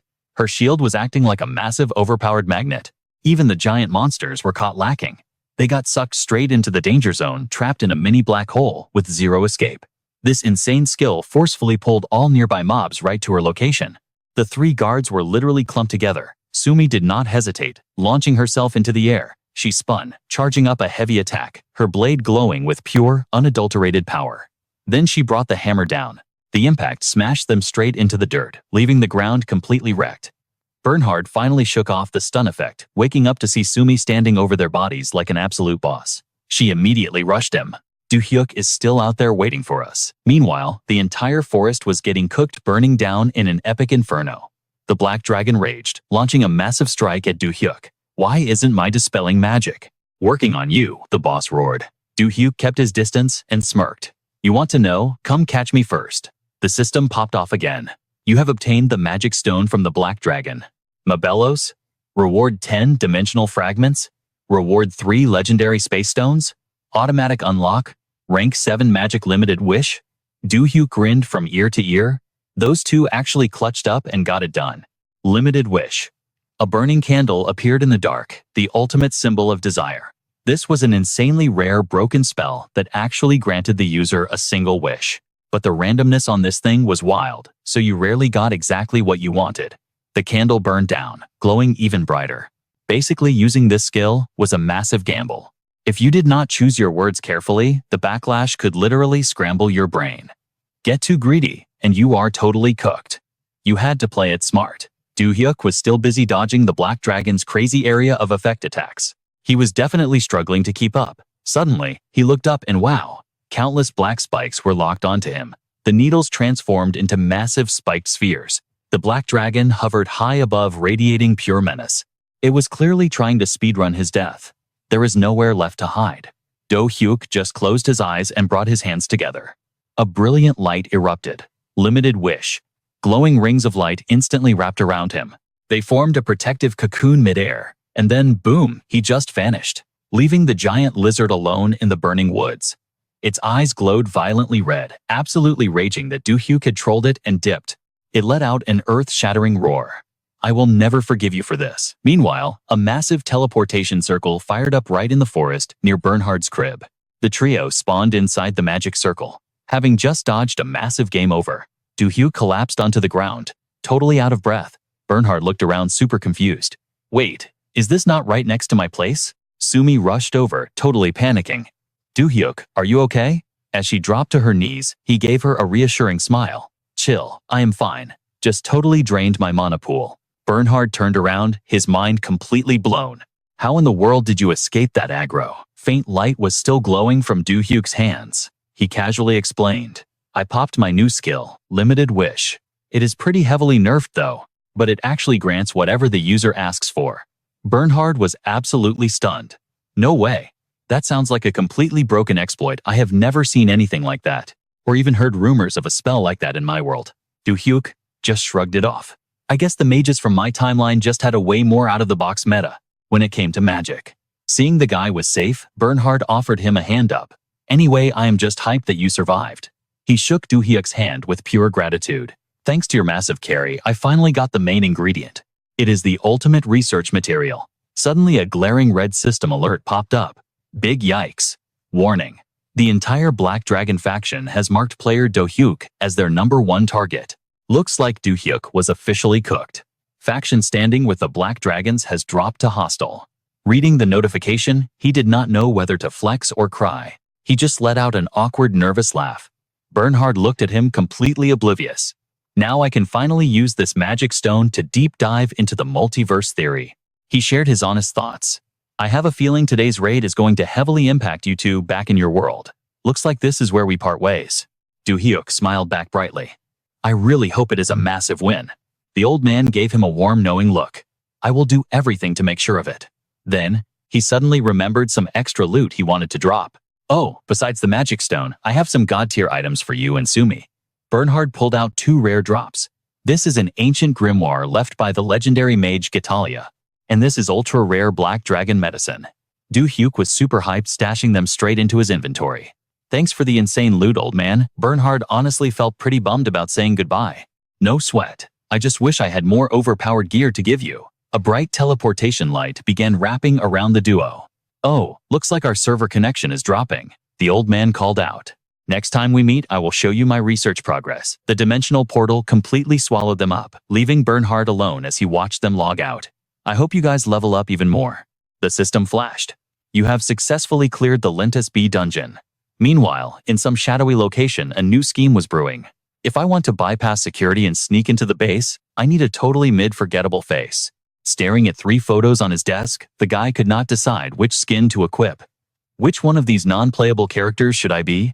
Right then, a live news broadcast caught his eye. And now for our breaking story. The anchor dropped some heavy lore. Recently, a string of tragic events has unfolded. A mystery assassin has been wiping out awakened players worldwide. Team B just lost a key awakened named A. A was considered a rising star. Rumors say Jianling is the mastermind behind these player kills. The guy scoffed, totally triggered. Why are they trying to pin this on me? He glanced down at the photo of Brooks. Whatever. Fine, I will rock this face today. With just a few quick edits, his entire facial structure and hair completely glitched into a new form. Flashing a seriously toxic smirk, he perfectly mirrored Brooks and spoke with zero hesitation. Someone targeting the world's rising stars during all this chaos. He smoothly adjusted his tie, looking sharp. It means the killer is not just acting on pure rage. Thinking of Do-hyuk, a thought crossed his mind. Wait, are they actually hunting him down? He grabbed his tablet and started typing. I should probably give him a heads up. The fake Brooks smirked, threw on his jacket, and headed out. Because starting today, my schedule is insanely packed. Try not to get yourself cooked, Do-hyuk. A hand suddenly flared up with intense black flames. Scene cut to the training room where Do-hyuk was already testing out his new overpowered magic. Pitch black flames wrapped around Do-hyuk like a second skin. Hell yes, he stared at the dark blaze, hyped that he could finally flex some shadow magic. The system screen flashed. You have mastered the spellbook of the great mage Catalia. Dark spell unlocked. You can now cast dark magic. But there is a huge catch. Dark spells of the exact same tier drain 5 times more mana than regular magic. That mana cost is totally cooked. Sick purple energy blasted from Do-hyuk's body. The sheer pressure shattered the ground beneath his feet. It is going to be way harder to spam this because of the insane mana drain. But no cap. This is going to be my ultimate clutch weapon. The system screen pinged again. User Do-hyuk has secured another dark magic spellbook. The gods have adjusted your power scaling. Enlightenment has leveled up to rank E. You earned a special spell and 50 stat points for leveling up your enlightenment. Do-hyuk was absolutely tweaking over this massive power boost. He smirked. Now, I can stack up a ton of different magical skills. But his scheming got cut short.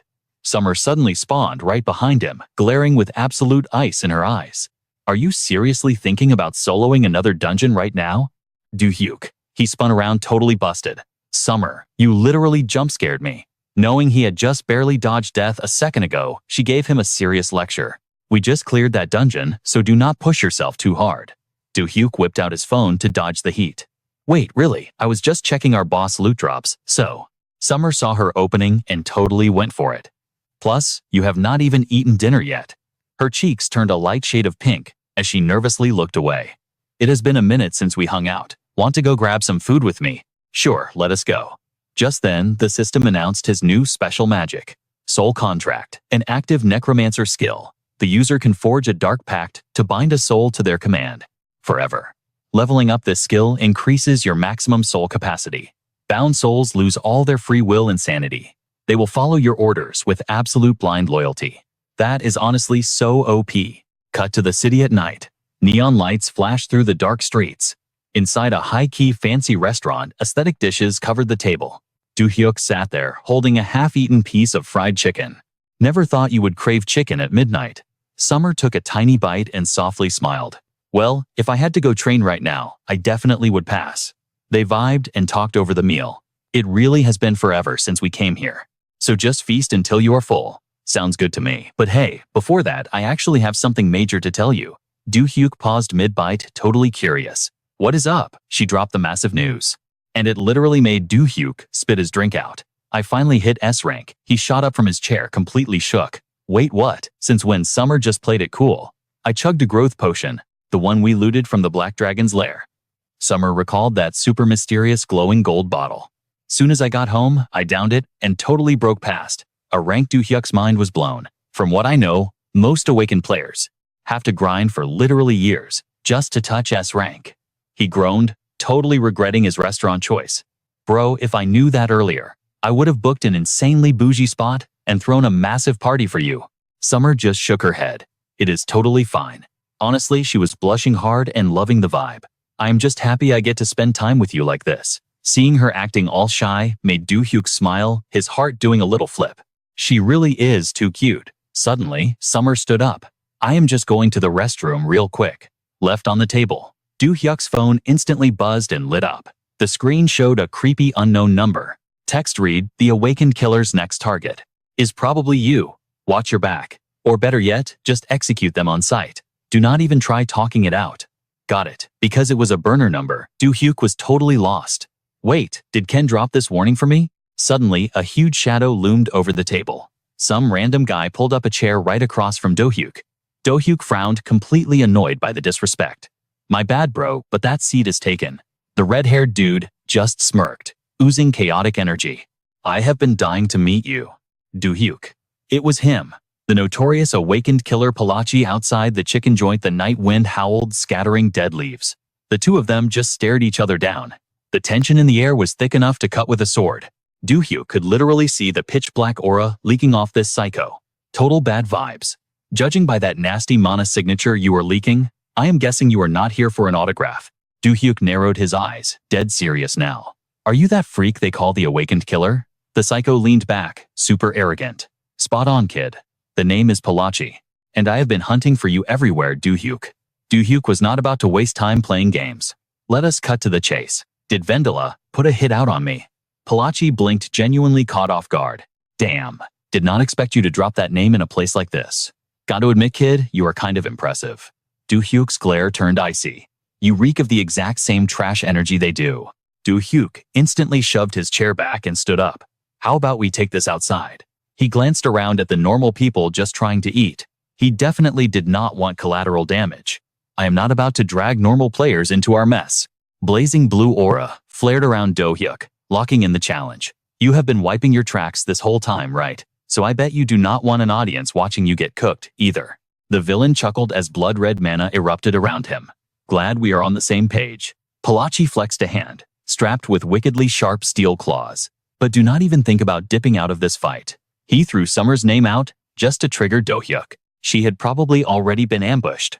Unless you want me to slice up your cute little girlfriend right in front of your eyes, he sneered, turning up the psychological warfare. Or maybe I should just mail you one of her fingers. Those words absolutely sent Do-hyuk. Blind with rage, he kicked the entire table straight at the psycho's face. Palachi was still yapping his garbage. That should remind you. What happens when you try to run? In a split second, the killer swung his leg and smashed the incoming table into splinters. Wood chairs and fried chicken exploded into the air like a literal bomb went off. But Do-hyuk was already gone. He flash-stepped behind the villain, slamming a hand on his shoulder. Palachi's eyes widened. Do-hyuk instantly triggered his spell. Blinding magic engulfed them both. Teleportation activated. A massive beam of light swallowed them whole. Seconds later, they spawned high above a totally deserted forest. Both of them were free-falling through the sky. Palachi was low-key shook, staring at the drop. How the hell did this kid teleport us this far? And with zero cast time, before the killer could even process what was happening, Do-hyuk summoned a massive spear of holy light, the Terror Spear. His eyes radiated pure murder intent as he hurled it down. Go to hell. The golden spear blasted Palachi straight into the ground. Trees got instantly vaporized as a massive shockwave rocked the forest. Do-hyuk landed gracefully to check his work. The strike had carved out a massive smoking crater in the earth. But from the thick ash, heavy footsteps echoed out. The villain walked out of the dust completely unbothered. His entire body was now locked inside a nasty set of full-plate armor. Do-hyuk was stunned. Bro literally tanked that without a single scratch. That ultimate should have absolutely pierced his heart. Not wasting a second, Do-hyuk spammed another spell. A gigantic holy cross materialized in the air. The death seal fired off a devastating laser of blue energy. But Palachi literally just stood there and ate the damage. The magical beams shattered against his armor like glass. He laughed, totally mocking Do-hyuk.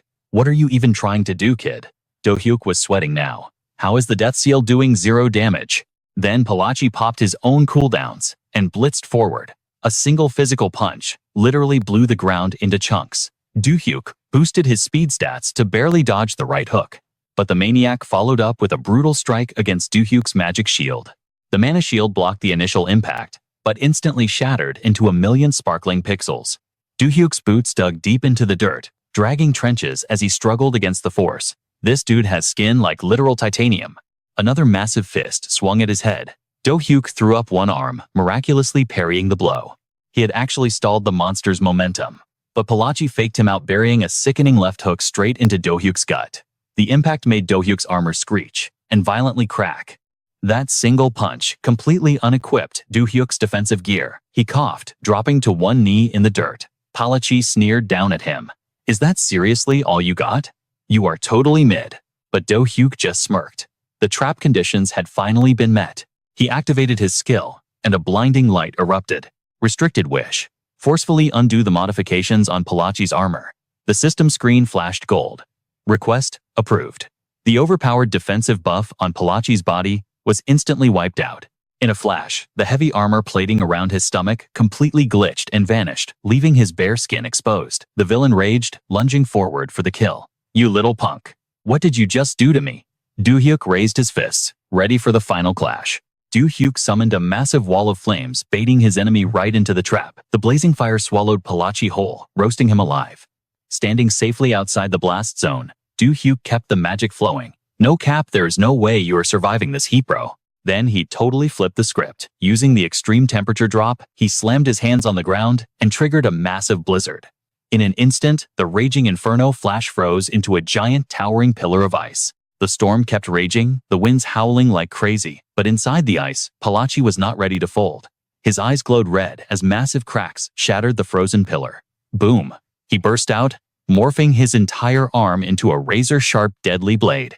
Out of nowhere, Palachi closed the distance, his blade literally inches from Do-hyuk's neck. With a vicious thrust, he stabbed right through our main character. But wait, as crimson filled the air, a glowing blue light flashed before Palachi's eyes. Clutch move. Do-hyuk had secretly summoned a spatial portal right at the point of impact. Man, I was almost cooked right there, Do-hyuk smirked. Palachi thought he landed a one-shot kill, but his blade had just pierced straight into an empty void. Realizing he totally messed up, the villain frantically tried to yank his arm back. But the portal started shrinking, sucking his arm straight into the abyss. He barely pulled it out in time, but a huge chunk of his flesh was completely gone. Ah, he shrieked in absolute agony. Not letting this opening go to waste, Do-hyuk dashed forward, while his enemy was completely caught off guard. This is my chance to end it, he thought, preparing to deliver the finishing blow. But suddenly, Do-hyuk's face twisted in pure devastating pain. A massive spray of blood exploded through the air as he screamed out loud. Plot twist, that blade from earlier had actually managed to pierce straight through his stomach. Coughing up blood, Do-hyuk was absolutely shook. A wicked dark blade had impaled him right from behind. He turned around, his mind totally spinning. What the heck, I definitely chopped his arm off, he thought in sheer disbelief. Fighting through the blinding pain, it finally clicked. Was this guy actually baiting me the whole time? Pushed to the absolute edge, our main character shouted out, summoning Irin. A slick red mechanical beast blasted out from a glowing portal. He gave the command, and the machine locked onto Palachi. Irin grabbed the villain and rocketed into the sky, dragging him as far away as possible. Realizing he was being played, Palachi quickly manifested another ultra-sharp energy blade. Without even hesitating, he plunged the sword straight into Irin's core. He thought a fatal strike would knock the drone off, but Irin was not letting go. The loyal mech gripped him tighter, its core going critical. It was ready to blow itself up, all for its master. Making the ultimate GigaChad sacrifice, Irin locked the villain in a death hug. A blinding flash erupted, followed by a massive earth-shattering explosion that lit up the entire forest. But incredibly, the blast was not enough to permanently delete Palachi. Still, that explosion did some major damage. The villain dropped to his knees, bleeding out everywhere. He was completely cooked. Meanwhile, thanks to the distraction, Do-hyuk's fatal wound had fully regenerated back to 100% health. Staring into the fading smoke from the blast, Do-hyuk braced himself. The psycho slowly stood up from the wreckage like an absolute menace. "Color me impressed," Palachi coughed out. Clearly blowing him to kingdom come just was not enough to finish the job. Healing a fatal wound in the blink of an eye. That is actually wild, the villain added. Do-hyuk realized this guy was going to be a massive headache to defeat. Palachi was not just raw power. He was a literal chess grandmaster in combat. Gotta hand it to you, that sneak attack was fire. I totally did not see it coming, Do-hyuk admitted. But Palachi just summoned a brand new massive spear, sneering right back at him. It just proves how mid and cocky you really are, kid. Gripping his new weapon, he sent out a chilling warning. The exact second you lose focus in a fight is the second you lose your life. Honestly, that was some solid, tough love advice right there. Taking it in, Do-hyuk smirked. Noted. I will make sure to remember that. The real boss fight was finally starting. Staring his enemy down, Do-hyuk clapped back. By the way, that rule applies to both of us, bro. Palachi gripped his spear, an insane murderous aura exploding around him. And for the record, I have zero plans of losing another arm to a scrub like you. Summoning his next battle drone, Do-hyuk delivered an absolutely savage roast. Bro, do not even sweat it. You are going to die here anyway. Missing an arm is literally the least of your problems right now. Hearing that utter disrespect, Palachi absolutely lost his mind with rage. Reeling his arm back, the villain channeled ridiculous amounts of energy into his spear. Apocalyptic lightning sparked off the tip as he roared black flame. Do-hyuk immediately threw up his defensive barriers to tank the devastating nuke. But it was a massive fake-out. Palachi leaped high into the air, moving in completely unpredictable zigzag patterns to flank him. Slipping right behind our boy, he unleashed a furious storm of razor-sharp energy waves. He was throwing everything he had at him. But Do-hyuk was not slacking either. Chanting rapidly, he summoned jet black flames in his left hand and crackling lightning chains in his right. Slamming the two raw elements together, he created a ridiculously OP hybrid spell. A terrifying wave of dark electricity blasted forward. Black lightning. Palachi's jaw practically hit the floor seeing this epic combo. "You are just a basic mage. How on earth are you wielding high-tier dark magic?" he screamed, radiating a mysterious godlike aura. Do-hyuk stared him down with ice-cold eyes. "There is a lot of stuff you do not know about me, bro," he replied. Suddenly, the ground beneath the villain melted into a thick, pitch-black sludge. The swamp of despair activated creepy shadowy hands stretched out from the muck, grabbing Palachi by the ankles. Completely locked down, the villain could not move an inch. His goose was totally cooked. Do-hyuk walked up his vibe ice-cold. "You gave me some solid advice earlier. How about I return the favor?" With that, he unsheathed his absolute powerhouse of a crimson sword. Watching the pathetic villain struggle in the mud, Do-hyuk raised his blade, his eyes burning with zero mercy. Always keep your trump card hidden until the very last second. Building insane momentum, he brought the weapon down. The strike unleashed a wave of pure catastrophic death energy. The sheer force of the attack ripped through the air, thrashing around in absolute despair. Palachi watched the blade close in. "Do-hyuk," he shrieked, totally mauling. The massive energy slash phased right through his body, rocketing all the way up into the clouds. A split second later, blood erupted like a geyser. The dude was literally sliced clean in half. Sizzling heat radiated from the perfect cut, sending smoke rising into the air as his heavy armor crumbled. Beneath the shattered helmet, Palachi's eyes faded, finally accepting his major L. "So, this is how my game ends," he muttered. Do-hyuk walked up, staring down at the wreckage.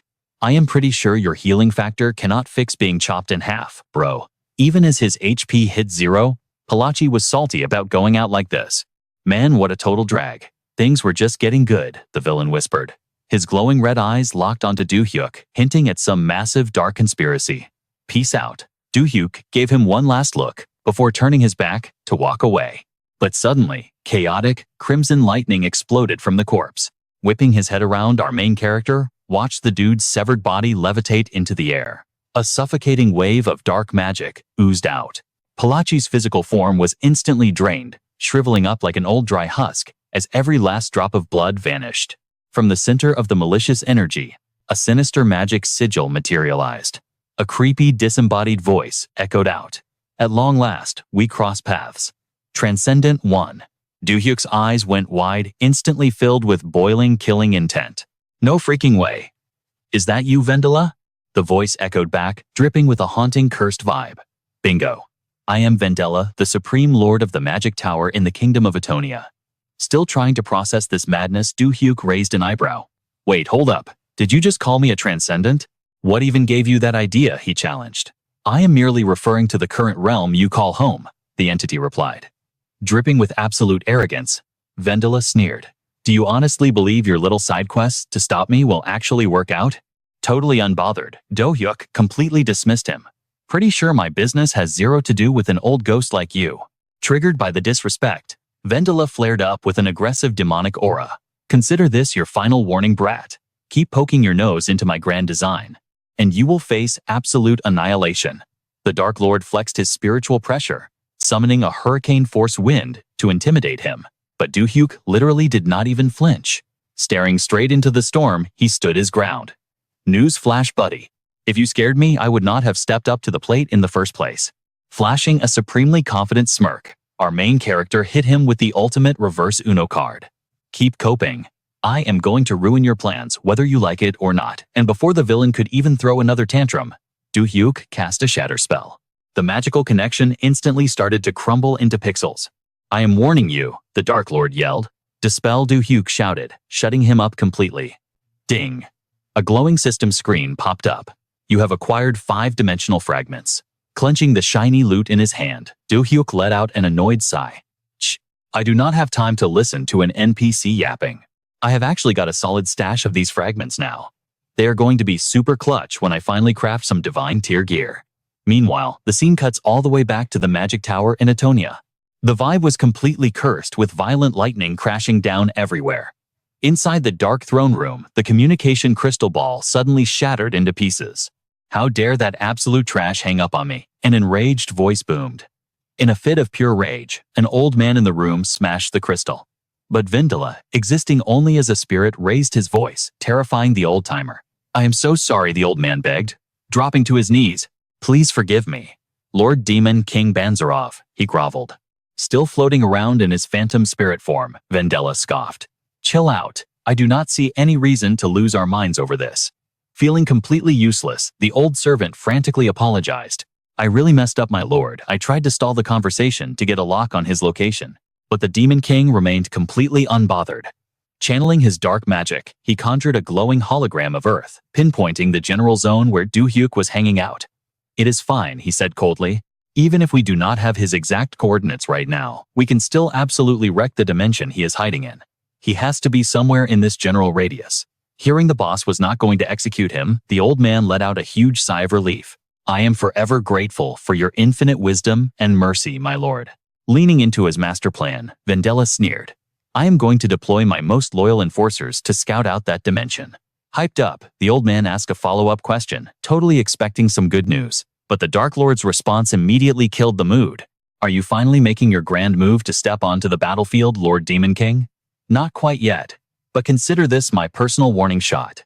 The evil spirit's tone grew deadly serious, making the servant sweat bullets. Tell me, did you manage to get a good look at his face? Yes, my lord, the old man gulped. I could literally read it all through Palachi's memories. Outside, an insane army of tens of thousands of monsters was totally locked in for war. Guess, it's showtime. I'll be dropping orders to my squad any second now. The old boomer dropped to his knees to take his orders. Yes, my demon lord. Meanwhile, at the demonic branch in South Korea, Jin knocked on the door and stepped in. Ji-hong was hard at work behind the monitors scrubbing through the data. Jin spun around to his boss. Director, Jin. What's the deal with this sudden emergency meeting? Jin walked over, laying out the facts. Our prime target, Do-hyuk, just requested clearance to raid dungeon N391. That's a dungeon all the way in North Korea. Ji-hong blinked, totally confused. North Korea? What's he even cooking over there? Over the line, Ji-hong hit Jin with a theory. Nobody's ever cleared that zone. He's probably trying to hog all the OP loot for himself. I seriously have no clue what his endgame is. The two kept plotting about Do-hyuk. Looking at the timestamp on his request, he's absolutely clueless about our master plan. Yeah, no cap, I agree. Director Jin was getting majorly pressed about Do-hyuk being a roadblock. Everything would go so much smoother without him breathing down their necks. He looked around the room. What's the vibe, guys? Ji-hong didn't hold back. If we want to play this smart, we need 0 random variables messing up our flow. Are all the prep steps locked in? Yeah, we're good to go. The entire squad is geared out of their minds and ready to brawl. We've briefed them non-stop and all the buff potions for this raid are fully stocked. Hearing that, Jin slammed his hands down, wrapping up the meeting. Bet. Then I'm greenlighting the next phase. We move the second Do-hyuk steps foot into that dungeon. The room echoed back, loud and clear. Meeting adjourned. Jin walked off, literally radiating main character energy. I don't know why, but it feels like luck is totally on my side this time. In Jin's head, he was already catching the W. It didn't matter how stupidly OP Do-hyuk was. There was 0 chance he could clear that dungeon in a single day. With that confidence, he was ready to pocket the entire country. By the time that kid crawls out of the dungeon, South Korea is going to be completely ours. Meanwhile, Do-hyuk was totally oblivious, just chilling and talking with Sumi. He was absolutely burning through his budget to craft some god-tier gear. Honestly, he felt super lucky just having the materials. It was a massive relief knowing the exact drops he needed were in this dungeon. Sumi was totally vibing with that. Thank God this dungeon is practically in our backyard, she said. But Do-hyuk's face went dead serious. Yeah, geographically speaking, sure. They were currently riding in a heavy-duty armored truck, blazing through the forest. But going to North Korea? That was definitely not on his bingo card. Inside the truck, they were still stressing over the raid request. Do-hyuk felt like it got approved way too fast, like suspiciously fast. Honestly, the director probably just got tired of dealing with it and rubber-stamped your pass, Sumi guessed. But Do-hyuk wasn't buying it. He knew that old snake wasn't some mid-level NPC. Nah, I don't think so. The director isn't the type to just hand out free passes for sensitive missions just because he's stressed. His gamer intuition was going off. I swear that guy is hiding something from me. Suddenly, a massive shockwave hit from outside. The whole truck violently shook. Both of them freaked out, checking their blind spots. What the heck was that? I thought we were the only ones out here. They had 0 clue what was going down outside. The radar showed absolutely nothing. Then what on earth is happening? Out of nowhere, something massive erupted from the dirt, launching their truck into the sky. It was absolutely insane. A giant land shark. The ground practically broke in half. Do-hyuk was totally caught off guard. "What is that thing?" he stuttered. The massive beast launched into the air, looking straight up like a shark. Its glowing red eyes locked on them with pure killing intent. Trapped inside the rolling truck, they were getting tossed like ragdolls. Everything inside was a total disaster. Do-hyuk clutched Sumi's shoulder and instantly popped his skill. He warped them straight out of the danger zone. "Teleport." Staring back at the crash, he muttered, "I didn't expect this level of mob aggro when we aren't even near the dungeon entrance." Their truck was left flipped upside down in the dirt. Do-hyuk glared at the wreck and kept talking. "This is exactly what happens when a zone gets ignored for way too long." He turned to Sumi, dropping the casual act. He warned her quick, "If we try to wipe out every single mob here, our stamina is going to be totally cooked before we even hit the boss room. We just need to focus on what's directly in front of us." "Understood," she replied instantly. They both blasted off into the sky, moving at crazy speeds. But suddenly, Do-hyuk yelled, "Hold up." He slammed the brakes, his eyes locking onto the horizon. Up ahead, a brutal red aura was pulsing. Terrifying red lightning was arcing all around it. "Looks like they've completely barricaded the entrance," Do-hyuk noted. Down below, massive beefed-up monsters were holding the line, just waiting for anyone foolish enough to step up. Do-hyuk hesitated. He sounded a bit torn. "I'd really rather just avoid aggroing them, but I guess we're totally out of options." Sumi glanced at him. "I'll drop in first and clear the way." Do-hyuk gave her the green light. "All right, I'm leaving this to you." "Come in, clutch." Sumi dive-bombed straight down. Channeling a ridiculous amount of mana into her leg, glowing sparks flared around her as she stomped down with absolute force. She nailed the giant snake right on the skull, smashing its head into a total pancake against the dirt. Sumi just one-shotted the massive beast. A huge shockwave blasted out, ripping up the ground, and her eyes were literally burning with pure rage. She scowled down at the crushed snake under her boot. The rest of the mobs hoisted their weapons, getting into their combat stances and roaring at her like they wanted all the smoke. Sumi stood her ground against three massive beasts. They aimed their weapons right at her face. Her body exploded with an absolutely overwhelming aura, her weapon gripped tight in her hand. She whipped out a massive shield for defense and stepped right into their aggro range. She looked dead at them and taunted, "Come get some." Meanwhile, in a totally different spot, the night sky was dead silent. Outside a massive high-rise, the slow, heavy sound of footsteps started echoing. One of the night guards posted up, called out, "Yo, what do those heavily armed awaken think they're doing here?" The guard next to him frowned and screamed at the approaching squad. "Freeze right there. This building is officially Blue Star Guild territory." The shady group stopped dead in their tracks right in front of the guards. The guy standing at the front of the pack stepped up. He held up his phone screen, glowing in the dark. It was Pilung, the guild master of the Pilung Guild. He stared blankly at his screen, letting the silence drag out. Finally, a text popped up. "Commence the raid." Seeing those words, a totally unhinged smirk crept across his face. He looked like he was plotting something absolutely devious. Pilung shouted back to his crew, "All right, boys, pop your stims." The second he said it, he ripped the cap off a potion vial with his teeth and jammed the needle straight into his own arm. After the injection, disgusting blue veins instantly bulged all over his face. He unhinged his jaw, totally high on the insane power surging through his system. The two guards started tweaking out. "What the hell are they doing?" they screamed. "Run. We need to alert the higher-ups right now." But before their brains could even process the threat, Pilung blitzed them at godly speed. Gripping his weapon, he just needed one single swing. Clean and fast, he literally sent them straight to the lobby in a single flash. His eyes were drowning in absolute bloodlust as he stepped over their bodies. Totally losing his mind, he flashed a psycho grin and barked at his squad. "Go in there and raise absolute hell." His goons charged in behind him, laughing like a bunch of absolute maniacs. "Let's go," Pilung roared. They rushed the building's front doors. Pilung screamed at the top of his lungs, "I'm gonna pack up every single member of the Blue Star Guild." Inside the building, a low-ranking member sprinted in a panic, screaming for Instructor Geet Park.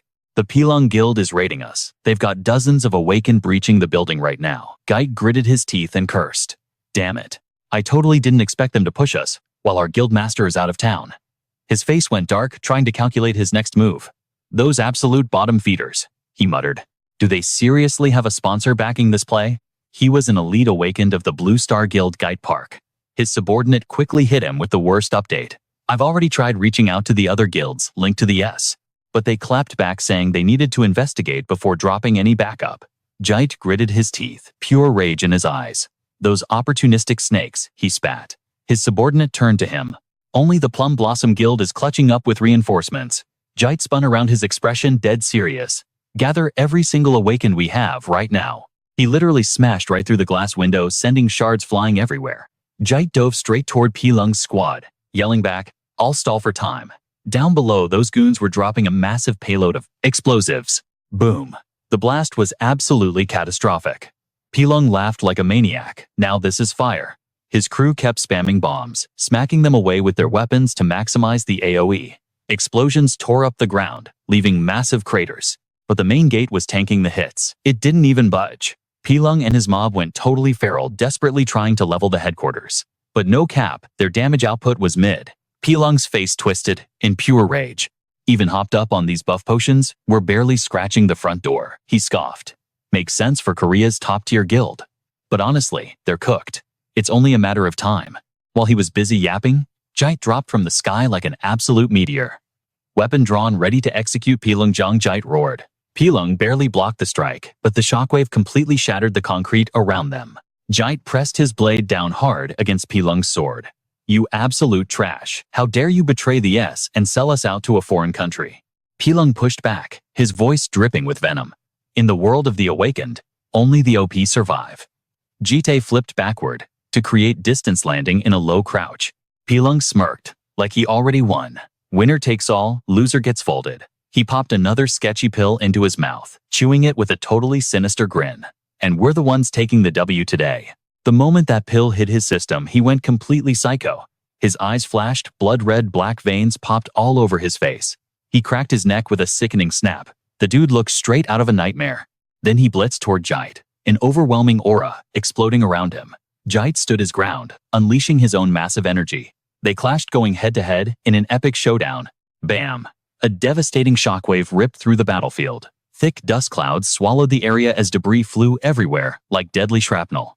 Meanwhile, cutting back to Do-hyuk and Jangmi, they had finally breached the dungeon. 2 hours into this creepy cavern, they were still pushing deeper, discussing the insane traps they just dodged. Do-hyuk glanced at Jangmi. "We would have been totally cooked if you hadn't spotted that trigger," he said. She replied, her voice still a bit shaken. "No cap. I was terrified. I never expected to see the exact same trap we faced in the Black Dragon's lair." The duo finally stepped up to a massive, imposing gate. The boss room. Do-hyuk took a deep breath. "Looks like we finally made it to the final boss." He pictured that gigantic black dragon in his mind, racing with suspicion. Was that massive beast actually camping right behind this door? The heavy stone doors groaned open, echoing like a forgotten tomb waking up. Or maybe they were about to face a completely unknown enemy. Blinding light spilled through the gap, hitting his face. Do-hyuk's eyes widened in pure shock. Ping! The system window popped up. Berhard's magic detected. The system continued to glitch out, signaling a sudden teleportation. As the doors swung fully open, an intense radiant glow completely enveloped them. Random flower petals drifted through the air, brushing past Do-hyuk's cheeks. He was absolutely stunned by the view. The scenery was straight up breathtaking. You have entered Berhard's garden. It was ridiculously gorgeous, looking like some high-key royal banquet. Do-hyuk and Jangmi cautiously stepped inside. "Everything is blindingly white," he muttered. "Where even are we?" Clink. The sound of a teacup hitting a saucer echoed out. Someone was casually sipping tea. The duo instantly froze. Weapons out, they immediately took a defensive stance. The mysterious guy just smiled. "Welcome, Do-hyuk and Jangmi." He chilled out and added, "I've been waiting for you guys for quite a while." But they kept their guard totally up. "Who the heck are you?" Do-hyuk demanded. Jangmi backed him up. "And how do you know our names?" The blonde dude was ridiculously handsome. He didn't even flinch, just calmly answering, "My parents wouldn't stop talking about you too." He hit them with the lore drop. "The name is Zach. I'm the only son of Berhard and Mary." Meanwhile, back at the Blue Star Guild, the ultimate brawl between Pilung and Jite was still raging. Jite was literally taking on an entire army solo. He was sweating bullets, desperately stalling for backup. With his insane stats, he effortlessly parried incoming strikes. The screech of steel clashing against steel was deafening. He vaulted into the air, blocking a barrage of attacks. But the mob was just way too massive. Dodging every single hit was impossible. A blade sliced through his defense, dealing critical damage. Blood sprayed across the battlefield. Jeet let out an agonizing hiss, his stamina zeroing out as he collapsed to his knees. His sword clattered away. The enemy squad instantly closed in for the kill. Pilung sneered, shaking his head. Gotta admit that was impressive. He stepped closer, totally taunting him. You're built different, I'll give you that. But did you seriously think you could solo my entire crew? Pilung's eyes faded to pitch black, glowing with a demonic red, as pulsing veins covered his face. But now he chuckled. You are completely cooked. Glancing at the crumbling headquarters, he mocked, don't sweat it. This legendary Blue Star Guild is going straight to the grave with you. Suddenly, a loud voice echoed out. Cut the cap. Two mysterious figures dropped in, aiming a glowing, overpowered arrow right at Pilung's squad. Caught off guard, Pilung whipped around, watching them charge up a massive energy sphere. It looked like a blazing inferno hurtling straight for his face. Boom. The ultimate attack locked onto Pilung, triggering a nuclear-level explosion. The ground violently quaked as shockwaves sent everyone flying. Severely wounded Jite coughed up blood and asked, "Who the heck are you guys?" Shielding him, the two heroes called out Lizzie and Cheowa from the Plum Blossom Guild. But when the smoke cleared, Pilung was somehow still standing completely unbothered. He glared at them, his aura spiking. Your little rescue mission is pointless.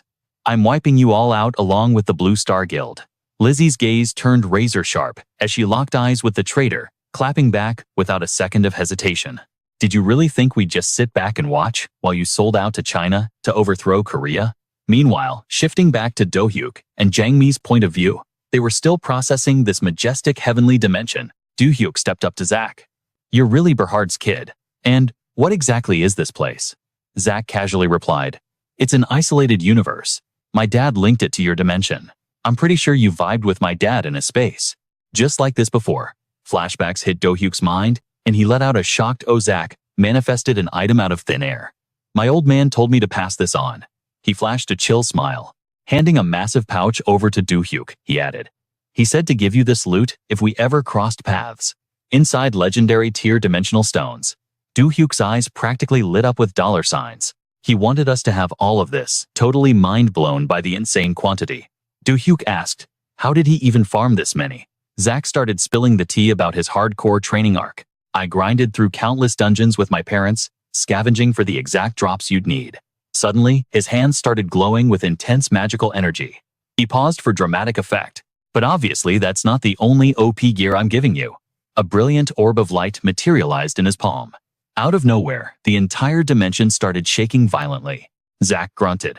It's getting crazy hard to keep this space stable. A legendary magic staff materialized from the light. Zack extended his hand, offering the insanely rare weapon to Do-hyuk. My parents put their blood, sweat, and tears into crafting this for you. Ping, the appraisal window popped up. BH's magic staff. Legendary tier. Boosts magic stats by 1,500, amplifies all elemental magic attacks. Increases damage output by a whopping 100%. Buffs support magic efficiency by 1.2 times. Blessed with the aura of harmony.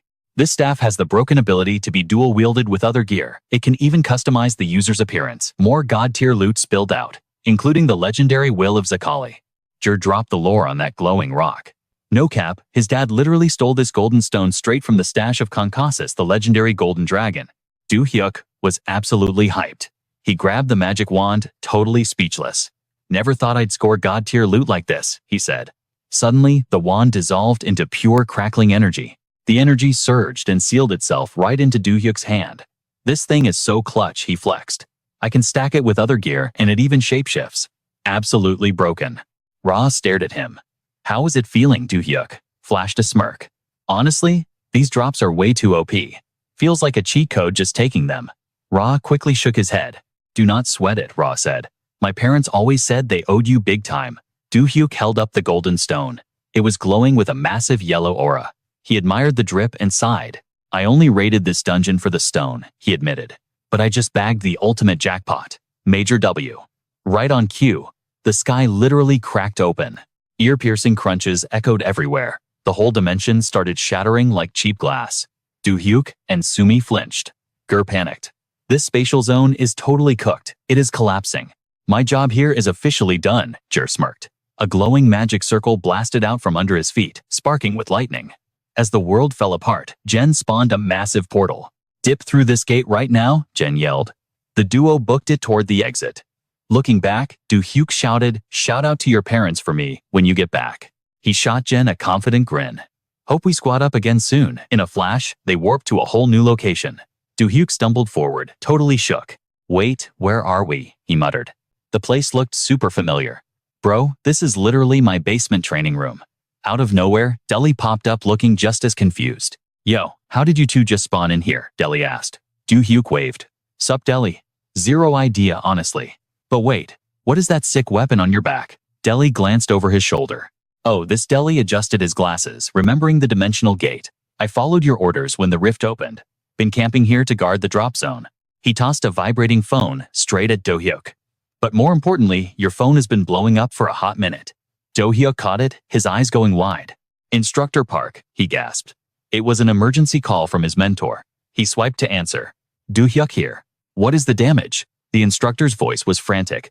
"We need backup, Do-hyuk. Right now." The background noise was absolute chaos. "It sounds like a war zone over there." "What happened?"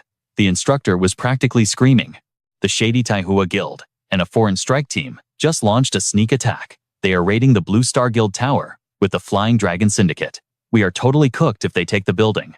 Do-hyuk's expression turned terrifyingly dark. He cursed internally. "Jane, you absolute snake. No wonder you let me leave." He kept his voice icy and calm.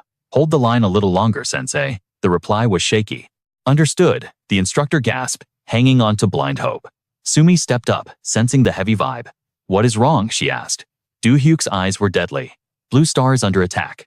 He slammed a massive loot bag onto the floor. It was twice Deli's size, making the dude flinch. "Deli, grab these materials. I need you to speedrun finishing that suit right now." Do-hyuk pointed straight at his partner. "Sumi, go with Deli. Equip the gear the second it is crafted. We are rolling out immediately." Sumi nodded sharply. "Say less." They grabbed the massive stash and dashed off to prep. Do-hyuk stood with his back turned, his brain working in overdrive. He started channeling his skills, focusing absolute pure mana. "While they gear up, I need to craft this contribution artifact." A glowing system window suddenly popped up, kicking off the ultimate production sequence. The system text laid out the rules. Warning: forging a god-tier artifact requires a spatial rift to rapid transfer dimensional energy. Suddenly, the neon blue screen flashed blood red. A critical alert blared at Do-hyuk. Alert: dimensional predators Iceland and Fiola have locked onto the rift's energy signature. They are broadcasting a signal to deep space entities. The system decoded a threatening cosmic message. "We have pinpointed your dimension. We will trace this rift and annihilate whoever is on the other side." Bam! A massive dimensional tear ripped through the air. Violent winds exploded out, forcing Do-hyuk to shield his face. He squinted against the gale, his mind racing. Was that seriously a threat from another dimension? He glared at the swirling void and locked in. "Whatever. I do not have time to stress over aliens." A new system prompt chimed in. Production sequence complete. A savage-looking gauntlet materialized in midair, radiating a blinding gold aura. The system immediately dropped the item's insane stat sheet. Item: Earth God's Gauntlet. Buff 1 Magic plus 500. Buff 2 Intelligence plus 500. Buff 3 Physical Defense plus 200. Buff 4 Magic Defense plus 200. Buff 5 Muscle Mass plus 200. Buff 6 Physical Attack plus 200. Buff 7 Agility plus 200. Exclusive. Perks unlocked. Overpower. Increases magic damage to all monsters below rank A by 200%.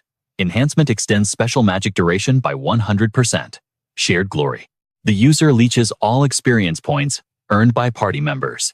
Note: this does not apply to other teammates. Divine Blessing. Duration and stat boosts from any buff or defense spell are doubled. Hell's Breath grants the rank 9 spell Hell's Breath. At max proficiency, this skill evolves into Super Hell's Breath. Do-hyuk smirked, sliding the heavy metal over his hand.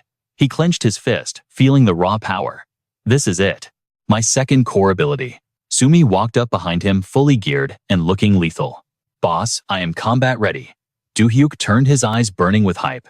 "Bet. Let's ride." Cut to the battlefield. Lero stood her ground, her massive glaive glowing with a sick golden aura. In a flash of light, she blitzed forward like a missile. She started slicing through the enemy grunts, one by one, zero hesitation. She snapped her head back and screamed, "Now is your window, Chaelhua. Do it." Chaelhua was already airborne, his blade raised high. His eyes were totally locked in. "Copy that." He swung his weapon down with insane force. A massive holographic broadsword materialized in the sky, hovering right above the mob of tryhards. The giant blade crashed down like a meteor. It instantly wiped them out, leaving a massive crater. Liro stood beside Cheolwa, who was still catching his breath. She looked at the destroyed terrain, thinking, his area of effect attacks are getting way more cracked, the more mana he stockpiles. But she scanned his trembling hands, totally stressed. No cap, he definitely just burned through his entire mana pool. Before she could even process it, a convoy of armored tactical vehicles rolled up on them. Would have been nice if that nuke actually ended things. The truck screeched to a halt right in their faces. She gritted her teeth. I knew this was too easy. A menacing figure stepped out of the lead transport. Liro scowled, gripping her weapon. Bro, how many awakened do these losers even have? No matter how many we body, they keep respawning. Cheolwa spat on the ground. We cannot even reach the other Blue Star directors, or our backup squads. Dozens of elite shock troopers began pouring out of the vehicles. The enemy commander, Suryo, smirked. You must be the leader of the Plum Blossom Guild, one of the Elite Eight. Liro rested her heavy glaive on her shoulder, absolutely unbothered. And who the hell are you, some random? Suryo's face darkened, throwing absolute shade as she glared. Didn't think you'd actually show up to this dump just to carry the Blue Star Guild? You're literally more brain dead than I thought. Liso clapped back, absolutely fuming. Who do you even think you are? Jinho leaned in, whispering a low-key warning. This is majorly cooked, Guildmaster. Her name is Suryo Jin, the Vice Master of the Blazing Fire Guild. She spun toward Jinho, totally panicking. Wait, what? Is Pilung Kang's crew getting hard carried by China's top guild? Suryo didn't even hesitate, barking at her goons. Take them down. The second her mob got the green light, they rushed in. Jinho gripped his sword, locking in completely. It's an absolute honor catching dubs by your side, Guildmaster. Liso glared at him, totally stressed out. You're the Vice Master, bro. Don't just roll over and fold. Suddenly, they both whipped their heads toward a crazy noise while the thugs kept rushing them. Yo, what on earth is that sound? A massive whoosh ripped through the skyscrapers, heading straight for their location. A cold voice dropped from the sky above. Target is officially locked. Then, the figure nosedived, landing dead center between Liso's battle stance and the charging mob. The grunts totally froze up from whatever just smashed into the ground. Then, a seriously confused voice broke the silence. Bro, is that? A shield. Sitting right in the crater was a massive high-tech shield. It beeped and instantly activated. A gigantic energy barrier exploded outward, wrapping Liso and Jinho in absolute protection, completely blocking the sweaty tryhards from Suryo's squad. The goons hacked at the barrier, totally clueless and raging. What the heck is this ridiculously OP thing?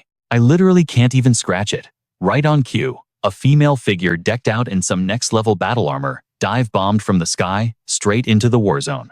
It was Sumi coming in clutch. Suryo and her lackeys nearly got sent flying by Sumi's insanely heavy superhero landing. Suryo gritted her teeth, stressing out Do-hyuk literally just entered the dungeon an hour ago. Suryo's mind was doing backflips, while Sumi locked eyes with her completely unfazed.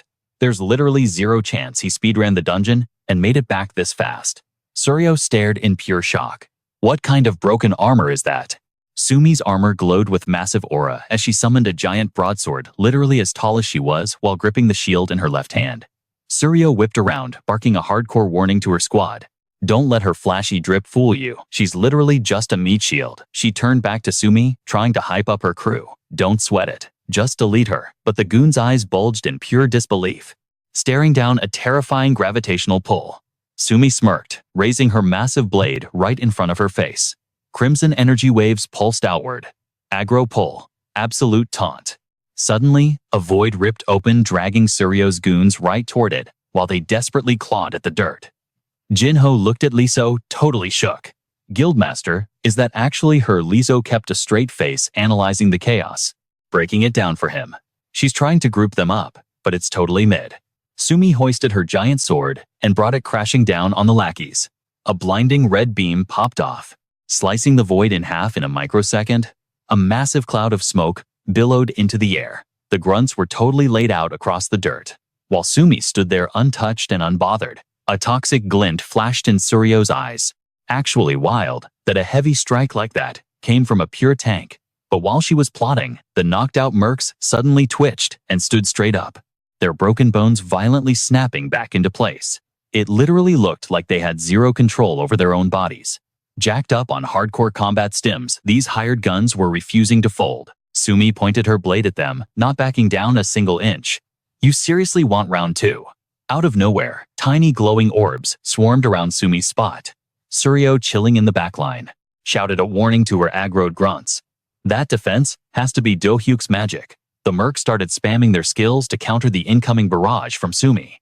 Pilung, his face crawling with creepy black veins, laughed like an absolute maniac.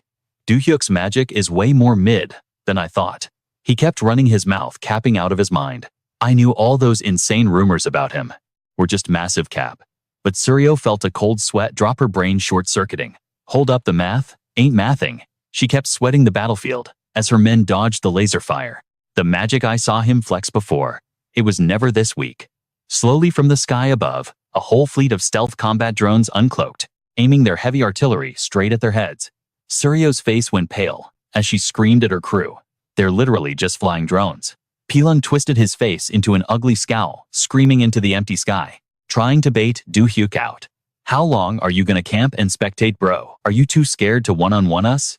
Suddenly, a chilling whisper dropped right behind him. You left yourself totally open. In a literal flash, Do-hyuk materialized right behind Pilung, pressing a hand cannon right to his skull. The madman whipped his head around his crazed orange eyes, locking onto Do-hyuk just as he pulled the trigger. A blinding blue flare erupted, sending the magic bullet blasting straight through his chest, punching a massive hole right through the dude's torso. Do-hyuk kept his piece steady, watching the elite grunt collapse like a disconnected player, all while casually opening a mini spatial rift. Suryo completely lost her mind, screaming at the corpse, now bleeding out on the dirt. Pilung Kang. She stood totally frozen, staring at his completely lifeless, unmoving body. Her brain was literally short-circuiting. This is absolutely fake. How did he just one-tap an SS rank awakener sweating bullets? She locked on to Do-hyuk, grinding her teeth as she coped. He had to have burned through all his mana for that strike. Two of her surviving grunts full sprinted at Do-hyuk, while she dropped into a combat stance ready to rush. You're up, pack him up, she ordered. Focus all your DPS on Do-hyuk. He just flashed a deadly smirk at the incoming mob. His entire right arm suddenly erupted in blazing blue hellfire. You seriously think I'm out of mana? He casually swiped his flaming arm at them. A massive tsunami of fire roared outward. Hellfire. The azure flames swallowed the tryhards whole, literally deep-frying them to ash. Do-hyuk simply strolled past the scorched remains, stepping over the cooked bodies, littering the ground. She really sacrificed her own guildmates just to dip, he realized. He stood in the wreckage, pulling out his phone and scanning the chaotic area. Is it even worth hunting her down? Do-hyuk stared off into the distance, totally silent. Right then, Sumi jogged up to him, checking in. Are you good, Do-hyuk? Keeping his eyes glued to the screen, he just muttered Sumi. His expression shifted into absolute tryhard mode. He levitated off the ground, dropping the mission on her. I'm leaving the cleanup here to you and the instructors. Sumi looked up at him, instantly agreeing. Say less. Do-hyuk blasted off, tearing through the city skyline at breakneck speed. Meanwhile, in a totally different zone, thick dust choked the air inside. Dungeon 871. Just outside Exit 2 of Jeonghwa Station, an arm hauled up the absolutely battered Daeho. Kangmi supported his deeply gashed body as they dragged themselves forward. Her voice broke heavy with absolutely massive guilt. I'm so sorry, Daeho. This is 100% my fault. He choked out a weak reply, trying to chill her out. Stop beating yourself up. I made my own choice at the end of the day. She stared ahead, completely drowning in regret. But if it wasn't for me, you wouldn't be half dead right now. Kangmi guided Daeho through the crumbling tunnel, limping desperately toward the faint light ahead. They finally stopped staring in total despair. It was a sheer drop-off, a massive cliff, a literal dead end. They stumbled right to the edge, looking for any glitch to escape. Kangmi cursed, totally raging. Damn it, we're out of road. Suddenly, a totally sinister voice echoed from the tunnel behind them, freezing both of them completely in their tracks. Kangmi's eyes darted toward the shadowy entrance, finally ran out of places to run. Huh? Jane casually strolled out of the dark, flanked by two heavy enforcers. He let out a totally toxic laugh, slowly stalking toward them. Let's wrap up this little game of hide and seek. Drop your final words. Kangmi's face darkened with absolute fury as she screamed at the approaching traitor. Do you even realize what you're doing, Jine?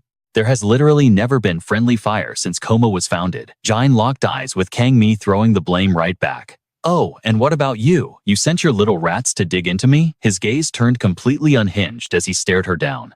You're the one who swung first. Kangmi screamed, pointing a trembling finger at Jane. That's because a headquarters director like you decided to hard grief us by teaming up with absolute scum. He sneered, his voice dripping with major annoyance. I am so done with your absolute trash takes. Zane dropped into a low stance, pure rage twisting his face. This garbage server handed me 0 rewards, even after I hard-carried the MA guild to the very top. He spat venomously. Deadass those NPCs tried to nerf my rank, calling me completely useless. A psychotic tyrant-like grin stretched across his face. That is exactly when it clicked for me. Zane casually stepped forward, crushing a row of blood-soaked skulls beneath his boots. His voice dripped with unfiltered greed. I just need to delete the trash I do not need. He slumped onto a brutal throne, forged entirely from human skulls, stacked high like a boss room set piece. And then I will unofficially monopolize every awakened player in Korea. Leo had heard enough. Boiling with rage and dripping with sarcasm, he roared back. You are actually cooked, Zane. You really think teaming up with the Fire Rhino Guild and the Villain Alliance is a big brain move? He did not hold back. You are entirely mid, bro, just a puppet on strings. Leo glared with furious eyes, but suddenly, a blinding beam of light blasted straight through his chest. Did you honestly think you were safe? Playing solo without us? The dungeon lit up with a lethal flash. Zane's arrogant voice echoed out. Debating with you low tiers is a major waste of time. Leo collapsed hard, making Rose snap her head around in pure panic. Her face went pale as she screamed, Leo, no. Zane just smirked. The rest of those mobs will fall in line once I permanently log the 2 of you out. He flashed an evil, totally unhinged grin. Then I just need to invent some fake lore to cancel Do-hyuk, and my flawless solo run begins. Zane turned his back, barking orders at his 2 goons. Wipe them out. Leo's vision started to blur, but his gamer instinct screamed. No cap, I am not getting completely wiped here. Think, bro, think. Suddenly, a wild grin crossed his face. Burning the very last drop of his HP, Leo forced himself upright. His sudden war cry made Rose instantly snap into a defensive battle stance. Zane glanced back, looking mildly annoyed. Cornered like a rat. And now you are losing your mind. Rose quickly caught Leo by the shoulders to keep him from tipping over. Stop moving, Leo, you are literally 1 tap away from death, she pleaded. Despite his health bar flashing red, Leo kept smiling. Trust the process, he said, with 0 hesitation. I am about to clutch this up for us. Leo locked eyes with Rose. Are you with me on this? Rose stared right back, her voice laced with absolute faith.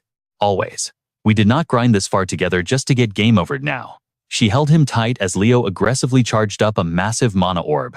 Zane sensed the massive aggro spike and panicked. Gank them right now. Do not let him cast, he yelled at his minions. With eyes burning like hellfire, Leo slammed his glowing palm straight into the cliff edge.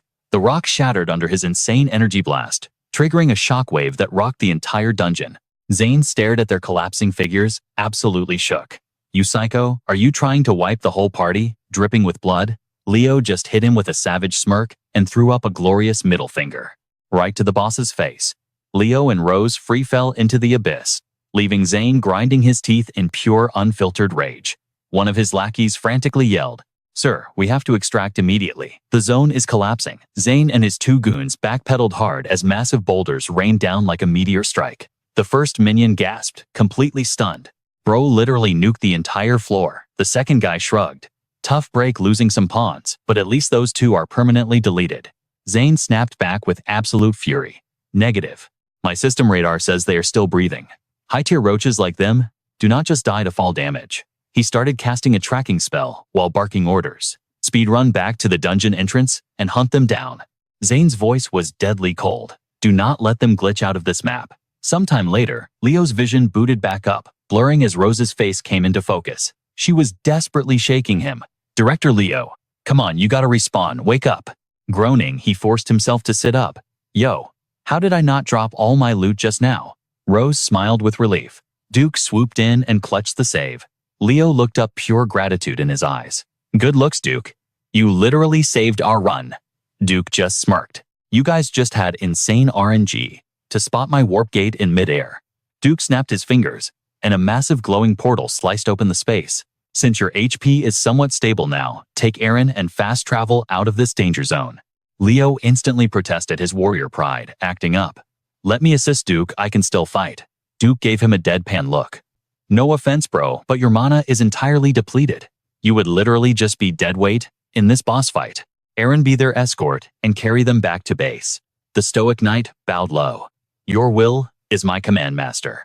Meanwhile, Zane and his two goons were flying at Mach speed, desperately scanning the map for Leo and Rose. One of the mobs dashed forward, totally clueless about the blue energy tripwires forming around him. In an instant, a paralyzing spell activated, binding both minions in crackling neon restraints. Duke materialized out of thin air, surrounded by wild lightning strikes. He had just popped his lightning chain skill. Blinding arcs of electricity illuminated the entire dungeon like a rave. Zane scowled, visibly rattled. Duke, how the hell did you bypass the security wards? He spat furious. More importantly, I saw your avatar enter the death trap dungeon with my own eyes. Duke let out a disappointed sigh. Honestly, massive skill issue on your part. He casually held up two fingers, charging a devastating spell. Nothing is gonna save your run now. Looks like your plot armor has completely expired. Zane puffed out his chest, trying to act tough. You think this is endgame? My entire guild is camping the spawn outside. One ping from me, and they will swarm this place. You have 0% chance of making it out of this zone alive. Duke kept his chill, entirely unbothered. You call yourself the director of the MA Guild. Bro, your brain lag is actually unbelievable. His voice dropped to a dangerous octave. I already cleared the trash outside. Your army disconnected, and as for Fallon, I personally sent him to the Shadow Realm. Zane completely lost his mind, screaming, "Stop capping. You think I would fall for that bait?" Duke just shrugged, totally unfazed. Stay delusional then. Not my problem. Without warning, Duke instantly triggered his Transcendent Support aura. Zane countered, blasting a high-voltage lightning ray that nearly scorched Duke's face. But Duke parried flawlessly, casting a massive fireball. The blazing inferno swallowed Zane's attack completely. Suddenly, static popped in the air. Zane teleported right behind Duke with a speed hack like Flash, immediately trapping him in an electrified lightning cage. Duke gritted his teeth, realizing he had just been hard CC'd. A towering elemental avatar materialized above him, wielding a crackling trident. Devastating thunderbolts rained down from the weapon, locking onto Duke. Divine lightning spear. Zane smirked, though deep down his anxiety was spiking. If he soloed Fallon, this ultimate move will not be enough to end him. Suddenly, an ominous purple aura erupted beneath Zane's feet.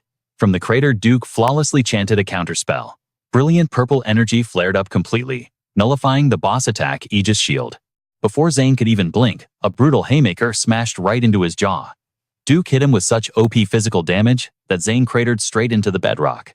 The sheer impact sent a shockwave through the dungeon, causing chunks of the ceiling to collapse around them. Spitting blood, Zane coughed out. What kind of broken mage main uses straight-up melee attacks? Duke cracked his knuckles, rolling his shoulders back. I cast catch these hands, bro. It is totally magical. He immediately delivered another savage hook to Zane's left cheek. Now, witness true punishment. Gravity smash. Stacking up his combos, Duke unleashed a flurry of lightning-fast blows that completely stun-locked the boss. Desperate, Zane threw out a hand, summoning two glowing golden glyphs, crackling with lethal voltage. Zane launched a sneak attack right at Duke's blind spot. Lightning Lance. He grinned like a maniac, his inner monologue screaming, "Eat this critical hit and suffer." But out of nowhere, an auto shield deployed, completely tanking the attack. Zane's jaw dropped as his ultra-rare skill dissolved into pixels. No way. My damage got completely negated. Duke chuckled, seeing right through the pathetic gimmick. Was that your ultimate trump card, seriously? Taunting Zane into oblivion, Duke landed another devastating strike. Honestly, just totally mid. Meanwhile, back at the safe zone, the warp gate was still glowing. The entire guild was holding their breath, eyes glued to the portal, praying for their hero's return. Jace is one of the ultra-rare triple S rank mages in the server. He glanced at Rose, sweating bullets.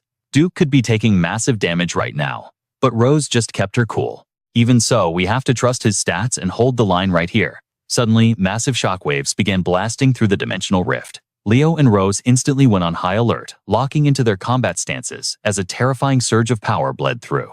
Erupting from the portal, a blurry figure got launched out, like a ragdoll crashing violently into the adjacent building with an ear-splitting boom. Leo sprinted toward the rubble, screaming at the top of his lungs, "Duke!" Rose was literally shaking with panic, staring at the dust cloud. But then Duke just casually strolled out of the portal, brushing off his shoulder. "Yo, did you call me?" Rose snapped her head back so fast she got whiplash. Duke, wait. Then who just got launched? Do-hyuk clapped back with zero hesitation. I literally told you I would handle Zane. While he was eating dust in the rubble, he flexed totally unbothered, even though his face was bruised up and looking kinda cooked. I dragged his taking an L self back in one piece. Mia gave him major side-eye. Are you absolutely sure about that? Do-hyuk just smirked. Yeah, he is breathing. For now, at least. Meanwhile, chilling on a skyscraper miles away, a shadowy figure was lurking, watching the whole messy situation unfold. Suryo peeped the scene and reported back boss both Pylon and Zane just got totally folded by Do-hyuk. Another voice dropped in the comms. What is the status on the rest of our crew? She locked in and replied, they already fell back to the second defense line. Dion stared out at the city lights and barked his orders, bet. Evacuate everyone to China. As the top dog of the TVKPA syndicate, he made the final call. Our mission here is officially wrapped. Suryo was not having it. We are seriously just gonna ghost. He might have clutched against 2 SSS rank awakeners, but the dude has to be running on empty right now, Dion growled, her name totally killing the vibe. Suryo Dion threatened dropping his aura. Do not make me repeat myself. She low-key panicked, realizing she overstepped. My bad, sir. She whipped around and yelled to the squad. We are out of here, guys. Ditch anyone who is not gang. The grunts instantly teleported out, echoing a quick yes sir. Suryo threw one last toxic glare over her shoulder, muttering Do-hyuk. And just like that, the massive raid between the Guardians TVKPA and Pylon's crew, led by Director Marie, finally hit the endgame. After that absolute bloodbath in Seoul, the timeline was blowing up. The news would not stop yapping about how the whole Awakener hierarchy in Korea just got a massive reality check. Camera flashes were going off like crazy. It all started when Major T spilled at the KMA. The receipts were gathered and Zane's entire history of being a corrupt scumbag got completely exposed to the world. The fallout was insane. Every dirty suit involved got cancelled or fired on the spot. Meanwhile, 2 real ones got massive dubs. Mia leveled up to the new KMA director, and Theo locked in the spot as the head of the Seoul branch. They were heavily respected by everyone in the game. June also got offered a major promotion, but she said hard pass to the KMA and officially joined Do-hyuk's guild. Talk about a massive power move. After all that drama. On top of that, Do-hyuk decided to squad up with the KMA to pack up the TVKPA and the Guardians. Cut to a massive dark city in the Lamina dimension. An absolute unit of a dragon was just casually soaring through the dead sky. Fiola rolled up from behind, calling out, Yo Isla, we need to talk. He stopped in his tracks, turning around.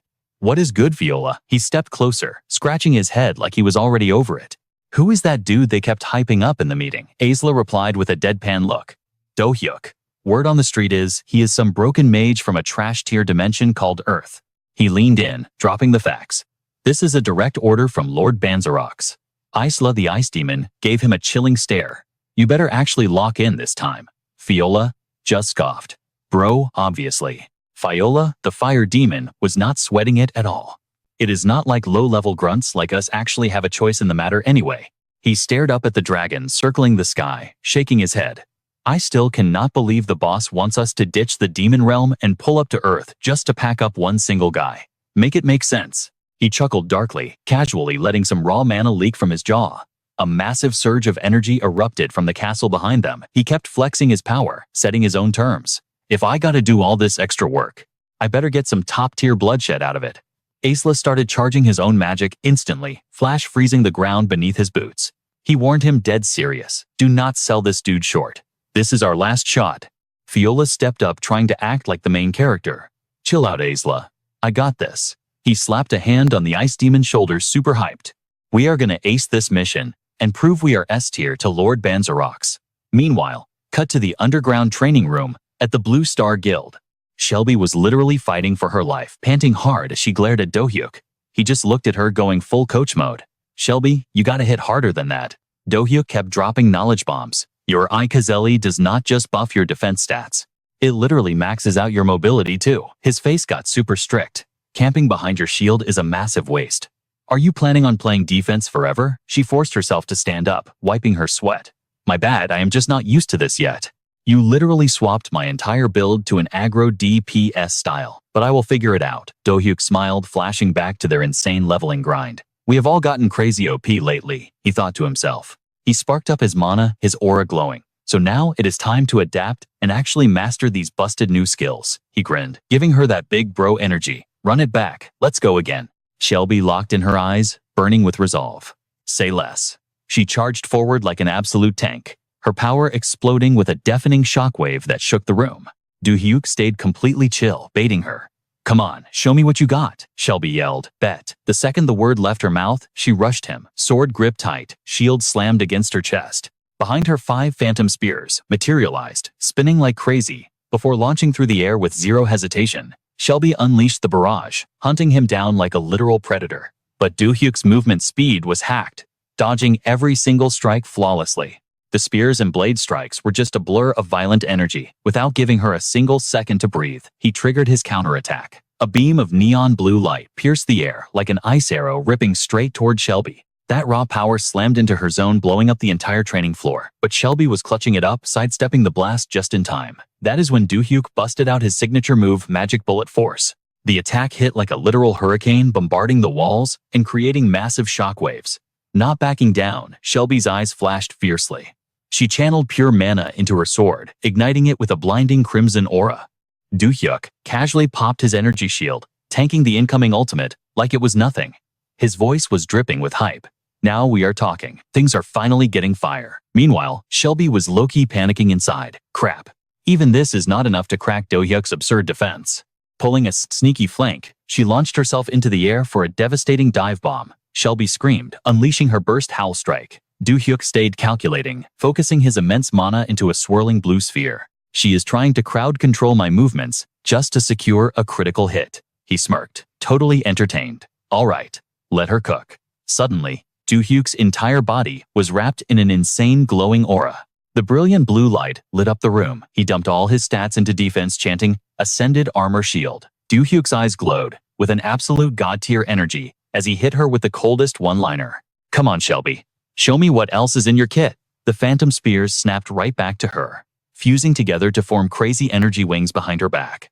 A violent vortex of purple magic started spinning like some beautiful, deadly lotus. Her sword flared up with a blinding light, creating a massive tornado of raw power. Without warning, a sharp sonic boom popped off, and that raw purple destruction slammed headfirst into Do-hyuk's barrier. The impact actually made him flinch. The epicenter of the crash started glitching out like crazy. The sheer pressure was too much, and the barrier began to spiderweb with cracks. And then, an absolute nuke of an explosion went off.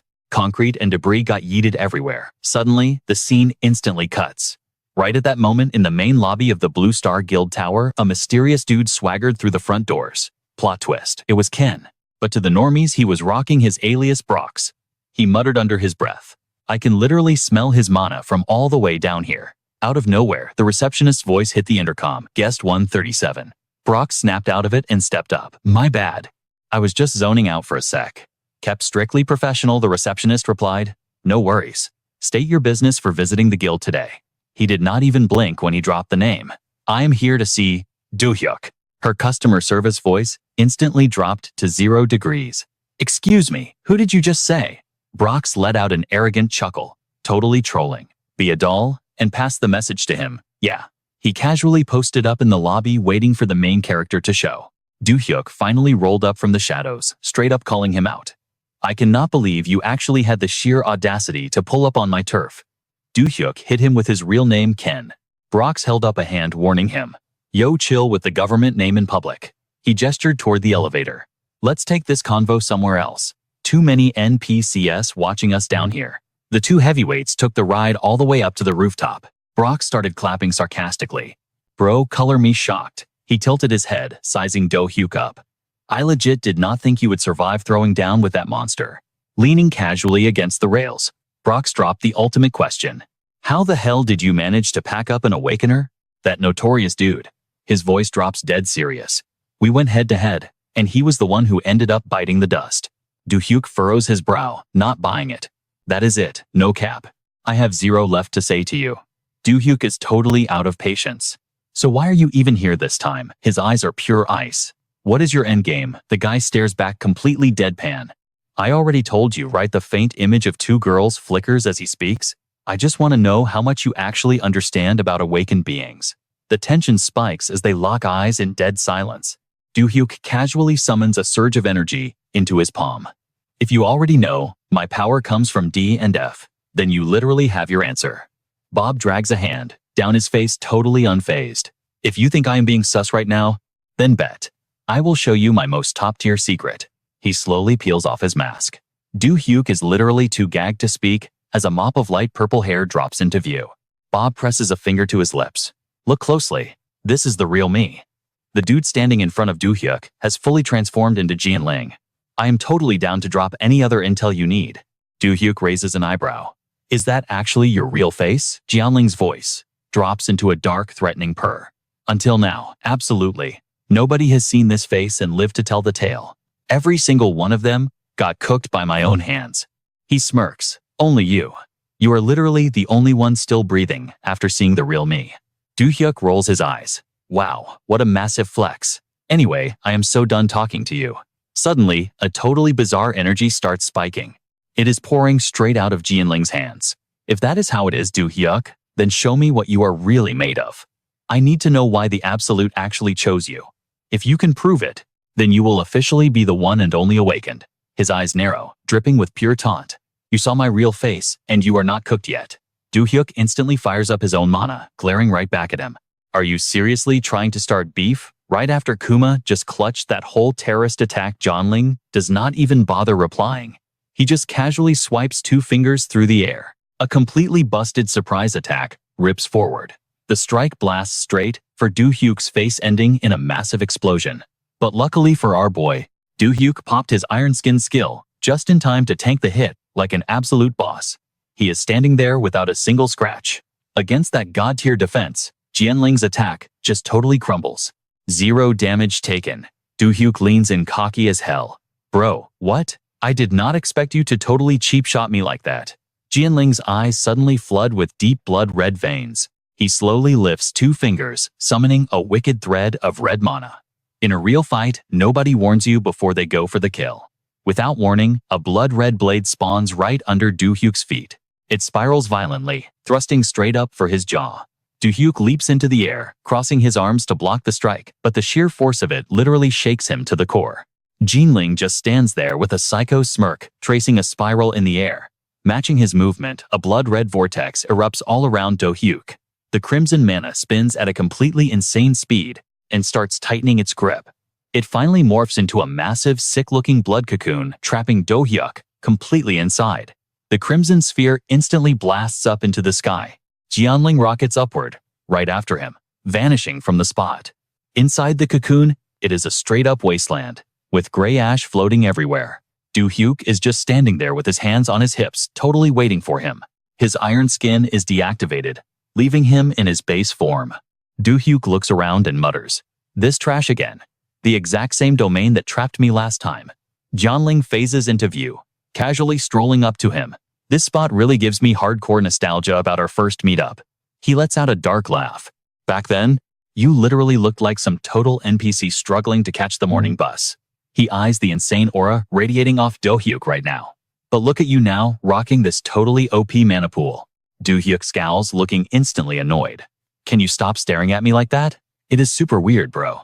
Jianling just rolls his eyes, completely unbothered. That sounds like a you problem. You should probably stress about proving your worth to me instead. Because beating me is literally the only way you are making it out of here alive. His body suddenly dissolves, blending perfectly into the apocalyptic ash. His voice echoes from everywhere at once. All right, let us run it back. Jianling morphs into violent streaks of crimson energy, diving straight for Do-hyuk. The main character actually flinches. What the heck? Is this another one of his busted skills?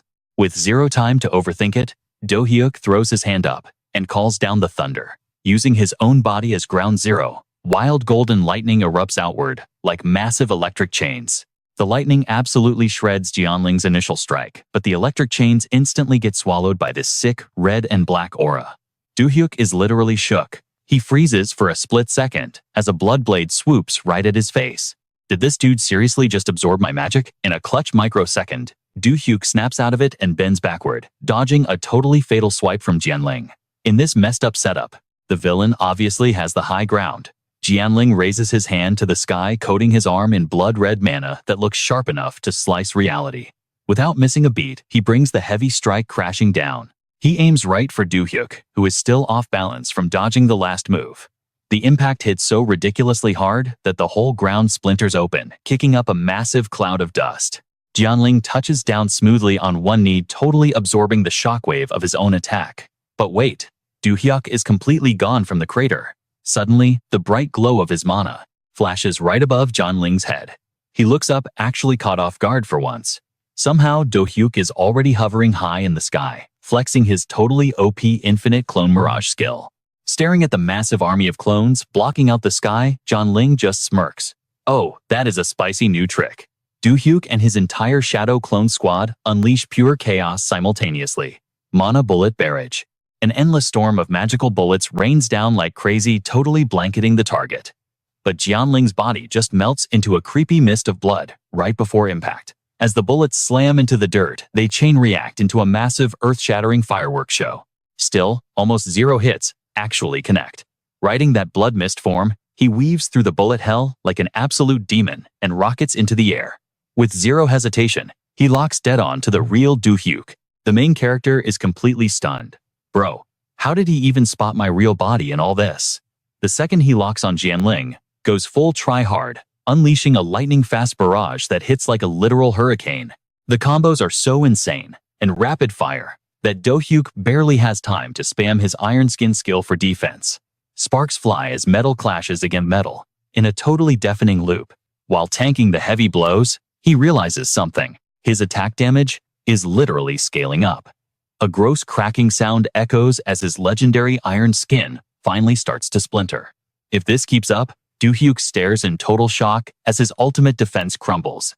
I am absolutely cooked. Jianling actually managed to shatter his iron skin. The system's robotic voice chimes in. Iron skin has been completely neutralized. Seeing his target stripped of all armor, Jianling starts charging up what looks like a total game-over strike. But in a massive brain play, Do-hyuk summons his mech Arlon. The robot spawns right behind the villain, locking his arms in a savage hold. Jianling shoots a shocked glare over his shoulder. This is the opening. Do-hyuk dashes forward, screaming heavy smash. Totally pinned down, Jianling can only watch as Do-hyuk's glowing fist hurtles straight for his face. But just when the punch is literally mere centimeters from caving in his skull, Do-hyuk freezes midair. Out of absolutely nowhere, creepy red threads have wrapped themselves all over his body. They completely paralyze his every move. No way, I literally cannot twitch a single muscle. The villain just casually checks out the red strings that have totally immobilized both Do-hyuk and the giant mech behind him. Did you seriously forget, bro? I built this entire domain using my own raw mana? In less than a second, Jianling just pulled off the sickest reverse Uno card ever. The mech that was holding him hostage is now the one getting totally hijacked. He casually reaches up to adjust his tie.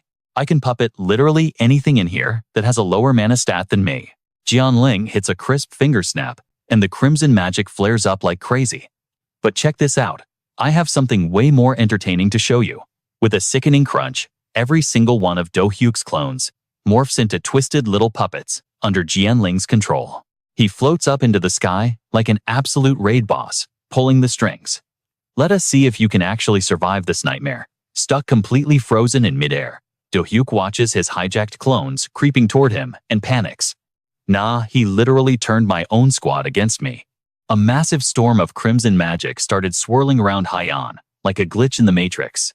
He was charging up an ultimate attack, and our boy was completely paralyzed, giving 0 health point vibes. Haiyan flexed by making Do-hyuk's clone copy his exact same move, the magic bullet force. Do-hyuk was totally shook watching the magic bullet lock onto him like a heat-seeking missile. Boom! The explosion was deafening, flashing with blinding fire and kicking up a thick cloud of dust. When the smoke finally cleared, Haiyan stared down at the absolute wreckage. Out of nowhere, right through the heavy dust and flying debris, a glowing blue ring spawned in.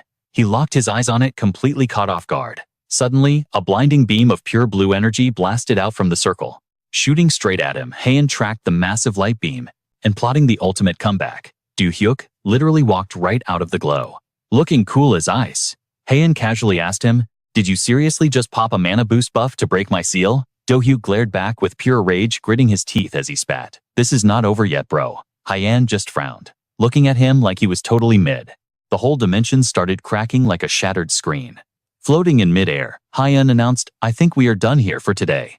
Do-hyuk was super confused and yelled back, "Bro, what did you just say?" Hyun calmly replied, "I honestly did not expect your magic stats to be this insane." He flashed a mysterious low-key villain smile. "If we keep going at this crazy pace, my barrier is totally going to crash, and that is a massive headache." "That is exactly what you wanted, right? Honestly, I do not care that much anyway. Besides, it looks like you are mutuals with pretty much everyone around here." Do-hyuk glared furiously at Hyun's smug, punchable face. Thinking back to their last intense boss fight, Hyun smirked and said, "Last time we threw down, you literally froze the second I got close. But now, you got a major glow-up and can actually trade blows with me." Suddenly, his laid-back expression dropped, turning deadly serious. "But let us be real, right? You still have a massive grind ahead of you."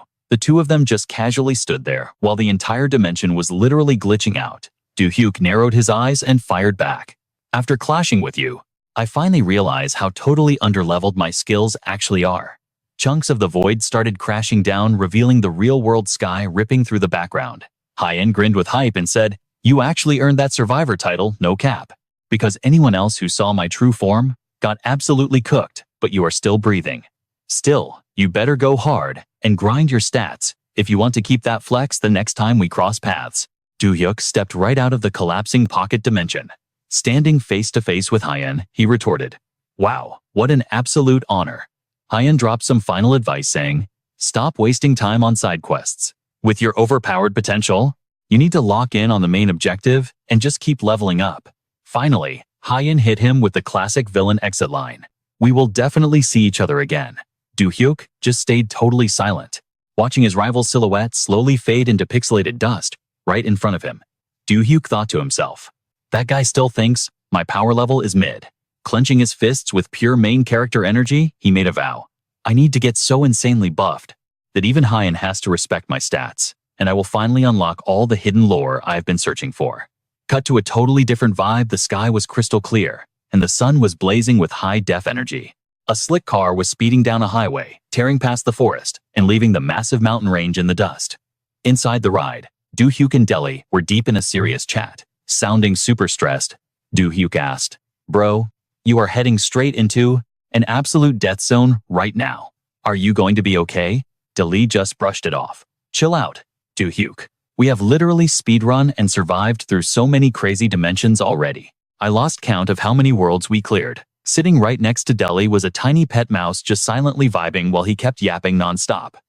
"We will pull up anywhere if it means securing that legendary artifact we have been grinding for." Hearing that clutch mindset, Do-hyuk decided not to kill his vibe.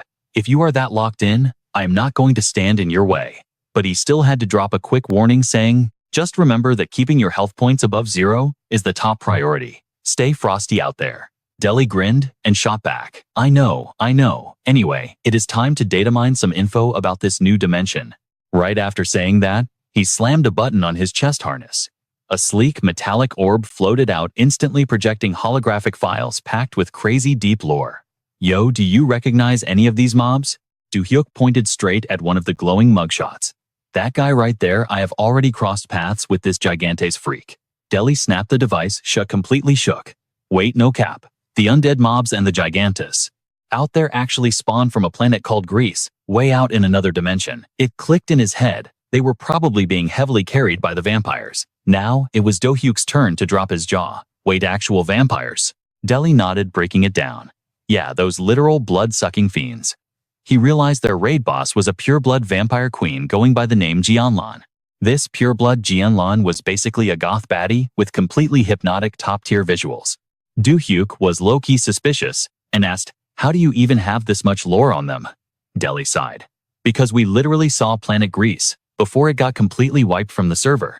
For some unknown reason, that entire server is nothing but a burning hellscape now. It literally looks like a planet made of pure fire." After dropping that lore bomb, he quickly spun around to face Do-hyuk. "Listen up, Do-hyuk. Non-playable characters and players from one dimension are absolutely not supposed to mess with the spawns of another zone." While Do-hyuk stared at him, totally locked in, Deli continued his warning. "If you force a crossover, massive glitches and anomalies will start corrupting your own timeline." Suddenly connecting the dots, Do-hyuk aggressively cut him off. "Are you telling me that is why the dimensional rifts on Earth are expanding like crazy?" Thinking about the dungeons and the system interface, Deli gave a rock-solid nod. Exactly, and you need to realize that the awakening system and these dungeon instances are dangerously overpowered. Just picture the thousands of nightmare mobs over there. If you try to farm the monsters spawning in the dungeons, do you honestly think they are just coded pixels? Do-hyuk crossed his arms, his brain running on overclock as he absorbed the info. So what you are really saying is Delhi did not miss a beat. Those mobs are being literally imported from their own corrupted dimensions. If these dimensional rifts keep spreading like a virus and shattering reality, then one day the entire server is going to crash, and Judgment Day will wipe us all. Both of them knew the exact meta to survive this coming apocalypse. They had to grind hard and become absolute units. We need to hit at least level 9, no excuses. Meanwhile, deep in the southwest of the Rapaplin Mountains, at the Undead Army base camp, a few creepy tents were set up in a totally cursed freezing forest. An elegant pale hand swirled a wine glass filled with a sketchy red liquid, shaking it back and forth. I am so incredibly sick of sipping on this mid-animal blood, the pureblood vampire Jinlan muttered with pure disgust. When do I finally get to taste the premium fresh stuff? Her ironclad minion standing behind her replied. The arrival of Squad 13 under Agate's command is going to shift the entire meta. Hearing that, she just coldly smirked and said perfect. Her eyes gleaming with ambition, she added, soon enough this entire fortress will be my base. Jianlan then dropped strict orders on her subordinate. In exactly 3 days, when Squad 13 drops in, we are launching a massive all-out raid. You better make sure our entire setup is 100% ready before they spawn. The loyal minion bowed deeply. Yes, my queen. Suddenly, boom, something heavy crashed straight into the dirt outside. Right after the impact, a panicked voice started screeching. Boss, we have a code red. She instantly snapped back. What the heck is going on? A stubby little goblin mob with razor-sharp teeth yelled. The eastern front just got breached. The entire 5th unit where the Gigantes were stationed got absolutely wiped off the map. Jianlan was completely shook. Say what? That elite 5-man squad got cooked. The goblin trembled and nodded. Yes, ma'am. Hearing the news, she totally lost it and screamed Mora. A massive skeletal knight, clad in heavy armor, showing nothing but a terrifying skull, stepped forward. One eye socket was a pitch-black void, while the other glowed with a blood-red light like a laser. It spoke with a deep, raspy voice. You summoned me, master. Jianlan pointed straight at the boss mob and ordered, take a chunk of our main assault force and go fix that mess on the eastern front. I am not letting them get away with griefing our base. Her eyes flashed with savage killer intent. Do not make me step in and handle this myself, understand? The skeletal knight replied in an eerie, bone-chilling tone. Your wish is my command, my queen. His dark aura instantly turned the whole vibe into pure nightmare fuel. Cut to the battlefield, massive chain explosions kept going off as the monster horde pushed their aggressive raid. Those bloodthirsty creeps sprinted forward, ready to ambush and devour the crew like free experience points. Nami instantly channeled her mana, spawning a massive magic circle right under her boots. Golden chains shot out of the glyph, one by one, and she launched them straight at the mob wave. Chainbind. The rampaging monsters were instantly locked down by the glowing chains, completely crowd-controlled. There was zero chance to keep pushing forward. She screamed, totally frantic, Do-hy, do it now. Do-hy did not hesitate for a single second. She channeled pure mana into her palms, sparking with straight-up fire lightning. With one massive blast, she let it rip. The ground literally cracked under the pressure. Do-hy blitzed toward the monster mob. Her blade work was totally overpowered, slicing through the horde like absolute butter. No cap, it only took a minute for most of those beasts to get completely cooked. Nami dropped to her knees, panting hard and sweating buckets. Do-hy glanced back, asking Nami, are you out of gas already? Looks like you need some serious grinding once we head back to base. But suddenly, Do-hy froze. Absolute horror flashed across her face. A massive monster had snuck up from behind, swinging a giant club right at Nami's head. Watch out, Do-hy screamed in pure panic. Nami spun around, her eyes wide with shock. She was way too slow to block it, and the lethal club was inches from ending her run. But Delhi just smirked from the sidelines. He leveled his gun at the oversized brute, blasting 2 blazing beams of energy. The monster was instantly sliced into ribbons. The giant beast completely collapsed. Nami was still glued to the floor, totally shook. Delhi strolled over with a cocky vibe. Bro, you zone out for even a second here and it is an instant game over for you, he warned. That was so clutch. Thanks, Delhi. Nami gasped out, still catching her breath. Delhi just scratched his head, playing it cool. Do not sweat it, he brushed it off. Meanwhile, a little later, Do-hyuk and his squad were carefully scoping the zone from high ground. Do-hyuk checked his glowing system panel. I finally hit level 80, he thought, so the experience grind is definitely going to fall off hard now. I have to push for one more level before hitting tier 9. Suddenly, his danger sense went off. He locked his eyes on empty space. This magic aura is insane. Out of nowhere, right above his head, a blinding red beam locked onto him like a missile. With god-tier reflexes, Do-hyuk sidestepped the strike. The beam smashed into the earth, triggering an absolutely devastating explosion. The shockwave was so aggressive, the rest of Do-hyuk's squad got violently pushed back without even realizing it. Before the thick smoke could even clear, a super sinister voice echoed from the crater. I rushed over here, but it looks like the 5th unit is already wiped out. A monstrous humanoid with massive bat wings stepped out of the shadows. Oh, where are my manners? He mocked. The system tagged him as John-I, a mid-tier S-rank boss. He flashed a twisted, creepy grin. The name is John-I, ready to ruin your day. I am the absolutely loyal servant of the great lady Jaren. John-I glared at Do-hyuk's squad, ready to monologue. My lady is getting super totally sick of you low levels hunting her kind. Honestly, she is pretty triggered right now. So major bummer for you, but I cannot let you pass this checkpoint. Jong-mi scanned the threat, carefully calculating their odds. It is just a mid-tier boss, she whispered. It is 5 against 1. Packing him up will not be that hard. But Do-hyuk shot down that vibe instantly. No cap, he is not flying solo, he said deadpan, locking his eyes on a massive disturbance nearby. The whole squad is here. The entire battlefield started violently shaking as an army of heavy footsteps marched closer. The hunters stood there absolutely stunned by the earthquake-level tremors tearing through the zone. Massive fissures ripped open the dirt right under Do-hyuk's boots. A legion of hardcore skeleton warriors pushed forward, dripping with intense killing intent and locking onto him.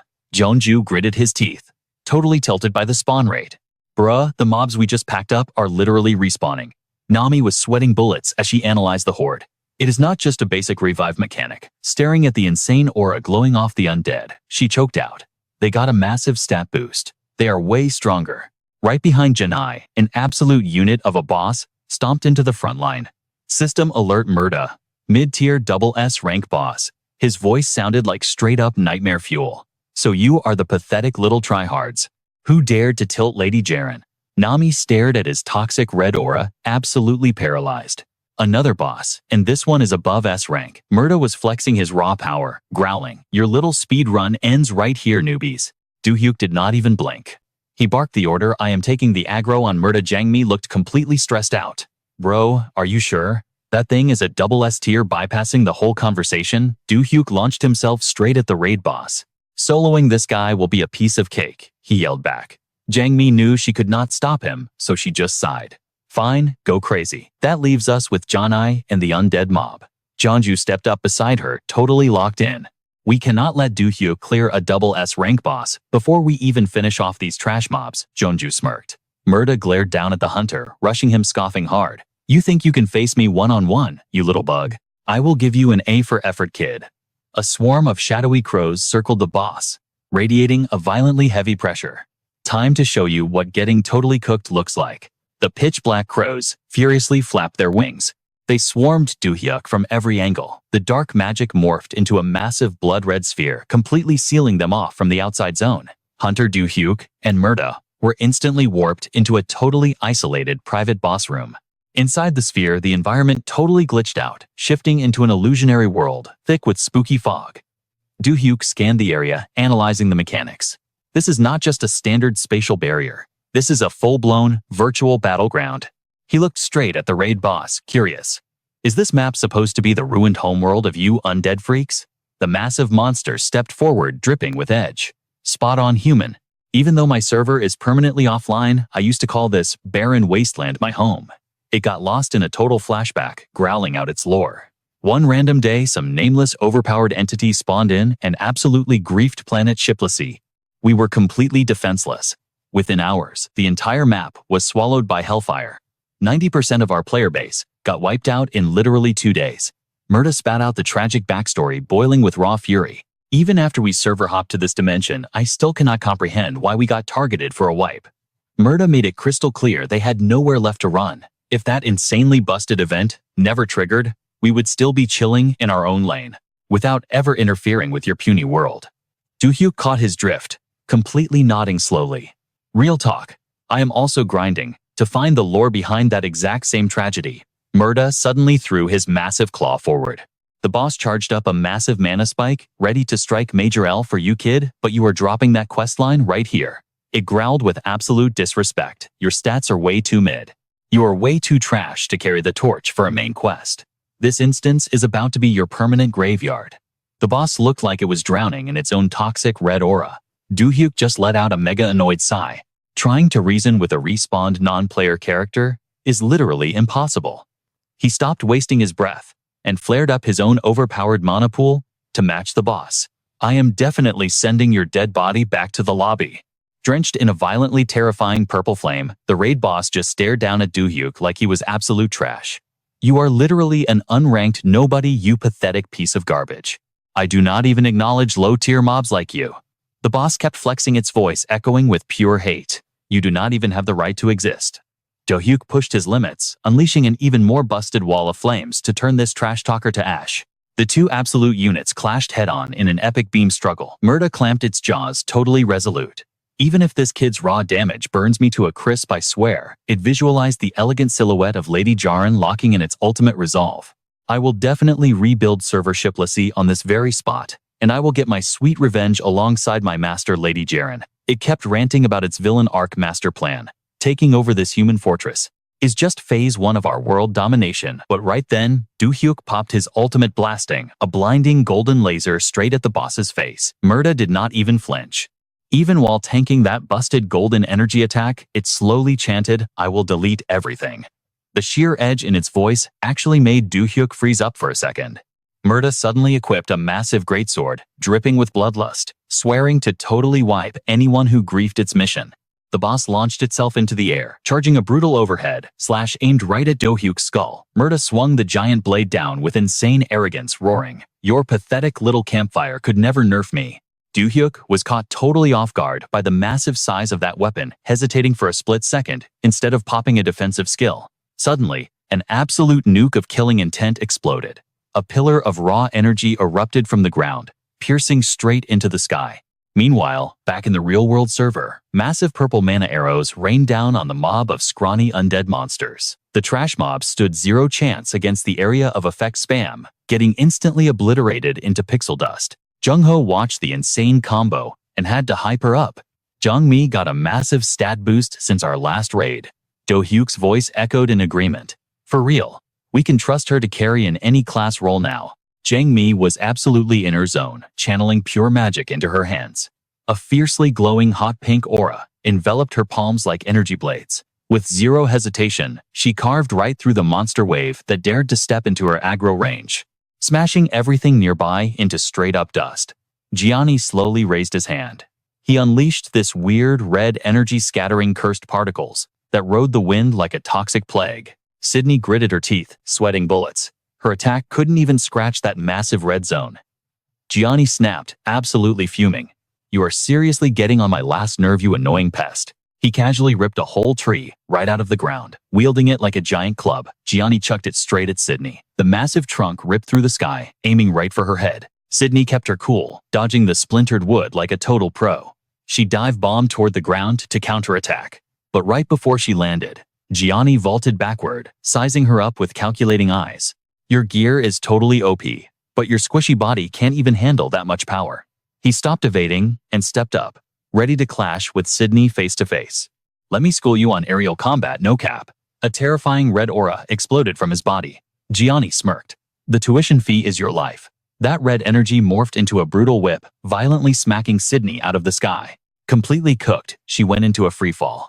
She crashed into the dirt, triggering a massive shockwave of dust and rubble. Meanwhile, inside the illusionary domain, a gloomy wind carried fragments of shattered magic. It blanketed the entire glitchy dimension. Murda gripped his blade, hyped up and waiting for his next victim. Did you just warp the spatial fabric to move? The monster actually answered its own question. That kind of power is honestly broken. With a swordsman's instinct, it glared at Do-hyuk, who was rushing in with a crazy burst of mana. But Do-hyuk was clenching his jaw, feeling the intense pressure. He roared Transcendent Punch. A massive fist, made of pure magic, blasted straight toward Murda. The boss locked eyes with Do-hyuk, then ruthlessly swung its blade at the incoming strike. A blazing red sword aura erupted, clashing head-on with Do-hyuk's magical attack. With one savage slash, Murda instantly vaporized the giant fist. It didn't stop there, spamming slashes until they formed a deadly grid. That trap easily cancelled out Do-hyuk's follow-up spells. Our boy watched his attacks get nerfed, low-key stunned. His brain went into overdrive, trying to cook up a clutch strategy. The blade in Murda's hand sucked in a blood-red magic, dyeing the surrounding air crimson. That sinister aura quickly wrapped around the boss. It acted like a crazy buff for this hardcore raid. Raising its sword at Do-hyuk again, its eyes screamed pure murder, totally ready to execute him. A thread thinner than a hair shot out from the blade. The red string instantly snaked around Do-hyuk's neck, stressing him out completely. What the heck is this? He freaked out entirely, caught off guard by the boss's cheap trick. Murda launched from the ground, aiming a lethal slash at Do-hyuk. He barely dodged the fatal hit by a hair. Do-hyuk was absolutely shook, thinking to himself, how did this guy close the gap so fast? Realizing fighting this beast in melee range was a death wish, Do-hyuk popped a movement spell to blink away. Trying to shake off the red string tied to him, Do-hyuk stared at it in pure shock. The thread was still choking him, even while he was in ghost mode. Using the string like an aimbot, Murda tracked him down instantly and lunged for the kill.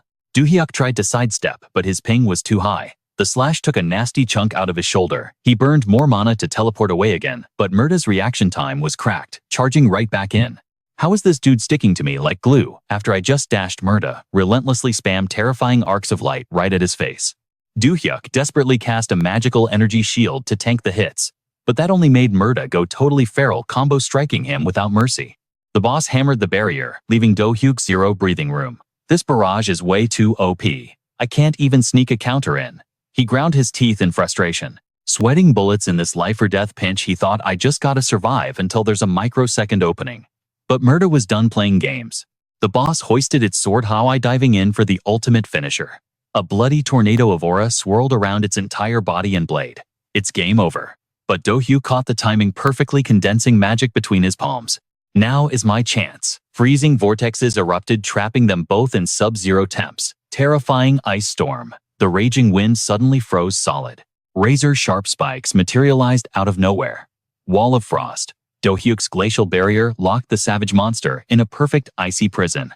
Exhausted, he clutched his bleeding shoulder. Max heal. But against Murda's insane struggle, the ice block was already showing massive web-like cracks. Do-hyuk gripped his wounded shoulder tight. He watched the massive glacier anxiously, knowing it was about to shatter. Inside the frozen core, Murda flexed its raw power to break the stun effect. Boom, the ice exploded. Murda slashed its way out, sending frozen shrapnel flying everywhere. Do-hyuk was dripping cold sweat, his brain racing to find a new exploit. That spell barely bought me any time at all. He quickly clenched his fist, drawing mana back into his palm. Giant mystical nails materialized to pin Murda down as Do-hyuk chanted bind.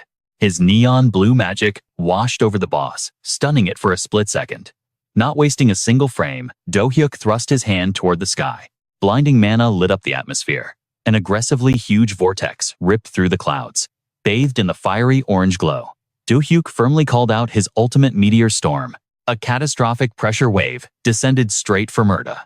The boss was swallowed by the scorching orange flames, looking genuinely shook. Then an apocalyptic explosion went off. The blast radius was insane, painting the zone in apocalyptic orange, while terrifying lightning bolted everywhere. When the dust finally settled, a massive crater was left behind, venting white smoke into the sky. Looking down at the aftermath of his nuke, Do-hyuk frowned, his gamer senses tingling. Something is way off here. He analyzed the battlefield. I know this is just a virtual zone, but there is no way it could tank the destructive damage of a Tier 9 meteor storm.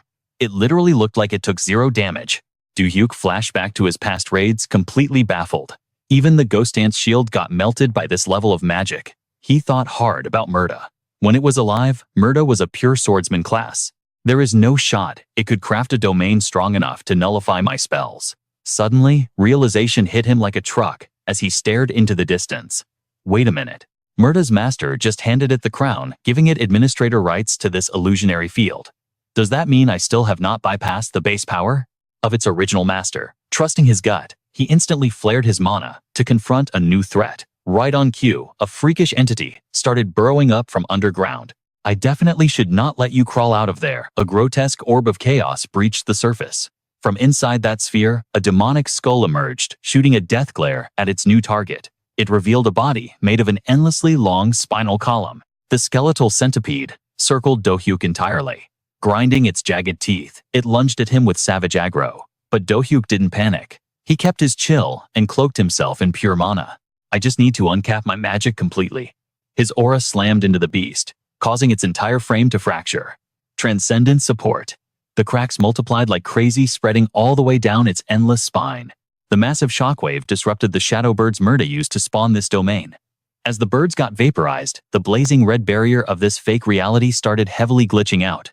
And just like that, unable to handle the sheer pressure of Do-hyuk's magic, the domain shattered into a million pieces. Glowing digital fragments rained down from the sky, hitting the dirt like broken glass. Mira stared at the insane magical aura blazing around Do-hyuk. He was deadass shocked by the kid's raw power. No cap, this guy's aura is fire, he muttered. You actually shattered my master's domain? With that mid-magic Mira gripped his blade and blitzed forward. Pure unadulterated killing intent flashed in his eyes. But we're not done here. Suddenly, a blinding blue flash completely blocked Mira's path. Do-hyuk just pointed a finger and dropped his ultimate skill. Transcendent Hellfire. Boom. That azure beam totally melted right through Mura's torso. It left a massive gaping hole in his chest. Mura touched. The empty space totally shook.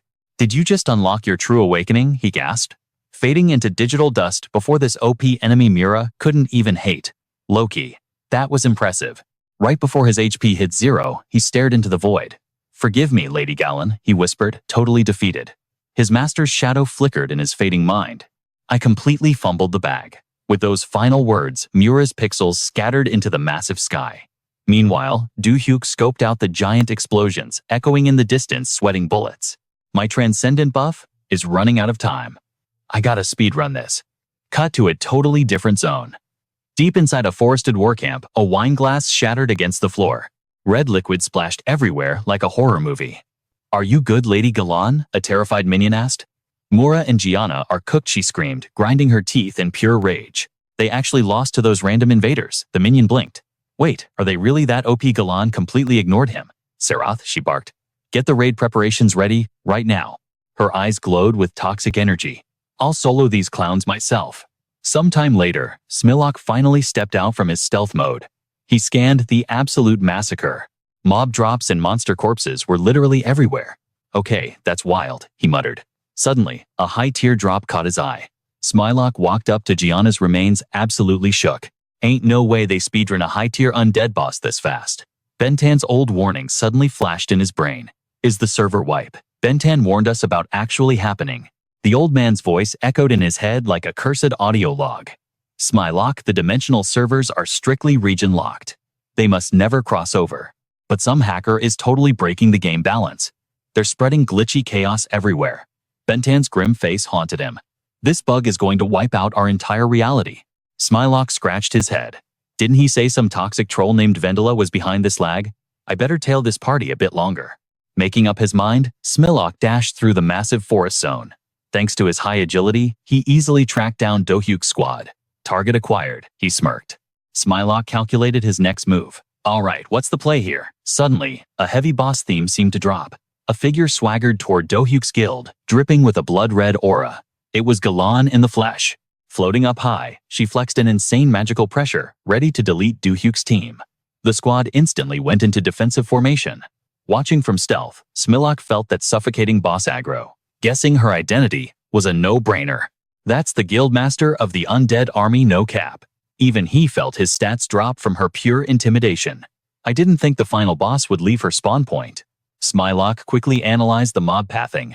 He weighed the insane odds. I wasn't even going to raid her base yet, considering the millions of undead lagging out the whole continent. But here she is, totally thirsty for blood. Smilok unsheathed his legendary golden blade. This is the ultimate clutch moment. He fired a massive slash right into the clouds. A golden shockwave erupted in the sky like a massive beacon. It was an SOS flare for his backup troops camping nearby. Back at the allied base, a knight spotted the glowing skybox. Yo, that's Duke Smilok's raid signal. He hyped up the crowd. Squad up, boys. Follow the commander's ping. The entire allied army buffed up and marched out. They aggressively rushed toward the drop zone, ready to throw down. Push forward. Galan just smirked at the flashing lights, echoing through the dark forest. Oh, look at these NPCs, she mocked. Did those cowards actually leave their safe zone? Absolute disgust flashed in her crimson eyes. Do you noobs seriously think you have the stats to raid me? Staring right back at her. Smilock didn't flinch once. His confidence level was off the charts. He was totally ready to carry this raid. Galan snapped her fingers, summoning her horde. My loyal mobs wiped them out. Refusing to get stat checked, Smilock raised his greatsword to pop an AoE morale buff. For the glory of the Sinchest Empire, both armies crashed into each other like a massive server-breaking war event. The squad leader locked eyes with Do-hyuk, shouting over the pure chaos. Looks like the Sinchest Guild just joined the lobby. Do-hyuk glanced back with a serious nod. Yeah, they took the mob aggro. I was low-key stressing about getting swarmed by those undead bots. He locked his ultimate focus onto the floating vampire. But now, we can totally focus all our DPS on the final boss. Galan looked down at the absolute chaos and laughed. What a bunch of tryhards. Pure toxic blood magic swirled around her fingertips. She launched a massive twisting red laser straight at the raid party. The crimson beam painted the entire combat zone in a deadly red filter. In a split second, her corrupted mana morphed into a gigantic tornado. It was an absolute wipe mechanic. It threatened to one-shot everything in its path, but her attack got denied. Galan scowled at the ground below. A massive energy shield had popped up, tanking her ultimate skill head-on. A guildmate gritted his teeth, sweating buckets. We almost got team-wiped right there. Suddenly, Do-hyuk stepped up to the plate. Let me take the in-game leader role. Guildmaster trusting his insane stats, she gave the green light. Bet. Do-hyuk, you're calling the shots now. Do-hyuk instantly went into full raid boss mode. Alright, no time for polite talk. Sumi, you're our main tank. Guildmaster, you run support for her. He turned his hardcore gaze to the backline. Nami, spam your debuffs from max range Jonju Peel for Nami, and keep up the ranged DPS standing fearless before the ultimate boss fight. Do-hyuk claimed his role. I'm going in as the main carry. He hyped them up. Squad, let's go catch this dub. The team instantly scattered, executing his strat flawlessly. Sprinting ahead, Do-hyuk shared his galaxy brain tactics on comms. This whole zone is flooded with blood. Sumi. That gives a massive field buff to a vampire boss like her. Sumi instantly caught his drift. We gotta kite her out of this zone. The duo blitzed straight toward Galan, who was floating arrogantly in the sky. Sumi didn't even hesitate. She went straight for a frontal aggro pull. Galan didn't even sweat. She casually popped a crimson force field to block the strike. Sumi clenched her jaw, going totally all out to shatter that OP barrier. But suddenly, a shout from behind pinged Sumi's radar. Get out of the way. She instantly dodged to the side. Do-hyuk was channeling his mana into a totally blinding aura. The insane energy wrapped around his entire body like a cheat code. Terrifying blue lightning crackled through his aura.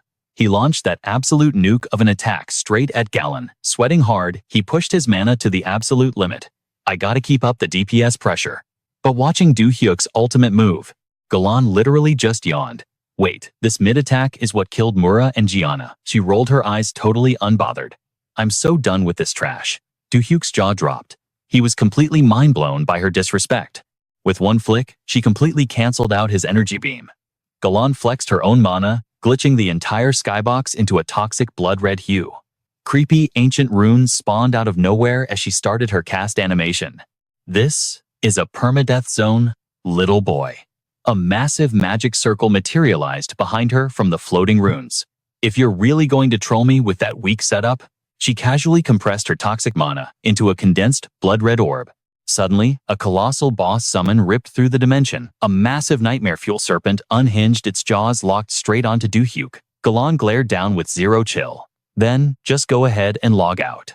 And with those cold words, a blazing red beam just nuked the ground. The whole sky is literally shaking right now. After tanking Galan's wild attack, Do-hyuk is sweating bullets. He is totally stressed out. But Smilock steps up acting like an absolute tank. He looks back like, you? Good bro? Do-hyuk is mad confused. Like, why are you even helping me right now? Smilock keeps it real. Your overpowered abilities are literally the only way we win this. He locks in totally serious. I am giving it 100% to keep you alive. Do-hyuk is just like, thanks man. Smilock cuts straight to the chase. Yo, how do we actually delete this undead boss? Do-hyuk does not miss a beat. Her name is Jalan, and she is an absolute menace. They both glare at the chaotic war zone. Do-hyuk drops the lore. She is a legit vampire.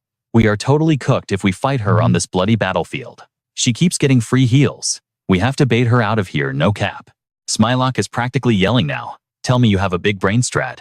But Jolin just casually strolls up, radiating pure boss energy. What are you two losers whispering about? Her dark red aura is literally vacuuming up the death energy from the fallen. She smirks, sounding toxic as hell. If you bros love chatting so much, the death aura swirls right into her blood-soaked blade. Let me send you straight to the underworld to finish your little podcast. Thousands of bloodthirsty glowing red swords spawn right behind her pure nightmare fuel. She glares at them with absolute killer intent. Jalan's eyes go wide, flashing with zero chill. You can finish your little pep talk in hell. Seeing they are about to get clapped, Do-hyuk quickly buffs Smilock's sword with magic. Keep her busy, I just need a few seconds to let me cook. Smilock does not even hesitate, but he knows this boss is way out of his league. Not going to be easy, but hold my potion. Jalan just crosses her arms totally unfazed. The swords behind her lock onto their targets. All those savage blades shoot straight at Smilock. He immediately drops into a defensive stance. A blinding golden aura explodes from him. He blasts forward like a literal shooting star. Smilock is perfectly parrying every single red blade. He is carving a straight path right to Jalan. But she just gives this wicked, unbothered smirk. She casually pulls out another weapon. Her creepy red aura clashes head-on with Smilock's blazing golden light. The shockwave is absolutely insane, totally wrecking the zone.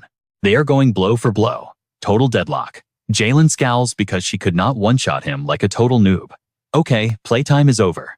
She is actually taking this seriously now. Jalan starts spamming heavy slashes, but Smilock is not backing down. He grips his sword and swings for the fences, aiming right for her head. They clash again, pure heavy metal. Still no winner in sight. The red and gold energies are just violently grinding against each other. Jalan screams out blood explosion. Massive waves of red energy burst from those savage swords. And boom, an absolute nuke goes off. Smilock is forced to dash backward. He barely dodges, getting vaporized by the blast. His brain is scrambling for a strat. How am I supposed to stall this monster? Jalan is feeling way too confident, giving Smilock the most toxic mocking smile ever. But out of nowhere, a crazy blue light crashes the party. Sumi drops in like an absolute savage, blasting magic to suppress Jalan. Smilock snatches the clutch moment. He swings his sword, sending a massive wave of energy straight at her. Talk about a brutal combo. Jalan is getting jumped from both sides with top-tier attacks. She quickly pops a blood-red magic shield to tank the hits. But instantly, her shield gets absolutely shattered into pieces. Still, Jalan does not even flinch. She just keeps taunting them like a total psycho. Yes, show me what you tryhards can actually do. They unleash another massive wave of energy, totally drowning her in power. Smilock's speed blitzes her. He goes for the ultimate backstab. But suddenly, a flash of light cuts right through his attack.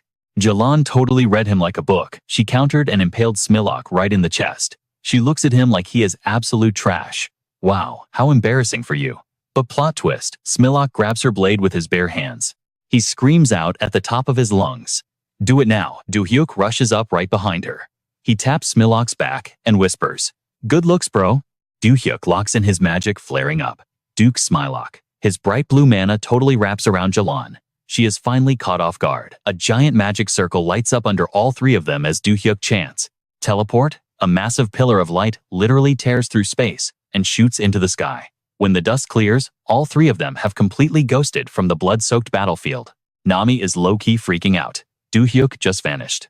What is the play here? The commander looks over, trying to keep the vibes calm. That swordsman is with him. They will totally be fine. She locks eyes with Sarat in front of them. We are holding the line right here.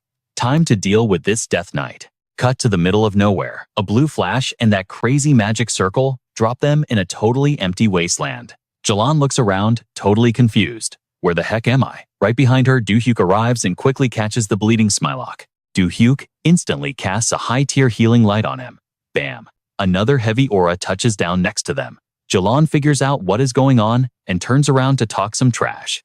Do not tell me you actually thought taking me to an empty map would save you. She smiles like an absolute demon, her creepy red aura flexing hard.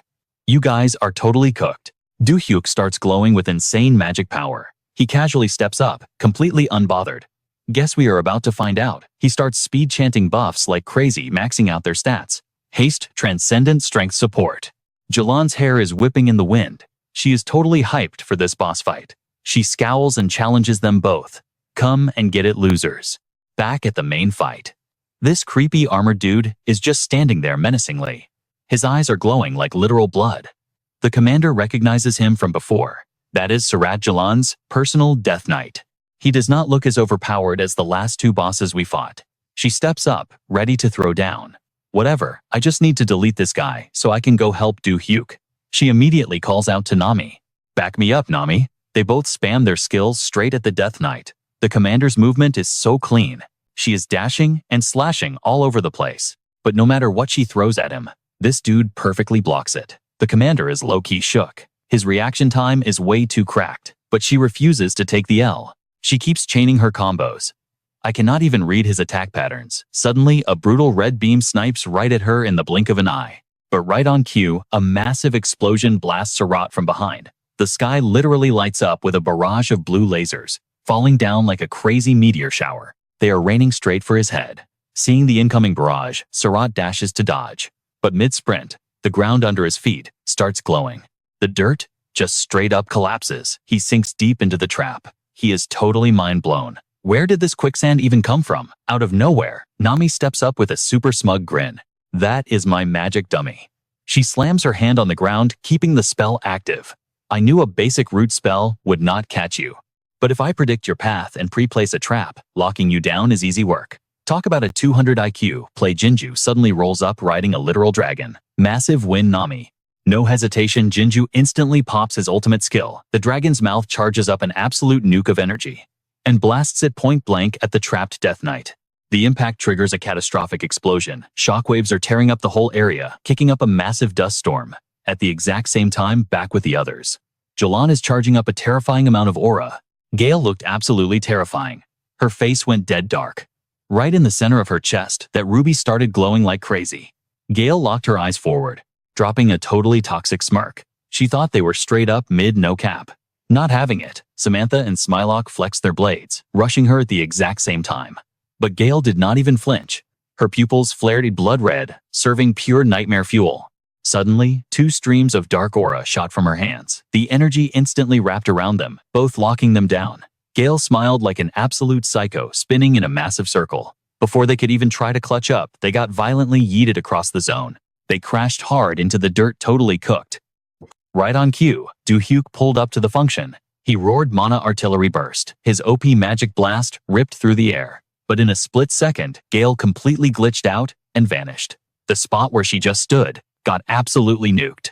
High up above the blast zone, Do-hyuk stared down at the chaos. Seeing this, Do-hyuk's brain went into overdrive. No cap, this girl could shapeshift. Tracking that red streak, he figured it out. She was dodging everything by flexing that crazy blood-bone skill. Bet. Do-hyuk threw his hand up, summoning a massive circular portal. Space-time gate, he yelled. Gailan was moving way too fast. She crashed straight into the portal, totally fumbling her momentum. But suddenly, a crazy barrage of attacks spammed Do-hyuk from all sides. Thank God his reflexes were clutch, throwing up a shield just in time. Getting nowhere, Galen finally backed off, dropping right behind him. Reverting to her true form, she smirked. Not gonna lie, this shield is actually fire. I could not even break it in my blood-bone state. Suddenly, her nails mutated into totally wicked blades. Blood claws, she hissed, launching herself at Do-hyuk like an absolute psycho. Feeling that insane killer intent at his back, he instantly whipped his head around. Just as he turned, Galen slashed 3 deadly claw marks straight at his face. But before she could even touch him, boom, her attack got hard countered. Her eyes went wide, and she was absolutely shook. The ones who totally crashed her party, Jangmi and Duke Smilock Aura Blade the Duke, roared, unleashing a savage pillar of sword energy that slammed right into the ground. But Galen was not even phased. She straight up punched the blinding light. With one crazy chop, she totally shattered the energy wall. Smilock gritted his teeth, saying even a buffed attack was doing 0 damage to her. Jangmi panicked, asking what the play was. Do-hyuk's mind was racing. She just wasted her own blood to tank that hit when she could have totally just dodged it in her bone state. Flashing back to the fight, it clicked. Wait, does her OP transformation have a 5-second cooldown? That is it. Do-hyuk realized. I gotta drop my ultimate within those 5 seconds. After she turns human, dropping to one knee, he slapped his hands onto the dirt. But I need to prep my mana first, he yelled at Jangmi and Smilock. Yo, I need more time. Cover me. No cap. The duo instantly stepped up to stall. Jang Mi slammed her massive shield down, anchoring it into the ground to pop a giant force field.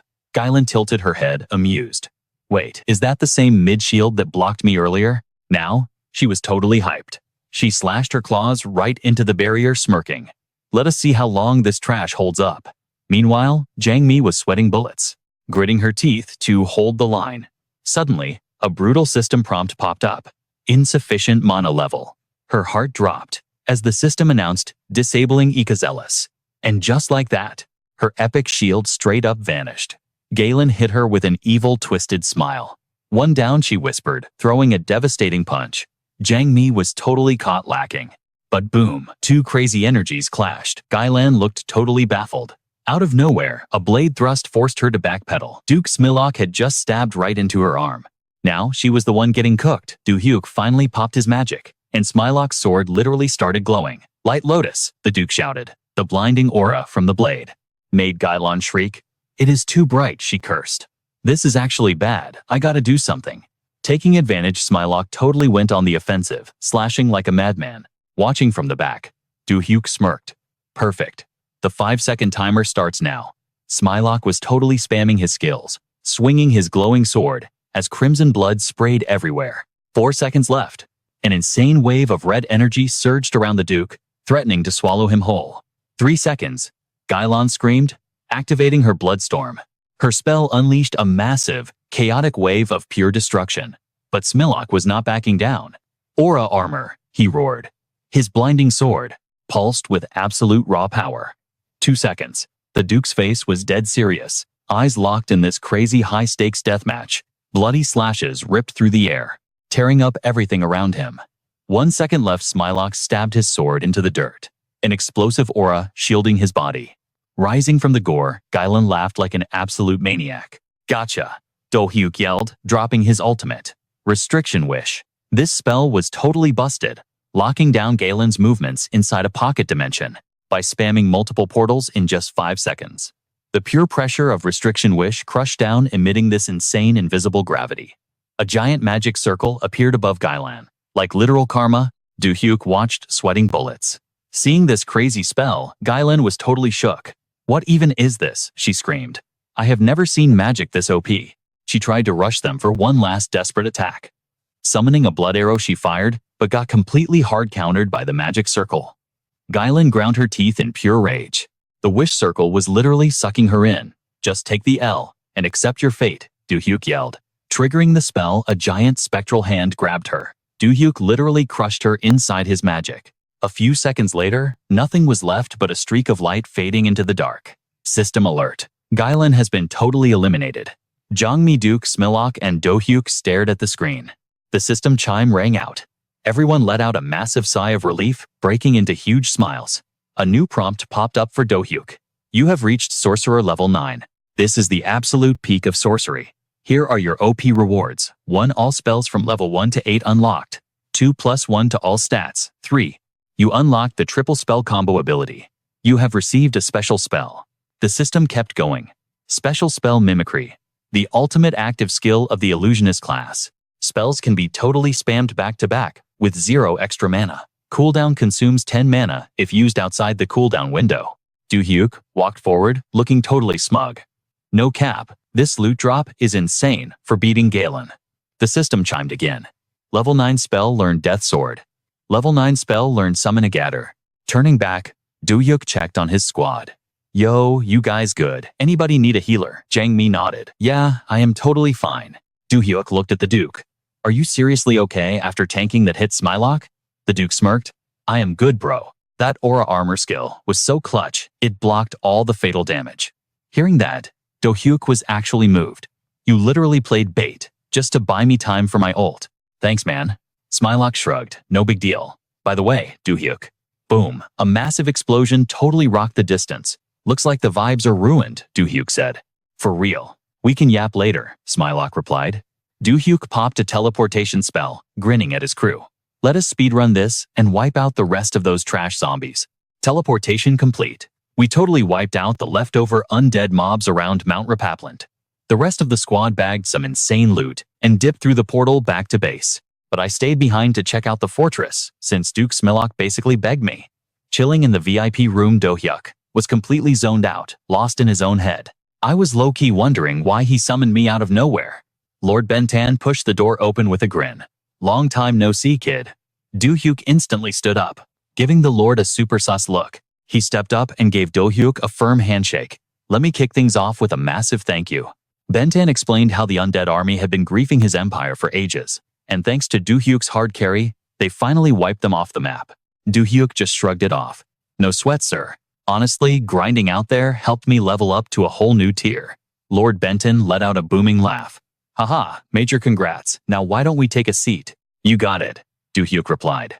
But right before Lord Benton could spill the tea, Do-hyuk spotted something crazy on the table. His eyes widened. "Yo, is that a magical soundproofing artifact?" Spot on the Lord smirked. "So why the secret meeting?" Do-hyuk asked, totally invested. Lord Bentan leaned in. "Because this time I've got some absolute fire intel to drop." Do-hyuk narrowed his eyes. "Wait, does this have something to do with Bert?" Benton nodded deadpan. "Exactly. Not long ago, Bert hit me up saying he just made an OP breakthrough in dimensional research. He painted the picture perfectly. Apparently, it wouldn't be long before Bert could craft a permanent gateway, linking this dimension straight to another one. No cap, that was game-changing." Hearing that, it instantly clicked for Do-hyuk. He must be talking about the dungeon where they just crossed paths. Back then, they barely had enough mana to squeeze in a quick chat before bouncing. But now, the dude was about to drop a permanent portal. Do-hyuk was hyped that he and Sumi had stepped in for the clutch save. Lord Bentan cut into his thoughts. "I brought you here because our realms literally just synced up through a new gate." He laid out the ultimate deal. "If you make a habit of popping through your usual gate, I'll feed you all the exclusive updates on Bert every single time you swing by." "Say less," Do-hyuk agreed. "That is going to make sharing intel on our enemies way smoother too." Lord Bentan nodded in approval. "Exactly. You don't gotta live here, but definitely keep us in the loop on the regular." "Do we have a deal?" he asked. 100%, Do-hyuk promised. Bentan clapped his hands together. "Bet. Let's wrap up today's vibe check with a little parting gift." He held out a mana balance stone, a crazy artifact capping at 10,000 mana points. Once you linked up with it, you could instantly tap into its raw magical energy, or even share the buff with your squad. Lord Benton gave him a respectful nod. "May your future grinds be blessed with endless mana." The scene sharply cuts to the massive entrance gate locked down by the Blue Star Guild. Do-hyuk stepped out of the warp portal, his boots hitting the pavement. He scoped out the area, sensing the chaotic energy. The staff were low-key panicking. Did something get cooked? Sumi caught him arriving and jogged over. "Yo, when did you even spawn in?" "Literally just dropped," Do-hyuk replied. "Why is everyone tweaking? What happened?" Sumi looked at him, completely deadpan. "Wait, did the system not blast you with the red alert?" Do-hyuk raised an eyebrow. "Red alert." He swiped his hand to pull up his notification log. "You mean this?" The system screen flashed a glowing warning. An absolute army of awakened fiends, led by the demon lords, Aisla and Fiola, was about to crash Earth through a space-time rift. Time remaining until impact, 40 minutes and 32 seconds. Drop zone, the legendary tower in China. Do-hyuk's heart raced. "We only have 40 minutes until we are totally cooked." Suddenly, a VIP system prompt ordered user Do-hyuk to scale the tower for an emergency parlay. Staring at the glowing text, Do-hyuk turned to Sumi. "Yo, I am getting a golden quest prompt right now." "Sumi, did your system glitch out and send you anything besides the basic warning?" She shook her head. "Nah, just the basic stuff. The tower must have slid into your DMs with a hidden quest." Do-hyuk cracked a half smile. "No cap, you are probably right. I better rush the tower." Just then, Do-hee walked onto the scene. "Ah, you finally made it, Do-hyuk." She did not miss a beat. "We need to hit up KB immediately. The guildmaster just pinged everyone for an emergency raid meeting." Do-hee motioned for them to follow. "Your timing is insanely clutch. I was heading there anyway, so I will lead the way."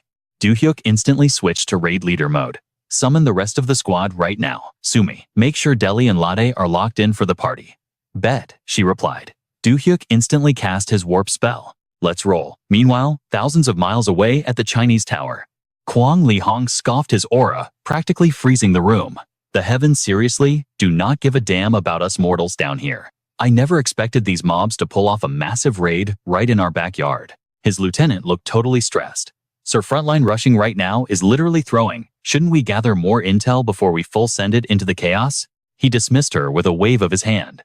Mid-take. Not happening. Li Hong shot her a cold, calculating glare. This disaster is the ultimate flex. We wipe them out, and our guild becomes the undisputed #1 in the country. The system alarm blared like a heavy drop. Time remaining 9 minutes and 46 seconds. The whole base was absolute bedlam. Every hunter scrambling to get their gear locked and loaded. The entire city was cloaked in a super-cursed, suffocating gloom. Suddenly, an apocalyptic rumble shook the concrete. Epic bursts of neon purple and toxic blue aura exploded from the massive tower, piercing the dead sky. The system flashed its final terrifying countdown. Time remaining, 1 second. Time remaining 0. The sky literally shattered as that purple beam of raw mana ripped open. A frontline tank blinked, totally confused. I do not see any boss spawning. His buddy gripped his weapon, sweating bullets. Bro, aren't the mobs supposed to be flooding out right now? But right on cue, a nightmare wave of shadows materialized inside the energy storm. The scout screamed at the top of his lungs. Yo, massive aggro spilling from the rift. Hold the line. The squad leader did not hesitate. Light them up. Fire bullets and magic spells rained down, but the damage output was literally 0. The boss monsters tanked it like it was nothing. Suddenly, an insane blast went off dead center. Blinding, golden, and blazing orange shockwaves nuked the battlefield, sending concrete and smoke flying everywhere. A shadowy figure crash-landed into the rubble. A terrified soldier squinted through the dust. Guildmaster emerging from the smoke was Kwang Li Hong, radiating a totally suffocating absolute zero bloodlust. Time to show the entire world why I am top tier, he declared with a wicked grin. He raised his sword. All units go absolute goblin mode. Attack. The monster vanguard roared back their twisted faces, flexing nothing but pure, unadulterated bloodthirst. The frontline vanguard absolutely sent it, charging straight into the hellish mob. The demonic beasts screeched in rage.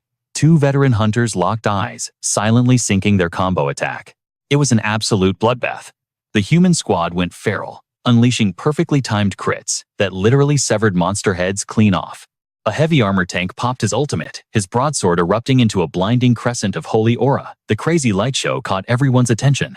But a massive, absolutely cracked boss monster locked its glowing crimson eyes straight onto him.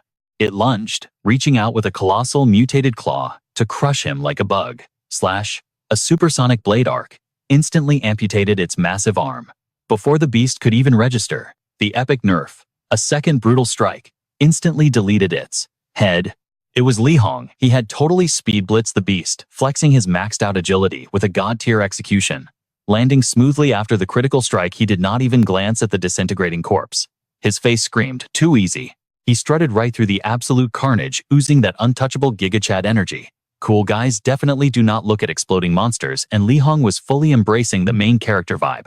What a joke, he muttered, a ridiculously dense high-tier aura exploding from his core. I cannot even pop my true stats when I am just farming these zero-skill trash mobs. But then the vibe instantly shifted. Something unspeakably cursed breached the zone. A massive black hole-level vortex ripped through the battlefield, literally dragging everything into its gravity well. Neon, purple, and toxic green auras spiraled into a catastrophic storm. Yet Li Hong stood his ground completely unfazed. Looming straight ahead was an absolutely gargantuan dimensional tear. Stepping out of the void were 2 demon lords. With their massive horns and arrogant smirks, their drip was purely demonic. Viola crossed her arms, smirking like a total villain. Are you seriously telling me there is a transcendent being hiding in this trash heap? Mid. Isla just rolled her eyes. A quest is a quest. Stop whining. That was all Li Hong needed to hear. He popped off with a legendary battle cry. I'm going to completely fold you both and stream my god-tier dominance to the whole damn world. Viola blinked, looking down at the yelling human. She nudged Isla. Yo, who is this random NPC? Isla squinted, analyzing the screaming swordsman. Well, he did not instantly get one-shotted by the atmospheric pressure. So he must be one of their server's top-ranking players. Hearing that, Viola's lips curled into a totally psychotic, hype-driven smirk. Viola cracked his knuckles, a cocky smirk on his face. For real. Why don't we have a little fun then, Isla warned him. Don't forget our actual objective, Viola. I know. Viola clapped back, full of himself. He floated right up to Leon's face. Both of them started flexing their insane auras, trying to stat check each other. Viola just grinned like an absolute menace. Leon glared back completely heated. Meanwhile, over at the tower in South Korea, a massive sky-piercing structure. Someone was live streaming this entire boss fight. The guildmaster must have called for a raid. All guild members are getting pinged right now. Bro, as expected from the boss. Even an S-rank monster is totally cooked against him. No cap. The chatter kept blowing up his phone while Do-hyuk watched the sweaty stream totally locked in. They finally pulled up. The second he saw those two on screen, he knew exactly who he was dealing with. It's definitely the demon duo, Aesla and Fiola. Do-hyuk's face dropped. This situation was screaming bad news. His awakened system interface had already spammed him with warning notifications. On the tiny screen, the fight was pure chaos. The battle had officially kicked off, and it was going crazy. Infinite sword slashes spammed across the sky. The guildmaster was just unleashing straight-up broken attacks, non-stop. Suddenly, a massive hand materialized and grabbed Leon. With brutal force, Fiola smashed Leon's head straight into the concrete. Mid. Totally mid, the demon scoffed. And you're supposed to be top tier on Earth. He slammed Leon's face into the dirt again, flexing his absolute dominance. Is this really your max level? Fiola turned to the camera and roared like a total psycho. Watch and learn, you pathetic NPCs. He exploded with a crazy OP aura, throwing a barrage of devastating punches. This is your future. His raw power ignited a massive area of effect explosion, engulfing the entire zone in hellfire. Even the news chopper in the sky got caught in the blast and got absolutely fried. The flames surged, and the livestream just completely dead-ended. We are experiencing technical difficulties. Sorry for the inconvenience. After watching that absolute massacre on his phone, Do-hyuk was low-key stressing out. He couldn't believe it. Leon, a literal legend, was just wiped out. Jamie was so anxious, she couldn't even make eye contact. Do-hyuk, did you catch the stream of that raid over in China just now? He nodded grimly. Yeah, I just saw the whole thing go down. She pulled up her holopad. KB just hit us up. They want us to send backup right now. If those Brutus mobs decide to push through on foot, their aggro path goes straight through North Korea, just to reach our server. I mean our territory. Do-hyuk slumped in his chair. You're not wrong, that's a high-key valid strat for them. Jamie dropped a new quest on him for when he finished his grind in the tower. Can you party up with the squad and fast travel straight to KB headquarters? Do-hyuk stood up, totally locked in. Say less. I'm on it. Jamie sighed in relief. We'll voice chat the details when we group up later. I need to keep modding this mess over in China. Creak. The heavy door slowly opened. All right, time to log in. Do-hyuk stepped into the boss room. User Do-hyuk. Yeah, I'm here, the tower. The divine artificial intelligence voice echoed. Those demons that just spawned on Earth are crafting a dark portal. This will instantly buff the dimensional rifts. Do-hyuk tilted his head. Wait, a dark portal. The system kept talking. If that dark portal reaches 100% completion, the dimensional rifts become permanent. It will be an unpatchable world-ending event. Do-hyuk looked up, eyes burning with main character energy. So what's the quest? A glowing blue system window popped up in front of him. Main objective: eliminate Fiola and Aesla. Secondary objective: block the dark portal from syncing with the demon realm. Quest reward: kill the demon bros, loot their hearts, and instantly rank up to double S class. The voice dropped a harsh truth. There are only two endings to this run. Either those mobs become your experience points to level you up, or you get completely wiped. A holographic projection showed Earth totally locked down by massive golden chains of fate. If you clutch up and block that dark portal, I can cast a global seal on all dimensional rifts for the next 100 days. Do-hyuk stared at the massive entity. Wait, is that actually a viable strat? The void shattered around them, revealing an insanely huge magic circle. It is the biggest meta shift I can pull off with my current mana pool. But be warned, these dimensional rifts will start spawning again once the 100-day cooldown ends. After that, Demon Lord Banzerox will officially launch his endgame raid. Standing in that trippy void, watching the cracks form, Do-hyuk felt the pressure. Bro, it sounds like we have zero time to prep. The tower countered. 100 days is either a speedrun or a massive grind phase. It depends on your gamer mindset. The tower dropped the heavy lore. We must cancel Banzerox's raid by any means necessary. Do-hyuk didn't remember clicking accept on this co-op mode. Wait, we wasn't the tower? Literally an admin level being. Why did it need his damage output? The tower was a transcendent entity. Shouldn't this be an easy solo carry for it? He had to ask. Just to satisfy my own curiosity here. But couldn't you just step in and instantly ban those Brutus goons yourself? The tower dropped a harsh reality check. I cannot. My existence is currently nerfed. From this second forward, Earth will receive my ultimate buff once more. The tower absolutely needed Do-hyuk's raw damage output. These mobs have scaled past their original levels. Farm them to power level yourself. Earth loomed silently in the vastness of deep space. Another system prompt flashed into his vision. Once the dark portal is offline, you need to min-max the next 100 days by farming 5 or more dimensional relics. A tower-tier artifact can be instantly crafted just by selecting a spawn zone. Do-hyuk finally understood the meta strategy. Understood, boss. Consider it done. Cut to a completely different server. Ruined skyscrapers crumbled in the dead zone near the Chinese branch of the tower. Aesla held a glowing blood-red magic stone. Yo, look at this. The mana stone is picking up aggro. There is definitely an admin-level presence in this server. Fiola and Aesla were chilling on a rooftop looking down at the map. Time to start the event. Aesla glanced over.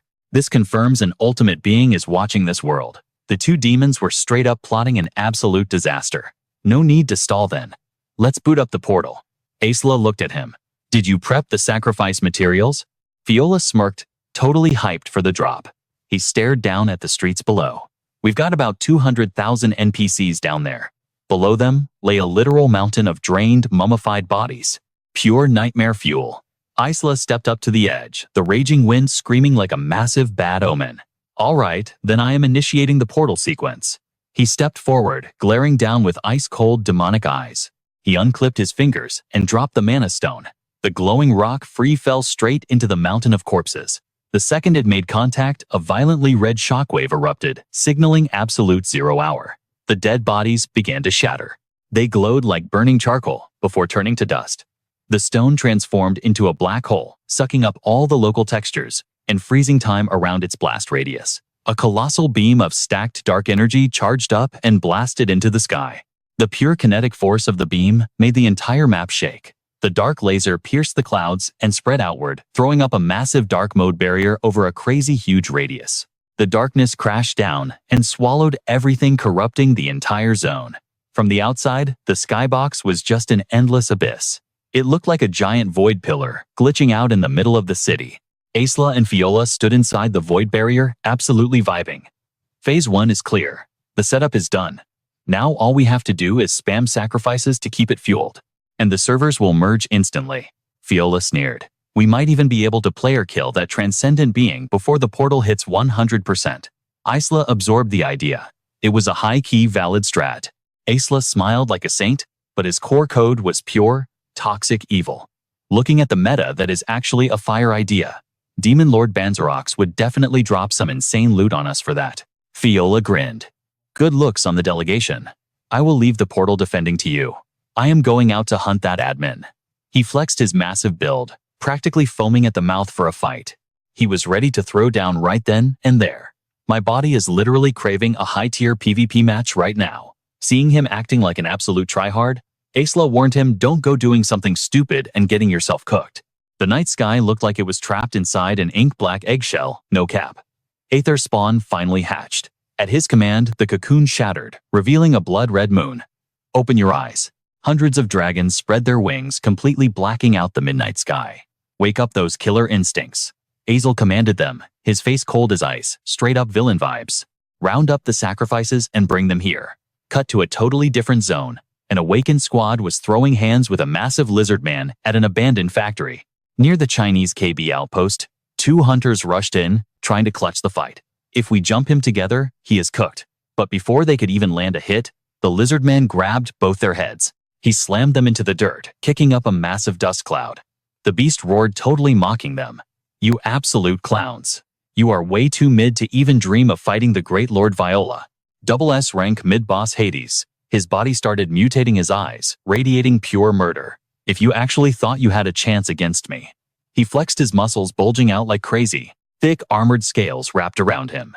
You better call a transcendent duke. Watching this clown act high and mighty, summoned a golden spear. Somebody call for me. The spear fully charged up, locking onto its target. Soul-crushing lance. The lizardman clocked him. He finally found his target. Wait, are you the transcendent duke? Just looked down at him, totally unbothered. Yeah. Heard you were looking for me. Now get lost, no more yapping. A blazing spear crashed straight down, blasting rubble everywhere. Flame lance, then dead silence. A system window popped up out of nowhere. You have slain Hades. You received 3 spatial fragments. His attack had literally gouged a massive crater into the earth, smoking with intense heat. Seeing the boss get one shot, a wounded hunter limped over. Thanks for the save, man. Feeling Duke's overpowered aura, he was totally mind-blown. Who exactly are you? Duke wanted to keep his identity low-key, so he just dodged the question. The guy got the hint and backed off. My bad. I will let you handle this zone. Suddenly, someone else stepped up. Chinese awakened, sorry we are late. A young girl walked up, radiating boss energy. I am Dawn from KB. Her eyes were dead serious as she looked at him. Backup has arrived. Duke and his squad were on the move after returning from the Tower of Deus. Squad 5, the elite support awakened, picked by KB, had headed straight for China.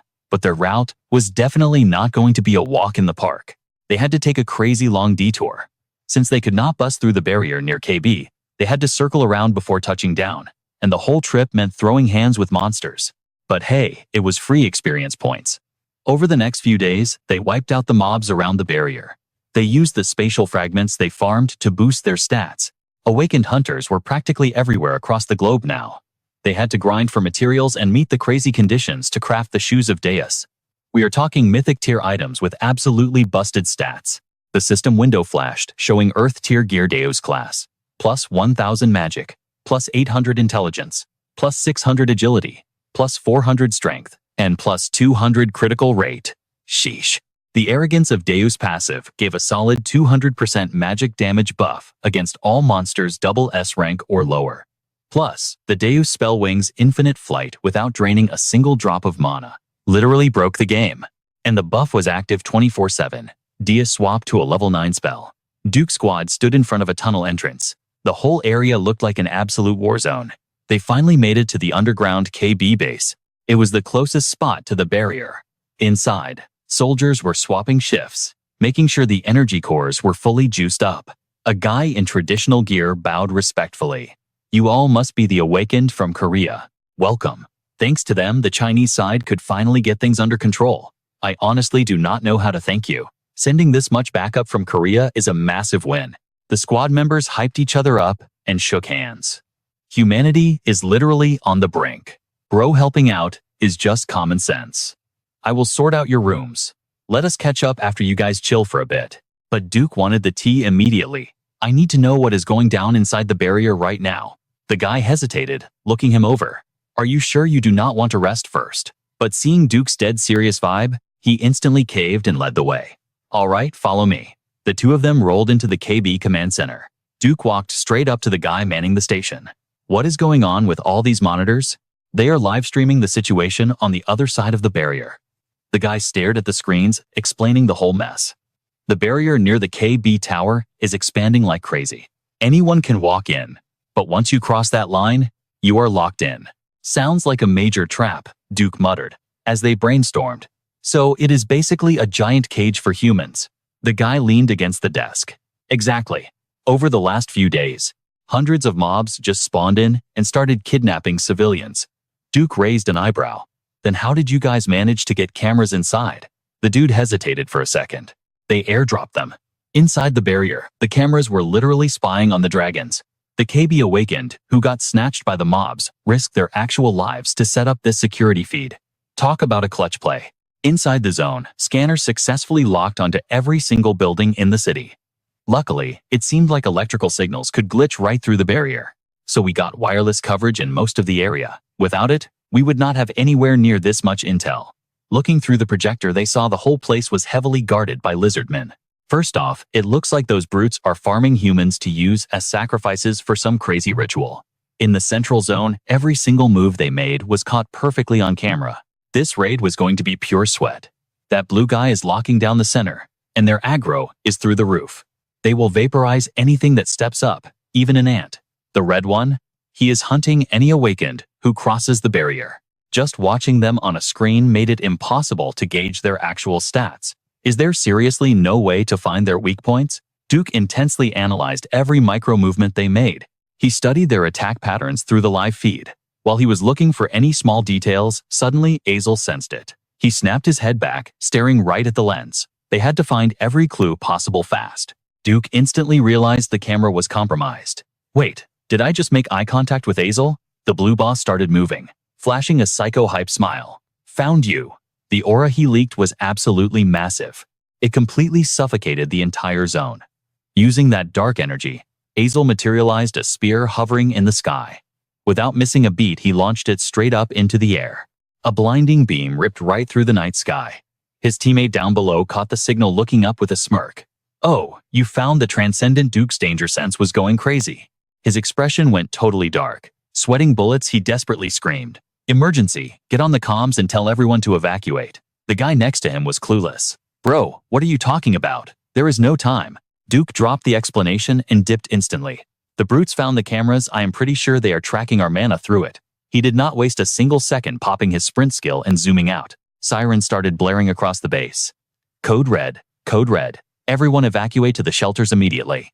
Duke leaped from the high ground, summoning Aaron, and Sarah to guard the squad. He nailed the superhero landing perfectly. The vibes were absolutely disastrous right now. Seeing the base in total chaos, he promised himself he would not let this place get wiped. Duke's main character energy was peaking. He stood his ground, staring at the sky to tank the incoming strike. I am protecting this place, no matter the cost. Watching that god-tier spear plummeting down, Duke went all out, popping his transcendent defense. The massive lance crashed right into his shield. The shockwave blasted chunks of the earth for miles. Duke's shield held strong, trying to parry the hit. But the damage output was insane. It just kept drilling downward, refusing to stop. Duke shoved every ounce of his mana into it, making his shield expand slowly, pushing the lance back. Finally, the spear shattered, perfectly blocked by his barrier. That was way too close. If he was even a millisecond late, the entire base would have been totally cooked. Do-hyuk actually pulled it off and blocked that wiped-out attack. Bro really saved us from total disaster. But before he could even take a breather, a nasty purple aura started charging up in the sky. Felix was completely locked in and charging his next move. This guy just would not quit. He gathered atomic energy straight into his mouth, getting ready to spit pure destruction. A massive shockwave blasted right at the base. No cap, this thing could vaporize the entire city in a split second. Boom, the energy beam slammed straight into Do-hyuk's shield. He did not even have a second to recover from the first hit, and now he had to tank another one.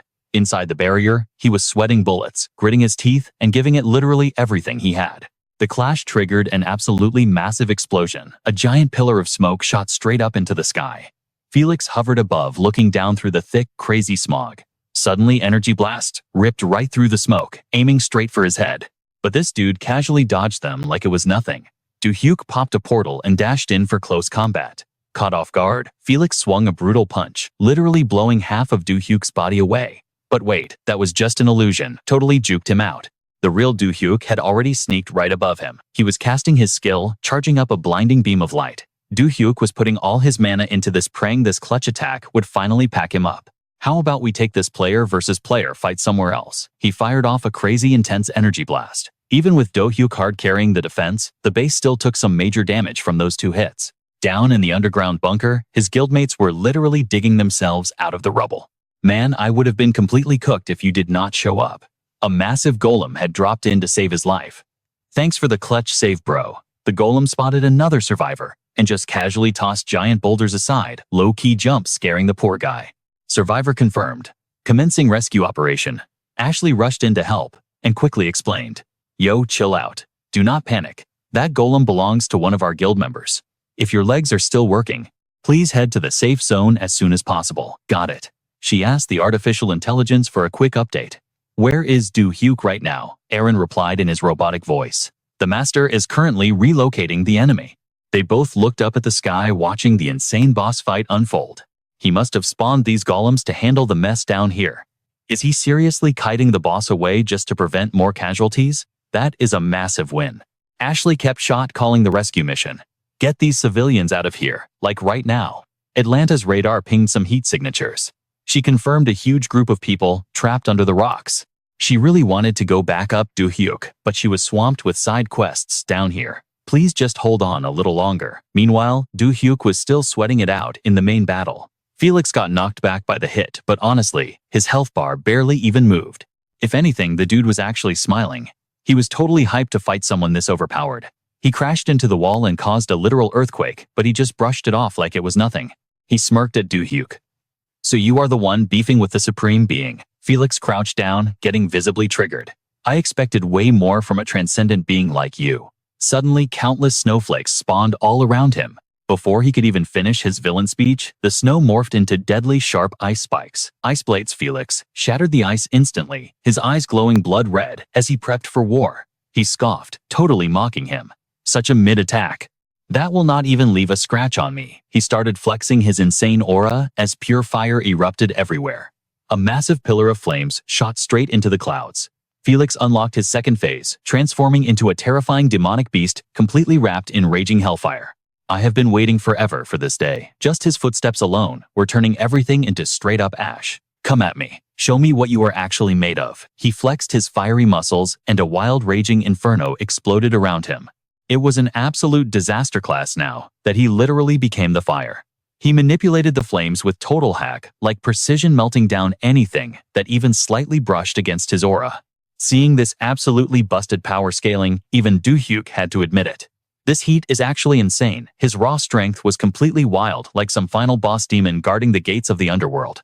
The fire was just devouring the map, spreading like crazy. Sensing the extreme danger, Do-hyuk spawned his holy light sword to play defense before things went completely sideways. I have got to cancel his cast before he pulls off some crazy ultimate.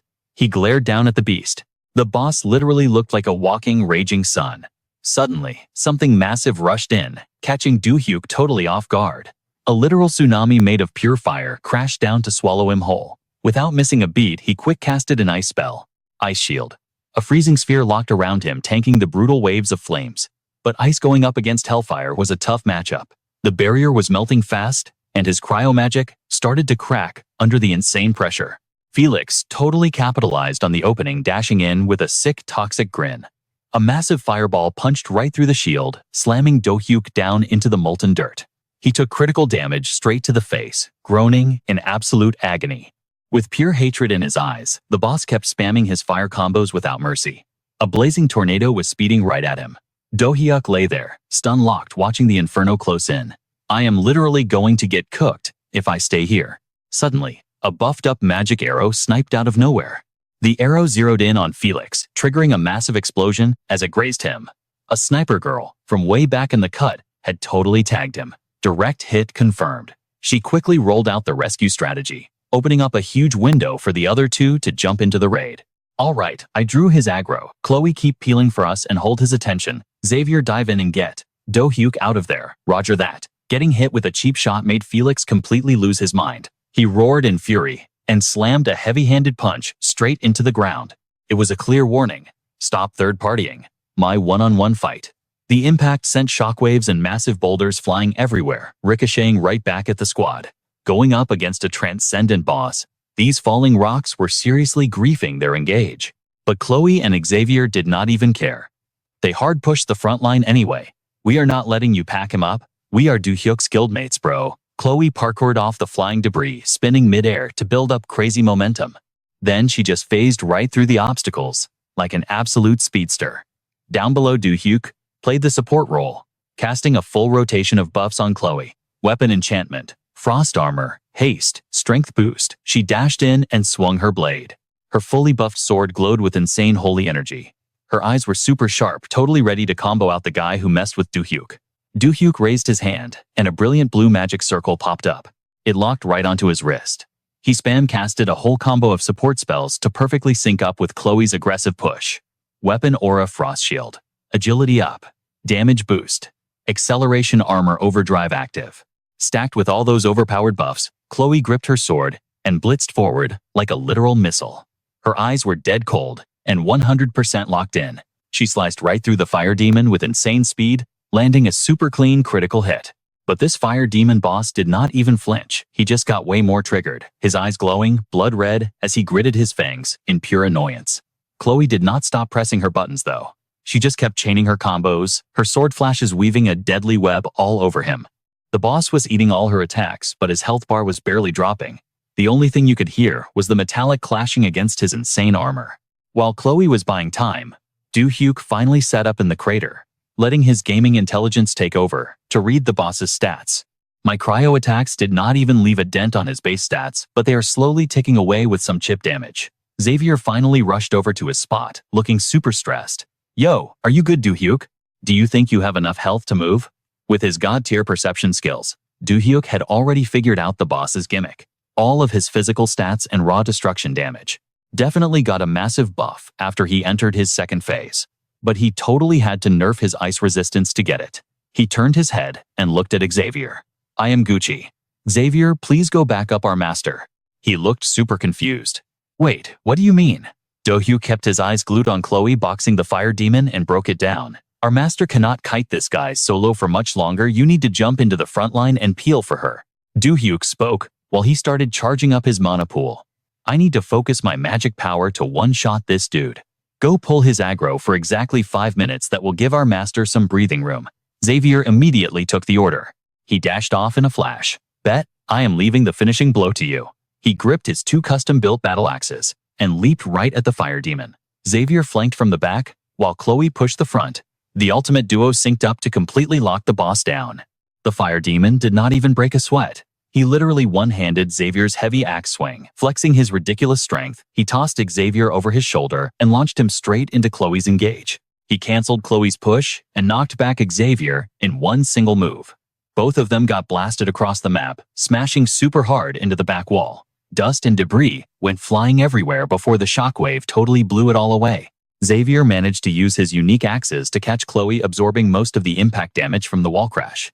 He dropped to one knee, panting. Yo, are you holding up okay? Chloe quickly replied. Yeah, my health is fine. But right as she said that, a savage fireball blitzed right in and exploded dead in front of them. Boom. The massive blast sent the terrain flying and made the whole ground shake like crazy. The fire demon looked insanely salty because his massive area attack totally missed the mark. Just as the fire demon thought he had his target, he was getting sick of these annoying pests. But Sam clutched up big time, throwing up a shield to block that massive fire attack. She shielded the duo behind her sweating bullets and keeping her guard up. Xander yelled, 5 minutes. That is all the time we need to stall this boss until Do-hyuk finishes charging his mana, gripping her shield like her life depended on it. Sam did not even blink. Bet I got your back, she replied. Suddenly, the ground started shaking like crazy, throwing Xander and Daisy off balance. The one-horned fire demon was gone, replaced by a massive raging inferno. Bro was literally evolving right in front of them, blasting heat waves that shattered the earth. Staring at this absolute unit of a flame, Xander and Daisy were totally stunned. The demon's glow-up was complete, turning him into a giant flaming skull, wrapped in pure hellfire. He sneered at them. You little bugs, I can one-shot all of you noobs right now. He raised his massive flaming hand, but Sam already had her magic barrier locked and loaded. She was ready to stall for time, no cap. The fiery giant hand smashed down on Sam. Boom. A deafening explosion ripped through the air. The demon went all out, spamming heavy attacks on her shield. He wanted to break her defense, but Sam was built different. Her eyes burned with pure determination. The fire demon roared at the sky, sucking in all the oxygen around them. Charging up his ultimate attack, Sam panicked a little low-key, doubting she could tank this hit. But right at that clutch moment, Do-hyuk stepped up from behind his hands, glowing with insane energy.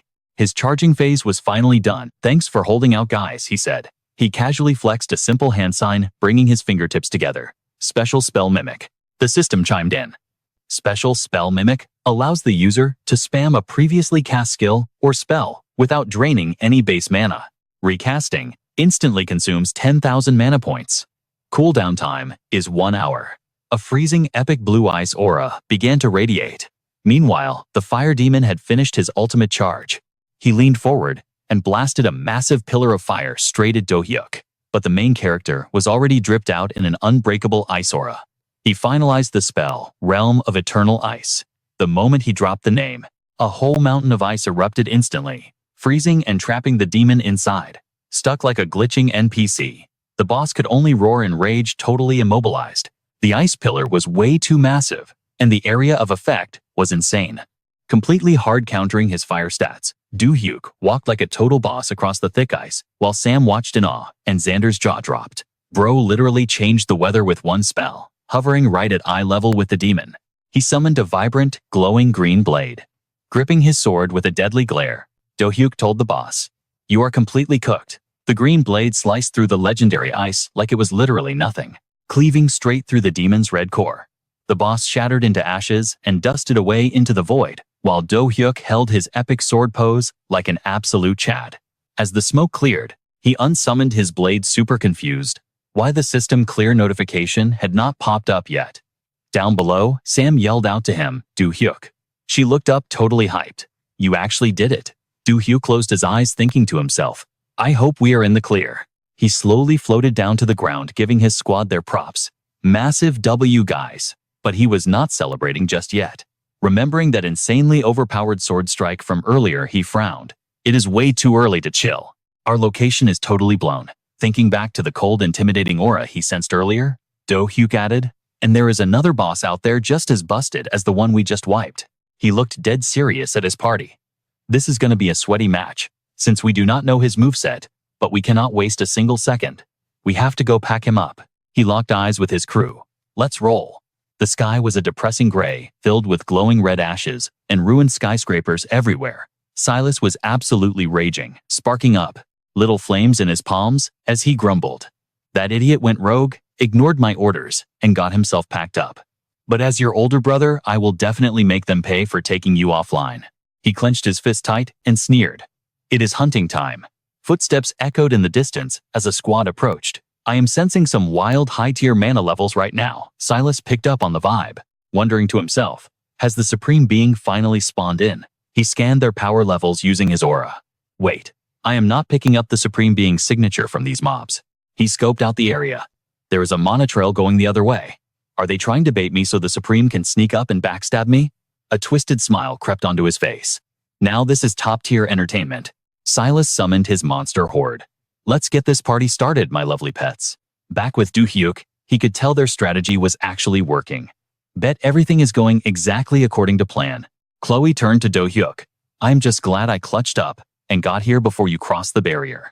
She held his gaze and continued. If I can pull aggro and distract the rest of those mobs, our top-tier elites can close the gap, no problem.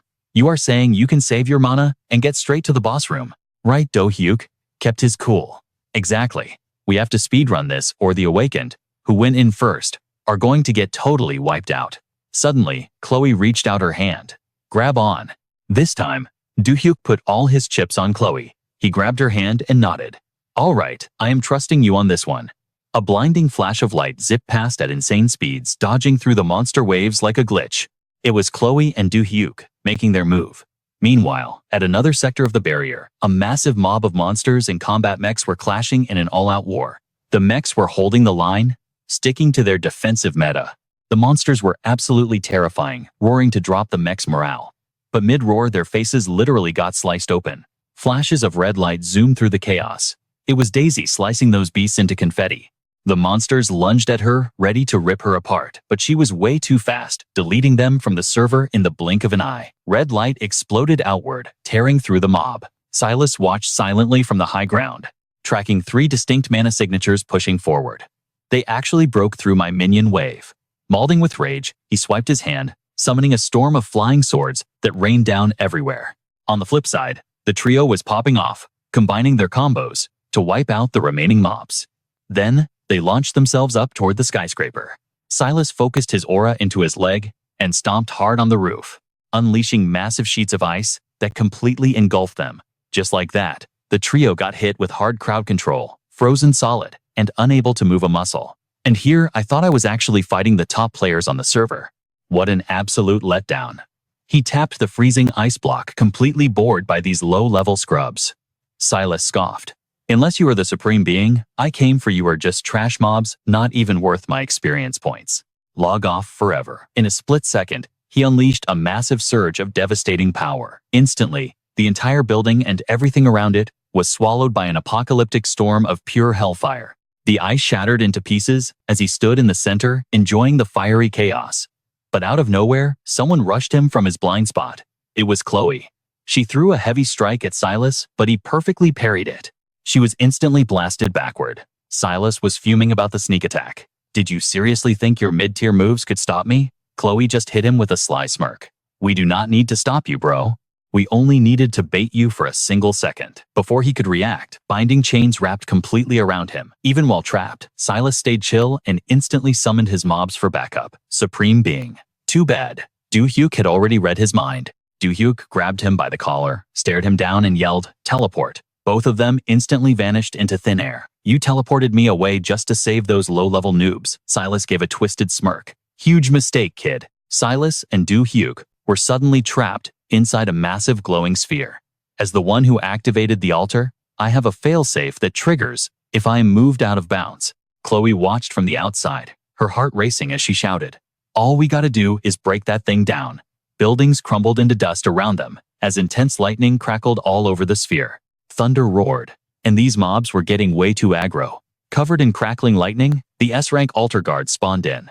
Aesla didn't hesitate, spawning a massive sword.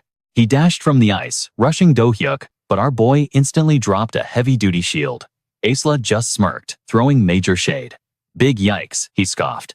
"You ghosted me to save your squad, but honestly, that is exactly the bad ending I wanted for you. You were gonna lose absolutely everything for that mid-decision."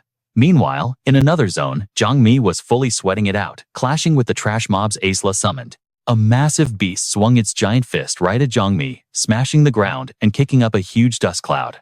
But Do-hyuk literally could not care less about Aesla's yap session. "Mind your own business, bro," he snapped, charging up a raw fireball in his palm.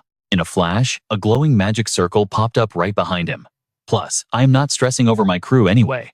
With that, Do-hyuk fired back, causing massive explosions to rip through the area. "You probably think I am capping," he continued, but he was putting all his chips on his squad. "I know for a fact they aren't getting cooked that easily."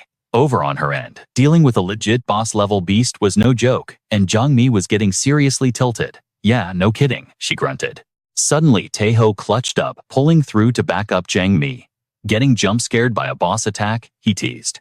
He threw a heavy hook straight into the monster's arm. "That is so out of character for you." Jongmi checked on him, looking totally stressed. "Are you good, bro?" Right then a tiny fairy spawned in to drop some massive heals. "Yeah, I am chilling now," Taeho grinned. Do-hyuk's fairy totally came in clutch with the support. The rest of the guild was out here sweating, going totally all out against the mob swarms. "The others will respawn soon." Ian started spamming his fire chants while Juhi went goblin mode, slashing her blade right into the beast. Boom. The monster's armor literally cracked. Juhi hyped herself up, knowing that Trash Mob deserved the smoke. "That is payback for all the HP we lost," she yelled. But the beast was not fully cooked yet. It swung its massive arm. Flexing her insane reflexes, Juhi dashed straight back into its hit zone. The clash was absolutely feral. Sparks flew everywhere. Pivoting cleanly to a different angle, Juhi called out to the squad. "Watch your 6 guys. That is definitely not some mid-tier golem." Taeho nodded, totally validating her read. No cap, its power level is straight up S rank, but Taeho was low-key stressed about Do-hyuk's solo raid against the main boss. Juhi knew they could not be dead weight. "We have to solo our own problems and stop dragging him down." Juhi was ready to totally pack that monster up. "Alright, bet. Let's get it," she shouted. Back on the main stage, Do-hyuk was dual casting, spawning 2 heavy magic circles. He popped his Firestorm skill, while Aesla matched his energy, flexing some insane ice abilities. Neither of them was backing down. It was a raw one-on-one clash. Fire and ice collided in a massive base-shattering explosion. Massive razor-sharp ice spikes began piercing through absolutely everything. Do-hyuk analyzed the meta in his head. "My current DPS is not high enough to crack his ice shields," he realized. Aesla kept spamming his skills, shooting jagged ice spears straight out of the ground. Do-hyuk hopped into the air, perfectly framing his dodge rolls to avoid the hitboxes. Trying to secure the wipe, Aesla conjured a literal armory of frost blades. The swords locked onto Do-hyuk like heat-seeking missiles, forcing him to pop a firewall to tank the incoming barrage. He chanted the skill, and a blazing barrier erupted. The frosty blades slammed into the fire, triggering back-to-back explosive reactions. But even with that OP defensive setup, Aesla's main blade literally glitched right through the flames. Do-hyuk was totally shook out of words. Thousands of icy swords just kept spamming his coordinates. Up on his high ground, Aesla hit him with the most villainous smirk. The dude was relentless, casting an absolute unit of an ice boulder. The giant glacier crash-landed, dropping the zone's temperature to freezing. Needing an instant counter, Do-hyuk tapped into his ultimate reserve and summoned pure lightning. Huge bolts of static crashed down from the sky, absolutely obliterating the glacier and sending debris flying. But the raid was not over yet. He toggled his flame skills. Everything in range got wiped out in a literal millisecond. A spatial portal opened up, sucking up the leftover chaos like a black hole. Do-hyuk pushed his momentum, throwing a heavy hook. Lightning strike, he roared. Aesla was caught completely off guard, his dodge cooldown definitely not ready. Boom! The entire area got vaporized in a fiery blast. The impact sent Aesla flying across the map. Do-hyuk teleported right into his face, equipping a blazing spear. He chained his combo perfectly. Fire Lance, the weapon shot forward like a rocket, landing a critical hit right through Aesla. But our guy was not letting up. Do-hyuk kept spamming his heavy hitters. Fireball, lightning chain. The combo triggered an absolutely massive AoE explosion. The flames started spiraling into a crazy fire tornado. Wait, what? Do-hyuk gasped, totally thrown off. This boss literally just fused two opposing elements. Aesla was fully transforming into a monster state, channeling the legendary flames of Fiola. Fire and ice were somehow merging perfectly inside his core. Aesla stepped out of the smoke, completely redesigned as a dual-element monstrosity. The beast flashed a sick grin, its eyes glowing like it had been camping for this exact phase. Fully morphed, the monster started closing the distance. Do-hyuk got dead serious, immediately canceling his ongoing skill and toggling off his flames. Suddenly, crazy strings of code-like magic wrapped around Aesla. He spawned a massive neon blue circle, laced with toxic orange energy threads. The spell matrix looked insanely complex inside his casting ring. Do-hyuk stared down the incoming threat, bracing himself. Aesla launched a beam of pure, unfiltered destruction right at him. Do-hyuk threw his hands up, popping his defensive ultimate, Aegis Shield. But the blast moved at straight-up light speed. It instantly shattered his OP shield like cheap glass. The residual energy flashed right past him, forcing Do-hyuk to hyper-focus just to dodge the aftershocks. The projectile detonated violently right next to his spawn point. Do-hyuk's mind was racing. My Aegis Shield totally tanked his hits earlier. So why did it just get melted this time? Aesla was not done spamming dozens of those exact same magic circles in the sky. Do-hyuk was legit shook. You have got to be kidding me. A whole barrage of laser strikes locked on and fired at him simultaneously. They all converged perfectly on his exact coordinates like a scripted event.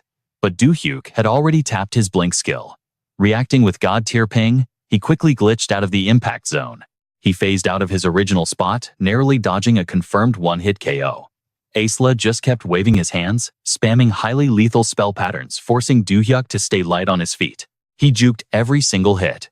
Mid-dodge, he started calculating the boss mechanics. Fusing opposing elements has to have a crazy debuff. As if confirming his theory, massive cracks started webbing across Aesla's face. Do-hyuk caught the vulnerability and smirked. Called it. The recoil is catching up. He instantly summoned Eren from his inventory, commanding the familiar to draw aggro. In response, Aesla popped a massive freeze skill. Eren got CC'd instantly, frozen solid mid-strike.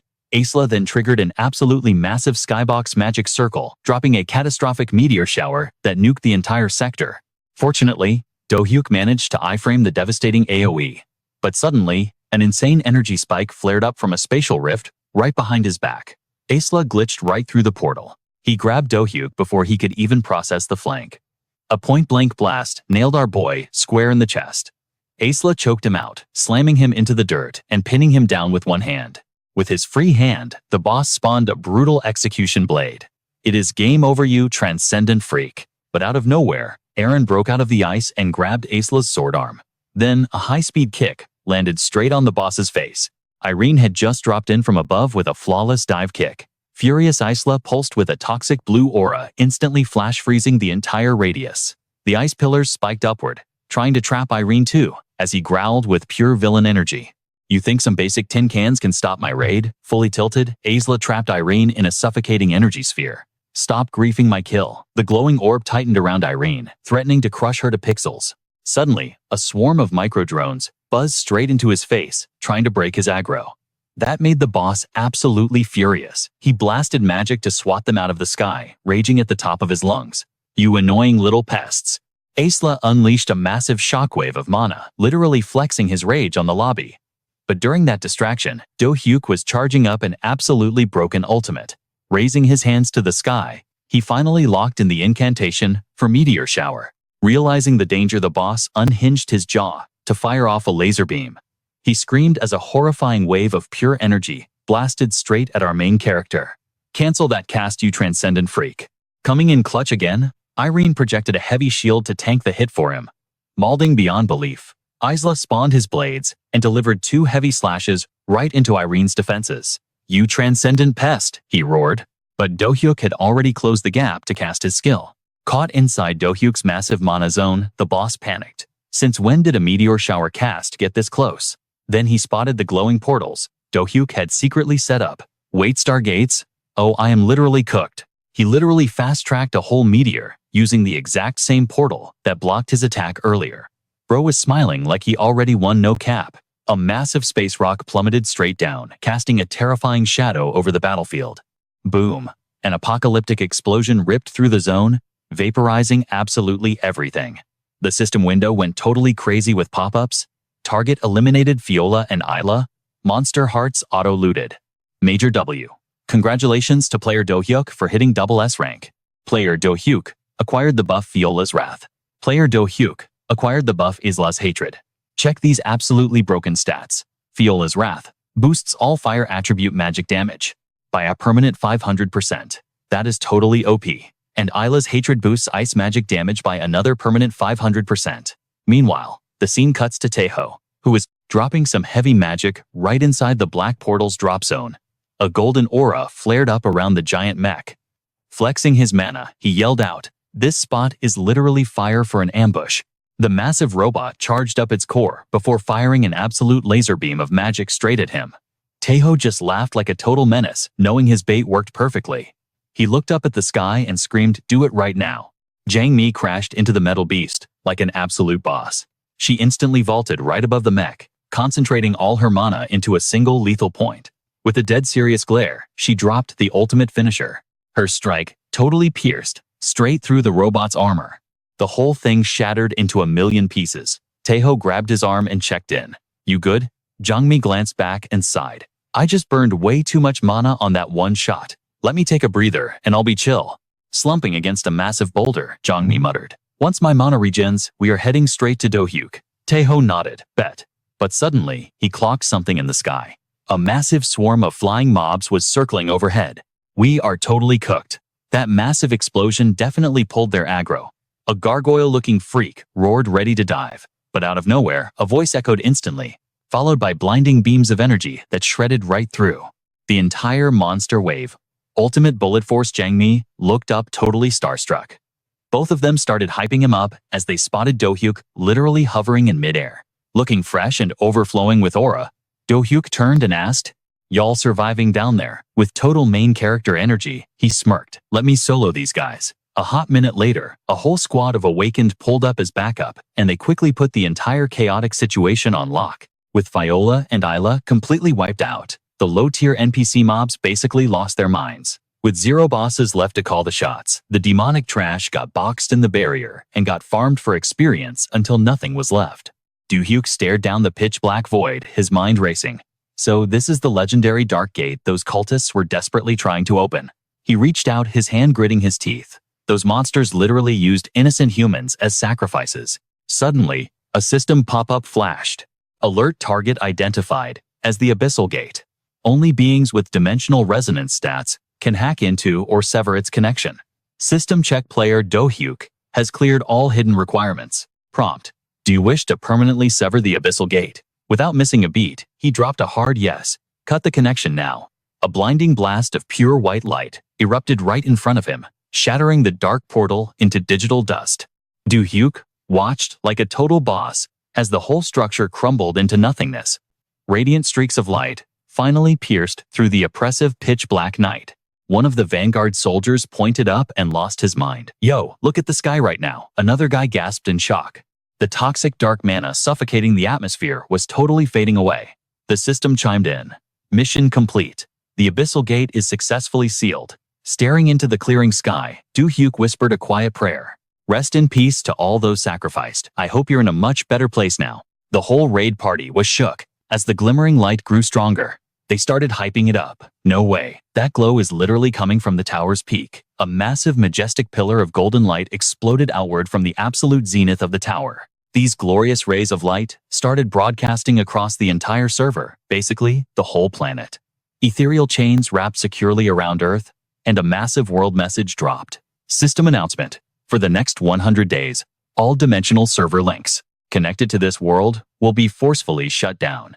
The sky above the tower shimmered like crazy as the godly voice continued. This is the ultimate beginner's protection period, the first and absolute last shield I can provide, burning through the absolute limits of my cosmic power.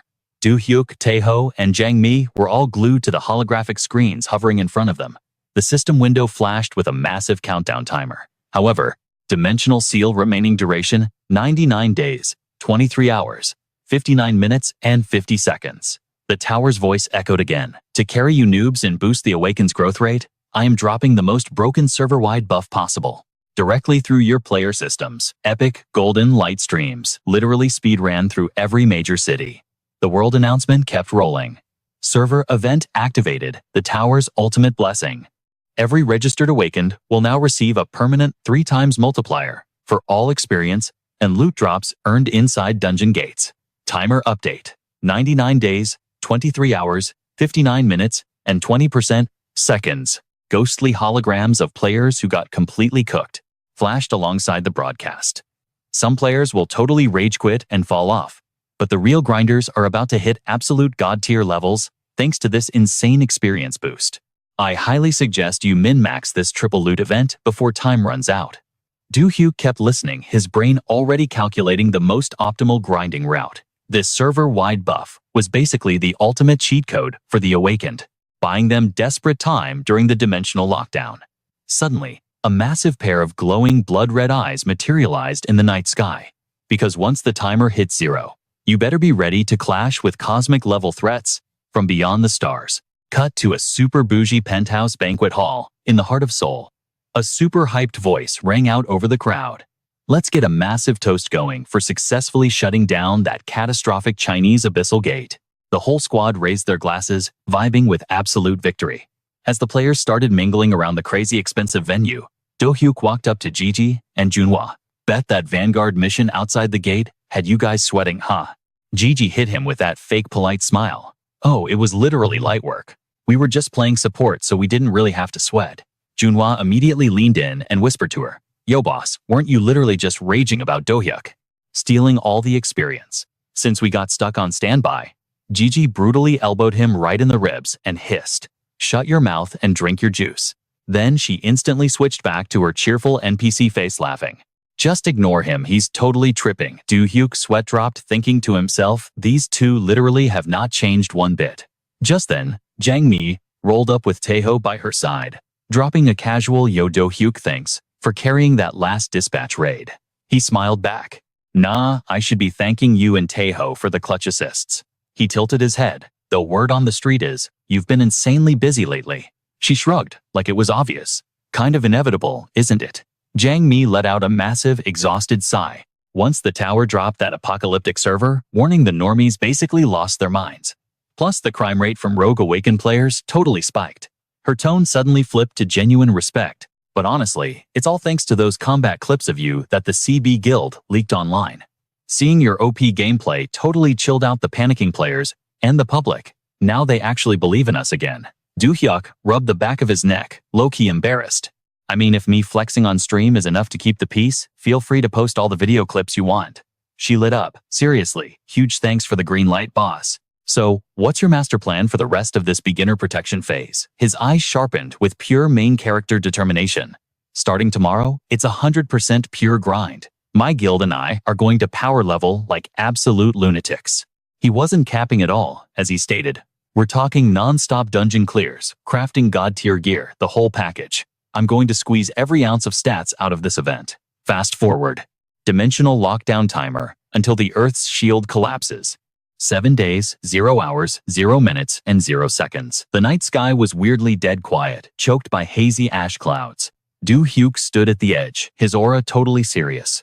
Less than a week left before all hell breaks loose. Suddenly, a monstrous bass-boosted roar shook the entire zone. Disgusting mortal trash. A colossal nightmare-fueled drake was literally hovering in the sky. Its voice vibrated like a shockwave. You dare turn your back on Maros. the supreme vanguard of the great black dragon Marvelos. Without warning, its massive jaws unhinged. Lethal hellfire started charging up deep within its throat. The beast unleashed an absolute fire tornado, blasting a stream of pure destruction straight at Do-hyuk. The ambient temperature spiked so hard, the entire environment started melting into slag. Ancient trees were instantly vaporized into ash. The blazing inferno swallowed Do-hyuk completely, looking like an absolute one-shot kill. But bro didn't even flinch, instantly popping a defensive mana shield. And before the flames even had a chance to die down, he flexed his hand and triggered a glacial nova. In an absolute flex, Do-hyuk literally froze the dragon's hellfire mid-air. The sheer 0-degree energy backfired right up the flame stream, slamming into the boss monster and completely icing its jaw. The beast shrieked in absolute rage. Hackers, there is no way a mid-tier human just parried my dragon breath. Realizing it was totally cooked, it violently flapped its wings to dip. Sweating bullets, the monster thought, nope, I'm out. Tactical retreat right now. The monster's eyes bugged out in pure shock. What the heck, it screeched. But Do-hyuk wasn't letting this ugly beast escape. He threw up 2 fingers, unleashing a totally OP windblade attack. That razor-sharp gale sliced its wings clean off. The monster shrieked, plummeting to the dirt like an absolute brick. But our boy wasn't done cooking. He dual-wielded his skills, mixing cyclone mastery with zero gravity. The raw energy shredded the beast into literal confetti. It didn't even have time to react. Do-hyuk summoned a massive dirt-nado, trapping the dragon inside and grinding it into absolute dust. No cap, it was a total massacre. The system pinged with a notification. You have eliminated Maros. 3-dimensional fragments acquired. Do-hyuk just stood there, staring up at the glowing UI. Finally got all the pieces I need, he muttered. This dungeon is officially cleared. Time to bounce back to Korea, he decided. Meanwhile, halfway across the world, inside the mega-luxurious VIP room of the Guardian's East Asia branch, 3 heavy hitters were chilling. Vice casually sliced his premium steak, looking completely unbothered. Anyone got beef with the master plan, he asked. We flatlined Do-hyuk, snatch his loot, and raid the Ruby Guild. This dude was Vice, the literal number 3 boss of the global crime syndicate Guardians. He glanced around the table. Speak up if you're feeling salty. Cadus popped a piece of meat into his mouth, chewing slowly. I'm down for the raid, he mumbled. But suddenly his eyes turned dead serious. But hold up, there's some major intel we need to drop first. This was Cadus, another top-tier menace in the Guardian syndicate. He leaned forward. According to my network's deep dive, Do-hyuk is currently hoarding 4 divine-tier artifacts. A glowing gold ring, a gauntlet tricked out with a blue gem, and boots that match the ring. He smirked. We're talking divine-tier gauntlets. Divine-tier kicks, a divine-tier ring, and even a divine-tier necklace. Cadus wasn't finished. Plus, we confirmed his ride-or-die Jangmi is packing her own divine-tier relic. Between the 2 of them, that's 5 game-breaking items total. We can't just unga-bunga this fight. We need to watch out for those hidden specs. Vice raised an eyebrow, turning his gaze to Cadus. Did you bust out the artifact radar? Vice asked. Cadus tapped his chin, remembering. The radar, yeah. It couldn't pull up their exact stats, but in close range, I definitely scanned their loadout count and verified their exact item tiers. His expression darkened. It's legit. Cadus flashed a toxic grin. This Do-hyuk kid is mad sneaky, bro. He's out here stacked with broken gear, but goes on every TV interview crying about his broke salesman days, playing the tragic underdog card while sitting on a literal gold mine. Vice finally chewed his steak, looking genuinely impressed. Gotta hand it to you, Cadus. I didn't think you'd stalk Do-hyuk this hard. Don't tell me our golden boy is feeling a little insecure, Vice teased. Cadus snapped his head around, eyes wide with pure rage. Are you trolling me right now? An insane aura exploded from his body. What kind of brain-dead logic is that? I was just doing a standard vibe check on our target. The tension in the room spiked instantly, 2 massive egos clashing. Cadus snarled. Why would I ever feel inferior to that mid-tier trash? Chill out, both of you, Rafia's icy voice cut through the room. This ain't the time for PvP. The 2 villains backed off. Rafia glared across the table. Vice, stop aggroing your own teammates for fun. And Katis, clear this mission, and nobody will ever question your clout again. Katis scowled aggressively, scratching the back of his head. Rafia leaned forward, all business. Let's keep our eyes on the prize. Rafia snapped his fingers at a lackey. What's Do-hyuk's ETA in Korea? The grunt scrambled with his tablet. The media says he caught a morning flight boss. He's currently airborne. Perfect. Rafia stared into the distance with a villainous smirk. We launch the raid the exact day after he touches down. This was Rafia. the absolute final boss of the Guardian Syndicate. He locked eyes with his two lieutenants. "Don't choke on this mission, boys." Vice and Cottis flashed demonic smiles. "Say less, boss." Meanwhile, under a super aesthetic moonlit sky, Do-hyuk was chilling on a playground swing. "Man, it feels good to be back in Seoul," he sighed. He took a long sip from his energy drink. "Honestly, I desperately needed this away from keyboard time." Do-hyuk tilted his head back, admiring the crazy star-filled sky. "The graphics tonight are insane," he whispered. Suddenly, Hyan materialized out of thin air, perching like a ghost on the swing next to him.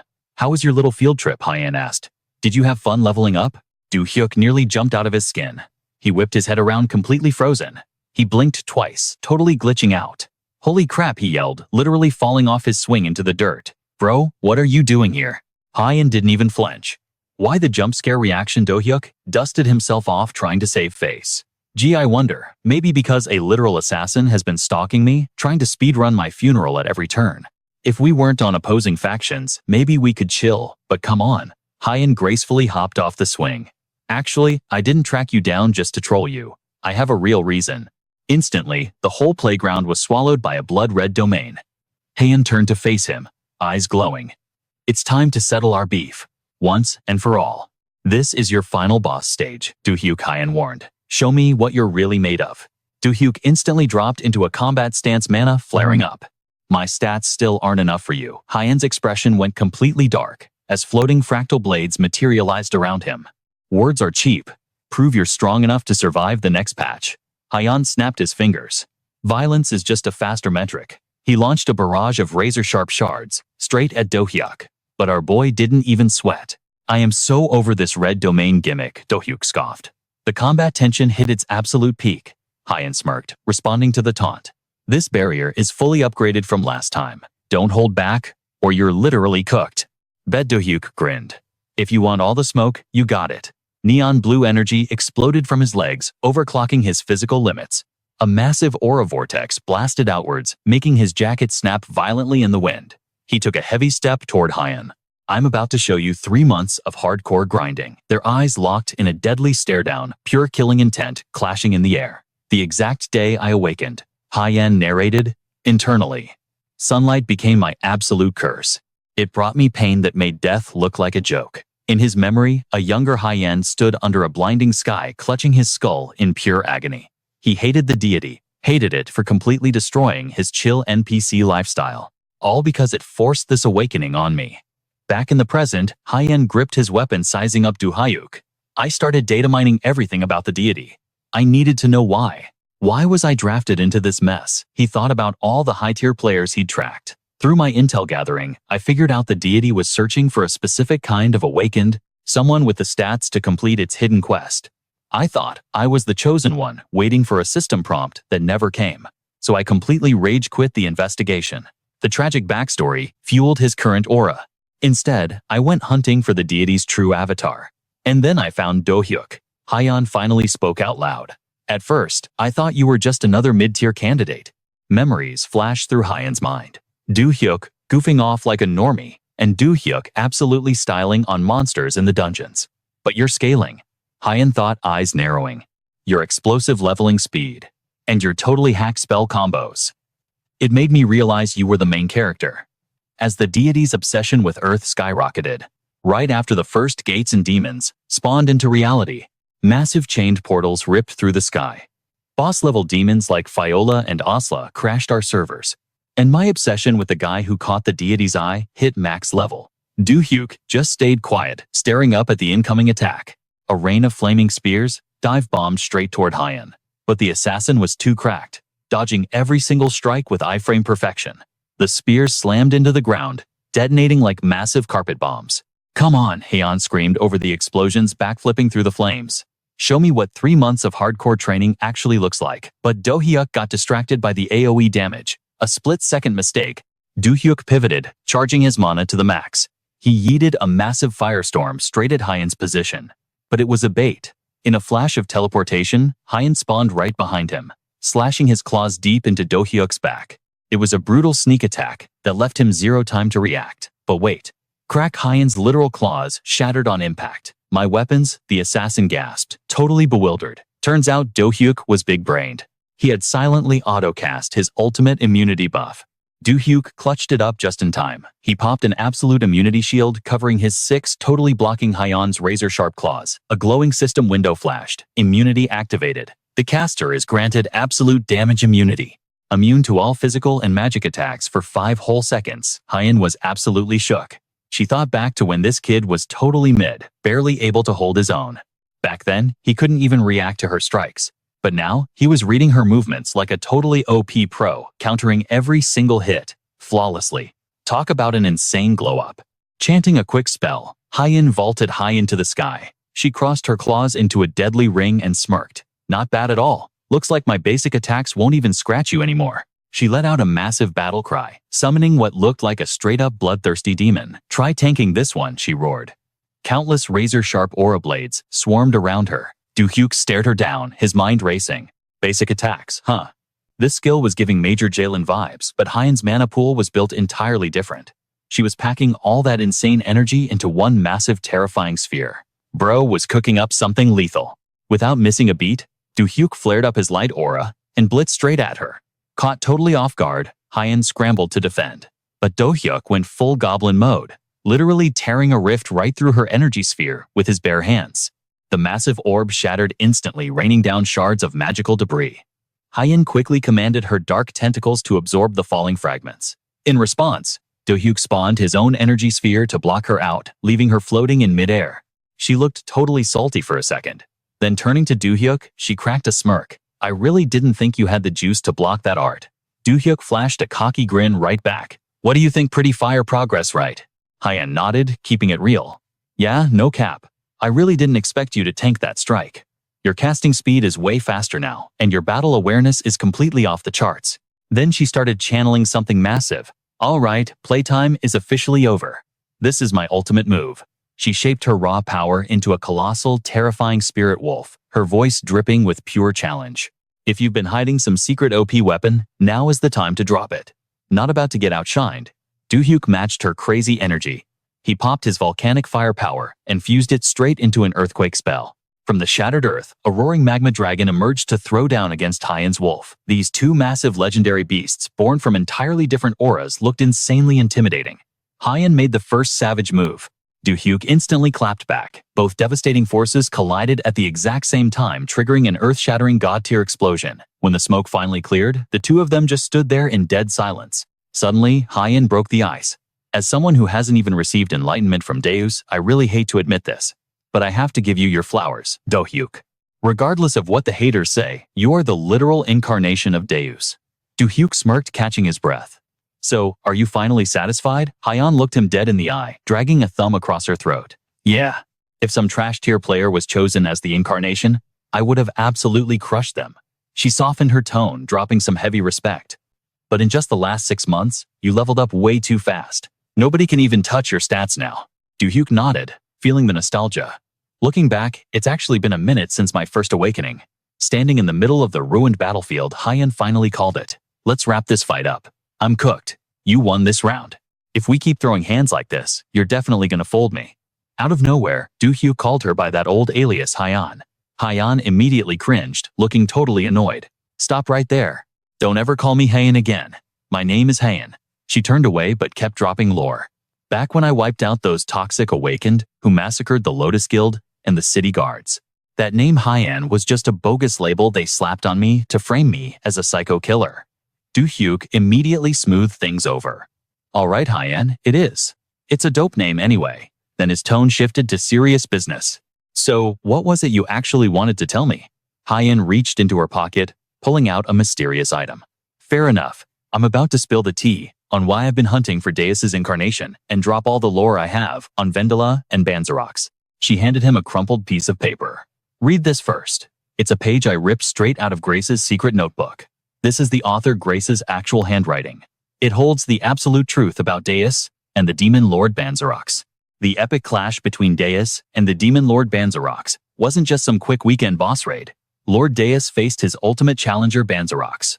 And while everyone bet their lives that Deus would easily clutch the win, as time dragged on, the dimensional war drained everything, and Deus actually took a massive L. The incarnations of Deus, known as the Transcendents, Each became the supreme beings of their own respective dimensions. Even though they fearlessly threw down against Demon Lord Banzarox, it always ended with the Transcendence getting completely wiped. We're talking hundreds of epic battles fought and hundreds of devastating defeats. Total server wipeout.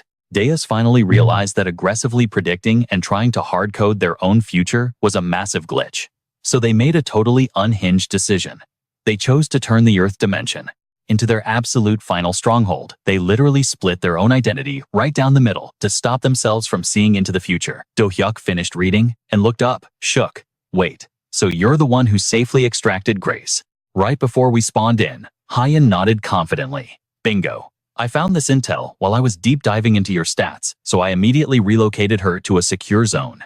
Do-hyuk leaned in. Is she still safe though? Hyan wasn't playing around. 100%. I've been guarding Grace and her mom like a hawk. They're totally secure in my hidden underground bunker. Do-hyuk breathed a heavy sigh of relief. Thank God she's good. But then his expression completely darkened. Wait, if you've been protecting Grace, then you must have binge-read her entire novel, right? Do-hyuk grilled her. What do you think about the insane events dropping right now? Hyan frowned, the tension spiking. Obviously, I would literally kill to read Grace's novel 100, maybe even 1,000 times. She suddenly ground her teeth, looking completely defeated. But the thing is, I physically cannot read it. Do-hyuk jumped to his feet, totally confused. Bro, why not? Hyan shuddered, picturing some absolute nightmare fuel. Because the author of D and F Grace is the literal other half of Deus, I'm slapped with a fatal curse. If I even read one sentence of her writing, I am permanently cooked.